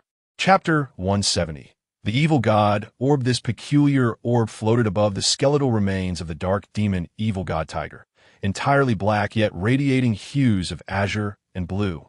Clearly not an ordinary orb. Yi Zhiqiu immediately used his spiritual power to capture the orb. Upon grasping it, he felt a wave of coolness. And after a thorough exploration and experimentation with his spiritual power, Yi Zhiqiu finally discerned the orb's function. After refining it, he could activate the orb's energy to draw 1 or more designated targets into a peculiar space for life and death duels, with only the last survivor able to leave safely. This space was named the Life and Death Arena. The orb's effects did not end there. Once inside the Life and Death Arena, everyone except for the orb's owner would have their status reverted to what it was 10 years prior. Of course, 10 years was merely the initial effect. As Yi Zhiqiu's control grew stronger, so too would the effects, potentially extending to 100 or even 1,000 years in the future. Although initially limited to 10 years, the effect was still astounding. Taking the title of a bow as an example, with Yi Zhiqiu's assistance, he resolved the poison within him, and coupled with the enhancement of the Yoxiang Chua immortal item, Douluo had now reached level 95, his power significantly amplified. Should Yi Zhiqiu activate the orb against Douluo, reverting him to his state from 10 years ago, Yi Zhiqiu could easily defeat him with a casual move, or even slay him, as Douluo's previous combat prowess was truly weak. If we dare to speculate further, Yi Zhiqiu would not even fear a newly ascended god. Imagining Tang San, who had just achieved divinity, as a hypothetical enemy. 10 years prior, he was not even a title Douluo. Therefore, while this orb did not directly enhance Yi Zhiqiu's strength, its implications were unimaginable. The Douluo continent is truly vast. Fortunately, the dark demon evil god tiger did not have the opportunity to utilize this orb, otherwise at the age of 3i. The energy within the orb bore some resemblance to the black airflow wielded by the dark demon evil god tiger, which was known as the evil god descend. Hence, I shall name you the evil god orb. With the successful absorption of the dark demon evil god tiger's soul ring and the successful refinement of the evil god orb, Yi Zhiqiu no longer delayed and continued his quest for the next soul beast over 50,000 years old. The Annihilation blue-silver domain harmonized perfectly with the forest environment, and aided by his vast spiritual power, Yi Zhiqiu's search within the Stardow forest proceeded swiftly. Approximately 10 minutes later, he located his next target, a human-faced demon spider with less than 60,000 years of cultivation. Without hesitation, Yi Zhiqiu swiftly approached and summoned the evil god orb, drawing the human-faced demon spider into the life and death arena. Yi Zhiqiu first felt as though he had fallen into a dark void, but that sensation did not last long, as the surroundings soon brightened. Looking up, Yi Zhiqiu found himself standing on a colossal arena, endless in all directions, with no visible edges. The sky bore no sun, moon, or stars, only boundless darkness. Welcome to the life and death arena. The two sides shall engage in a life and death battle, which will only conclude when one party is truly dead. At that time, the victor may safely depart. The human-faced demon spider, appearing unchanged, stood 100 meters before Yi Zhiqiu, extremely vigilant and in a defensive posture.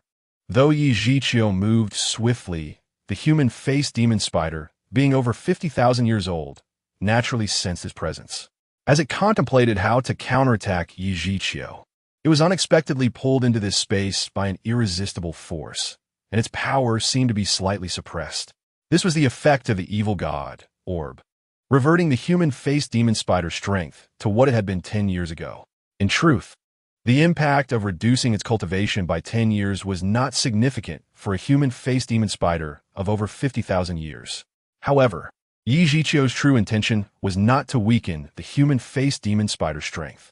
His primary goal was to shift the battlefield to the life and death arena, allowing him to unleash his annihilation power without concern of external detection. Yi Zhiqiu aimed for swift resolution. A human-faced demon spider, at 50,000 years of cultivation, could already be considered a human-faced demon spider emperor. Its entire body was covered in a bizarre, dark, golden shell, with 8 long legs curled around its form.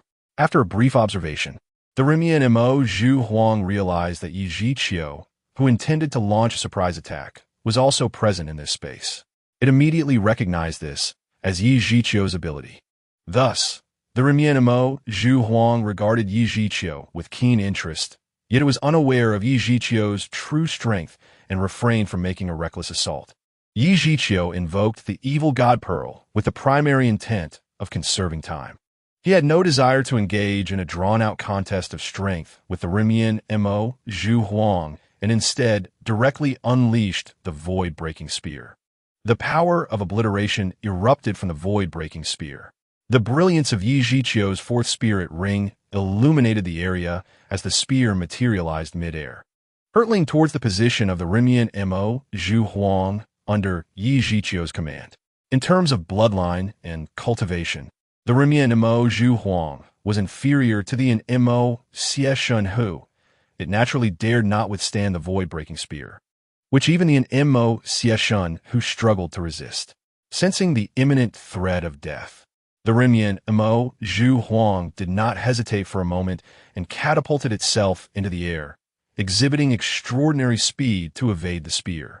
However, evasion was not its sole intention. To escape the clutches of death and leave this peculiar space, it needed to first defeat Yi Zhiqiu. Therefore, the Rimyan Mo Zhu Huang's body spun in the air like a grinding wheel, lunging towards Yi Zhiqiu. In its trajectory, the Rimyan Mo Zhu Huang's lower abdomen was naturally exposed. Its abdomen, starkly contrasting with its back, displayed a pallid human face complete with grotesque features, emanating a menacing aura. Particularly chilling were its defeated eyes, which sent a shiver deep within anyone who beheld them. Suddenly, two beams of white light erupted from its eyes, launching towards Yi Zhiqiu. Simultaneously, the mouth of the Rimyan Mo Zhu Huang opened, spewing forth a torrent of spider silk that followed closely behind the white light. This was not the Rimyan Mo Zhu Huang's genuine eyes, but rather a means of attack that, when combined with the spider silk, created a formidable offensive synergy. The Rimyan Mo Zhu Huang utilized this method for hunting with great success. Nevertheless, Yi Zhiqiu was neither a low-ranking soul beast devoid of intelligence, nor an ordinary human soul master. As Yi Zhiqiu's first spirit ring shone brightly, countless vines surged forth to form a thick net that effectively countered the Rimyan Mo Zhu Huang's combined attack and ensnared it in return. In that fleeting moment of entrapment, fate was sealed. The void-breaking spear, which had yet to fulfill its purpose, reached the back of the Rimyan Mo Zhu Huang, akin to a roaring dragon rampaging through, and swiftly pierced through its form. The Rimyan Mo Zhu Huang did not succumb to death immediately. Its body convulsed on the ground for a time before finally losing all vitality. Within the arena of life and death, the conclusion of this deadly battle was marked by the demise of one side. Everything around distorted, and the entire space shattered in an instant as Yi Zhiqiu exited the arena. Upon his departure, Yi Zhiqiu immediately beheld the lifeless body of the Rimyan Mo Zhu Huang. After probing with his spiritual force, he discovered with disappointment that no soul bone had dropped. Regrettably, having ventured into the Xingdou Great Forest, Yi Zhiqiu had slain 6 soul beasts over 50,000 years of age, yet none had yielded a soul bone, leaving him somewhat disheartened. After all, he still had vacancies for the trunk bone and left arm bone, and had yet to acquire any quality soul bones. Fortunately, he had obtained the evil god pearl, preventing his efforts from being entirely in vain. Yi Zhiqiu wasted no time and once again unleashed the Annihilation blue-silver domain to form multiple layers of defense before commencing the absorption of the Rimyan Mo Zhu Huang's spirit ring, attaching it to his Zhao Hua Jiu Xian Haiding. A 50,000-year spirit ring is formidable even for an average soul master, necessitating careful absorption. However, for Yi Zhiqiu, it was merely a trivial matter. He swiftly and decisively absorbed the energy of the Rimyan Mo Zhu Huang's spirit ring into his body, rapidly purifying it through his potent soul power, rendering the Rimyan Mo Zhu Huang's resentment inconsequential. Yet, this time, the situation took an unexpected turn. As the energy of the Rimyan Mo Zhu Huang's spirit ring was fully absorbed, Yi Zhiqiu's bones emitted a series of dense cracking sounds. Though soft, they were profoundly alarming. An intense pain engulfed Yi Zhiqiu's entire being. Despite his unwavering will, he could not suppress the agony and let out a hoarse scream. Suddenly, while seated on the ground, Yi Zhiqiu's body convulsed violently. His chest surged forward, arching his entire upper body in a terrifying manner, accompanied by the sound of tearing fabric. His clothing split apart at the back, revealing 8 protrusions. In an instant, these 8 protrusions ruptured, and deep purple spider spears, each the thickness of a fist, erupted forth, rapidly extending outwards by 1.5 meters. At that moment, the growth of the spider spears momentarily paused, and joints began to form at their tips. As the deep purple spider spears extended anew, they branched off in different directions from these joints. When the spider spears reached a length of over 3 meters. They gradually ceased growing, their surfaces gleaming a brilliant purple, appearing exceptionally smooth, with the tips remaining razor-sharp. This was the 50,000-year external spirit bone, Baju Miao. External spirit bones are an extraordinarily mystical existence, a special entity independent of the 6 major categories of spirit bones. The probability of ordinary spirit bones dropping from soul beasts is less than 1 in 1,000, while the likelihood of external spirit bones is even lower, often below 1 in 10,000. Many have never even heard of their existence. The uniqueness of external spirit bones extends beyond their rarity. They do not drop directly, but are concealed within spirit rings. Yi Zhiqiu discovered their presence only upon absorbing the spirit ring. After a considerable time, Yi Zhiqiu finally completed the absorption of the Rimian Mo Zhu Huang's spirit ring, fully integrating the Baju Miao. As he opened his eyes, Yi Zhiqiu immediately noticed the sharp spider spears protruding before him, causing him to leap with joy. He had not anticipated acquiring the Baju Miao, especially since he already possessed the Chuang Mia by Gu Mianju. Yi Zhiqiu recognized the distinctions between external spirit bones and ordinary spirit bones. While a soul master could only fuse one of the 6 major types of spirit bones at a time, external spirit bones were different. Although only one of these could be absorbed at a time, the human body has numerous extensible parts, such as wings, tails, and horns. If he could absorb 9 hidden external spirit bones from 10,000-year spirit rings, Yi Zhiqiu refrained from continuing that line of thought, for it seemed utterly fantastical, an improbability even lower than his success in attaching 900,000-year spirit rings to the Annihilation Blue Silver Emperor. Surprised at acquiring a second external spirit bone, Yi Zhiqiu's spirits soared, dispelling all previous gloom. His fortune was not merely unfavorable, it was remarkably fortuitous. External spirit bones are far more precious than ordinary spirit bones. Generally speaking, ordinary spirit bones cannot be enhanced without extraordinary opportunities.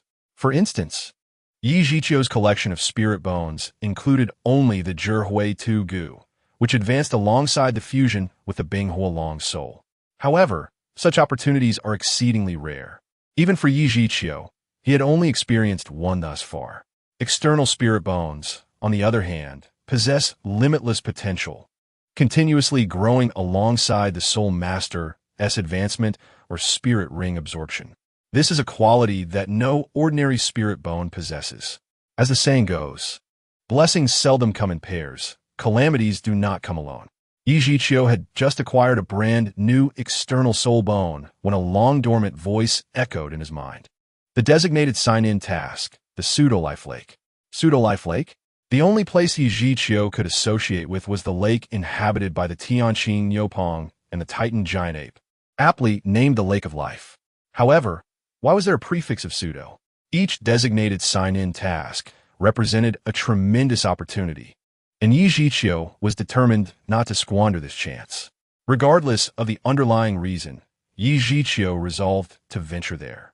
Even if it was not the pseudo-life lake, as the system had indicated, he could seize the opportunity to reunite with Xiao Wu. It had been over a year since they had parted ways.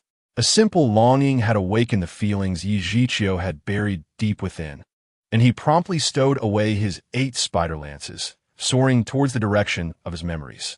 Though the Stardow forest was vast, Yi Zhiqiu had traversed its expanse for quite some time. With his exceptional memory and formidable mental strength, he had roughly deduced the location of the lake.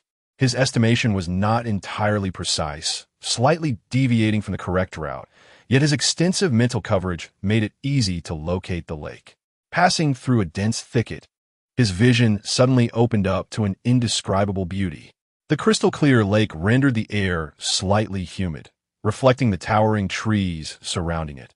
Sunlight poured down, making everything appear translucent in the water's reflection. On one side of this picturesque scene, the imposing figure of the Titan giant ape squatted quietly, resembling a mountain. A remarkably delicate figure stood upon its shoulder, clad in a white flowing dress that brushed the tops of her feet. Her exquisite features reminiscent of an ethereal being without a hint of flaw. Her beauty stemmed not only from her form, but also from her harmonious integration with the surrounding environment. a true marvel of nature. Yi Zhiqiu stood quietly, savoring the sight with a knowing smile. After a year apart, Xiao Wu had matured significantly. "Brother Zhiqiu, you finally arrived."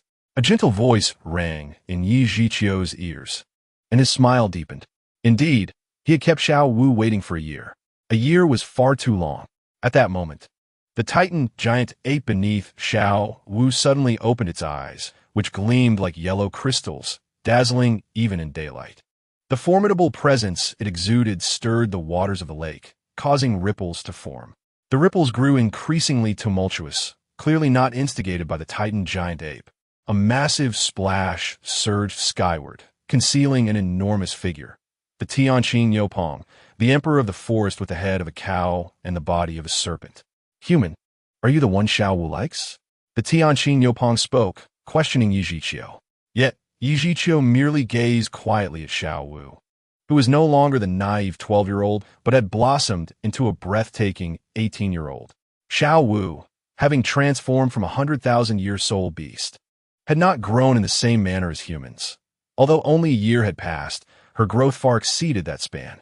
Over the past year, Xiao Wu had dedicated herself to her training, now having surpassed level 40, and her physique and appearance had matured considerably. Yi Zhiqiu was entranced by Xiao Wu, just as she was captivated by him. For over 300 days and nights, Yi Zhiqiu's visage often appeared in Xiao Wu's mind, and now they were finally reunited. "I have been waiting for you. I am sorry, Xiao Wu, for my tardiness." Xiao Wu lightly stepped off the Titan giant ape's shoulder, gracefully floating towards Yi Zhiqiu, who quickly moved to embrace her tightly. The familiar scent, the familiar sensation, everything felt so blissful. Xiao Wu buried her face in Yi Zhiqiu's embrace, relishing the warmth and comfort of this cherished hold. However, Yi Zhiqiu and Xiao Wu did not linger in their affection for too long. After all, the Tianqing Yopong and the Titan giant ape were still present. As Xiao Wu released her embrace, she instinctively took Yi Zhiqiu's hand. At this moment, the Tianqing Yopong seethed with fury. As the current emperor of the Stardow Forest, he was invincible in this domain as long as the core entities remained dormant, even overshadowing the Titan giant ape. Yet he found himself ignored. The Tianqing Yopong could not direct this anger toward Xiao Wu. His ire was solely aimed at Yi Zhiqiu, the one who had captured Xiao Wu's heart. "Human, how dare you disregard me?" The Tianqing Yopong's voice thundered, reverberating like a deafening roar. Before Yi Zhiqiu could respond, Xiao Wu placed her hands on her hips and pouted.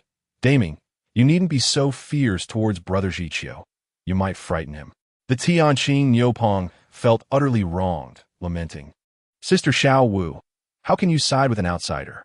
I have told you many times, Brother Zhiqiu is not an outsider. He is my husband." As she spoke, Xiao Wu blushed and glanced at Yi Zhiqiu, curious about his reaction. However, her efforts were in vain, as Yi Zhiqiu was oblivious to the concept of shyness. "Husband? What is that?" Confusion flickered in the eyes of both the Tianqing Yopong and the Titan giant ape. "Oh, it means a partner," Xiao Wu explained shyly, her blush deepening. At that moment, the Titan giant ape suddenly asked with a tinge of sorrow, "Sister Xiao Wu, will you leave us again?" Xiao Wu gently nodded. Since Yi Zhiqiu had come to retrieve her, she naturally had to return. The Titan giant ape appeared despondent, resembling a pitiable little brother rather than the king of the forest. "Daming, do not be sad. I will visit often, and I will always remember you both." The Tianqing Yopong interjected, "Sister Xiao Wu, but this human is too weak. He cannot protect you." Yi Zhiqiu was uncertain how the Tianqing Yopong defined weakness. If one disregarded the power of annihilation and judged solely by levels, he indeed seemed quite feeble. Soul Masters reached the title of Douluo level, and the disparity between levels was exceedingly vast. When Tang Hao first entered the title Douluo realm, even with his divine skill, he could barely contend with a 95-level Pope Qian Xuanji. Had it not been for Yin sacrificing her life and soul, Tang Hao would have struggled to escape alive. Yi Zhiqiu lacked the divine skill, yet he possessed 500,000-year soul rings, and his soul bones were more numerous and potent than Tang Hao's at that time. Without unleashing the power of annihilation, he should be able to match a 95-level title Douluo. However, If Yi Zhiqiu were to unleash the power of annihilation, the outcome would be uncertain. Thus far, he had encountered no soul master or soul beast that could effortlessly withstand it. In the original trajectory, during the battle in which Xiao Wu sacrificed herself, the Titan giant ape alone could easily contend with the seasoned title Douluo, Zhu Douluo, and Gue Douluo, showcasing its formidable strength. Yet, it was precisely because of the overwhelming strength of the Tianqing Niupong and the Titan giant ape that they had underestimated their foes. Falling victim to the sudden activation of the two extreme stasis domains by Zhu Douluo and Gue Douluo, thereby inadvertently forcing Xiao Wu to sacrifice herself. Now, with Yi Zhiqiu present, such a scenario was inherently impossible to repeat. This time, Yi Zhiqiu did not allow Xiao Wu to speak on his behalf, but instead addressed the Tianqing Niupong directly, stating, "The reason I seek Xiao Wu is that my strength has become formidable enough to protect her under any circumstances." His gaze was resolute and sharp, and he added emphatically, "Even if it means opposing the entire world." This declaration was profoundly shocking, not only to Xiao Wu, but also to Tianqing Niupong and Titan Giant Ape, who were momentarily taken aback. Although this statement seemed simple, the reality of achieving it was nearly impossible. Not to mention the terrifying creatures that slumber in the heart of the Star Do Great Forest. Even human soul masters nearing the 100th level exist, far beyond what Yi Zhiqiu could contend with. Tianqing Niupong was the first to express skepticism, feeling that Yi Zhiqiu's audacity was a sign of arrogance unworthy of Xiao Wu's affection. "Human, do you comprehend the gravity of your words?" "I am fully aware," Yi Zhiqiu replied coolly. "Humph. You are clearly ignorant of your own limitations. If you doubt my words, we can engage in a spar. As for sparring with you, I fear that even a breath of my power could severely injure you, and I do not wish to see Xiao Wu distressed. Coincidentally, a few others who share your lack of awareness have come to cause trouble. I will subdue the others and leave the weakest for you to face. If you can defeat that weakest opponent, it would merely indicate your capacity for self-preservation. Of course, that alone does not qualify you to protect Xiao Wu." Yi Zhiqiu understood the implications of Tianqing Niupong's words as his spiritual sense detected 3 rapidly approaching presences, 3 emperor ants of 90,000 years of cultivation. With a playful smile, he said, "No need for that. Are you afraid, human?" "No. I merely mean it is unnecessary for you to handle the other 2 emperor ants. My second martial soul requires 3 soul rings, and they're perfectly suited for that purpose. To claim the ability to slay 3 90,000-year soul beasts in front of a 100,000-year soul beast is likely a first in history for Yi Zhiqiu. 90,000-year soul beasts possess intelligence and formidable strength, being exceedingly rare within the Star Do Great Forest. Out of compassion for their kin, despite the Emperor Ant's audacity in provoking Tianqing Niupong and Titan Giant Ape, attempting to usurp their cultivation territory, the latter refrained from exterminating them. After all, as fellow soul beasts, their strength far surpassed that of the Emperor Ants, and they felt no threat from them. Generally, if a human soul master sought to slay these Emperor Ants on their territory, while Tianqing Niupong and Titan Giant Ape would not intervene, they would ensure the Emperor Ant's survival. However, if this human soul master were to be Xiao Wu's beloved, how would they choose? Clearly, Yi Zhiqiu was more inclined to be viewed as an ally. Should he truly manage to defeat these 3 Emperor Ants, it was highly likely that they would provide him protection, allowing him to absorb his soul rings in peace. Nevertheless, Tianqing Niupong evidently did not believe in Yi Zhiqiu's capability to independently slay a 90,000-year soul beast, especially considering the Emperor Ants were 3 brothers whose combined strength rivaled that of a 100,000-year soul beast. "Human, since you are so confident, then let us see," Tianqing Niupong warned. "But let it be known beforehand, the strength of the 3 Emperor Ant brothers is extraordinary. Should you falter, neither I nor Ming will come to your aid. Just watch," Yi Zhiqiu replied with confidence. Xiao Wu did not engage in the dialogue between Yi Zhiqiu and Tianqing Niupong, yet she tugged at his sleeve with a worried expression. "Zhiqiu Gij." Yi Zhiqiu smiled gently and patted her head, noting how much she had grown, which left him somewhat unaccustomed. "Do not worry, Xiao Wu. I never undertake tasks without confidence. Once I declare it, I will assuredly deliver. Observing the affectionate interaction between Yi Zhiqiu and Xiao Wu, both Tianqing Niupong and Titan Giant Ape felt a twinge of discomfort, as this was something they had long desired, yet never dared to pursue. However, Yi Zhiqiu had already become the recognized partner of Xiao Wu, and it seemed they had lost their chance. The three emperor ants were swiftly approaching the lake, and it would take them a moment longer to arrive. As Yi Zhiqiu awaited their arrival, he seized the opportunity to attempt a fixed-point sign-in. If this place was not the pseudo-life lake, he needed to ascertain its precise location. System, fixed-point sign-in. Congratulations, host, on achieving a fixed-point sign-in at the pseudo-life lake. Reward, supreme talent, instant fusion of rings. Effect, allows for the instantaneous merging of soul rings within an exceedingly brief period, enabling a particular soul ring's soul skill to unleash a power far exceeding the ordinary. Fusion of rings? Is indeed fusion of rings. Yi Zhiqiu recalled that Huo Wu, the vice-captain of the Qihua Academy, possessed this ability. Fusion of rings is not merely a technique, but a talent, one that only exceptionally rare soul masters might possess. The essence of fusion of rings lies in simultaneously releasing the soul power from multiple soul rings while executing a skill, effectively channeling the energy of several rings to manifest the power of one. The greatest advantage of fusion of rings is its explosive potential. To illustrate, if a pond has only one outlet, the water can only flow through that singular passage. Though the water in the pond will eventually drain, it cannot compare to the rapid outflow from 4 outlets simultaneously. In the case of fusion of rings, the soul power output is maximized, thereby amplifying the power of the soul skill utilized. However, while fusion of rings is powerful, it inherently has a significant drawback: a lengthy charging time. Time is often the most critical and lethal factor. The supreme talent Yi Zhiqiu acquired through sign-in was not the ordinary fusion of rings, but rather instant fusion of rings. As such, the primary drawback of fusion of rings no longer posed an issue for him. Yi Zhiqiu could utilize instant fusion of rings without restraint. This indicated that he could amplify any soul skill's potency at will, effectively multiplying his strength several times over. A chilling realization struck Yi Zhiqiu. Yet he maintained a facade of calm as the 3 emperor ants rapidly approached, providing him the perfect opportunity to test the effects of instant fusion of rings.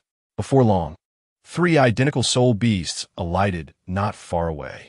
They had initially sought to challenge Tianqing, Niupong, and Titan Giant Ape, but were surprised to find 2 humans present.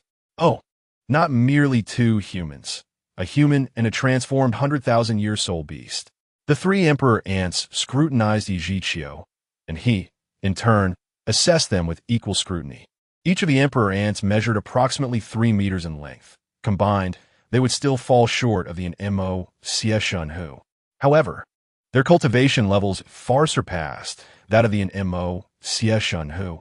This did not imply that they were stronger, for although their cultivation levels exceeded that of the Mo Xieshunhu by at least 20,000 years, their bloodline was significantly inferior. Therefore, any single emperor ant was no match for the Mo Xieshunhu. Only when they united could they be considered a formidable combat force. Confronting Yi Zhiqiu, the 3 emperor ants stood in unison, their dark golden shells glistening, and the 6 eyes atop their heads radiated an eerie green light. The 3 emperor ants, no match for Tianqing Niupong and Titan Giant Ape, now faced an additional transformed 100,000-year soul beast and a human soul master. The 3 Hongjun ant emperors dared not act rashly, as both sides seemed ensnared in a standoff. The Tianqing Niupong spoke, declaring, "Hongjun ant, this human is your adversary. Should you falter, you shall become his soul ring." The 3 Hongjun ants exchanged glances. Though they could not articulate words, they comprehended human speech. The Hongjun ant is a rather ordinary soul beast within the Stardow forest, lacking any significant soul skills, often serving as prey for other soul beasts. Their defining characteristics are their formidable vitality, exceptional defensive capabilities, and remarkable resilience to impact. Their sole means of attack appears to be the exercise of their innate strength. Yet without the support of offensive soul skills, their destructive power remains inherently limited. These three Hongjun Ant Emperors have reached the extraordinary age of 90,000 years through sheer fortuitousness. A rarity that explains why the Tianqing Niupong and the Titan giant ape refrain from delivering a lethal blow despite their provocation. Chapter 174. The Void-Breaking Spear of Illusions, following the Tianqing Niupong's explanation. The three Hongjun Ant Emperors seem to engage in a brief exchange before turning their gaze toward Yi Zhiqiu, their eyes gleaming with ferocity. The impending battle was unavoidable, and Yi Zhiqiu saw it as an opportunity to test the practical effects of his instant fusion of soul rings. Bolstered by the formidable power of the instant fusion, Yi Zhiqiu felt little need to unleash the power of destruction. Without uttering a word, he swiftly released the Annihilation Blue-Silver Domain, suppressing the three Hongjun Ant Emperors while simultaneously augmenting his own soul power. Despite their status as 90,000-year soul beasts, the three Hongjun Ant Emperors had grasped the concept of domains. As they unleashed their identical domains, it seemed they had formed an expansive area of influence. This colossal domain surprisingly matched Yi Zhiqiu's Annihilation Blue-Silver Domain, even hinting at a tendency to suppress it. However, Yi Zhiqiu remained undaunted. With the domain's skill, Deadly Entanglement, the ground erupted with countless blue-silver grasses. Some shimmered in a crystalline blue, interspersed with dark veins, while the majority exhibited an overall black hue. Under the influence of the Annihilation Blue-Silver Domain, an increasing number of blue-silver grasses were imbued with the ability of annihilation, transforming toward the direction of the Annihilation Blue-Silver grasses. Under Yi Zhiqiu's control, they frantically ensnared the three Hongjun Ant Emperors. Yi Zhiqiu's Deadly Entanglement was essentially an enhanced version of his first soul skill, Entanglement. Yet, no matter how fierce the entanglement, without the support of the power of destruction, it was challenging to produce a fatal effect. Nevertheless, Yi Zhiqiu did not require Deadly Entanglement to inflict damage. He merely needed to restrain the three Hongjun Ant Emperors. Each of the Hongjun Ant Emperors possessed a pair of crystalline wings, granting them the ability to fly. As the myriad of Annihilation Blue-Silver grasses surged toward them, their instinctive reaction was to take flight and evade. Clearly, flying was swifter than crawling. The three Hongjun Ant Emperors had spent tens of thousands of years in tandem, developing an extraordinary synergy. In battle, they exhibited no signs of panic, leaving no opportunity for Yi Zhiqiu to exploit. However, it mattered little, for with overwhelming strength, Yi Zhiqiu required no such openings. Countless vines twisted through the air, pursuing the scattered Hongjun Ant Emperors. While Yi Zhiqiu once again unleashed a soul skill, a purple gold blue silver cage descended, targeting one of the Hongjun Ant Emperors. The purple gold blue silver cage evidently possessed greater control than the entanglements, representing a restrictive area of control. Thus, the fortunate Hongjun Ant Emperor chosen by Yi Zhiqiu was compelled to evade the purple gold blue silver cage first. In this fleeting moment of obstruction, a vine seized the opportunity, ensnaring the wings of the Hongjun Ant Emperor. Others swiftly followed, converging upon it. A sharp sound reverberated through the air as a red-black spear, 3 feet long, surged forth with tremendous force, exuding an overwhelming aura of lethal intent. The void-breaking spear of illusions, instantly merging the energies of 500,000-year soul rings. The void-breaking spear of illusions erupted with extraordinary power. This singular attack skill was already formidable in its own right, ranking among the top 3 in lethality within Yi Zhiqiu's arsenal. Following the fusion of 500,000-year soul rings, its might reached unimaginable heights. This was, without releasing the power of destruction, Yi Zhiqiu's most powerful move to date, even surpassing the void-breaking spear of illusions released under non-fusion conditions. Both fusion and the power of destruction were immensely potent enhancement methods. Ideally, the power of destruction should be greater than fusion. However, Yi Zhiqiu could not perceive it in such a manner. Skills derived from 100,000-year soul rings were inherently potent, and unleashing a soul skill with the energy of 500,000-year soul rings was astonishing. Nearby, the Tianqing Yopeng and the Titan giant ape, who had previously underestimated Yi Zhiqiu, now bore serious expressions, as Yi Zhiqiu's strength had far exceeded their expectations. They held no confidence in withstanding Yi Zhiqiu's void-breaking spear of illusions unscathed. The Tianqing Yopeng suddenly realized that Yi Zhiqiu's suggestion to spar was not born from ignorance, but rather from unwavering confidence. Yi Zhiqiu's strength was his greatest asset. The void-breaking spear of illusions, empowered by the fusion of soul rings, was something even the Tianqing Yopeng and the Titan giant ape did not dare to confront, let alone the Hongjun Ant Emperor. Yi Zhiqiu did not even allow the spear to vanish into the void for a surprise attack. Instead, he launched it directly at the Hongjun Ant Emperor. To earn the recognition of the Tianqing Yopeng and the Titan giant ape, Yi Zhiqiu had to demonstrate overwhelming strength in a head-on confrontation. The void-breaking spear of illusions moved with astonishing speed, rapidly nearing the targeted Hongjun Ant Emperor. Faced with the threat of death, the Hongjun Ant Emperor did not remain passive, despite being ensnared by numerous vines. It had no time to free itself, and could only brace for impact. A brilliant dark golden light erupted from the Hongjun Ant Emperor, its wings retracting swiftly, while its carapace rose like an impenetrable wall to shield against the void-breaking spear. The spear's momentum was terrifying. Alone, the strength of a single ant could not hope to withstand it. The Hongjun Ant Emperor had summoned its two brothers through a unique means. The three Hongjun Ant Emperors shared a bond of unity. They emerged from the same nest and had endured countless years together, fostering an unbreakable camaraderie. Even before the Hongjun Ant Emperor had called for aid, its brothers were already prepared to assist in the defense. As they avoided the entangling vines, the two Hongjun Ant Emperors flew to the side of their ensnared sibling, helping to sever the binding vines. Though the sheer quantity of vines summoned by Yi Zhiqiu's deadly entanglement was vast, their quality could not compare to Yi Zhiqiu's annihilation blue-silver emperor.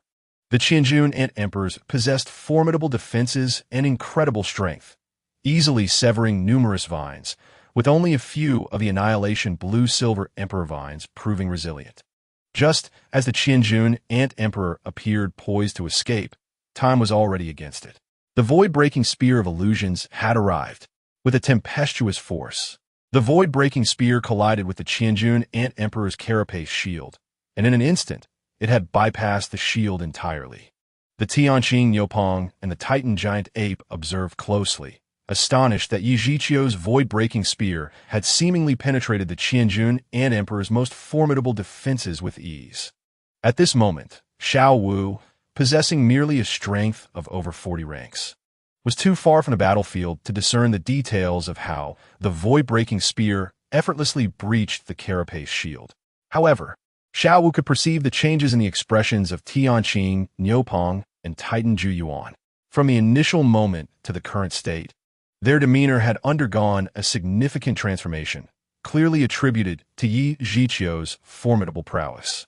In Chapter 175, yet to truly become a title Douluo, when Yi Zhiqiu unleashed his skills, the countenances of Tianqing Yopeng and Titan Zhu Yuan grew solemn, shedding their previous disdain.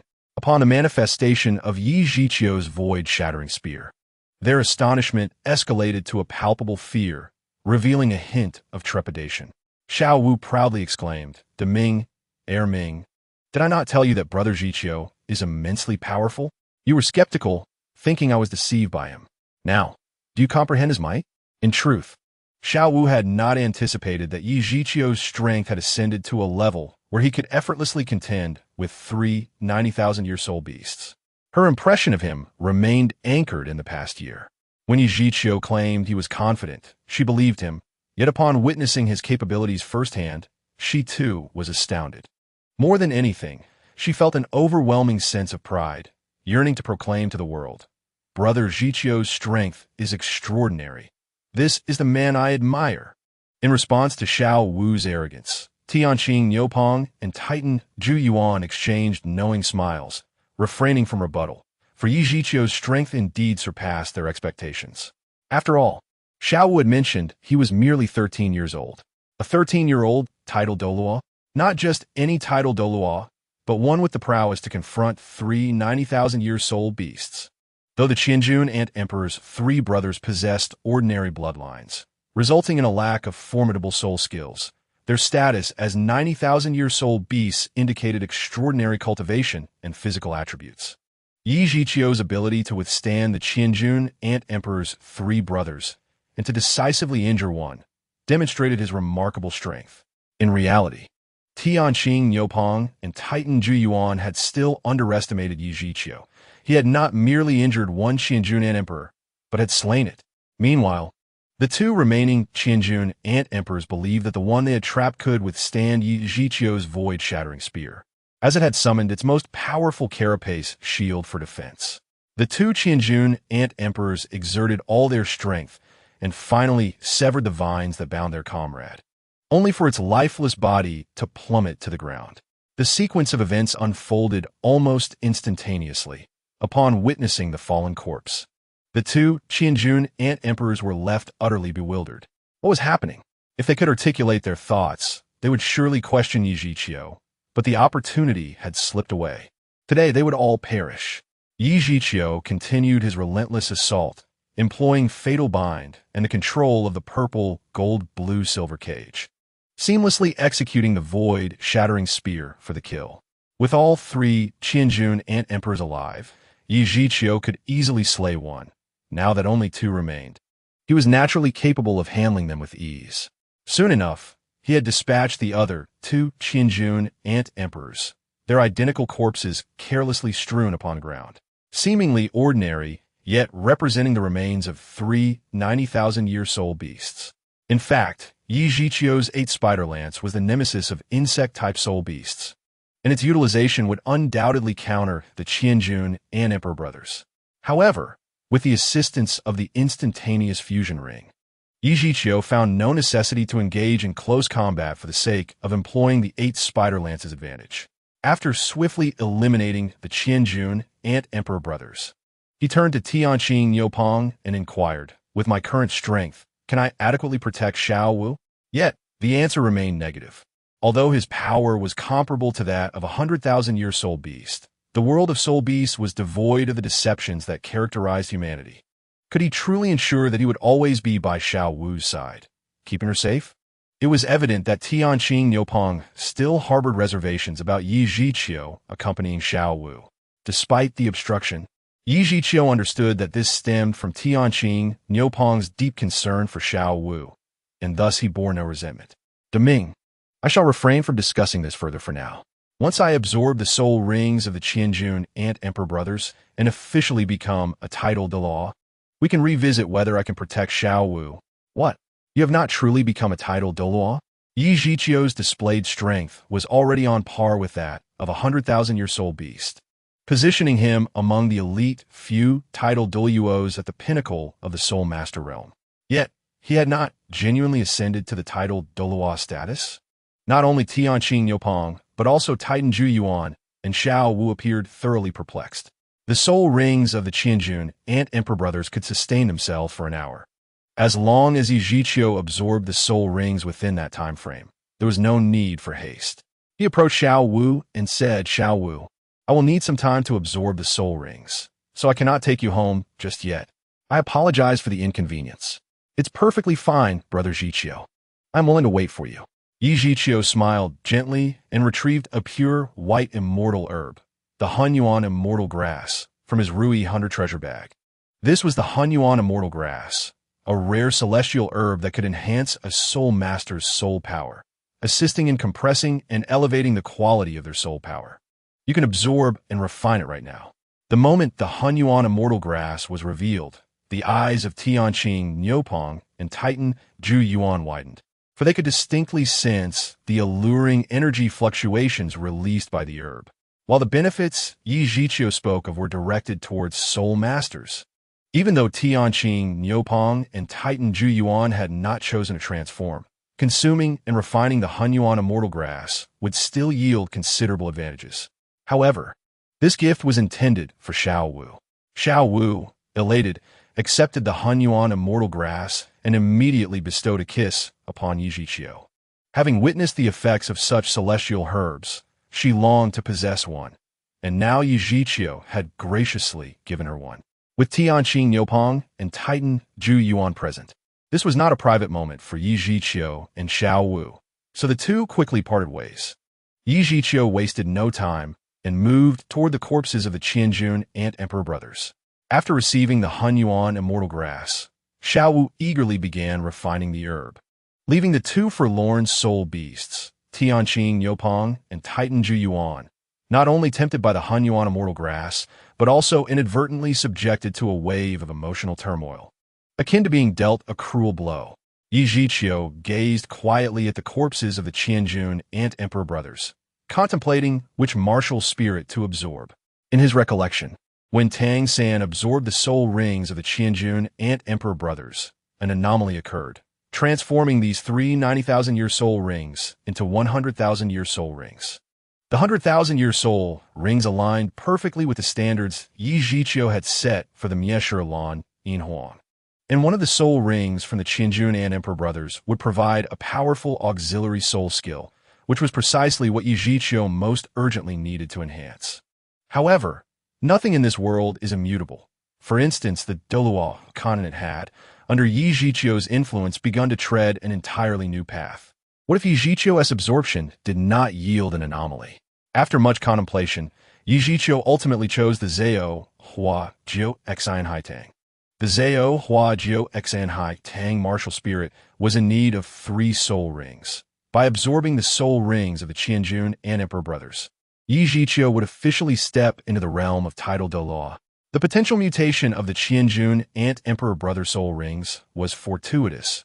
Should no mutation occur, Yi Zhiqiu would not incur significant loss. Moreover, upon reaching the tidal Douluo realm, the Zhao Hua Jiu Xian Hai Tang would almost certainly awaken a domain, and Yi Zhiqiu eagerly anticipated the effects of this martial spirit's domain. As for the Miesher Lan Yin Huang, there was no need to rush.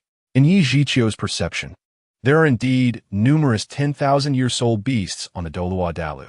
Setting aside the terrestrial soul beasts, such as the Tianqing Niupeng and the Titan Giant Ape, which can be deceived into becoming soul spirits, there exists a plethora of sea soul beasts exceeding 10,000 years.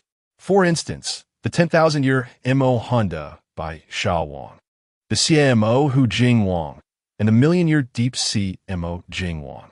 The Miesher Lan Yin Huang can undoubtedly amass 9 10,000-year soul rings. However, beyond Yi Zhiqiu's comprehension, the true core of the Xing Do Great Forest and the extreme northern lands harbor super ferocious beasts far surpassing the typical 10,000-year soul beasts. Without further delay, Yi Zhiqiu seated himself near the remains of the 3 Qianjun Ant Emperors, then summoned his soul power to draw upon the soul rings of the 3 brothers. Initially, Yi Zhiqiu was uncertain how to simultaneously absorb 3 soul rings to induce a mutation. Yet, when he tentatively activated one soul ring, the other 2 unexpectedly floated before him as well. Without a moment's hesitation, Yi Zhiqiu unleashed the Zhao Hua Jiu Xian Hai Tang, and the 3 black and red soul rings immediately adhered to it under the pull of his soul power. Absorbing 3 soul rings at once is unprecedented in the realm of soul masters, especially considering there are 3 soul rings of 90,000 years, not far from the 10,000-year mark. Nevertheless, Yi Zhiqiu's existence is an exception, endowed with a system. How could he possibly be inferior to Tang San? He possessed full confidence in successfully absorbing the soul rings of the 3 Qianjun Ant Emperors. As the soul rings of the 3 brothers attached to the Zhao Hua Jiu Xian Hai Tang simultaneously, Yi Zhiqiu felt an unparalleled surge of energy flooding into his body. In the face of the tumultuous energy, he methodically channeled his soul power to suppress it and began the process of absorption and refinement with practiced ease. There were no violent disturbances, no arduous struggles. The entire absorption process felt remarkably mundane. The stronger Yi Zhiqiu became, the more formidable the soul rings he absorbed. Yet the increase in the age of the soul rings could not keep pace with his growing strength and bodily endurance, making the absorption of soul rings increasingly effortless for him. However, the process still required a considerable amount of time. Meanwhile, Xiao Wu, exhilarated after acquiring the Hongjun Xian Chao, found a comfortable spot to sit and commenced refining the herb while Yi Zhiqiu absorbed the soul rings. Around the lake inhabited by the Tianqing Niumang and the Titan giant ape, the two great beings exchanged puzzled glances. The Titan giant ape kept a watchful eye on Yi Zhiqiu.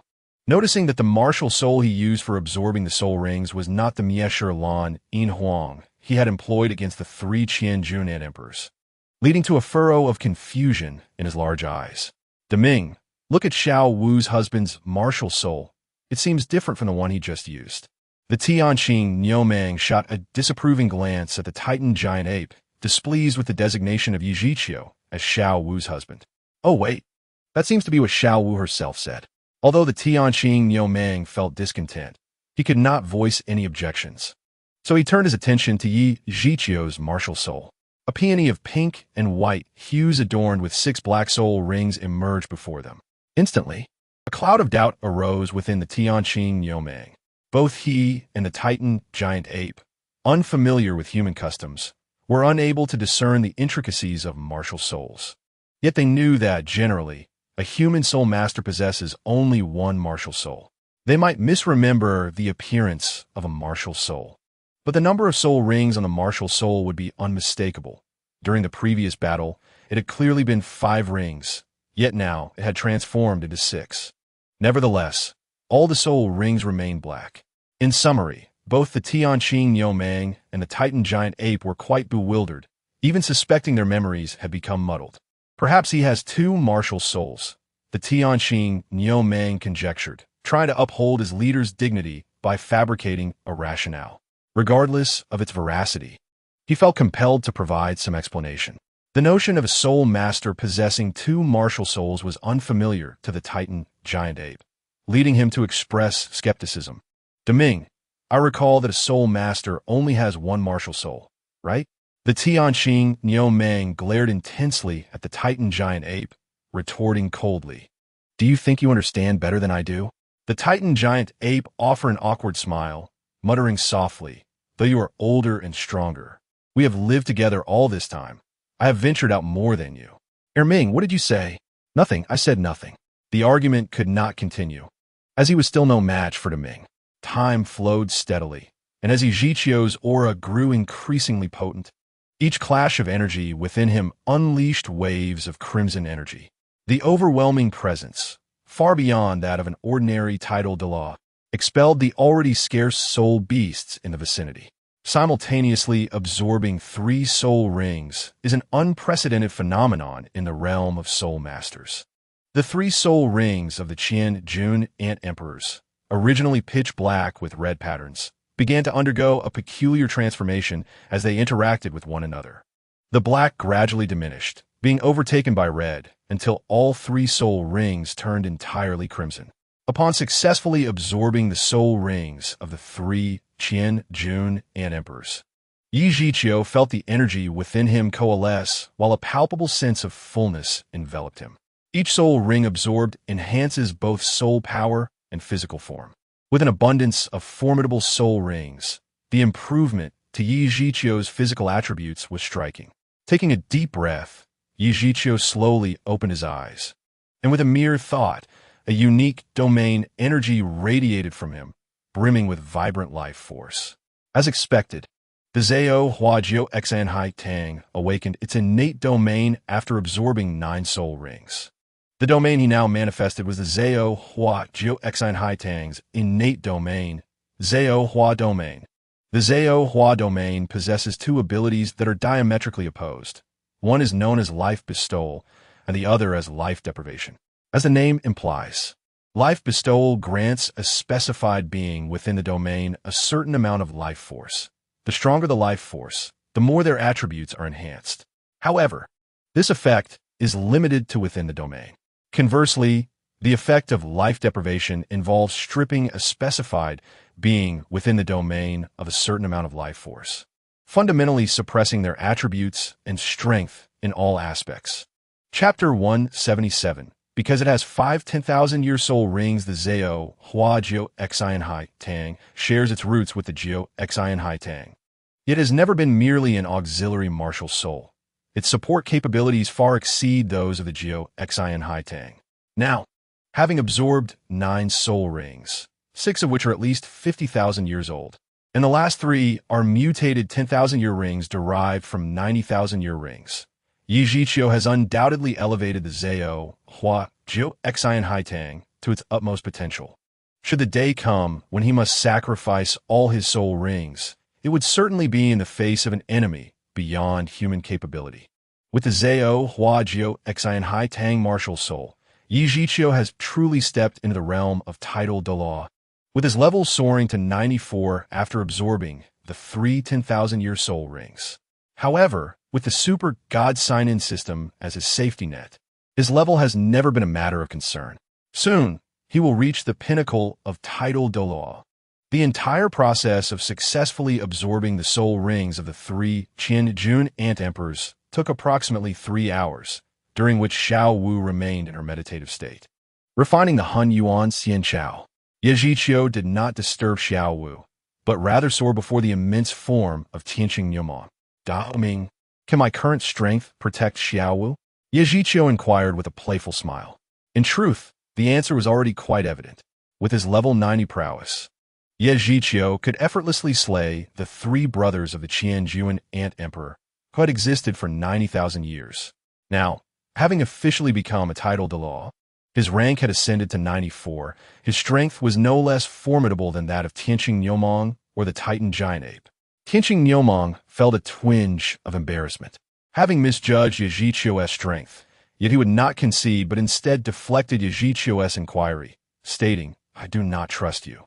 However, Xiao would trust me, Yi Zhiqiu replied. Tianqing Niumang fell silent. After all, what did it matter whether he trusted Yi Zhiqiu? Xiao was resolute in her decision to leave with him. The atmosphere grew considerably colder, and the Titan giant ape, still pondering Yi Zhiqiu's martial soul, suddenly interjected, "Yi Zhiqiu, the martial soul you used in your previous battle was a black grass. Why did it turn into a white flower when you absorbed the soul ring?" Yi Zhiqiu felt no need to conceal the truth from Tianqing Niumang and the Titan giant ape. Revealing the facts would only enhance his standing in their eyes. He promptly showcased his twin martial souls. The Zhaohua Jiuxin Haitong on his left hand swayed gently in the breeze, its 6 black and 1 red soul rings shimmering brightly. On his right hand was the Mishi Lanin Huang, but its 500,000-year soul rings were all black, clearly inferior to the Zhaohua Jiuxin Haitong. You must have heard of innate full soul power, correct? In the human realm, innate full soul power is a term frequently mentioned, signifying an extraordinary talent. However, Yi Zhiqiu evidently asked the wrong audience, as Tianqing Niumang and the Titan giant ape had never ventured beyond the Stardow forest and were entirely unfamiliar with the concept.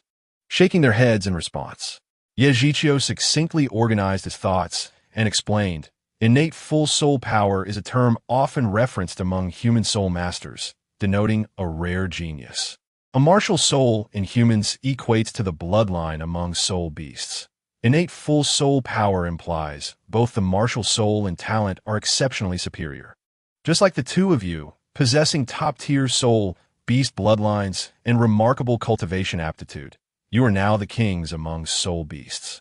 By likening martial souls to the bloodlines of soul beasts, Yi Zhiqiu effectively conveyed the significance of innate full soul power, leading Tianqing Niumang and the Titan giant ape to finally grasp some understanding. Yi Zhiqiu continued, a soul master with innate full soul power, if not cut short in their journey, is almost certain to become a tidal Douluo, representing the pinnacle of human soul master's combat strength. In the 2 great empires, there have only been 21 such geniuses in nearly a century, myself included. This statement was somewhat self-deceptive, as Yi Zhiqiu had long forgotten the dismal reality of awakening with only first-level innate soul power. Nonetheless, it was of little consequence. In the realm of soul masters, strength spoke for itself. With Yi Zhiqiu's talent and prowess, no one would believe he possessed only first-level innate soul power, while innate full soul power was already exceedingly rare. There existed an even more fortunate type of soul master, those who possessed two martial souls. In nearly a century, only 3 such individuals had emerged, and I am one of them. If I were to be placed among soul beasts, it would be akin to possessing 2 immensely powerful bloodlines simultaneously. Imagine if a soul beast possessed the bloodlines of both of you. Just how formidable would that soul beast become? Following Yajichio's lead, Tianqing Nyomong and the Titan giant ape finally comprehended the implications of twin martial souls and their immense power. Of course, Yajichio's analogy was somewhat skewed.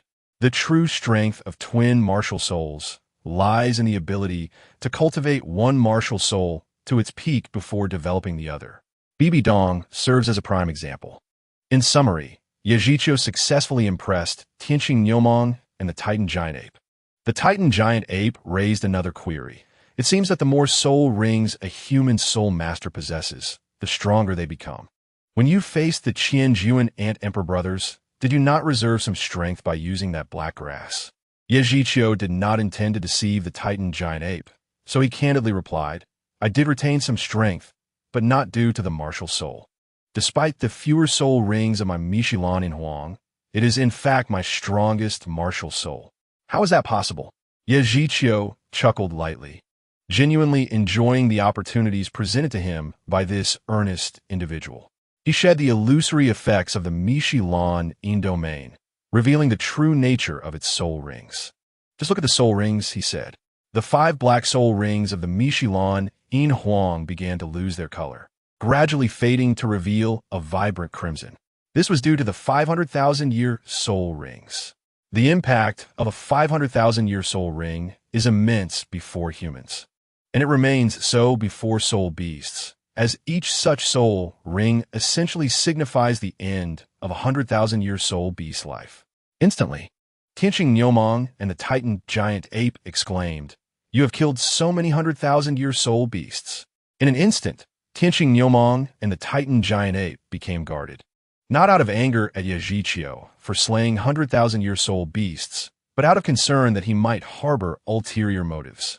After all, this indicated that Yajichio possessed the strength to slay 100,000-year soul beasts, rendering their previous underestimation of him quite ludicrous. Observing Tianqing Nyomong and the Titan giant ape's sudden wariness, Yajichio smiled gently and reassured them, Rest assured, you are good friends of Xiao Wu. I would never harm you. However, should you genuinely wish to become my soul spirits, we could explore the magnificent landscapes of Douluo together. Chapter 178. Explanation and choice. Upon hearing this, Tianqing Nyomong roared, Human, your intentions are surely nefarious. You wish for us to become your soul rings. Your interactions with Sister Xiao are undoubtedly ulterior. I meant soul spirits, not soul rings, Yajichio explained with exasperation. However, he could understand the reaction of Tianqing Nyomong. After all, the concept of soul spirits did not exist in the current Douluo, so it was only natural for Tianqing Nyomong to confuse soul spirits with soul rings. Yajichio elaborated, In truth, soul masters and soul beasts are not necessarily adversaries. They can also exist in a mutually dependent relationship. I possess a secret technique known as the soul spirit contract, which allows a soul beast to voluntarily sign a contract with a soul master. Upon signing, the soul beast transforms into the soul master's soul spirit, and when the soul master reaches a bottleneck, the soul spirit generates corresponding soul rings to assist the soul master in breaking through. Furthermore, in the state of a soul spirit, the soul beast retains its original intelligence and can even aid the soul master in battle. Tianqing Nyomong retorted angrily, Nonsense. I have never heard of soul spirits. Even if what you say is true, it ultimately benefits only the soul master, while the soul beast becomes the soul master's lackey. You cannot deceive us into becoming your followers. Tianqing Nyomong's words contained a kernel of truth.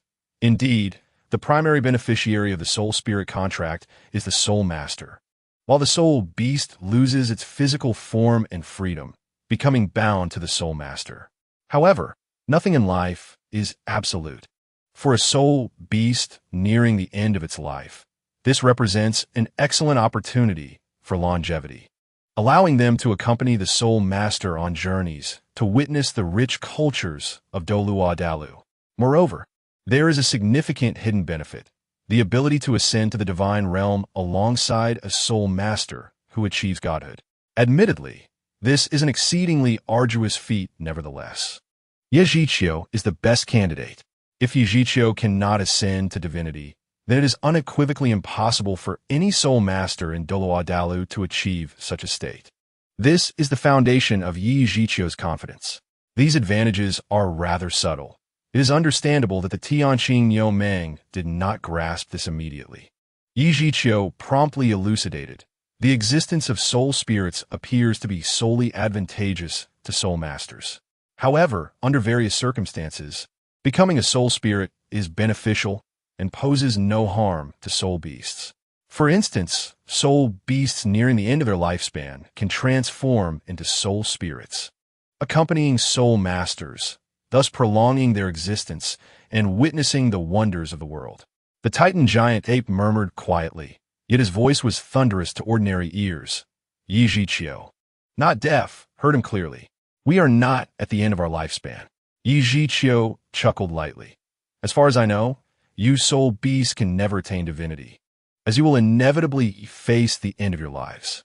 Daiming interjected, we brothers are merely 100,000 years old. We still have at least another 100,000 years to live.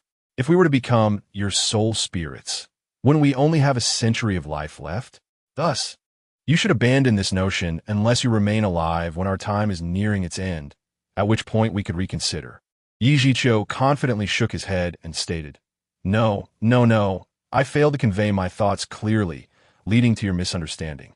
What I truly intend to express is that I will undoubtedly become a deity in the future, whereas you, constrained by the limitations of being soul beasts, will forever remain unable to ascend.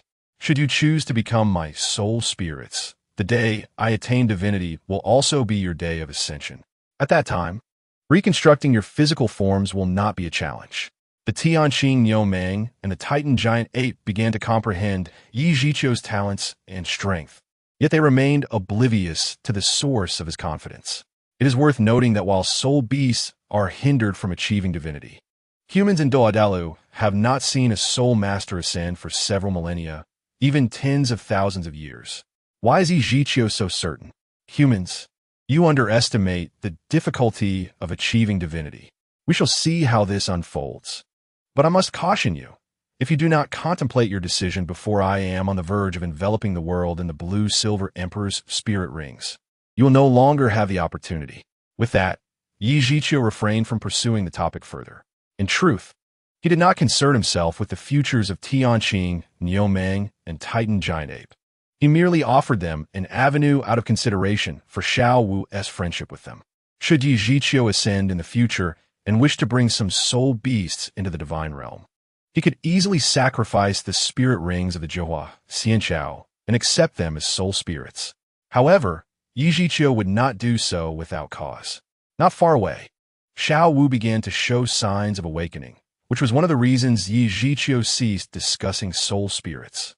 He disregarded the Tianqing Niu Meng and the Titan giant ape, flying directly to stand before Xiao Wu, waiting patiently. After Ye Zhiqiu departed, the Tianqing Niu Meng and the Titan giant ape exchanged glances, yet they could not reach a consensus. They were unsure whether to trust Ye Zhiqiu. If he was merely attempting to deceive them into becoming soul spirits, they would end up with nothing. They also questioned whether Ye Zhiqiu could truly ascend to divinity. Even if his words were truthful, should he ultimately fail to achieve divinity and meet an untimely end as a mortal, they would find themselves bereft of countless years. While the Tianqing Niu Meng and Titan giant ape lacked absolute certainty in overcoming the trials of 200,000 years, they at least had 100,000 years ahead. In any case, matters concerning life and future are not easily decided. Meanwhile, Ye Zhiqiu waited in front of Xiao Wu for about 5 minutes, during which her soul power fluctuations gradually calmed. Moments later, Xiao Wu slowly opened her eyes, her gaze meeting Ye Zhiqiu's towering figure, as she excitedly leapt into his embrace. Brother Zhiqiu, my soul power has been compressed by more than half, yet my level has still risen to 49. I can feel the residual effects of the Hongjun Xian Chao within me. Once I completely refine them, I will reach level 50 and become a Soul King. Xiaowu had not been idle during the past year. Knowing Yi Zhiqiu's formidable strength, she did not wish to lag behind him. After a year of diligent cultivation, she had progressed from Soul Zun to Soul Zone, a remarkably rapid advancement. However, Yi Zhiqiu had already reached a level where he could effortlessly defeat 3 9,000-year-old soul beasts, widening the gulf between their strengths, something she did not wish to see. Of course, Xiaowu did not desire Yi Zhiqiu to slow his growth. Rather, she wished for her own progress to accelerate. The divine herb Yi Zhiqiu had gifted her not only significantly compressed her soul power, but also elevated her level, bringing her closer to the threshold of a Soul King. Therefore, she was exceedingly joyful. Moreover, after a year of yearning, Xiaowu's affection and dependence on Yi Zhiqiu erupted at that moment. She wished to become one with him. Their lips met in a passionate embrace. Chapter 179. Return at Xiaowu's fervent insistence. Yi Zhiqiu begrudgingly spent several months accompanying her by the lake of pseudo-life. However, the days were leisurely, filled with affectionate moments and occasional competitions with daming and diming. Upon returning to Tiando City, it was inevitable that the other girls would flock to Yi Zhiqiu. So it was entirely understandable that Xiaowu wished to monopolize his time for a while. During this period, Xiaowu successfully broke through to level 50, becoming a Soul King, while Yi Zhiqiu's level steadily increased, reaching the pinnacle of 99. Upon reaching 99, Yi Zhiqiu found himself at a genuine bottleneck, one that could not be surpassed in the short term. Ascending to 100 and achieving divinity is no easy feat. Thus, the system could not assist Yi Zhiqiu in directly surmounting the 100-level barrier. However, this fortuitously aligned with Yi Zhiqiu's wishes. Yi Zhiqiu was not alone. He had many girls to care for and could not simply ascend to the divine realm, leaving them to turn to dust after a century. The future stretched long before him, and Yi Zhiqiu could only proceed with patience.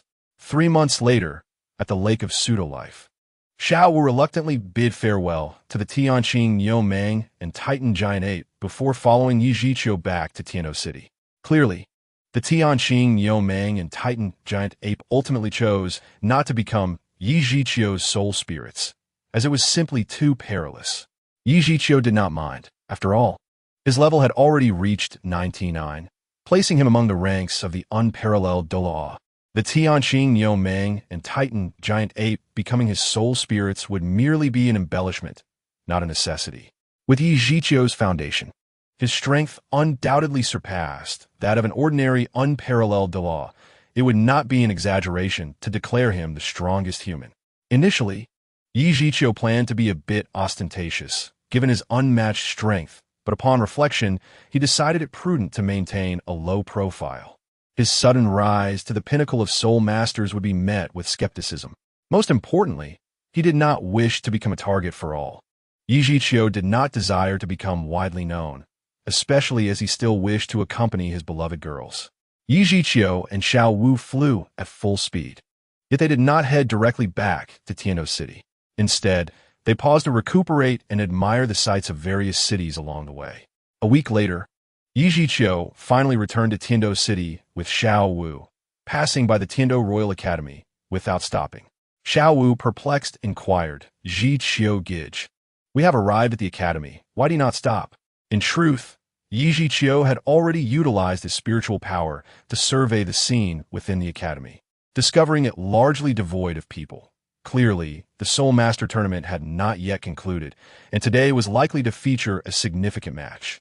Having spent a year in the Xingdou Great Forest, Xiaowu was unaware that the Soul Master Tournament was underway, but she had heard of its significance before, and explaining it was not a great burden for Yi Zhiqiu. During your absence, the Quinquennial Soul Master Tournament has commenced. The academy is currently empty, and a rather important match is likely taking place at the Tiando Great Soul Arena. Oh, can I still participate? Yu Tianheng had previously mentioned the grandeur of the Soul Master Tournament, and Xiaowu had anticipated it eagerly. Theoretically, it is not possible. It is all your fault for sending me back to the Xingdou Great Forest, causing me to miss this long-awaited competition. I had hoped to showcase my abilities. Xiao Wu, nestled in Yi Zhiqiu's embrace, suddenly began to act mischievously. However, unbeknownst to her, Yi Zhiqiu had already indulged in carnal pleasures and had engaged in intimate contact with Du Guyan. Thus, Xiao Wu had yet to take that final step with Yi Zhiqiu and had not engaged in any overtly inappropriate actions. Yi Zhiqiu affectionately flicked Xiao Wu's forehead, saying, "Theoretically, it is indeed not feasible, but if you truly wish to compete, it is not entirely impossible." The rules of the Soul Master Tournament are determined by the organizing committee, which comprises the Tiando Empire's royal family and the Tiando City Spirit Hall. The head of the organizing committee from the Tiando Empire is Ning Fengji, who is already an ally and quite manageable. Conversely, the head from a Spirit Hall is the obstinate High Priest Salus, who is difficult to negotiate with. Nevertheless, Yi Zhiqiu possesses overwhelming strength. Moreover, he holds 2 Tiando 6 Emperor tokens. As the highest-ranking insignia of the Spirit Hall, surely Salus would grant some leniency. It is noteworthy that, aside from the Tiando 6 Emperor token forcibly bestowed by Yu Guan, Yi Zhiqiu also acquired another from Tang Hao, bringing his total to 2. Upon arriving in Tiando City, Yi Zhiqiu did not flamboyantly soar into the Soul Master Tournament venue, but instead discreetly found a place to land and blended into the crowd entering the arena. At that moment, an intense match was in progress, featuring the Qihua Academy, led by Huo Wushuang and Huo Wu, pitted against the Tianshui Academy, led by Shui Binger and Shui Yuer. When Yi Zhiqiu arrived at the viewing area for the Huangdou team with Xiao Wu, the members quickly surrounded her. As a member of the Huangdou team, Xiao Wu had a good rapport with the others, and after a year apart, their reunion was filled with joy, except for Du Guyan. She understood that upon Xiao Wu's return, they would likely clash fiercely, vying for Yi Zhiqiu's affection. In truth, she would have preferred to share a bed with him. Among those present, only Ayin did not know Xiao Wu, and naturally, Xiao Wu had never encountered Ayin before. Following a brief introduction, Xiao Wu discovered that Ayin was actually Yi Zhiqiu's new woman, and immediately, she resembled a startled rabbit, brimming with animosity. In contrast, Ayin's demeanor remained quite composed. Both Ayin and Xiao Wu were 10,000-year-old beasts transformed into human form, and it was entirely normal for strong individuals in the spirit beast world to have multiple partners, a reality that also applied in the human realm. Yi Zhiqiu's strength allowed them to accept this arrangement. This was also the reason Xiao Wu did not rebuke Yi Zhiqiu as a scoundrel when he became engaged to Du Guyan 6 years prior and did not storm off in anger. In a world that reveres the strong, having a harem is commonplace. However, Xiao Wu's possessiveness was particularly pronounced. Yi Zhiqiu was well aware that the gathering of the girls could potentially spark a chaotic scene, so he promptly found an excuse to seek refuge with Du Gubo brothers. "My defenses have been breached. I recognize that the lore of Douluo is intensely convoluted, but I never anticipated that in the chapter Return to Haotian's Sect, Part 1, Bibi Dong would declare the soul hunting operation after enduring 20 years of patience, all for the sake of avenging Qian Xuanji." The original text read, "After enduring for 20 years, Bibi Dong is finally ready to take action." Slowly raising her head, she gazed at the luxurious dome of the conference hall. "Teacher, you perished at the hands of Tang Hao from Haotian's sect. It is time to avenge you." The subsequent narrative is mere fabrication, aimed at excessively glorifying the 7 monsters while disparaging Bibi Dong. In Chapter 180, Snowflakes Falling and Huo Wu Shining, the match had escalated to a fever pitch. The captain of the Tianshui team, Shui Binger, was not the oldest member, but rather the most formidable. At the age of 20, her level had reached 43, not far behind Yu Tianheng. Of course, her talent could not be compared to Yi Zhiqiu's. Shui Binger stood approximately 165 meters tall, with a well-proportioned figure that was neither excessively voluptuous nor overly slender. Her long, water-blue hair cascaded down her back, and her exquisite features adorned her fair complexion, exuding an ethereal beauty. The quirky Shui Yuer stood beside Shui Binger, yet their circumstances were far from optimistic. The substantial consumption of soul power and physical stamina left them breathless, and the ice crystal armor they wore had been shattered in the battle. The Tianshui Academy specialized in ice attributes, placing them at a significant disadvantage against the fire attribute-focused Qihua Academy, and thus, they had been consistently suppressed. Shui Yuer, use that move. After much hesitation, Shui Binger resolved to reveal Tianshui Academy's trump card. Although it was merely the preliminary round of the Soul Master Tournament, they had already been compelled to unveil their hidden capabilities. Even if they managed to reach the finals, they would likely finish at the bottom. However, they could not afford to ponder such matters any longer. Upon hearing Shui Binger's decision, the black-haired Shui Yuer immediately began to dance on the spot. Her dark tresses swirled as she danced, and the 4 soul rings adorning her sparkled in succession, emitting circles of blue light that spread with her movements, causing dense clouds to form above the arena. The thick clouds enveloped the entire stage, and soon, large raindrops began to fall, transforming into a torrential downpour. Shui Binger unleashed her first soul skill, Ice Seal, in conjunction with her teammates to hinder Qihua Academy's assault. As Shui Yuer completed her preparation, Shui Binger charged toward her, executing a soul skill in synchrony. The blue and black hair merged instantaneously, transforming into a dazzling blue-white beam that surged into the clouds above, causing both Shui Binger and Shui Yuer to vanish as they activated their hidden technique. The martial soul fusion skill, Snowflakes Falling, as the blue-white beam pierced the clouds. Even if Shui Binger and Shui Yuer were to be defeated, the power of their martial soul fusion skill would continue to unleash, sweeping away all enemies on the battlefield. This was Tianshui Academy's secret weapon. The rain in the sky transformed. The unfallen ice rain morphed into snowflakes dancing through the air, with each flake sharp as a blade, swirling downwards to form a vortex of ice and snow, charging toward the members of Qihua Academy. Snowflakes Falling, an exquisitely beautiful name. Yet within its beauty lay an endless threat. Shui Binger and Shui Yuer were both soul masters above level 40, and their synergy was remarkable, allowing their martial soul fusion skill to surpass ordinary techniques. This move was destined to be extraordinary, its power rivaling that of a full-force strike from a 60th level Soul Emperor. The appearance of the drifting snowflakes cast a shadow of impending doom over Qihua Academy. Huo Wushuang immediately unleashed his soul skills, striving to resist the onslaught while shouting, "Brothers, give it your all and hold the line." Waves of soul techniques erupted desperately. A match that once seemed secured had descended into chaos, far beyond the expectations of the Qihua Academy members. However, they were unwilling to concede defeat, nor could they afford to lose. In this critical moment, Huo Wu underwent an inexplicable transformation in her demeanor, remaining remarkably calm as she declared, "Everyone, do your utmost to buy me time. I must execute that move." It was truly impossible to conceal it any longer, so she decided to proceed. Huo Wu's body swayed, and a faint orange-red shadow gradually emerged behind her, enhancing her already graceful figure. This was Huo Wu's martial soul, Huing.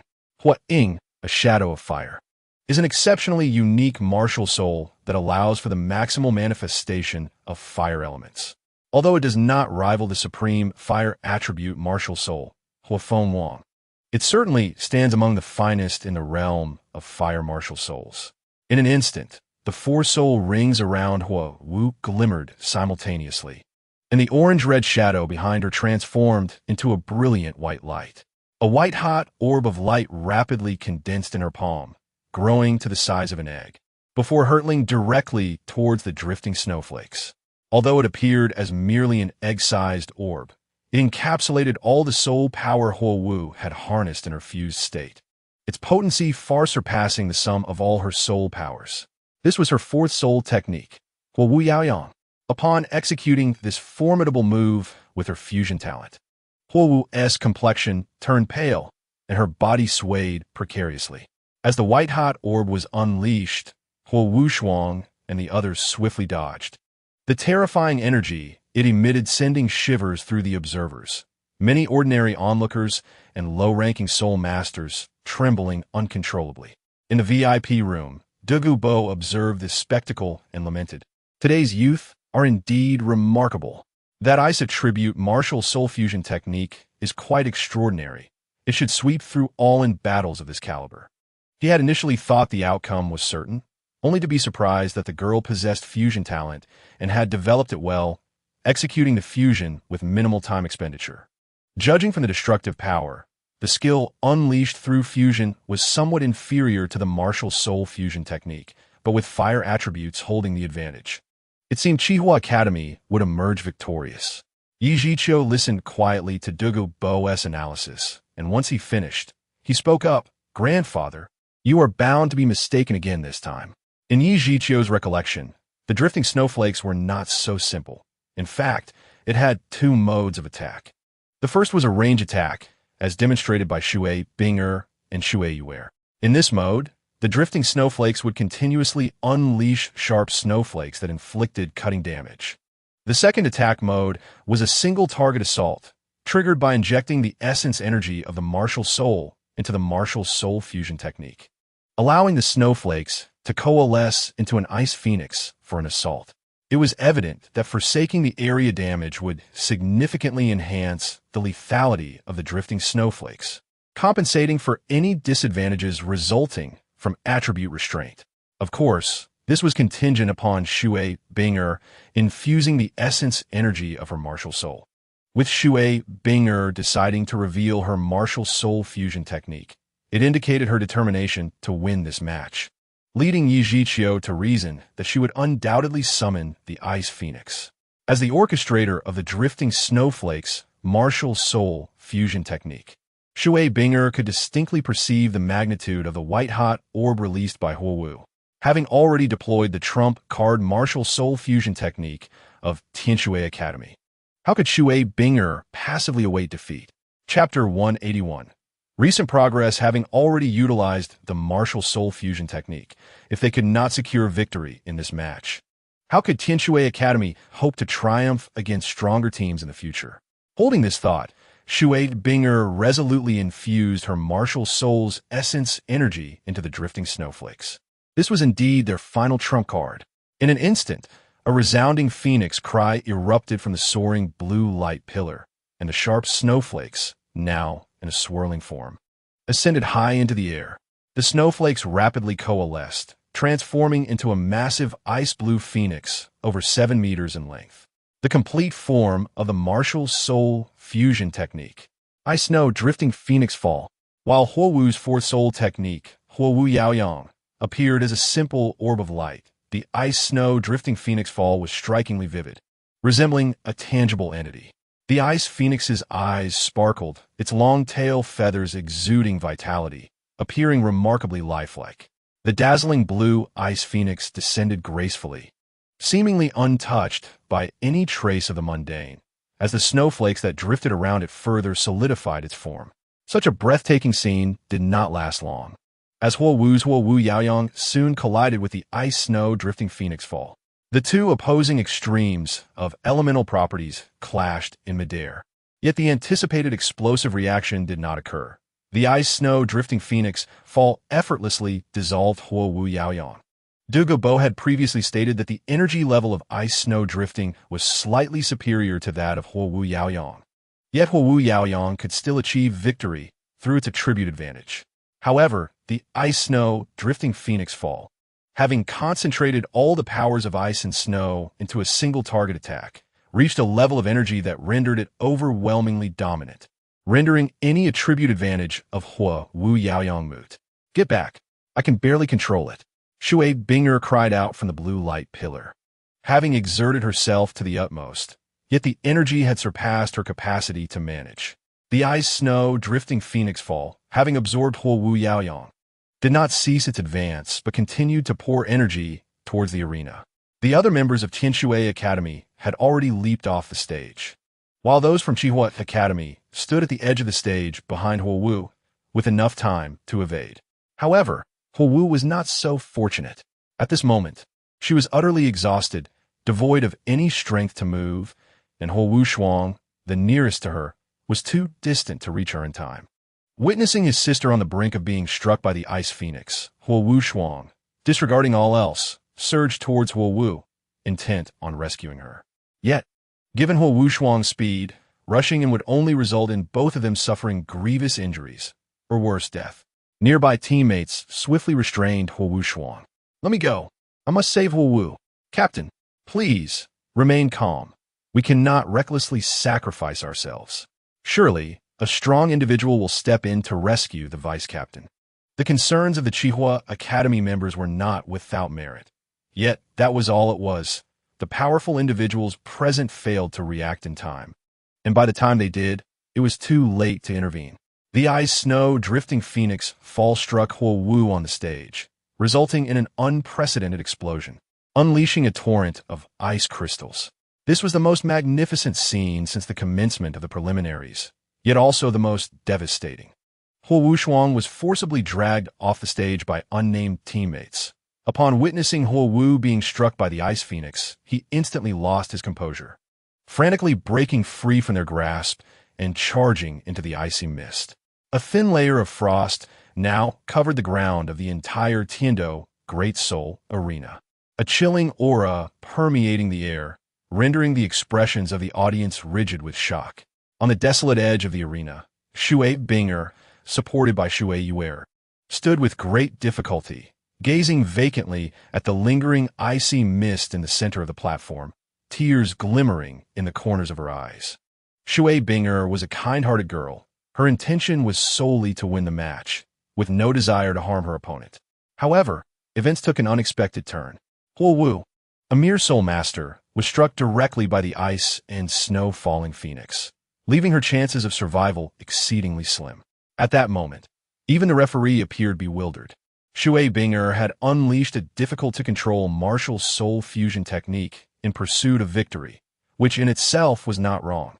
Yet a young life had been extinguished as a consequence.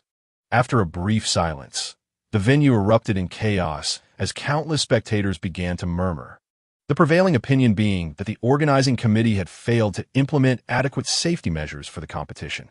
Soon, the icy mist dissipated, revealing the scene within. Huo Wushuang, who had rushed into the mist, found himself firmly ensnared by a vine, unable to enter, while within the protective cage formed by the vines, Huo Wu lay unharmed. Relief washed over the crowd. Thankfully, Huo Wu had a life-saving trump card, otherwise a young life would have been lost. Upon witnessing the scene through the mist, the heavy stone in Shui Binger's heart finally lifted.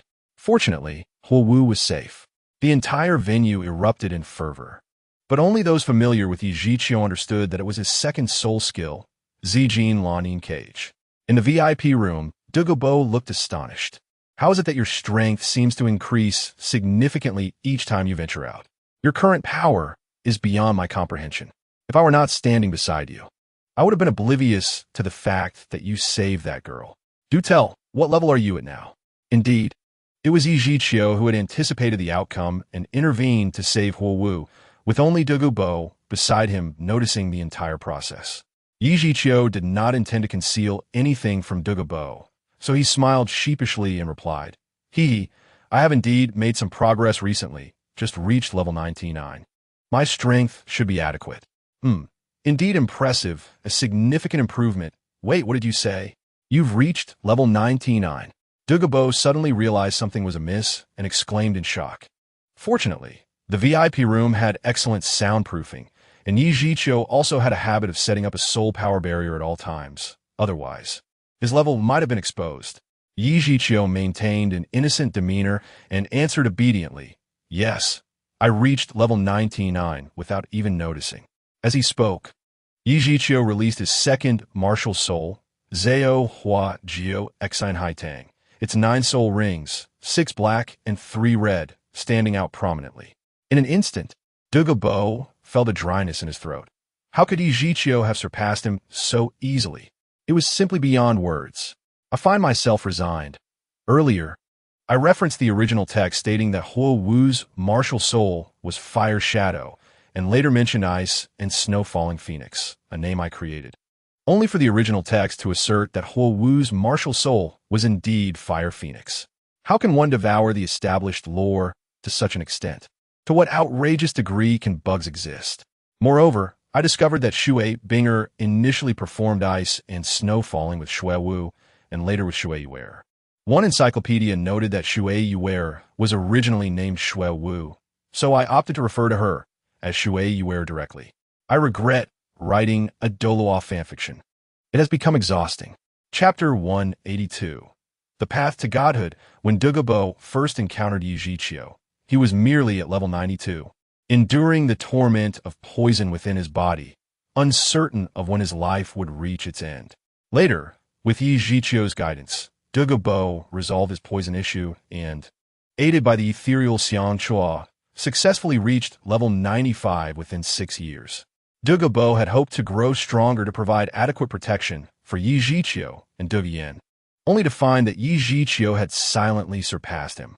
It was an uncomfortable feeling to be overtaken from behind. Douluo had never doubted the authenticity of Yi Zhiqiu's words, as Yi Zhiqiu had just demonstrated his strength. If Douluo had not been standing beside him, he might have been oblivious to Yi Zhiqiu's actions, just like everyone else. Level 99. In the blink of an eye, you have grown to a point beyond my reach. A hint of bewilderment flashed in Douluo's eyes as he inquired, given your current strength, perhaps no one on the continent could stand in your way. What are your plans? Yi Zhiqiu understood what Douluo was truly asking, whether he intended to establish a sect or develop a family. Given the current state of Douluo continent, the number of title Douluo was scarce. Among the 7 major sects, only the top 3 possessed title Douluo, while the strongest in the bottom 4 had yet to attain that status. There were also families like the Douluo clan.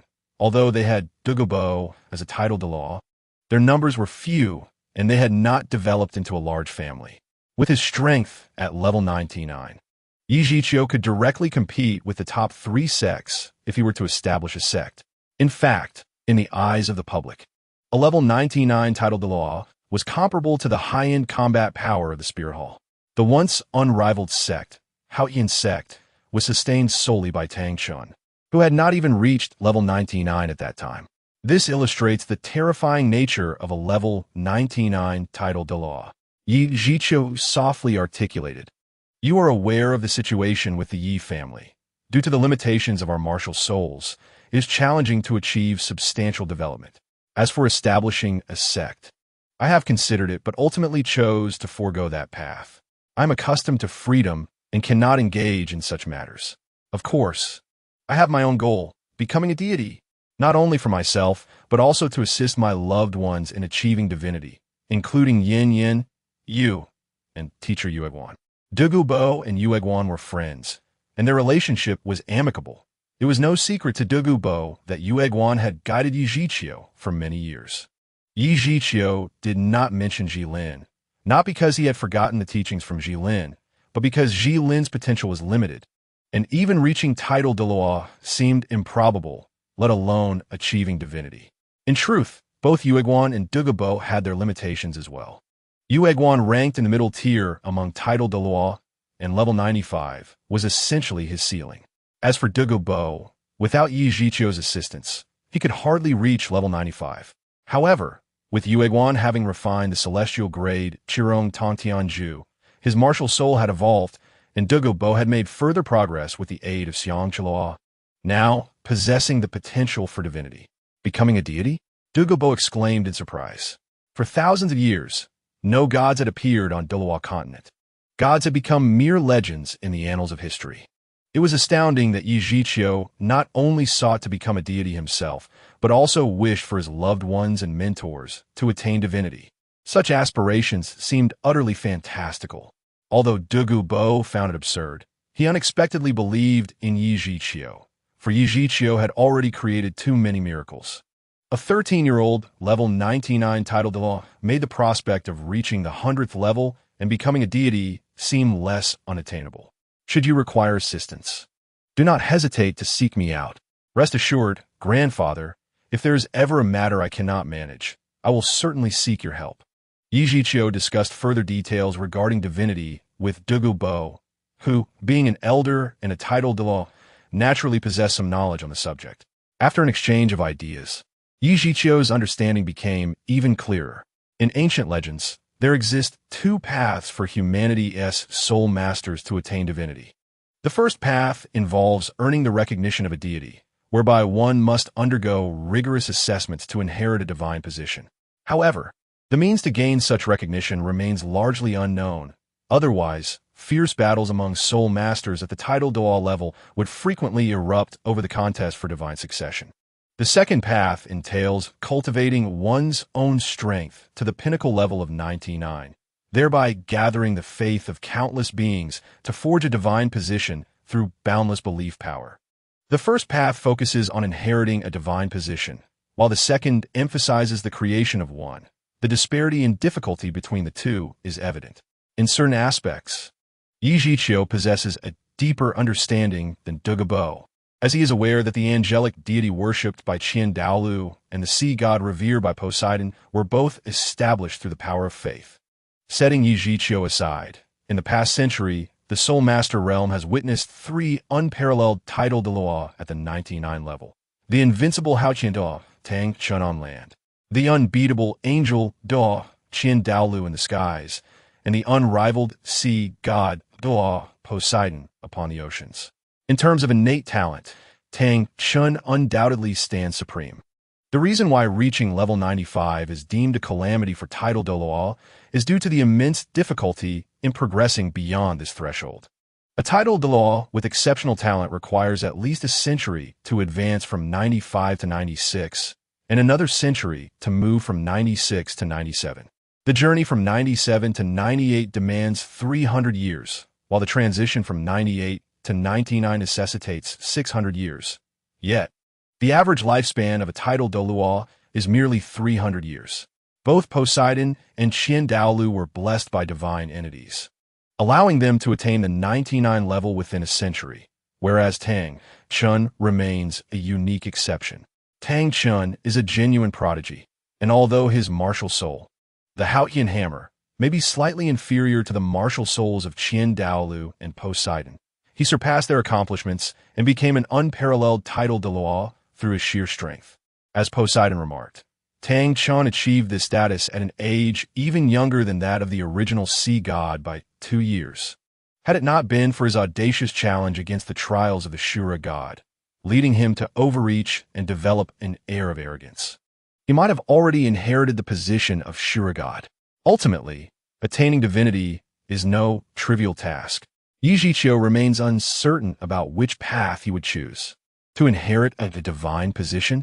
If he could only inherit a divine title, how could he enable his family and mentors to achieve divinity as well? To forge a divine position through faith? The sea god unified the oceans over the span of 1,001 years, conquering countless races within the seas through his unparalleled strength and charisma, thereby establishing his divine position through the belief of innumerable sea soul beasts. This route may be feasible for him, yet it poses significant challenges for others. Yesterday, 2 chapters were misaligned. I only discovered the error at night and could only amend the content, though the chapter title remains unchanged. I apologize for this inconvenience. As I progress further in writing, I find it increasingly challenging to continue as the settings grow more outrageous. The lifespan of 300 years for a title Douluo, with each level beyond requiring an additional century, is perplexing. Levels 95, 96, and 97 require a century of arduous training. Levels 97 to 98 demand 300 years of toil, and levels 98 to 99 require 600 years of relentless effort. What are the Sword Douluo at level 97, or the Golden Crocodile Douluo at level 98? The father of the Sword Douluo was from the same era as the 3 unparalleled title Douluo, and based on Poseidon's estimations, their ages should be around 120, while the Sword Douluo likely falls below 100, with the Golden Crocodile explicitly stated to be 150. The Golden Crocodile Douluo is the oldest title Douluo mentioned in the original work. Hence, I ponder where the older title Douluos, with a base lifespan of 300 years, have vanished. If this is the case, how could there be merely dozens of title Douluo on the continent, with a significant portion being artificially elevated in strength as a late addition? Chapter 183. The Thoughts of Huowu. Time is still ample. Yi Zhiqiu does not rush to a decision. Simultaneously, The preliminary rounds of the Seoul Master Competition concluded after the final match between Shunfeng Academy and Leitang Academy. Following the conclusion of the preliminaries, an award ceremony is to be held, presided over by Emperor Xie, Ning Fengji, and Salas, to confer qualification certificates for the subsequent rounds to the top 5 ranked teams. It is noteworthy that, as Lamba Academy was not absorbed by Shrek Academy, its standing is not considered top tier, yet it surprisingly secured the 5th place, primarily due to the contrasting weakness of other competing academies. The top 5 academies in the preliminary rankings are Shunfeng Academy, Leitang Academy, Chihua Academy, Tinshui Academy, and Lamba Academy, with the captains of these 5 teams stepping onto the podium. The Emperor, along with the leader of the 7 Treasures Glazed Tile School, Ning Fengji, and the Platinum Bishop Salas, will personally award qualification certificates and prizes to the 5 teams advancing to the next round. The qualification certificate for advancing is essentially a letter, representing honor rather than being susceptible to forgery. Even if other academies were to produce counterfeit certificates that could deceive the eye, they would be rendered useless, as the names of the advancing academies are evident. As for the monetary reward, it amounts to merely 10,000 gold soul coins. These academies likely do not lack such funds. After the distribution of qualification certificates and prizes, the host relinquished the floor to the esteemed Emperor Xue. The Emperor surveyed the captains and vice-captains of the 5 academies before smiling and addressing them. Children, first and foremost, I extend my heartfelt congratulations to you all for successfully acquiring the qualification to advance in this elite competition of high-level Soul Master Academies across the continent. As the highest ruler of the Tiando Empire, I take great pride in you, for you are the hope of our empire's future. As the captains and vice-captains of your respective teams, your prowess has played a significant role in the competition, and thus, I have decided to confer upon you all the rank of Viscount, while the remaining team members shall be granted the title of Baron. Once you graduate, the doors of the Imperial Palace will always be open to you, and your fiefs will be allocated uniformly after graduation, should you wish for early distribution. You may submit an application. The Emperor's words were clearly an attempt to win favor, as the students participating in the Soul Master competition are the cream of the crop from the top academies within the Tiando Empire. To place within the top 5 of the preliminaries speaks volumes about their innate talent. The Emperor's scheme is astutely calculated, exchanging a few titles and fiefs for the camaraderie of these prodigies, and perhaps even their allegiance. Such a transaction is exceedingly lucrative. However, the Spirit Hall also seeks to attract these talents, leading Salas to interject suddenly. Your Majesty, this may not be appropriate. Emperor Shuya cast a sharp gaze at Salas, his tone stern as he replied, Lord Salas, is there something amiss? Salas, unhurried and composed, responded, in previous competitions, there's been no precedent for awarding titles, and moreover, are the titles you bestow not rather excessive? The title system of the Tiando Empire is fundamentally similar to that of the Xinglua Empire, ranked from highest to lowest as Duke, Marquis, Earl, Viscount, and Baron. To issue 10 Viscount titles for a preliminary round indeed seems rather excessive. However, Emperor Xie was acutely aware of the Empire's current predicament. If he could secure even one talented individual, the bestowal of such titles would be worth the investment, provided that no one joins the Spear Hall. In response to Salas's skepticism, Emperor Xie had already prepared his retort. Lord Salas, the conferral of titles is an internal matter of the Tiando Empire, unrelated to the Spear Hall. These children represent our empire in the competition. I admire their talent and effort, and thus, I am merely offering them some rewards, which is wholly appropriate. Furthermore, I pledge that should that team achieve ultimate victory, their titles will elevate by 1 rank, and their academy will gain the prefix Ril, along with financial support from the Empire. The Emperor of Snowy Nights skillfully elevated the ambience of the occasion, and amidst a barrage of substantial rewards, even students of considerable standing began to feel a surge of yearning. It is essential to recognize that acquiring a title in the Empire is exceptionally challenging, and a Viscount's fiefdom equates to a small city, yielding immense profits. Should one ascend to the rank of Count, the Emperor of Snowy Nights effectively severed Salas's avenues of retreat. Further debate could indeed offend these prodigies. The Spirit Hall also harbors ambitions to recruit these talents, which is why Salus extended an olive branch prior to the preliminary competition. This, in turn, laid the groundwork for the Emperor's generous offerings. Salus's expression darkened considerably.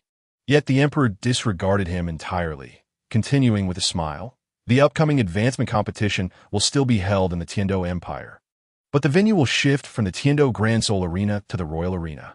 At that time, the 10 teams from other principalities and kingdoms that pass the preliminary rounds will compete alongside you. I hope your 5 academies can excel in the advancement competition and gain an edge in the finals. The advancement competition is the finest stage for you to demonstrate your individual prowess. I promise that the Empire will unconditionally provide soul beasts required for the next title promotion to the top 3 students with the most victories. Specifically, soul beasts under 30,000 years of cultivation. The Empire stands firmly behind this commitment. The promise made by the Emperor of Snowy Nights is no less significant than a title. For soul masters, titles are often mere shadows, while the wealth derived from an appropriately matched soul beast far surpasses that of a title. The prospect of any soul beast under 30,000 years of cultivation stirred even the most talented captains and vice-captains present.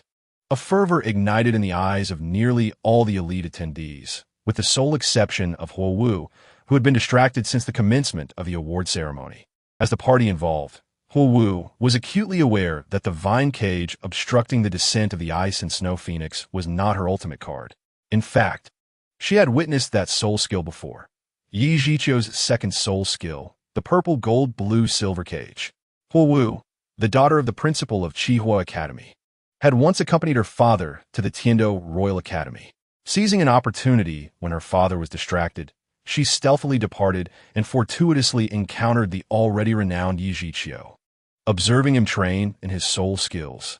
At that time, Yi Zhiqiu only possessed the skills of binding and the purple gold blue silver cage. The former bore no distinctive traits, while the latter was easily recognizable and deeply etched in Huo Wu's memory. Could it be that Yi Zhiqiu saved me? Yet, Yi Zhiqiu should not be significantly stronger than I. If he had unleashed his soul skill to rescue me, how could the others have failed to notice? A series of inscrutable questions lingered in Huo Wu's mind. The advancement competition is set to take place in a month. I hope you can achieve breakthroughs within this time frame. You are all astute youths, and I trust you will make the right choices. As the Emperor's final words resonated, Huo Wu found herself wishing fervently for his departure so that she could seek out Yi Zhiqiu. Chapter 184. The news received by Lu Erlong with the conclusion of the award ceremony. The preliminary rounds of the Soul Master competition have drawn to a close, paving the way for the advancement competition a month hence. Xiao Wu, eager to secure a place in the Soul Master competition, enlisted the help of Qin Ming to inquire with the organizing committee. Qin Ming, in turn, decided to bring along the members of the Imperial Battle Team to visit Ning Fengji. Yi Zhiqiu did not accompany them.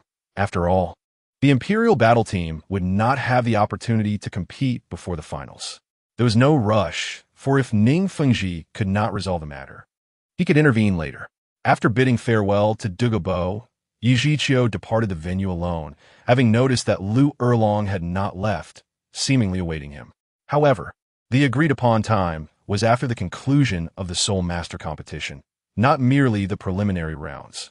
Lu Erlong's situation was indeed complex. When Yi Zhiqiu had promised to help Lu Erlong find a master, he himself was uncertain of his intentions. Objectively, Yi Zhiqiu wished for Lu Erlong to discern the master's true nature. Yet subjectively, he had not entirely dismissed the notion of including Lu Erlong in his harem. Lu Erlong was a pitiable fool in her own right. Yi Zhiqiu swiftly approached Lu Erlong, whispering, "Director Lu, our appointed time has not yet arrived, has it? What brings you to seek me now?" Lu Erlong appeared devoid of her usual vibrancy, offering a bitter smile upon seeing Yi Zhiqiu. "I'm not here to rush you. Rather, I have come to learn some troubling news that has left me rather perplexed." Yi Zhiqiu raised an eyebrow, inquiring, "What news?" "Since you are aware of my connection to Yu Xiaojiang, you should also be cognizant of our backgrounds." Yu Xiaojiang, a seemingly simple name, actually conveys a wealth of information. Lu Erlong's feelings toward Yu Xiaojiang had undergone a significant transformation. Yi Zhiqiu remained silent, patiently awaiting her to continue. I hail from the Blue Lightning Tyrant Dragon Clan, and the Blue Tyrant Academy was founded with my father's support. Recently, I leveraged my father's connections to investigate Yu Xiaojiang's background and uncovered some unsettling truths. What truths? Do you know his whereabouts? Logically, Yu Xiaojiang had concealed his identity for over 2 decades. Both Nodding Academy and Shrek Academy are located in remote areas. And the intelligence network of the Blue Lightning Tyrant Dragon Clan should not have been able to reach him. No, I cannot locate his current position, but I have discovered some past information. It turns out he has been deceiving me all along. When we first met, he candidly revealed that he had a romantic history with the Saintess of the Spirit Hall, Bibi Dong, who callously abandoned him in pursuit of the title of Pope. It was precisely because of this that I felt a deeper sympathy for him. However, the message I received from my family indicated that, after leaving home, Yu Xiaojiang approached Bibi Dong with ulterior motives and unexpectedly won her favor. Through Bibi Dong, he obtained considerable internal information from the Spirit Hall and began to make a name for himself in academic circles. Yet, under the coercion of the then Pope Qian Xuanji, he ultimately chose to abandon Bibi Dong. I despise those who deceive my affections. By the end of her recounting, Lu Erlong's fists were clenched tightly. Lu Erlong, known for her strong sense of justice and fiery temperament, typically tempered her demeanor around Yu Xiaojiang and Flender. Now, she discovered that she had placed her trust in the wrong person. Yi Zhiqiu had not anticipated that Yu Xiaojiang harbored such a hidden past. He had assumed that Yu Xiaojiang had won Bibi Dong's favor solely through intelligence, never suspecting that it was mere flattery. Yu Xiaojiang's research achievements were also derived from the Spirit Hall. Given this, do you still wish to meet him? Lu Erlong nearly shouted yes. Why wouldn't I want to see him? I wish to hear how he intends to explain himself. At that moment, a striking figure rushed toward them. Upon seeing Yi Zhiqiu in the company of a curvaceous woman with a melancholic expression, the girl's countenance shifted. Uncertain of her own motives, the girl dashed toward Yi Zhiqiu, exclaiming, "Yi Zhiqiu, so this is where you are? I have finally found you." Yi Zhiqiu turned to the sound, recognizing the beautiful young girl he had just saved. Huowu. Lu Erlong, aware of Yi Zhiqiu's charm, hastily assumed Huowu was yet another of his admirers, inwardly lamenting the magnetic allure of Yi Zhiqiu that drew so many exceptional women, even when they knew he had many. Certainly, Lu Erlong dared only to scheme against Yi Zhiqiu in her heart, refraining from expressing her thoughts aloud, for she was acutely aware of Yi Zhiqiu's formidable prowess, which rivaled that of her father. With the matters at hand concluded, she declared her departure, promising to return after the conclusion of the Soul Master competition. Upon uttering her words, Lu Erlong swiftly exited.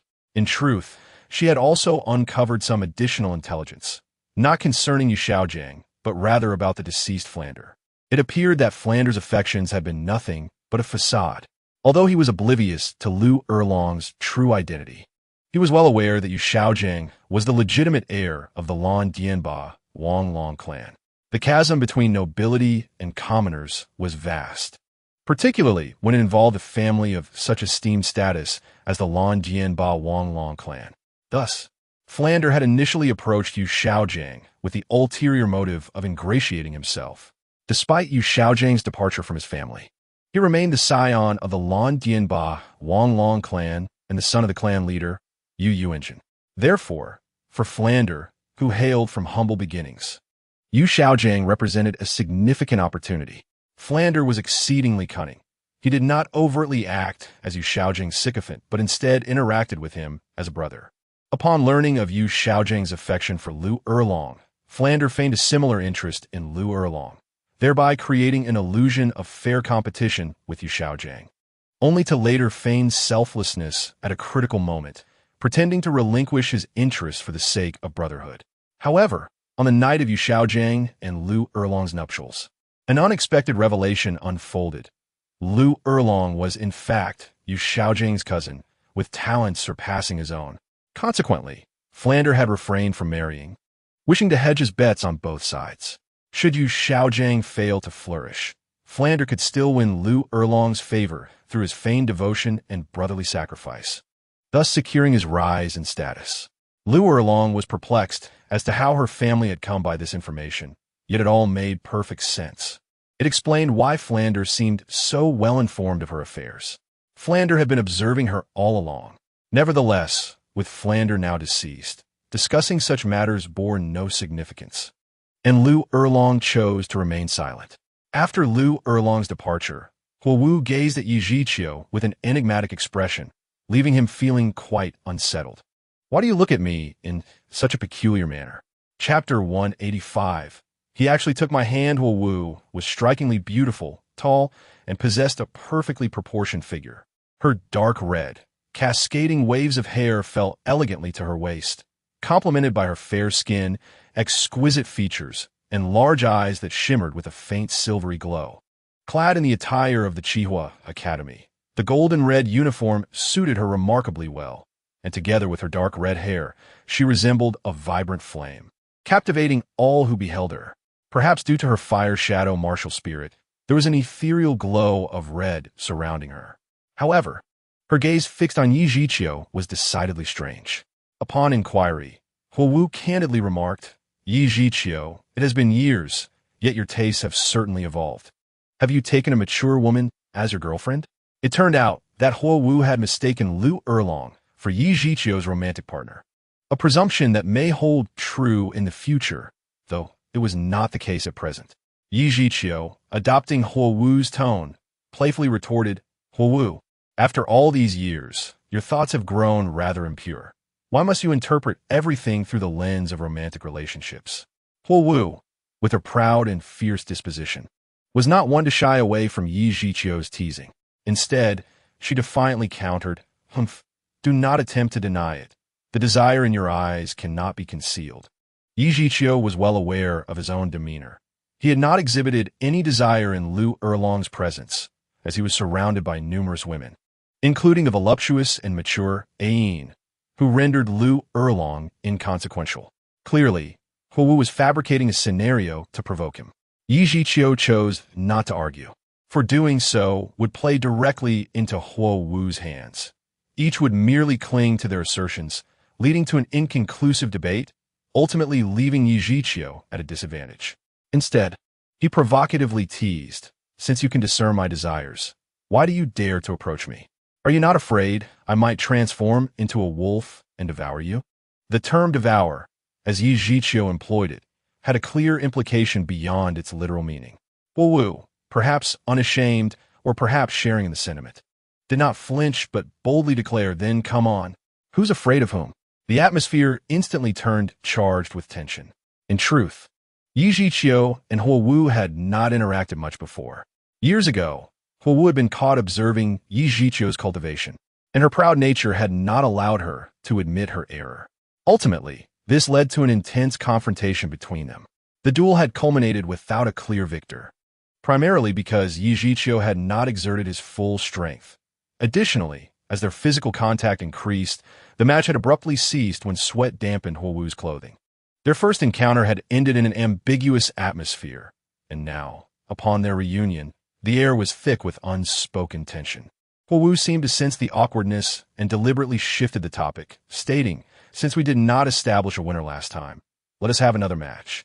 In the heat of the moment, influenced by the charged atmosphere, Huowu forgot her original purpose for seeking out Yi Zhiqiu, opting instead for a feeble excuse. Of course, it was also possible that Huowu's intentions were not entirely pure, as she was no longer a young girl and had numerous suitors, yet none had captured her interest. Many pursued Huowu. Aside from Feng Xiaotian, all others had been defeated by him, yet she had not accepted his advances. Yi Zhiqiu, with a sly expression, queried, "Are you certain you wish to compete with me? My abilities are quite exceptional at present." Huowu, being a few years older than Yi Zhiqiu, had initially encountered him when his cultivation had already surpassed hers. Although Huowu was talented and had achieved the rank of Soul Master, she was still leagues away from Yi Zhiqiu, who had attained the level of title Douluo. "I am the foremost genius of Qihua Academy. Not even my brother's talent can compare to mine, and you dare to look down on me?" Huowu's face flushed with indignation. Her greatest pride lay in her beauty, physique, and talent. Had she not been facing Yi Zhiqiu, she might have lashed out without a second thought. Yi Zhiqiu, with a hint of amusement, replied, "Then let us see what you can do. Do not underestimate me." Huo Wu, seeing Yi Zhiqiu's nonchalance, promptly summoned her martial spirit and unleashed her soul skill. In truth, Huo Wu was aware of Yi Zhiqiu's formidable strength, having witnessed him effortlessly defend against the Ice Snow Phoenix's lethal attack, saving her without a scratch. However, she was unafraid to engage in battle. Huo Wu's body swayed, and the orange-red fire shadow materialized behind her as her third soul ring illuminated, with a brilliant ring of fire erupting forth. "Be careful. This is my third soul ring, the fire resistance ring," she warned while executing her soul skill. Yi Zhiqiu smiled gently, finding Huo Wu quite adorable. He surmised that her visit was indeed linked to the Zijing Lanin cage that had previously saved her. Yet she still felt the need to caution him. It could be said that despite her fiery temperament, Huo Wu was also quite considerate. Aware of Yi Zhiqiu's superior strength and concerned that he might inadvertently incur injury. The resistance of Huo Wu's Hua attack is remarkably weak. It is more inclined towards providing enhancement effects, aside from the enforced short-range displacement. As long as the soul power level does not exceed Huo Wu's by more than 10 levels, she can disregard any soul skills and defenses of that soul master. Once the battle commences, Huo Wu's strategy remains exceedingly clear. She does not intend to severely injure Yi Zhiqiu, but rather aims to use the forced displacement of Hua Huan to push him away before launching an attack, as their proximity is too close.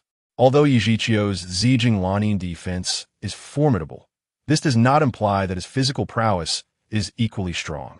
Hence Huo Wu is concerned that close-range attacks may harm him. However, her strategy proves ineffective from the outset due to Yi Zhiqiu's overwhelming strength. Even without employing any soul skills, he cannot be forcibly moved by Hua Huan. Huo Wu is momentarily taken aback and retaliates with a fierce strike. With her fourth soul skill, Huo Wu Yao Yang, she has already deployed her third soul skill, Hua Huan. Yet not only has she failed to displace Yi Zhiqiu, but he stands unfazed as if nothing has occurred, which she finds hard to accept. Nevertheless, Huo Wu maintains her composure. She cannot come to terms with the vast disparity in strength between herself and Yi Zhiqiu, yet she refrains from recklessly utilizing Ronghuan. Huo Wu's palms ignite with flames, and as two flames merge, they transform into a colossal white flame. She prepares to hurl this white flame at Yi Zhiqiu, but he casually grasps her hand. A surge of profound soul power emanating from him, which effortlessly extinguishes Huo Wu Yaoyang. Yi Zhiqiu has actually taken my hand. Chapter 186. The inner thoughts of a devoted admirer. It is evident that girls possess unique thought processes. Huo Wu is not focused on Yi Zhiqiu's effortless dismantling of her Huo Wu Yaoyang, but rather on the fact that he is holding her hand, interpreting it as a gesture of intimacy. Naturally, this interpretation is reserved for boys with whom she has a high affinity. If the one holding her hand were Feng Xiaodian or another boy, Huo would undoubtedly explode with rage and demonstrate the consequences of Ronghuan. Huo Wu is momentarily entranced, and Yi Zhiqiu notices her unusual demeanor but refrains from taking any other action. After all, the disparity in strength between them is significant, and Yi Zhiqiu is not truly engaged in a spar with Huo Wu. Their hands briefly touch, and before Yi Zhiqiu can release her, Huo Wu shows no intention of withdrawing, a moment that is observed by a pair of shadowy eyes from a distance. In a secluded corner, Feng Xiaoyan's expression is obscured, but his tightly clenched fists betray his fury, the force causing his bones to crack. Feng Xiaoyan has harbored feelings for Huo Wu for quite some time, and his affection is openly displayed, leading him to closely monitor her and ward off several unworthy suitors. After the preliminary rounds and award ceremony, he eagerly approached her, only to be met with a cold rejection. Feng Xiaoyan perceives no issue, believing that Huo Wu's attitude towards her other admirers is even harsher than towards him, and he considers her rejection a test of his sincerity.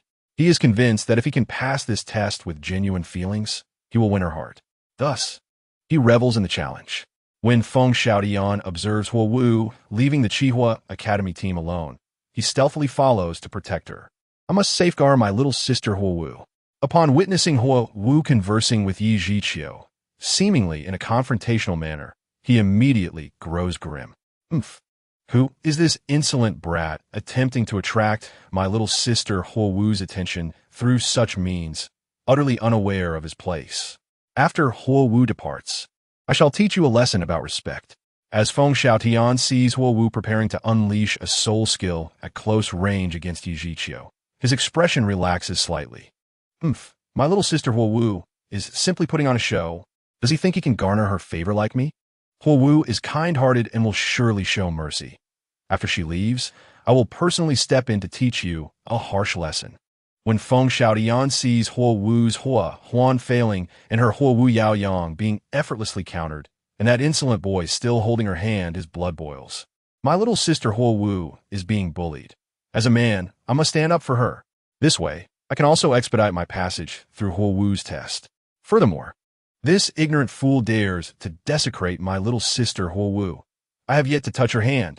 Today, he will learn the price of disrespecting her. Thus, Feng Xiaotian suddenly leaps from his hiding place, transforming into a streak of azure light as he charges towards Yi Zhiqiu, shouting, "Shameless scoundrel, release your filthy hands." As his voice rings out, a faint azure glow emanates from him, and as the azure energy swirls, his physique undergoes a remarkable transformation. His bones crack audibly, muscles swell abruptly, and he becomes a towering figure. Unbeknownst to him, his hair has also been dyed azure by the energy, and most strikingly, a wolf's head suddenly sprouts from his left shoulder. The azure wolf's head glares menacingly at Yi Zhiqiu, releasing an aura of chilling intent. This is Feng Xiaotian's martial spirit, the Swiftwind Two-Headed Wolf. The Swiftwind Two-Headed Wolf is a mutation of the Swiftwind Demon Wolf, a beast martial spirit of medium to high rank. Thus, the mutated form emerges as a near top-tier martial spirit. Feng Xiaotian, a true prodigy, has achieved remarkable success at the age of 24, reaching level 44, thanks to his incredibly powerful Swiftwind Two-Headed Wolf martial spirit. As Feng Xiaotian lunges closer to Yi Zhiqiu, his first soul ring glimmers brilliantly, sharp wolf claws extending from his palms, mercilessly targeting Yi Zhiqiu's throat. The claws slash with ferocity, unleashing 10 crescent-shaped wind blades that create a deafening sound, sealing off all of Yi Zhiqiu's escape routes. First soul skill, Wind Blade Array. Feng Xiaotian shows no mercy, and the reason is simple. From his perspective, Yi Zhiqiu has dared to touch Huowu's hand, which signifies a profound insult to her. This, Feng Xiaotian cannot forgive. However, Yi Zhiqiu has no need to evade. Feng Xiaotian's assault is trivial in his eyes. Although he is strong among his peers, Yi Zhiqiu can easily withstand it with mere physical prowess, without even utilizing soul skills. At this moment, Yi Zhiqiu still holds Huowu's delicate hand, skillfully drawing her into his embrace. With a casual wave of his left hand, he shatters the wind blades released by Feng Xiaotian. The wind blades shatter first, and Feng Xiaotian is still about 5 meters away from Yi Zhiqiu. In her dazed state, Huowu does not react at all, leaning obediently against Yi Zhiqiu, their right hands still intertwined, unbroken. Upon witnessing Huowu being coerced by Yi Zhiqiu, Feng Xiaotian's aggression instantly diminishes, and he shouts furiously, "Shameless scoundrel! Despicable coward! If you are a man, release my little sister Huowu. Let us engage in a fair, one-on-one duel, determining both our standings and fates." It appears that Feng Xiaotian mistakenly believes Yi Zhiqiu is using Huowu as a shield, rendering him hesitant to act. Clearly, Feng Xiaotian has overestimated the situation. Yi Zhiqiu instinctively protected Huowu in the moment of attack, ensuring she would not be inadvertently harmed. He did not pay attention to Feng Xiaotian's attire, merely by observing the mask on his face and the presence of the swift wind Two-Headed Wolf. He had already identified the Soul Master as Feng Xiaotian. In truth, Yi Zhiqiu had previously encountered a 20,000-year-old swift wind magic wolf, which, despite its lineage being inferior to Feng Xiaotian's, was significantly stronger. The right leg bone he had gifted to Zhu Zhuqing had originated from that ancient beast. Yi Zhiqiu was not one to disregard right from wrong. He He recognized that Feng Xiaotian had acted rashly under the misconception that Yi Zhiqiu had harmed Huowu. A simple clarification would suffice. Feng Xiaotian, I harbor no intention of harming Huowu. It is merely a friendly spar after many years apart. However, Feng Xiaotian was deaf to his words. Spow, I witnessed you taking advantage of Sister Huowu, not only holding her hand, but also embracing her. You shameless scoundrel. I shall not let you escape alive today. Chapter 187. By what right do you deserve Sister Huowu's approval with that declaration? Feng Xiaotian launched another assault on Yi Zhiqiu. Huowu, nestled in Yi Zhiqiu's embrace, showed no signs of struggle. Rather, her cheeks flushed slightly. Feng Xiaotian possessed an inner scale of judgment. Although he had the potential to be a devoted admirer, he was not a fool and quickly deduced the nature of their relationship. The bond between Yi Zhiqiu and Huowu was anything but simple. Since Yi Zhiqiu would not harm Huowu, Feng Xiaotian felt emboldened to act against him without hesitation. After all, it was Yi Zhiqiu who refused to release Huowu, thus justifying his aggression. A surge of indignation bubbled within Feng Xiaotian as he silently vowed to uncover what made Yi Zhiqiu worthy of Huowu's regard. With a fierce shout, the second and third soul rings on Feng Xiaotian's body gleamed almost simultaneously. A silhouette of the swift wind, two-headed wolf coalesced behind him, merging seamlessly with his form. This was his second soul skill, Wolf Dual Possession. Once activated, Wolf Dual Possession enhanced Feng Xiaotian's attack, defense, and agility by 20%. And as the wolf's silhouette integrated with him, the amplification intensified. When the two completely became one, the enhancement would reach 50%, making it a remarkably effective augmenting skill. This enhancement was merely the prelude to Feng Xiaotian's offensive. In the next moment, two colossal azure wings unfurled from his back.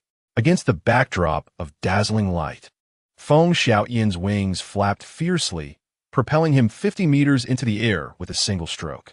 Behold the genius of my self-created soul technique. The 36 slashes of the swift wind magic wolf. In a certain sense, Feng Xiaotian was indeed a rare talent among soul masters, although his third soul skill, Swift Wind Wings, was primarily supportive. He had crafted the 36 slashes of the swift wind magic wolf, maximizing his advantages and exponentially increasing his combat prowess. It is important to note that self-created soul skills do not manifest as naturally as those granted by soul rings and bones. Any soul master capable of comprehending a self-created skill is undoubtedly exceptional. Of course, this was true only for the current Douluo continent. To Yi Zhiqiu, self-created soul skills were not a source of pride. They merely reflected a soul master's adept manipulation of their martial soul and skills. For instance, Yi Zhiqiu often spiraled the Annihilation blue-silver emperor vines into a net-like formation, effectively serving as a defensive measure against attacks, showcasing his development of the first soul skill, binding. According to the continent's regulations, this too constituted a self-created soul skill. At this moment, Huowu finally regained her composure from the unexpected intimacy. Noticing Feng Xiaotian's aggressive approach towards Yi Zhiqiu, she immediately exclaimed, Feng Xiaotian, what are you doing? Upon hearing her inquiry, a broad smile initially crossed Feng Xiaotian's face, reflecting his usual demeanor. However, today was different. Huowu was defending that pretty boy. He was determined to understand why he fell short compared to Yi Zhiqiu. Sister Huowu, this scoundrel dares to defile you. Rest assured, I shall slay him for you. With that declaration, Feng Xiaotian moved with the swiftness of a shooting star, descending from the sky. Strangely, his wing form made no sound as he fell.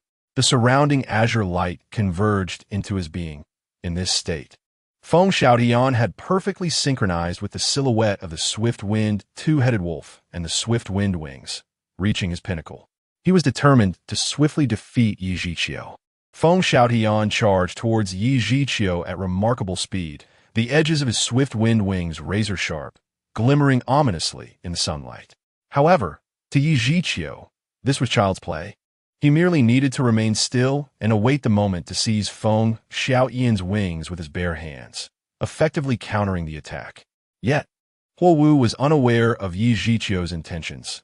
She struggled free from his embrace and interposed herself before him, unleashing her fourth soul skill, Huo Wu Yao Yang, in the direction of Feng Xiaoyan's charge.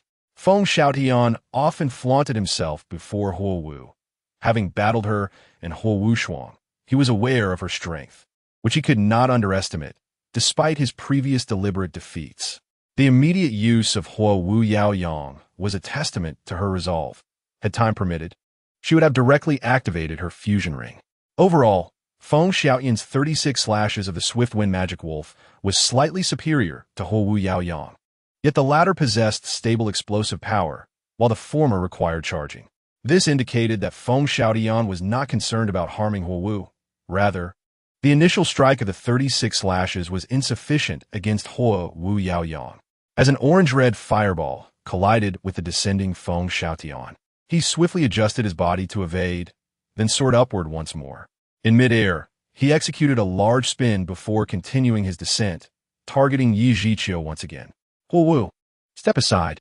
Feng Xiaoyan's tone had shifted, no longer affectionate, as jealousy consumed him. Huo Wu had chosen to shield Yi Zhiqiu with her own body. Feng Xiaoyan, what madness is this? Stop immediately. Otherwise, do not blame me for being impolite. Huo Wu would never heed Feng Xiaoyan's demands, retorting fiercely. The chaos he had incited soon attracted the attention of those who had yet to depart, primarily internal staff from the Tiando Great Soul Arena, alongside several participants from Shunfeng Academy. Unlike other competitors, Feng Xiaoyan, as captain, was exceptionally talented, overshadowing all other students. His assertive nature meant that the Shunfeng Academy team operated solely under his command, and the others dared not defy him. Consequently, when Huo Wu departed alone, the students from Qihua Academy were left to their own devices, free to attend the celebratory banquet that evening.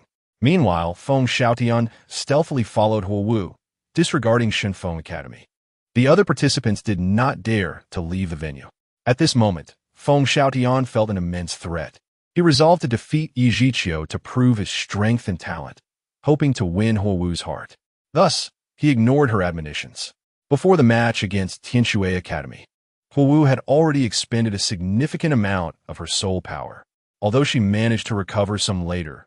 After casting Huo Yaoyang consecutively, her remaining soul power was almost depleted, rendering her unable to withstand the onslaught from Feng Xiaoyan. Yi Zhiqiu gently patted Huo Wu's shoulder, revealing a relaxed and charming smile, and softly said, "Do not push yourself. Take a moment to recover your soul power. In truth, such an attack could not possibly harm me."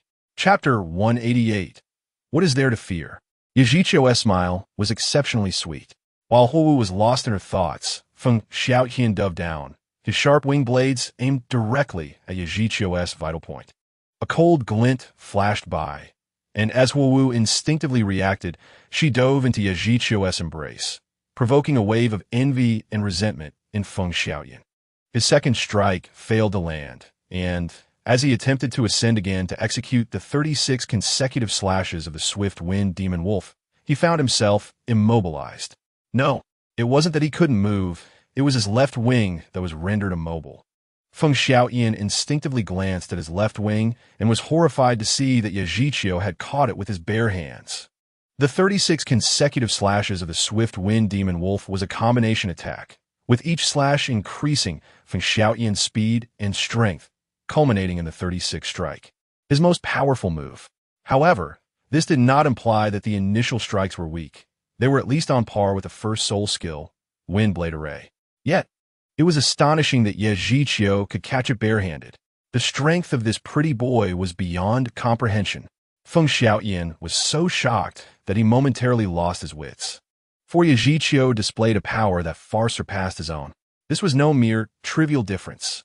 Yi Zhiqiu had yet to unleash his martial soul, relying solely on his physical prowess to capture the Swift Wind Demon Wolf's 36 consecutive slashes, akin to a human-shaped soul beast. Even a clay figurine can still exhibit some fire. What more human? Yi Zhiqiu could empathize with Feng Xiaoyan's feelings of resentment due to Huo Wu's actions against him. Yet he was no saint and would not let this slide without consequence. A heavy blow was certainly warranted. With a cold smile, Yi Zhiqiu grasped Feng Xiaoyan's wing and hurled him away, the immense force sending Feng crashing brutally into a nearby wall. The wall suffered an unfortunate fate, collapsing under the impact, and Feng Xiaoyan was buried within, his life uncertain. Huowu was left in a state of shock. She had anticipated Ye Zhiqiu's strength to be formidable, but she had never imagined that he could defeat Feng Xiaoyan solely through physical capability. Just how powerful was he? Huowu's curiosity about Ye Zhiqiu grew, and she found herself yearning to delve deeper, yet ultimately suppressed the urge. A girl must maintain her composure. She thought this, yet her delicate form remained nestled in Ye Zhiqiu's embrace, unwilling to part. As Feng Xiaoyan lay incapacitated, several members of Shunfeng Academy, who had witnessed the entire event, rushed to his aid. One member, upon seeing the situation, quickly released a signal into the sky to summon other members of Shunfeng Academy. The members, still present within the Tiando Grand Soul Arena, immediately converged upon the scene upon seeing the signal. Simultaneously, the commotion caused by Feng Xiaoyan attracted the attention of the organizing committee, whose officials promptly arrived after receiving reports. Combat outside the competition arena raised suspicions of malicious intent. If any academy had deliberately sent individuals to severely injure opponents, how could the integrity of the competition be assured? This was one of the committee's responsibilities. Compared to the committee, the members of Shunfeng Academy arrived more swiftly. After grasping the situation, they indiscriminately surrounded Ye Zhiqiu to attack. Huowu attempted to argue on his behalf, but her words held no weight. Feng Xiaoyan was her devoted follower, always obedient, but the others were not. Feng Xiaoyan was the core of Shunfeng Academy's strength, and Ye Zhiqiu's heavy blow to him severed their path forward, akin to killing one's parents. They cannot simply let it go. Yet, Ye Zhiqiu remained unconcerned. With the numbers of Shunfeng Academy being overwhelming, he found himself at a disadvantage unarmed, so he decided to unleash the Annihilation Blue-Silver Emperor. A simple entanglement ensnared all of them, were it not for the public nature of the setting and his desire to avoid unnecessary trouble. He would not have shown such restraint. Before long, a group of over 10 individuals from the organizing committee rushed over, led by someone Ye Zhiqiu recognized, the Platinum Bishop of the Spirit Hall, Selassie. The organizing committee of the Tiando Empire Soul Master Competition comprised members from the Spirit Hall and the Tiando Empire's royalty, both sides holding equal power within the committee. However, with the preliminary rounds concluded, Ning Fengji, the leader of the Seven Treasure Glazed Tile sect, had numerous matters to attend to and could not linger at the venue. As for Selassie, he had not intended to personally address such a trivial matter, but upon learning from the report that it was Ye Zhiqiu causing the disturbance, he rushed over immediately. Selassie was known for his obstinate nature. He had once sought to recruit Ye Zhiqiu into the Spirit Hall, only to be rejected, which left him harboring resentment. However, he had never intentionally sought trouble for Ye Zhiqiu before, as the relationship between Yue Guan and Ye Zhiqiu seemed complicated. But the situation had changed, and his opportunity had arrived. A year prior, following the return of Pope Bibidong from the Star Do Great Forest, her demeanor had shifted dramatically. Focusing on reforming the Spirit Hall, many soul masters who had committed atrocities against civilians were held accountable. Selassie himself, a notorious wrongdoer, found himself on the list for scrutiny. Yet, as a platinum bishop of one of the two Spirit Halls, he had deep-rooted influence backed by the Offering Hall, making it difficult for Bibidong to handle him harshly. Difficult to manage did not mean unmanageable. Bibidong's desire to see him eliminated remained. Selassie's power had been steadily diminished in recent years, leaving him unable to oppose Bibidong and seeking refuge with the Offering Hall. To bolster his own bargaining chip, Selassie was naturally eager to create opportunities. Ye Zhiqiu was an undeniable genius. If he could be sent to the Offering Hall for training, it would be a significant achievement. As for whether Ye Zhiqiu would hold a grudge in the future, that was not a concern for Selassie at this moment. If he did not act now, he might not live to see another day. Thus, seizing this opportunity, Selassie arrived. When the organizing committee approached, Hu's expression rapidly shifted, for she had heard of Selassie. Ye Zhiqiu, my father has told me that Selassie is obstinate and malicious, certainly no good person. We should escape. It would be disastrous to get entangled with him. Evading would not resolve the issue. It would only lead to a continuous stream of trouble. Yejichio did not wish for his actions to affect those around him, so he chose not to flee. Selassie is merely a name. What is there to fear? Huwu, do not worry. I know what I'm doing. Selassie would not dare to harm me, nor can he. Perhaps you should leave first. If you return late, your brother will worry. However, Huwu stubbornly retorted, no. This matter began because of me. How can I abandon you? Yejichio chuckled inwardly. Despite Huwu's fiery temperament, she was indeed quite responsible. Chapter 189. The initial clash as the committee members drew near, Yejichio casually glanced and discovered that all those arriving were individuals from the Spirit Hall. The Platinum Cardinal Salas personally led the team, flanked by 2 cardinals clad in crimson robes, with 10 temple knights in silver armor following closely behind. Within the Spirit Hall, aside from the clergy, there exists a cadre known as the Guardians of the Hall. The highest ranking among the Guardians are the Holy Knights designated for the Pope and the Douluo warriors assigned to the Douluo Offering Hall, followed by the Temple Knights of the Spirit Hall. These Temple Knights are composed of exceptional soul masters from the Spirit Hall, possessing formidable strength. With the entry threshold set at level 51 soul power, this implies that every Temple Knight wields the power of a Soul King or higher. Upon approaching Yejichio, Salas's gaze flickered ominously as he fixed a hostile stare on him. Yejichio, reports indicate that you maliciously harmed the qualifying teams in the Soul Master competition. What do you have to say for yourself? Salas clearly bore ill intentions, recognizing that Yejichio's character could not be swayed by fame or fortune. Thus, he resorted to accusing him of illegal conduct, intending to detain him within the Spirit Hall and subsequently hand him over to the Offering Hall.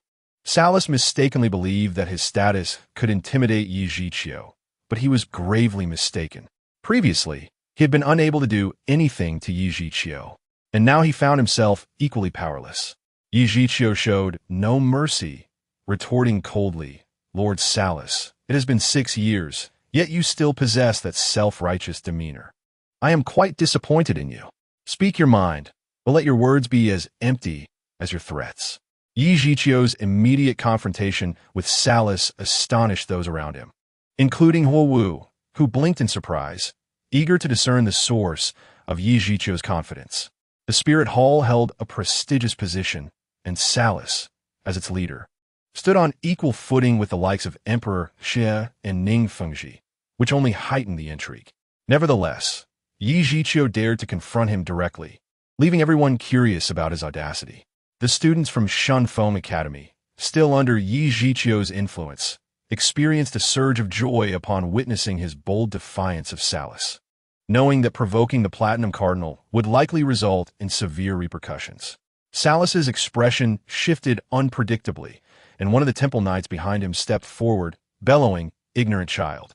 How dare you insult the Lord Cardinal? Kneel and apologize at once." This knight's shout was not merely a verbal assault. It was laced with mental energy, constituting a form of psychic attack. Should Yejichio possess a weak mental fortitude or wavering will, he could easily falter under such an onslaught, experiencing momentary disorientation or worse. Mental damage. How vile! Yet, Yejichio's mental power was as vast as the ocean. Even without prior knowledge of the knight's psychic attack, it bore no effect on him. However, it did nearly startle Huowu. Unfazed, Yejichio retaliated along the path of the mental attack, launching a sheer mental shock that, while not a soul skill, was far beyond the capacity of a mere soul king to endure. Instantly, the Temple Knight suffered a severe mental blow. Had he not specialized in mental fortitude, he would have faced utter collapse. What have you done? This all transpired in the blink of an eye, and the Temple Knights behind Salas immediately grew wary. While the 2 cardinals displayed expressions of shock, the onlookers remained unaware of the specifics, but Salas understood well that his subordinate had been utterly defeated in a mental contest.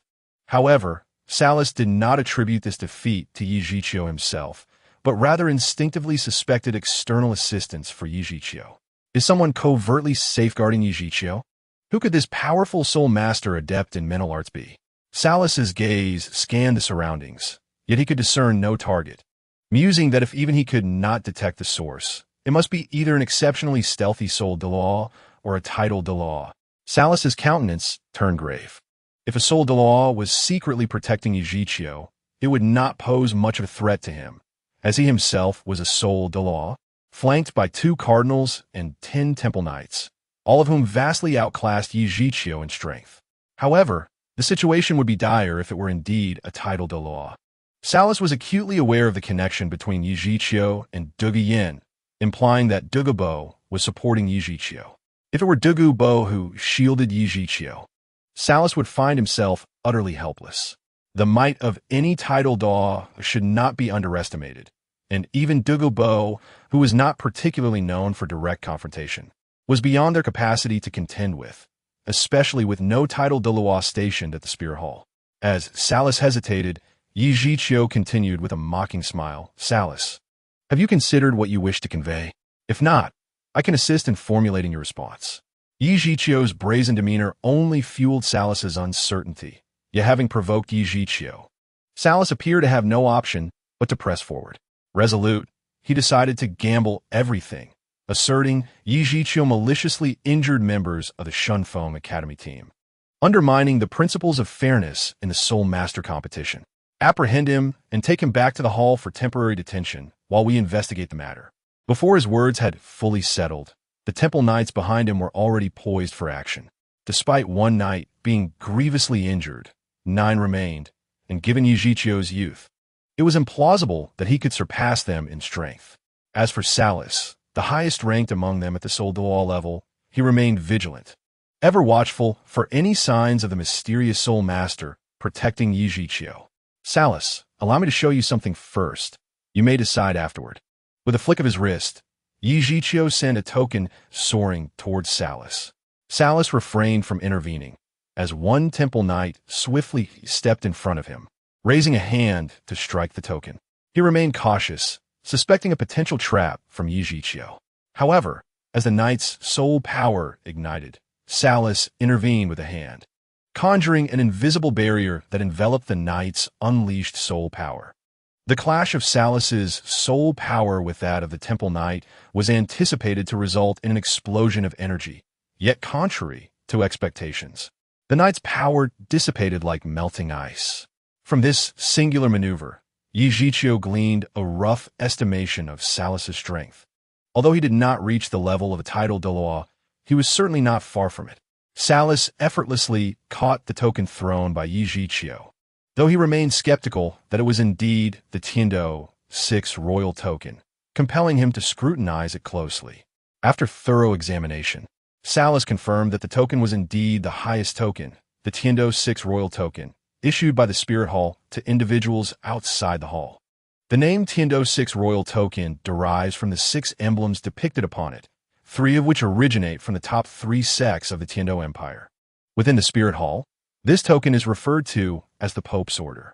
Chapter 190, Anticipated Answer. Any individual in possession of the Pope's Order is accorded the authority of an elder of the Spirit Hall, equivalent to the Pope himself. Currently, only 3 of these orders are issued externally, bestowed upon the top 3 sects among the 7 major sections.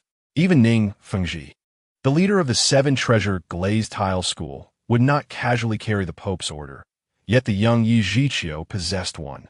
Although Salas, as the Platinum Cardinal and the leader of the Spirit Hall, appeared to hold a status just below that of the Pope, in reality, while he wielded considerable power, he lacked true decision-making authority, especially as he faced exclusion and scrutiny, making his position precarious. Thus, Salas was reluctant to act rashly. Where did you acquire this papal decree? Salas fixed his serious gaze upon Yijiqiu, awaiting his response. This papal decree was gifted to me by another, Yijiqiu replied, as he produced another papal decree from the 24 bridges under the moonlight and shook it, adding with a smile, this one, however, was not given but rather seized. Presently, Yijiqiu possessed 2 papal decrees. One was forcibly bestowed upon him by Yu Guan, while the other was obtained after he vanquished Tang Hao. Earlier, Bibi Dong had also offered Yijiqiu a papal decree, but he had declined, not wishing to gather all 7 to summon the divine dragon. Salas was left utterly astounded, and the others were equally taken aback. The papal decree was extraordinarily precious, each piece a rare treasure, yet Yijiqiu possessed 2. Moreover, one was acquired through theft. Setting aside the strength required to obtain the decree, which was typically held only by the leaders of the three supreme sects or the elders of the Wuhuan Temple. The very act of admitting to such a theft was a profound disrespect. Yi Zhiqiu had willingly exposed his vulnerability.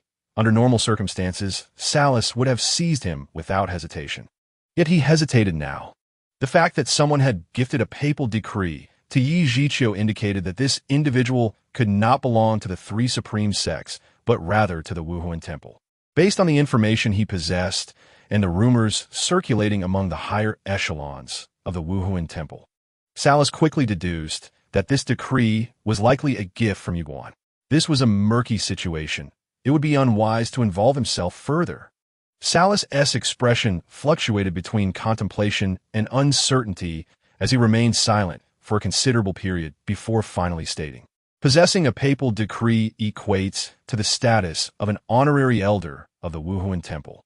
I trust that an honorary elder would not attack Shenfeng Academy without cause. We shall investigate this matter thoroughly to clear Elder Ye's name." Immediately, the two cardinals behind Salas obeyed, leading a few holy knights to investigate Shenfeng Academy. Alas, the students of Shenfeng Academy, after being released by Yi Zhiqiu, were once again detained by the holy knights, unaware of when they might regain their freedom. Most unfortunate was Feng Xiaodian, the captain of Shenfeng Academy's battle team, who was severely injured by Yi Zhiqiu's casual strike. Although he was rescued from the ruins, he had yet to receive treatment, and even if he survived, he would bear lingering injuries. Yi Zhiqiu stood quietly in place, facing Salas from a distance. Truth be told, had Salas not made a prudent choice, he would have become a specter under Yi Zhiqiu's command today. "Salas, you have demonstrated considerable insight," Yi Zhiqiu remarked with a light chuckle. Then he chose not to linger, disregarding Salas' displeased expression as he gracefully departed with Huowu. Once outside the Tiando Great Soul Arena, Huowu, still recovering from her shock, realized the significance of the encounter. Salas, the Platinum Cardinal, was a formidable figure within the Wuhuan Temple, one whom even her father would treat with respect. Yet, Yi Zhiqiu had shown him no mercy. Not only that, but even when Yi Zhiqiu had intentionally deflected Salas' inquiries, Salas, despite his grim demeanor, did not dare to retort. All of this seemed to hinge upon the papal decree held by Yi Zhiqiu. However, it was clear that without strength or backing, he would not possess such a decree. As for his background, Huowu was not well acquainted with Yi Zhiqiu, but she vaguely understood that the Yi family held a position in Tiando City, barely scraping into the upper echelons, insufficient to instill fear in Salas. This indicated that Yi Zhiqiu's backing was his prowess. Huowu's beautiful eyes fluttered as she occasionally glanced at the handsome Yi Zhiqiu, pondering the depth of his strength. Just how formidable must he be to exude such confidence? His talent had awakened within merely 6 months, achieving over level 20, with all his soul rings being 10,000-year-old. Was he concealing his true strength all along? It had to be so. The golden purple blue silver prison that saved me. How powerful could he be? This man, if only we. Lost in thought, Huowu seemed to envision a delightful scene. Her face suddenly flushed, but it was not merely shyness. There was an element of anticipation. Huowu remained nestled within Yi Zhiqiu's embrace, showing no intention of breaking free, and Yi Zhiqiu, naturally, had no inclination to release her. He attentively noted the changes in her demeanor, and given that Huowu had not attempted to distance herself, it was clear to him that she held a strong affection for him. However, Huowu was likely unaware that Yi Zhiqiu had many women already. Should she learn of this, it was uncertain how she would react. Although Yi Zhiqiu was somewhat of a flirt and aspired to court all the beautiful girls in the Douluo world, he adhered to his principles and boundaries. Before claiming a girl as his own, he felt it necessary for her to be aware of his numerous relationships, leaving the ultimate choice in her hands. Whether to stay or leave, he would not interfere. If a girl genuinely loved him and was willing to accept his situation, Yi Zhiqiu would do everything in his power to protect her, ensuring she suffered not the slightest harm. As Yi Zhiqiu and Huowu strolled quietly along the roadside, silence enveloped them for a lengthy interval until Yi Zhiqiu finally broke the stillness. "Huowu, Where's your temporary residence? At Chihua Academy. Allow me to escort you there. Ah, are you leaving so soon? Huo Wu had longed for this moment alone with him, and with such intimate physical contact. She was reluctant to see it end so quickly. If you wish for my company a little longer, I have no objections, Yi Zhiqiu replied playfully, finding amusement in teasing the young girl. Though Huo Wu was older than him, she still possessed the demeanor of a youthful girl. Pouting, Huo Wu retorted, I don't want you to accompany me. However, I do have something I wish to ask you.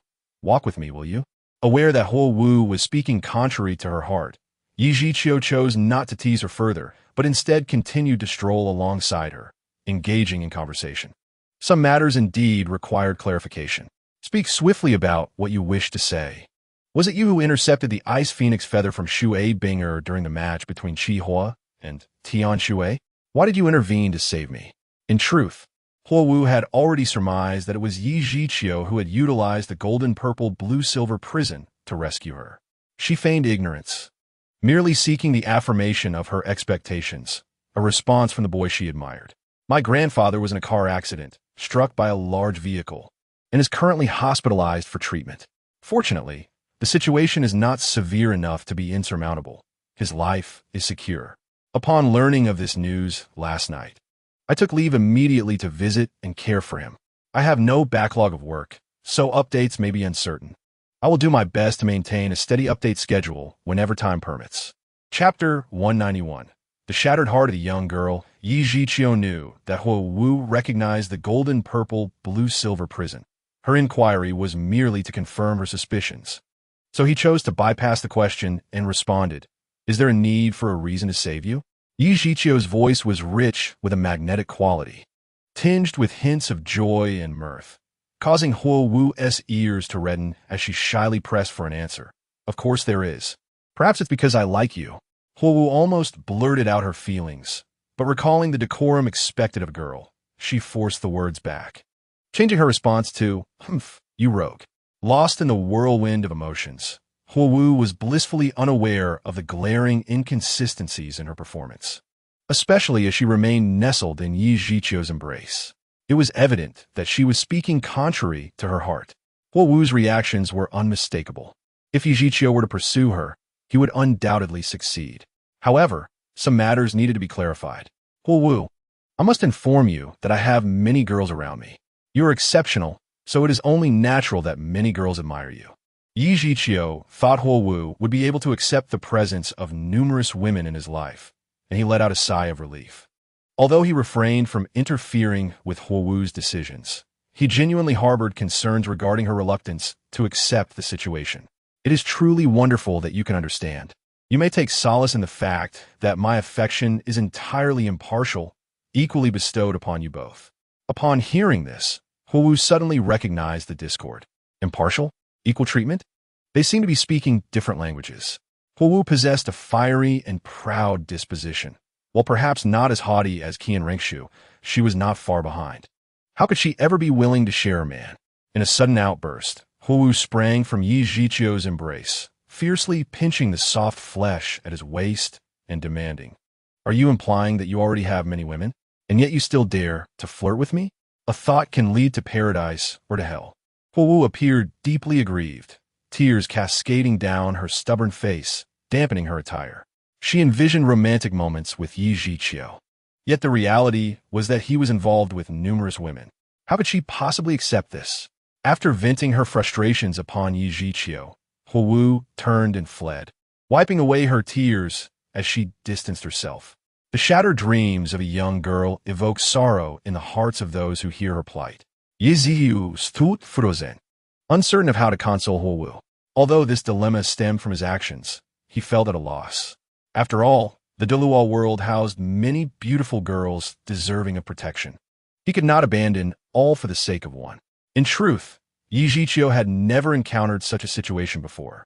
Whether it was De Yin, Xiao Wu, Ning Rongrong, Zhu Zhuqing, or Yu Lingling, they all understood him and were capable of empathy. However, Huo Wu was different. She seldom visited Tiando City, and her knowledge of Yi Zhiqiu was limited to the memories of his excellence. Despite accompanying the Chihua Academy battle team to Tiando City for the Soul Master competition. She had gleaned little information. Compared to Yi Zhiqiu alone, the Soul Master competition drew the attention of the entire Soul Master community, resulting in a cacophony of rumors. Consequently, Huowu remained blissfully unaware of Yi Zhiqiu's circumstances, leaving her unprepared for the harsh reality. After she ran far away, Yi Zhiqiu continued to stand silently, as Huowu's tears even made him question himself. Was his decision to protect all the girls willing to accompany him truly right or wrong? While contemplating, Yi Zhiqiu did not entirely neglect Huowu. His spiritual energy remained vigilant, ensuring she did not succumb to despair or encounter danger. Just as he was lost in thought, he suddenly sensed a change in demeanor, realizing that Huowu was surrounded by others, two of whom were his old acquaintances, Titan and Tainoa. You dare to challenge me? The Li family? You must be seeking death. Yi Zhiqiu bellowed angrily, sprinting toward Huowu's location. At that moment, in a remote area of Tiando City, Tainoa and his group had Huowu cornered, with Talon among them, though he appeared somewhat reluctant. Since Yi Zhiqiu had slain Titan, the latter had vanished without a trace, his body becoming unrecognizable, ultimately nourishing the trees outside the city. Only Yi Zhiqiu and Lu Erlong were present at the time, and Lu Erlong did not disclose the details, leaving the outside world in ignorance. Titan had not been seen for months, and the Li family had exhausted their efforts to locate him. The outcome was evident. Even if Titan had not perished, he would be gravely injured, reduced to a pitiful state. Titan had pursued Yi Zhiqiu, leading the Li family to direct their animosity toward him. After some investigation, they had gleaned enough about Yi Zhiqiu's circumstances to realize he was not to be trifled with. Yet they would not relent. Hence, when news of Yi Zhiqiu's close relationship with Huowu spread, the Li family set their sights on her. Among Yi Zhiqiu's known companions, Dugu Yin and Xiao Wu had the backing of Dugu Bo, while Ning Rongrong and Zhu Zhuqing had the support of the Seven Treasure Glazed Tile sect. It seemed that Huowu possessed the weakest background, making her an enticing target. Thus, the Li family had been closely monitoring Huowu, and upon witnessing her tearful departure from Yi Zhiqiu, Tainoa swiftly gathered dozens of men to pursue her. The Li family now numbered barely 100, and this group represented their core strength, indicating their commitment to avenging Titan. Dad, what kind of revenge is this? Bullying a little girl? Talon mumbled, head hanging low beside Tainoa.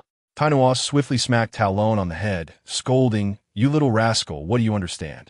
You just saw that this girl is very close to Yi Zhiqiu. She may be our only opportunity.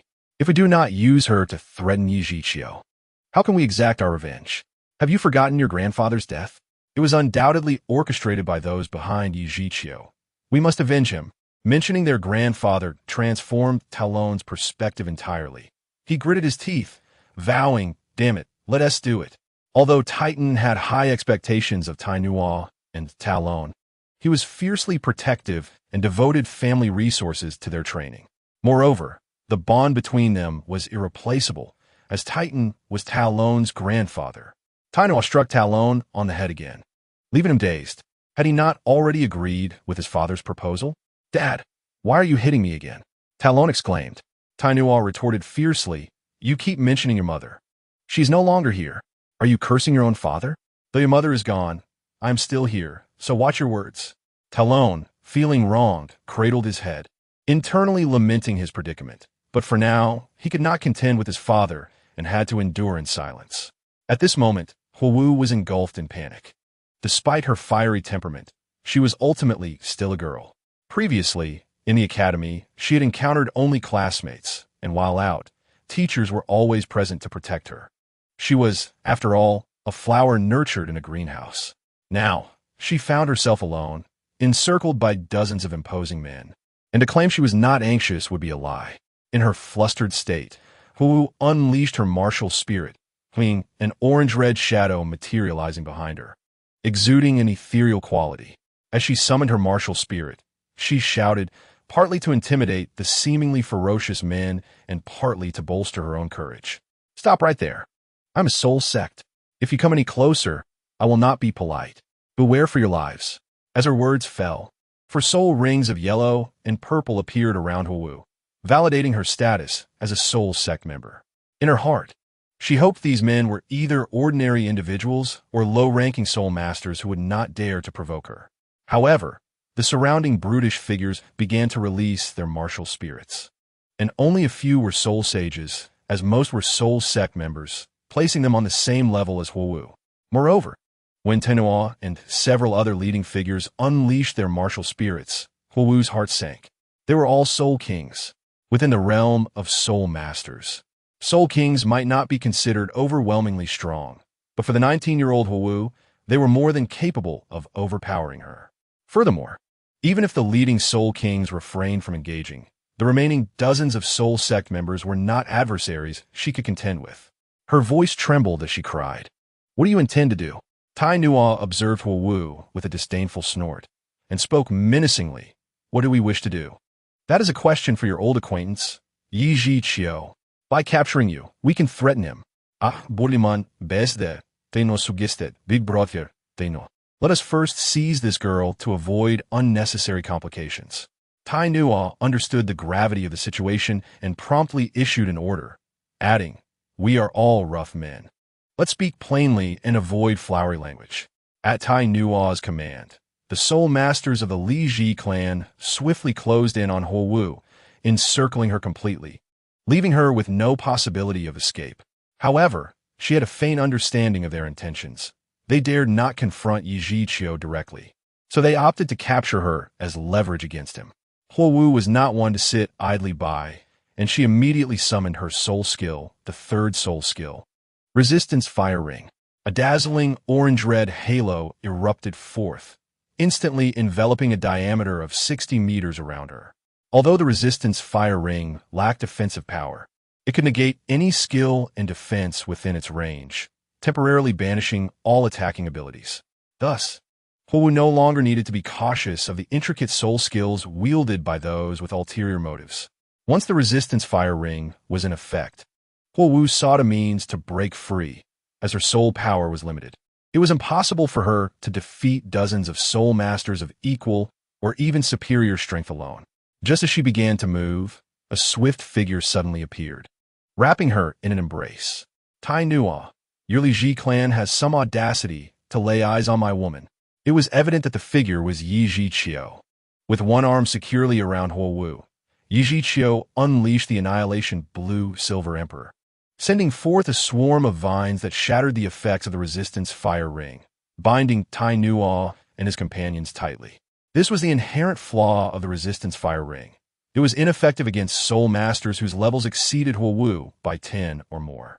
Yi Ji-chio had attained the rank of a peerless Douluo, naturally unaffected by the constraints of the Resistance Fire Ring. As the effects of the Resistance Fire Ring dissipated, the others could finally unleash their soul skills. Yet they were caught off guard. Even if they reacted, resistance was futile. This exemplified the chasm between a titled Douluo and an ordinary soul master. Tai Nua, bound by numerous vines, glared at Yi Ji-chio with fury and roared, "Yi Zihiki, what have you done to my father?" Yi Ji-chio did not respond immediately. Instead, he gently wiped the dried tears from Huowu's face, as if they were the only two in existence. With Yi Ji-chio's support, Huowu felt an immediate release from her tension, as if the weight had been lifted. She threw herself into Yi Ji-chio's embrace, her delicate hands rhythmically striking his chest. "You are surrounded by many girls. Why do you still flirt with me? I have already left. Why do you follow me? Yi Ji-chio, you scoundrel. Why can't I forget you?" Yi Ji-chio stood still, silently holding Huowu, allowing her to vent her emotions. Tai Nua's incessant questioning fell on deaf ears as he furiously continued to curse, while the members of the Li Ji clan remained ensnared by the vines, joining in the tirade. After a while, Huowu's sobs finally subsided. She suddenly looked up, meeting Yi Ji-chio's gaze, and firmly demanded, "Yi Ji-chio, I want you to tell me the truth. Do you like me?" "Yes," Yi Ji-chio answered without hesitation. "Will you treat me well and never abandon me?" Yi Ji-chio's response was equally unwavering, affirming, "I will treat you well and never abandon you." As soon as he finished speaking, Huowu rose on her toes, wrapping her arms around Yi Ji-chio's neck, pressing her lips against his. Huowu was fully immersed in the moment, though her actions were somewhat naive. They disregarded the gazes of onlookers, fervently seeking each other's affection. In a fleeting instant, the surrounding clamor faded into silence, for Yi Zhiqiu had sealed the mouths of the Li Ji clan members as well. He wished for no interruptions at this moment. And surely, neither did she. After a long while, their lips parted.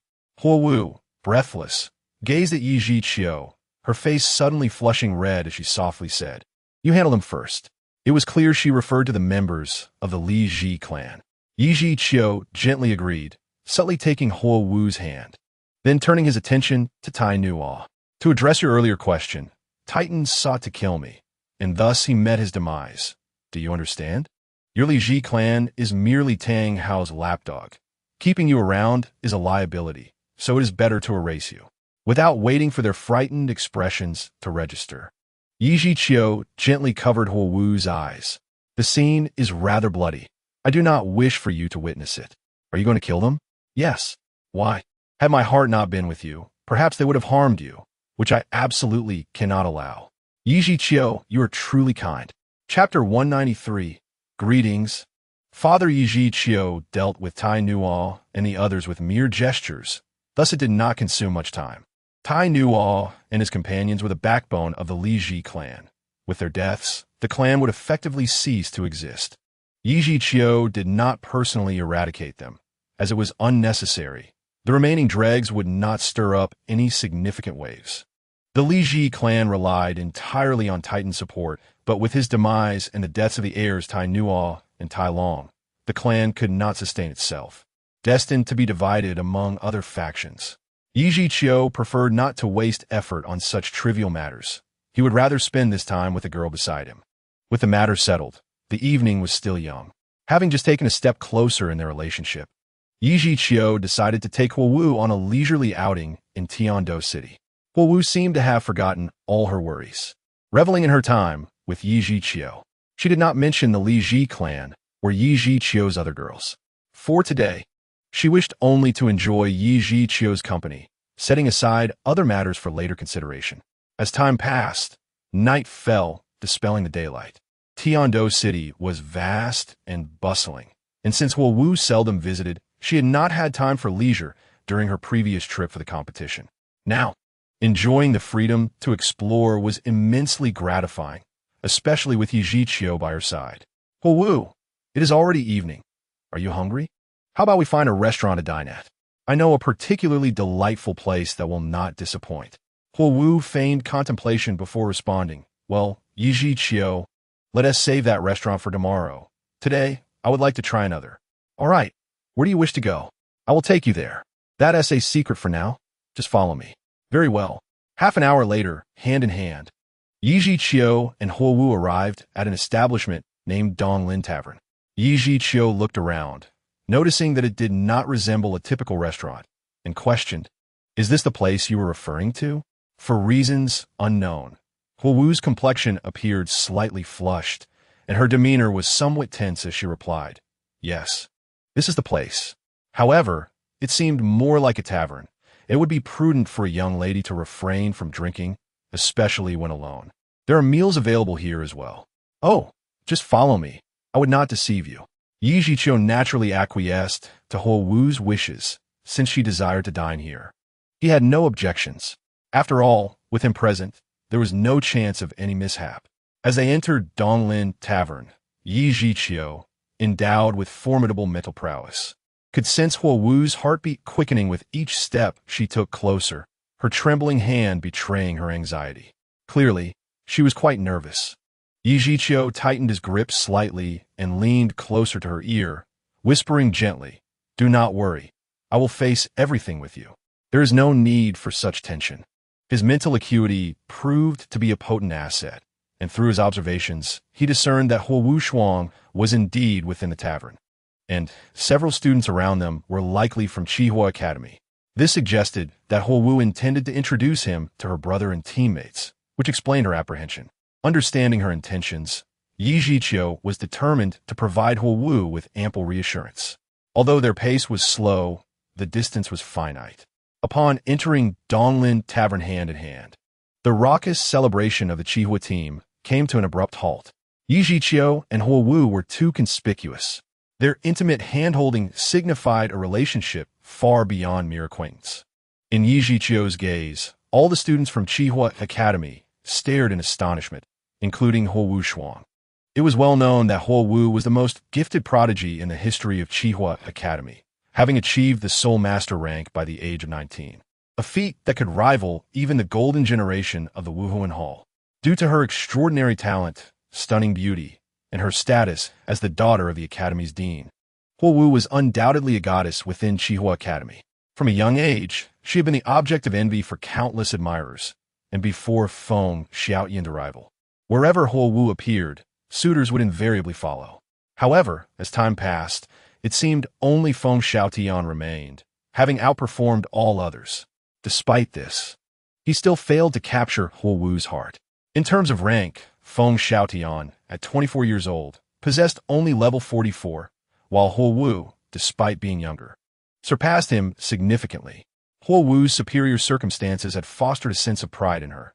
She would only accept men whose talents and strength eclipsed hers. It seemed that apart from Yi Zhiqiu, few could be deemed worthy of her. Huo Wu observed the stunned expressions of Huo Shuang and the others indulging in their feast, while a middle-aged man seated quietly nearby also exhibited surprise. Yi Zhiqiu's warm hand seemed to imbue her with a surge of strength. She took a deep breath, attempting to call out boldly, yet her voice lacked conviction. "Father, I have found my other half." At these words, Yi Zhiqiu was taken aback. Her father was present. His gaze swept the area, where he finally noticed a middle-aged man sitting quietly, scrutinizing him intently. Yi Zhiqiu recognized only Huo Shuang, as he had been somewhat familiar with him during the competition, while the others were merely assumed to be from Qihua Academy, based on intuition. However, he had not anticipated that Huo Wu's father would also be there, having never met him before. The atmosphere became awkward, with Huo Wu's father in attendance. Huo Shuang and the other students dared not speak freely. Caught unprepared, Yi Zhiqiu was momentarily at a loss for how to respond, his mind racing until he blurted out, "Hello, sir." This left Huo Shuang and the others even more bewildered, to the point where they hesitated to breathe audibly. Huo Wu's father, Huo, the dean of Qihua Academy, was known for his fiery temper, and much of Huo Wu's spirited nature derived from him. Within the academy, Huo was an unquestioned authority, boasting a rank of Soul Douluo, and he was notoriously stringent with his students. Not even Huo Shuang would dare defy him. Only Huo Wu, due to her father's indulgence, could occasionally act spoiled or slack off. Upon hearing Yi Zhiqiu's address, both Huo Wu and Huo were caught off guard, with Huo Wu displaying a more bashful demeanor, while Huo looked ready to reprimand Yi Zhiqiu. This is a common trait among fathers. After raising a daughter for decades, one might feel discomfort when a stranger suddenly intrudes upon that relationship, especially given Huo Wu's exceptional qualities and the absence of any prior indication of her pairing with Yi Zhiqiu. Yi Zhiqiu did not linger at Donglin Tavern for long, as he was soon summoned by Huo for a private discussion. Huo Wu, concerned that her father might make things difficult for Yi Zhiqiu, attempted to accompany him but was dismissed by Huo, who rarely treated her so sternly. Yi Zhiqiu offered a brief reassurance to Huo Wu, though he was cautious not to appear overly affectionate under her father's watchful gaze. Nonetheless, he noted the piercing intensity of Huo's gaze, as if he wished to command him to leave at once. After Yi Zhiqiu followed Huo out of Donglin Tavern, Huo Shuang hurried to Huo Wu's side, quickly inquiring, "Sister, what is going on? You never mentioned this before. Why did you find a wild man on a mere outing, and go so far as to introduce him a father? What do you mean by wild man?" Upon seeing Huo Wu's clenched fists, Huo Shuang quickly clarified, "I apologize. It was a slip of the tongue." Huo Wu glared at Huo Shuang, unabashedly retorting, "He is not a wild man. His name is Yi Zhiqiu. He may be younger than you, but he is far superior." Huo Shuang fell silent, for Huo Wu had never lied. If she said so, even the slightest possibility of it being true must be acknowledged. The surrounding students, witnessing this exchange, refrained from asking questions, as Huo Wu was known to be far more temperamental than Huo Shuang, and they dared not provoke her. Huo Shuang, not wishing to embarrass himself, discreetly positioned himself behind the door to observe the interaction between Hongjun and Yi Zhiqiu, with Huo Wu following suit. Do you think they will come to blows? Huo Wu pondered anxiously about Yi Zhiqiu, yet she was aware of his true strength, which was at the pinnacle of the Soul Master realm. So her concern was not for his physical safety, but rather for his acceptance by Hongjun. Mind your own business. If they do fight, he will not suffer, Huo Wuxuang remarked. It was evident that he had misunderstood Huo Wu's intent. Huo Wu meant that Yi Zhiqiu's prowess was formidable, and regardless of any confrontation, he would not be at a disadvantage. Meanwhile, Hongjun and Yi Zhiqiu stood not far away, surrounded by a barrier of soul power, allowing Huo Wuxuang and the others to see their lips moving but hear no sound. As the dean of Qihua Academy, Hongjun typically maintained a strict demeanor towards his students, yet he possessed basic decorum. He understood his daughter well. Once Huo Wu had set her mind on something, only she could change it, and no one else could sway her. Therefore, he did not attempt to find fault with Yi Zhiqiu, but rather sought to comprehend the situation as thoroughly as possible. Even a talent of Feng Xiaoyan's caliber had failed to win Huo Wu's favor. So if Yi Zhiqiu had achieved this, he must possess a unique charm all his own. Hongjun acknowledges Huo Wu's choice and does not wish to play the villain by forcibly separating them. However, a stern reminder is certainly unavoidable, as Hongjun does not want Huo Wu to be bullied in the future. Young man, what is your name? Yi Zhiqiu. It is merely a name. While Hongjun finds it somewhat familiar, he does not dwell on it, considering it a rather common name. How old are you, and what is your cultivation level? I am 20 years old, and my cultivation is decent. Huo Wu is 19, while Yi Zhiqiu is barely approaching 14.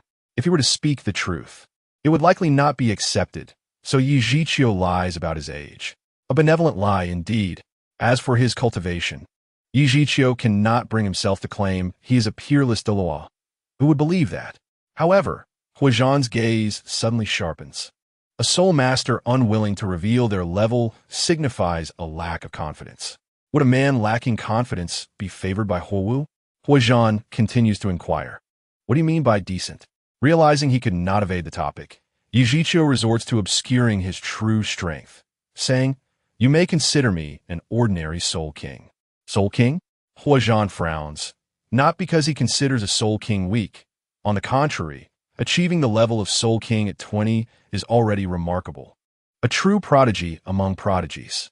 However, Yi Zhiqiu's words raise questions. What does he mean by you may consider me an ordinary Soul King? Is he truly a Soul King? Given Yi Zhiqiu's evasiveness, Hongjun's first instinct is to personally test Yi Zhiqiu's depth, a common practice among soul masters. Evasive, are we? I shall see your true strength. With a surge of soul power, Hongjun quickly condenses a dark red fireball in his palm and sends it hurtling towards Yi Zhiqiu. The distance between them is not great, yet Hongjun deliberately slows the fireball's speed, infusing it with only the power of a soul sovereign, limiting its lethality. His intention is to probe Yi Zhiqiu's true capabilities, not to harm him. Starting from the level of soul sovereign is merely a precaution, as Yi Zhiqiu's evasive demeanor appears too suspicious. Yi Zhiqiu sighs inwardly. He does not dodge, but instead flicks his fingers to meet the incoming fireball, causing it to explode upon impact. Shattering a soul sovereign level fireball with bare hands transcends the level of a soul master, indeed rivaling that of a soul king. If Yi Zhiqiu possesses the strength of a soul king, why then the evasion? Out of this bewilderment, Hongjun does not cease his actions and conjures another fireball. This time, the fireball's hue is deeper, indicating a stronger infusion of soul power. This is an attack at the level of a soul king. As a soul Douluo proficient in fire attributes, Hongjun finds it effortless to control the fireball's damage, especially at this relatively low level, a mere trifle. Meanwhile, within the Donglin Tavern, not only are Huo Wuxuang and Huo Wu secretly observing from behind the door, but other members of the Qihua Academy have also set aside their food and drink, their hearts ablaze with gossip, peeking from the sidelines. Upon witnessing Hongjun take action against Yi Zhiqiu, Huo Wuxuang exclaims in a hushed tone, Look, Dad has struck. They are fighting. Shouldn't you intervene to plead for mercy, lest my brother-in-law be beaten to death? Huo Wu nonchalantly retorts, Do you think you're the only one with eyes? Do I not see? If they are fighting, so be it. After all, Yi Zhiqiu is unlikely to suffer any loss. You trust that Dad won't go too far. No, I simply have faith in my man's strength. Faced with the oncoming fireball, Yi Zhiqiu is both amused and exasperated. Initially, he had no intention of revealing too much of his prowess, but Hongjun clearly refuses to relent. With no other option, Yi Zhiqiu flicks his fingers again, effortlessly shattering the Soul King-level fireball. Throughout the encounter, neither Hongjun nor Yi Zhiqiu has unleashed their martial souls. Nevertheless, Hongjun has come to a rough conclusion. Yi Zhiqiu's power is far beyond that of a mere Soul King, possibly even surpassing a Soul Emperor. This young man's strength is not to be underestimated. No wonder he has captured Wu Er's heart. Chapter 195. Why must you provocatively engage my Huo Wu? After a brief assessment of Yi Zhiqiu's abilities, Hongjun refrains from further action, having accomplished his objective. Yi Zhiqiu's strength is formidable. At 20, he possesses the power of a Soul Emperor or greater, making his talent one of the most exceptional in the annals of Douluo continent history. Furthermore, Yi Zhiqiu's demeanor is neither arrogant nor subservient. He displays no hint of pride due to his extraordinary power and talent, instead exuding humility and grace. In short, Hongjun is quite pleased. Yi Zhiqiu's name is widely known throughout the Tiando Empire. Initially, Hongjun found the name somewhat familiar, but did not ponder it deeply. However, upon reflecting on Yi Zhiqiu's strength and talent, Hongjun suddenly recalls a legendary figure, the unparalleled genius of the Tiando Royal Academy, Yi Zhiqiu, whose soul rings are all a millennium old. Of course, Hongjun cannot be certain, as the Yi Zhiqiu of legend is said to be approximately 6 years younger than Huo Wu. Yet this Yi Zhiqiu claims to be 20. Perhaps it is merely a coincidence? Nonetheless, Hongjun must ascertain Yi Zhiqiu's identity. Thus, a scrutinizing gaze returns to his eyes. Rumor has it that Yi Zhiqiu has wed the granddaughter of the poisoned Douluo, Douluo, and that he is a man of considerable charm, surrounded by numerous young women, including the little princess of the 7-treasure glazed tile school, Ning Rongrong. If this young man before him is indeed the Yi Zhiqiu of the Tiando Royal Academy, Hongjun would never allow such a union. No father would willingly permit his daughter to leap into a pit of fire, unless there are substantial benefits to be gained. Of course, these benefits are not superficial. They resemble the agreement made by Ning Fengji regarding Ning Rongrong's association with Yi Zhiqiu, ensuring that not only is Ning Rongrong valued and protected, but that the 7-treasure glazed tile school also ascends to a future of unparalleled strength. However, Ning Fengji remains unaware that Yi Zhiqiu has already become an extraordinary power, surpassing his expectations by decades. Hongjun's gaze shifts back and forth, scrutinizing Yi Zhiqiu, and he sternly inquires, "You just claimed your name is Yi Zhiqiu. Are you the Yi Zhiqiu from the Tiando Royal Academy?" Although Hongjun's tone is serious, deep down he hopes that this Yi Zhiqiu is not the same individual from the rumors. His daughter has rarely shown interest in a man, even if he opposes it. She is likely to pursue her desires relentlessly, and Hongjun wishes to avoid a rift between father and daughter. If they merely share a name with no actual connection, that would be ideal. As Yi Zhiqiu and Hongjun find themselves at an impasse, the atmosphere in the room grows tense. Huo Wu witnesses her father's transition from offense to caution, her heart hanging in suspense, fearing an unpleasant confrontation between Yi Zhiqiu and her father. Huo Wu Shuang, too, remains silent. He is acutely aware of his sister's temperament. Should their father insist on separating Huo Wu from Yi Zhiqiu, it is highly likely that Huo Wu would choose to leave home. Outside, Yi Zhiqiu glances subtly at Donglin Tavern, knowing Huo Wu is hiding behind the door peeking, and he can't help but smile. "Uncle, I am indeed the Yi Zhiqiu you mentioned, from the Tiando Royal Academy." Hongjun is momentarily taken aback. He had hoped that Yi Zhiqiu was not affiliated with the Tiando Royal Academy, as he, being the leading teacher of Qihua Academy, had attended the Soul Master Tournament's opening ceremony. At that time, he had not encountered Yi Zhiqiu among the members of the Tiando Royal Academy team.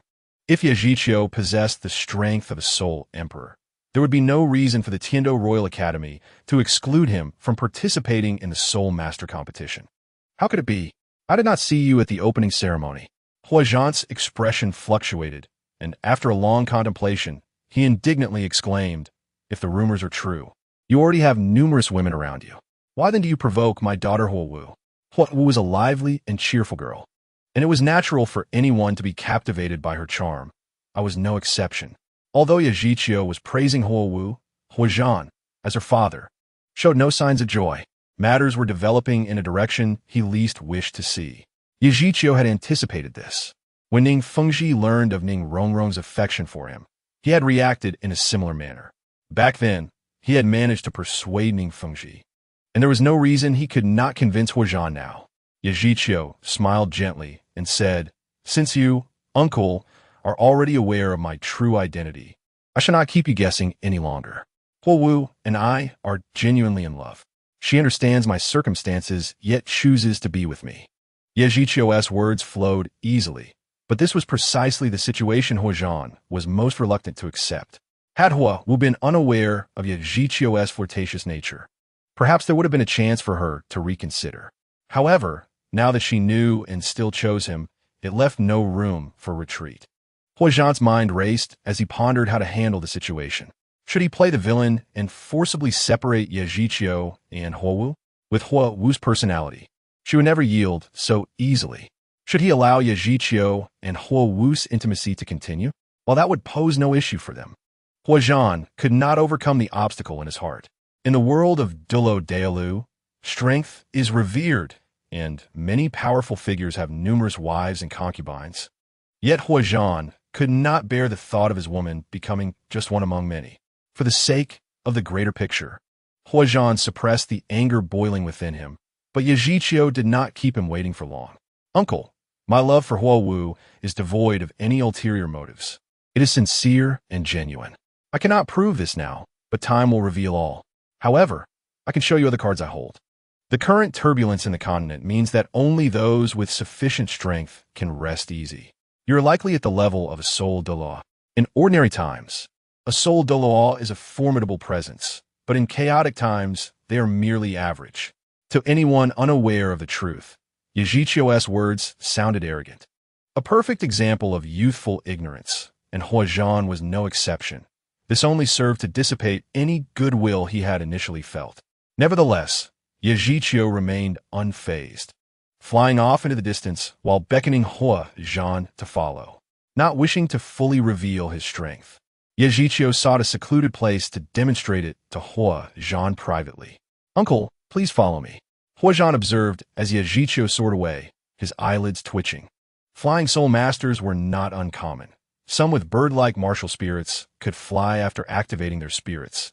Yet Yajichio's martial spirit was not avian in nature. He bore no wings. This left two possibilities. Either he possessed a soul bone with flight capabilities, or that he had reached the level of a soul sage. Regardless of the source of Yajichio's ability to fly, it indicated that he was exceptional. Thus, even though Huozhan was displeased, he chose to follow Yajichio to uncover the source of his confidence. Chapter 196. What to call you, uncle? Call me father. After Yajichio and Huozhan departed, Huowu Shuang and the others stood dumbfounded. They had witnessed Yajichio exchange blows with Huozhan, but never anticipated that he possessed the ability to fly. The state in which Yajichio exhibited himself was certainly not that of an ordinary flying soul master. To gain such an ability, he must either have a soul bone with flight skills or have attained the level of a soul sage. However, a non-flying soul sage seemed incapable of matching Yajichio's flying speed, leaving them with no explanation other than the presence of a soul bone with flight capabilities. Soul bones were coveted treasures among all soul masters, and one containing the rare flight skill would offer land-based soul masters greater versatility. Moreover, Huowu Shuang and his companions had yet to acquire any soul bones.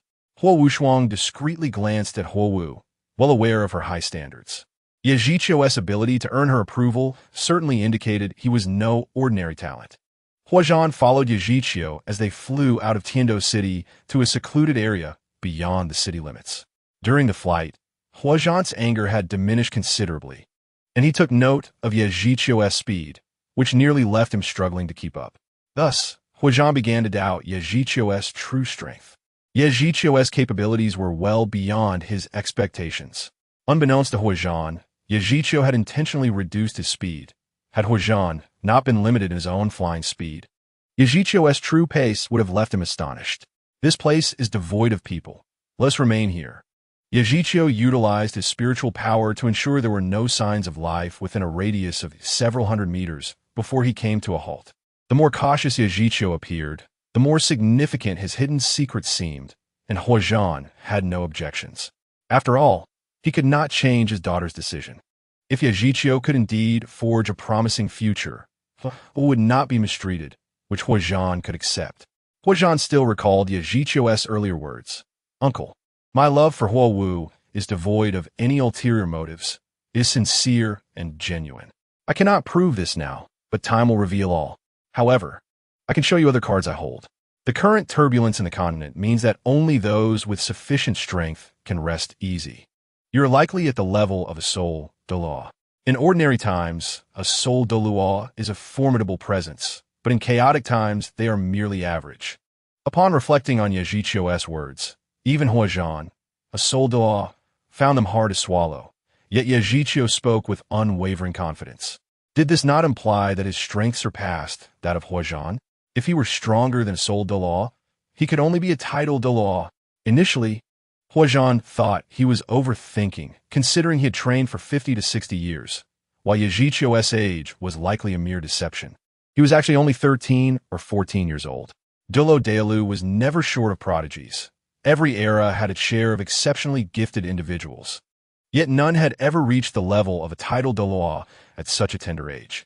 Naturally, Huozhan found it hard to believe that Yajichio was a title Douluo, but various signs suggested that this could indeed be the truth. Huozhan closely followed Yajichio to the ground, remaining silent, waiting for him to reveal his cards. Yajichio did not keep him waiting long.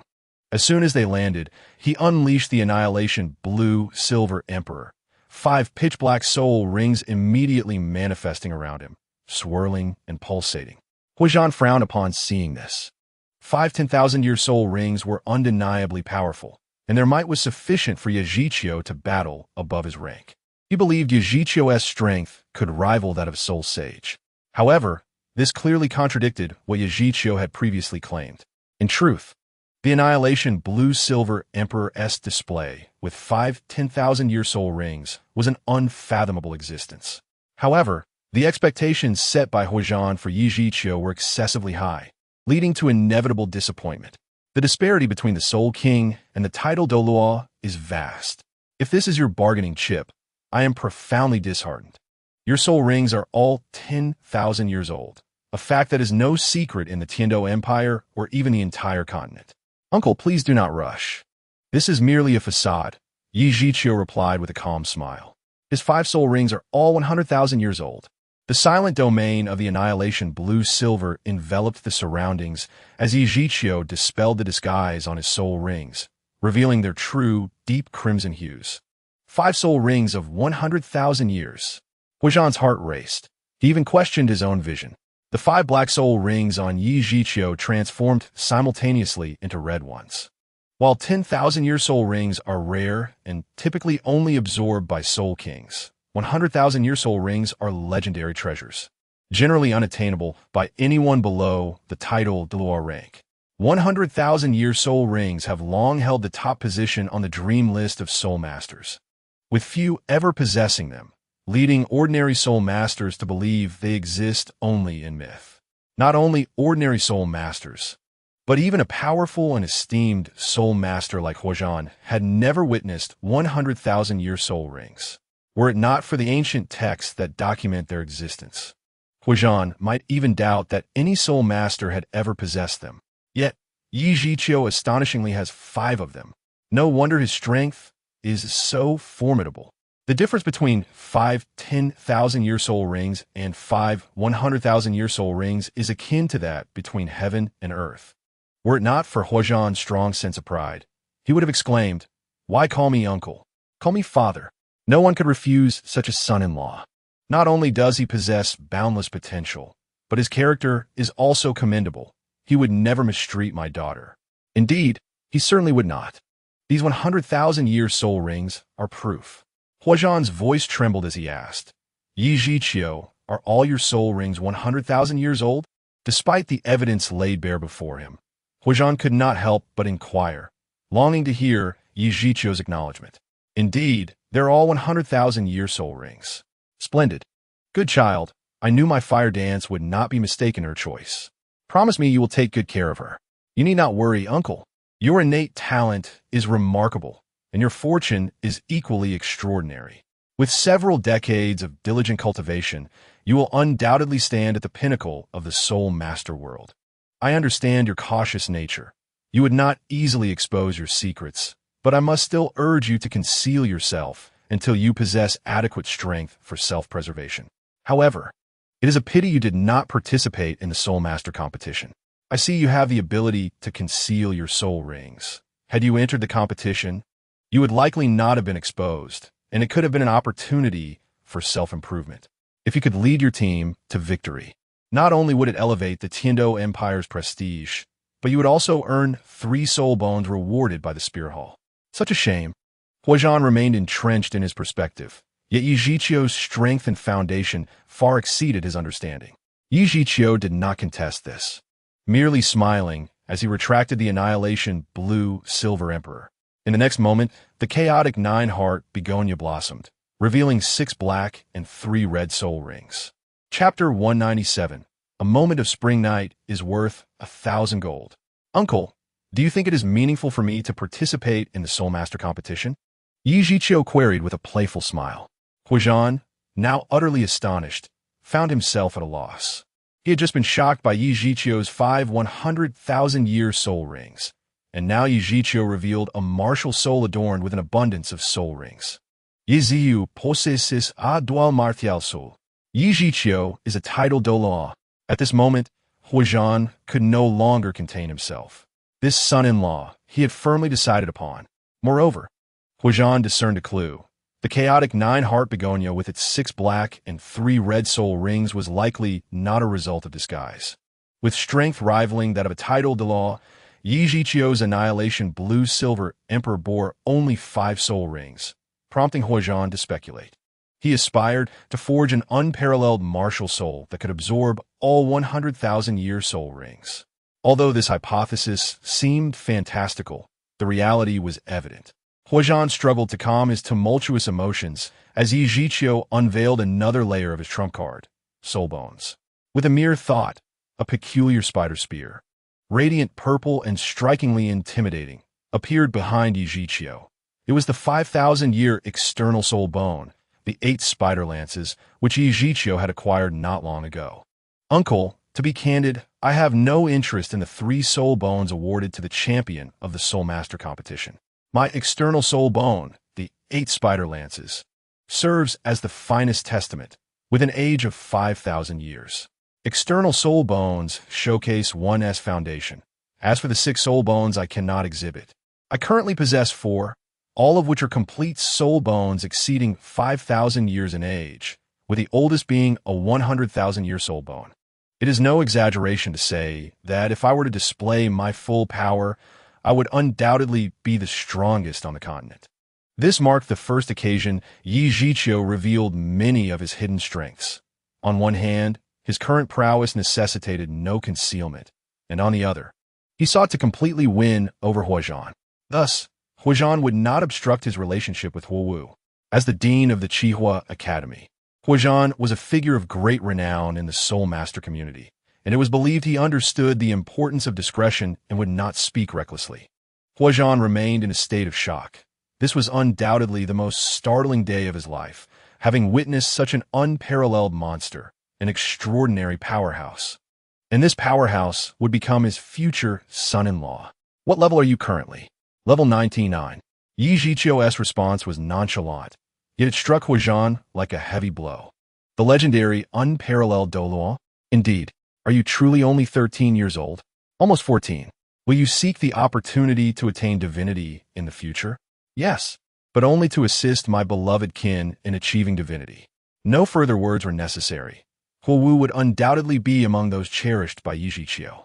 Given Yi Zhiqiu's strength and talent, Huowu would not be without the chance of attaining divinity in the future. After a long while, Huizhan finally regained his composure and solemnly remarked, "Alas, I am growing old. The future belongs to you young ones. I entrust Huo Wu to your care. You need not worry, uncle. Still calling me uncle? When shall you change your address? If you do not mind, I have no objections. I only fear Huo Wu will feel shy. No worries, I will support you. Then I shall thank you, Uncle Father. Now that the address has changed. When we have children, Yi Zhiqiu suddenly felt as though he had fallen into a trap. However, the prospect of having children sooner rather than later seemed agreeable. Having gained Huazhan's approval, the subsequent matters naturally unfolded smoothly. Upon returning to the Donglin Tavern, Yi Zhiqiu joined the celebration feast of the Qihua Academy, where Huazhan announced Yi Zhiqiu's identity as his son-in-law. That evening, at Huazhan's suggestion, Yi Zhiqiu followed Huo Wu into her room, which startled her greatly. Though Huo Wu had a rather straightforward personality, she was still a girl, on the very first day of establishing a relationship with Yi Zhiqiu. How could she accept spending the night in the same room with him? Yet, Yi Zhiqiu stubbornly refused to leave. Yi Zhiqiu, are you leaving or not? There are plenty of vacant rooms in the hotel. If you continue like this, I will become angry. The voice of Huo Wu was laced with both anger and shyness. Yet Yi Zhiqiu could discern that her predominant sentiment was indeed shyness, with her anger merely serving as a veil for her embarrassment. Pouting slightly, Yi Zhiqiu retrieved a vibrant red, coxcomb-shaped blade of grass from his Rui Baibao bag and feigned helplessness, saying, "You're getting angry, are you? Very well. I shall take my leave then. I had intended to gift you a precious herb, but it seems that will not be the case." The item he had produced was none other than the coxcomb phoenix herb. This herb, entirely crimson and delightfully soft, appeared simple at first glance, composed solely of red grass leaves. However, upon closer inspection, one would notice the tips of the leaves resembling a coxcomb, with the veins shimmering in golden hues.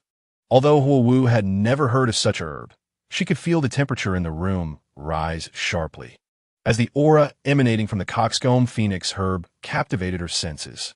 It was undoubtedly a potent restorative. Wait a moment, this herb seems to resonate with my martial spirit. What's its name?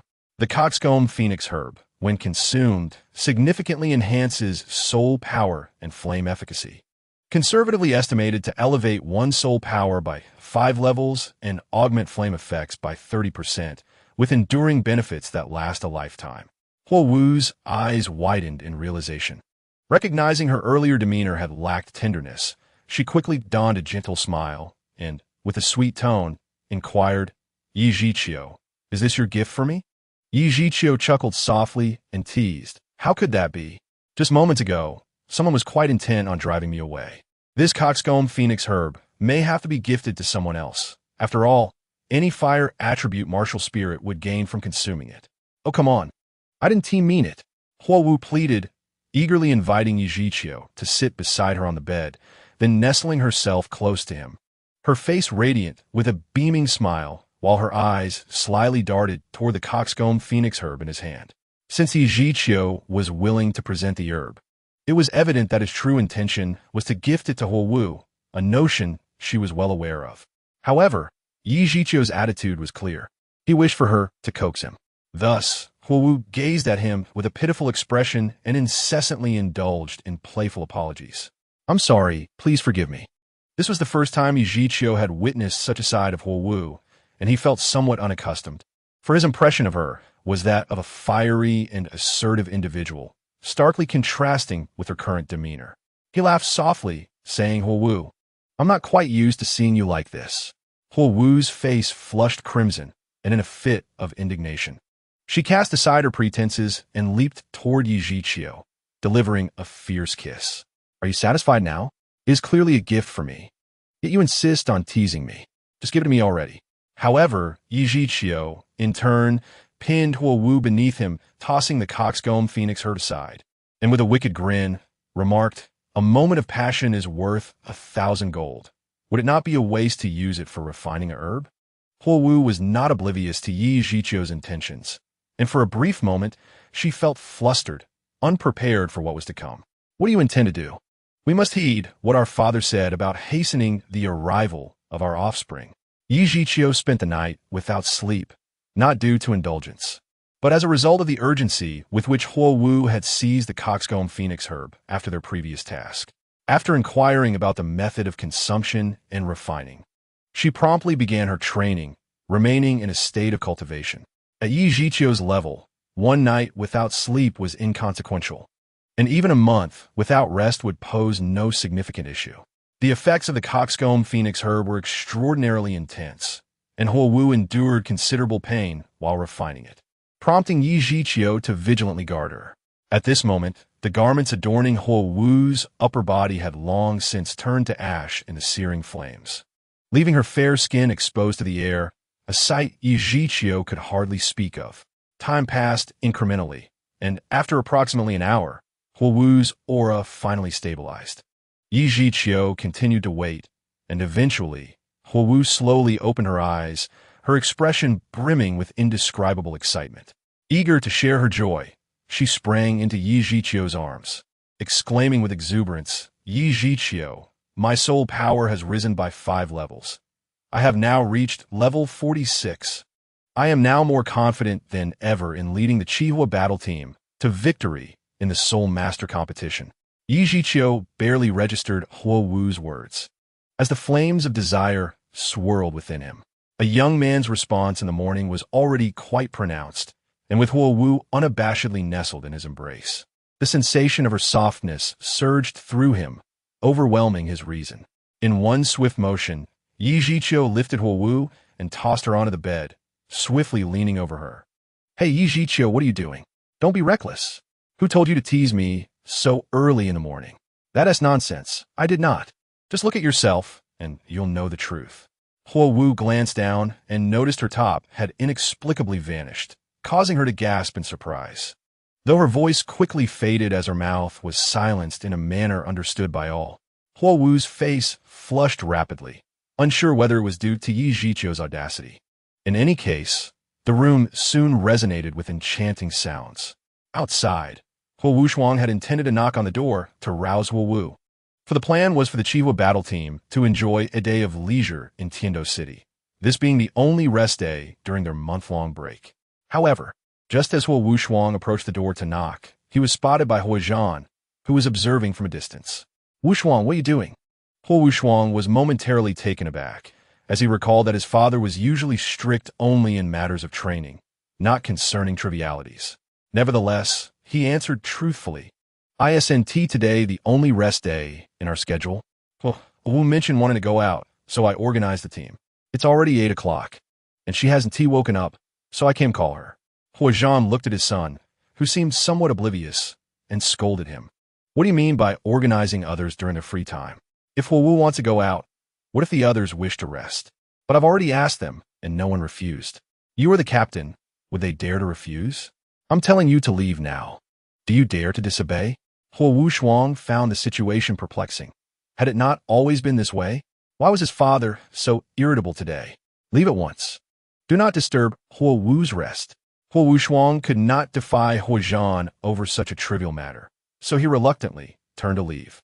At that moment, he suddenly heard a moan, one that seemed to express both pain and a hint of pleasure. Huo Wuxuang recognized the sound distinctly. It was unmistakably his sister Huo Wu's voice, though it faded almost as quickly as it appeared. Unsure if he had merely imagined it, he inquired, "Father, did you hear Huo Wu's voice? Just now I thought I heard something, but it vanished quickly. What if something has happened to her? Should I knock and check?" Huozhan replied impatiently, "My hearing is 100 times better than yours.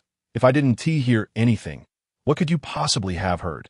I think you are just overly fatigued from the competition, and it's affecting your mind. Just go back and rest." With such a dismissal from Huozhan, Huo Wuxuang had no reason to doubt, genuinely believing he was the one who was not in his right mind. He mumbled to himself, "Could it be that I am truly exhausted? But I don't feel sleepy at all. Perhaps I should cancel the plan and return to rest." After Huo Wuxuang departed, Huozhan gazed at Huo Wu's door, a smile of contentment gracing his lips as he murmured to himself, "Youth possesses such vitality. This is splendid. I might soon hold my grandson." Of course, whether his desire to embrace a grandchild sooner or to deepen the bond between Yi Zhiqiu and Huo Wu, culminating in a romantic union, was a matter only Huozhan understood within the confines of his heart. Yi Zhiqiu and Huo Wu spent an entire day entwined in affection. ultimately concluding their playful engagement at Huo Wu's persistent pleas. Indeed, those with formidable strength also possess remarkable endurance. Yi Zhiqiu initially wished to linger longer with Huo Wu. However, she needed to prepare for the upcoming training leading to the second round of the Soul Master competition, and thus had to part ways. Having spent several days by Huo Wu's side, Yi Zhiqiu felt it was time to return to the Tiando Royal Academy. He had just brought Xiao Wu back from the Stardo Forest and had already vanished for 2 days, likely causing her discontent. Nevertheless, the Qihua Academy remained in Tiando City during this period, enabling Yi Zhiqiu to visit Huo Wu whenever he wished.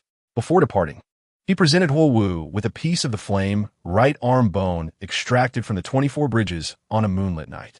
This particular bone, acquired from a 10,000-year soul beast, was of a mere 15,000-year cultivation level, which Yi Zhiqiu deemed unworthy for himself, but perfectly suitable for Huo Wu. Upon receiving the 15,000-year flame right arm bone, Huo Wu regarded it as a treasure, joyfully kissing Yi Zhiqiu twice, which left him somewhat flustered. However, Yi Zhiqiu was not oblivious to boundaries. He recognized that Huo Wu had training to attend to the following day and could not continue to distract her. With the dual enhancement of the Jiguang Phoenix Sunflower and the 15,000-year flame right arm bone, Huo Wu's strength would see significant improvement, instilling her with newfound confidence to secure victory in the Soul Master competition. Nonetheless, Yi Zhiqiu doused her enthusiasm with a cold splash of reality. Not to undermine her spirit, but to ensure she possessed an accurate understanding of her capabilities. It is worth noting that even the formidable Ain at the Soul Sage level, and any of the elite from the Spirit Hall's Golden Generation at the Soul King level, were adversaries Huo Wu could not easily overcome, especially considering her youth was not on her side. Chapter 199. Distraction Control. Yi Zhiqiu's speed was remarkable. His return to the Tiando Royal Academy from Tiando City was swift. Upon scanning the academy with his spiritual perception, he soon discovered members of the Huangdo team and his female companions congregated in the team's exclusive training ground. Ain stood alone at the side, her aloof demeanor distancing her from the others. Additionally, Yi Zhiqiu's mentor, Jilin, and father-in-law, Ning Fengji, were present, accompanied by the Sordaw, seemingly overseeing training. Yi Zhiqiu did not make a grand entrance, but discreetly descended in an unoccupied area before hastening towards them. Soon, he reached Jilin and Ning Fengji, greeting them one by one. Teacher, Uncle Ning, Grandfather Jian. Upon seeing Yi Zhiqiu's return, Jilin's face brightened, for Yi Zhiqiu was his most cherished disciple. Ning Fengji and the Sword Thuan nodded in acknowledgement, though Jilin and Yi Zhiqiu shared a closer bond. With concern, he inquired, Xiao Qiu, you have finally returned. I heard you did not participate in the Soul Master competition, and instead reserved your spot for Ain. What are your thoughts on this decision? To be frank, Yi Zhiqiu was indifferent to a single Soul Master competition. However, its significance within the Soul Master community was immense, capturing the attention of the majority. Jilin did not wish for Yi Zhiqiu to gain fame through the competition. Rather, he valued the opportunity it presented to compete alongside other Academy's prodigies, providing an exceptional training ground. Yi Zhiqiu smiled and explained, I apologize, teacher, for disappointing your goodwill. However, I do not intend to participate in the Soul Master competition. I will explain my reasons in due time. Jilin, aware of Yi Zhiqiu's character, trusted his judgment as a mentor and refrained from pressing further. In the distance, Xiao Wu and Dugu Yin were engaged in practical training. Upon spotting Yi Zhiqiu's return, they became momentarily distracted, while Ain, who had been idly standing by, approached Yi Zhiqiu with a mixture of melancholy and joy in her gaze. Yi Zhiqiu inquired, Teacher, are they conducting practical training? Wouldn't this method yield limited results? Considering our opponents in Huangdo are the elite teams from the Spirit Hall and the Star Luo Empire, internal matches may prove insufficient. Such an obvious issue is indeed known to me. However, today's primary objective is not practical training.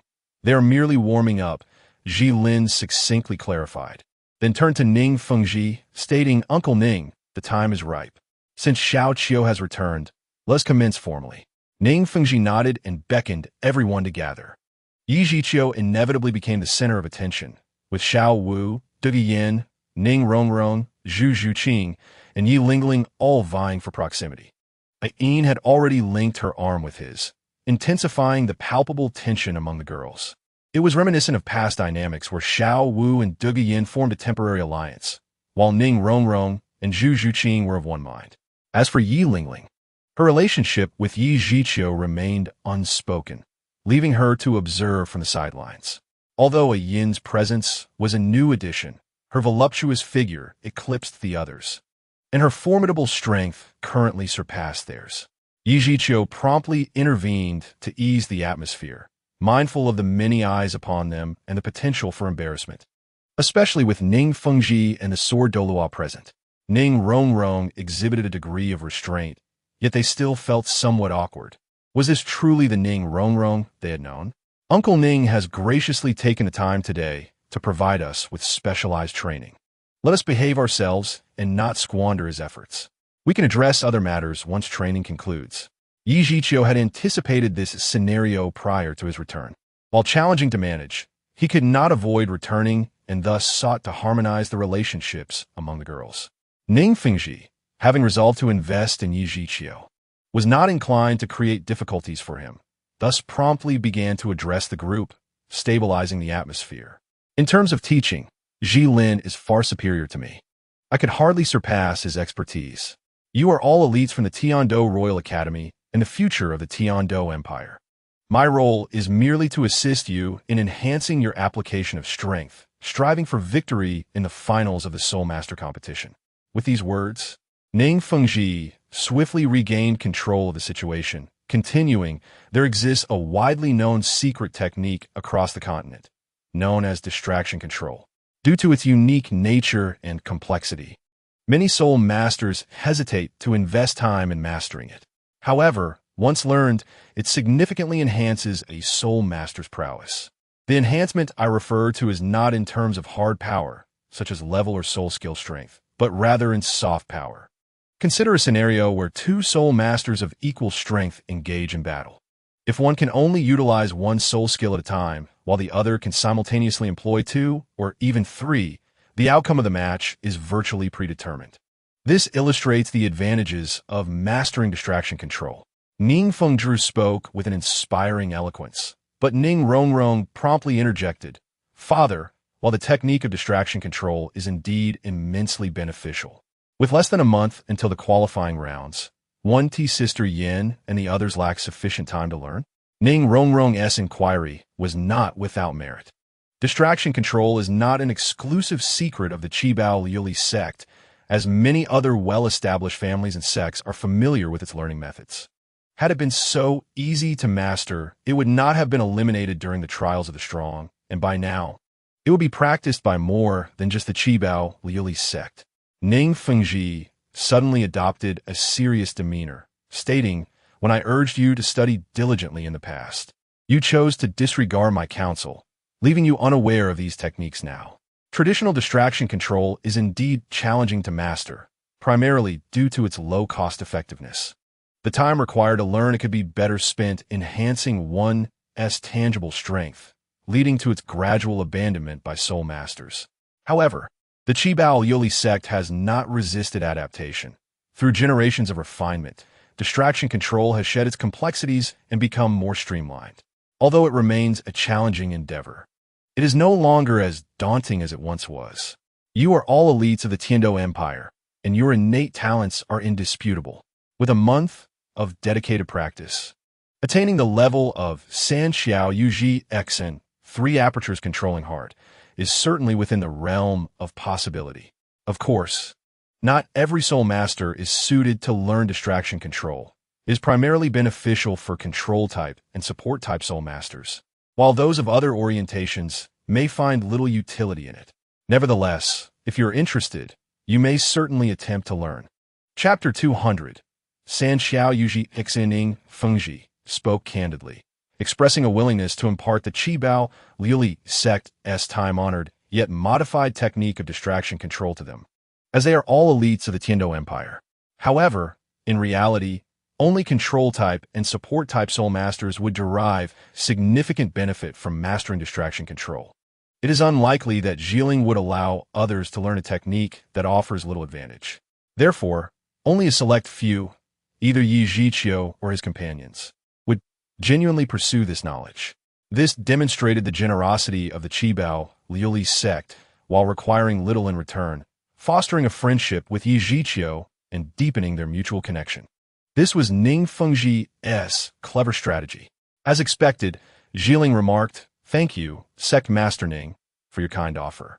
I did not anticipate that the grand gift for the Tiando Royal Academy would be the revered secret of your sect, distraction control. However, this technique may not be suitable for all soul masters. Likely only Xiaoqiu, Yin Yin, and Yin can learn it. We entrust these three to Sect Master Ning." Ning Fengji responded with a warm smile. "Not at all, not at all. Others lack a balanced team for practice, but Sword Uncle can assist. Early exposure to a title level powerhouse can be quite beneficial. Then we shall trouble Sect Master Ning and Elder Gu," Zhiling replied courteously. "We of the Qibao Liuli sect are also citizens of the Tiando Empire. In these unpredictable times on the continent, we should support one another." After exchanging pleasantries, Sword Douluo led Yu Qianheng and others in training, while Yi Zhiqiu, De Yin, Yin, and Ning Rongrong followed Ning Fengji. Notably, Yi Lingling, a support-type soul master, should have also pursued distraction control.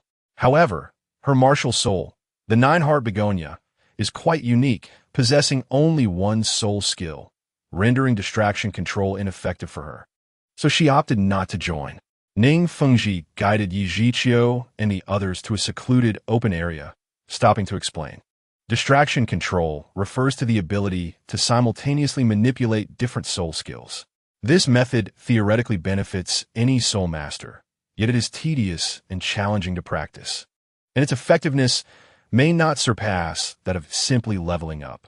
Thus, it has been phased out in the world of soul masters. Nevertheless, distraction control holds immense significance for our Qibao Liuli sect, as it enables our soul masters to simultaneously deploy multiple soul skills to empower their allies. Through countless refinements by our predecessors, distraction control in our sect has become more simplified. Given your talents, while reaching a higher level within a month may be unrealistic, it should suffice for the qualifying rounds of the Soul Master competition. Distraction control is divided into 5 realms: San Xiao Yu Ji Xin, Si Qiao Heng Ji Xin, Wu Qiao San Ji Xin, Lu Qiao Ru E Xin, and Qi Qiao Ling Long Xin. Each realm signifies the number of soul skills that can be controlled simultaneously and the frequency of their release. For instance, San Xiao Yu Ji Xin denotes the ability to manipulate 3 soul skills for precise attacks or support on 3 targets. Next, I shall impart the training methods for distraction control. While it may seem complex, it is not insurmountable. The process is primarily tedious. After mastering the core principles, the next step involves practicing appropriately. The method I recommend is to continually attempt to release soul skills simultaneously while controlling them to strike different targets, ultimately achieving an unflustered state. The foundation of distraction control lies in keen observation. Only with exceptional situational awareness can one fully exploit its potential. An adept practitioner should be able to sense every subtle change around them and maintain control over these dynamics. Initially, you may try to multitask with 2 skills. Even an average soul master can master this in a day or 2. Once you have grasped the art of 2-skill multitasking, you may advance to 3-skill multitasking, reaching the realm of San Xiao Yu Ji Xin. The methods and key points of practice have been conveyed. Your subsequent task is diligent practice. Especially you, Rongrong, who is trained in distraction control since childhood, yet can barely achieve San Xiao Yu Ji Xin now, is quite disappointing. In response to Ning Fengji's admonition, Ning Rongrong sheepishly stuck out her tongue and shyly replied, "I also wish to elevate my distraction control to a higher realm quickly, but the training process is exceedingly monotonous. Achieving San Xiao Yu Ji Xin at 13 is already quite impressive. Isn't it?" Ning Fengji intended to continue chastising Ning Rongrong, but chose to show her some leniency. Considering Yi Zhiqiu's presence, After all, to some extent, she serves as a vital link between him and Yi Zhiqiu. In truth, Yi Zhiqiu was not focused on the exchange between Ning Fengji and Ning Rongrong. He seemed capable of distraction control himself. When he employed his first soul skill, binding, he needed to manage multiple vines, having previously attacked multiple targets.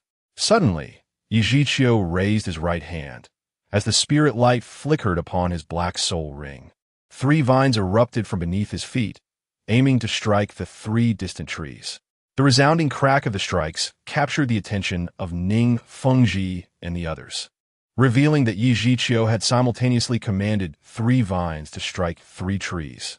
The 3 strikes harmonized perfectly, resonating as one sound without any discord.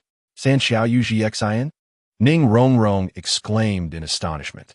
Achieving San Xiao Yu Ji Xian is marked by 2 indicators, simultaneously deploying 3 soul skills and attacking 3 targets. If one can flawlessly integrate the 2, it signifies the perfection of San Xiao Yu Ji Xian. Having practiced distraction control since childhood, Ning Rongrong had only barely reached the level of San Xiao Yu Ji Xian, while her ability allowed her to simultaneously enhance multiple soul skills, albeit only for one soul master at a time. Just as she had expressed how remarkable it was to achieve San Xiao Yu Ji Xian at 13. Yi Zhiqiu accomplished it before her eyes. Yi Zhiqiu's circumstances were different from Ning Rongrong's. While she had been exposed to the training since childhood, he had only just begun to learn the foundational principles. At that moment, a thought flashed through Ning Fengji's mind. A prodigy of heaven. Since Yi Zhiqiu is willing to embark on the journey of mastering distraction control from the very beginning, it is evident that he has never encountered it before. To achieve the realm of San Xiao Yu Ji Xian is indeed a testament to his extraordinary talent. Nevertheless, Yi Zhiqiu's attempts have not ceased. He retracted the tendrils of the Annihilation Blue Silver Emperor and once again endeavored to practice distraction control. This time, he aimed to simultaneously deploy 3 soul skills. As the radiance of the soul rings erupted, the skills of Tangle, the purple gold blue silver cage, and the Annihilation Thrust Array were unleashed in unison. The purple gold blue silver cage fell within the confines of the Annihilation Thrust Array, seemingly crafted as a deliberate target. The tendrils released by Tangle, under Yi Zhiqiu's guidance, evaded the thrusts of the Annihilation Thrust Array and entwined themselves around the purple gold blue silver cage. Although Yi Zhiqiu did not direct the 3 soul skills at 3 distinct targets, the intricacy of this maneuver was evidently more refined and challenging than attacking multiple targets simultaneously. This signifies that Yi Zhiqiu has indeed attained the consummate realm of San Xiao Yu Ji Xian. This revelation astonished not only Ning Rongrong, but also left Ning Fengji in sheer disbelief. In his own youth, he had labored for nearly a year to reach the same pinnacle, yet Yi Zhiqiu, a newcomer to the practice, had already accomplished what took him so long. Yi Zhiqiu's innate talent transcends mere genius. To call him extraordinary would not be an exaggeration. Brother Qiu, have you practiced distraction control before? How could you manage to multitask so effortlessly upon your first attempt? Ning Rongrong's cheeks flushed with admiration, though a hint of disbelief lingered within her. Despite her own 6 to 7 years of sporadic practice, she had only barely attained the San Xiao Yu Ji Xian level. Yi Zhiqiu chuckled softly in response. I have not formally studied distraction control. I simply felt it was not overly difficult, hence I attempted it, and to my surprise, I succeeded. Yi Zhiqiu understood that the primary challenge in learning distraction control stems from the generally weak mental faculties of soul masters, which inhibit their ability to flexibly manage their thoughts and actions. They can only accumulate skills through relentless practice, rendering the process exceedingly tedious. However, Yi Zhiqiu is different. His mental strength has been greatly enhanced since merging with the wisdom bone of spiritual condensation, and as a peerless Douluo, his mental prowess is formidable. Utilizing his powerful mental force to achieve multitasking is relatively effortless. He speculates that, bolstered by his mental strength, reaching the Wu Qiao Senji Xian should pose no problem. As for the realms of Lu Qiao Ru Yi Xian and Shi Qiao Ling Long Xian, he surmises that diligent practice will be necessary to attain such heights. Nonetheless, Wu Qiao Sanji Xin is already more than sufficient. While Yi Zhiqiu may not possess an extensive array of skills, each one he can unleash is immensely powerful. Skills like Tangle and the purple gold blue silver cage may not convey their potency immediately, but the void-breaking spear is strikingly evident. Thus, Yi Zhiqiu chose not to continue experimenting, as he had already formed a general assessment in his mind. The subsequent time was primarily devoted to training. Yi Lingling, Xiao Wu, and Zhu Zhuqing participated in group combat training, while Duge Yin, Ning Rongrong, and Yin focused on learning distraction control. Initially, Duge Yin found Yi Zhiqiu's demonstration of distraction control to be quite simple, but once she began her practice, she quickly realized its true difficulty. After an entire day, she had just begun to find her rhythm, managing to achieve a semblance of dual tasking, thus crossing the threshold into distraction control. With continued practice, she believed she could reach the Sanxiao Yuji Xian level within a month. A Yin's experience was markedly different, having transformed from a 10,000-year-old blue-silver emperor. Her mental strength was already at a commendable level, making the learning of distraction control relatively easier for her. Although Yin may not possess the extraordinary aptitude of Yi Zhiqiu, she achieved the Si Qiao Heng Ji Xian level in just half a day. With Yi Zhiqiu setting such a high standard, Ning Fengji had grown somewhat numb to astonishment, understanding that Yin, being Yi Zhiqiu's companion, was entirely comprehensible in her progress. While everyone was diligently practicing, Yi Zhiqiu found himself at leisure, though he did not leave the Tiando Royal Academy. Instead, he sought a quiet spot to observe the training of others.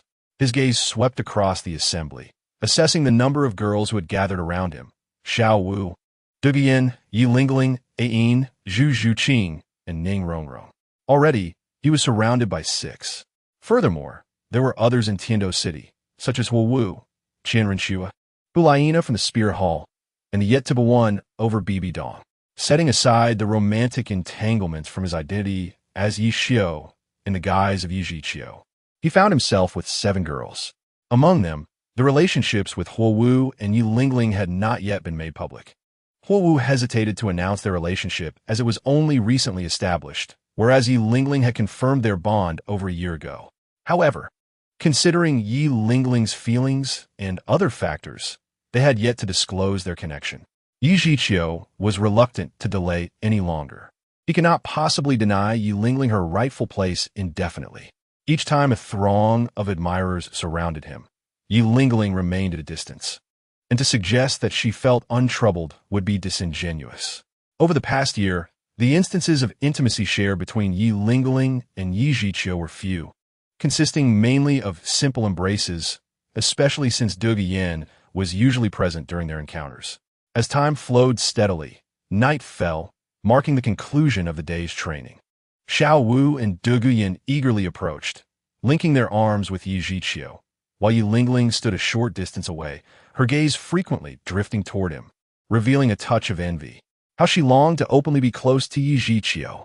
However, the thought of public acknowledgement left her uncertain about how to confront Xiao Wu and the others. After all, Yi Lingling had always been perceived as Yi Zhiqiu's sister, and the abrupt shift to being recognized as his partner felt exceedingly strange. Due to Ning Fengji and the sword Douluo's lingering presence, Ning Rongrong exhibited a more subdued demeanor, standing hand-in-hand with Zhu Zhuqing, pouting in quiet frustration. Zhu Zhuqing maintained her usual demeanor of simplicity, a girl of pure heart who, had she not been born into the Zhu family, would not have endured the hardships she faced. Now, in this environment, she felt an unprecedented warmth and security, content to be in Yi Zhiqiu's presence and to see him often. Naturally, she would be even more fulfilled by intimate gestures such as holding hands, embracing, or even kissing. What girl does not harbor a dream of a prince? If possible, Zhu Zhuqing wished to monopolize the gentle Yi Zhiqiu, yet reality was not as she wished. The last time all these girls gathered was in Soto City, a full year ago. This reunion was distinct, as it included the newly matured Yin. Recently transformed, Yin lacked her former memories, In essence, she was no longer the same Ain who had once chosen to sacrifice herself for Tang Hao, but rather a completely new being, both physically and mentally. The change in her mental state was evident. Devoid of any recollections, everything began anew. Her time spent with Xiao Wu and the others was brief, leading to a sense of unfamiliarity, yet she remained exceptionally close to Yi Zhiqiu. As time passes, Ain may indeed cultivate a gentle, cheerful, and generous disposition. Regarding her physical state, she experienced her first bloom of red. In Chapter 202, it is revealed that my sister's beloved is none other than myself. In the evening, a group gathered at the dining hall of the Tiando Royal Academy, where the atmosphere remained relatively harmonious throughout the meal. Given the presence of numerous individuals, including some mentors, Du Guyan and her companions maintained a degree of decorum, allowing Yi Zhiqiu a moment to breathe. However, compared to others, Yi Zhiqiu remained quite exceptional, while members of the Huangdou battle team, such as Yu Tianheng and Yu Feng, were still bachelors. Yi Zhiqiu found himself surrounded by a throng of admirers. It is truly a case of drought for some and flooding for others. Both Yi Zhiqiu and Xiao Wu are members of the Huangdou battle team, yet their circumstances are unique. Xiao Wu had been absent for over a year, while Yi Zhiqiu was often elusive, neither participating in the Soul Master tournament. Consequently, the conversation inevitably gravitated towards them, particularly Xiao Wu, who had matured considerably in just 1 year, now stood tall, matching Du Guyan in height. No longer the shorter one among them. Xiao Wu's vivacious and direct personality would typically lead her to joyfully share her experiences, yet such was not the case this time. After all, she had devoted the past year to rigorous training within the Stardow Forest and could not fabricate tales. Moreover, lying is not virtuous. Yi Zhiqi, understanding Xiao Wu's predicament, kindly helped shift the topic, thus managing to navigate the conversation. As time ticked away, Jilin and Ning Feng, Ji had other matters to attend to, prompting an early departure. Gradually, only Yi Zhiqiu and his companions remained in the dining hall. Once the mentors left, the atmosphere noticeably lightened, and the focus surprisingly shifted to Yi Lingling. The reason for this was that a year prior, Yi Lingling had received the recognition of the Xiangxi Duanchang Hong, yet no one had ever encountered her beloved, nor did anyone know who that person was. Instantly, Yi Lingling became the center of attention. Not only were Yu Tianheng and others intrigued, but Xiao Wu and Du Guyan also expressed keen interest in Yi Lingling's mysterious partner, as she was Yi Zhiqiu's sister, thus also their sister. Whenever they faced emotional or other confusions regarding Yi Zhiqiu, they often sought Yi Lingling's counsel, for she was his only biological sister, and few could claim to understand him better than she. Yi Lingling was no longer the reclusive individual she once was. Becoming the focal point of emotional gossip made her blush and feel quite flustered. For the one she loved was indeed Yi Zhiqiu, who now sat across from her. The source of her discomfort lay in her concern for appearances, as she had always identified as Yi Zhiqiu's elder sister. If their relationship were to be exposed, the future remained uncertain. However, she had concealed the truth for far too long, and perhaps seizing this opportunity to clarify the situation might prove beneficial. Thus, Yi Lingling found herself in a state of confusion, hesitating. In her contemplation, she often glanced toward Yi Zhiqiu, hoping to gauge his reaction, to see if he too felt nervous. Yet, Yi Zhiqiu maintained an air of calm composure, feeling perhaps a sense of neglect and unimportance. Yi Lingling relinquished the decision to Yi Zhiqiu. Zhiqiu, do you think I should speak up? I will heed your counsel. Upon hearing Yi Lingling pass the conversational baton to him, Yi Zhiqiu could not help but smile knowingly. He treated all the girls with equal regard, without favoritism. Were it not for Yi Lingling's reluctance to reveal the truth, he too would not have chosen to obscure it. Sister, have you truly made up your mind? Yi Lingling and Yi Zhiqiu engaged in a playful back and forth, leaving the onlookers somewhat perplexed. Though the perceptive Zhu Zhuqing sensed that there was more than met the eye regarding the relationship between Yi Zhiqiu and Yi Lingling. Unlike the lively Xiao Wu, Du Guyan, and Ning Rongrong, Zhu Zhuqing was often quiet during moments of leisure, her gaze frequently fixed on Yi Zhiqiu. tracking his every movement. The more she observed, the more she pondered, naturally leading her to notice subtleties that others overlooked. Zhu Zhuqing discerned that Yi Zhiqiu and Yi Lingling often exchanged subtle gestures, after which Yi Lingling would blush. Previously, within the confines of their sibling identities, Zhu Zhuqing had not considered their interactions problematic. However, given the circumstances today, it was evident that the situation was far more complex. After a moment of contemplation, Yi Lingling nodded affirmatively. With this confirmation, the decision-making power truly lay in Yi Zhiqiu's hands, and Yi Lingling felt quite anxious about what he might choose. How would he decide? Yi Lingling did not have to wait long. As the gazes of the crowd once again settled on Yi Zhiqiu, he spoke with a firm voice. In truth, my sister's beloved is none other than myself. You? Many present expressed their bewilderment. Among them, only Zhu Zhuqing recognized her suspicions had been validated, though she held no objections. Others, however, began to sense something amiss, yet the majority still assumed Yi Zhiqiu was jesting. Ning Rongrong even pouted, saying, "Qiu Yi, we are engaged in serious gossip, and you choose to make such a joke? How vexing. Indeed, what a letdown. I had hoped to uncover a glimpse of Ling Ling's secret romance." Xiao Wu chimed in, her carefree banter inadvertently striking a nerve for Yi Lingling. "Yes, I have indeed been in a clandestine relationship with him, unable to engage in close contact for fear of discovery. But is this truly the outcome I desire? Perhaps. The sooner I confess, the better." Noticing that Yi Lingling did not exhibit a strong reaction, but rather seemed to harbor a hint of anticipation, Yi Zhiqiu continued, "I am not jesting. In fact, my sister and I have been together for quite some time. She simply feared you might misunderstand, hence her silence." If the first declaration was perceived as a joke, the second assertion could hardly be dismissed as such. With the weight of his words, the crowd was momentarily struck dumb, struggling to process the enormity of the revelation. The first to react was the often overlooked AOC Luo, who had harbored feelings for Yi Lingling. However, upon her receiving the recognition of the Xiang Si Duan Changhong and discovering she had a cherished partner, his affection had faded. Nevertheless, feelings are not so easily extinguished, and the enigma surrounding Yi Lingling's beloved had kept a flicker of hope alive in his heart.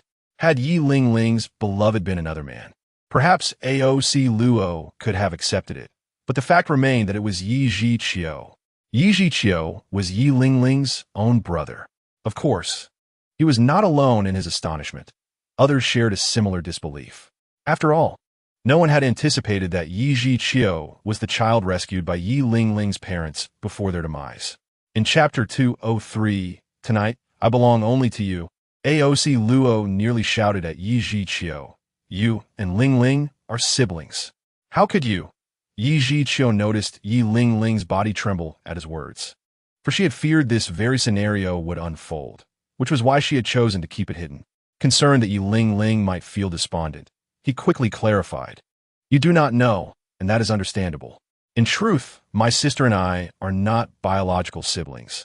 I am a child rescued by our parents from outside, and they perished in the process. As a child, I was often overlooked. My sister, Ye Lingli, resolutely protected me, while our grandfather inadvertently disregarded her, which led to her developing a rather solitary disposition. It was only after my martial soul awakened that circumstances began to improve." Although Yi Zhiqiu did not elaborate in detail, he conveyed enough for them to grasp the situation. Ye Lingli had devotedly cared for Yi Zhiqiu during their formative years, resulting in a bond that transcended mere sibling affection, which was entirely natural.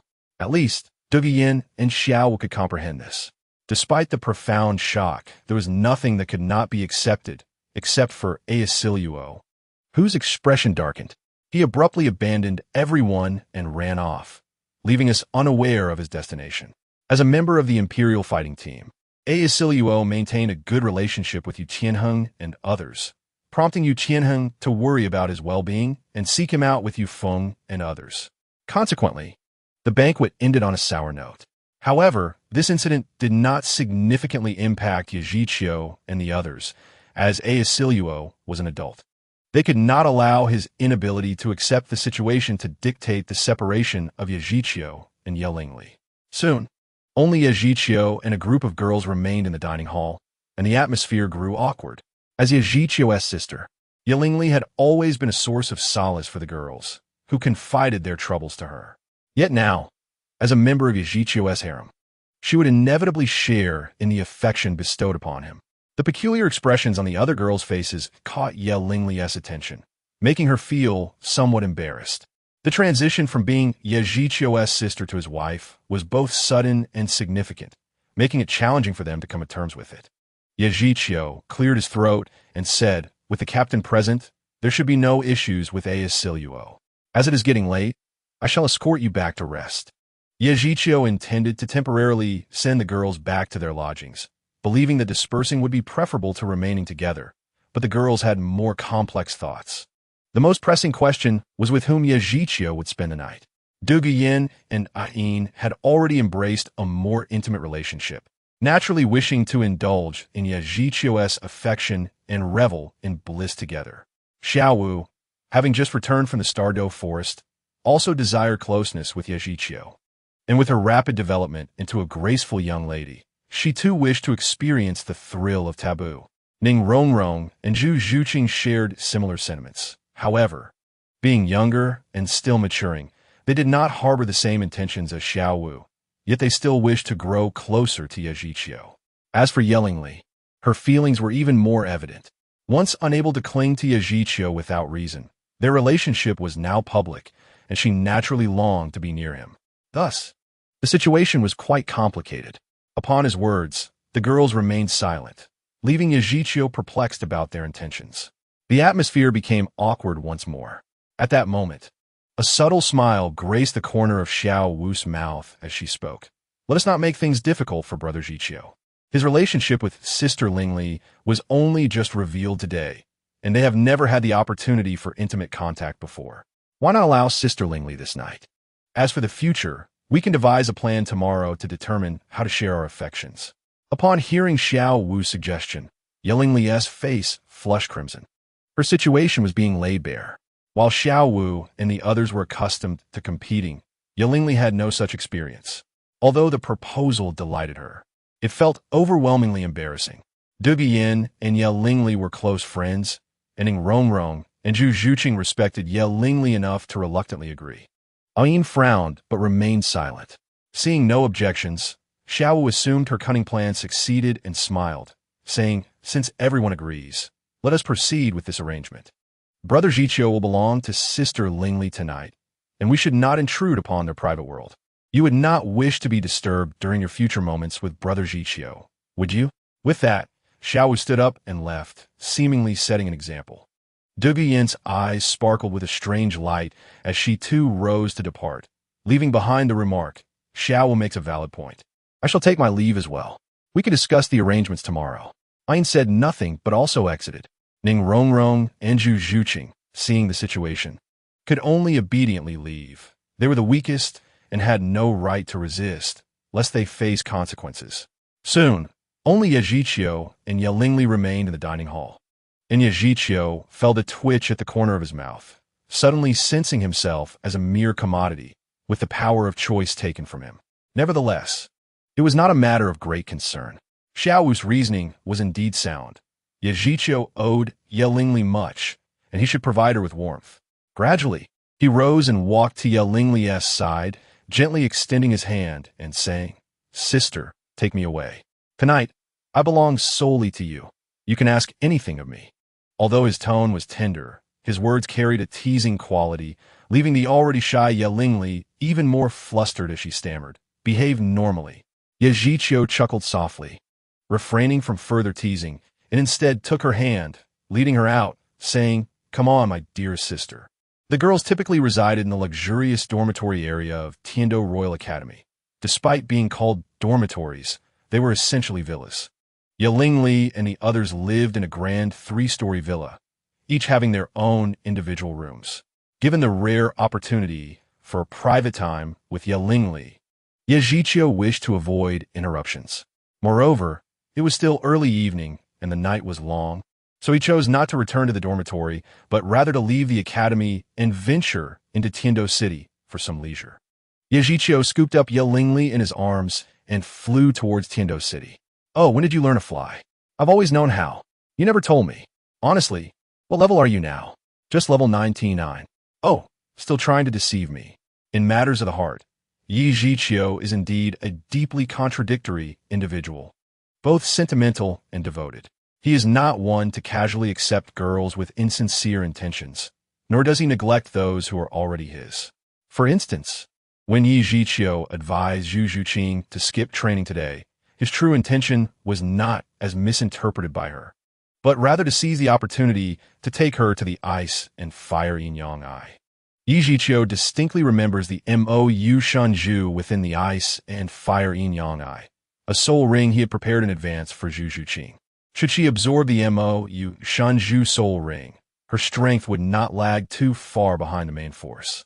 Among Ye Zhiqiu's girls, the most powerful is Yin at the Soul Saint level, followed by Qianrenxue at the Soul Emperor level, and Hulaina, who has reached the Soul King level. They're the strongest trio. Du Guyan, Yi Lingling, Xiao Wu, and Huo Wu are all at the Soul Master level, and they are not far from reaching the Soul King level. Even Ning Rongrong has rapidly gained strength under the influence of the Qi Luo Eugene Xiang, recently achieving level 40. Only Zhu Zhuqing remains at the Soul Scholar level. This is not due to her lack of talent. In fact, her level is close to 40, progressing much faster than her originally intended trajectory. The last time, she did not obtain the celestial herb. And although Ye Zhiqiu compensated her with a piece of the right leg bone of a 20,000-year-old Gale Magic Wolf, its effect on her level improvement was minimal. Compared to the other girls, Zhu Zhuqing is at a disadvantage in age and has not received a celestial herb, hence her temporary disconnect. After all, there is only one soul master as exceptional as Ye Zhiqiu. Zhu Zhuqing and Ning Rongrong did not rush to join the training of the Imperial Battle Team, having already decided to follow Ye Zhiqiu instead. Seizing the absence of others, they wished to remain close to him.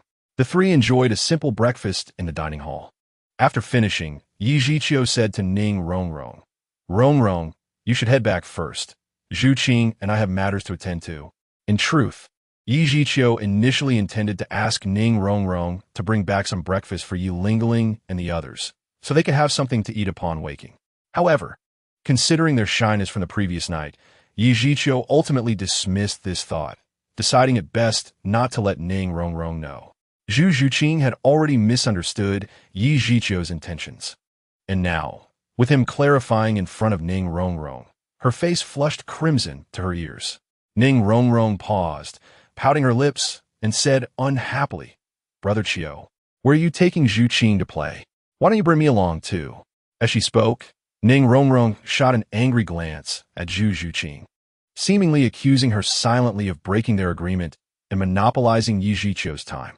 Aware of her fault, Zhu Zhuqing quietly lowered her head. Ye Zhiqiu chuckled softly, saying, "This is my fault for not explaining clearly. You all received celestial herbs, but Zhu Qing did not last time. The effects of celestial herbs are exceptionally potent. Your levels surged rapidly past the 40th level under the influence of the Qi Luo Eugene Xiang, allowing you to become a soul master. But Zhu Qing remains a soul scholar. I previously consulted someone about some unknown celestial herbs and meticulously searched in Grandpa Dugu Bo's medicinal garden, discovering a suitable celestial item for Zhu Qing, which I plan to take her to." Upon hearing Ye Zhiqiu's explanation, Zhu Zhuqing felt a wave of embarrassment, realizing that Ye Zhiqiu was purely considering her strength, while she had mistakenly thought he desired her body. Zhu Zhuqing could not help but reflect inwardly. Zhu Zhuqing, I can't believe you have become so superficial. Despite Ye Zhiqiu's clarification, Ning Rongrong continued to press. Something feels off. If it is truly as you say, why not simply bring the celestial herb back for Zhu Qing? Brother Qiu, you are definitely hiding something from me. Do you not love me anymore? Did Zhu Qing speak ill of me to you? Ye Zhiqiu had never noticed before that Ning Rongrong was quite the actress, with a talent for detection, though her gift only served to backfire in light of Ye Zhiqiu's honesty. Nevertheless, Ye Zhiqiu had to clarify. Celestial items are not limited to just celestial herbs. They can also include various other medicinal materials. What I have prepared for Zhuqing is a Mo Yu Shinju. I cannot simply uproot the entire bamboo, can I? Moreover, the Mo Yu Shinju differs from other celestial items. While your celestial items are flowers and herbs that can be directly ingested, the Mo Yu Shinju exists in the form of a soul ring and must be present with Zhuqing. And you can take me along too. I previously mentioned that beside Grandpa Douluo's medicinal garden lies a treacherous area known as the Ice and Fire Yin-Yang Eye. The Ice and Fire Yin-Yang Eye possesses extreme heat and extreme cold, with these two energies constantly intertwining and clashing, creating a hazardous energy that even titled Douluo-level experts cannot withstand for long. If Zhuqing did not need to be present to obtain the Mo Yu Shinju, I would never take her to such a perilous place. Yi Zhiqiu was not exaggerating. The pervasive energy fluctuations within the Ice and Fire Yin-Yang Eye are exceedingly difficult to defend against. Even with his current strength, he cannot guarantee complete immunity. Zhuqing must venture to the Ice and Fire Yin-Yang Eye to obtain the Mo Yu Shinju Soul Ring. This is an unavoidable reality. But Ning Rongrong's presence would serve no beneficial purpose.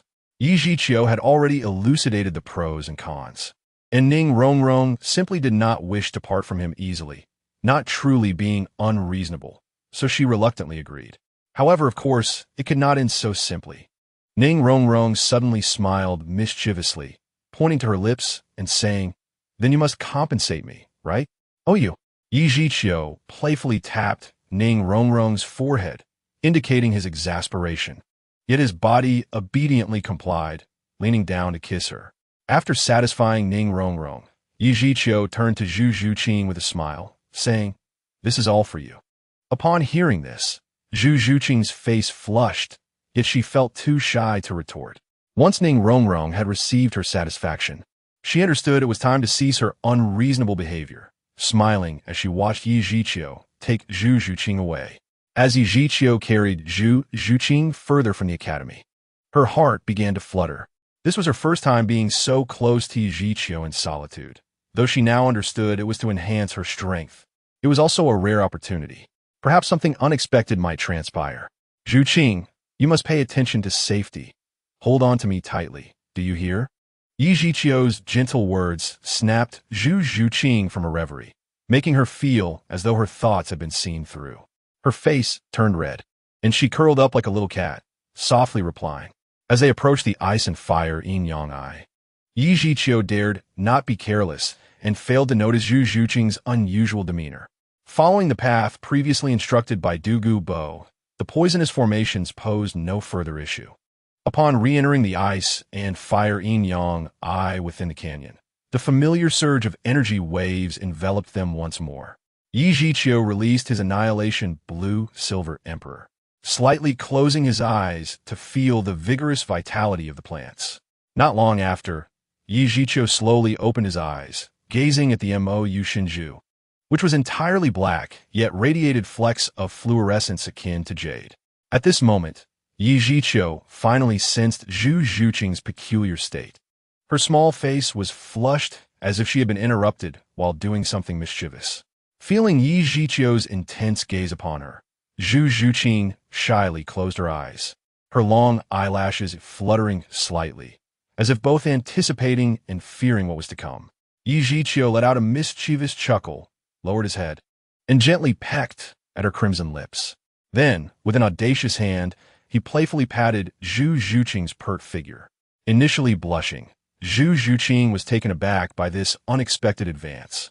Jumping away from Yi Zhiqiu's embrace, she playfully pouted, delivering a light punch to Yi Zhiqiu's shoulder, expressing her dissatisfaction. However, Yi Zhiqiu paid little heed to her protestations and swiftly pulled Zhuqing back in his arms, leading her gently to the Mo Yu Shinju. He spoke softly, "This will be your next soul ring. Although you are currently just a soul master, consuming the essence of this divine Mu Yu Shinju will undoubtedly elevate your soul power to level 40. Having said this, under Yi Zhiqiu's guidance, Zhuqing extracted the essence from the Mu Yu Shinju.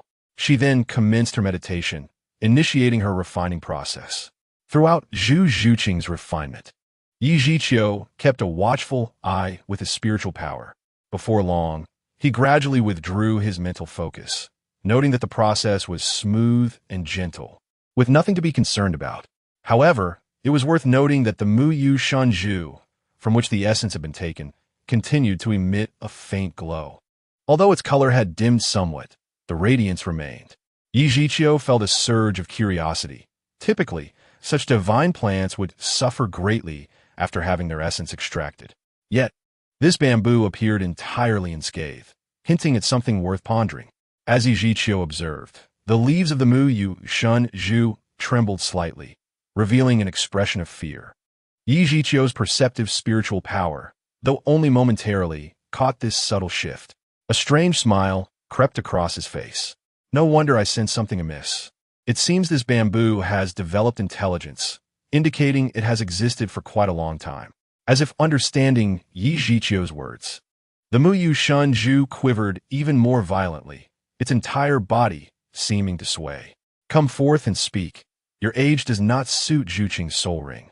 Yi Zhiqiu stated firmly, fixing his gaze on the Mu Yu Shanzhu. What do you intend to do? A shadow gradually coalesced behind the Mu Yu Shanzhu. It is better to reveal yourself. You wouldn't want your intelligence to be erased, would you? This is my beloved, and while she cannot absorb your soul ring now, that does not preclude future possibilities. I possess a method that allows you to continue existing in another form. It is up to you to decide. Upon realizing that the Mu Yu Shanzhu had indeed manifested intelligence, Yi Zhiqiu began to employ another strategy. At that moment, Zhu Zhuqing completed her absorption of the Mu Yu Shanzhu's essence. Upon awakening and witnessing the scene before her, she was taken aback. The bamboo had developed intelligence. What did this signify? This seemingly inconspicuous bamboo was an exceedingly rare 100,000-year soul ring. Little did she anticipate that Yi Zhiqiu intended to make it her fourth soul ring.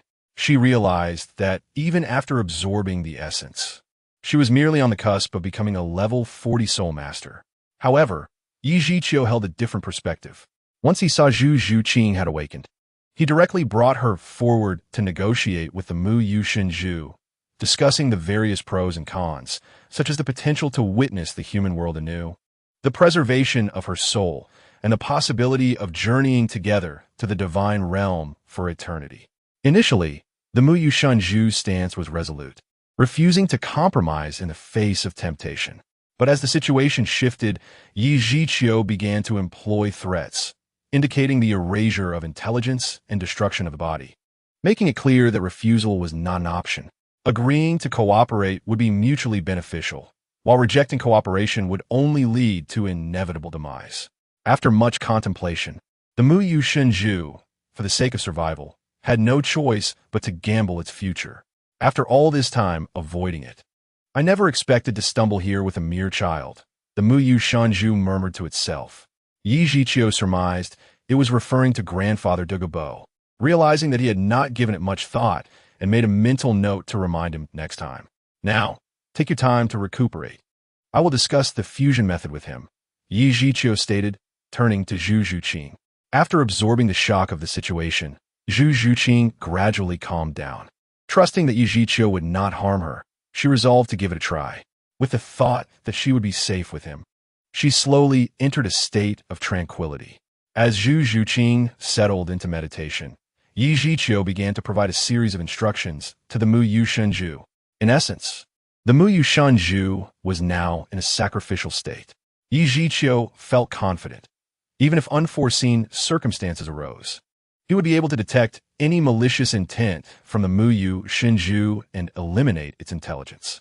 At worst, it would simply be a failed fusion, an outcome that would harm Zhu Zhuqing not in the slightest. Zhu Zhuqing gradually opened her eyes, exhaling a breath of stale air. Her gaze resolute as she looked at Yi Zhiqiu and nodded gently. Chapter 206. The one involved is confused. The observer is clear soul spirit.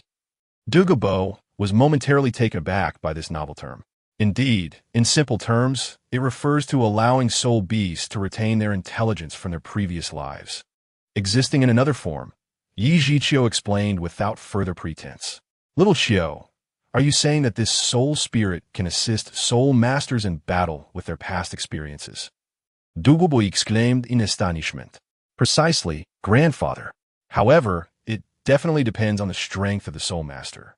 If the soul spirit's power exceeds that of the soul master too greatly, it cannot unleash its full potential, Yi Zhiqiu replied with precision. Moreover, 100,000-year soul ring like the Muyu Shunzhu far exceeds Zhu Zhuqing's absorption limits, making it impossible to transfer all its skills at once. In other words, absorbing a soul spirit can replace several soul rings? Douluo grasped the concept quickly, continuing on with Yi Zhiqiu's explanation. It should be so. The number of soul skills a soul beast provides to a soul master correlates with the number of skills it possessed in life. Yi Zhiqiu concluded his thoughts. This soul spirit, as a novel enhancement for soul masters, could indeed serve as a superior alternative to traditional soul rings. After a brief period of contemplation, Douluo arrived at a conclusion. Little Qiu, I once thought the miracles you created had rendered me numb. Yet, you have once again produced something that could reshape the careers of soul masters. Truly, the younger generation is formidable. Douluo could not help but express his admiration. Rest assured, grandfather, I understand the significance of soul spirits. Therefore, I am reluctant to disclose this to too many individuals. As for altering the balance of the continent, I have not contemplated that yet, Yi Zhiqiu replied rationally. Though Yi Zhiqiu held this mindset at present, the soul master community would undoubtedly be stirred by this development in the future. Since the inception of the soul master profession, reaching a certain bottleneck in cultivation would necessitate one method: hunting soul beasts to obtain soul rings. However, starting from today, a completely new alternative to soul rings, the soul spirit, had emerged in Douluo. Little Qiu, you cannot show favoritism. In the future, you must create several of these soul spirits for my granddaughter Yin Yin. Douluo, recognizing the benefits, immediately began to plan for his granddaughter. Grandfather, that goes without saying. However, most individuals can only absorb one or two of these soul spirits, as controlling too many would strain their mental capacity, Yi Zhiqiu lamented, shaking his head in resignation. Douluo's eyes gleamed as he analyzed the implications. Little Qiu, the soul spirit, can also release soul skills, correct? Douluo once again confirmed his thoughts. Indeed, the soul skills originate from the soul spirits, which undoubtedly release their inherent abilities. Yi Zhiqiu was momentarily taken aback, unsure whether Douluo posed such a question. That is good. In that case, let us not rush to arrange a soul spirit for Yin Yin. When we reach level 70, we shall capture one together, Douluo declared with a proud smile. Level 70? I understand now. Truly, my grandfather thinks more comprehensively than I do. At this moment, Yi Zhiqiu finally grasped Douluo's intentions. It is well known that breaking through to the soul sage at level 70 grants only one skill, regardless of the soul ring's rank: the martial spirit true body. The might of the martial spirit true body is unquestionable. It may lead to the forfeiture of many powerful soul skills. However, merging a soul spirit during the breakthrough to soul sage alters the scenario. This formidable soul skill can be retained and manifested by the soul spirit. This essentially grants an additional soul skill when battling against soul masters with similar soul spirits. Against those without soul spirits, the advantage is even more pronounced. It seems that in the future, the merging of soul spirits cannot be taken lightly. My grandfather's advice has made me realize there are still many aspects I do not comprehend. Yi Zhiqiu felt a genuine gratitude towards Douluo. Ha ha ha, as the saying goes. The onlooker sees more than the player. Yet, if it weren't for you, Xiao Qiu, inventing the soul spirit, who would have thought of these things? Douluo was in high spirits, delighted to witness Yi Zhiqiu's achievements. After further discussions, Yi Zhiqiu, under Douluo's guidance, decided to keep his ability to create soul spirits a secret for now.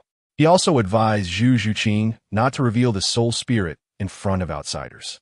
However, during the discussions between Douluo and Yi Zhiqiu, Zhu Zhuqing was frequently used as a test subject, occasionally summoned to unleash the Mer Sunju and demonstrate soul skills.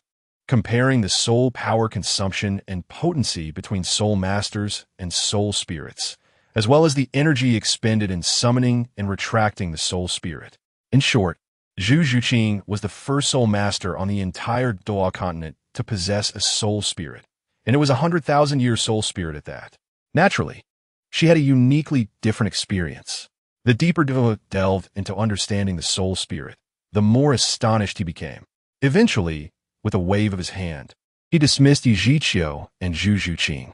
Watching Yi Zhiqiu's figure gradually fade away, Douluo couldn't help but exclaim how this young man truly represents the rising generation, leaving me increasingly bewildered. With remarkable speed, Yi Zhiqiu soon returned to the academy with Zhu Zhuqing. Upon arriving at the academy's entrance, they were greeted by a charming figure approaching. "Brother Qiu, you have finally returned. I have missed you so much." Ning Rongrong, as whimsical as ever, exclaimed, and without hesitation, leaped into Yi Zhiqiu's embrace. Now, Yi Zhiqiu found himself truly surrounded by affection.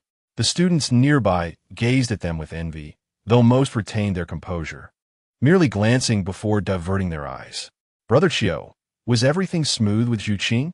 Ning Rongrong asked, her radiant smile revealing her charming little tiger teeth under the sunlight. "Yes, it went very smoothly." Zhuqing absorbed the celestial product and broke through to the soul zone, and now she possesses a soul spirit. Yi Zhiqiu succinctly shared the outcome. "Soul spirit? What is that?" Ning Rongrong was puzzled by this new term, tilting her head in confusion. Yi Zhiqiu gently ruffled her hair and looked at Zhu Zhuqing.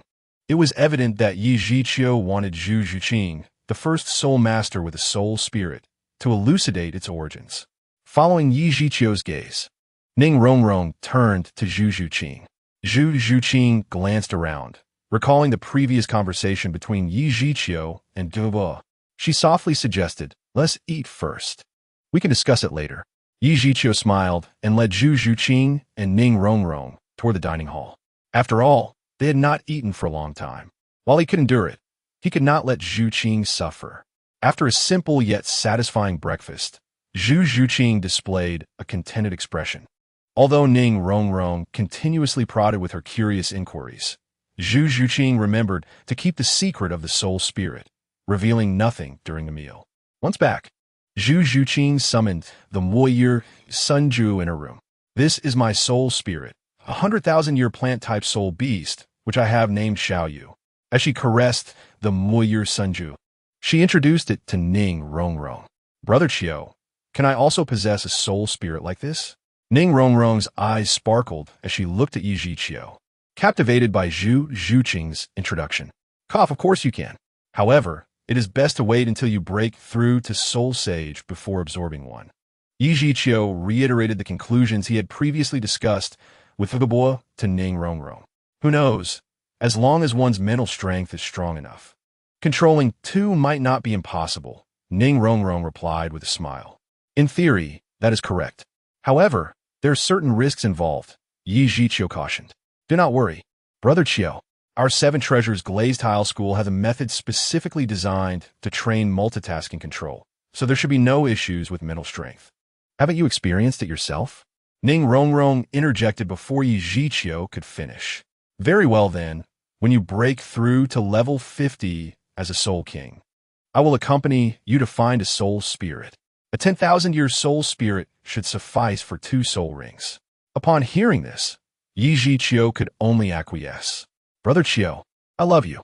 Unable to restrain herself, Ning Rongrong planted a kiss on his cheek when she heard Yi Zhiqiu's agreement. "That is only natural. After all, Rongrong, you are my woman," Yi Zhiqiu declared with confidence. "How annoying, you are so bad," Ning Rongrong retorted, her cheeks flushed with shyness. "Ha ha ha." Yi Zhiqiu laughed heartily, wrapping his arms around Ning Rongrong. "Brother Qiu, I am here too." Zhu Zhuqing, having retracted the Bur Sunju, looked at Yi Zhiqiu with eager anticipation. All right, together." Yi Zhiqiu opened his arms and pulled Zhu Zhuqing into the embrace as well. "Brother Qiu, have you ever considered developing this ability of soul spirits?" Ning Rongrong gazed up at Yi Zhiqiu. As the little princess of the Seven Treasures Glazed Tile School, Ning Rongrong understood deeply the potential impact of this ability.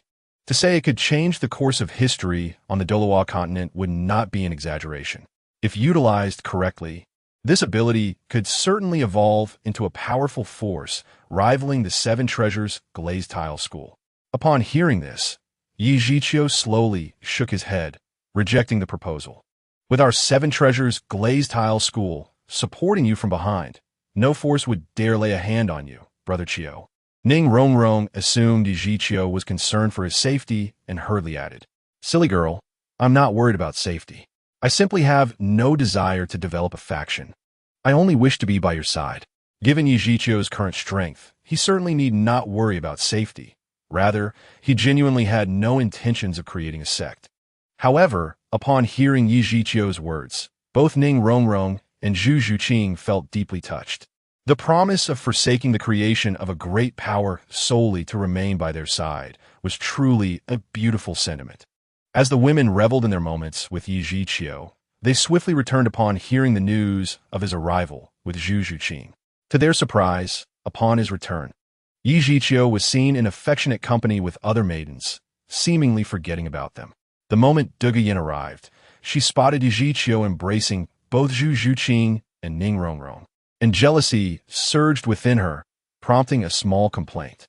Indeed, Yi Zhiqiu shows favoritism, echoed Xiao Wu, who stood nearby in support. In contrast, Yin and Yi Lingling, feeling somewhat shy, quietly took their seats, saying nothing. Upon noticing the gathering of women, Yi Zhiqiu recounted the events that had transpired. As he spoke of the soul spirits, the women listened intently. The remarkable capabilities of the soul spirits prompted Zhu Zhuqing to demonstrate hers. Although she yearned to remain in Yi Zhiqiu's embrace, she reluctantly released him to showcase her soul spirit. Under Douluo and Xiao Wu's subtle cues, Ning Rongrong too unwillingly left Yi Zhiqiu's side to sit nearby. Witnessing the wonders of the soul spirits, the women could not help but be awestruck. Yi Lingling was the first to voice her thoughts, asking, "Is it true that only your brother has mastered soul spirits?" "Well, naturally, as I am the one who invented them. No one else possesses such knowledge." Yi Zhiqiu confirmed with a nod. Yin quickly followed with her inquiry regarding Zhu Zhuqing's soul power level, given that they were both 10,000-year plant-type soul beasts, and she presumed the effects would be significant. Most of the soul power remained unmanifested, having increased by 4 levels. However, as Zhu Zhuqing's strength continued to grow, the remaining soul power would gradually reveal itself. Yi Zhiqiu was not entirely certain, but deemed this hypothesis reasonable, as the enhancements from a 10,000-year soul ring would likely exceed mere expectations. "Will we also have soul spirits in the future, Brother Zhiqiu?" Douluo asked with a cunning smile, touching upon a matter dear to the hearts of the women. "Of course. I shall ensure that Brother Qiu prepares splendid soul spirits for us," Ning Rongrong interjected, having learned of this beforehand. "Indeed, that's only natural. I shall not be partial. I will strive to find the most suitable soul spirits for everyone and facilitate their integration when we break through to Soul Sage." Yi Zhiqiu recalled Douluo's earlier suggestion. Pondering it carefully, why must we wait until we achieve Soul Sage status to integrate the soul spirits? Wouldn't it be more beneficial to fuse them sooner? The women voiced their confusion. Yi Zhiqiu then expounded on the distinct effects of soul spirits compared to soul rings. His explanation left the women further astounded. The ability of soul spirits to independently unleash soul skills effectively adds an additional combat force during battles. Ning Rongrong and Zhu Zhuqing exchanged amused glances at the astonished expressions of the other women, recalling their own shock upon first learning of such capabilities. However, if we aim to enhance our spiritual power, we could seek one sooner. There is no need to wait so long, Yi Zhiqiu remarked with a slight smile, introducing a significant revelation. Given Ning Rongrong's relationship with the others, imparting the 7 apertures Linglong heart would undoubtedly be feasible. Once their spiritual power was elevated, it would theoretically be possible for each person to absorb 2 soul spirits. Upon hearing this, Xiao Wu and Yin were relatively unfazed, as they were both 10,000-year soul beasts and did not require a soul ring to advance. However, the others were not in the same position. Douluo eagerly embraced Yi Zhiqiu and kissed him. All right, let us focus on training. Only with sufficient strength can we absorb the soul spirits, Yi Zhiqiu chuckled. As they prepared to enter seclusion for cultivation, he contemplated visiting a certain location. In Chapter 208, the sign-in at the extreme north, inspired by Yi Zhiqiu. The women's enthusiasm for cultivation soared. As time approached, he bid each of them farewell. Despite the deep reluctance to part, he resolved to journey to the extreme north for the system's sign-in rewards. Years of arduous training had forged Yi Zhiqiu's indomitable spirit, enabling him to endure solitude in pursuit of mastery, an endeavor not every soul master could undertake. With determination, he cast aside all distractions and flew northward with unwavering focus, often soaring for 2 or 3 hours before pausing to recuperate. In such circumstances, he maximized his speed, diminishing what was once a vast distance. However, recklessly entering the extreme north was clearly unwise. Yi Zhiqiu felt the temperature plummeting, compelling him to slow his flight. Entering a nearby city, he procured supplies, particularly a map, as sustenance and navigation were essential in the vast snowy expanse. By the following day, as Yi Zhiqiu advanced at full speed, he reached the northern borders of the Tiando Empire. Yet, upon arrival, the map in his hands had become a blank slate. Gently landing, he panted slightly. The white mist expelled from his mouth instantly crystallized into frost in the frigid air. Here, indeed, was a place where water turned to ice. Frost had formed upon his brow. Gazing at the map, Yi Zhiqiu felt a twinge of frustration, for beyond this point, the map revealed only a vast expanse of emptiness, save for a prominent line of red text. Extreme North, Human Forbidden Zone. For one who had already ascended to the pinnacle of power, Yi Zhiqiu could easily disregard that line. It signified that the journey ahead would require his own exploration. With a deep breath, Yi Zhiqiu expanded his spiritual awareness, gradually reaching northward. The deeper he delved, the fewer soul beasts he encountered, indicating that even the robust soul beast struggled to survive in the inner circle of the extreme north. He hastened northward, for even with his formidable strength, traversing the extreme north was fraught with challenges due to soul beast disturbances and environmental hazards, which would significantly impede his progress. Another day passed.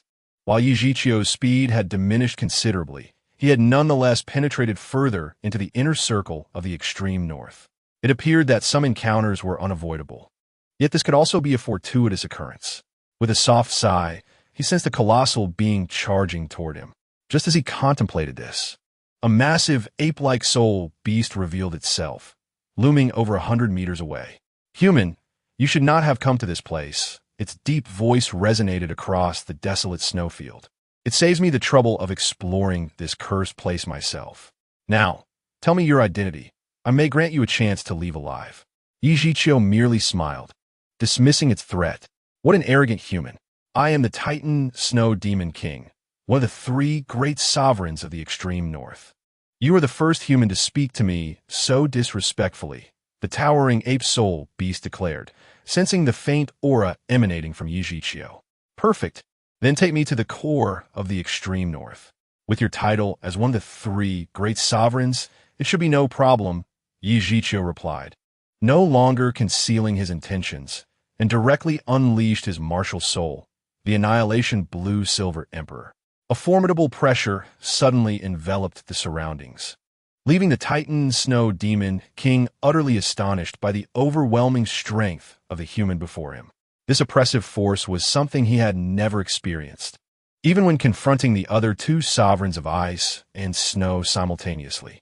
Although the Titan Snow Demon King appeared simple-minded, his instincts, honed over 100,000 years as a soul beast, urged him to remain calm.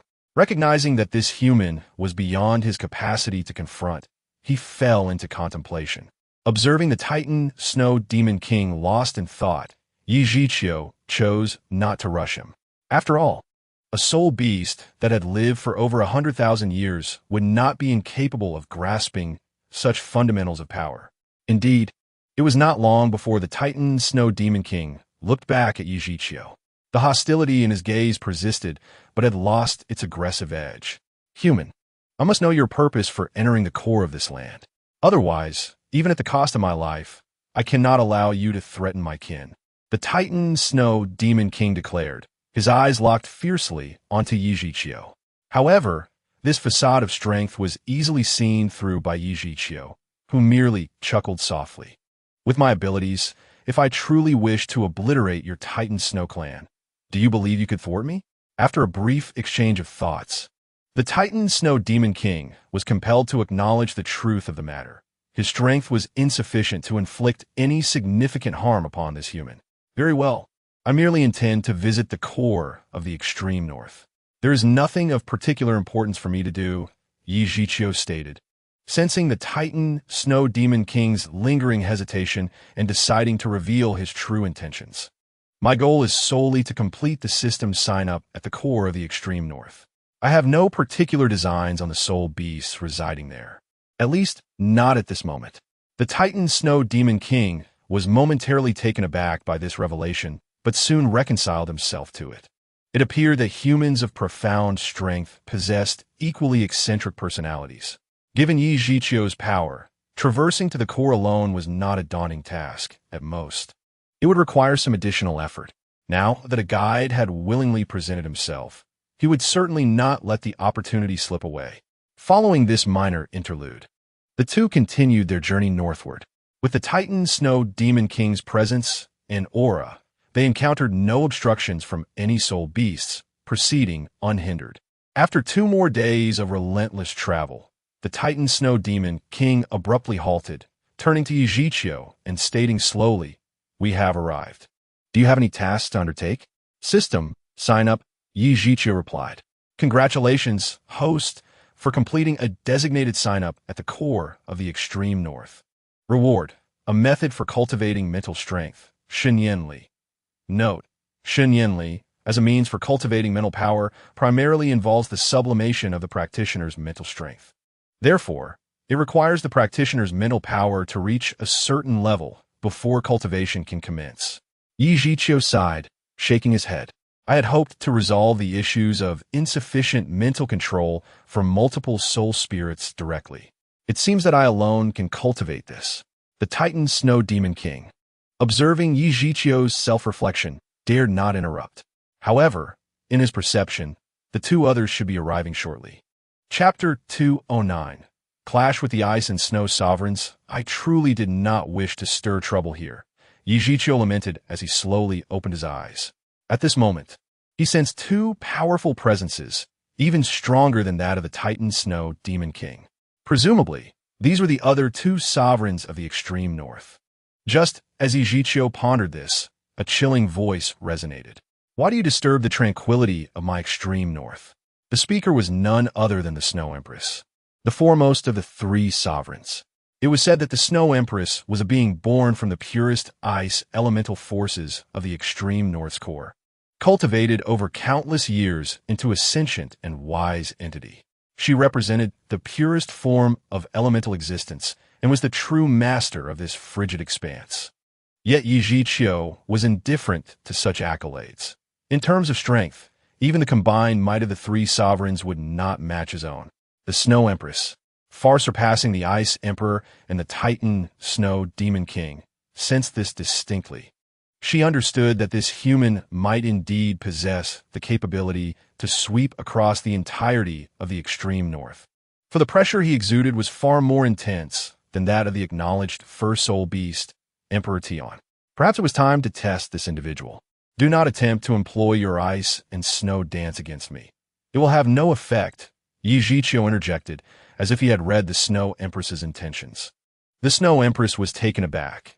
This secret technique was known to very few, yet this human had effortlessly discerned her greatest trump card and confidently dismissed its efficacy.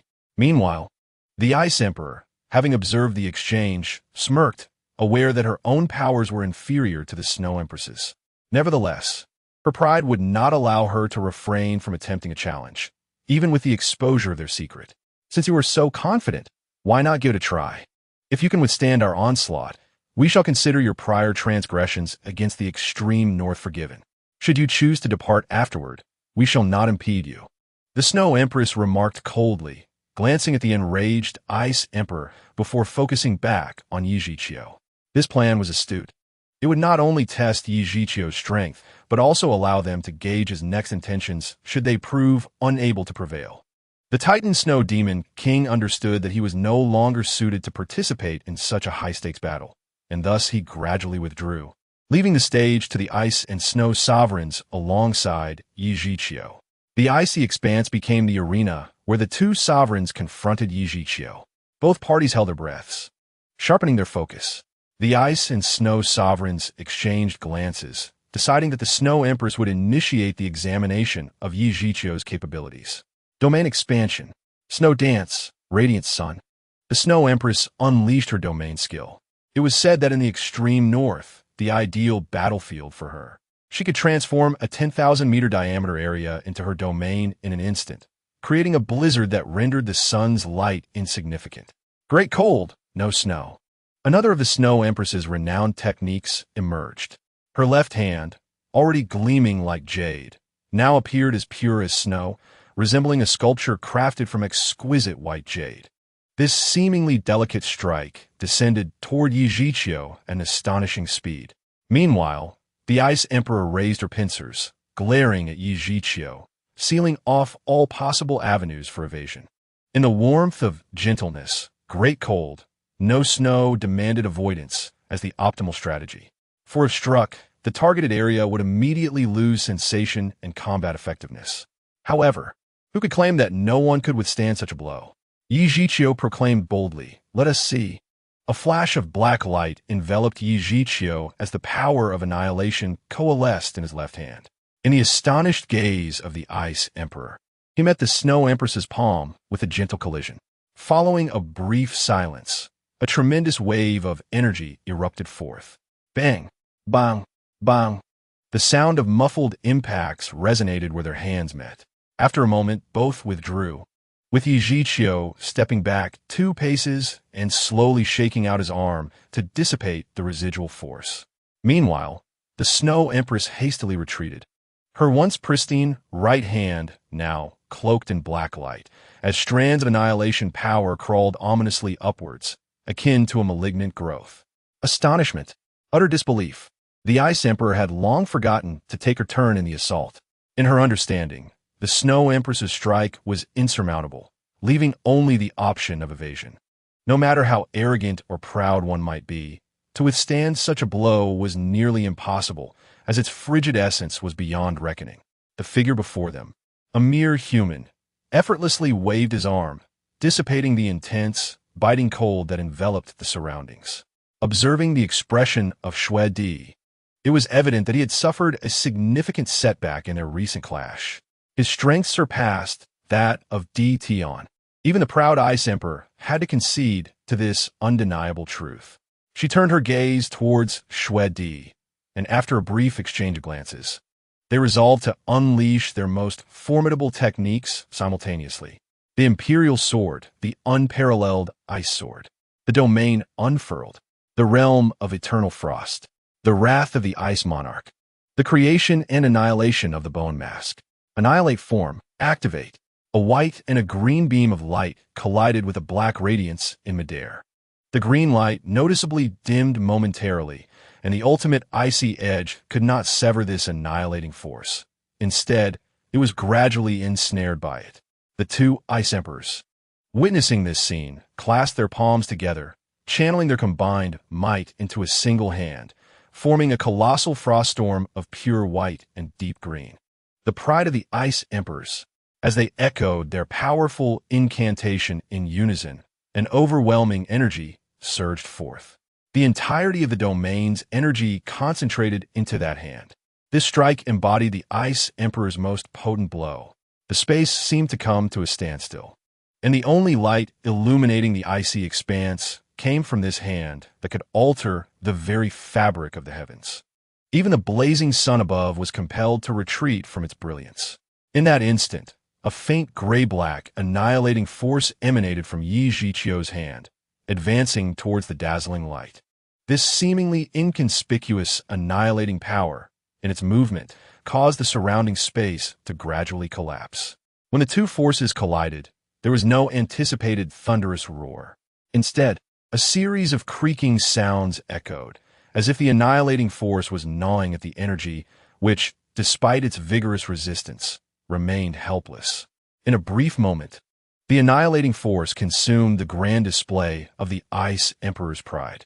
The Ice Emperors gazed in horror at this scene, turning their fearful eyes towards Yijiqiu. Initially, they perceived him as merely a formidable human. However, after engaging in battle, they truly grasped the terror he embodied. Victory was utterly unattainable. The only instance where they might have struck him was when he voluntarily accepted the blow of the Han Wuxue. Beyond that, they could not even touch him. "We concede," Xue Di gently said, pulling the exhausted Ice Emperor down to the ground. Chapter 210. Can soul beasts not become gods?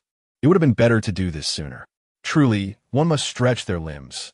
Yijiqiu replied with a smile as he descended slowly upon hearing the Ice Emperor's concession.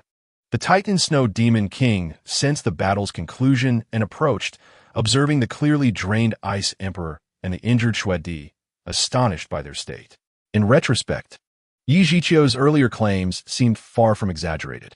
To effortlessly defeat the Ice Emperors, who were beyond his capabilities, he realized that even if he had risked his life to intervene, it would have been futile. Noticing the black glow emanating from Xue Di's right hand, Yijiqiu furrowed his brow and approached her slowly.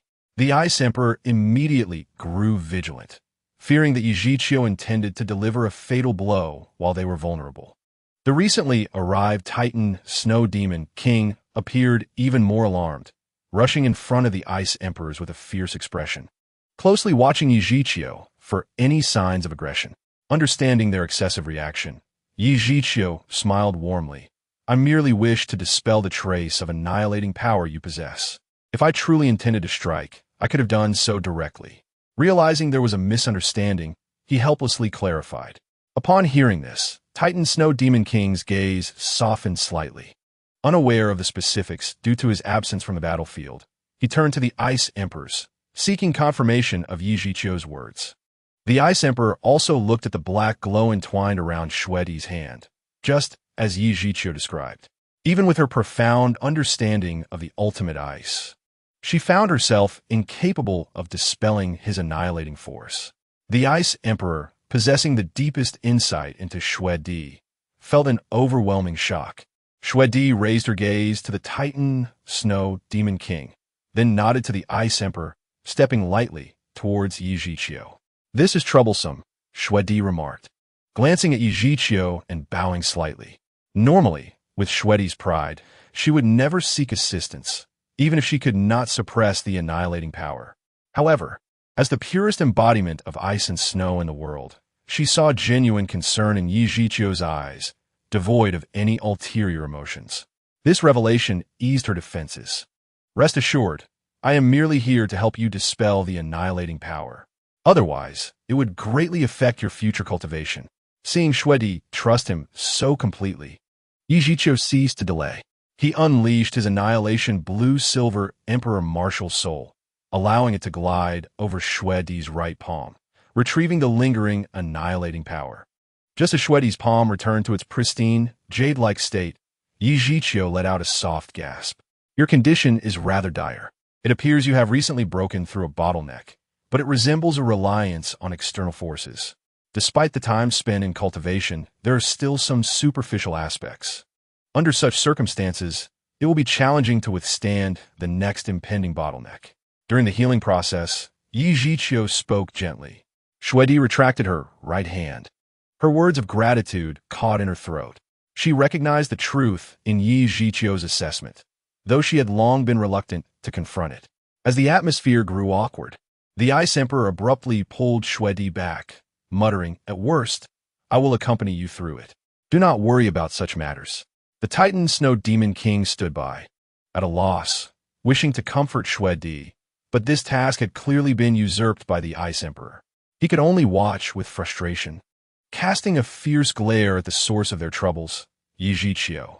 Witnessing this, Yijiqiu could only shrug helplessly. After all, he spoke the truth, and it was not within his power to predict the soul beast's unwillingness to confront their reality. However, seeing the dejected Xue Di, Yijiqiu's heart swelled with compassion. In truth, there is a solution. It merely requires a method to seek divinity. Upon hearing the first part of his statement, Xuedi's eyes momentarily sparkled. Yet the latter half plunged her back into despair. The path to godhood for soul beasts is fraught with challenges. Even the mightiest Dtion had to accept the reality that the divine realm did not embrace soul beasts. Otherwise, with his strength, inheriting a first-level god position would be more than sufficient. What if I told you I possess a means to assist you in attaining godhood? Yi Zhiqiu's subsequent words struck like thunder in the hearts of the three soul beasts. Are you serious? Before Xuedi could respond, the Titan Snow Demon King could not contain his excitement and exclaimed loudly, "Do not entertain such thoughts. Given your current cultivation, only Xuedi may attempt this." Yi Zhiqiu showed no mercy, directly quashing the Titan Snow Demon King's aspirations. That's acceptable, as long as it can save my mother. Remarkably, the Titan Snow Demon King grew even more exhilarated at this remark, shouting out in elation, "Mother?" Yi Zhiqiu's expression darkened as he turned to Xuedi. At that moment, Xuedi, too, felt her face flush crimson from the Titan Snow Demon King's words. It turned out that when the Titan Snow Demon King was still weak, Xuedi had once saved him from imminent peril and continued to guide him through his cultivation, nurturing him with a mother's tenderness. This has led to the current Titan Zumo Wang, despite having attained such a status in cultivation, still privately referring to the Xuedi as mother. However, when such private nomenclature is brought to light, the present situation becomes even more delicate. The Xuedi shot a playful glare at the Titan Zumo Wang.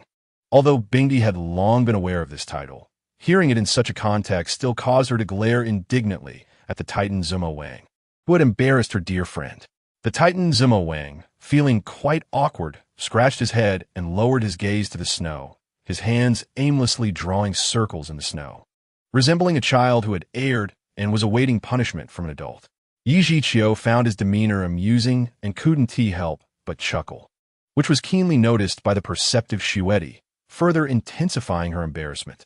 Clearing her throat, Yi Zhiqiu attempted to dispel the awkward atmosphere.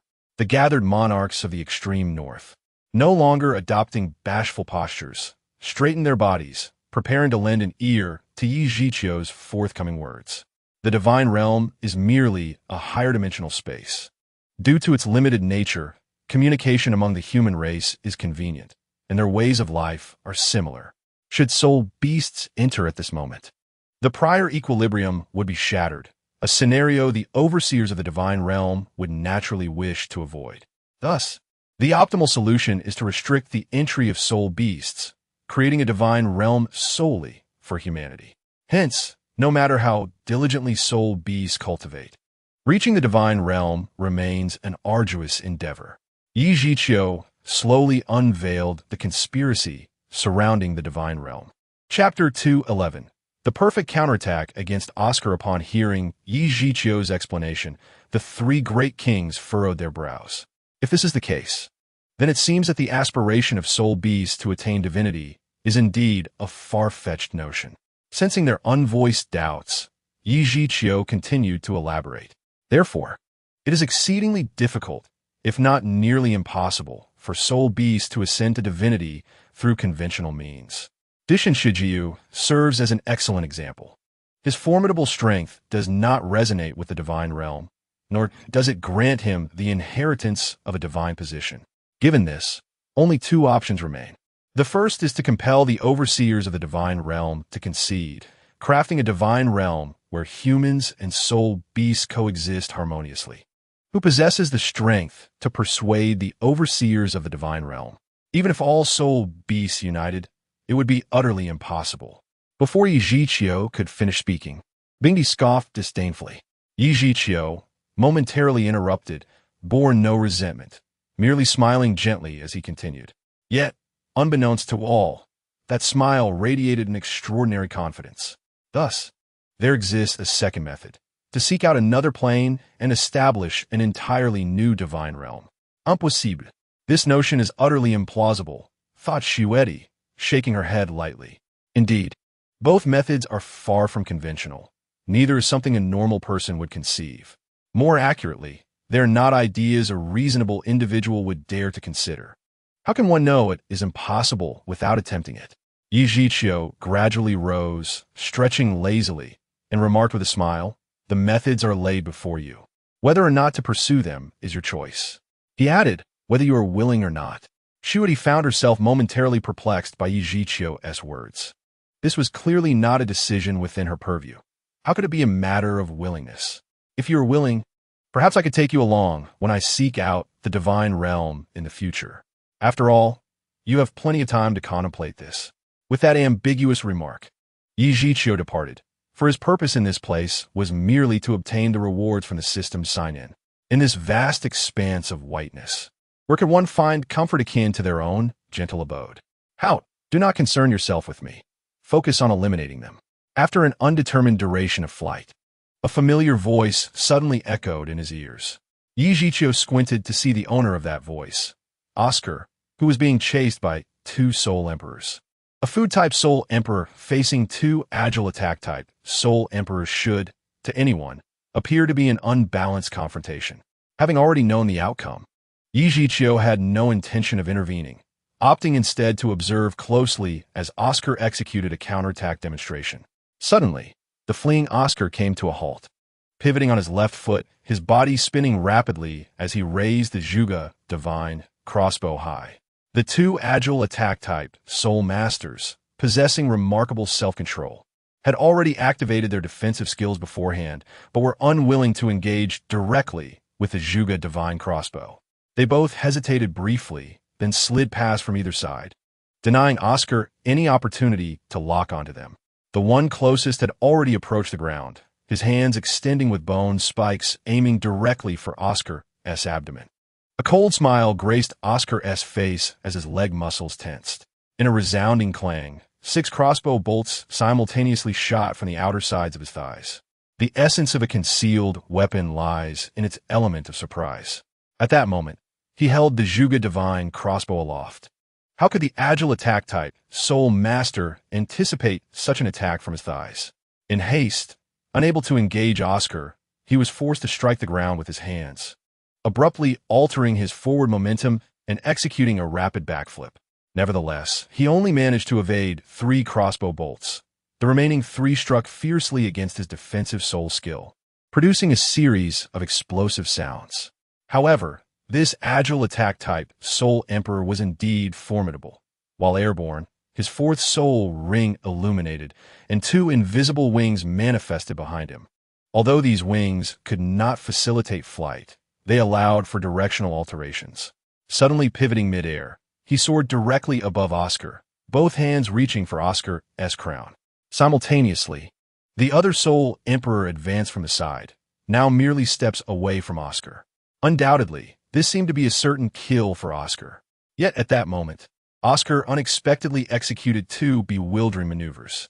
Transferring the Zhuge divine crossbow to his left hand, he swiftly raised his right hand to block the descending palms and simultaneously stomped his right foot onto the ground. In an instant, all 6 of his soul rings glowed simultaneously, taking on an eerie gray hue. The sudden appearance of this phenomenon left both Soul Emperors utterly astonished. Oscar's right hand, elevated in the air, inexplicably enlarged to at least 3 times its previous size, becoming enveloped in a layer of snow-white fur. As it solidly grasped the descending palms of the airborne Soul Emperor, a surge of strength erupted, and the airborne Soul Emperor felt a sharp pain in his wrist, his entire body momentarily paralyzed. Meanwhile, as Oscar's right foot struck the ground, a violent shockwave radiated outward, causing the Soul Emperor attempting a flanking attack to become momentarily rigid, his body propelled towards Oscar due to inertia, his brewing soul skill forcibly interrupted. "Goodbye." The cold voice escaped Oscar's lips. He swiftly lowered his head, pulling down his right hand as a thick crossbow bolt shot forth from the back of his neck, piercing straight into the throat of the airborne Soul Emperor, while the Zhuge divine crossbow in his left hand discharged another deadly stream. The Soul Emperor, whose attack had been thwarted, was sent flying by the 16 powerful crossbow bolts, rendering him a mere sieve, while the 2 Soul Emperors could not comprehend, even in death, why Oscar's hands had transformed in such a manner. nor how a food-type soul master could wield the soul skill, giant spirit S-palm, and seismic wave. As Oscar returned to the other side, the four soul masters were firmly suppressed by Hout, and in an instant, two of the soul kings collapsed. The remaining two soul emperors, startled by Oscar's unexpected return, lost all will to resist. However, as they contemplated escape, Oscar and Hout were not inclined to grant them such an opportunity. Utilizing the final release of the Zhuge Shinu and the overwhelming power of Hout's martial spirit, the pair decisively eliminated the last two soul emperors, bringing an end to what was, in retrospect, a one-sided massacre. It was truly an exhilarating spectacle, a perfect lesson in counterattacks. At that moment, Yi Zhiqiu, who had been observing silently, finally stepped forward, applauding in approval. As Yi Zhiqiu slowly approached, the recently victorious Oscar and his companion tensed once more. "Fear not. I harbor no ill intentions. It is merely a soul bone, after all. My concern lies not with that. Do you not agree, Oscar?" Yi Zhiqiu remarked playfully, casting a teasing glance at Oscar. Although Hout did not recognize the man before him, the fact that he called Oscar by name indicated a prior acquaintance. With this in mind, he turned to look at Oscar, who, despite his confusion, remained vigilant due to years of experience. The sudden appearance of Yi Zhiqiu, who had called his name directly, heightened his wariness. Noticing the tension between the two, Yi Zhiqiu couldn't help but smile. Among the original Shrek's 7 monsters, Oscar was the one he admired most. He was loyal, gifted, and understood the importance of patience. His journey to the far north was solely to enhance his strength in order to rightfully deserve Ning Rongrong. However, that aspiration was now unattainable, as Ning Rongrong had become his own partner. "Relax, there's no need for such tension. Absorb this soul bone first, and we shall continue our conversation," Yi Zhiqiu said, his playful demeanor fading as he pointed to the culprit behind the earlier battle, the head soul bone of the mirror beast. At this moment, Oscar was understandably reluctant to heed Yi Zhiqiu's words, becoming even more vigilant as he exchanged a glance with Hout, preparing for potential conflict. "Why must you be so obstinate? Do I need to compel you to absorb this soul bone?" Yi Zhiqiu remarked, a hint of exasperation in his tone.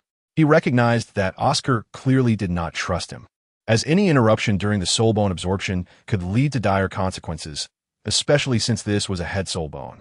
At that moment, it was more prudent for Oscar and Hout to join forces against an uncertain adversary rather than risk Oscar absorbing the soul bone alone, especially given Hout's martial spirit had recently concluded its true manifestation, leaving him vulnerable. However, due to their uncertainty regarding Yi Zhiqiu's strength, they dared not act rashly, hoping to exploit any potential opening he might present.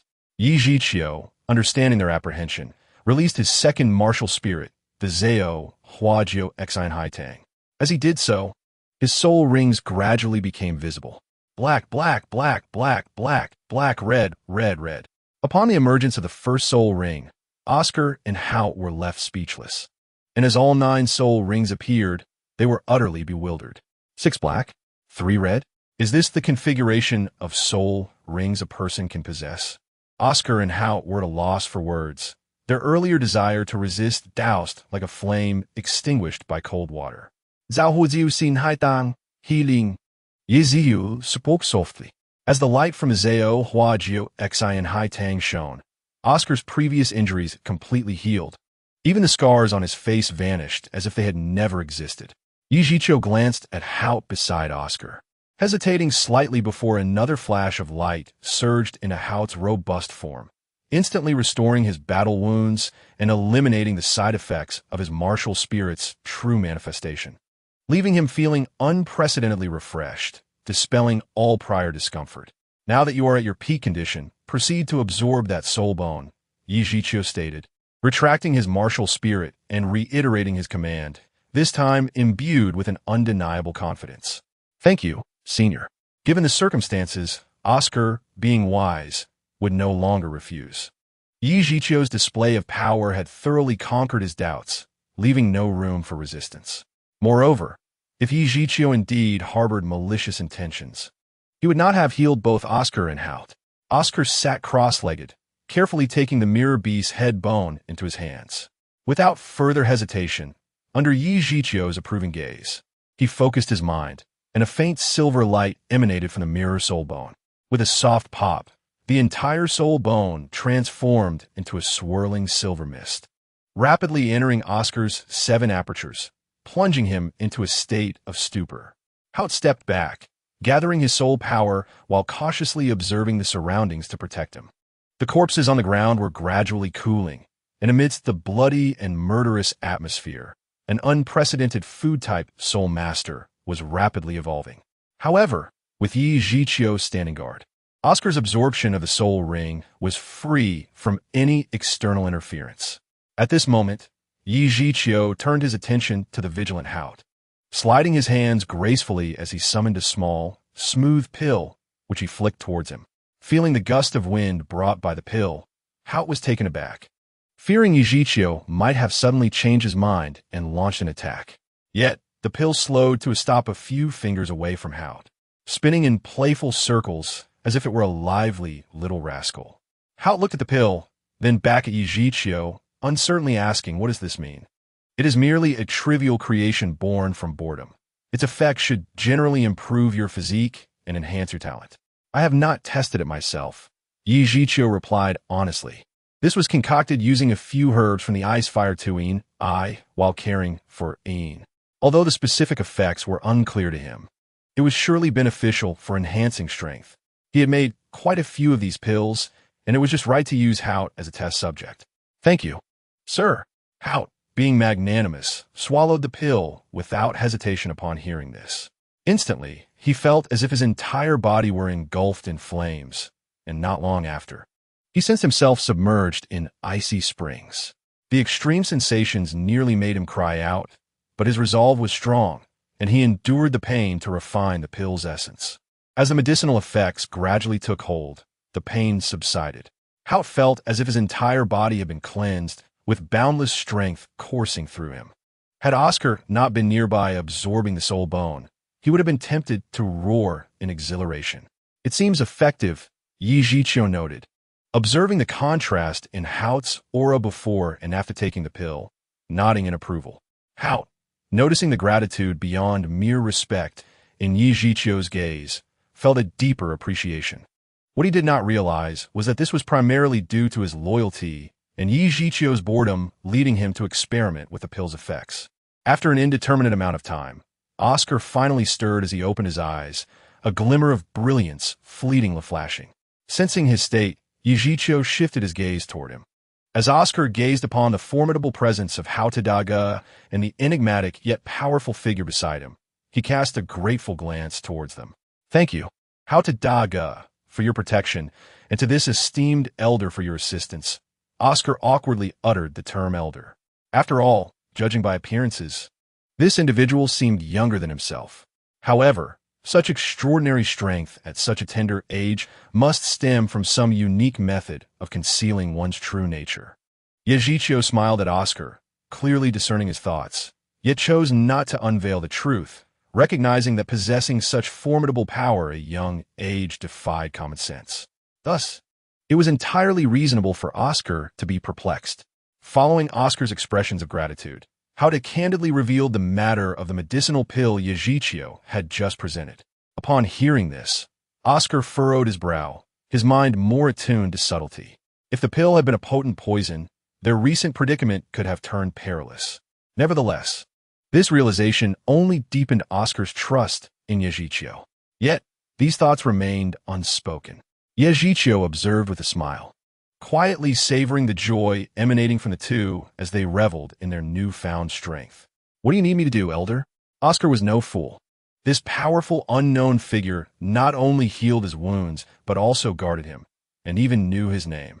Coupled with previous remarks, it was not difficult to deduce that he required something from Oscar, yet the specifics eluded him entirely.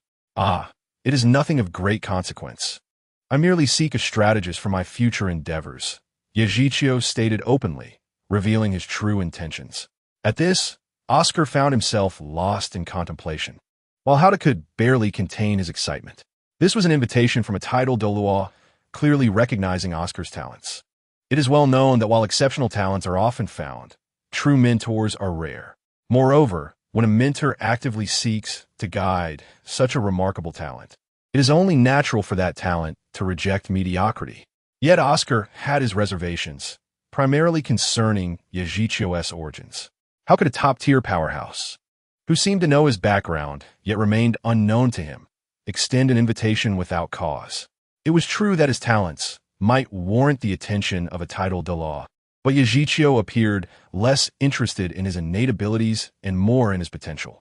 Should he accept or decline? Yajichio began to feel impatient.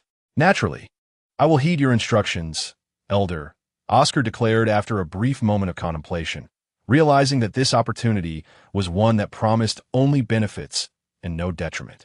Following a titled Douluo in his training would undoubtedly surpass the challenges of solitary exploration. Enough with the Elder. It sounds rather odd.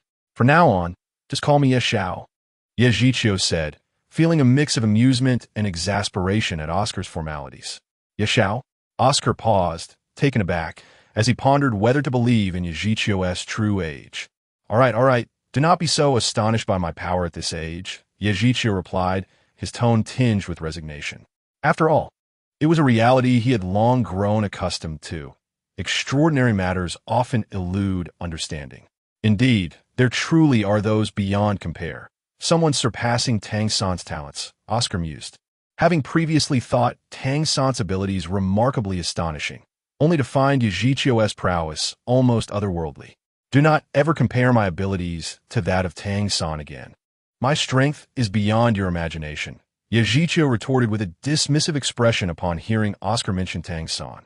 Very well. What are Xiao's plans moving forward? Oscar inquired, oblivious to any peculiarities, as it was only natural for someone of Yajichio's caliber to disdain others. At present, I have no specific plans. Given your current strength, it would be hard for you to comprehend. I shall reveal more when I am ready. For now, simply accompany me, Yajichio noted, his thoughts on the divine realm still vague, as he had merely entertained a fleeting notion when mentioning it to Shuedi. Yes, Xiao. Please take care of Hao Dago in the future, Oscar said, offering a brief farewell to Hao Ta after hearing Yajichio's words. Rest assured, my strength has improved, but you must develop well and not bring shame upon me as your elder, Hao Ta replied earnestly to Oscar. Fear not. I shall not disappoint your expectations, Oscar affirmed with a vigorous nod, before turning to follow Yajichio as they gradually vanished into the vast expanse of the snowy landscape. After watching Oscar depart with Yajichio, Hao Ta could no longer contain his tears, though before they could hit the ground, they crystallized into ice. By the campfire, the two sat in silent warmth, not uttering a word. What troubles you? Yajichio discerned the inner turmoil within Oscar, sensing a battle of emotions. Suddenly, it feels as though I have lost something. I am contemplating whether to return to Shirlaiko Academy. Oscar confessed openly. Shirlaiko Academy? It seems to be a mere shadow of its former self. I wonder if Tang San still remains. If he does, it would serve to illustrate the disparity between us. Yajichio pondered internally. Perhaps a visit is in order. I too wish to see what methods this academy employs to cultivate a talent such as yours, Yajichio remarked, half in jest, though his true intentions were far from innocent. Indeed, we at Shirlaika have always welcomed the extraordinary, yet before Xiao, we hardly qualify as such, Oscar responded joyfully, proud to receive Yajichio's acknowledgement. Well then, prepare yourself. We shall journey to Shirlaiko Academy. I am greatly looking forward to it, Yajichio said, a mysterious smile gracing his lips. After what felt like an eternity of travel, Yajichio finally brought Oscar from the extreme north to Shirlaika Academy. During their journey, as Oscar could not sustain prolonged flight, they traversed several cities. Whenever they encountered open spaces, Yajichio would swiftly carry Oscar aloft, and today they finally arrived at Suo, to town in the Bala Kingdom. Shirlaiko Academy. Have you missed me? Yajichio said with a playful smirk. Chapter 214. A new signing task upon returning to Shirlaika Academy. Both Oscar and Yajichio were filled with nostalgia. However, while Oscar lamented the academy's decline, Yajichio reflected on its dilapidation, recognizing that his past actions had led to its ruin. Not only had he taken away many of Shirlaika's elite, but he had also slain the academy's headmaster. Feilande, this place has indeed fallen into disrepair, Ye Zhiqiu softly remarked. Ye Xiao has been here before? Oscar inquired curiously upon hearing Ye Zhiqiu's comment. Yes, I passed by a few times, but I never expected this to be the Sure Laika Academy you spoke of, Ye Zhiqiu explained calmly. It is understandable that Sure Laika Academy does not catch Ye Xiao's eye. After all, we are not particularly renowned. However, it has become utterly desolate. Oscar replied with a smile, rationalizing that if Ye Zhiqiu had indeed traveled the continent, passing by Sure Laika Academy would be entirely normal. As the two conversed, a figure slowly emerged from Sure Laika Academy. Ye Zhiqiu was the first to notice the situation, gently lowering his straw hat to obscure his features from view. Oscar, upon spotting the silhouette, exclaimed with excitement, "Master!" The figure paused for a moment, then slowly turned to face the two, revealing himself to be the esteemed Master Yu Xiaojing. Due to Ye Zhiqiu's earlier concealment of his face in the shadows of the hat, the master failed to recognize him. However, upon hearing Oscar's enthusiastic call, he appeared equally thrilled. "Young Master Yi, this is my former theoretical instructor, Master Yu Xiaojing," Oscar introduced. "Well, in that case, you may catch up with your mentor while I take a brief tour," Ye Zhiqiu replied, nodding slowly and encouraging Oscar to engage with the master. He then began to walk towards another direction within Shrek Academy. "Of course, young Master Yi, feel free," Oscar said, no longer hesitating as he rushed towards the master. "Xiao Ao, it's been quite a while," the master remarked, visibly moved by this unexpected reunion. It seemed that the series of recent events had taken a toll on him, leaving him looking haggard. He had set aside his theoretical research and resorted to drinking to dull the pain of his nerves. "Indeed, master, it has been a long time. Your hair appears to have lost much of its color," Oscar observed, noting the faint scent of alcohol surrounding the master, which made him feel a sense of unfamiliarity. Perhaps the years of rich experiences had instilled in him an aversion to such a wasteful lifestyle. The master's disheveled appearance and significantly grayed hair indicated the emptiness of his recent life. It was surprising to see the master in such a state, and one couldn't help but wonder about Tang San's current circumstances. At that moment, Ye Zhiqiu shook his head slowly, continuing to monitor their conversation with his soul power. "Alas, it is an unavoidable situation. I too have neglected my theoretical studies over the years. The theoretical achievements that once meant more to me than life itself seem to have lost their value," the master sighed, a mix of regret and helplessness evident in his tone. Oscar then shared his experiences from the extreme north while demonstrating his new soul skills and soul bone. Seeking advice from the master, who seemed preoccupied with other topics, it became clear that in the master's heart, only Tang San had been genuinely regarded as a disciple, while others were merely fulfilling their roles as instructors at Shrek. With Oscar having already graduated and the master disinterested in research, he was reluctant to contemplate Oscar's new abilities, seeing them as a mere inconvenience. "By the way, who was the person you came with just now?" The master shifted the conversation, inquiring about Ye Zhiqiu's identity. "That is young Master Yi, whose strength and talent far surpass those of Xiao San," Oscar answered, sensing that the master was becoming increasingly absorbed in thoughts about his cherished disciple. "Youth master? Stronger than Xiao San?" The master's mind raced as he conjured an image of Ye Zhiqiu and promptly turned to look at him. "It seems the truth can no longer be concealed," Ye Zhiqiu remarked, gradually removing his hat and facing the master. "Master, it has been a long time," he said with a dazzling smile, revealing a perfect set of teeth that sparkled in the sunlight. "Indeed, it is you, Ye Zhiqiu," the master gritted his teeth, uttering the name he despised the most. "Ah, it appears master has not forgotten me. I wonder if your beloved disciple, Tang San, feels the same way. It's unfortunate he cannot be by your side." Ye Zhiqiu replied, his smile not reaching his eyes. You need not concern yourself. Xiao San is doing well at Haotian sect. Once he concludes his seclusion, his talent will undoubtedly astonish the entire spirit master world," the master retorted, displeased by Ye Zhiqiu's insolence. "Ye Zhiqiu master. So this is the relationship between Tang San and the others," Oscar thought, absorbing the overwhelming information after his initial shock. For him, it was a difficult choice, as aligning with either side seemed inappropriate. it was best to quietly listen to their conversation unfold. Haotian's sect indeed sounds like a safe haven, far better than the perilous Sea God Island. However, this also indicates a lack of confidence in your disciple's abilities, requiring him to reach a certain level of strength before venturing forth. Yi Zhiqiu remarked with a smirk, disdain evident in his tone. How do you know of Sea God Island? The master was taken aback, for this was indeed part of his future plans, and he was astonished that Yi Zhiqiu had knowledge of it. Why wouldn't I know? Are you suggesting it's a secret sanctuary reserved only for your beloved disciple? No one else is allowed to intrude? Yi Zhiqiu laughed heartily, his words aimed not at the master, but rather at Oscar, encouraging him to better weigh the pros and cons. The master had never mentioned Sea God Island. It was clear he had little regard for them. At this moment, Oscar felt disillusioned with the master, silently making his choice. Faced with Yi Zhiqiu's statement, the master found himself at a loss for words, suppressing his anger. A voice resonated in Yi Zhiqiu's mind, announcing a task to sign in at Haotian sect. Chapter 2:15. Onward to Haotian sect. It seems some places truly required a visit. A dangerous smile crept across Yi Zhiqiu's lips as he contemplated. All right then, let's not provoke any further issues with the Grand Spirit Master, he thought. Now with a clear objective, unwilling to engage in further disputes with the master, who might still prove useful in the future. Oscar, let's be on our way.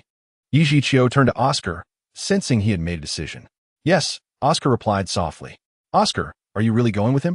The master's disbelief was palpable as he looked at Oscar, who should have been well aware of the turmoil between himself and Tang San. The notion that Oscar would choose to side with Yi Zhiqiu was incomprehensible to the master. This will be my final time addressing you as master. If you could treat us all as your true disciples, perhaps you would earn greater trust from more students. Besides, I have graduated, and there is no need for me to remain by Xiao San's side as his mere pawn, Oscar concluded, unable to suppress a smile.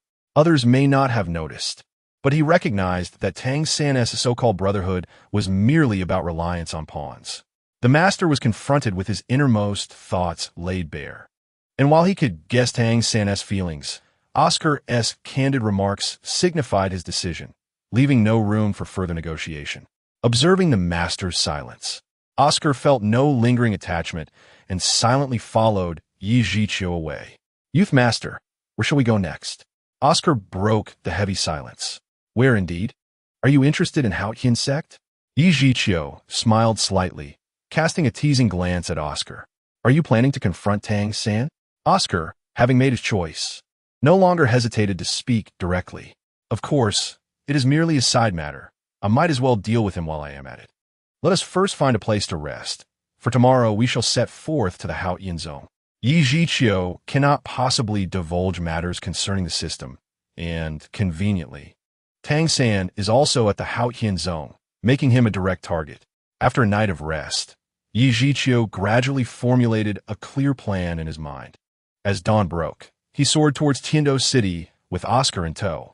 With Yi Zhiqiu's relentless flight, the imperial capital of Tiando soon came into view. Very well, you may proceed to the Tiando Royal Academy.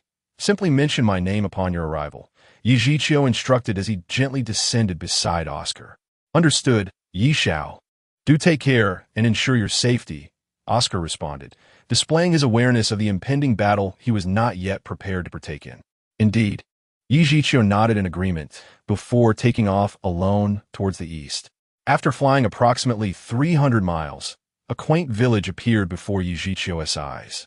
Wisps of smoke curled upwards from various points in the village, signaling that it was nearing lunchtime. At the village entrance, a group of mischievous children frolicked, while several villagers in the adjacent fields busily gathered their farming tools, preparing to return home for their meal. As Yi Zhiqiu gently touched down and approached the entrance of the mountain village, he was halted by several middle-aged villagers returning from their toil. Please leave this place.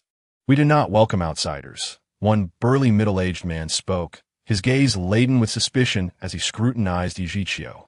This small mountain village served less as a true part of the Haotian zone and more as its outpost. Even if the Haotian zone had fallen from grace, it would not allow itself to be so humiliated. The inhabitants of the village were all affiliated with the Haotian zone, However, Yi Zhiqiu was disinclined to offer extensive explanations. Instead, he simply released a wave of soul pressure, compelling the villagers to retreat. Thus, he continued forward unfazed. Observing their inability to obstruct him, the villagers exchanged glances, signaling one another to inform the Haotian zone in advance. Yi Zhiqiu noticed this, but chose not to intervene. Before long, Yi Zhiqiu exited the village from the rear, and before him stood a mountain peak. Although not particularly tall, the mountain was exceedingly steep. Its cliffs were nearly vertical and remarkably smooth, devoid of any vegetation. Resembling a stone mountain, Yi Zhiqiu scoffed derisively, then soared upwards without hesitation. Upon reaching the summit, his perspective broadened dramatically. On the other side of the stone mountain, the scenery transformed. Several peaks ahead were lush with greenery. Yi Zhiqiu pressed on, and shortly thereafter, he arrived at the end of the mountaintop. Without further ado, he leaped into the deep ravine ahead, vanishing into the mist.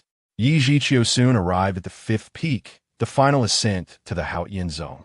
This secluded sect resided atop the mountain. Though lacking in pavilions and towers, the architecture resembled a castle, entirely gray and appearing as if it were an integral part of the mountain, dominating the mountaintop. The massive stone edifice stood like a fortress, with the main entrance towering 5 meters high, its solid stone structure exuding a sense of great robustness. Above the entrance, 3 bold characters were carved, radiating a grandeur that could rival the surrounding peaks. Haotian zone. You come uninvited. What is your intention? 5 elders stood calmly at the entrance, their ages evidently exceeding 80. Yet they appeared vigorous and rosy-cheeked. The elder in the center spoke slowly, observing Yi Zhiqiu with a wary demeanor. Nothing much.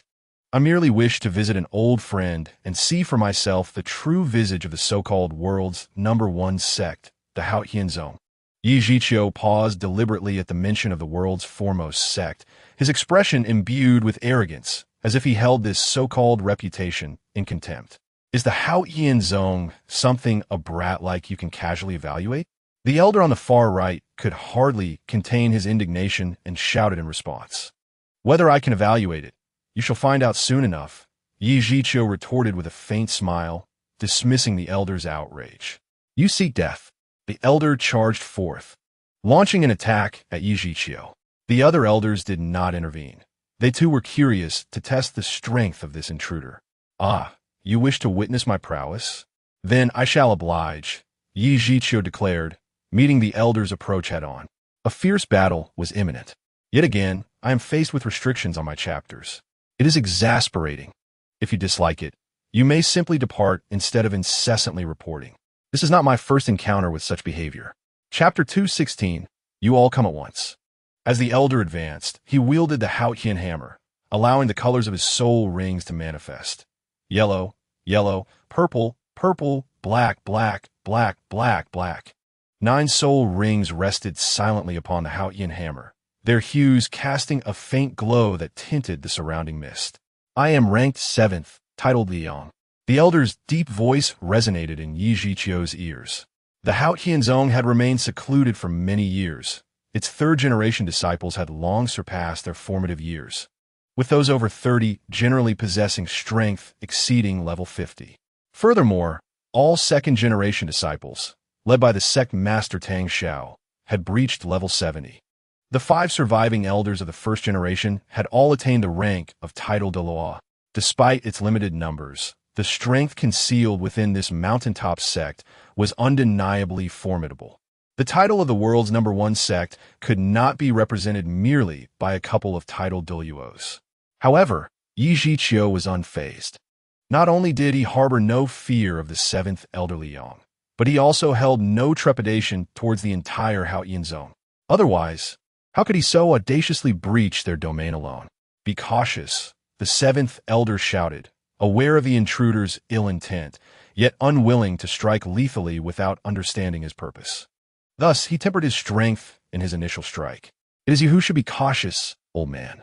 Even a lion spares no effort when hunting a rabbit, Yi Zhiqiu remarked, finding amusement in the elder's hesitation to unleash his full power. You arrogant child, you seek death. The seventh elder's fury ignited, and with a surge of energy, he unleashed the full force of his Haotian hammer.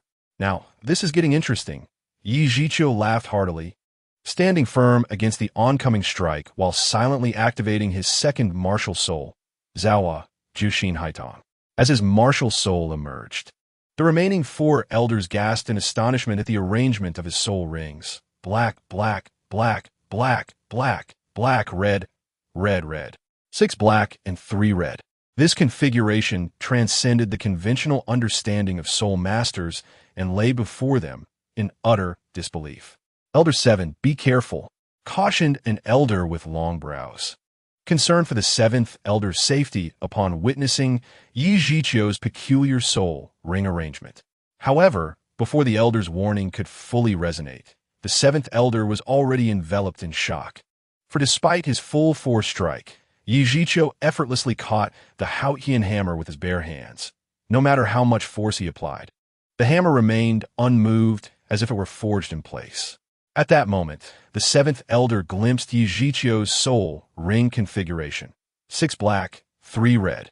The sheer astonishment rendered him momentarily speechless, and in that instant, Yi Zhiqiu gave a slight shake of his arm, sending the seventh elder staggering backward.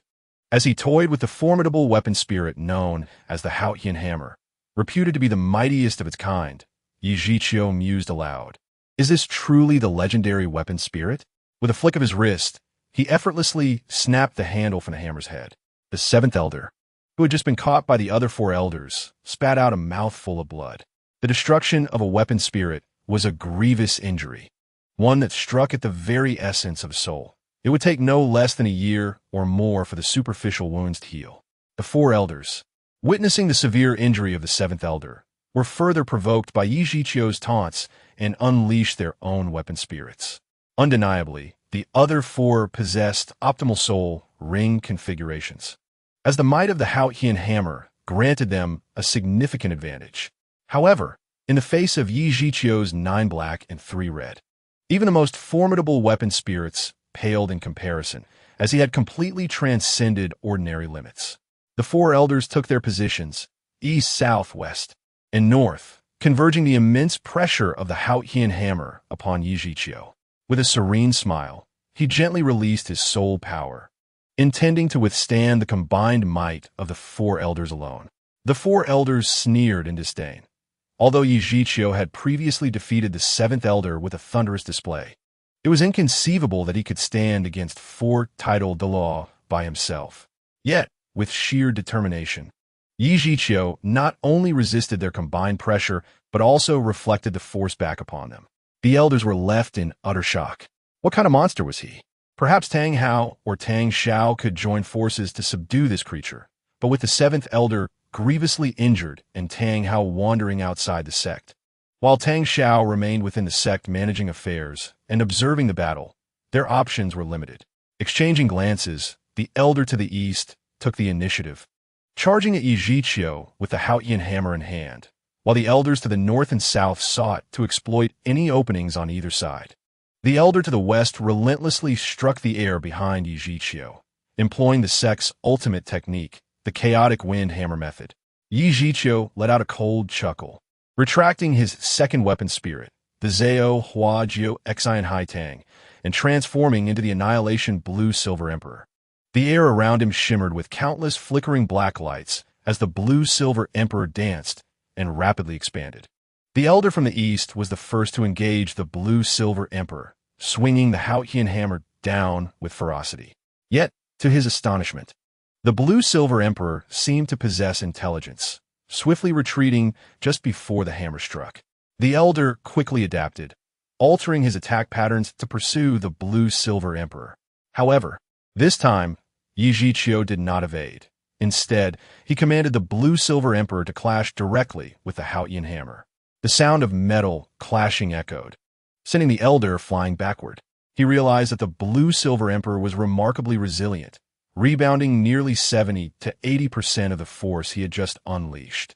With a final intentional tremor from Yi Zhiqiu, the elder felt his blood surge, forcing him to halt his assault to regain his composure. The elders on the north and south sides, who had intended to capitalize on any vulnerabilities, found themselves overwhelmed, needing to defend against their respective blue-silver emperors, while also assisting the elder to the west in resisting the onslaught. With Yi Zhiqiu multitasking to control the blue-silver emperor while contending with the four elders, he cast his gaze toward the interior of the Haotian sect, his lips moving as if uttering words. Inside the sect, Tang Xiao, who had been monitoring the battle, glanced at Tang, Sin beside him, and sighed, stepping outside. He realized the implication of Yi Zhiqiu's words. Now you can come out and take a beating, or I can finish, and then you both will take a beating. Chapter 217. Stand at attention to take a beating. Yi Zhiqiu, satisfied with the unfolding scene, intensified his offensive against the three resisting elders. The elders on the north and south flanks could no longer withstand the pressure, releasing their true weapon spirits. It must be said that the true power of the Haotian hammer was further amplified under the enhancement of their weapon spirits, prompting Yi Zhiqiu to summon additional blue-silver emperors to contain the rampaging duo. However, that was the extent of his efforts, as the disparity in strength was insurmountable. Yi Zhiqiu was merely toying with the four elders. Otherwise, unleashing the power of annihilation would have been an entirely different matter. What will be the point of my involvement? Tang Xiao questioned Yi Zhiqiu, his tone serious. How could it be pointless? The esteemed leader of the Haotian sect witnessing his elders being thrashed without intervening would be quite unbecoming. At the very least, it demonstrates your sense of responsibility. Yi Zhiqiu retorted with a cold smile, weaving his own reasoning. What is your true intention behind this? Is it for Tang San? Tang Xiao struggled to comprehend Yi Zhiqiu's actions. Despite his formidable strength, it seemed unnecessary for him to display such prowess at the long-hidden Haotian sect, as no one would carry tales of his magnificent exploits beyond these walls. He could not fathom any other rationale aside from Tang San. Such matters do not concern you. All I can say is that there is a connection, albeit a tenuous one. Yi Zhiqiu recalled that he had come to fulfill a sign-in task, having momentarily lost sight of this amidst his overwhelming dominance over the elders. System, sign in. Congratulations, host, for successfully signing in at the Haotian sect. Rewards include an increase in the soul ring's duration, with the limits of the 4th, 5th, and 6th soul rings elevated to 100,000 years. Yi Zhiqiu mused that this reward was rather mediocre, a case of better than nothing. His earlier excitement had settled. As compared to before, this reward felt rather insipid, leaving him with the impression that it was more a burden than a boon. Chaotic Wind, 9981. A furious shout jolted Yi Zhiqiu from his thoughts. The elder who had been gathering power for the Chaotic Wind hammer method suddenly surged forward, the colossal Haotian hammer, imbued with potent winds, seemingly tearing through space as it struck Yi Zhiqiu, who was caught off guard. The force propelled him from the peak, shattering numerous mountains along his path. He had not prepared for this at all. The elder who unleashed the blow was equally astonished, exchanging bewildered glances with the other elders.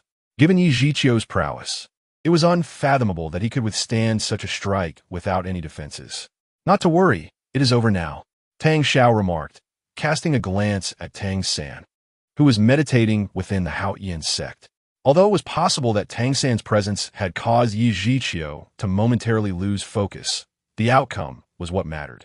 The power of the 9981 hammer, executed by the Grand Elder himself, was tremendous. Even with Yi Zhiqiu's strength, facing it unguarded would likely result in grave injury or worse. However, he would need to thoroughly interrogate Tang San about why he had provoked such a formidable force. Listen well, prepare to stand at attention for the beating. A chilling voice echoed from a distance. To the astonishment of the elders and Tang Xiao, Yi Zhiqiu reappeared before them and scathed. How is this possible? The elders and Tang Xiao were engulfed in shock. After all, this was the full-force execution of the Chaotic Wind's 9981 hammer, and yet someone had withstood it without defense, emerging unscathed as if nothing had transpired. It seems I've been far too lenient with you. Did you not realize that such strikes can be quite painful? Ye Ziyu similit broadly. Had it not been for his timely release of his second martial soul, Zhao Hua Jiu Exine Hai Tang, at the last moment to heal his injuries, this strike could have inflicted considerable damage upon him. Although the martial soul could be swiftly restored, such an act only served to ignite Yi Zhiqiu's fury. The domain was instantly unleashed, and the Annihilation Blue-Silver Emperor emerged in accordance with Yi Zhiqiu's will, the power of obliteration visible within his veins. It was evident that this time, Yi Zhiqiu was resolute in his intentions. Tang Xiao and the four elders wielded the Haotian hammer, maneuvering tirelessly to contend with the boundless sea of Annihilation Blue-Silver Emperor. However, no matter how they resisted, they inevitably sustained injuries. In a short span, the two elders who had previously released their martial soul forms found themselves unable to resist, unexpectedly dragged into the endless ocean of Blue-Silver Emperor by two tendrils. Yi Zhiqiu manipulated the Annihilation Blue-Silver Emperor to ensnare the two elders tightly, rendering them powerless, before sending forth two independent tendrils to gently envelop them and forcibly position them upright. With the loss of the two elders, coupled with Yi Zhiqiu's increasingly elusive control, Tang Xiao and the others' defenses became riddled with vulnerabilities. Yi Zhiqiu remained unhurried, intending to gradually exhaust their stamina, forcing them to struggle in despair over and over again. Sensing the dire situation, Tang Xiao swung his hammer fiercely. After a brief moment of respite, he steeled himself, seemingly making a decisive resolution, and swiftly communicated with the remaining two elders. They nodded in agreement and subsequently unleashed their martial soul forms, forming an impenetrable barrier against the Annihilation Blue-Silver Emperor. Upon witnessing this, Yi Zhiqiu smiled faintly. Detonation rings? Great Sumera hammer? Chaotic cloak? Even if they combined their powers, he felt no concern, allowing them to sink deeper into despair. Under Yi Zhiqiu's deliberately lenient offensive and the impenetrable defense of the two elders, Tang Xiao finally executed his strongest Great Sumera hammer amidst repeated detonations. This strike carried the last flicker of hope for Tang Xiao and his companions. Aimed directly at Yi Zhiqiu. With Yi Zhiqiu's precise control, the dense ocean of Blue-Silver Emperor continuously dissipated the force. And Tang Xiao's final swing of the great hammer ultimately came to a halt before Yi Zhiqiu. Tang Xiao's expression turned to one of utter despair. This was their final card, and they had no other options left. Yi Zhiqiu lightly flicked the Annihilation Blue-Silver Emperor, easily subduing the last three opponents, and then turned his gaze to the already fallen seventh elder, effortlessly controlling him as well. Like a war god, Yi Zhiqiu slowly approached the gates of Haotian's sect with Tang Xiao and the elders, softly remarking, "Tang San, long time no see. Are you satisfied with this grand gift?"